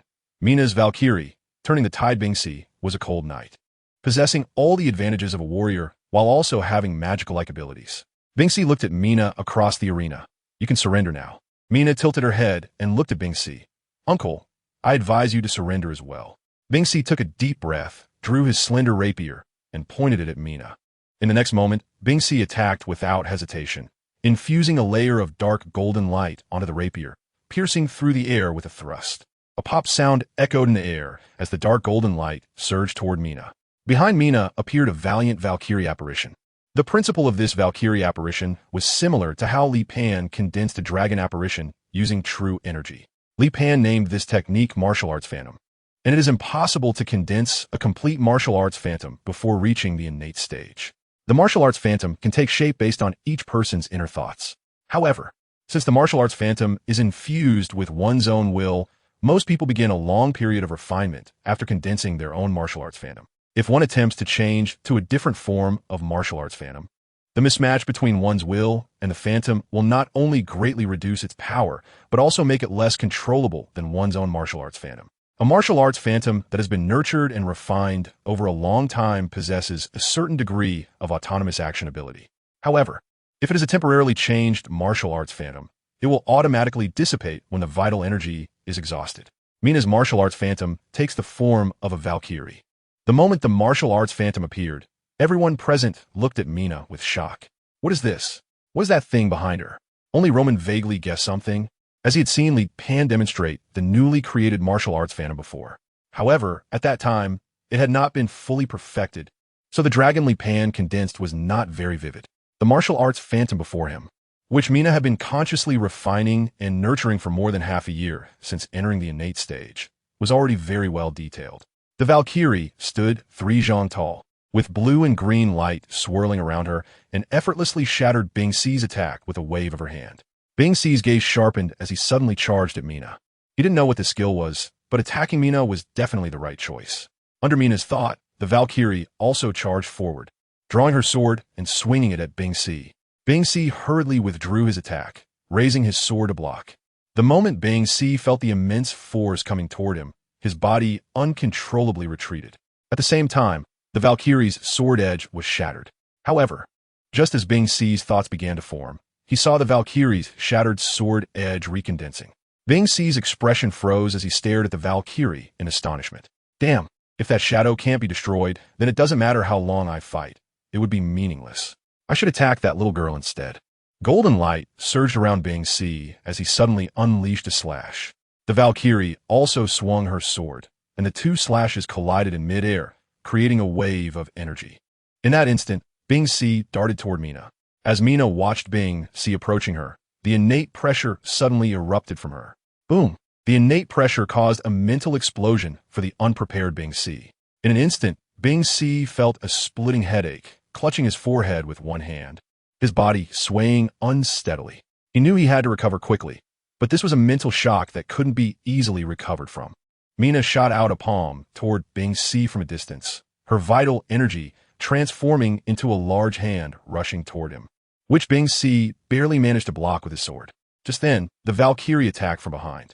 Bing Si was alarmed and quickly released all his blood energy to cover his body. When the Valkyrie's slash landed on Bing Si's back, he spat out blood, his steps faltering. Mina and the Valkyrie exchanged glances, both using the same movement, slightly leaning forward, one finger pointing at Bing Si. Double instant. Bang! Mina and the Valkyrie both moved in an instant, exchanging positions in the blink of an eye. In the middle, Bing Si stopped moving, and then a crackling sound erupted from his body. Finally, after spitting out a mouthful of old blood, Bing Si's body collapsed to the ground like a pile of mud. Both sides watched this scene in shock. Good. Mina did great, Tim exclaimed excitedly. Antonio, however, had a bitter expression, feeling that he was even worse than a little girl. Fortunately, Mina managed to turn the tide. Otherwise, the opponent would have taken 2 match points. Conversely, the members of the Saint Air Kingdom's camp had very grim expressions. Juan and Alot exchanged glances. The girl named Mina was clearly using a power that did not belong to any known profession system. This was an entirely new profession, with new skills and techniques. Moreover, the potential of this profession was astonishing. How long could a little girl train? She was able to defeat the epic-level Bing Si. Either Mina had extraordinary talent and was exceptionally suited for this new profession. In the second match, the Noble Alliance won, bringing the score to 1-1. Morgo dutifully announced. Mina returned to Li Pan's side, beaming with a radiant smile. Teacher, how did I perform just now? Very well, very cool, Li Pan said. Mina, you are really amazing, Tim said, his face beaming with excitement and joy, showering Mina with praise and compliments.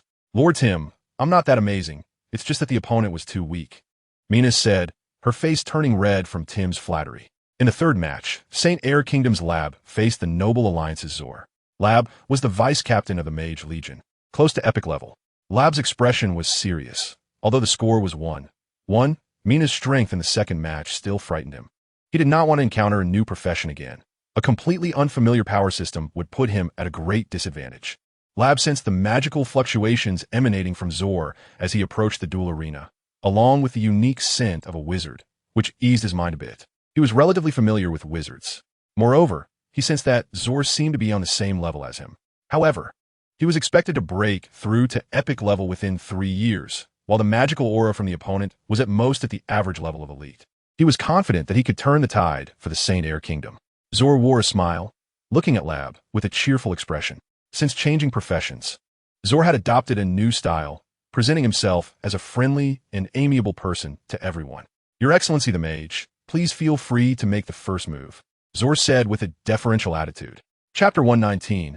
Morgo's biased and I won't be polite. As a mage, Labu, like other mages, distanced himself from Zor at the very beginning of the battle. It seemed that only distance could make them feel safe. Just as Labu was about to make a move to test Zor, Zor revealed a strange smile. In the next moment, a wave of black, true energy surrounded Labu. Mina's true energy was a cyan blue color, while Zor's true energy was black. Zor's black, true energy formed a giant mouth of the abyss beast, enveloping Labu within. At that moment, Labu felt a tingling sensation on his scalp and quickly retreated, escaping the range of the abyss beast's giant mouth. The giant mouth did not close in on him, as if it was deliberately giving Labu a chance to escape. Roman and the others from the Holy Air Kingdom, watching from the outside, felt a prickling sensation on their scalps. If Zor had launched a lethal attack just now, Labo might have been killed instantly. The giant mouth of the abyss beast should be the same entity as the Valkyrie's shadow. Although their appearances were vastly different, they were both formed by the condensation of true energy. The martial arts phantom that Zor condensed was the image of the abyss beast. Moreover, unlike Mina, he could only condense one martial arts phantom. Zor had more research and control over martial arts phantoms. In fact, Zor was not satisfied with Labu in front of him. He was too weak, making it impossible for him to test his strength. He preferred either Alat or Wan as his opponent. Be careful, because if you're not cautious, you will really die. Zor strolled towards Labu. At this moment, Labu was already sweating profusely from his forehead. The giant mouth of the abyss beast was too unpredictable and hard to defend against. Labu, what are you doing over there? Your opponent is almost in your face.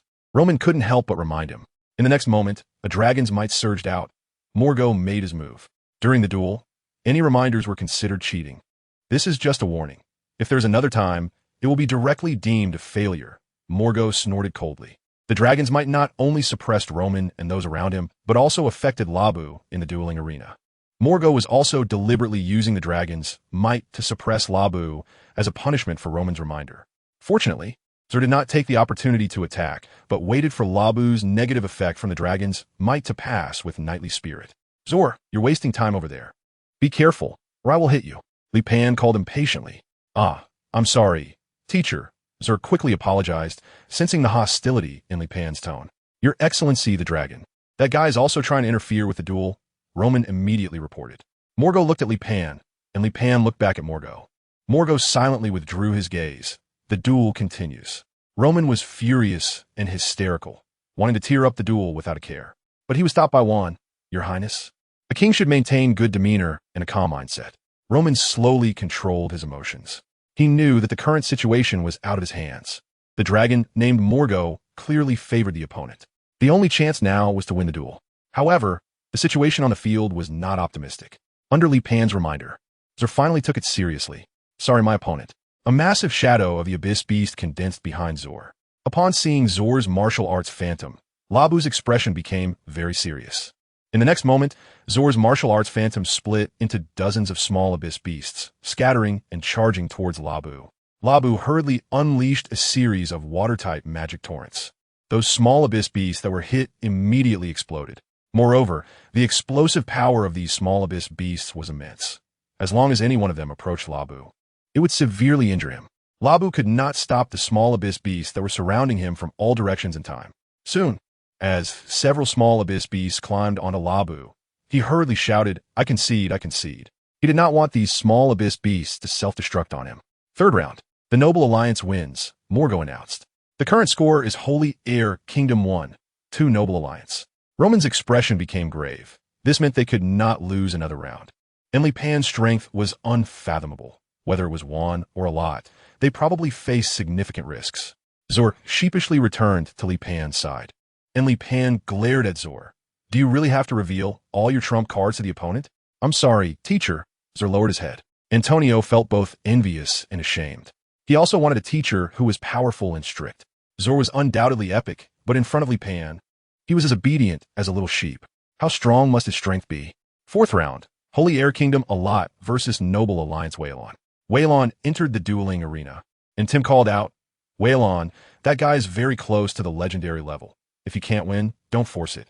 Father, shut up, Waylon retorted angrily. His fellow disciples had already won. Now, it was his turn, and before the battle even started, his father was making sarcastic remarks. Did he have no face? Alat stood opposite Waylon. Come on, let me see what strange moves you have. Without hesitation, Waylon activated his martial arts phantom. 3 figures appeared in front of Waylon. They were neither tall nor strong, looking quite ordinary.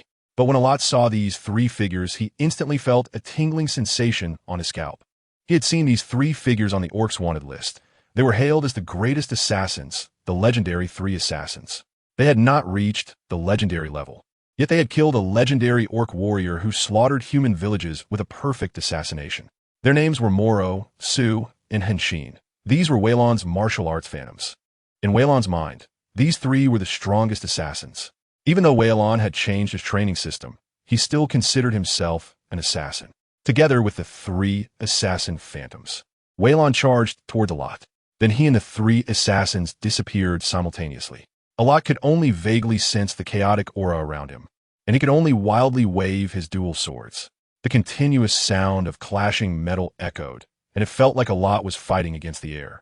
At this moment, Alat was very passive. The opponent was extremely strong, terrifyingly strong.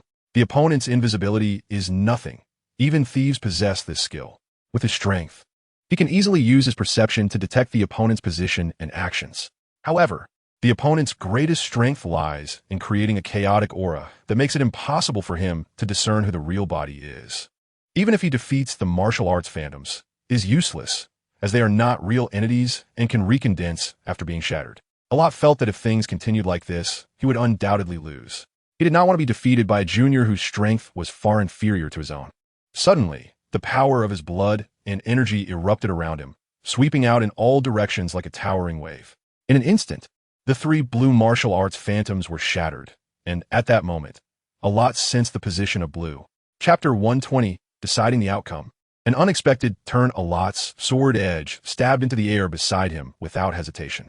Blue knew there was a gap between him and Alat, but he did not expect that Alat could disperse his martial arts phantoms just with his aura. He needed at least a second to regroup the martial arts phantoms. However, that 1 second was enough for Alat to lock onto his position. Alat's sword edge had already pierced into Blue's heart. Blue's right-hand dagger also lunged toward Alat. At that moment, Blue suddenly felt his body being forcefully pulled back by something, and when he turned around, he found himself at Li Pan's feet. "You are interfering with the duel," Roman shouted angrily again. "We concede this round."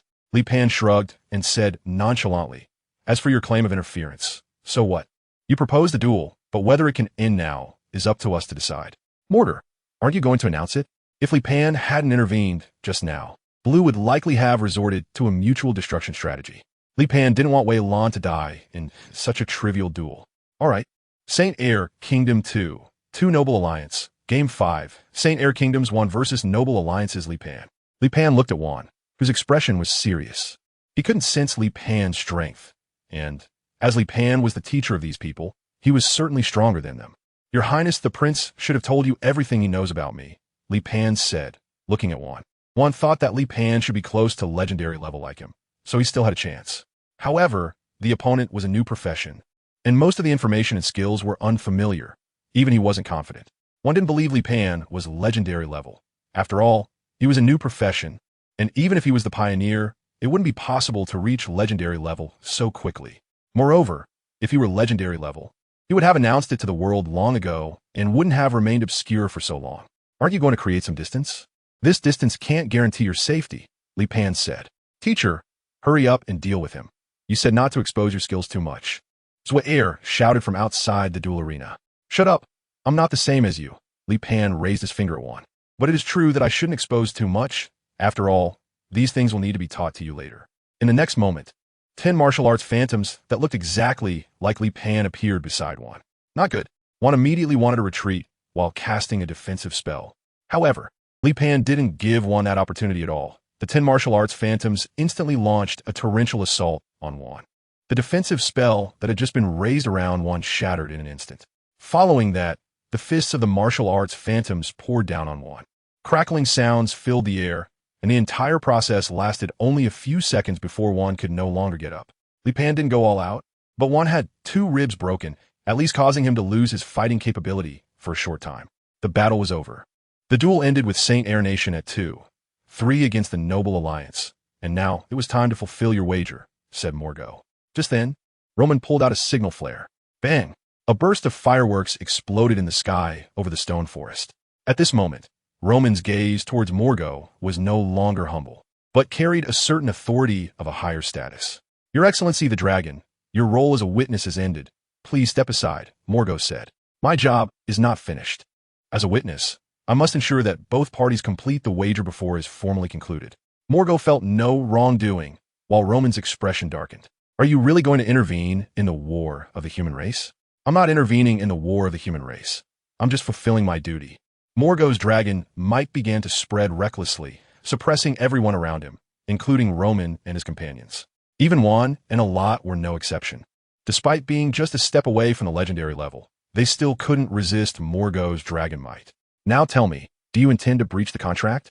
Under Morgoth's oppressive force, the previously ambushed army of Saint Air Nation could hardly approach. As soon as they came within a kilometer, they were directly suppressed and unable to move. Suddenly, Juanes aura surgi dramatiquement. Alat looked at his dear friend in shock. Juan, have you taken that step? Alat was both excited and envious. He never expected Juan to truly succeed. At the same time, the magic power within Juan began to thicken, like a liquid form resulting from extreme compression. The injuries once sustained from Li Pan were rapidly healing. Juan stood up again at this moment. Morgoth's dragon might could no longer affect him. His life level had undergone a leap, reaching an existence on par with Morgoth. Juan looked up at Morgoth. Your Excellency the dragon, please leave this place with me. Whether you want to fight or leave, I will accompany you to the end. At this moment, Juan was very confident. He could feel the changes in his body and magic power. Approaching the legendary level and becoming a legendary level were entirely different concepts. Even the past 10, 20, or 50 of himself could not defeat the current him. Roman was both surprised and delighted. He never expected things to take such a turn. What he originally thought would be the biggest mistake of his life was now turning into the best decision he ever made.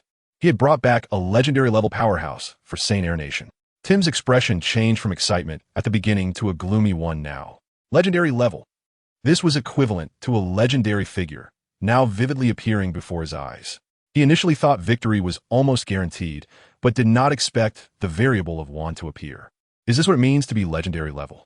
Wasn't it said that to become legendary level 1 must undergo the trial of the gods and receive divine blessings? Li Pan curiously looked at Juan before turning to Zor. It was Zor who told him that becoming legendary level required undergoing the trial of the gods and receiving divine blessings. Juan chuckled lightly. At this moment, there was no trace of defeatism, only the arrogance of a legendary level powerhouse. That's merely a choice for the mediocre. Oh, you're not mediocre? The legendary level created by the gods is not the same as the legendary level I achieved through my own breakthrough.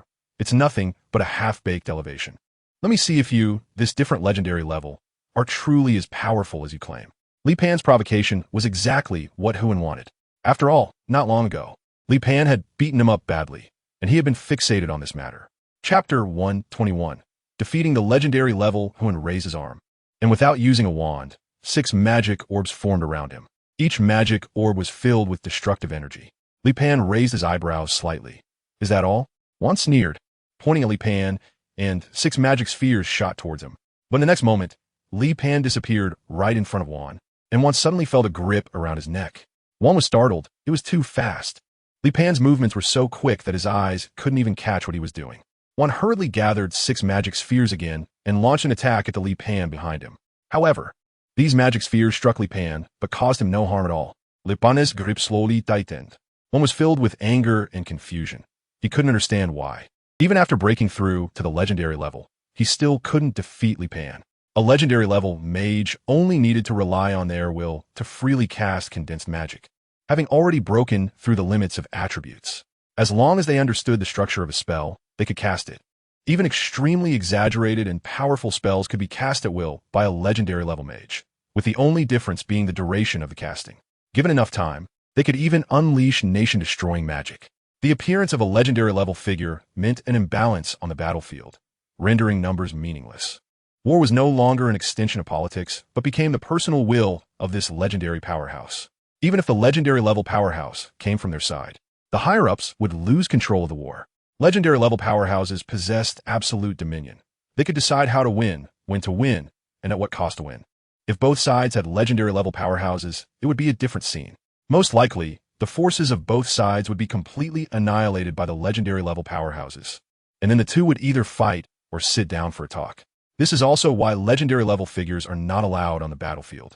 Juan felt that he might become the shortest-lived legendary powerhouse. His mind raced. He had to counterattack and escape the predicament. Juan immediately infused his magic into his body's surface, simultaneously forming a solution technique on his body. This magic, originally a type of fire magic, attached high-intensity fire magic to the surface of metals to create extremely high temperatures, used to melt metals with very high melting points.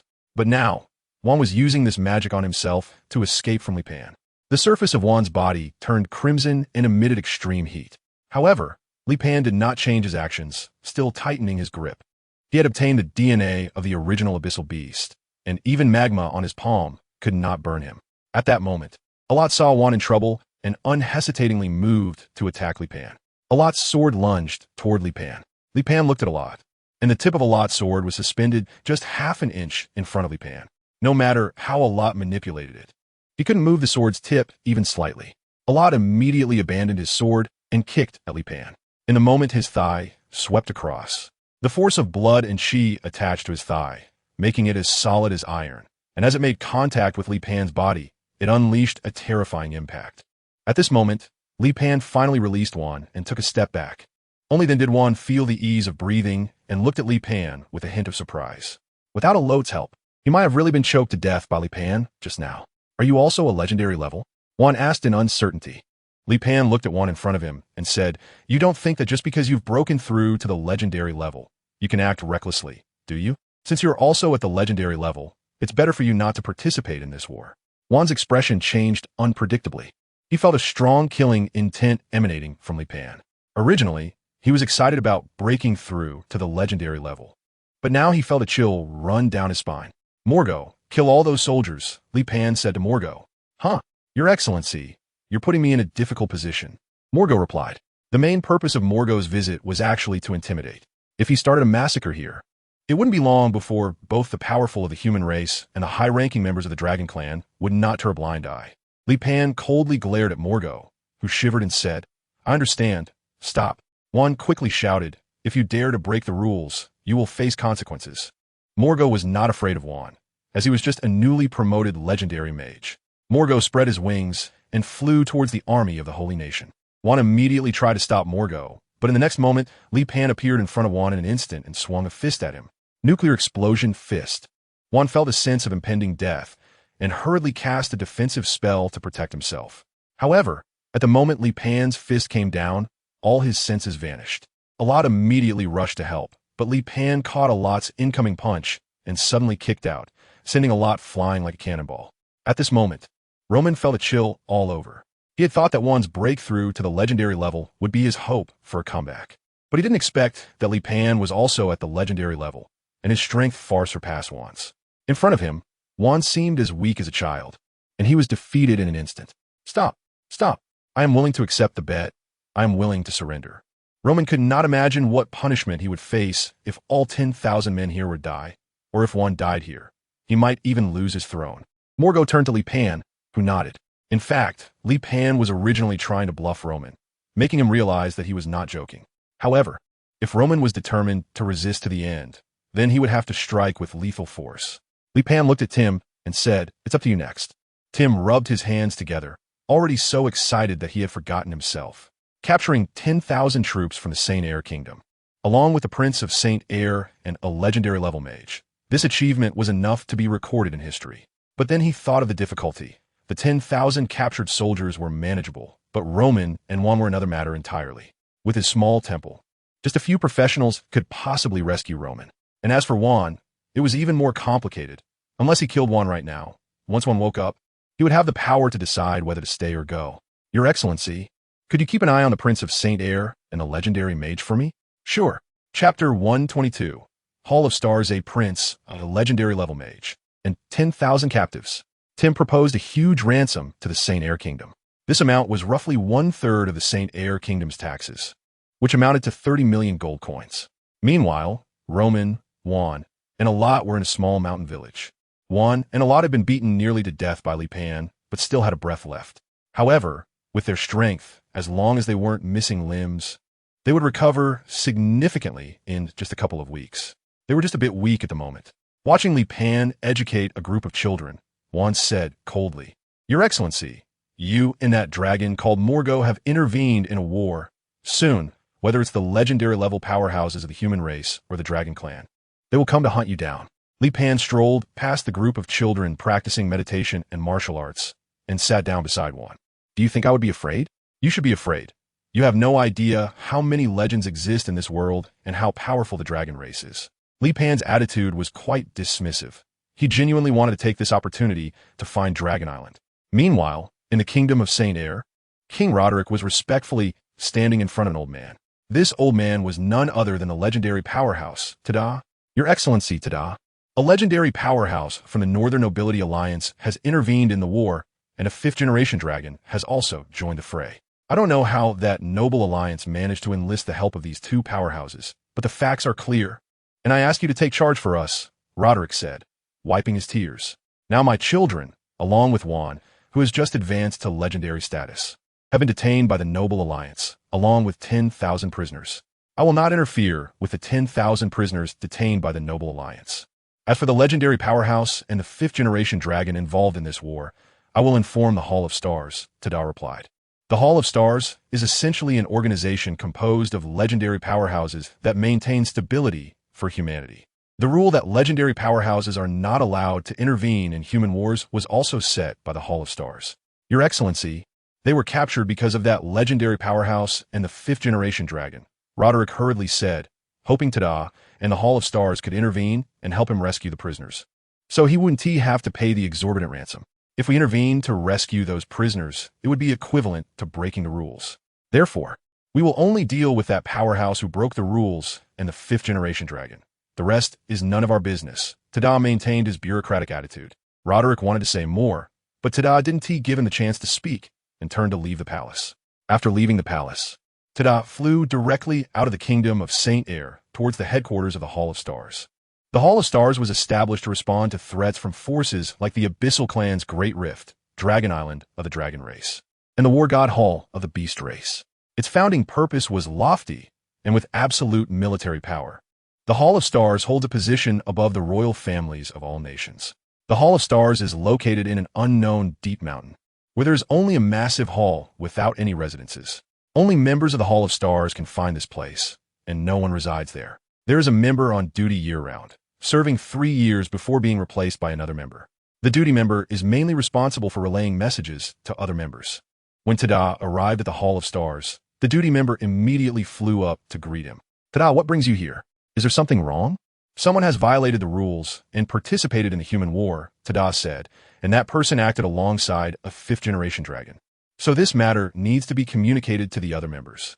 Follow me, the duty member said, leading Tada deeper into the Hall of Stars. Deep within the Hall of Stars lay a massive magic circle with a sphere floating above it. This sphere was a very intricate magical device, and a magic circle was used to contact the members. Once activated, it allows for full communication among all members or one-on-one targeted communication. As the duty member activated the magic circle, a three-dimensional projection appeared within it. What has happened? The projection asked. At that moment, another projection appeared, followed by a third, a fourth, and so on, until the 16th member appeared in three-dimensional projection within the magic circle. Some appeared majestic. Some were surrounded by wealth and beauty, while others dressed simply like commoners. They all inquired about what was happening. Spoke up, everyone. Recently, a stranger who is a legendary powerhouse, along with a fifth-generation dragon, has broken the rules of the Hall of Stars by intervening in the war between the Northern Kingdom and the Kingdom of Saint Air. Is this information accurate? Indeed, it is accurate. It is said that there is also a newly promoted legendary mage, but he was easily defeated by the opponent, indicating the opponent's strength is formidable. Now I seek your opinions on how to handle this matter, Tada stated. Those who break the rules must be punished. This is the foundation of our Hall of Stars. If we remain indifferent, it would be equivalent to opening a door. At that time, even more legendary powerhouses will likely intervene in the war, severely weakening humanity's strength. And other races may seize the opportunity to wage war against humanity, said a man whose stature resembled a small mountain. This man was dressed like a farmer, but in reality, he was an extremely rare battle mage. The so-called battle mage is a unique profession among humans, since melee professions that cultivate blood energy rarely break through to legendary status. Some individuals will change their careers midway, and this battle mage is one such example. However, becoming a legendary battle mage requires even stricter conditions than for a pure mage profession, as a battle mage must excel in both melee and magical talents. The opponent's strength is very strong, capable of easily defeating another legendary mage. Even if it is a newly promoted legendary mage, their strength should not be underestimated. Even if it were you all, it would likely be difficult to achieve victory. Everyone present, being legendary, naturally understood the power of each legendary individual. To defeat another legendary level opponent, it usually takes 3 to 5 days of combat to determine a victor. Therefore, They were wary of someone who could easily defeat an opponent of the same level. Since there is a fifth-generation dragon involved in this matter, why not convey this to the dragon race? They will surely not stand by and do nothing. We can send 2 people to participate in the dragon race's actions. What do you all think? This plan is feasible. Count me in, the battle mage said. I want to see what kind of person can easily defeat someone of the same level. This matter occurred in my area of supervision, so I will count myself in as well, Tada added. Chapter 123. A second spar? In a small mountain village, Juan looked at the children before him. He could already imagine that in the near future, these children would become leaders of the new profession. Furthermore, they belong to melee professions, which are destined to replace the blood energy cultivation method.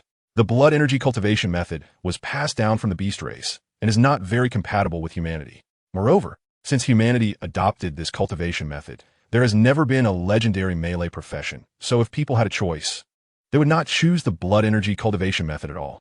The one who pioneered this new system was a legendary powerhouse, so this new system is bound to shine brightly. One had observed for quite some time, constantly comparing the blood energy cultivation system with Li Pan's true energy system. The long-range attack true energy system was vastly superior, and in melee competitions, the true energy system also held its ground. Li Pan did not avoid Juan, using the moves he had created.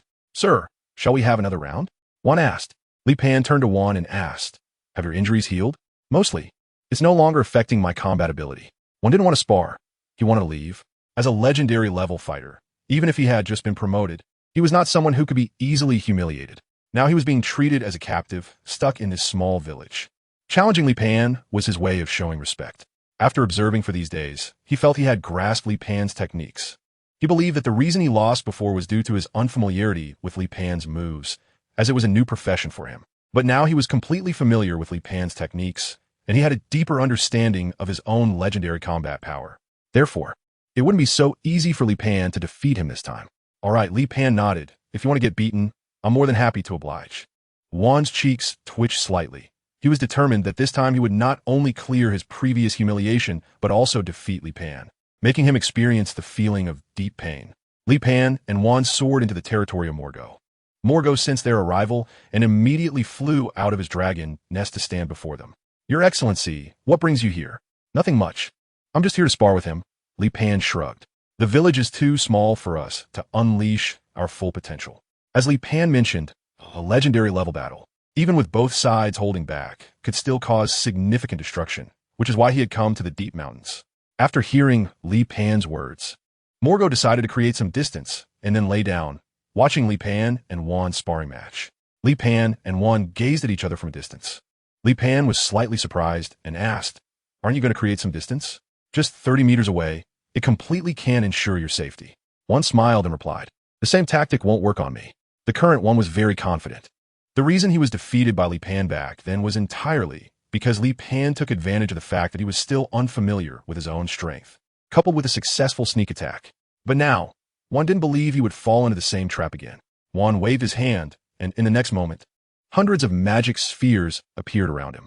Following that, each magic sphere split into hundreds of streams of light. In an instant, the entire area was covered with dense streams of light. This was arcane bombardment, first condensing an arcane sphere, which then split into hundreds of arcane stream arrows.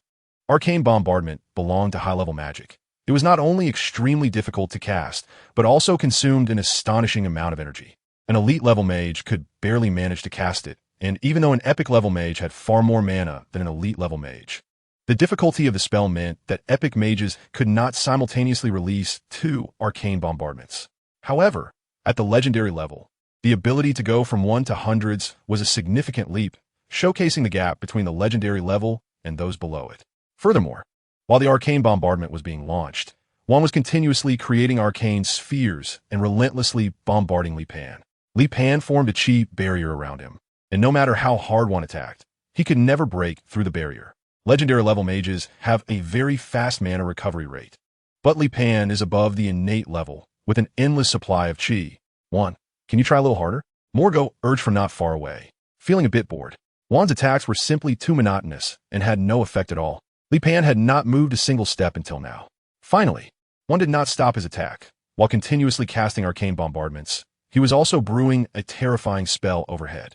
The The surrounding air seemed to be peeling away like layers of silk, with strands of red, green, blue, and yellow merging into a central point.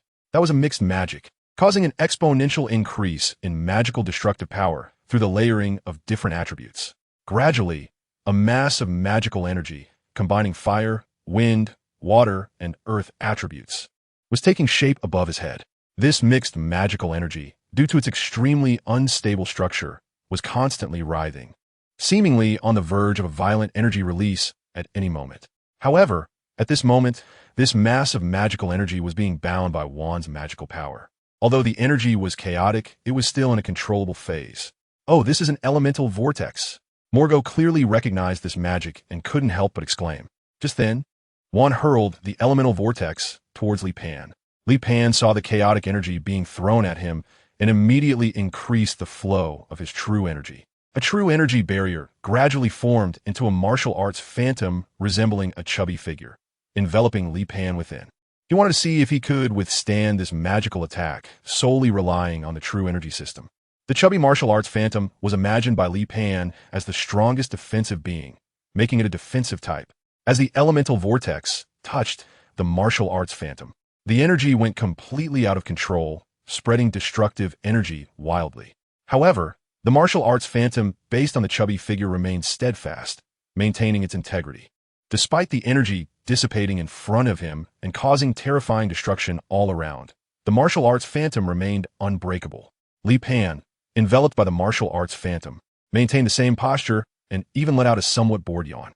When the elemental vortex disappeared and the energy calmed down, Li Pan turned to Juan and said, "Weaker than I expected. With the time I gave you to charge, is this the best attack you can release?" Juan's expression darkened. He did have stronger magic, but it required a longer charging time. As Li Pan had mentioned, he was able to successfully unleash the elemental vortex because Li Pan had deliberately given him the time to charge. If they were in a real battlefield, the opponent would never give him that time. Just then, a terrifying aura spread from the distant horizon, a mix of human and dragon presence. "My lord, it seems you're in big trouble," Juan said, looking at Li Pan with glee.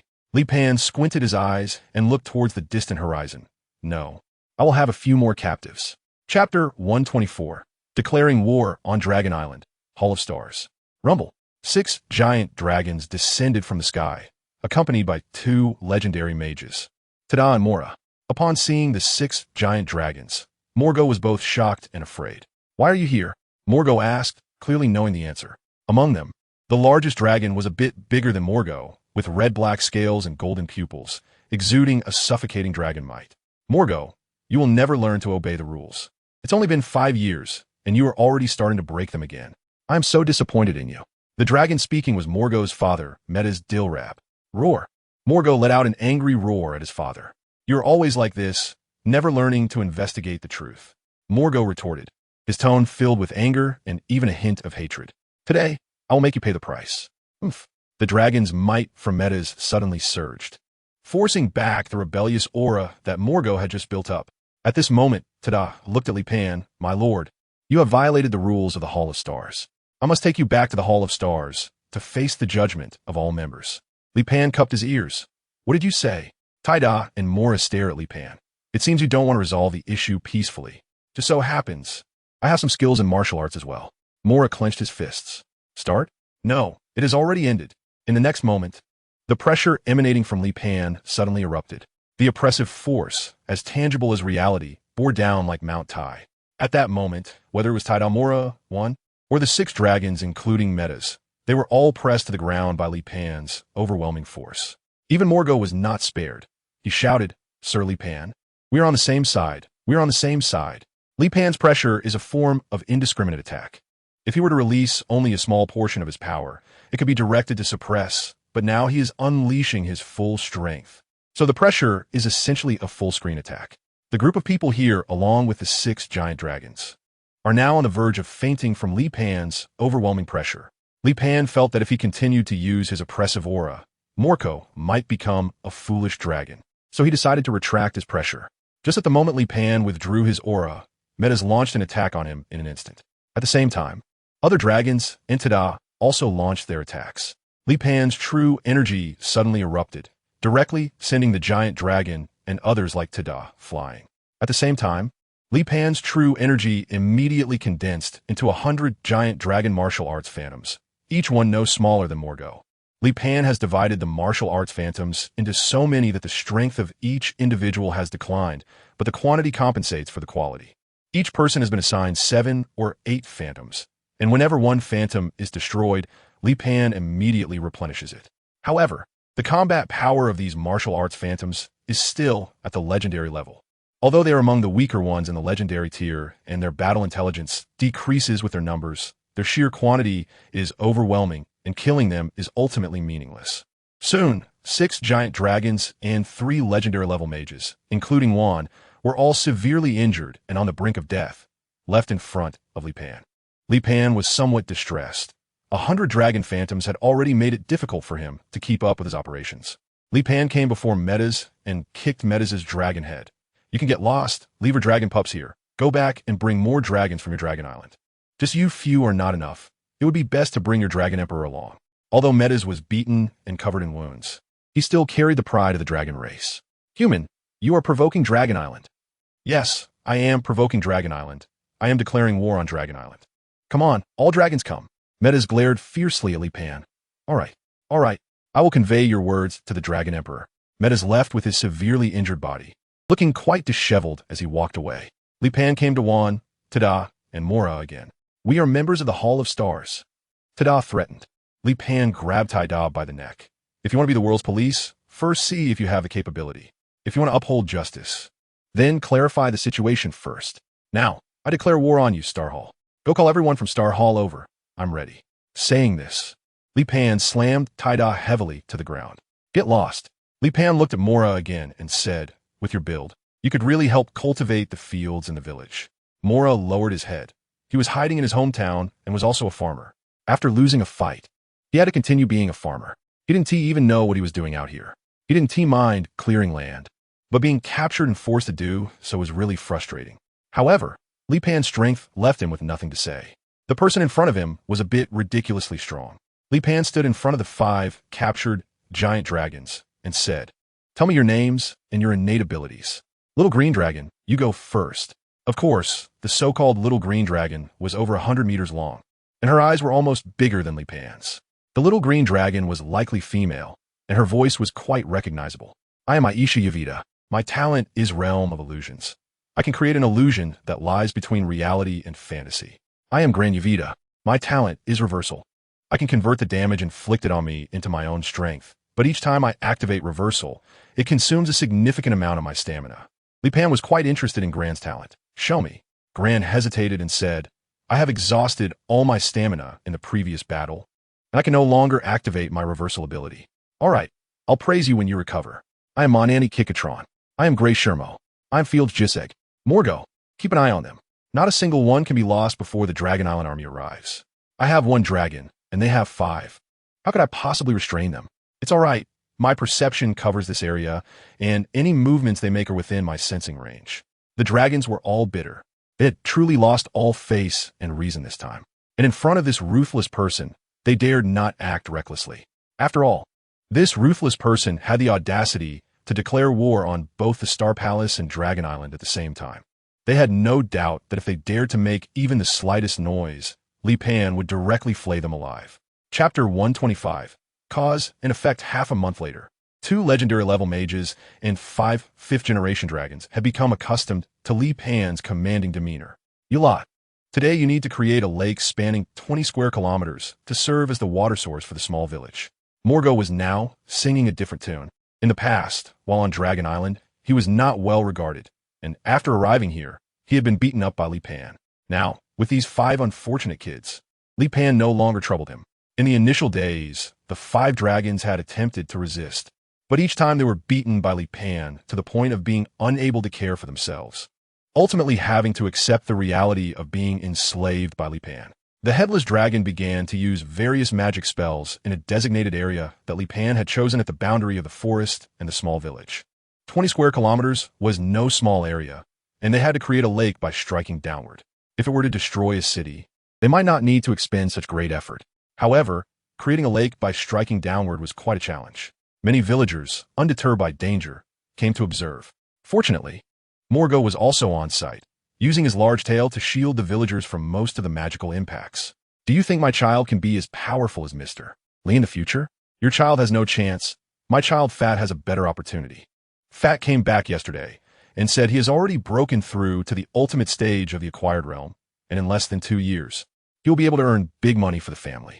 Even though Li Pan had never actively revealed how strong he was over the past 2 or 3 years, the villagers had sensed some things.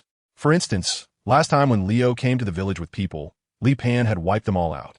And when the Star Palace and Dragon Island attacked, 2 legendary mages and dragons had flown right over the small village without concealing themselves. It was impossible for them not to see.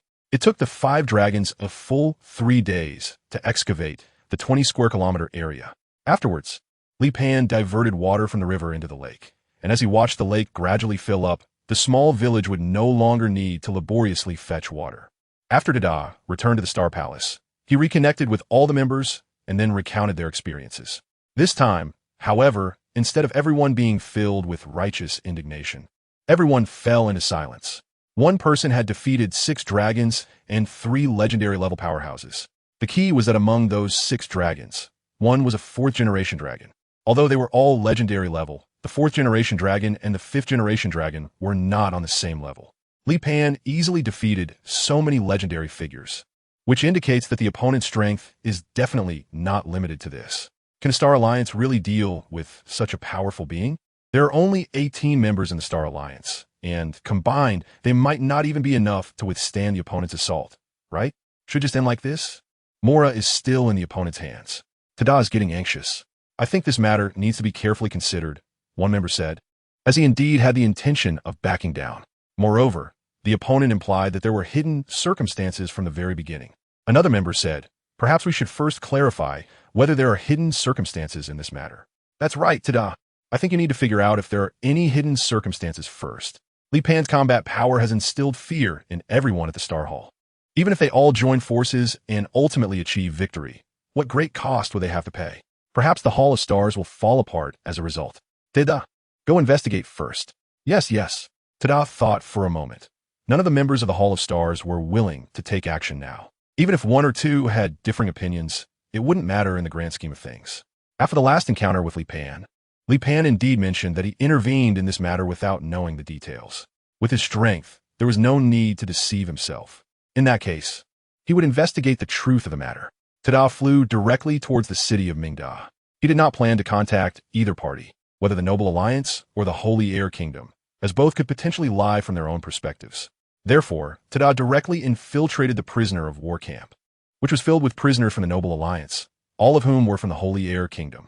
To understand the events, it was natural to ask those directly involved. Of course, ordinary soldiers would only follow orders and were unlikely to know much. Only officers of certain rank might have knowledge. Tada's perception spread out, and soon he discovered a prisoner in the camp whose magic had been sealed. Although his magic was sealed, Tada could still clearly sense the other's strength. At that moment, Rail was chopping wood when he suddenly stopped, looking up towards the sky. While he was still in confusion, Tada had already descended from the sky. Rail did not show any signs of defense. He was unable to use any magic at all, while the other could move freely here and even fly. His strength and identity were not simple. Who are you, sir? Are you the commander or deputy commander of the Saint Air Kingdom Magic Legion? Tada asked. With Lair as strength, he should be a figure at the level of the leader or deputy leader. I am Lair, the leader of the Magic Legion of the Holy Air Kingdom, Lair replied. Tell me everything that happened before you were captured. May I ask who you are, sir? In the Hall of Stars, the legendary mage, Tada, responded. Lael was overjoyed. Lord Tada, are you here to save me? First tell me the whole story. Then I can decide whether to save you. Lael, upon hearing Tada's response, fell into deep thought. It seemed that Tada was not here to save him, but rather to seek the truth. This left Lael in a dilemma, as they were not in the right in this duel. Do not hide or deceive me in front of you. Lying in front of a legendary mage is a very foolish act. If you do not want your country to be retaliated against because of your lies, you better speak the truth, Tada said bluntly. Lael shivered, and his mind suddenly became clear. Even if he lied, Tada would surely ask other informed individuals, and there were more than just him who were aware of the situation. A legendary mage could retaliate against a country in many ways besides direct confrontation. For example, by forcing or threatening the Adventurers Guild in that country to stop issuing missions. The taxes from the Adventurers Guild accounted for a significant portion of the country's income. There was once a legendary mage who used this method to retaliate against the country. Leo began to explain the background of the duel. Although he tried to be detailed in his narration, it still inevitably leaned towards the St. L country. Tada quickly formed his own judgment. Simply put, the St. L country was at the gates, and in order to avoid losses, they proactively requested a duel against the Noble Alliance. The Noble Alliance accepted the duel and secretly invited Li Pan and others, even arranging for a witness to calculate against the St. L country. When the St. L country failed in the duel, they could legitimately retaliate. In the battlefield, no one was wrong. After all, everyone wanted to achieve the greatest victory using various methods, even if it meant losing trust in others. This was all understandable. The problem was that the witness was Morgo, a fifth-generation dragon, and another participant was Li Pan. Despite this, the St. L country still recklessly launched a counterattack without recognizing reality, ultimately leading to the entire army of the St. L country being captured. Using tricks on the battlefield is fine, but using tricks against a strong opponent can lead to serious trouble. Chapter 126. An apology from the Hall of Stars. Tada then sought out several high-ranking officials from the St. L army to confirm the details. At this moment, Tada's face was dark. It was because of the deception from the king of the St. L country that they found themselves in a difficult position. Of course, the key issue was that Li Pan's strength was too formidable. If it were an ordinary legendary-level powerhouse, the Hall of Stars would merely apologize a bit afterward, without caring much about the truth of the matter. However, now the Hall of Stars had no way to deal with Li Pan, and one of their members had been detained by him. Tada absolutely would not admit that it was his failure to understand the situation that provoked Li Pan. He only believed that it was the king of the St. L country's deception that led to the conflict between the Hall of Stars and Li Pan. Fighting was out of the question. After all, Tada had seen Li Pan's strength. Even if the whole family went together, they would just be adding one more prisoner to the list. Tada considered for a moment, looking towards the distant Mingda County city. In the past few days, Tim had been troubled. Although he had won the duel and even captured 10,000 troops from the St. L country, a prince, and a legendary mage, a month had passed without the ransom being delivered. Instead, he had to spend a large amount of money to support these 10,000 people. Now Tim found himself in an awkward position. He hadn't received any money, but was facing huge daily expenditures. The key was that the St. L country was still strong. They could completely ignore the ransom in the hands of the Noble Alliance, first conquer the northern country, and then return to deal with the Noble Alliance. Tim, we should return the captives to the St. L country and then pledge allegiance to them. Absolutely not. Even if we return the captives, they won't appreciate our generosity. Instead, they will hold a grudge against us. I say we should just kill them all. At this time, all the members of the Noble Alliance were expressing their opinions. Everyone had their own ideas. Some believed all captives should be released. Some insisted they should all be killed, while others suggested dragging it out, believing the St. L country would not sit idly by. Each person had their own reasons, and Tim was getting a headache from their arguments. Suddenly, a figure appeared beside Tim without warning. "Waylon, what are you doing here?" Tim asked, surprised. Most of the time, Azure protects Tim in the shadows, rarely appearing in front of others. Azure's expression was serious as he stared out the window of the conference room. In the distance outside, a small black that appeared, gradually getting closer, and the aura became more pronounced to the point where even ordinary people could sense it. At that moment, the people in the conference room were already feeling a sense of breathlessness. Suddenly, the walls of the conference room began to disintegrate, and soon a huge hole appeared. Tada floated lightly into the hole and arrived at the conference table. Tim suppressed his fear, swallowed hard, and calmly asked, "May I know who you are?" The Hall of Stars, legendary mage, Tada. When most people present heard that the other party was the legendary mage of the Hall of Stars, their faces were filled with shock. They couldn't understand why a member of the Hall of Stars would appear here. Were they going to act as a lobbyist for the St. Air Kingdom? Having met Lord Tada, they wondered what business he had. "I can act on your behalf and request that they fulfill your demands regarding the St. Air Kingdom," Tada said. Tim raised his eyebrows, while the others in the Noble Alliance looked pleasantly surprised. They had thought Tada was there to help the St. Air Kingdom, but unexpectedly, he was there to assist them. At that moment, their gazes towards Tim changed. "I wonder what I can do to assist Lord Tada." Tim remained very calm. He knew that in this world, there was no love without reason and no free lunch. The other party's proactive offer of help must come with something they needed to give in return. "Please convey my apologies to Lord Li Pan on behalf of myself and the Hall of Stars," Tada said. Tim immediately understood that the Hall of Stars had suffered some setbacks with Li Pan. He was also unsure of Li Pan's attitude. To him, Li Pan was his greatest support, so he dared not make any arbitrary decisions. He then looked at Wei Lan, who stepped forward and said, "My teacher does not casually break the rules, but the premise is that no one provoke him first. Therefore, the captive must stay by my teacher's side for 3 years as punishment." Tada thought for a moment. 3 years wasn't too long. After all, they had offended Li Pan first, so he accepted this punishment. "Are you a student of Lord Li Pan? You are truly an excellent junior," Tada remarked. Additionally, regarding the ransom from the Saint Air Kingdom, we would like to add one more condition. I hope the Saint Air Kingdom can also provide us with food to cover the consumption of these 10,000 captives for this month. Tim said, "I will urge the Saint Air Kingdom to meet your demands." Tada nodded. "Then I take my leave." After Tada departed, the members of the Noble Alliance immediately began to chatter. "Why'd he leave just like that?" Yes, I haven't made my request yet. I think we can raise the ransom a bit more. I think we should also demand they withdraw from the Northern Kingdom." "Enough," Tim reprimanded. "What do you think a legendary mage is? Can you just ask for whatever you want? Have you ever considered the consequences of angering a legendary mage?" The crowd was stunned. Upon Tim's reprimand, they immediately came to their senses. They had initially thought Tada was easy to talk to and did not have an aloof demeanor towards Tim. Therefore, they had naively assumed that Tada was no different from the commoners in their territory. But now, after Tim's reprimand, they realized the other party was a legendary mage. The life and death of the Noble Alliance could very well be at the mercy of the other party. However, they were also curious about who Wei Lan's teacher was and why it could command such respect from a legendary mage.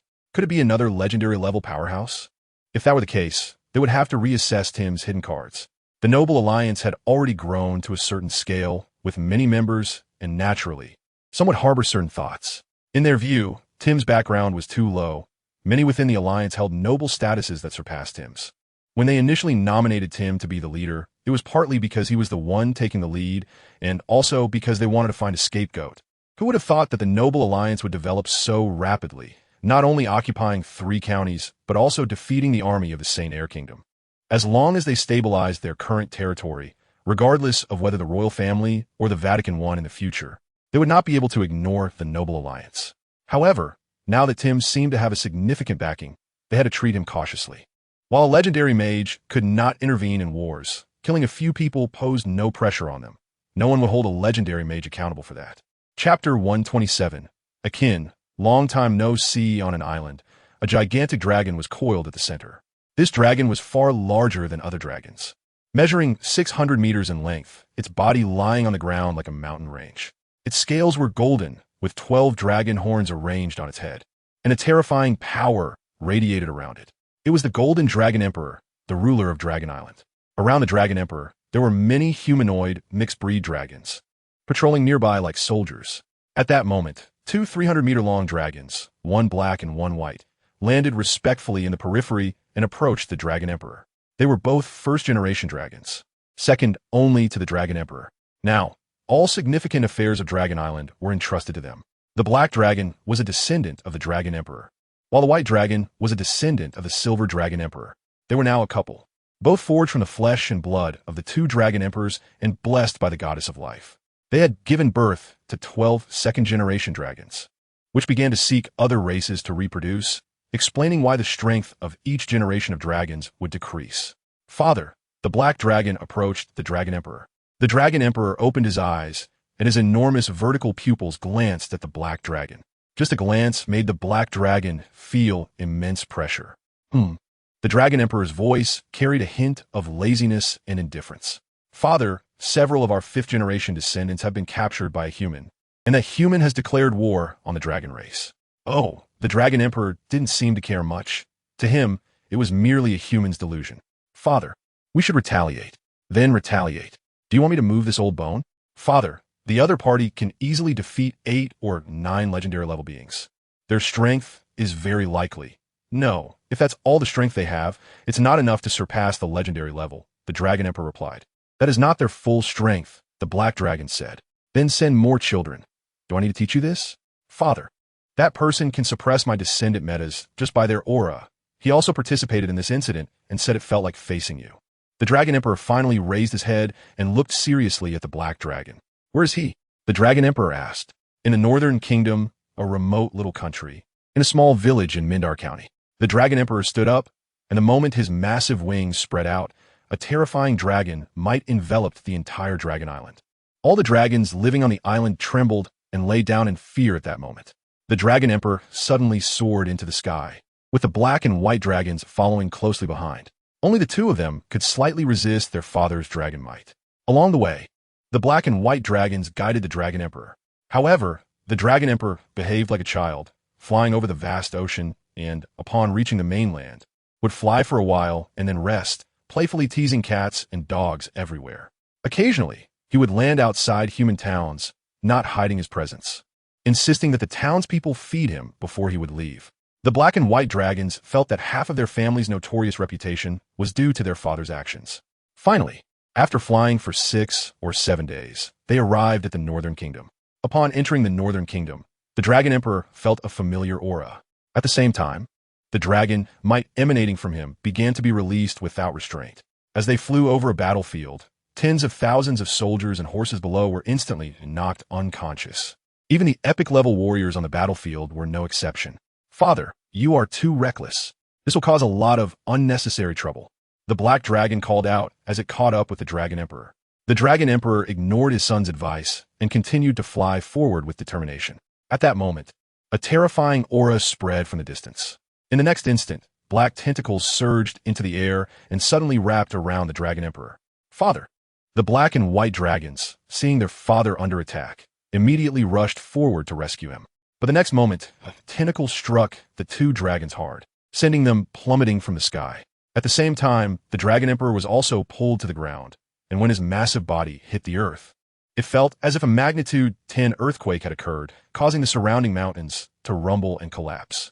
The Dragon Emperor got back up and shook his head.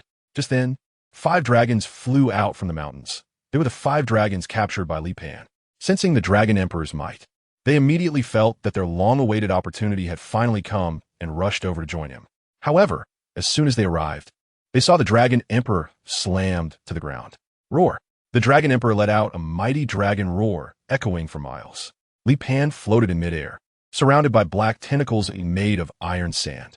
In a small mountain village, Juan and Mora were working in the fields, and at that moment, they looked towards the forest.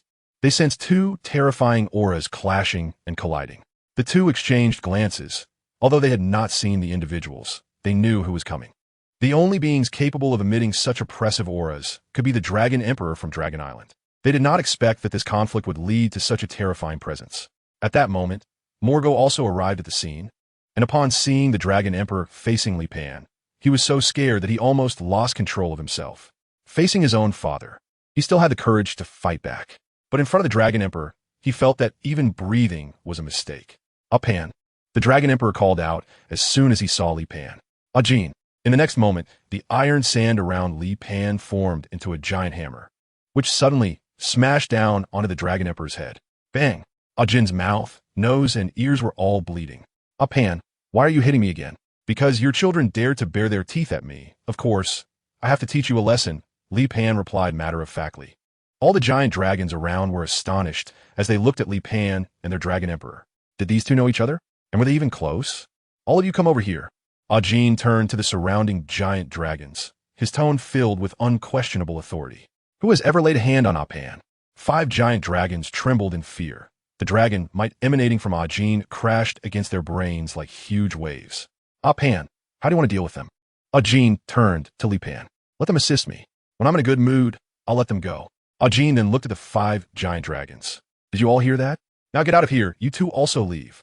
The black and white giant dragons, along with the 5 captured dragons, fled in disgrace. "Why are you still here?" Ajin looked at Morgo, who immediately took off running. "Ajin, long time no see." Chapter 128. The whereabouts of family. Ajin lay by the lakeside, while Li Pan leaned against his head. "Ajin, I heard that you and Ain had a falling out. That was just for show. Ain took some descendants to the Abyss, the underground world we used to visit. But to avoid suspicion from the Abyss clan, we deliberately staged a drama. Do you know where your dad, Mom, and your second brother, and Uncle Sampow are now? Dad and Mom are in the Nightmare Forest. It's a secret realm." "What is a secret realm?" "The beast realm and the human realm merge, and there are some places with spatial bubbles. These spatial bubbles are the secret realms." "And what is this beast realm?" It's a strange world that Dad and Mom accidentally opened while researching magic, which allowed the beast realm to perceive the human realm. Later, Dad and Mom fought with the beast god of the beast realm, and ultimately, they killed the beast god at the cost of severe injuries. That beast god should have had some connection with the beast realm, so after its death, the beast realm merged with the human realm. Then why did Dazhuang and Xiaomei enter that secret realm? I don't know either. I've sent people in multiple times, but they don't tell me the reason. How do you get in the Nightmare Forest? The Nightmare Forest opens once every 10 years and lasts for a year each time. As long as you have a time-space key, you can freely enter and exit any secret realm, where you can synthesize a nightmare key, which is specific to the Nightmare Forest. Do you have that time-space key or nightmare key? No. When will it open next? In 6 years. In 6 years. No matter what method you use, find me a time-space key or a nightmare key. I'll do my best. What about the second brother and Sanpao? Do you know the Amilong mountain range? I don't. Since you fell asleep, the second brother has also been in slumber. That area is guarded by my dragon clan. For over 2,000 years, the second brother hasn't awakened. The main peak of the Amilong mountain range is transformed from the second brother's body, and he's been growing in size. And Sanpao, I don't know about him. In the first 100 years, Sanpao lived with us, but then he said he wanted to go out on his own, and he never appeared again. Li Pan heard that Sanpao had disappeared for more than 2,000 years, and couldn't help but feel a bit worried. Dazhuang, adaptation, and Xiaomei were all in different places, but at least he knew they were safe. However, Sanpao was so small that Li Pan couldn't help but worry that he might encounter misfortune. By the way, how did your parents suddenly become enlightened? They actually managed to develop magic. Li Pan finds it hard to imagine that someone as foolish as Dazhuang could actually develop magic. It seems that the potion you injected us with, Pan, has enlightened us, making us no longer muddled. As time goes by, many things that we didn't understand in the past become clear, and we can easily see the essence of things. It's not just my parents. I feel this way too. Li Pan had injected them with gene fluid and life source fluid multiple times. However, the genetic blueprint of the gene fluid was extracted from Li Pan himself.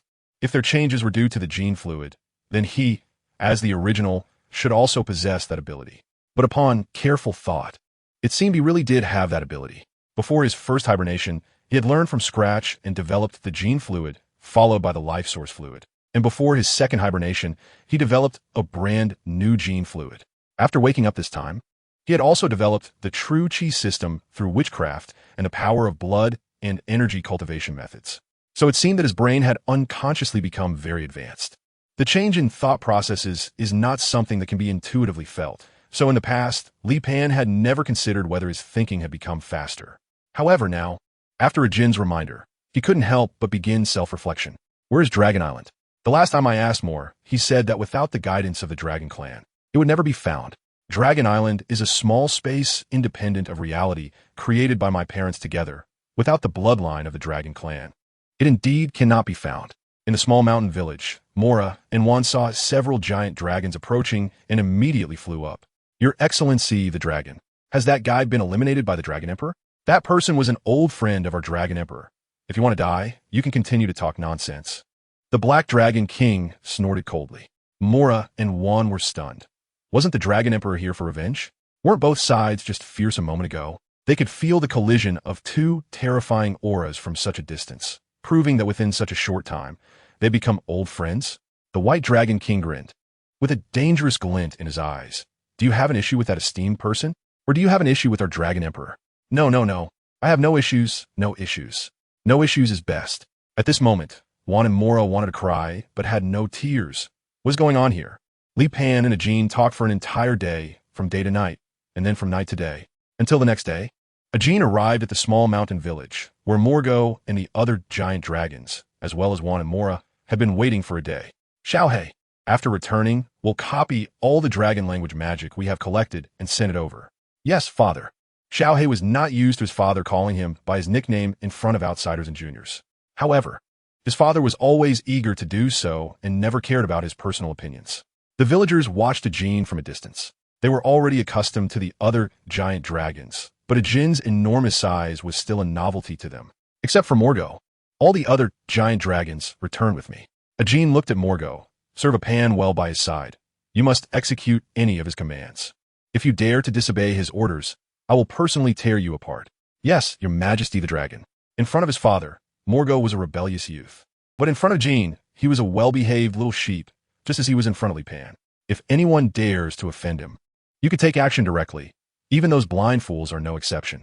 Ajin's gaze fell on Wan and Mora. Both Wan and Mora shivered, feeling very dangerous. Could it be that the giant dragon clan had set their sights on them? Your Majesty the dragon, although there were some misunderstandings between me and Lord Li Pan, the misunderstandings have now been resolved, and I will fulfill my punishment. As for this one beside me, he attempted to be unreasonable in front of Lord Li Pan, which led to a series of conflicts afterward. At this moment, Mora directly threw Wan under the bus. After all, this matter was indeed caused by him, so Mora was not wrong to say so. Chapter 129. The establishment of a new nation. Jin came and went in a hurry. He did not conceal his form or aura along the way. So many people knew of his arrival. Taida was originally on his way to the Holy Air Kingdom. When he saw the Dragon Emperor flying overhead, he knew the Dragon Emperor was looking for trouble. He stopped to observe the situation and decide whether to proceed to the Holy Air Kingdom. However, unexpectedly, the Dragon Emperor flew overhead again the next day. Seeing this, Taida immediately headed towards the small mountain village. Before he got close, he sensed the aura of dragons within the village. The Dragon Emperor came and went without taking these kin away, which could only mean that the Dragon Emperor had not defeated Li Pan. Taida fled as if escaping, not daring to linger here. He was just glad that the Starry Hall had not gone to war with Li Pan. If even the Dragon Emperor could not defeat Li Pan, it could only mean that Li Pan's strength had surpassed the legendary level. But what realm exists above the legendary level? No one had ever considered this question in the past, as no human could reach that realm. But now there was, and that realm was the mythical level. The outside world's disturbances did not affect the small mountain village. In a year's time, the Noble Alliance became the final victor in the Northern Kingdom. Not only did they drive away the Holy Air Kingdom's army, but they also emerged as the ultimate victors in the struggle between the royal family and the Vantika. Then the Northern Kingdom was reshuffled, with Tim becoming the new king, and the 20 or so members of the Noble Alliance became the new aristocracy of the Northern Kingdom. The following year, Tim renamed the Northern Kingdom to the True Chi Kingdom. The True Chi profession began to appear in the True Chi Kingdom, and from the moment it appeared, it showed an extremely strong performance. The emergence of the True Chi profession did not have a significant impact on magic professions. However, it had a very large impact on melee professions and those relying on blood power for cultivation. The combat power of the True Chi profession was clearly stronger than that of blood power cultivation professions. Moreover, any profession relying on blood power cultivation could be filled by the True Chi profession. Currently, very few people practice the True Chi profession, and most were still at relatively low levels, so they could not completely replace the old professions. Some True Chi professionals also entered the military, becoming generals of the True Chi Kingdom. In the third year of the rise of the True Chi Kingdom, the Holy Air Kingdom once again threatened the True Chi Kingdom. This time, the True Chi Kingdom displayed unprecedented strength, especially the Martial Artist Legion of the True Chi Kingdom, which completely annihilated the Magic Legion of the Holy Air Kingdom. Then the True Chi Kingdom counterattacked the Holy Air Kingdom, and 6 months later, the Holy Air Kingdom fell and was incorporated into the True Chi Kingdom. The strength demonstrated by the True Chi Kingdom and the True Chi profession also made other countries realize the power and practicality of the True Chi profession, prompting them to begin training and cultivating martial arts legions. Teacher, the Starry Hall wants to invite me to join. Zhuai came to Li Pan and reported truthfully. If you want to join, then go ahead. We have no major grievances with the Starry Hall. I did not go all out against them back then. Yes, teacher. Zhuai achieved the Master Realm 6 months ago. Later, during the final battle between the True Chi Kingdom and the Holy Air Kingdom, Wan intervened to stop the army of the True Chi Kingdom, and Zhuai, who was accompanying the army, severely injured Wan. If it weren't for the fact that he had some acquaintance with Wan, Zhuai would have killed Wan right then and there. At that time, other countries also learned that the True Chi Kingdom had a legendary level powerhouse, and it was a legendary level reached through the True Chi profession. This was also the reason why the Starry Hall would invite Zhuai to join. I should also take a few kids out for a walk. Li Pan had been in the small mountain village for several years, and the True Chi system had now developed to the realm of unity of heaven and man. Currently, in the classification of practitioners' levels, the highest was still the legendary level, which corresponded only to the master level. After the master level, there was the grandmaster level, and only after that was the unity of heaven and man. In Li Pan's view, the unity of heaven and man might be what is referred to as the divine level. What is currently lacking is a rich variety of techniques and characteristics for the True Chi system, which is not something Li Pan can accomplish alone. It requires tens of thousands of people and generations of martial artists to perfect. The students he has taught have already begun to appear in explorers or the military of the true Qi kingdom. Li Pan also discovered that these students were cultivating exceptionally quickly around him, which should be due to their own magnetic fields. Li Pan planned to take a few students who were still at the bottleneck of the acquired great perfection to go for a walk, while also checking out the Amulon mountain range and then visiting the Abyss and Dragon Island. He wondered if a gene had found the key of time and space or the key of nightmare. After Zhuang left, Li Pan also took 5 students with him. The current true Qi nation had stabilized a lot, and Tim, as the founding emperor, indeed had excellent political talents and governance abilities. This middle-aged fallen noble, who had started from scratch, had actually established the Northern Kingdom. Even Li Pan hadn't realized back then that Tim had such talents and gifts. When he first met Tim, Li Pan only thought of him as a shrewd and calculating middle-aged man. Mir, Anrilla, Glong, Dominique, you 4 go inside the Adventurers Guild to register as explorers.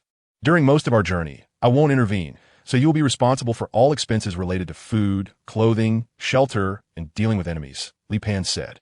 Yes, teacher. The 4 children were all around 11 or 12 years old, and their strength had reached the acquired great perfection, which was the peak of the elite level. Just a step away from breaking through to the innate level. Li Pan wanted them to break through their innate limitations through adventure and confrontation. After the 4 children entered the Adventurers Guild, a staff member approached them immediately. Are you here to post a mission? The staff member asked. No. We are here to register and become adventurers, they replied. You? Become adventurers? The staff member looked at the 4 children with suspicion. What are your professions? We are all true Qi warriors. The staff member showed a look of surprise. The true Qi cultivation methods weren't widely circulated, mostly held by the royal family of the true Qi kingdom. The fact that these 4 children were true Qi warriors was astonishing. Please fill out this form, and then go to the training ground at the back for testing. The 4 children quickly completed the form, and then, under the staff member's guidance, they went to the training ground at the back. Director, these 4 children are true Qi warriors. They are here to register as adventurers. The director, a bearded man in his 40s, showed an expression of astonishment upon seeing the 4 children. Are they this young? The children remained calm. They had seen enough of the world not to be angered by others' doubts. After all, they had been questioned many times before and weren't bothered by this instance. Who will go first? The director looked at the 4 children. I'll go first, said Mir, stepping forward. There were 100 magical targets in the training ground, which had a certain level of defense. Destroying 5 within 10 minutes would be considered proficient, while destroying 20 in the same time would be considered elite. Are you ready? Ready, they replied. The director nodded. Then I'll start the timer. You can begin your attack. Mir's true Qi surged, and in the next moment, it transformed into a giant dragon claw, sweeping forward violently. The director's eyes lit up. He had heard of some attack methods of true Qi warriors before, but he had never encountered one, and no true Qi warriors had come to register at his guild. So, he had only heard of them, but never seen one in person. Now that he saw one, it was indeed extraordinary. After Mir's strike, 8 magical targets were directly crushed. Mir slightly pouted upon seeing his destructive power, feeling somewhat dissatisfied. The previous strike consumed 30% of his true Qi, and he only destroyed 8 magical targets. However, he did not stop there. He continued to release true Qi, which transformed into 2 slightly smaller dragon claws, as if Mir had a pair of dragon claws growing from his back. With Mir's attacks, these 2 dragon claws also launched their own strikes. Time's up. After 10 minutes, the director announced, stop attacking, and let's tally the results. Several staff members entered the arena to count the destroyed magical targets. Director, a total of 75 were destroyed. The director was somewhat surprised and looked at Mir. That's a very good result. You should have reached the late elite level. Mir thought of his sister, who had already advanced to the innate realm at the age of 7 or 8. He felt a significant gap between them. He was now 12 and had not yet broken through to the innate realm. The other 3 children also underwent testing, and their strength differences were similar, with results around 70. You 4, are you interested in completing a commission task? The director asked. We need to go to Aelin City now. We don't have time to stay here. Coincidentally, we have a commission task. The daughter of the richest man in the true Qi kingdom, Marquis Valor, also needs to return to her fief in Aelin City. She requires 10 elite-level escorts, with a reward of 3,000 gold coins for each person. Mir and the others exchanged glances, and Mir nodded, saying, we'll take it. All right, gather in the Adventurers Guild Hall tomorrow at noon. The Marquis's daughter will come then. After receiving their respective adventure badges, Mir regrouped with Li Pan. Li Pan was not surprised that they could successfully complete their registration. After all, their strength was evident. Mir informed Li Pan about the commission they had accepted. Li Pan didn't show much expression. After all, he brought them out to accept the entrusted task. The next day, Li Pan and the others arrived at the Adventurers Guild Hall. Under the guidance of the staff, the 4 children, including Mir, met their employer. She was a woman around 20 years old, very beautiful and elegant in demeanor. Several elite-level adventurers had already gathered around her. Who are these kids? Ivan asked with a skeptical look. I'm Mir, and they are Anrila, Gulong, and Dominic. We are Chi warriors, and we have accepted your escort task, Mir said. Huh, Chi warriors can only send such unremarkable kids. A burly man scoffed. This burly man was clearly a warrior, and perhaps due to the emergence of Chi warriors. The market for melee professions had been greatly impacted, so he held a lot of hostility towards Mir and the others. Ivan wasn't an adventurer, but she also felt a bit dissatisfied. After all, the 4 kids, Mir and Rila, Gulong, and Dominic, were indeed too young. Li Pan remained silent, because the 4 children would encounter the same situation in the future. They would be questioned about their age and their strength.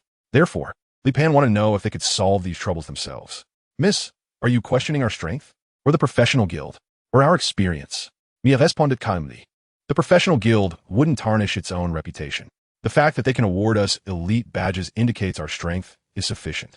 Although we are newcomers to the profession, we have rich experience in dealing with beasts and humans. Every week, under the guidance of our teacher, we engage in battles with ferocious beasts and bandits. The other professionals hired by Ivan did not express any opinions, while the warrior continued to make things difficult for Mir and the others. You claim your combat experience is rich.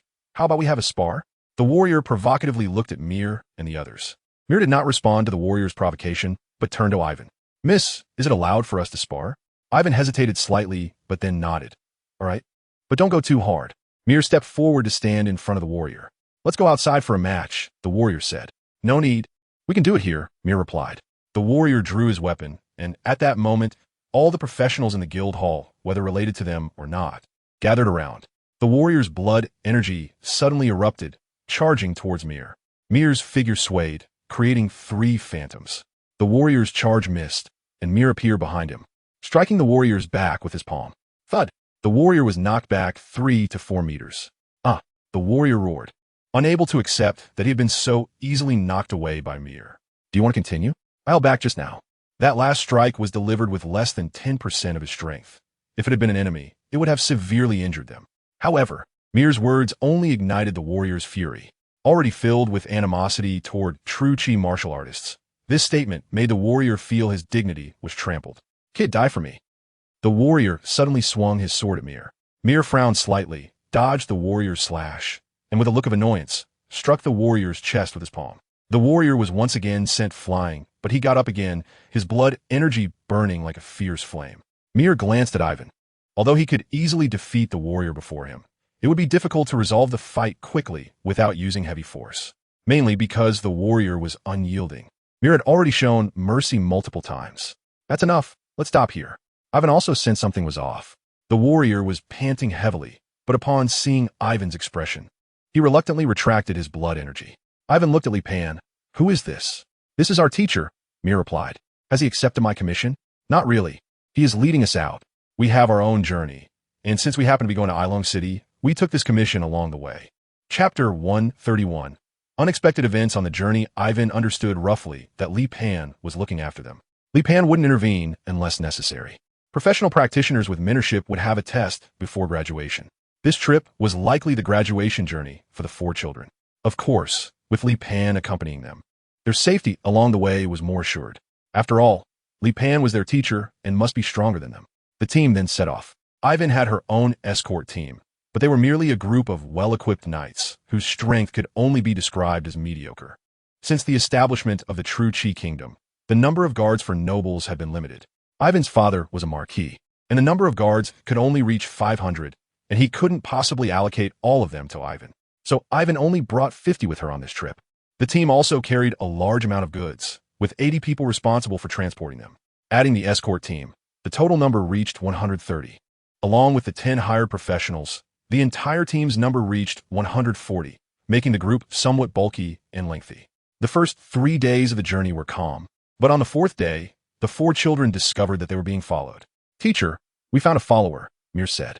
"So what? What should you do now?" Mir and the others considered for a moment and then slapped their foreheads. "We should report to the employer." Li Pan nodded, and Mir immediately approached Yuen's carriage. He said to Yuen inside the carriage, "Miss Yuen, we have discovered the stalkers." "How many of them?" "Only 2, both thieves at the proficient level with cloaking abilities." "They should just be scouts," Mir replied. "Ahead is Wind Gap Canyon, where it is said that a band of robbers operates nearby," Yuen said. "Please inform the rest of the team to be on alert." Although Yuen appeared to be a delicate girl, she possessed a sharp mind and calm reasoning. Even unfamiliar cargo routes were thoroughly investigated by her in advance. Thus, the wealth of the Vare family was not without reason. Indeed, when they arrived at Wind Gap Canyon, a group of robbers charged out, consisting of an epic-level archer for elite-level professionals and over 100 ordinary robbers. Such armed forces were already quite powerful in the true Qi Kingdom. After all, an epic-level archer is extremely rare even in regular armies. Mir and his 3 companions teamed up to confront the epic-level archer. Although they had certain advantages in their professions against the archer, the level difference was significant, and even in a 4-on-1 situation, they did not gain much of an advantage. Ultimately, with 2 of them injured, the epic-level archer managed to escape. The scale of this battle was considerable, and Yuen's team also suffered some damage. Her guard team and the hired elite professionals also incurred casualties. Li Pan did not intervene in this battle.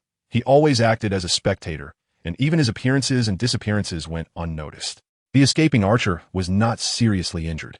He moved like the wind in the mountains, light-footed and swift. After running several dozen kilometers, the archer arrived outside a cave. He threw a pebble into the cave. In the next moment, a gust of wind shattered the pebble. "It's me," the archer called out. The murderous aura vanished in an instant as the archer stepped into the cave. Inside the cave were 3 individuals, a warrior, a mage, and a priest, all of whom were of epic level. "What is the situation?" the warrior asked. "I tested the waters. The young lady of the Valar family has hired 10 elite professionals, all quite formidable. 4 of them are Qi warriors, and they gave me quite a bit of trouble.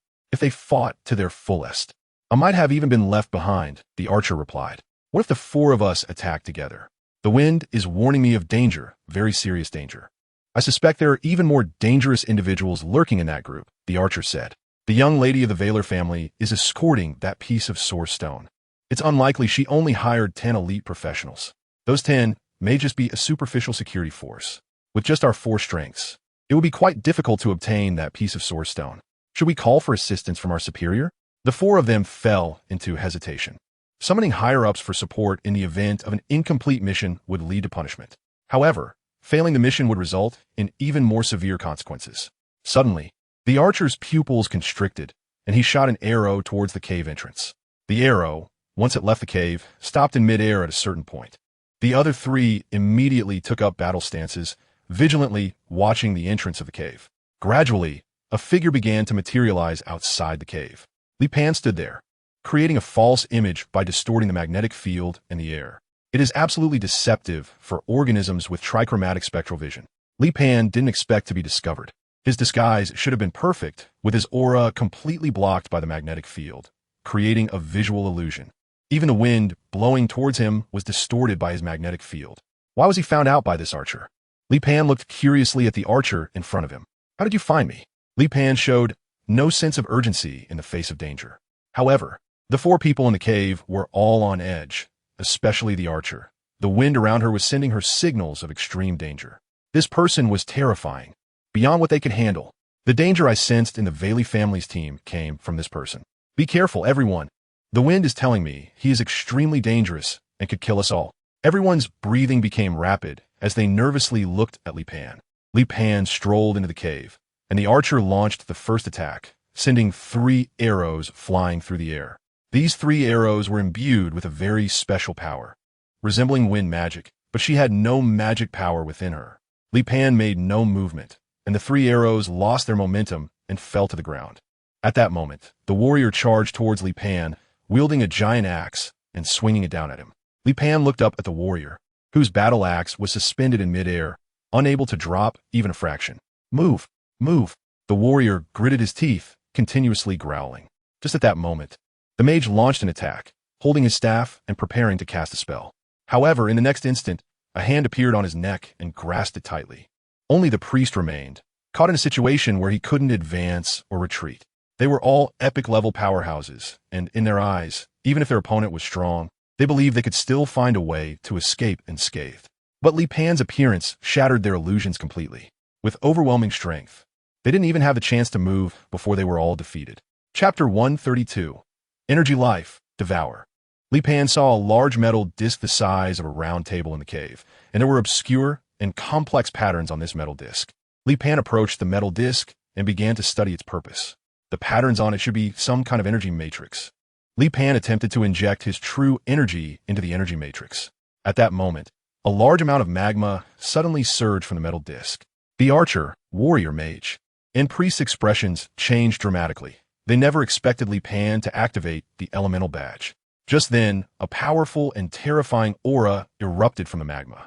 Soon after, the elemental badge began to dissolve, and during the dissolution process, a figure stood up from the magma. Li Pan sensed that this figure possessed legendary-level power. However, this figure was clearly not a carbon-based life form, as he understood it. It had a humanoid shape, with magma constantly dripping from its body, and it had no facial features. Who awakened me? Although this creature had no facial features, it was able to perceive the presence of everyone present. Li Pan felt a certain sensory sweep over his body. The superior being, he is the enemy. The archer pointed at Li Pan and shouted, "Enemy!" The head of this humanoid creature, referred to as the superior being, split open, and then hot magma sprayed toward Li Pan. Li Pan raised his palm to block the incoming lava. The scalding lava touched Li Pan's palm, only causing him to feel a slight burning pain. Li Pan took a step forward and directly grabbed the head of the higher being, which was covered in magma. The next moment, the higher being's body suddenly disintegrated into magma, which then flowed behind Li Pan and reformed into human shape, lunging at Li Pan once again. Li Pan turned around and swung his hand in a sweeping motion, once again shattering the body of the higher being. However, the higher being's body seemed to be entirely composed of magma. No matter how many times Li Pan shattered it, it could always restore itself. The magma was not his body. Li Pan concluded that it should be some kind of consciousness attached to the magma, which is why the magma could recover after Li Pan's repeated attacks. Therefore, to completely eliminate the opponent, either the structure of the magma must be thoroughly destroyed, or that consciousness must be eradicated. Magma is molten rock, and normally, after such intense fighting, the magma would have cooled down long ago. However, the magma still showed no signs of cooling, indicating that the magma itself is not the root cause. That consciousness can turn the surrounding rocks into magma, or endow the magma with even greater energy. Li Pan's magnetic field swept over the upper person's body. And indeed, there was some kind of magnetic field reaction within the upper person's body. Li Pan suddenly had a bold guess. This is not a surface creature, nor is it a creature from the underground world. It likely comes from an even deeper lava world. This kind of energy magnetic field could not have been born from the surface world, only in the deeper regions underground, where the core's rotation causes friction with the mantle. Can such a high-energy magnetic field be generated, and this energy magnetic field has given rise to consciousness? In the next moment, Li Pan's magnetic field enveloped the body of the higher being and then contracted. The higher being sensed Li Pan's intention and immediately began to struggle violently, and its magma body started to boil, attempting to break free from the invisible cage that Li Pan had set up. Li Pan's magnetic field is intangible and formless, mostly reacting only to metals. However, in reality, Li Pan's magnetic field is not limited to metals. He can still distort air. There is also another application, which is to form a magnetic field confinement. This is similar to nuclear fusion, which relies on high-intensity magnetic confinement. Li Pan's current magnetic field strength can reach hundreds of millions of tons. With such a powerful magnetic field constraint, nothing can escape from a magnetic field domain, regardless of what it is. Finally, the magma completely dissipated and lost its constraint. Li Pan finally saw with his own eyes what he had been fighting against. It still had a humanoid form, but its body was almost transparent, emitting a very strong energy response. In most cases, it should be formless. However, after being trapped in Li Pan's magnetic field, it became solid. It continued to struggle and resist, while also releasing its consciousness. At this moment, the archer, warrior, mage, and priest all stared in astonishment at the scene before them, their faces filled with horror. They had witnessed the power and terror of the higher being. They had seen with their own eyes how it had brutally killed a legendary mage. In their minds, the higher being was an invincible existence. Yet now, this higher being had been captured. At this moment, their gazes towards Li Pan were filled with fear. Li Pan was lost in thought. Is this a living being? What kind of living being is it? An energy being? Does my ability to absorb DNA work on energy beings? Li Pan stretched out his palm, and a layer of magnetic field attached itself to his palm. Li Pan grabbed the upper being in his hands and began to stuff it into his mouth. After all, Li Pan wasn't afraid of getting an upset stomach. His biological furnace could even digest air. At that moment, the four professionals present felt a chill run down their spines. What was he doing? Was he going to eat the upper being? This was no different from a scene of cannibalism unfolding before their eyes. The upper being emitted a wave of terrified energy, but it couldn't stop Li Pan's. Li Pan could feel that his biological furnace was breaking down the higher-ups. In the next moment, Li Pan sensed the changes in his body. His right arm began to disintegrate and then transformed into an energy form. Li Pan's gaze sharpened, and the flesh and tissue of his right arm began to reorganize again. It was truly a unique experience. This was the sensation of becoming energy. After becoming familiar with his own changes, Li Pan looked at the four professionals. The four professionals trembled all over. This was a brutal and terrifying character. Undoubtedly the most fearsome monster they had ever encountered. The higher being that was invincible in their eyes was, in this guy's perspective, merely fit to be food. Li Pan defeated the higher being, captured it, and then devoured it, ultimately gaining the power of the higher being. These scenes were witnessed by all of them. I think we can have a good talk. Li Pan, with a malicious smile, stared at the four professionals. Let's start by getting to know each other's names. I am Ava, said the archer. I am Singer, said the mage. I am Tyrell, said the warrior. I am Shirian, said the priest. Now, the four of them looked as obedient as four harmless little babies. What was that thing just now, and what is your relationship with it? Everyone exchanged glances, and the warrior said, we come from an organization called the New Gods, and our purpose is to bring them down. Chapter 133. The Uninvited Guests of the Sky City. Is that thing the new god? There are only four new gods, each representing storm, earthquake, lava, and tsunami, and the one earlier was called a higher being. Ava said, in the new god organization, every four members carry an elemental badge, which is used to summon a higher being. There are many higher beings, and each time we summon one, it is not the same. So what was the purpose of robbing that noble girl's convoy? The Valeri family recently obtained an oversized source stone, which can truly bring down a higher being. Wasn't that earlier considered a descent? That was just a temporary descent, which can only last for 10 minutes. Li Pan looked at the four people in front of him and said, you all have considerable strength. Why would you join an organization that looks like a cult? The four exchanged glances, and Ava spoke up. Our guide has said that whether we are willing or not, the new god will surely descend, and when that time comes, we will all be destroyed by the new god. Only by becoming the new god's servants and transforming into the exalted ones can we receive the glory of the new god. Li Pan's expression was somewhat strange. This was clearly a cult. It's astonishing that such simple rhetoric could deceive four epic-level powerhouses. Although Li Pan's strength surpassed the epic level, he had to admit that epic-level figures were the absolute backbone in every country. Whether serving their nation or engaging in exploration missions, they possessed undeniable strength and influence.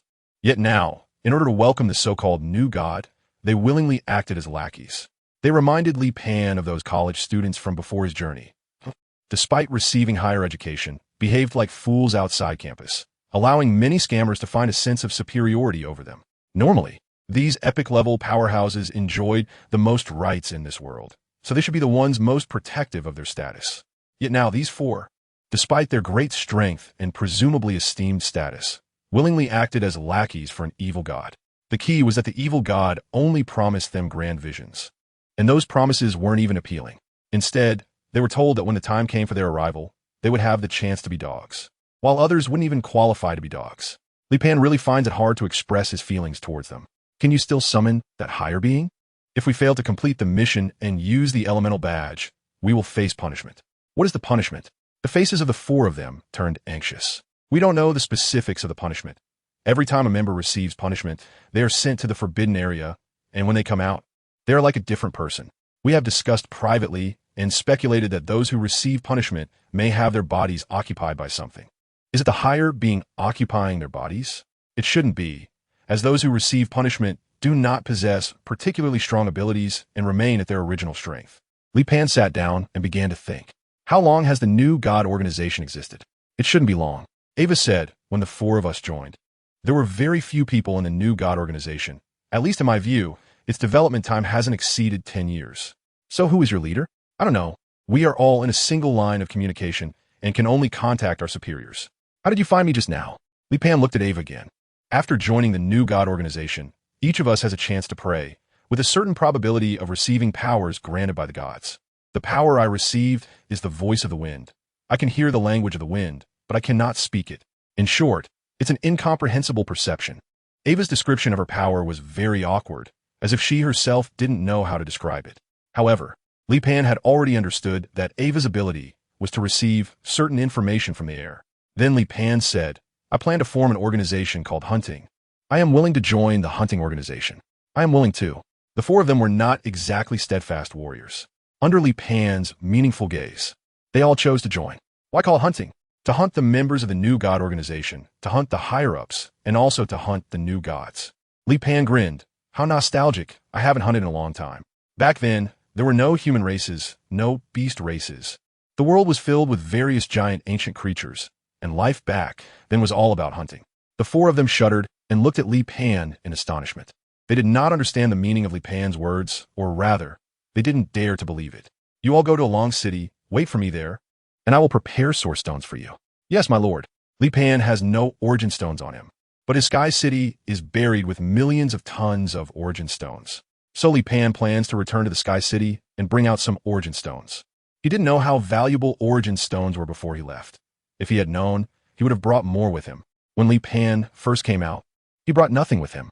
With Li Ji's guidance, Li Pan was able to easily lock onto the direction and fly towards the sea area where the sky city was located. The sky city, resting on the ocean, looked like an ordinary small island. Originally, Li Pan thought that in this remote place away from the mainland, no one would discover the sky city. However, when Li Pan arrived above the sky city, he noticed a ship on the coastline. Moreover, it seemed to be a pirate ship. At the same time, Li Pan discovered that the pirates on this ship had actually taken his sky city as their base. His former residence was currently occupied by these pirates. At that moment, a one-eyed pirate was sitting in front of a campfire on the ground, surrounded by a dozen pirate subordinates. Boss, when do we set off? Set off my ass. Drail is definitely chasing us like mad right now. As long as we dare to go out to sea, we will definitely be discovered by Drail. Li Pan was just about to go down and surprise the pirates when he suddenly saw another ship approaching the shore. The ship was flying a flag with a sun pattern, and Li Pan didn't know if this was another group of pirates. However, the group of pirates below immediately shouted upon seeing the ship, Drail is here. Damn it, they leave us no way out. We'll fight them.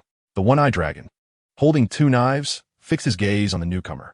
The leader of the sun flag ship was a handsome young man, tall and exuding an air of nobility. Drail stepped out from the crowd and approached the one-eyed dragon. One-eyed dragon, return what belongs to the Gonfer family, or I will search your corpse myself. Ha! I have hidden it somewhere on this small island. If you kill me, you will never find it. A small island like this? At most. We just need to send some more people over. We'll definitely find it, Drail replied dismissively. Suddenly, a rumbling sound echoed, and the island shook slightly. Drail raised his eyebrows. Is it an earthquake? Just then, the ground began to tremble violently, and everyone struggled to keep their balance. They soon noticed that the sea level was dropping. Damn it, what is happening? Why is the sea level dropping? No, it's not the sea level dropping. The island is rising. Chapter 134. Only you deserve to dwell in the heights at that moment. Both the one-eyed dragon and Drail no longer wished to fight. They tried to escape back to their ships, but when they reached the edge of the island, they found themselves over 100 meters above sea level. And the island was still rising. 100 meters, 200 meters, 500 meters, 1,000 meters, 10,000 meters. Both sides were now pale with fear. They couldn't understand what was happening and why such a bizarre event was occurring. One-eyed dragon, what on earth is going on? I don't know. Look up. There's someone above. Someone shouted, and everyone looked up at the sky. Li Pan also fell from the sky to the ground of the sky city. Behind him was a mysterious and sacred rotating halo. The Cyclops and Drell both nervously watched Li Pan. Li Pan exuded a pressure that made them tremble with fear. I'm the oldest of the gods. You have taken over my territory and turned my sky city into a polluted mess. Tell me, how should I deal with you? Everyone fell silent, and the one-eyed dragon felt as if his heart had turned to ashes. He never expected that, by simply seeking refuge on an island, he would end up in the domain of a deity. Everyone knelt on the ground, and even someone as proud as Dryer felt anxious and uneasy at this moment. Now, what are you waiting for? Restore my sky city to its original state. Get moving. Li Pan's anger surged, and an overwhelming pressure descended. Everyone was suppressed to the ground. However, the pressure came quickly and dissipated just as fast, soon disappearing without a trace. The crowd hurriedly rushed to restore Li Pan's residence to its original state. Before long, Li Pan's home was back to normal. The one-eyed dragon and Dryer, behaving obediently like little sheep, returned to Li Pan's side. Li Pan sat under a large tree, which was over 2,000 years old. He had once sat here, teaching those children. Speak, what are the identities of your two groups? Great ancient god, I am Lord Drell of the overseas Seymour Island. I am a pirate. My real name is Malukas, nicknamed One-Eyed Dragon, and they're all my subordinates. The One-Eyed Dragon is very scared that Li Pan will slap him to death. Li Pan supported his cheek with one hand, looking at the two groups of people in front of him, pondering how to deal with them. Both sides were waiting for Li Pan's judgment. What did you steal from him? Li Pan asked. Great ancient god, it was a pure source stone. I am willing to offer that source stone to you. Drale said hurriedly. That source stone can forcibly elevate an epic level peak to legendary level. Source stone? Li Pan raised his arm, and the ground cracked open, followed by iron sand lifting a huge and pure source stone, flying up from the crack. There are as many of these as you want. When everyone saw a source stone as tall as a person standing before them, their eyes widened. Drale had thought that the source stone in his possession was the largest and purest in the world. But now, seeing the source stone that Li Pan casually pulled out, he realized how narrow-minded he had been. This was a true rare treasure. Recently, an evil organization called the New Gods has emerged on the continent, and I'm searching for and hunting them down. Drale exchanged glances with the Cyclops, who immediately said, Great ancient god, you are the greatest being I have ever seen. Whether it is the three aspects gods or the so-called new gods, they're merely false gods. Only you are the true deity, and only you deserve to dwell in the heavens. The three aspects gods are my students, Li Pan said, glancing indifferently at the Cyclops. The Cyclops was left speechless, and everyone else was even more shocked.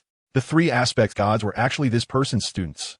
Many years ago, I sat here teaching Qingshan, Zhurong, and Gonggong, as well as the ancestors of the human race. The Cyclops immediately adjusted his vocabulary and spoke in an exaggerated tone.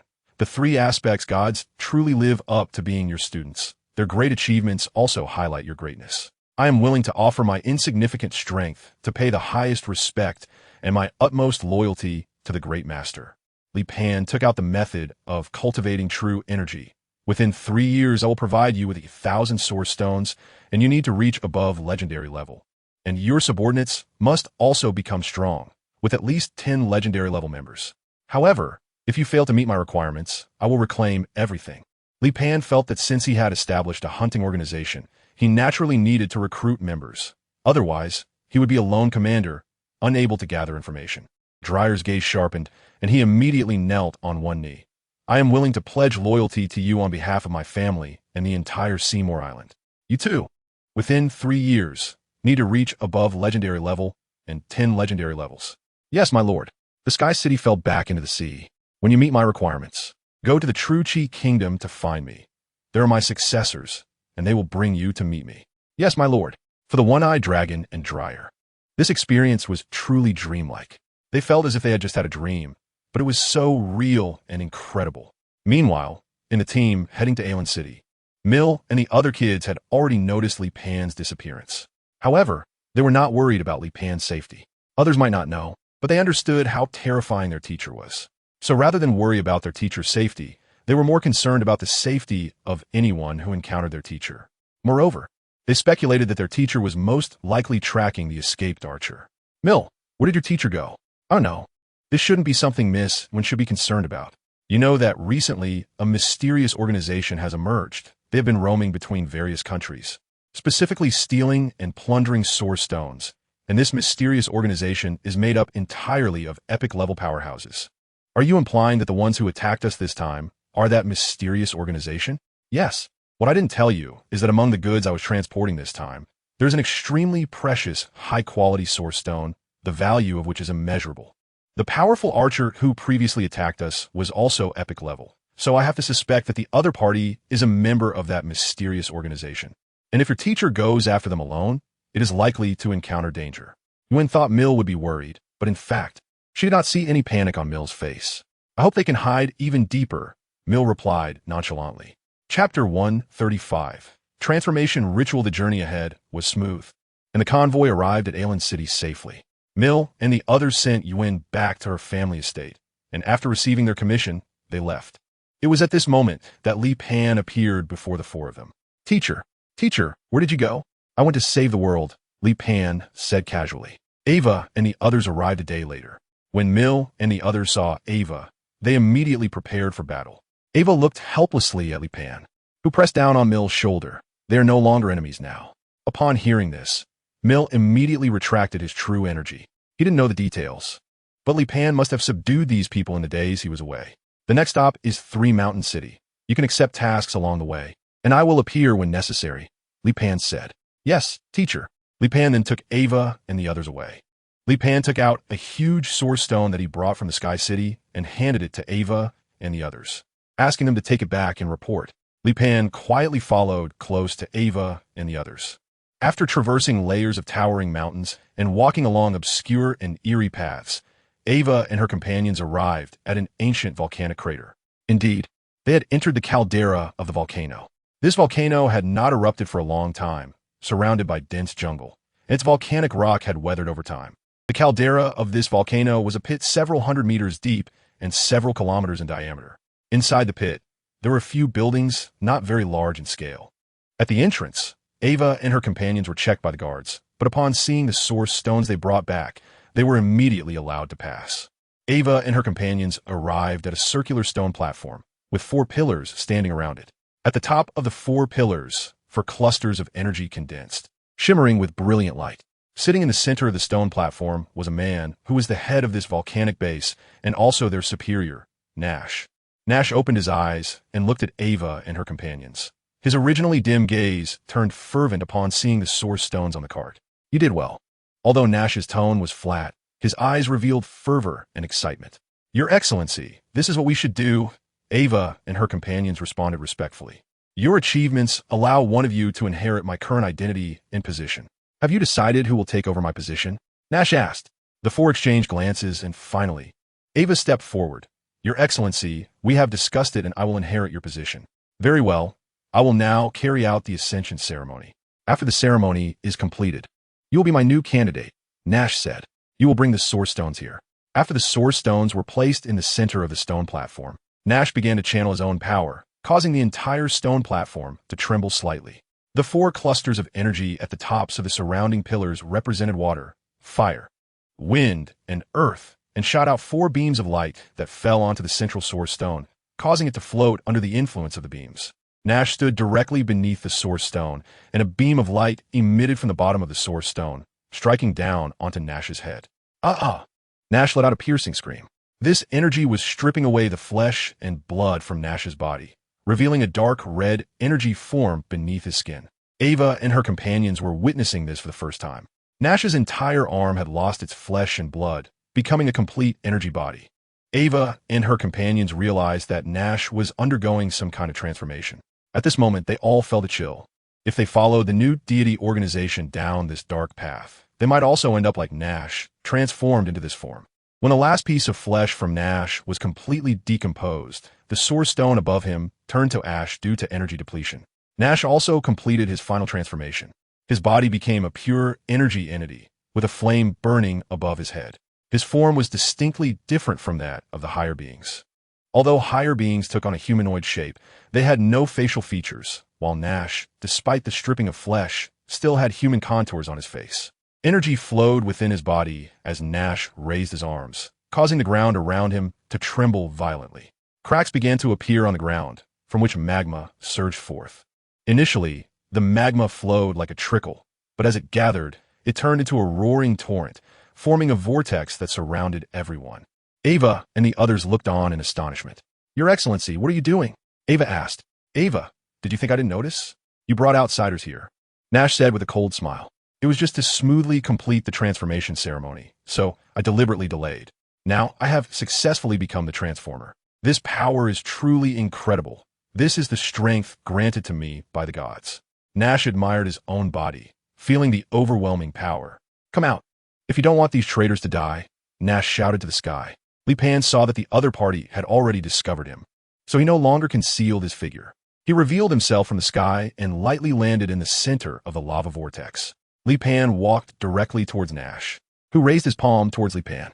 In the next moment, a wave of destructive energy erupted from Nash's palm. However, as the destructive energy approached Li Pan, it began to distort and then refracted in another direction. Li Pan's magnetic field can easily deal with this energy ray by directly distorting the magnetic field. Upon seeing this, Nash immediately increased the energy output. However, the energy ray still refracted before it even touched Li Pan. Li Pan stepped forward until he was in front of Nash, reaching out to grab him by the neck. Nash immediately tried to quantify and escape from Li Pan's grip. However, Li Pan's magnetic field had already formed a cocoon around him, completely enveloping Nash and ensuring that he could not escape even a trace of energy. Let me go. Who are you? Nash demanded. I should be the first god of this world. In the beginning, I was referred to as the ancient god of the mountains. Li Pan said, I'm also the ancestor of the human race. All humans are my descendants. Nash and the others behind him, including Ava, all displayed expressions of shock, unable to believe what they were hearing. Ancient god of the mountains? Ancestor of the human race? The cocoon created by Li Pan began to shrink, and Nash's body was also continuously getting smaller. However, as an energy entity, Nash would not die or even be injured due to deformation and spatial compression. But he felt fear. The person in front of him was a genuine god. How dare he act recklessly in his presence? At this moment, Nash regretted it. But Li Pan would not give him the chance to regret. Let me out, let me out. Li Pan compressed Nash into the size of a glass bead and then tossed it into his mouth. Chapter 136, Rules. In the next moment, Li Pan felt a change in his body. It was a power completely different from electromagnetic forces, or rather, a different concept. According to Li Ji's analysis, electromagnetic forces could still be analyzed and explained from a scientific perspective. However, what Li Pan felt at this moment was another kind of power, the power of rules. That's right. It was the power that came from rules. Li Pan can feel the magma flowing underground from the volcanic crater. Li Pan raised his palm, and the next moment, the entire crater and the ground of the surrounding area began to shake violently, as if a force was about to erupt from directly below. Li Pan glanced at Ava and the others, using electromagnetic force to control the iron sand, wrapping them up and lifting them into the air. Immediately after, the ground was instantly covered by lava, with blood-red magma erupting violently from underground, reaching hundreds of meters high. Ava and the others were utterly shocked by this scene. The volcanic crater, resembling a fountain, was displaying its most terrifying aspect. Li Pan looked at the surging lava below and sensed the rules contained within it. Li Pan stretched out his hand toward the volcano below and lifted it up. In the next moment, the volcano began to rise higher and higher. At the same time, small volcanoes began to erupt around the main volcano. Li Pan pressed down again with his palm. Boom, boom, boom. In the next moment, all the volcanoes erupted simultaneously, and the entire forest was instantly covered by lava. Several volcanoes exploded, forming a massive lava lake. Ava and the others were stunned. Is this the power of a god? Li Pan thought again about his innate ability, electromagnetic force. Could he also comprehend the related rules? He took Ava and the others and left the forest. Shortly after they left, two figures dressed in hooded robes appeared over the magma lake. Their faces were covered with masks, and their hands and feet were tightly wrapped, revealing no skin at all. How was the lava taro base destroyed? Just now, I clearly sensed that a companion successfully transformed, and I sensed that it would be an incredibly powerful companion. Where did he go? It felt like a great battle had occurred here, with chaotic rules permeating the air. The magma lake below should be the result of the lava's power. This is impossible, unless the god of lava descended. Such a scale of destruction could not be caused. Let's leave here first. We need to report the situation to our superior. At this moment, Li Pan was staying in a small cabin by a lake. Ava and the others took on a commission task in a nearby town for living expenses. Li Pan hasn't gone out these days. Instead, he has been contemplating the rules of electromagnetic force. Aji, what are rules? Even though Li Pan has mastered the rules of lava, he still has a vague understanding of what rules are. The technology of the Source Clan does not involve research on rules, but I still found some relevant conjectures in the Source Clan's technological archives.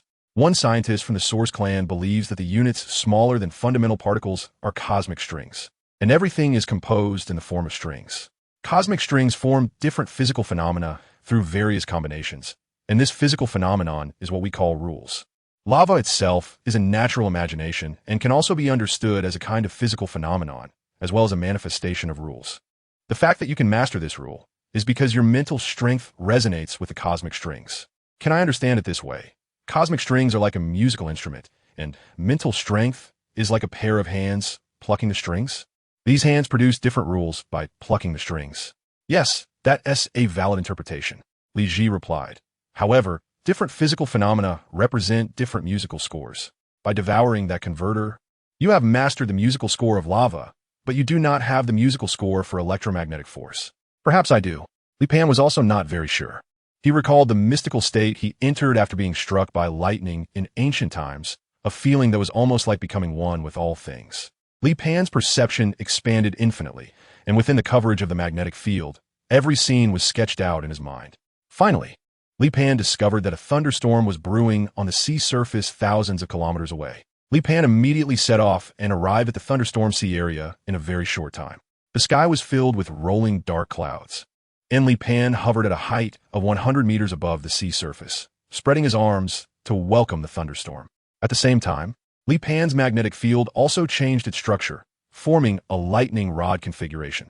Boom! In that instant, the thunder struck down with a deafening roar. Li Pan's current resistance means that even with this voltage of hundreds of millions of volts, he suffers no harm. However, at the moment the current passes through Li Pan's body, he feels once again the sensation of his soul leaving his body. Li Pan entered the magnetic field perspective once again, a feeling both familiar and unfamiliar. At this moment, Li Pan felt as if he had changed into another body, transformed into a different kind of being. Everything had its own magnetic field, and all things in the universe were enveloped in an enormous magnetic field. Li Pan felt as if he had spent a long time, but in reality, only 0.1 seconds had passed, creating a time illusion brought about by different perceptions. Li Pan faintly understood something, and then he once again summoned the heavenly thunder for enlightenment. Every time he was enlightened by the heavenly thunder, his understanding of electromagnetic forces deepened. When the storm clouds dissipated, Li Pan raised his hand and summoned the thunderclouds once more. Finally, Li Pan suddenly opened his eyes, and at the moment he did, the pupils of his eyes vanished, replaced by pulsating lightning. At that moment, Li Pan had finally composed a melody for electromagnetic forces. It was a style different from that of lava, a completely different and wonderful composition. Back at the lakeside cabin, Li Pan found that Ava and the others had returned. Is the mission completed? Yes, my lord. Now that your limits are gone, how will you contact the new God organization? We don't know either, but we all have the mark of the new God organization on us. If we encounter a member of the new God organization, we will sense each other. Then let it be. You all live your normal lives, and if the new God organization contacts you again, interact with them as if you were unaware of what happened when the volcano was destroyed. Seeking them out proactively would appear too deliberate. So my suggestion is to let them find Ava and the others on their own, which will reduce their suspicion. Li Pan also rushed to Sanshan City afterwards. Mill and the others had already arrived at Sanshan City and quickly became famous at the local Adventurers Guild. The four of them set a new record by completing 19 high-difficulty commission tasks in just 10 days. When Li Pan inquired about them, the other party thought he was also there to look for them to commission a task. Chapter 137. Mural. When Li Pan found Mill and the others, he discovered that there was an additional little follower beside them, a beautiful young girl. Teacher, this is Xia, our employer. We have to ensure her safety within 3 months. Hello, Your Excellency. Xia came over to greet Li Pan. Li Pan was somewhat surprised. For a long-term protection task, shouldn't they directly hire bodyguards? Why would they employ professionals? The prices for professionals are generally high, and they usually do not accept long-term tasks. After all, long-term tasks affect their income. The commission for protection tasks is also among the lowest of all task types. Xia is the daughter of the head of the professional association in Sand Mountain City. Mill's statement seemed to explain something, yet it also felt like it explained nothing at all. In fact, Xia is also a professional, and she's an archer. The head of the professional association said that Mill and the others were to protect Xia, but it seemed more like Xia was meant to learn from Mill and the others. In just half a month, Mill and the others had already become a well-known team in the Sand Mountain City Professional Association. They were powerful and completed entrusted tasks very efficiently, finishing 19 high-difficulty entrusted tasks in 10 days, a level of efficiency that shocked all the professionals in Sand Mountain City. The head of the professional association arranged for Xia to be with Mill and the others, which could guarantee her safety and allow her to learn from their experience. So, while it was said to be protection, it was essentially paying Mill and the others to take Xia along. Xia looked at Li Pan curiously. Having followed Mill and the others for several days and completed a few entrusted tasks with them, she knew that they were all true Qi martial artists. However, Li Pan looked just like an ordinary person, lacking the imposing aura that Mill and the others had. Do you still have entrusted tasks on hand? Mill awkwardly scratched his head. Yes, we still have 6 entrusted tasks. Recently, they have been taking on high-intensity entrusted tasks to push their limits and break through their innate realm. Then continue with your tasks. Li Pan was not in a hurry to head to the Amulan Mountains. After all, the 2 chubby ones had been dormant there for over 2,000 years, so it didn't matter much how much time Li Pan spent on the way. The next day, Li Pan followed Mir and the others into a primeval jungle. Their task this time was to enter a jungle ruin and seek a skeleton. The client was a middle-aged man who had once been a professional adventurer. Over a decade ago, he and his wife entered that jungle ruin, but they encountered terrifying dangers, and his wife died inside the ruins while he escaped. Now, Mir and the others were to enter the jungle ruin, find the remains of the client's wife, and bring them out. The jungle ruin was marked as extremely dangerous. It had been over 20 years since its discovery, yet no one had been able to complete an exploration of the site. Although the path to the jungle ruin was overgrown with thorns and difficult to navigate, the danger level was not high. They arrived at the jungle ruin smoothly. The building, which had stood there for an unknown number of years, was now covered in moss and vegetation. Stop, Mir ordered. Everyone immediately halted, and Xia, who was also in the group, obeyed Mir's command. Following orders was the most basic requirement for a professional. Prepare for battle. Something is approaching us, Mir said. Xia, stay in place while the 4 of us surround you. Look for an opportunity to strike. If there is no opportunity, don't leave this area. Okay. Xia was very nervous, as this was her first time going into the wild with Mir and the others. Just then, vines began to emerge around them, attacking the group as if they were alive.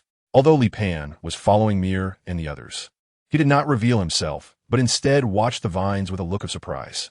Is this tree parasitism? It doesn't seem so. They're just plants, not mutated parasites. It's just that the unique environment has allowed them to evolve in a different direction, giving them the ability to attack actively. The attack strength of these vines is not high, but there's simply too many of them. Soon, Mir and the others could no longer hold on and retreated into the ruins. Mir fought while retreating. Once they entered the interior of the ruins, the vines indeed began to retract. The vines cannot extend indefinitely. They will reach their limit after extending to a certain extent. The interior of the ruins was empty, resembling a village. However, Li Pan noticed that the architectural style of these buildings was very similar to that of the Sky City. Most of the buildings in the Sky City were established by the children after they grew up. This place is likely a village built by the children he had sent down back then. In the center of the ruins, Mir and the others found an entrance leading underground. On both sides of the underground passage's walls, there were many murals. The group walked slowly, allowing them to carefully appreciate these murals. This mural seems to tell the story of the ancient era, Xia said while looking at the murals. What ancient era? Mir and the others looked at Xia. They all came from a small mountain village. Although they had received Li Pan's teachings, what he taught them was primarily about true Qi cultivation and combat, and culturally, he only taught them to read and write without delving into more profound knowledge. The ancient era refers to the time before the new era.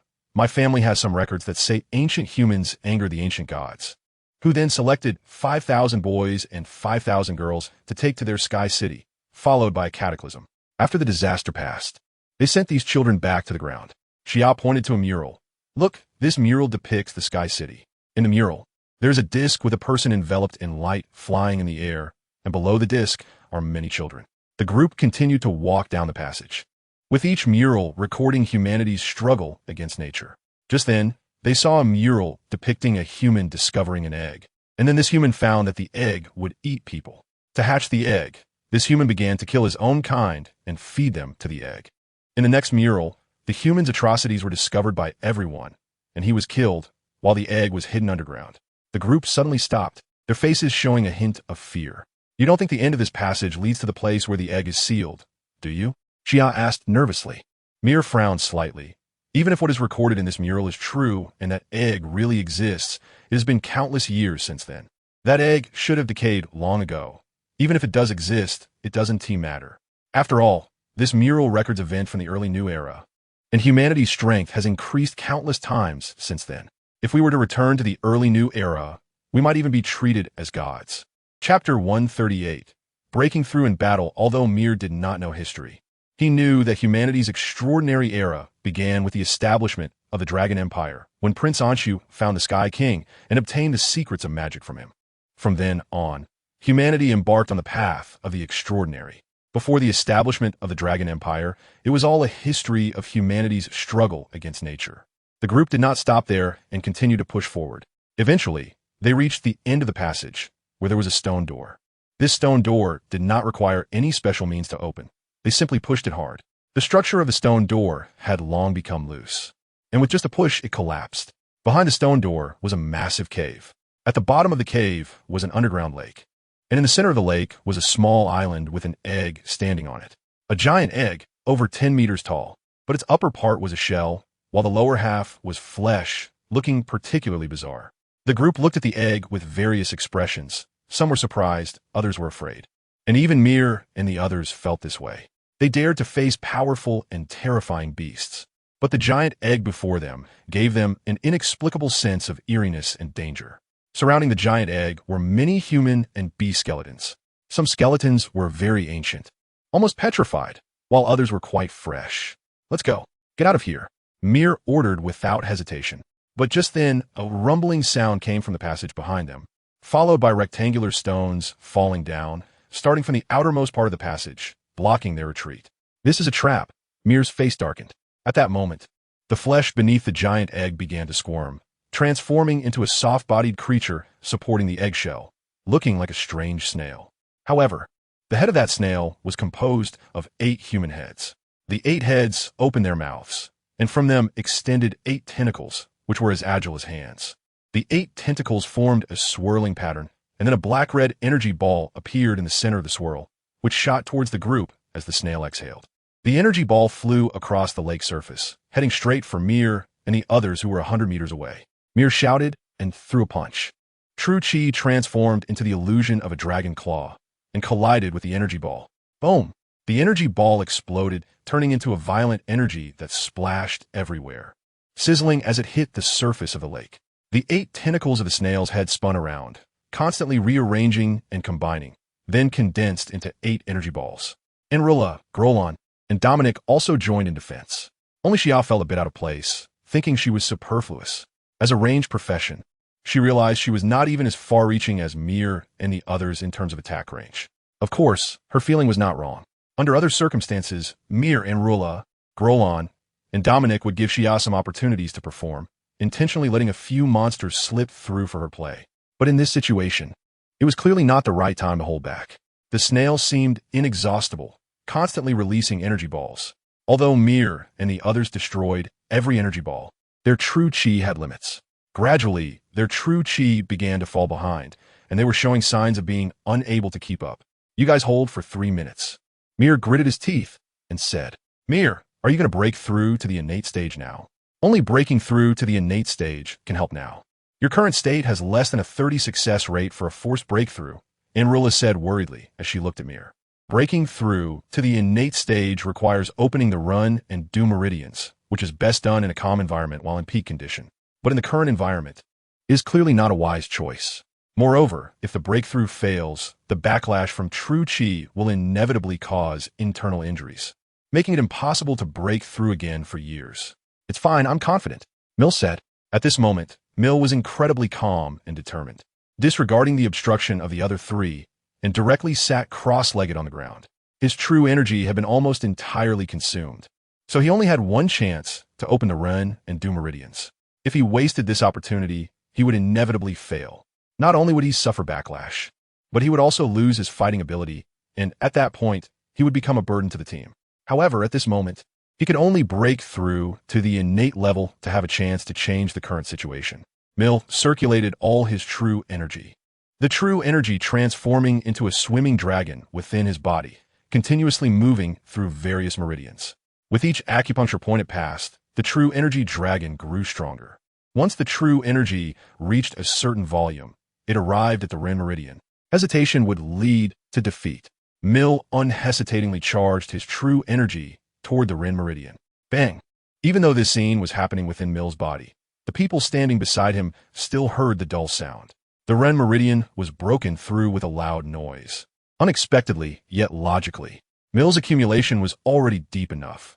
Although he was not in the best state now, it still allowed him to make a breakthrough. Mill did not stop there. After breaking through the Ren meridian, he had already opened the bridge between heaven and earth. The spiritual energy from heaven and earth continuously surged into Mill's body. However, since the Dew meridian had not yet been broken, he could not achieve an endless cycle of energy. Mill's true energy grew stronger once again. He controlled the true energy and suddenly slammed it into the Dew meridian. Bang bang. With one vigorous push, Mill's body became like a small vortex, continuously absorbing the surrounding spiritual energy. Mill's aura began to grow stronger, and his body floated lightly. Then Mill opened his eyes, and his aura rippled out. Mill, you succeeded? Mill nodded and looked toward the snail on the distant island. The spiritual energy from heaven and earth filled Mill's dantian. Mill's arms moved in a circular motion and suddenly pushed forward. A phantom image of a girl in silver armor suddenly burst out. Martial arts phantom. And this girl in silver armor was Mill's sister, Mina. Everyone's martial arts phantom is different. It could be anyone, any creature. In Mill's eyes, Mina was his idol, the goal he pursued. In his mind, Mina was like a forever shining light, an object he could never surpass.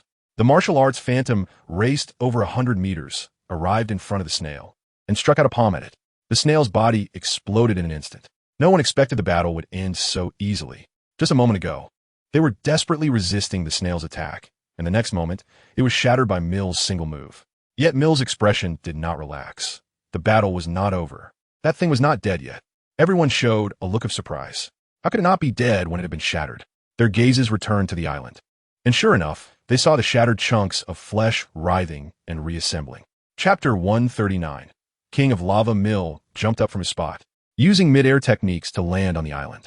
The fragments of flesh suddenly rushed toward Mill, and a cyclone formed around him, knocking the incoming flesh away. At that moment, Mill noticed that once the fragments of flesh fell into the water, they began to decompose as if they had fallen into sulfuric acid. Mill's heart stirred. Was this strange creature placed in the center of this underground lake to prevent it from leaving? Did water have a restraining effect on it? Mill waved his arms, drawing the surrounding lake water. The lake water was pulled by Mill, transforming into two water dragons that danced along with his arms. Mill suddenly pushed both palms, and all the fragments of flesh on the island were drenched by the lake water. These fragments began to melt rapidly, eventually turning into sludge. After confirming that there were no remnants of flesh left on the floating island, Mill breathed a sigh of relief. However, he fell into confusion. Although this monster was quite powerful, since the ancients could trap it here, it meant they knew its weaknesses, so they should have been able to easily eliminate it. Why then did they choose to keep it instead of destroying it directly? Just then, the ground suddenly began to shake violently. An incredibly terrifying aura began to spread throughout the cave. Those fragments that had turned into sludge emitted wisps of blue gas. These blue gases were gathering into a figure. You destroyed my vessel. The figure roared in anger. This roar was not in any language, but it made everyone in the cave understand its will. You will die. You all will die. The figure began to gradually transform from a phantom into a solid form. Flames burned on its body, its skin composed of magma, and its towering form reached Dazhuang, exuding a breath of destruction. With your blood and flesh, I will forge a new vessel. The flaming giant reached out toward Mill. Mill swung his arms. Martial arts phantom. The martial arts phantom had just condensed when the flaming giant casually swatted it, causing the phantom to shatter. The flaming giant opened its mouth, and a terrifying energy began to gather within. Mill's face showed horror as he quickly covered himself with a protective aura. He charged forward in a few steps and kicked heavily under the flaming giant's chin. The flaming giant's head tilted upward, and, at that moment, it spewed forth a jet of intense flames. The intense flames struck the rock layer above, directly penetrating it and continuing upward, breaking through to the surface 100 meters above. Mill felt cold sweat as he glanced at the light falling from above. If that had struck him, he would have probably been turned to ash. Ariella Grellin, Dominic, take Shia and leave here. Mill shouted. The large hole created above provided them with an opportunity to escape. Henriella, Grellin, and Dominic knew that Mill was in danger, facing this flaming giant alone. However, if they stayed, they would only be a burden, especially with the weaker Shia beside them. Henriella picked up Shia and directly leaped through the blasted hole. The walls of the hole still had remnants of molten lava. But for the three of them, it was not an obstacle. They attached their true energy to their hands and feet, forming a protective aura to effectively block the high temperatures. The flaming giant below roared in response. No one can escape. The flaming giant raised its arm, and a sphere of destructive energy began to coalesce in its palm, aimed at the hole above. Mill hurriedly jumped up to block the flaming giant, simultaneously waving his arms to control the surrounding lake water, forming a water dragon. The water dragon collided with the energy sphere released by the flaming giant, exploding in an instant. Mill again controlled the lake water, creating a massive wave that crashed toward the flaming giant. Die for me. The flaming giant suddenly erupted with waves of extreme heat, causing the nearby lake water to evaporate in an instant, creating a large amount of steam that covered the entire cave, reducing visibility to less than half a meter. Mill also jumped up through the large hole above, and Henriella and the others on the ground were overjoyed to see Mill come up. Mill, what happened to that flame monster? That guy is too strong. We still can't defeat him, Mill said, but fortunately he is currently trapped in. Suddenly, a burst of fire shot up from below, piercing through the ground.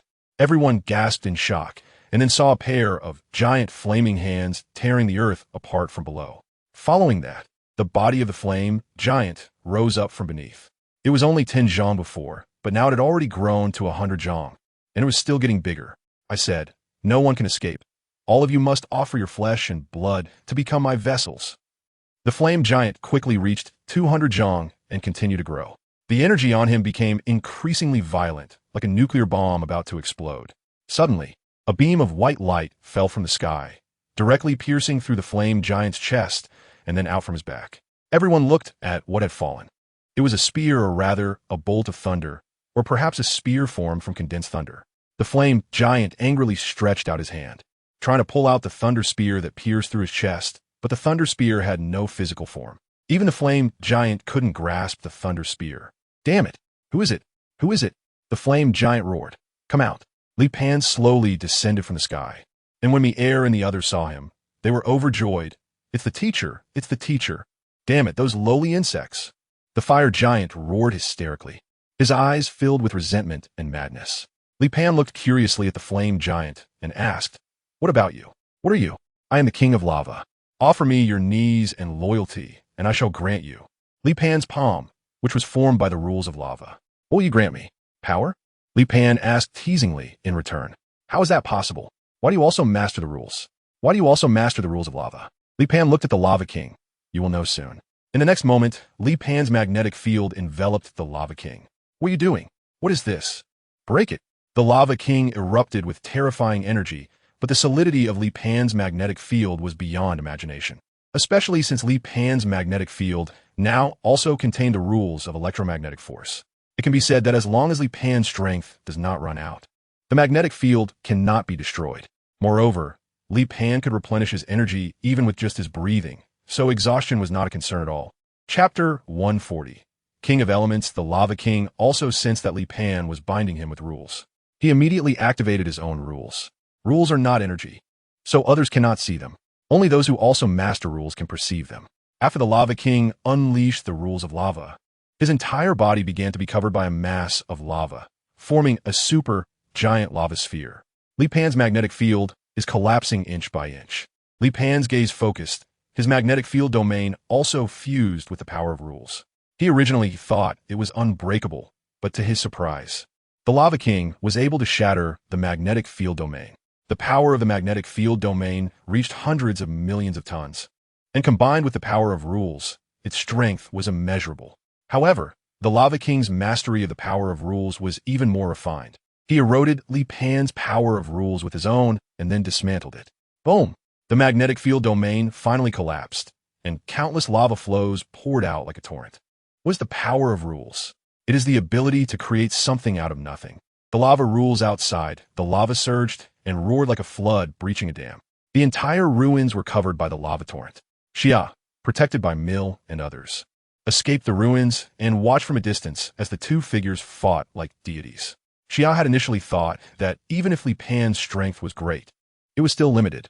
But after witnessing Li Pan's appearance in battle against the Lava King, she finally understood how terrifying Mill and the other's teacher truly was. Li Pan raised his palm, and in the next moment, he conjured a series of thunder spears out of thin air. With a series of piercing sounds, dozens of thunder spears struck the body of the Lava King once again. This time, as one of the thunder spears penetrated the Lava King's body, it conveyed a peculiar sensation, as if it had pierced something very special within the Lava King. The thing didn't seem to be a physical entity, but more like a consciousness, or one might say a soul. The Lava King was attacked again, and this time it became even more frenzied. Li Pan immediately realized that all of his previous attacks were merely against its shell, and its shell was formed by rules, something that could be abundant unless he exhausted its power. Otherwise, it would be meaningless.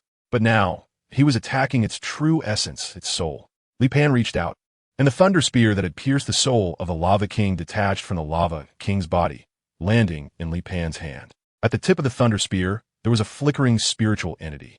At that moment, the body created by the Lava King began to disintegrate, transforming into a shower of lava. Let go of me, insects on the surface. The spiritual entity had no actual shape. It was just a mass of consciousness, constantly writhing and changing form.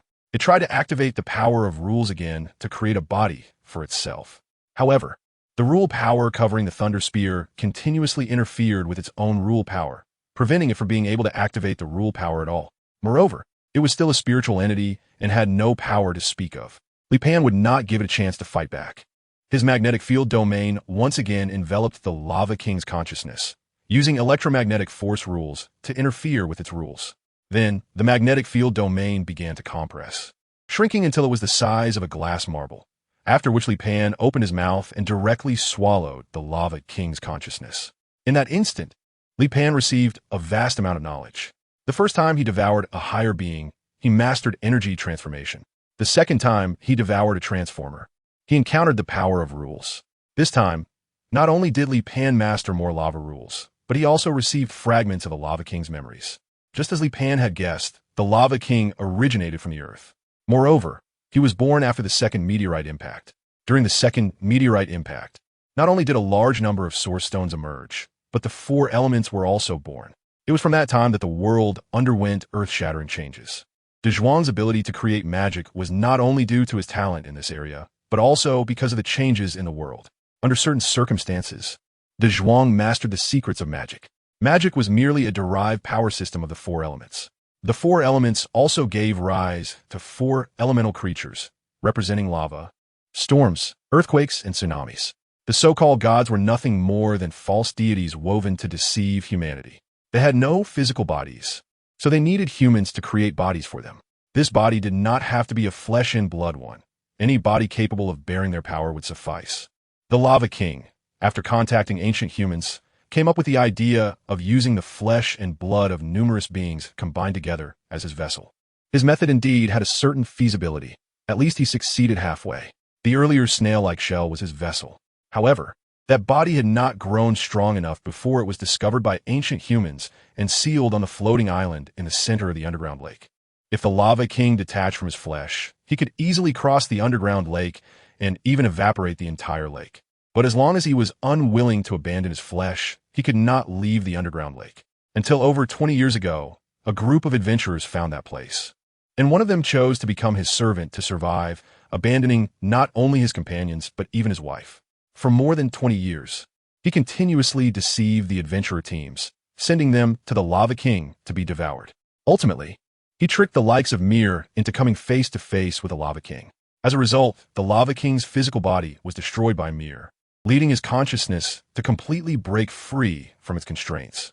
Even without Li Pan's intervention, the Lava King's consciousness could not last. It would not be long before his awareness completely dissipated into the world, and one day in the future, it would recongregate, becoming a new Lava King. The four elemental kings were immortal, or rather, they had a unique survival mechanism. Even if their consciousness was destroyed, they would resurrect. Although they would no longer be the original Lava King, but would have an entirely new consciousness. The purpose of the four elemental kings was to transform the surface world into the shape they desired, a world completely dominated by them, composed of the four elements. A world unsuitable for carbon-based life to survive. The four elements had been in contact with humanity long ago, so the new God organization was not a new organization as Ava and others thought. It could also be roots drifting outside the new God organization. Thus, completely eradicating the new God organization was almost impossible. However, Li Pan thought of a way. He didn't need to completely eradicate the new God organization. He just needed to hunt all four elemental kings. No matter how rampant the new God organization was, their ultimate goal was to create vessels capable of bearing the elemental kings, and then the elemental kings would activate the rule powers to transform the world. Therefore, Li Pan only needed to keep an eye on the elemental kings. As long as they dared to show themselves, he would devour them and effectively solve the problem. Chapter 141. Final exam Buck Dival was the client for the mission that Mir and the others were executing. After Mir and the others entered the underground passage of the ruins, he set down the mechanism stone. That was all his work. Next, he just needed to wait outside the ruins for the Lava King to devour those professionals and then grant him his reward. Over the past 20 years, he had deceived dozens of teams into the ruins this way. He had always hidden in the shadows and had never failed. However, this time an accident occurred. He saw the true form of the Lava King rise from the ruins. He also witnessed an incredibly powerful being kill the Lava King. He knew he had to escape, to flee far away. From then on, he would hide his name, never allowing anyone to know he was related to the Lava King. However, before he could escape the forest, he was blocked by Mir and the others. "Sorry, Mr. Buck, it seems you haven't paid the commission yet," Mir said with a murderous intent in his eyes. Ahem, my lord, have you completed the mission?" Buck asked, trying to maintain his composure. "Mr. Buck, we are professionals, and we can also be robbers," she said, her beautiful face saying words that were completely at odds with her image and temperament. Even without Li Pan's explanation, they already knew they had encountered a professional trap. Such things were not uncommon in their line of work. Many clients had intricate connections with the mission targets, and some were even specifically sent to the mission targets. Buck lowered his head, letting out a strange laugh. "It seems you have discovered it. But have you made a mistake? I am not a little sheep to be easily manipulated." Buck had collaborated with the Lava King for 20 years, and during these 2 decades, he had received numerous blessings from the Lava King, making him very powerful. In the next moment, Buck's aura suddenly erupted, a heat wave spreading outwards from him in all directions. The expressions of everyone changed. Buck's aura seemed to possess a level that could suppress them. Half-step legend. Mill's breathing became rapid, his fists clenched tightly. Only he could barely withstand the extreme heat emanating from Buck. The skin on one side of Buck's face began to peel away, revealing flesh that resembled molten lava beneath, with red-hot bone spurs protruding from his back, radiating terrifying heat waves. At this moment, Buck was more powerful than the Lava King, who had not yet freed himself from the shackles of his physical form. Before Buck could revel in his power, he suddenly felt a chill coming from behind him. Turning around, he saw Li Pan standing not far behind him, smiling at Buck. All of Buck's arrogance dissipated in an instant upon seeing Li Pan, leaving only fear and despair. His strength came from the Lava King, but this person before him could eliminate even the fully unleashed Lava King, let alone him, the Lava King's servant. "Teacher," upon seeing Li Pan, Mill and the others showed expressions of excitement. With Li Pan around, Buck was no longer a concern. Xiao looked at Li Pan with envy and admiration. She also wanted a teacher who provided such a sense of security. 8 years ago, the Azure was defeated by a half-step legend. "Today, the 4 of you will help the Azure regain its honor," Li Pan said. Although the Azure had faced one back then, not the current Buck, it didn't matter. Li Pan wanted to put pressure on them. Enrila, Golong, Dominic, why aren't you 3 breaking through yet? Li Pan looked at the 3. They were not in their best condition, but upon hearing Li Pan's reprimand, they immediately sat down. Buck did not dare to move, nervously watching Li Pan. In his eyes, Mill and the others were merely insignificant characters, hardly worth worrying about. However, Li Pan before him was an unprecedented formidable enemy. Even though Li Pan did not reveal any aura, Buck knew it was just an illusion. Time passed second by second. Li Pan couldn't move, and Buck didn't dare to escape or attack. Just then, Enrila was the first to break through. Following her were Golan and Dominic, who also successfully completed their breakthroughs. Among the 4 of them, Mill had always been the leader. It wasn't because Mill was the strongest, but because Mill had the most opinions and understood social nuances better during external communications. The fact that they could all be brought out by Li Pan already indicated that they were the 4 students with the best talent in this group, aside from Mina. Moreover, they had their own pride. Mill had managed to break through in such a critical situation, even when he wasn't at his best. Now, with the 3 of them and Li Pan protecting them, they naturally had a surge of fighting spirit. At this moment, Xia felt that indeed, a great teacher produces outstanding students. Mill and the others were so young, yet had already broken through to the innate level, which was epic. Meanwhile, she was already 20 and had just barely reached the elite level. Mill and Rolla, Golan, Dominic, this is your graduation exam. Let's begin. Li Pan suddenly appeared beside Xia, lifting her into the air. Miss Xia, you stay with me for now. The 4 of them formed an encirclement, surrounding Buck in the middle. They all exuded a fierce fighting spirit and looked at Buck with intense gazes. At this moment, Buck had no fighting spirit at all. He just wanted to escape, to get out of Li Pan's sight. My lord, can Mill and the others win? Xia asked. Li Pan thought for a moment and said, under normal circumstances, it will be impossible to win. That guy, even if he's not at the legendary level, already possesses power very close to it.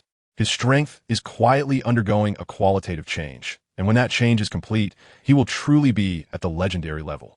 Even though Mill and the other 3 have reached the innate level, it is still very difficult to defeat that guy. Your Excellency, you also mentioned that this is under normal circumstances. So is this considered an abnormal situation now? Because of my presence, that guy has no fighting spirit at all. He is currently focused on escaping, and if he can exert 50% of his power, it would be quite good. Oh, can Mill and the others win? I don't know. I hope they can win. What if they lose? Will they not be able to graduate? I didn't say that. They have already reached my requirements by achieving the innate level, regardless of success or failure. They have already graduated. Your Excellency, can I become your student? Li Pan looked at Xia with some surprise. You want to become my student too? Is it strange that I want to be your student since you are so powerful? I suppose not. Li Pan shrugged. I can take you as a student, but what I teach you may not necessarily be the true chi system. It could also be other power systems. Are you okay with that? Chapter 142, Arriving at the Omulon mountain range. Li Pan wanted to know if others could learn the rules, and whether these rules were unique to people like him. Therefore, he did not refuse Xia's initiative to become his apprentice. The battle below was intense. Once Buck lost his fighting spirit, he lost his chance of winning. Without Li Pan intervening, Buck, even if he didn't dare to kill Mir and the others, at least needed to incapacitate them first. With his near-legendary combat power, he could definitely do it. After all, in terms of power level, Mir and his companions were still at a significant disadvantage compared to him. However, he was only thinking about how to escape, which made him unwilling to engage in combat. There was a huge difference between innate level chi warriors and other professions at the epic level, although both were on comparable power levels. Innate level warriors could maintain their chi without depletion due to their mastery of the Ren and Du meridians and their continuous internal and external circulation. If it were just a matter of time in combat, it would be hard to say who would win or lose. However, in a prolonged stalemate, innate warriors would definitely have the upper hand. Even someone like Buck, who was half a step into the legendary level, could not match the endurance of Mir and his companions. As Buck was continuously worn down by Mir and the others and failed to break through multiple times, his strength was rapidly being consumed. In contrast, Mir and the others were not significantly affected. Instead, they were becoming more familiar with their own power. Gradually, Buck began to feel powerless, and with Li Pan watching him from the air, his pressure increased even more. Buck lost. There were too many factors in this battle, and Li Pan was undoubtedly the biggest reason for his defeat. If Li Pan had not been present, Buck could have struck hard from the beginning instead of dragging it out until he was exhausted. After the battle, Li Pan and Xia landed back on the ground. All right, you have passed the exam. Mir and the others said nothing, but the expressions on their faces revealed their internal excitement. In the village, there are martial arts I have compiled over the years. You can go back and borrow them when you have time. Also, each of you will take turns teaching in the village for 3 years, continuing to educate the junior students. Yes, teacher. Xia has now also become my junior. So according to the order of admission, she is your junior. Xia, congratulations. Xia responded with a bright smile to Mir and the others' congratulations. I will continue my journey north. Xia, will you follow me, or will you return home to wait for my return? Teacher, I hope to learn by your side. All right, tell your family, and we will set off in a couple of days. After bidding farewell to her family, Xia set off on the long journey with Li Pan. Xia's father was also a professional and managed a large professional guild, so there was no sadness in their farewell. Moreover, hearing that Li Pan was Mir and the other's teacher made him more at ease about his daughter, following Li Pan to learn. Li Pan walked slowly along the way, occasionally stopping to linger at curious sights, while also teaching Xia about cultivation. However, when it came to teaching Xia the rules, he encountered quite a bit of trouble. Since Xia couldn't perceive the cosmic strings, there was no way to discuss the rules. It was like trying to teach a deaf person to play a piece of music. If the deaf person can't hear it, there's naturally nothing to learn. By nightfall, Xia had already fallen asleep by the campfire under the tree. Li Pan was sitting at the other end of the campfire. Aji, is there a way for ordinary people to learn the rules? The primary condition for learning the rules is to perceive the cosmic strings, so under normal circumstances, ordinary people cannot learn the rules. So do you have an abnormal situation? You can develop a method to manipulate the cosmic strings, and then record and teach a complete set of rules through fixed patterns. Develop. Li Pan was no longer unfamiliar with this process. In fact, he now approached the development of each new project and new thing with a sense of anticipation. This process could give Li Pan a brand new experience and allow him to gain a deeper understanding of the world. In the next phase, Li Pan began to understand the cosmic strings. Li Pan's perception of cosmic strings is largely thanks to his own electromagnetic force, coupled with a special perceptual vision gained after being struck by lightning. However, as the number of times he was struck by lightning increased, Li Pan has managed to grasp that magnetic field vision, no longer needing to be struck by lightning to see it. Teacher, when will you teach me something? Xia asked eagerly. Don't worry, I'm developing a new power system, and it's still in the early stages. Li Pan hopes that once this new power system is developed and humanity has also mastered the power of rules, there will no longer be a need to fear the elemental lords. After all, although the elemental lords are powerful, they are far from being invincible. Their true strength lies in the rules. However, if humanity also masters the rules, then the elemental lords will become less of a concern, and in fact, they may even be hunted by humans. As they travel northward, the climate begins to turn cold, and they are approaching the Amulon mountain range. The Amulon mountain range stretches across the northeast of the continent, extending for thousands of kilometers, with its highest peak being the giant God Peak. Xia is wearing thick clothing and a fur coat to withstand the biting cold wind. Li Pan's clothing remained the same. Such temperatures were not cold enough to make him feel chilly. After leaving the town closest to the Amulon mountains and walking for another day, they could finally see the towering peak in the distance. Under the sunlight, the upper part of the giant God Peak was rendered golden, while the lower part was still covered in ice and snow. The closer they got to the giant God Peak, the more Li Pan sensed the presence of air pang. The gene liquid that Li Pan developed for air pang seemed to have undergone some unpredictable changes after merging with air pang's own genes. Li Pan and Xia arrived at the foot of the giant God Peak. Li Pan's magnetic field spread out, and he soon sensed the outline of air pang's body beneath the giant God Peak. It was huge, incredibly huge. At this moment, air pang had grown to an unbelievable size. A massive amount of energy was brewing within, accompanied by faint brainwave signals, indicating that it was in a deep state of hibernation. The mountain mass on its body was not real rock, but an extension of air pang's skeletal structure, which had been covered in ice and snow due to long periods of inactivity. Since their first awakening, air pang had been continuously growing and had also become very drowsy. Li Pan was considering whether to awaken air pang and whether it would affect its current state. Just then, two giant dragons appeared in the sky, circling closer to Li Pan and Xia. When Xia saw the two dragons, she immediately got scared and hid behind Li Pan. This should be the dragon tribe that Jean mentioned, stationed here. Chapter 143, Journey to the Abyss. Both dragons were fifth-generation dragons, one red and one yellow. Their aura was enough to make Xia's legs weak. Moreover, both dragons were unabashedly radiating their dragon might. Humans, how did you get in here? The red dragon stared at Li Pan and Xia, revealing some hostility. Li Pan's gaze sharpened, and the pressure emanating from him erupted as well. Come down. The pressure emanating from Li Pan was like 1,000 mountains pressing down simultaneously. Two giant dragons were knocked down to the ground in midair. Even after they landed, this pressure did not cease, continuing to weigh heavily upon them. The ground began to crack inch by inch under Li Pan's overwhelming force. The two dragons roared, attempting to resist, using their own dragon might to counter Li Pan's pressure. However, as soon as they summoned their dragon might, it was shattered by Li Pan's overwhelming force. Human, do you have any idea what you are doing? Li Pan took out a golden dragon scale. Do you know what this is? What? This is His Majesty's dragon scale. Why do you have His Majesty's dragon scale? You damn little thief. You dare to steal the treasure of my clan, and my dragon clan will not let you go. Li Pan was speechless towards the two foolish dragons.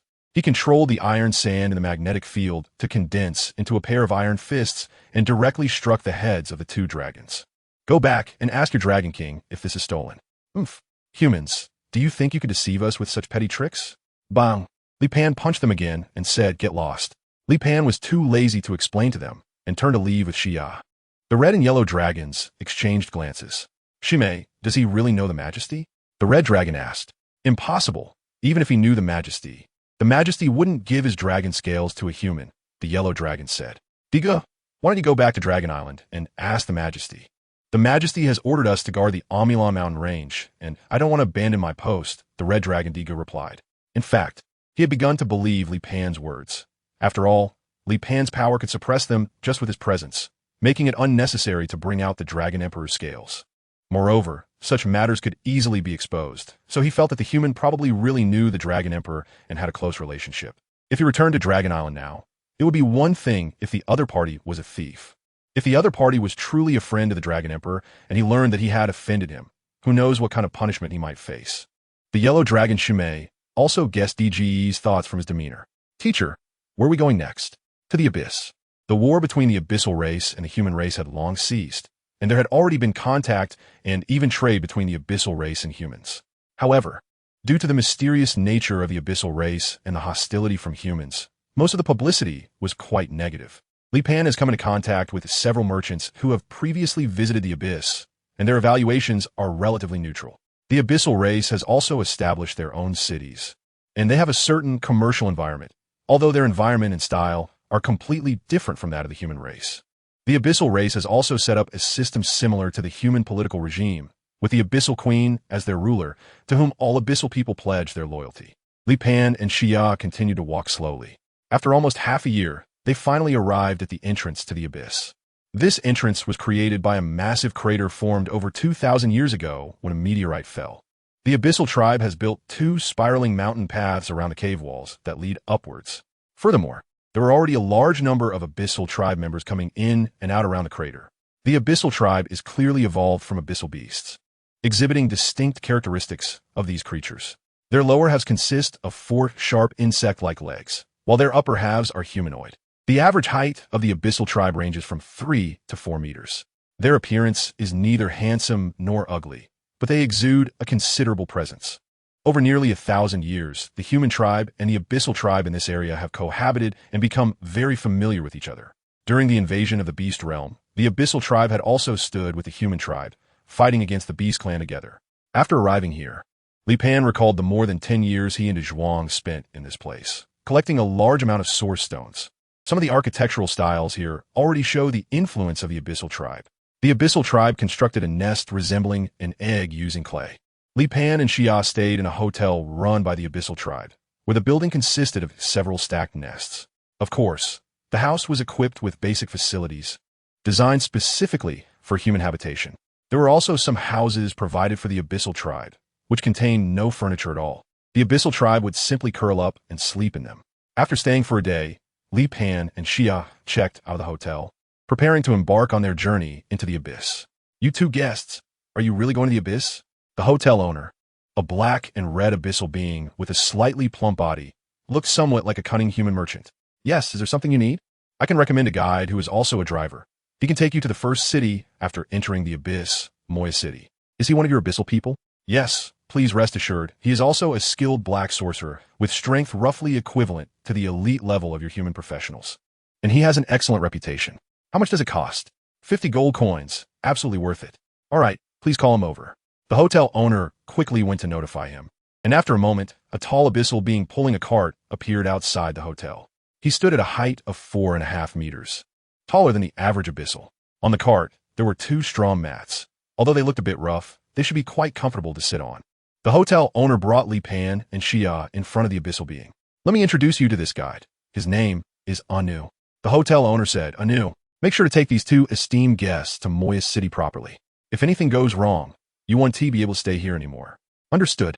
Thank you for your assistance. Anu replied, esteemed guests, please get on the cart. Li Pan and Xia were not polite and took a seat on the cart. Anu asked, can we set off now? Of course, let's go. Anu locked the handle of the cart into the raised groove on the back cover, pulling it steadily. Li Pan and Xia sat firmly on the cart. Anu, how long have you been doing this? I made a total of 2,355 round trips. I don't really know how long it's been, Anu replied. Chapter 144. The Abyss Frontline. Anu pulled the cart into the abyss, and the spiral mountain path was very long. The vertical distance at the entrance of the abyss exceeded 100 kilometers, and with such a downhill mountain road, the journey was thousands of kilometers long. So they would spend a very long time on the spiral mountain road. Anu, how long will we be on the road? This bright road will take about 20 days. After reaching the abyss, it will take another 2 days to get to Mo Yuan City. You call this stretch of road the Bright Road? Yes, for our abyss race. This road is the path to the light. Li Pan recalled the ancestors of the abyssal clan, the former monstrous worms, which were so fearful of sunlight that just a few seconds of exposure could kill them. However, after evolving and gaining intelligence, they began to long for the light. Anu generally did not speak up on his own, but as long as Li Pan or Xia initiated the conversation, he would respond and explain as clearly as he could whenever he understood. Following the path of light, they continued downward, and 2 days later, the daylight had already weakened. Anu, you are at the elite level now, right? According to your human classification, I am indeed at the elite level. Then would you look for a more profitable job? Li Pan asked. Your human race does not need our abyssal clan. And if I were to enter your human cities, I would likely be exterminated as an outlier. So, doesn't the abyssal clan have any organizations similar to our human professional guilds? No, our abyssal clan only has the frontline battlefield. I either become a frontline warrior or find a job that is not so dangerous. What frontline battlefield? In the abyss, there's a type of demonic worm that fears light. However, from February to October, when the underground sun extinguishes, they crawl out from the ashes and launch a massive attack on our abyssal cities.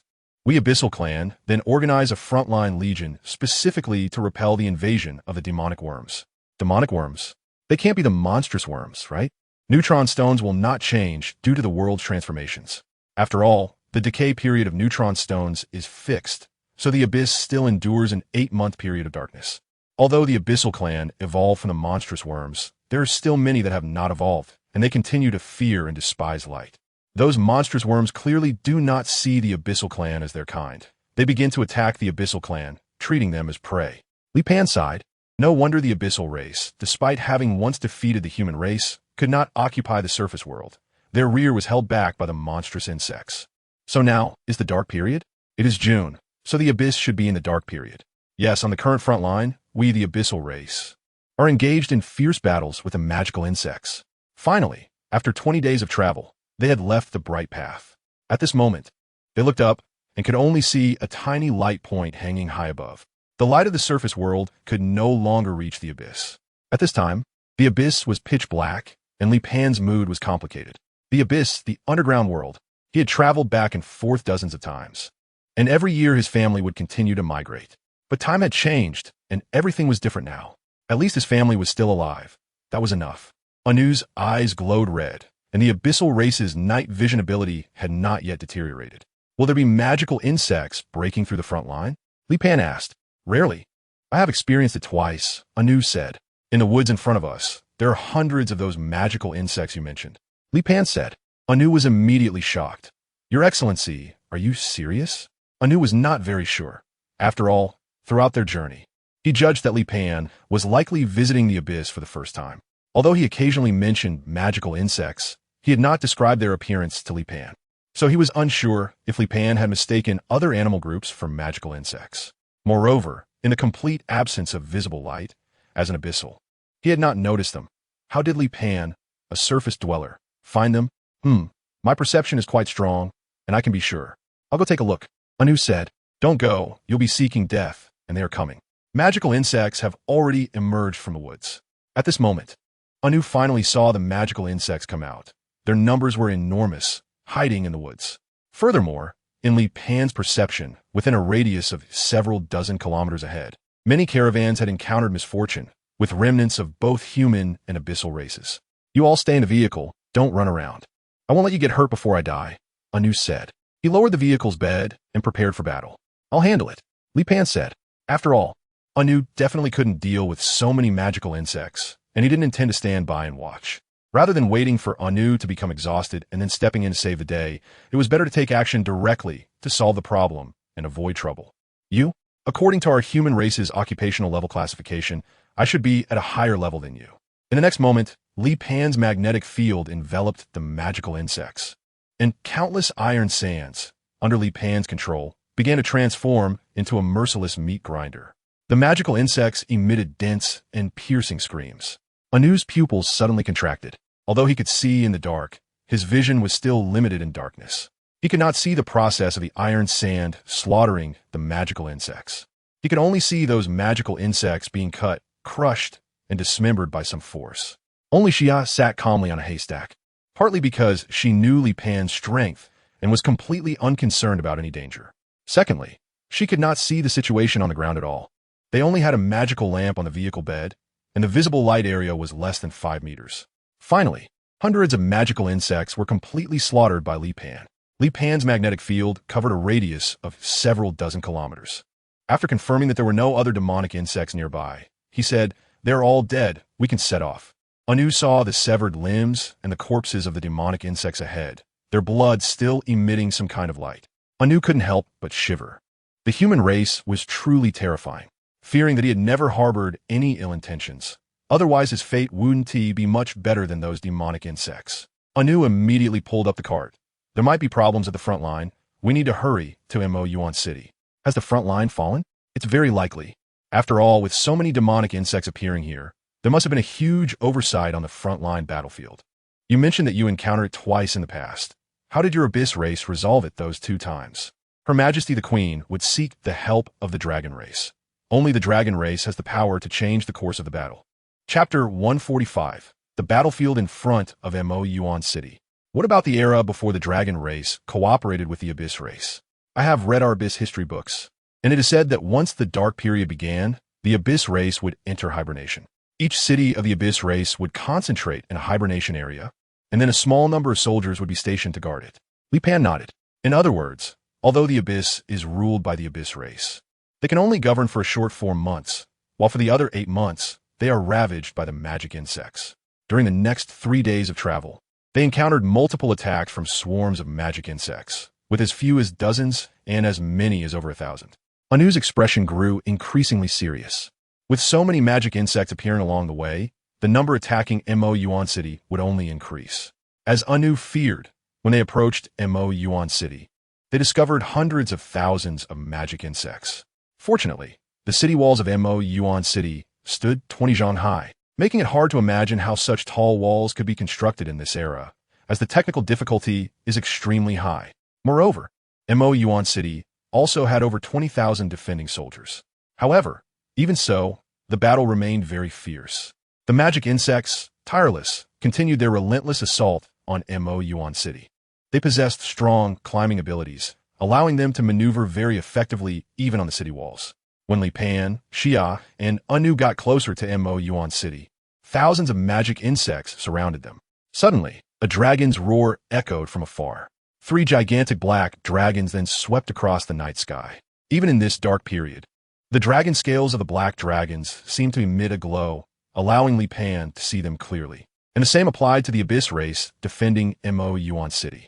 Upon seeing the 3 black dragons, the defending Abyss warriors became very excited. One of these dragons was a 5th-generation dragon, and its presence alone emitted a dragon's might that intimidated most of the magic insects. The remaining 2 black dragons were only a quarter the size of the 5th-generation black dragon, and their dragon's might was significantly weaker, almost negligible. In this battle, only the 5th-generation dragon could turn the tide. The other 2 black dragons were merely supplementary. The 2 smaller black dragons landed on the city walls, assisting the Abyss race in fending off the magic insects, tossing away any that attempted to climb up. As long as they didn't get surrounded, their combat power remained strong. As for the 5th-generation black dragon, it boldly landed on the battlefield outside the city walls. For the magic insects, the 5th-generation black dragon was an unstoppable bulldozer. The 5th-generation black dragon didn't even need to actively attack. Just walking across the battlefield crushed countless magic insects beneath its feet. Even when magic insects climbed onto the 5th-generation black dragon, they couldn't inflict any damage. However, the sheer number of magic insects was overwhelming. and soon the fifth-generation black dragon was completely covered by them. At that moment, the fifth-generation black dragon spread its wings, unleashing a terrifying wave of heat. The magic insects covering its body were instantly vaporized. The fifth-generation black dragon was akin to a legendary figure among humans, dominating the battlefield with its power. If no unforeseen events occurred, given some time, the fifth-generation black dragon could single-handedly clear the battlefield of hundreds of thousands of magic insects. But just when everyone thought victory was assured, the ground suddenly trembled. The earth cracked open, fissures extending across the battlefield, and then a massive tentacle carrying lava emerged from the cracks. Upon seeing the creature emerging from the fissures, the fifth-generation black dragon's expression turned grave. It was a gigantic octopus, comparable in size to the fifth-generation black dragon, exuding an aura that rivaled it, and covered in thick, rocky armor. The giant octopus lifted a tentacle and slammed it down towards the ground. In an instant, energy spread underground, and where the energy passed, spikes of earth shot up dozens of meters. The fifth-generation black dragon immediately flew into the air to avoid the octopus's attack and swooped over its head, unleashing a searing breath of flame onto the octopus. The octopus was bathed in the dragon's breath, but didn't suffer significant harm. It could survive in magma, showing high resistance to heat, and even though the dragon's breath was stronger than magma, it still wasn't overwhelmingly powerful. The octopus seized the opportunity, shooting two tentacles skyward. The fifth-generation black dragon, caught off guard, was ensnared by the two tentacles and was then dragged down to the ground. When the fifth-generation black dragon fell, its left wing was crushed under its own body, taking on an irregular shape, clearly suffering serious injuries. The fifth-generation black dragon roared in anger and charged at the octopus, biting down on its body. However, the octopus's body was soft and covered in rocky armor, so the fifth-generation black dragon only managed to bite off some fragments, causing virtually zero damage to the octopus. The octopus's other tentacles ensnared the fifth-generation black dragon's body, neck, and limbs. Defeated, no one expected that the incredibly powerful fifth-generation black dragon would be humiliated in such a manner. The fifth-generation black dragon struggled endlessly, but couldn't free itself from the octopus's tentacles. The two smaller black dragons, witnessing this scene, immediately flew down from the city walls, circling above the octopus, unleashing their breaths in an attempt to help. Unfortunately, their weak attacks also resulted in zero damage to the octopus. The octopus raised a tentacle, and the two smaller black dragons quickly flew up high to avoid meeting the same fate as their leader. But at that moment, the octopus's tentacle pointed into the air, and in the next instant, a massive rock appeared above the two smaller black dragons. Li Pan, who had been observing from a distance, narrowed his eyes. This was manipulation of rules. Creating objects out of thin air was something only possible through rules. In the next moment, Li Pan acted, launching a thunder spear that shattered the giant rock above the two smaller black dragons in an instant. The octopus turned its gaze towards Li Pan, who stepped onto the battlefield. All magic insects attempting to approach Li Pan were instantly torn apart. A large amount of iron sand swirled around Li Pan as he approached the octopus. Li Pan needs to find out whether this octopus is related to the elemental lord. One of the octopus's tentacles points at Li Pan, and in the next moment, a giant rock is created by it, flying towards Li Pan. A thunder spear falls from the sky, shattering before the giant rock hits Li Pan. Li Pan pointed his finger, and dozens of thunder spears gather behind him. As Li Pan swung his arm, the thunder spears shot toward the octopus. Chapter 146, Lord of the Earth. PFFT, PFFT, PFFT. Dozens of thunder spears launched simultaneously, and the octopus had no way to evade, instantly being pierced by the chaotic array of thunder spears. Li Pan clenched his palm, and in the next moment, the thunder gun exploded instantaneously, turning the octopus into a bloody mess. However, even so, the octopus was still alive. The blown-apart parts of its body were being filled in by rock, and it looked completely normal without any signs of damage. After repairing its body, the octopus immediately waved its tentacles, causing millions of stones to form around it. As the octopus pointed its tentacles at Li Pan, the densely packed stones surged toward him like a torrential rain. A crackling electric net formed in front of Li Pan. When the stones approached the electric net, arcs of electricity would jump out, shattering the stones. In an instant, Li Pan dismantled the octopus's attack. Li Pan pointed his finger, and the electric net immediately advanced forward. The two tentacles of the octopus lifted up, and a huge stone wall rose from the ground. However, the moment the electric net touched the stone wall, it was directly cut into pieces. The electric net continued to envelop the octopus. The octopus's body sank and merged into the ground below. Li Pan's gaze sharpened, and the iron elements embedded in the entire battlefield began to be drawn by him. In the next moment, the octopus, which was integrated with the earth, was forcibly pulled out from the ground under the influence of the iron elements. The octopus clearly showed a look of panic, its 8 tentacles struggling desperately, trying to break the iron sand that was binding it. However, after the iron sand was shattered, it immediately reformed. The octopus let out a sharp cry in terror. Boom! At that moment, the ground began to tremble. The entire battlefield was torn apart, with cracks spreading continuously. A large number of magic insects fell into the cracks, seemingly being sacrificed by some power. Once they fell into the cracks, they were instantly drained of all their vitality, turning into empty shells. At the same time, a force rose from within the cracks, and this force immediately merged into the octopus's body. Others could only faintly sense this force, but Li Pan could see clearly that it was the elemental lord. He was using the octopus as a host. As the octopus was being inhabited by the elemental lord, its body was also undergoing some changes. Its body began to grow larger, and the flesh was being replaced by rock. At the same time, a series of eye slits appeared on its body, making it look bizarre and grotesque. Finally, that power completely entered the octopus's body. Immediately afterward, the eyes on the octopus opened simultaneously. At that moment, it had transformed into a colossal monster. In an instant, when its tentacles flailed, half of the city wall of Mo Yuan City collapsed, as fragile as tofu. The remaining half of the city wall, where the abyssal race was, all gasped in shock at this scene. What on earth is this thing? The 5th generation black dragon was also far from the center of the battlefield, staring in horror at this scene. At this moment, it probably wouldn't be able to withstand even a single blow from this giant monster. Li Pan's gaze sharpened, and he immediately activated the thunder rule. Behind him, a colossal thunder giant materialized, towering several thousand feet high, standing like a giant reaching for the sky.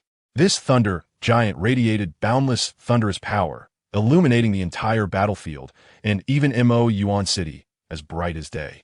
Everyone was dumbfounded, feeling a tingling sensation on their scalps. Following that, the thunder giant reached out and grabbed the octopus. Although the octopus was massive, it became just an ordinary octopus compared to the thunder giant manifested by Li Pan's rules. The octopus's tentacles wrapped around the thunder giant, but in an instant, they were scorched. As the thunder giant seized the octopus, a terrifying thunderous power pierced through its body. The rocks on the octopus were continuously shattered. Despite its desperate efforts to heal its injuries, it could not keep up with the relentless destruction caused by the thunderous power. Finally, the octopus's body was completely obliterated. A vast aura emerged from the remnants of the octopus. Everyone felt the air tremble, and then they sensed their ears being assaulted by some force, hurriedly covering their ears and heads in an attempt to block out this power. Blocks of giant stones gathered together, forming a giant. A rock giant as massive as Li Pan's thunder giant. "You damned insect, you destroy my vessel." The rock giant roared in fury. Li Pan squinted at the rock giant in front of him. This must be the elemental lord representing earthquakes, right? Is his rule earthquakes? Or the earth? Never mind. It doesn't matter. After losing the octopus as a vessel, he couldn't remain for long. The thunder giant suddenly lunged forward, knocking the rock giant to the ground. The rock giant punched the thunder giant, but his arm passed through the thunder giant's body. The thunder giant itself is the embodiment of a rule, composed entirely of thunder. It is not a physical entity, nor a life form, and the weaknesses of flesh and blood life do not exist in the thunder giant. Therefore, the rock giant's attack was meaningless, and the thunder giant suddenly transformed into a torrent of thunder, drilling into the rock giant's mouth, nose, and ears. Just as the thunder giant is not a life form, the rock giant is merely a temporary vessel for the Earth Lord. And after losing its vessel, the Earth Lords would soon dissipate. As long as the Earth Lords had not completely faded, no matter how many times his body was destroyed, he could recover. Therefore, Li Pan never considered destroying this vessel of the Earth Lord. Li Pan wanted to capture the essence of the Earth Lord, his consciousness. Just like when Li Pan captured the consciousness of the Lava Lord. Once the torrent of thunder completely surged into the body of the rock giant, it began to search for the Earth Lord's consciousness. Soon, the Earth Lord's consciousness was intercepted by the torrent of thunder. The torrent immediately enveloped the Earth Lord's consciousness. forcibly breaking through the rock giant's body and rushing to Li Pan's front. The Earth Lord's consciousness, wrapped in thunder, was filled with terror and despair. Although he was immortal, when he regenerated next time, he would no longer be himself. The newly born Earth Lord would be a completely new individual, with no connection to him whatsoever. The thunder gradually shrank until it became the size of a glass bead and was then tossed into Li Pan's mouth. The biological furnace within his body was breaking down the will of the Earth Lord, and Li Pan sensed that after the Earth Lord was decomposed, his rules were also being dismantled. Li Pan took a deep breath, absorbing and digesting the rule power of the Earth Lord. Others couldn't clearly see what was happening, but the fifth-generation black dragon saw it clearly. He saw as the thunder broke through the body of the rock giant. Something was pulled out wrapped in lightning and then swallowed by Li Pan. He didn't know what that thing was, but he instinctively felt that Li Pan was a great terror. Li Pan looked at the fifth-generation black dragon, and that glance nearly caused the fifth-generation black dragon to die on the spot. However, at this moment, the fifth-generation black dragon did not dare to show any hostility, fearing that a careless move would bring about disastrous consequences. Li Pan came before the black dragon of the 5 dynasties. Go back and tell your silver dragon emperor that Pan has awakened and is now in Mo Yuan City. If he wants to see me, he can come here to find me. Chapter 147. The Human Clan Manor in Mo Yuan City. When Li Pan and Xia entered Mo Yuan City, a tall abyssal race stood at the city gate. Li Pan couldn't really recognize the physical characteristics of the abyssal race. To him, they all looked alike except for their size. Just like the abyssal in front of him and unknew, if you set aside their size differences, Li Pan couldn't tell them apart. Welcome, my lord. I am the city lord of Mo Yuan City, Mo Hen. Li Pan nodded slightly. Can you prepare a residence for me and my students? We will be staying here for a while. Of course. Mo Hen was very nervous. After all, he didn't know what level this powerful human was at. If he encountered something unpleasant in Mo Yuan City, or if someone angered him, the consequences would be unbearable for him. Mo Hen took Li Pan and Xia to a manor, and to Li Pan's surprise, this manor was built in the style of a human noble. Who used to live here? Li Pan asked curiously. A down-and-out human noble, but I don't know the specifics of his identity. It has been hundreds of years. He was probably a fleeing prince who settled here after coming to Mo Yuan City. After several decades, that fallen noble passed away, but the manor has been preserved and taken over by my Mo clan. For hundreds of years, we have maintained this manor, and occasionally when human guests come, it serves as their residence. Li Pan looked around the manor, where there were still many humans. Who are these humans? They're all people who came to Mo Yuan City to make a living. In fact, Mo Yuan City is the closest city to the surface world, and many humans come here to trade or settle down. 1/10 of the permanent population of Mo Yuan City is human. As he entered the manor, an old man hurriedly approached Li Pan. Welcome, Your Excellency, Lord City Master. This man is the steward of the manor, and his family has been the stewards of this manor for generations. Li Pan could see that the manor was very well maintained. After hundreds of years, there was no obvious damage. The old steward and his family clearly took great care of it. Your Excellency, if you have no other instructions, I will take my leave. Mo Hen said. Please go ahead. After Mo Hen left, Li Pan and Xia strolled through the manor under the guidance of the old steward. At that moment, Li Pan saw an 11 or 12-year-old girl running ahead. She was chasing a small abyss beast, which was quite common in Mo Yuan City and was also kept as a pet. However, upon seeing Li Pan and the others, she immediately hugged the small abyss beast and hid behind some bushes. Mingwei, come here, the old steward called out. The girl timidly glanced at Li Pan and cautiously approached him and the old steward. I apologize, Your Excellency. This is my granddaughter Mingwei. I hope I haven't offended you. It's all right. Li Pan was not a big noble who could not be offended. He was not that petty. The small abyss beast in Mingwei's arms suddenly wriggled and knocked the books she was hiding under her arms to the ground. Li Pan reached out to pick up the book, showing a hint of surprise. Your granddaughter actually understands dragon language? I can only understand a very small part. Mingwei replied cautiously. Li Pan returned the book to Mingwei and continued to admire the scenery of the manor. It was evident that the former owner had poured their heart and soul into this estate, and even though they were a fugitive prince, they had escaped with considerable wealth. The standards here far exceeded those of ordinary noblemen's manors, although it could also be due to the low land prices. After a moment, a servant came to inform them that dinner was ready. Li Pan and Xia arrived at the restaurant. The cooking style and variety of food in Mo Yuan City were obviously very different from those in the human world on the surface. However, The specifications here indicated that this dinner had also been carefully prepared. The food here was indeed delicious and perfectly suited to Li Pan's taste. Li Pan and Xia are not the kind of people who only scratch the surface. Their appetites are insatiable. So once they sat at the dining table, they dug in eagerly and devoured the food. The old butler stood by, serving them without showing any disdain for their somewhat reckless eating behavior. "Do you two need more dishes?" The old butler respectfully inquired, looking at the food that had been swept away like leaves in the wind. "Xia, are you full?" Li Pan asked. It was impossible for him to be full. The biological furnace inside him would digest any amount of food instantly, and he was eating for the flavor. "Almost, but I hope you can prepare some late-night snacks for me tonight." "Of course, no problem," the old butler replied. "Will you be going to your bedroom now? Or to the front hall? We have a dedicated theater troupe here." "Take us back to our room," Li Pan said. He had seen a stage play once, and could only say it nearly put him to sleep. The old butler then led the two through a long corridor, and suddenly, Li Pan stopped in his tracks. He saw that one of the compartments was filled with books. "Can I take a look at the books here?" "Of course. Please feel free." "Xia, you go back to your room first." Xia had no interest in books, so she bid farewell to Li Pan and headed to her own room. After Li Pan entered the compartment, he found dozens of bookshelves, each filled with hundreds of books. If these books were all taken out by that fugitive prince, it can only be said that the prince's former country was very powerful. Li Pan picked up a book, and it turned out to be a book written in dragon language. He picked up another one, and it was also in dragon language. Li Pan was even more surprised. Why were there so many books in dragon language? Li Pan searched around and found that at least 1/3 of the books here were written in Draconic. Draconic books are extremely valuable. Even though the language has been lost in the surface world, it remains a subject of study for many scholars. Although Draconic is referred to as the language of dragons, it is actually the script of an ancient civilization, even among the dragon race. Only a small portion of dragons understand Draconic. Li Pan discovered a chronicle written in dragon language, picked it up, and sat in the corner to flip through it. At that moment, a small head peeked in at the door. It was the granddaughter of the old steward, Mingwei.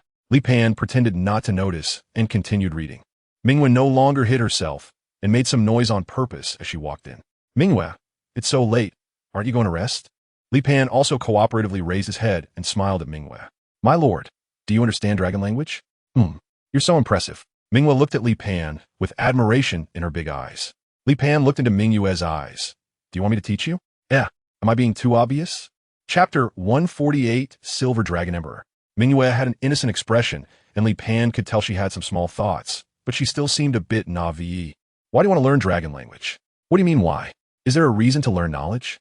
Li Pan fell silent, not expecting that he would have a day of being educated. Reflecting on his life, since arriving in ancient times, all his knowledge had been for the sake of better survival. Li Pan accepted Mingwei's request and began teaching her the dragon language. Learning the written characters of the dragon language wasn't too difficult. Mingwei already had a certain foundation, so she was able to learn many new dragon characters every day. The real challenge lay in the pronunciation of the dragon language, as the human race had undergone some physiological changes since the new era, such as alterations in the throat and vocal tract, which affected the phonetic system. As a result, producing certain tones became quite difficult. Nowadays, aside from Li Pan, only a few ancient beings related to him understood the pronunciation of the dragon language. During the teaching sessions, Li Pan discovered that the dragon language could serve as a medium for rules. When spoken, it could slightly resonate with the cosmic strings. This discovery gave Li Pan new ideas. Combined with the theories he and Li Ji had previously developed, perhaps he could indeed create a system of rules. Li Pan then had Xia learn dragon language as well. However, although the syllables of dragon language can resonate with the cosmic strings, they're still too weak. This feeble vibration is insufficient to conceal itself from the power of the rules. Therefore, it is necessary to combine it with corresponding powers to enhance the strength of the syllables, allowing the cosmic strings to truly vibrate. The use and mastery of the syllables in relation to the rules is entirely different from the rule powers of Li Pan and the Elemental Lords. Li Pan, or the Elemental Lord, possess rule powers that are instinctual, much like how humans have the instinct for basic needs such as eating, drinking, and excreting.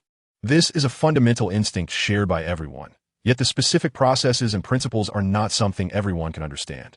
Others lack rule powers, akin to a person without eyes trying to see or one without ears trying to hear. However, it is not entirely impossible in this world. With certain aids, it can still be achieved. The only issue is that Li Pan has yet to find a way to amplify the dragon language phonemes. True energy, magical power, and blood energy all fail to meet Li Pan's requirements. Aji, what kind of power system do you think could be used to amplify dragon language phonemes? The dragon language can vibrate the cosmic strings, and it is due to frequency. Since the frequency of the dragon language is fixed, what needs to be amplified is the scale. Li Ji said, according to my analysis, cosmic strings are very stable, and their vibrations do not stem from changes in material form, but rather from the distinction between 0 and 1. Whether it is the true energy Marshall system that Li Pan has developed, the original magical system, or the blood energy system, regardless of how powerful these systems are, they are merely destructive. Even if they can break down to the molecular, atomic, or even fundamental particle level, they do not affect the cosmic strings. The fluctuations of cosmic strings can add or reduce certain things in the real world as long as they reach a certain pattern. Just like the Earth Lord from before, who could create stones out of thin air. That was not composed of magical power or anything in the air. It was purely an act of creation from nothing. Therefore, to develop a rule system, one must delve deeply into this aspect and first understand why the dragon language can influence cosmic strings. It is due to mental power. Li Pan stated, thus, what truly affects the cosmic strings is not the dragon language itself, but mental power. However, most people's mental power cannot influence cosmic strings out of thin air. It only resonates and influences the cosmic strings when articulated through the dragon language. Li Pan's eyes lit up as he began to formulate some ideas. If he could enhance his mental strength, perhaps he could fulfill his expectations. On the front lines of the Abyss battlefield, a massive figure swept across the vast sea of lava ahead. Within the sea of lava, black magic insects surged, seemingly endless. Above the lava sea, flying magic insects soared in swarms, resembling locusts crossing the land. Wherever this figure, a blend of black and silver, passed by, the lava churned and inverted, while the pressure emanating from him descended upon the area. In an instant, both the magic insects thrashing in the lava and the flying ones exploded. He was none other than the Silver Dragon Emperor. The divergence from his elder brother back then was merely a performance for humanity. The Dragon Clan was too powerful at that time. The two brothers could be considered invincible. Time had granted them an extraordinary level of strength. However, their power did not bring respect, but rather greed and exclusion. The human empire had cast envious eyes upon them. Their choice at the time was to retreat. After all humans were descendants of Li Pan. They didn't want to destroy humanity, and they had also discovered the existence of the elemental lords. Thus, they decided that one would guard the surface world while the other would guard the abyss world. The cooperation between the Silver Dragon Emperor and the Abyss race was more of the Abyss race relying on them. After circling above the sea of lava, the Silver Dragon Emperor returned to the inland dragon camp on the front lines. At that moment, a silver dragon, 1/3 the size of the Silver Dragon Emperor, approached him. AMU was the first-generation offspring created by the Silver Dragon Emperor from his own blood, possessing pure silver dragon lineage and immense power. Normally, all affairs of the Dragon Clan were handled by AMU. Father, the offspring I sent to Mo Yuan City has returned. He wishes to see you. No time.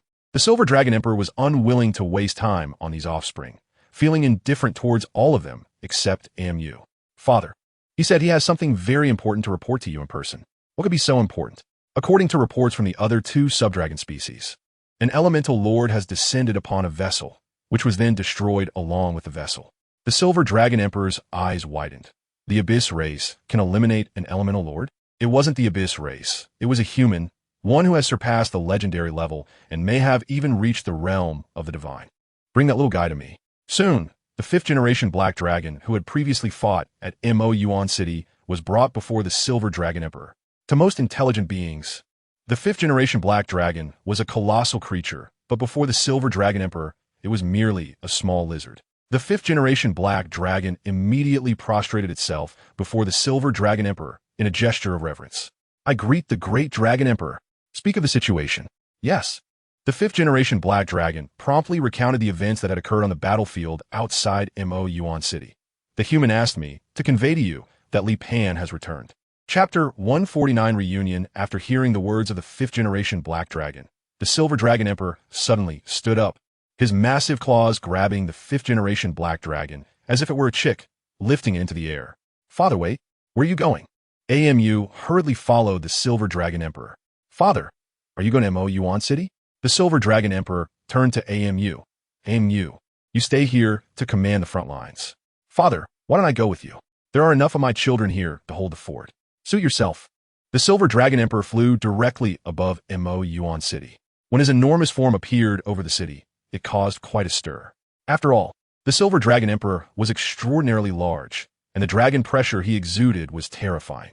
However, the Silver Dragon Emperor did not land within the city, but descended onto the battlefield outside Mo Yuan City. When he landed, his mountain-like body shook the ground. After about 10 minutes, Li Pan flew out from Mo Yuan City. Ayin, boom! Upon seeing Li Pan, the Silver Dragon Emperor immediately reverted to his true nature and dashed towards him. Amu, being Ayin's son, had never seen such a lively father. Ayin rushed to Li Pan, pressing his enormous head against Li Pan's. It was only in front of Li Pan that Ayin would display such a demeanor. Li Pan, I miss you so much. Li Pan held Ayin's head with both hands. There was no way around it. Ayin's head was simply too big. Even if Li Pan opened his arms wide, it would only be a lonely embrace. After more than 2,000 years, you and Ajin have grown this big. Father and mother are even bigger, and so is Air Pao. Li Pan has already seen the giant Xinjiang peak transformed by Erpang, and it is indeed astonishingly large. Even Ajin and Ayin appear like little kittens in front of Erpang. I wonder how big Dazhuang and Xiaomei will be. Do you have any news about San Pao? No. In the direction of Mo Yuan City, Mo Hen stands on the city wall, gazing into the distance at Li Pan and Ayin. He didn't expect that Mo Yuan City would actually welcome the Silver Dragon Emperor. Even more unexpectedly, Li Pan and the Silver Dragon Emperor are so familiar with each other. Fortunately, during these days, he hasn't neglected Li Pan. Amu and the 5th-generation Black Dragon have also kept their distance, not interrupting Li Pan and Ayin's reunion. Little guy, do you know the origin of that human? Grandfather. He might be some kind of deity, said the 5th-generation Black Dragon. Oh, how do you know? He was able to defeat and kill an elemental lord. Aside from our majesty, only true gods can achieve such a feat, right? The 3 aspect gods are also polite to our majesty. Amu has seen the 3 aspect gods. To the human race, the lofty 3 aspect gods are just that in his eyes. However, his father's attitude towards this human is clearly different. It feels like a younger generation meeting an elder. As a Yin son, he is very familiar with the Yin's current attitude. At this moment, Xia and Mingwei are riding 2 abyss beasts, heading towards Li Pan and Ayin. Who are they? My new students, Li Pan said. Kaka. 2 silver dragon scales fell from a Yin's body, and then these 2 scales quickly shrank to the size of 2 fingers, flying in front of Xia and Mingwei. This is a gift from me to you. As long as you hold my dragon scales, you can make any request to our Abyss Dragon clan. Xia and Mingwei looked at the dragon scales floating in front of them, feeling a bit at a loss. They didn't expect the Silver Dragon Emperor to give them such a big gift upon their first meeting. Their gazes turned to Li Pan, seeking his advice. Just take it, Li Pan said casually. Only then did they dare to accept a Yin's gift. In the following 2 days, Li Pan kept reminiscing with Ayin. Most of the time, it was Ayin talking while Li Pan listened. Over the course of these 2,000 years, Ayin has experienced many things. Ayin, why did you come to the Abyss? We came to guard against the elemental lords. Hundreds of years ago, we discovered that the Emperor of the Divine Dragon Empire, in pursuit of eternal life, attempted to capture me and Ajin, using our bodies as vessels for the elemental lords to exchange for eternal life. After that, we joined forces to destroy the Divine Dragon Empire. You destroyed the Divine Dragon Empire? This isn't recorded in the history books I've read. To be precise, we destroyed the royal family of the Divine Dragon Empire, and for several decades afterward, our offspring continued to hunt down the remnants of the Divine Dragon Empire. This matter is known to no one else. How much do you know about the elemental lords? Not much. They are different from us. They are not flesh and blood beings, yet they require flesh and blood bodies as their vessels. After the fall of the Divine Dragon Empire, I learned that the Abyss clan was facing an attack from the demon insects. I intervened to help the Abyss clan, but from the Abyss Queen, I learned that the demon insects are likely a group controlled by the elemental lords. So, I led a part of our offspring to join the Abyss camp to fight against the army of demon insects of the elemental lords. How powerful are the elemental lords? It depends on their vessels. The stronger the vessel, the greater the power they can exert. Over the years, I have faced the vessels of the elemental lords multiple times, some strong and some weak, but I suspect they have been trying to create a vessel that can fully contain the power of the elemental lords. How do you know this? I have been observing those demon insects. They collect the bodies of the Abyss clan on the battlefield, but do not consume them. Instead, they take them to the end of the magma sea, which is the nest of the demon insects. Therefore, in the wars on the front lines in previous years, regardless of whether the bodies were of enemies or our own, we would destroy them as much as possible to prevent the demon insects from taking them away. Is there more news? No, that's all I know. I plan to see Dazhuang and Xiaomei. Do you want to come along? I can't go for now. I need to hold the front line and prevent the Abyss from falling completely. Li Pan nodded slightly, saying that this was a serious matter for Ain. After all, there's plenty of time in the future, and there will be opportunities. Seeing you safe and sound puts my mind at ease. I will continue my travels in the Abyss and then return to the surface world to meet Dazhuang and Xiaomei in the Nightmare Forest Secret Realm. Ain turned to look back. That little guy over there, what is your name again? Your Majesty, I am Haishi Werich. You will serve as a Pan's mount. No matter where he goes, you are responsible for guiding and accompanying him. Is that clear? The fifth-generation Black Dragon really wanted to say that he was a great dragon. However, this order came from His Majesty, and he simply didn't have the courage to refuse. No problem. Chapter 150, The Heir to the Throne, and ultimately went to the front lines. Li Pan, along with Mingwei, Xia, and Haishi Valek, embarked on a journey into the Abyss. The Abyss now bears no resemblance to the underground world of years past. After spending 2 years wandering through the Abyss, Li Pan found none of the familiar sights he once knew. Subsequently, he left the Abyss world with his 2 disciples, riding on the back of Haishi. However, upon returning to the surface world, he learned that the True Qi Kingdom had once again launched a war and had already annexed the Saint Air Kingdom. Li Pan was not surprised by this outcome at all. The rise of the True Qi Kingdom was filled with ambition, and King Tim, a middle-aged entrepreneur, still harbored lofty aspirations. However, Li Pan did not expect Tim to act so quickly. During his 2 years of traveling in the Abyss, Tim had already swallowed up the Saint Air Kingdom. Rather, it was Yulan, the former professional thief, who was likely to become the strongest passive winner of this era. After all, no matter how large a foundation Tim built, he would ultimately need Yulan to inherit it. The True Qi Kingdom's fortunes were at their peak. The original True Qi Kingdom had only managed to destroy the Northern Kingdom, which was already weak, after experiencing internal strife and foreign invasion. Even with the strong rise of the True Qi Kingdom, it could not change the fragile livelihood and economic environment.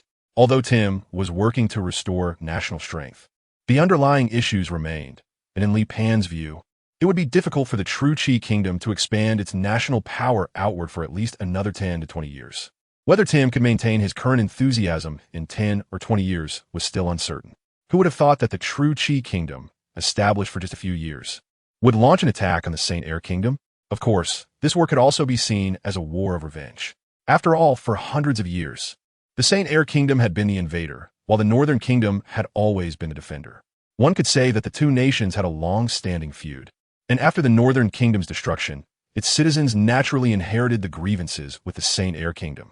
Who knew that despite invading for hundreds of years, the Saint Air Kingdom had never completely annexed the Northern Kingdom? Yet the True Qi Kingdom, inheriting the will of the Northern Kingdom, managed to annex the Saint Air Kingdom in just a few short years. This war was also a true demonstration of the Martial Arts Legion's strength to the world. The Martial Arts Legion defeated enemies many times their number with a force of 2,000, while also commanding a magical legion of equal size. Now, countries began to form martial arts legions, as their effectiveness on the battlefield had become apparent, especially around the True Qi Kingdom. No one wanted to become the next Saint Air Kingdom. In the palace of the True Qi Kingdom, a child was practicing punches and kicks. Not far from the child, Tim and a beautiful woman were chatting and laughing. Although the child was young, his martial arts skills were quite impressive. Your Majesty, do you think our child will grow up to be a brave and powerful king? The woman looked at Tim with hopeful eyes. Tim's previously casual smile froze at that moment as he looked at the child and then at the queen beside him. Melita, the heir to the kingdom has already been decided. It is my eldest son, Yulan. Xinglan is quite good, but he is destined not to be the heir of the True Qi Kingdom, Tim said flatly. A flicker of displeasure crossed Melita's eyes. Yulan's mother is just a commoner. What qualifications does he have to inherit this kingdom?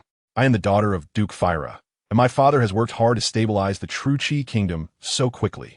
I'm only asking for our child to inherit this kingdom. What is wrong with that? Tim liked Melita very much. She possessed all the virtues of a woman: beauty, nobility, profound knowledge, and a strong background, and she was very intelligent. Their child, Xinglan, was also excellent, having inherited almost all of his parents' advantages. However, no matter how outstanding Xinglan was, Tim would not choose him as the heir because he was not Yulan. You know that Yulan is the greatest contributor to the establishment of the true Qi kingdom, right? So I do not want to hear any more of your presumptuous behavior or words. Of course, Tim, who had built the true Qi kingdom from scratch, was not a naive simpleton. He naturally had his own strategies and schemes. His choice of Yulan as the heir was not solely due to Yulan's achievements. The more significant reason was that Yulan was the commander of the current martial arts legion of the true Qi kingdom, which, while officially consisting of 2,000 troops, actually numbered 8,000. This was almost the strongest armed force of the true Qi kingdom. Another reason was that Yulan was a student of Li Pan, which solidified Tim's choice of Yulan as the heir. Yulan had the power to overturn the authority of the true Qi kingdom, while Li Pan had the power to destroy it. Together, even Tim, the founding king, had to think twice. Moreover, Yulan had many senior brothers, aside from Mina, the top expert of the true Qi kingdom. There were many others who were not well known, but possessed considerable strength. They would absolutely not side with the unstable little prince Xinglan and abandon the prestigious and accomplished big Prince Yulan. Melita did not receive a satisfactory answer from Tim and immediately turned her back on him, going up to hold Xinglan. Mother, Xinglan, let's go. We don't need your father anymore. Melita turned and left, leaving Tim standing awkwardly in place, forcing a smile. After leaving the palace, Melita returned to her father's residence. Duke Phyra, a top noble of the true Qi kingdom, had once been a pillar of the former noble alliance and was also one of Tim's most steadfast supporters. He later married Melita to Tim, which was motivated by political marriage factors, and of course, Duke Phyra had his own considerations. Melita pushed open the luxurious study of Phyra with Xinglan. Father. Phyra looked up at Melita, and a serious expression immediately broke into a smile. Isn't this our Melita queen? What brings you back? Father, I tested Tim today. That old man was even unwilling to give me a perfunctory response, directly rejecting Xinglan's opportunity to become the heir of the kingdom. Phyra frowned slightly. The position of the big prince is solid. It is very difficult to change the king's mind. I don't care. This kingdom must belong to Xinglan, and no one can take it away. Melita looked at her father. Father, you must have a way, right? Haha, I am just a noble. Tim is the king, and now the true Qi kingdom has no difference with or without me. Father, are you really willing to let someone of common birth inherit the true Qi kingdom instead of your grandson? Chapter 151, Undercurrents Rising. What do you want me to do? Ferrara was also quite moved. Back when he was still a minor noble, he thought about making more money. Later, when he followed Tim to form the noble alliance, he aspired to stand on equal footing with the royal family. As the strength of the noble alliance grew, he hoped to assist him in changing the dynasty. Now that everything had come to fruition, he had become a top noble, a Grand Duke whose status was only second to the royal family, and he wanted to advance even further. However, Tim's position was exalted, and he wielded absolute power. Even if he had such thoughts, he dared not reveal them. After all, Tim was not a kind-hearted man. Now his daughter had given him this opportunity. Helping his grandson ascend to the throne was far more appealing than sitting in that position himself. Even if his daughter's plan succeeded and his grandson ascended the throne, he had already reached the highest rank and was a powerful minister. How much benefit could his grandson's ascension bring him? As long as Tim was dead and that bastard was not in the capital, he could naturally push his son to the throne. If other ministers opposed him then, he would rely on his father's support. A glimmer of cold light flashed in Melita's eyes. She had some feelings for Tim as an old husband, young wife, but not much. If it were an ordinary noble family, she wouldn't mind playing the role of a good wife. However, this was a vast kingdom that had even annexed the Saint Air Kingdom, with a land area that was among the largest on the continent. Compared to that unparalleled power, her feelings for Tim were truly insignificant. Well, if your plan can really go smoothly, then go ahead and do it. I will silently support you from behind.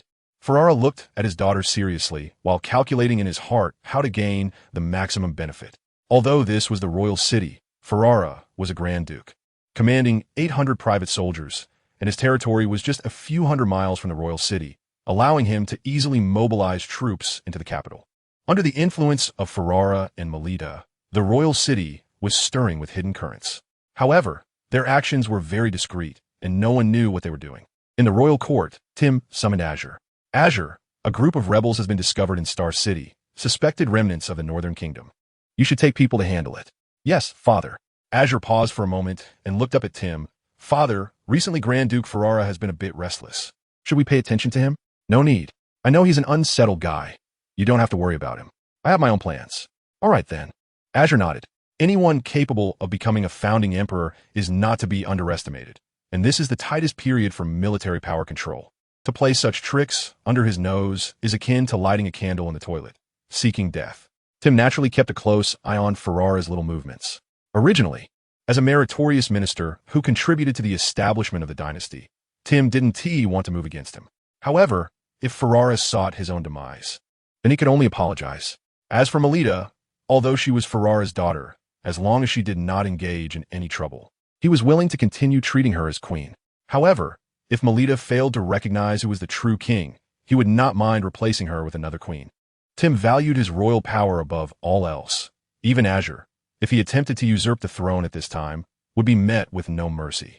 Having tasted the flavor of power, no one is willing to relinquish it easily. Moreover, he was in his prime. He would not easily give up power until he was on the brink of death. At that moment, a soldier approached him. Your Majesty, a trace of a fifth-generation black dragon has been discovered 200 miles east of the royal city. A fifth-generation black dragon? Tim's brow furrowed slightly. How could a dragon appear in his country? Moreover, it was a black dragon. Black dragons are a breed unique to the abyss and do not exist in the surface world. The appearance of a giant dragon in an area would cause nearby civilians to flee. Not to mention a dragon under 5 generations, the impact would be enormous. Send for Master Riel. Tim had also raised a group of court mages. Although the kingdom of true Qi was founded on martial arts and true energy, it did not reject other professions. Furthermore, as a newly emerging nation, there were many opportunities. So quite a few professionals came to the kingdom of true Qi to make a living. Master Riel was the chief mage of the court, possessing epic-level strength. In addition to being the chief court mage, Master Riel was also Tim's advisor and would offer many solutions regarding professionals. After a dozen minutes, Master Riel arrived before Tim. Master Riel, a fifth-generation black dragon, has appeared in our country for half a month, residing in the mountains east of the royal city. What suggestions do you have regarding this fifth-generation black dragon? Hearing about the fifth-generation black dragon appearing domestically, Master Riel immediately showed a serious expression.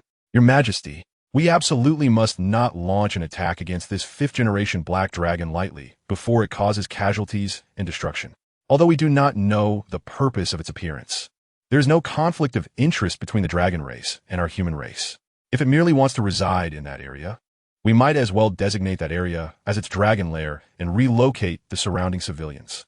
Master Riel immediately expressed his thoughts. Furthermore, I am willing to act as the representative of the kingdom and go to that mountain forest to communicate with the fifth-generation black dragon. Although humans are very afraid of dragons, conflicts between the two races are not common. Although there have been instances of dragons attacking humans, there are exceptions. Most of the time, dragons display intelligence similar to that of humans. The fear humans have of dragons primarily stems from the strong power of dragons. Tim thought for a moment and nodded. Then you take 20 court mages with you to that area to make contact with the fifth-generation black dragon. If it has any requests, as long as they are not excessive, you can accept its conditions on my behalf. If that black dragon insists on causing destruction and killing, then I will not let it run rampant. After receiving Tim's orders, Master Riel immediately selected 20 court mages and prepared to set off on their journey. Although this task was his own initiative, he still felt quite nervous about contacting a fifth-generation giant dragon. After all, a fifth-generation giant dragon is equivalent to a legendary-level professional. In an era without legends, a fifth-generation giant dragon is the top combat power in this world. Therefore, in the face of uncertainty regarding the other party's attitude, he felt tremendous pressure. Chapter 152. Perfecting the rule system, Li Pan originally planned to go directly to the capital of the true Qi kingdom. However, an unexpected event occurred halfway, and he felt he had touched upon the rule system. So he immediately let Haishi land in the forest, and he had been in seclusion for the past few days. Meanwhile, Master Rule had arrived outside the forest. Just as Master Rule was about to lead his people inside, 2 young girls came out of the forest. Who are you? Xia asked, looking at Master Rule and the others, her eyes filled with caution. It should be me asking you that. What are you doing here? Master Rule replied, also feeling wary. We are travelers following our teacher, who is currently in seclusion. If you have nothing to do here, please leave, Xia said. I am the chief mage of the true Qi kingdom's court, and we are here on the king's orders. So it is you who should leave. If you refuse, we won't hesitate to use force, Rule declared. Haishi! Xia immediately shouted. A loud dragon roar echoed throughout the forest. Soon after, Haishi charged out from the forest, its massive body covering thousands of meters in an instant, landing at the edge of the forest. Master Rule and the court mages all changed their expressions dramatically at that moment. They had thought Xia and Mingyue were here for an adventure, but unexpectedly, they were connected to this fifth-generation black dragon. The enormous body of Haishi brought them unprecedented pressure, and the faint dragon might cause their magical power to become sluggish. Haishi's gigantic dragon head reached near Xia and Mingyue. Miss Xia, Miss Mingyue, do you wish to eliminate these people? At this moment, Master Rule was drenched in cold sweat. Terrified that this fifth-generation black dragon was addressing the two girls with honorifics. This indicated that the identities of these two young girls were quite extraordinary. Misunderstanding. Master Rule hurriedly said, "We are here on the king's orders to negotiate with His Excellency the Black Dragon. I have nothing to negotiate with you. Leave this place," Haishi said without hesitation. But Master Rule intended to continue the conversation, but in the next moment, the dragon might emanating from Haishi was fully unleashed. Under this terrifying dragon might, Master Rule and the court mages were suppressed and could not stand upright. "Now leave this place immediately," Haishi commanded. Master Rule and the court mages hurriedly fled the forest. Xia and Mingyue returned to the depths of the forest, where there was a cave on a nearby cliff. Li Pan had been in the cave for 10 days. Just then, a stream of rainbow-like energy suddenly surged out of the cave. Xia, Mingyue, and Haishi all looked toward the cave. This energy stream lasted for more than 10 minutes before gradually calming down. Soon after, they saw Li Pan walk out of the cave. At the same time, behind Li Pan, rounds of rainbow halos appeared. After more than 10 days, Li Pan had finally made initial improvements to the power of the rule system. The most important method of cultivation in the rule system was the mental cultivation method. The rainbow halo behind Li Pan is an anomaly caused by the significant increase in his mental power. "Teacher," Xia and Mingyue exclaimed in unison. Li Pan looked at the two women and nodded. "It's finally complete. Next, I can teach you my newly developed cultivation system." The two women were very happy. Li Pan raised his finger and condensed 2 light spheres on it. As Li Pan pointed his finger at the two women, the light spheres shot towards them. The two women thought they had done something wrong and that Li Pan was going to punish them. However, they had no strength to dodge the light spheres and could only let them enter their brains. In the next moment, a large amount of unfamiliar knowledge flooded into their minds. This unfamiliar knowledge felt as if they had mastered it since birth. The two women exchanged glances and saw shock in each other's eyes.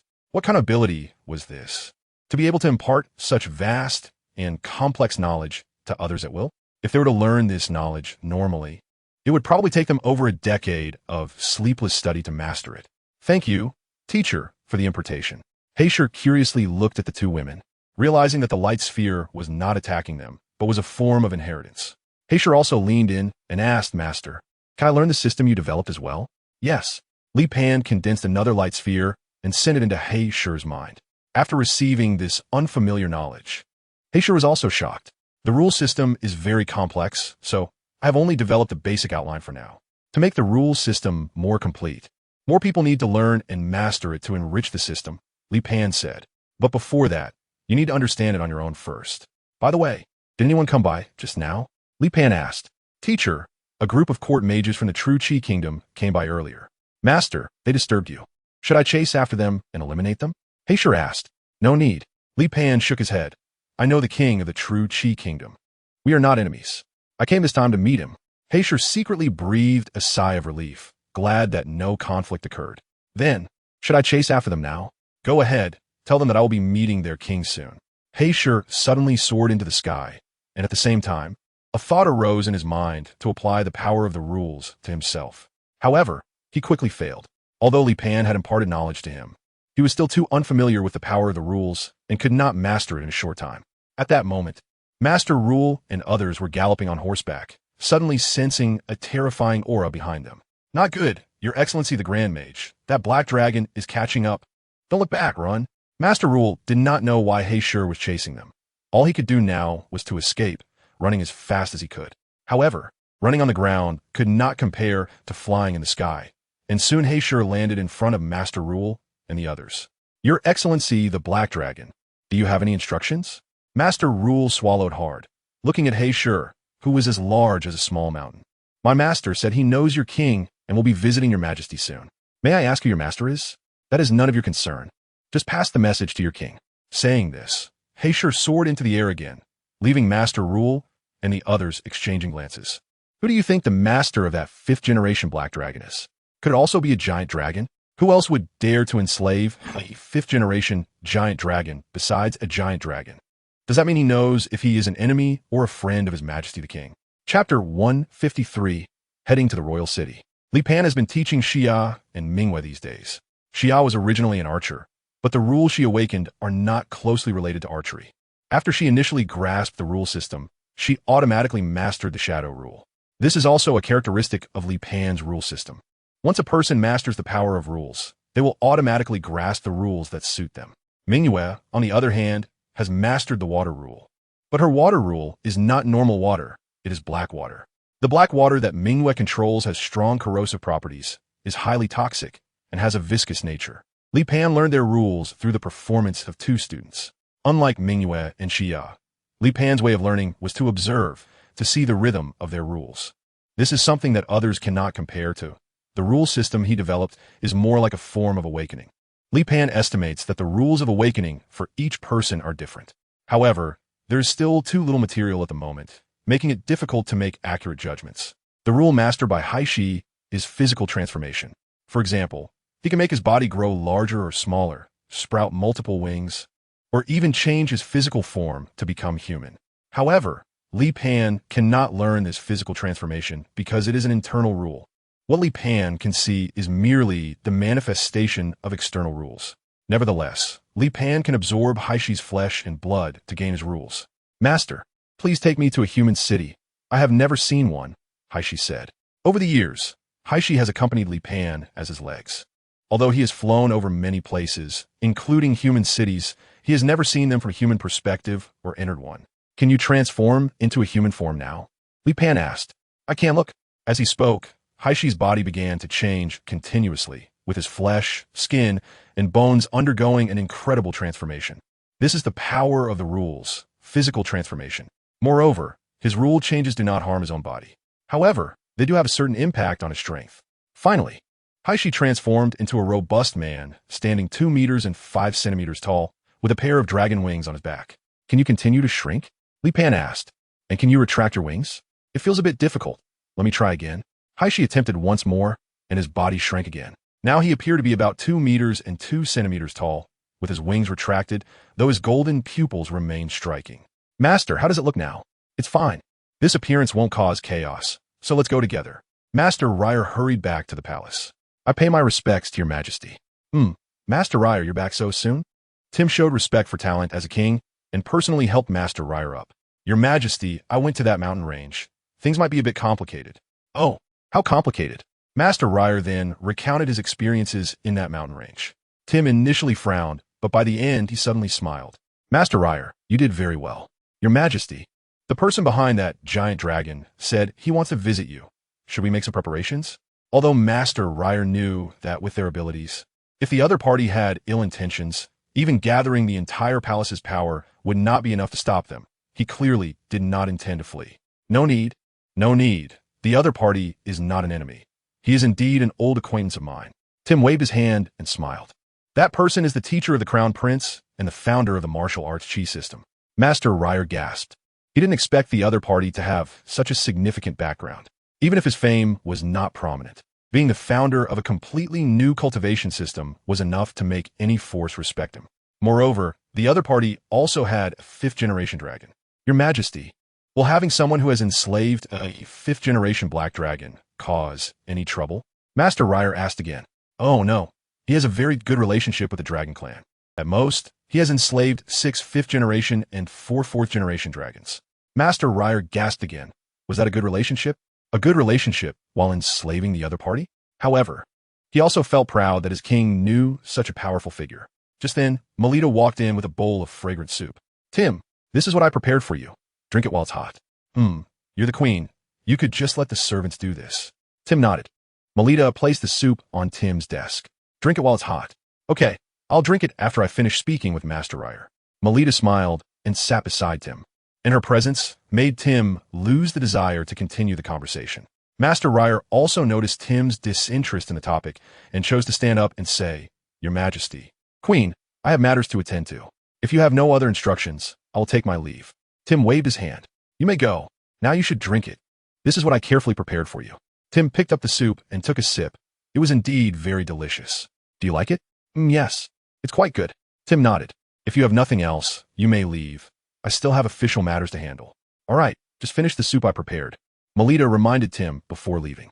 After Melita exited the study, Tim called out, "Night sky." A figure appeared faintly behind the curtain. He was the leader of another secret army trained by Azure, stationed beside Tim. This secret army follows Azure's orders entirely, and Tim accepting their protection also proves his claim to the throne. Night Sky is the leader of this secret army, usually hidden beside Tim. "Your Majesty, come check this bowl of soup and see if there's any problem." Night Sky approached the soup, first sniffed it, then drank half of it. "No problems detected." Night Sky said, "Is it that there are no problems, or is it that there are no problems?" "No problems detected," Night Sky replied, having also noticed the Queen's unusual behavior of eagerly wanting Tim to drink this soup. Melita was not the type to take the initiative to do such things. Even before becoming queen, she was a spoiled and willful young lady, and after becoming queen, she became even more so. She certainly didn't seem like someone willing to lower herself to prepare soup in the kitchen. "Shall I take the leftovers for testing?" "Go ahead," Tim waved his hand. Chapter 154.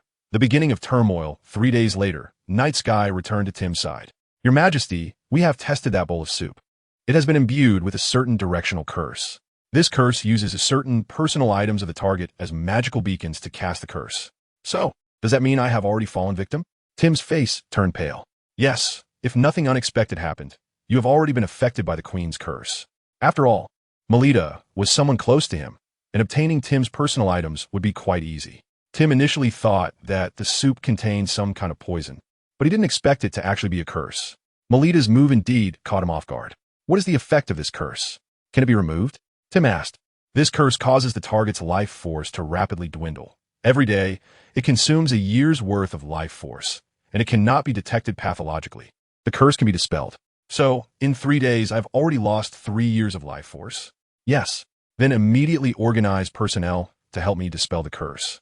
Dispelling this curse is not difficult. The only challenge is that it requires a vast amount of magical energy to continuously cleanse the remnants of the curse.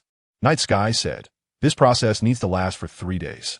During these 3 days, neither you nor the mages can move, or a legendary mage can complete the expulsion of the witchcraft alone. Otherwise, a large number of low-level mages will be needed to work together to expel this witchcraft." Tim immediately understood that Melita was targeting his court mages. The court mages were a powerful force at his disposal. Melita and the Fyra family behind her could afford a few magical advisors, but Tim would not tolerate her organizing a magical army. Therefore, the court mages were a factor that Melita had to consider. Without a direct confrontation, she could only find a way to incapacitate the court mages or temporarily render them ineffective. When her son ascended the throne in the future, these court mages would still need to be used, so her goal was to prevent them from intervening in this court turmoil for the time being. This was a blatant scheme. If Tim couldn't discover this witchcraft, then Melita could take the opportunity to let Tim die, and then, while Wei Lan was not in the royal city, push her son Xing Lan to the throne. If Tim discovered it, Melita could also use the opportunity to eliminate the court mages.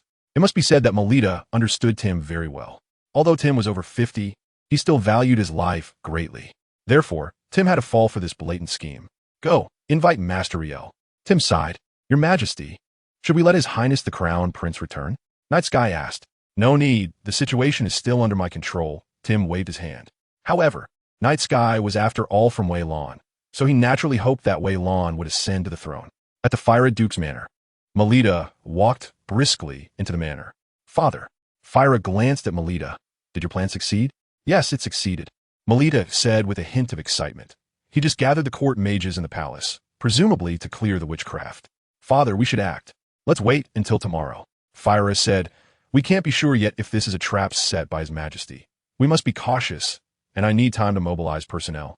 "Father, as long as Xinglan becomes king, then you'll be a prince." "Haha, then I will thank the Queen Mother in advance for her grace." Fyra laughed heartily. However, What he wanted was more than just a princely title. His woman had been quite astute in the past. How could she be so foolish as to believe that what she wanted was just the title of prince? For the current Phyra, there was no difference between a duke and a princely title. Although the princely title sounded better in terms of status, the power would not change at all. Whether it was the current Tim or the future Melita, neither would grant him more power. So Phyra wanted more than just a princely title. He wanted this country. He wanted to become the most powerful person on this continent. The current Jinshi kingdom was not the strongest yet, but after annexing the Shang Air Kingdom, it had already ranked among the strongest.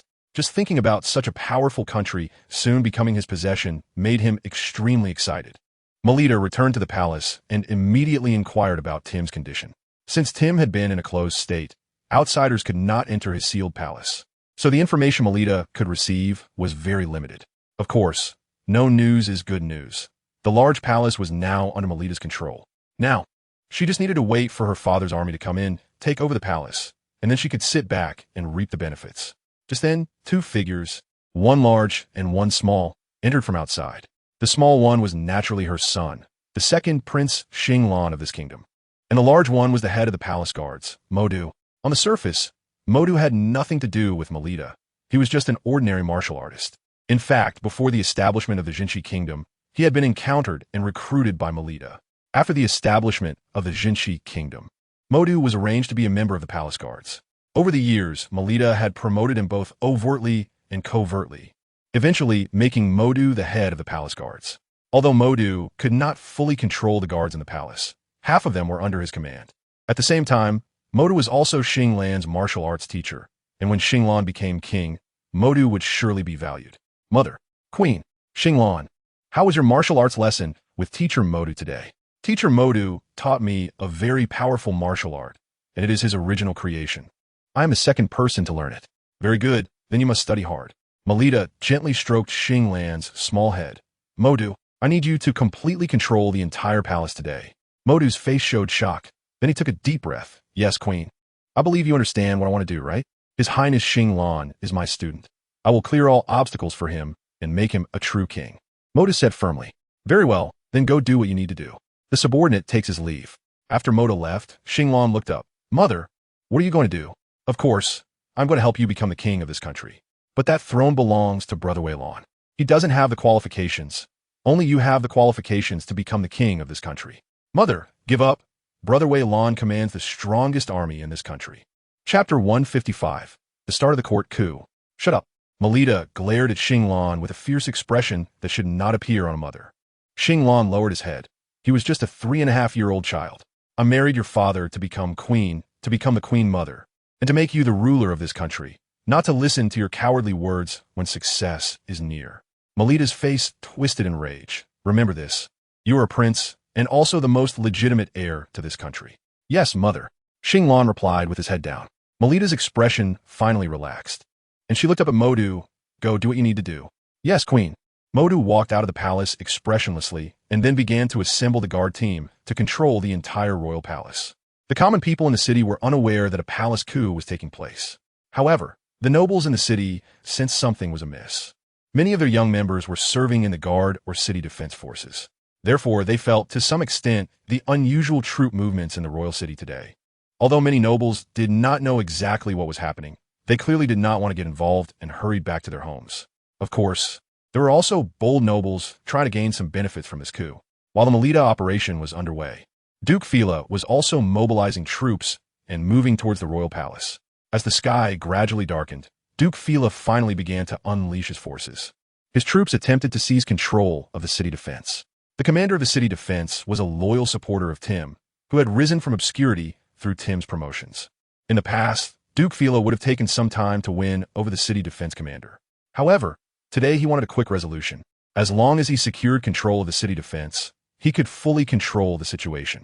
He had no time to waste on negotiations and directly launched an offensive against the city defense camp. The goal was to catch the opponent off guard. However, the city defense forces demonstrated strong responsiveness. The moment they were attacked, they quickly stabilized the situation and organized a counterattack. Drago, surrender. I come on the Queen's orders to apprehend you. You are risking treason. Surrender immediately, and you and your family can be safe. Otherwise, both you and your family will face utter destruction. Duke Fila shouted from behind his heavily armed troops towards the camp. Everyone listen. If you don't want to be implicated by Drago, immediately capture him. This is your chance to redeem yourselves. If you wait until the reckoning, both you and your families will meet a grim fate. However, within the camp, Drago and the soldiers around him were completely indifferent to Duke Fila's persuasion to surrender. Or rather, they understood the larger situation. As long as the overall situation remained stable, no matter what tricks Duke Fila tried, he would not stir up any storm. How many of them are there? Drago asked. Preliminary estimates suggest about 12,000, but judging by their attire and weaponry, most of them are not regular troops. If this were a battlefield, such a rabble could be easily defeated. Commander, should we counterattack directly? Teams 1, 2, and 3 prepare for front defense. Teams 4, 5, and 6 launch an assault from the left flank. Try to capture Duke Fila alive. If that is not possible, then execute him on the spot. Drago quickly made the deployment. There may be a problem at the palace. After dealing with them, we head to the palace. What is an elite army? What is a rabble? The previously passive and outnumbered city defense forces began to counterattack, and Fila's troops started to collapse almost instantly, the situation flipping dramatically. Your Grace, our vanguard can't hold. You need to think of a way. The aides, seeing this scene, were instantly terrified and at a loss. Useless, a bunch of useless fools. Duke Fila was furious, not expecting that the newly recruited troops he had spent a fortune on would be so incompetent. He had spent a lot of money recruiting these new soldiers and equipping them with excellent weapons, yet they couldn't handle a mere 3,000. Just then, chaos erupted on the flank of Duke Fila's army. Fila wanted to hold on a little longer, but seeing the increasing crisis on the flank, his legs went weak. We need to retreat towards the palace. We need to control the palace. As long as we have the king in our hands, we can use his name to order the city defense to retreat, and then we can take over the city defense. At that point, the situation will be set. Duke Fila said. The original plan was for Melita to control the palace while he controlled the city defense, then seal off the royal city. After Xinglan completed the coronation, the ban would be lifted, and he would use an edict to summon Weilon back to the royal city and set him up for execution. However, now the first step had encountered a problem. He had failed to control the city defense, which he had never anticipated. Now, he could only hope that his daughter had already taken control of the palace. Duke Fila hurriedly arrived at the palace with a group of defeated soldiers. Open the gate. I am Duke Fila, the queen's father. Duke Fila shouted at the palace walls. Modu stood on the walls, looked at Duke Fila, quickly descended from the wall, opened a side door, and walked up to Duke Fila. Duke Fila, I am the head of the palace guards and also the martial arts teacher of the second prince. Open the main gate. My people need to enter. Duke Fila impatiently replied. Also, your student is about to be the king, so that title needs to change. Duke Fila, weren't you supposed to control the city defense? Why haven't you acted according to the plan? The combat power of the city defense is stronger than expected, and they're on their way here now. Duke Fila, you can enter, but your soldiers cannot. They need to stay here to defend against the city defense. Modu stated. Duke Fila furrowed his brows slightly, just about to say something more. Modu continued. Duke Fila, the palace walls are too small to accommodate so many people. And since the city defense's combat power is so strong, someone must stand in front. What do you say? All right, but I want to bring my personal guards. Duke Fila felt a bit uneasy, as things seemed to be developing differently from his expectations.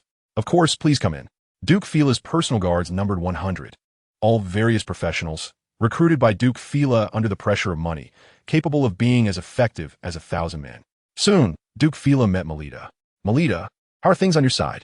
I've basically controlled the palace, but there is still a small group of Tim's diehards confronting my people in the inner court. And Tim is also in the inner court's secret chamber. Summary. Li Pan travels to the Jurassic era, transitioning from confusion to adaptation, and eventually becoming familiar with this era, which is filled with giant dinosaurs, unknown creatures, an incredible underground world, as well as dangers, opportunities, and his friend, a Tyrannosaurus named Dazhuang.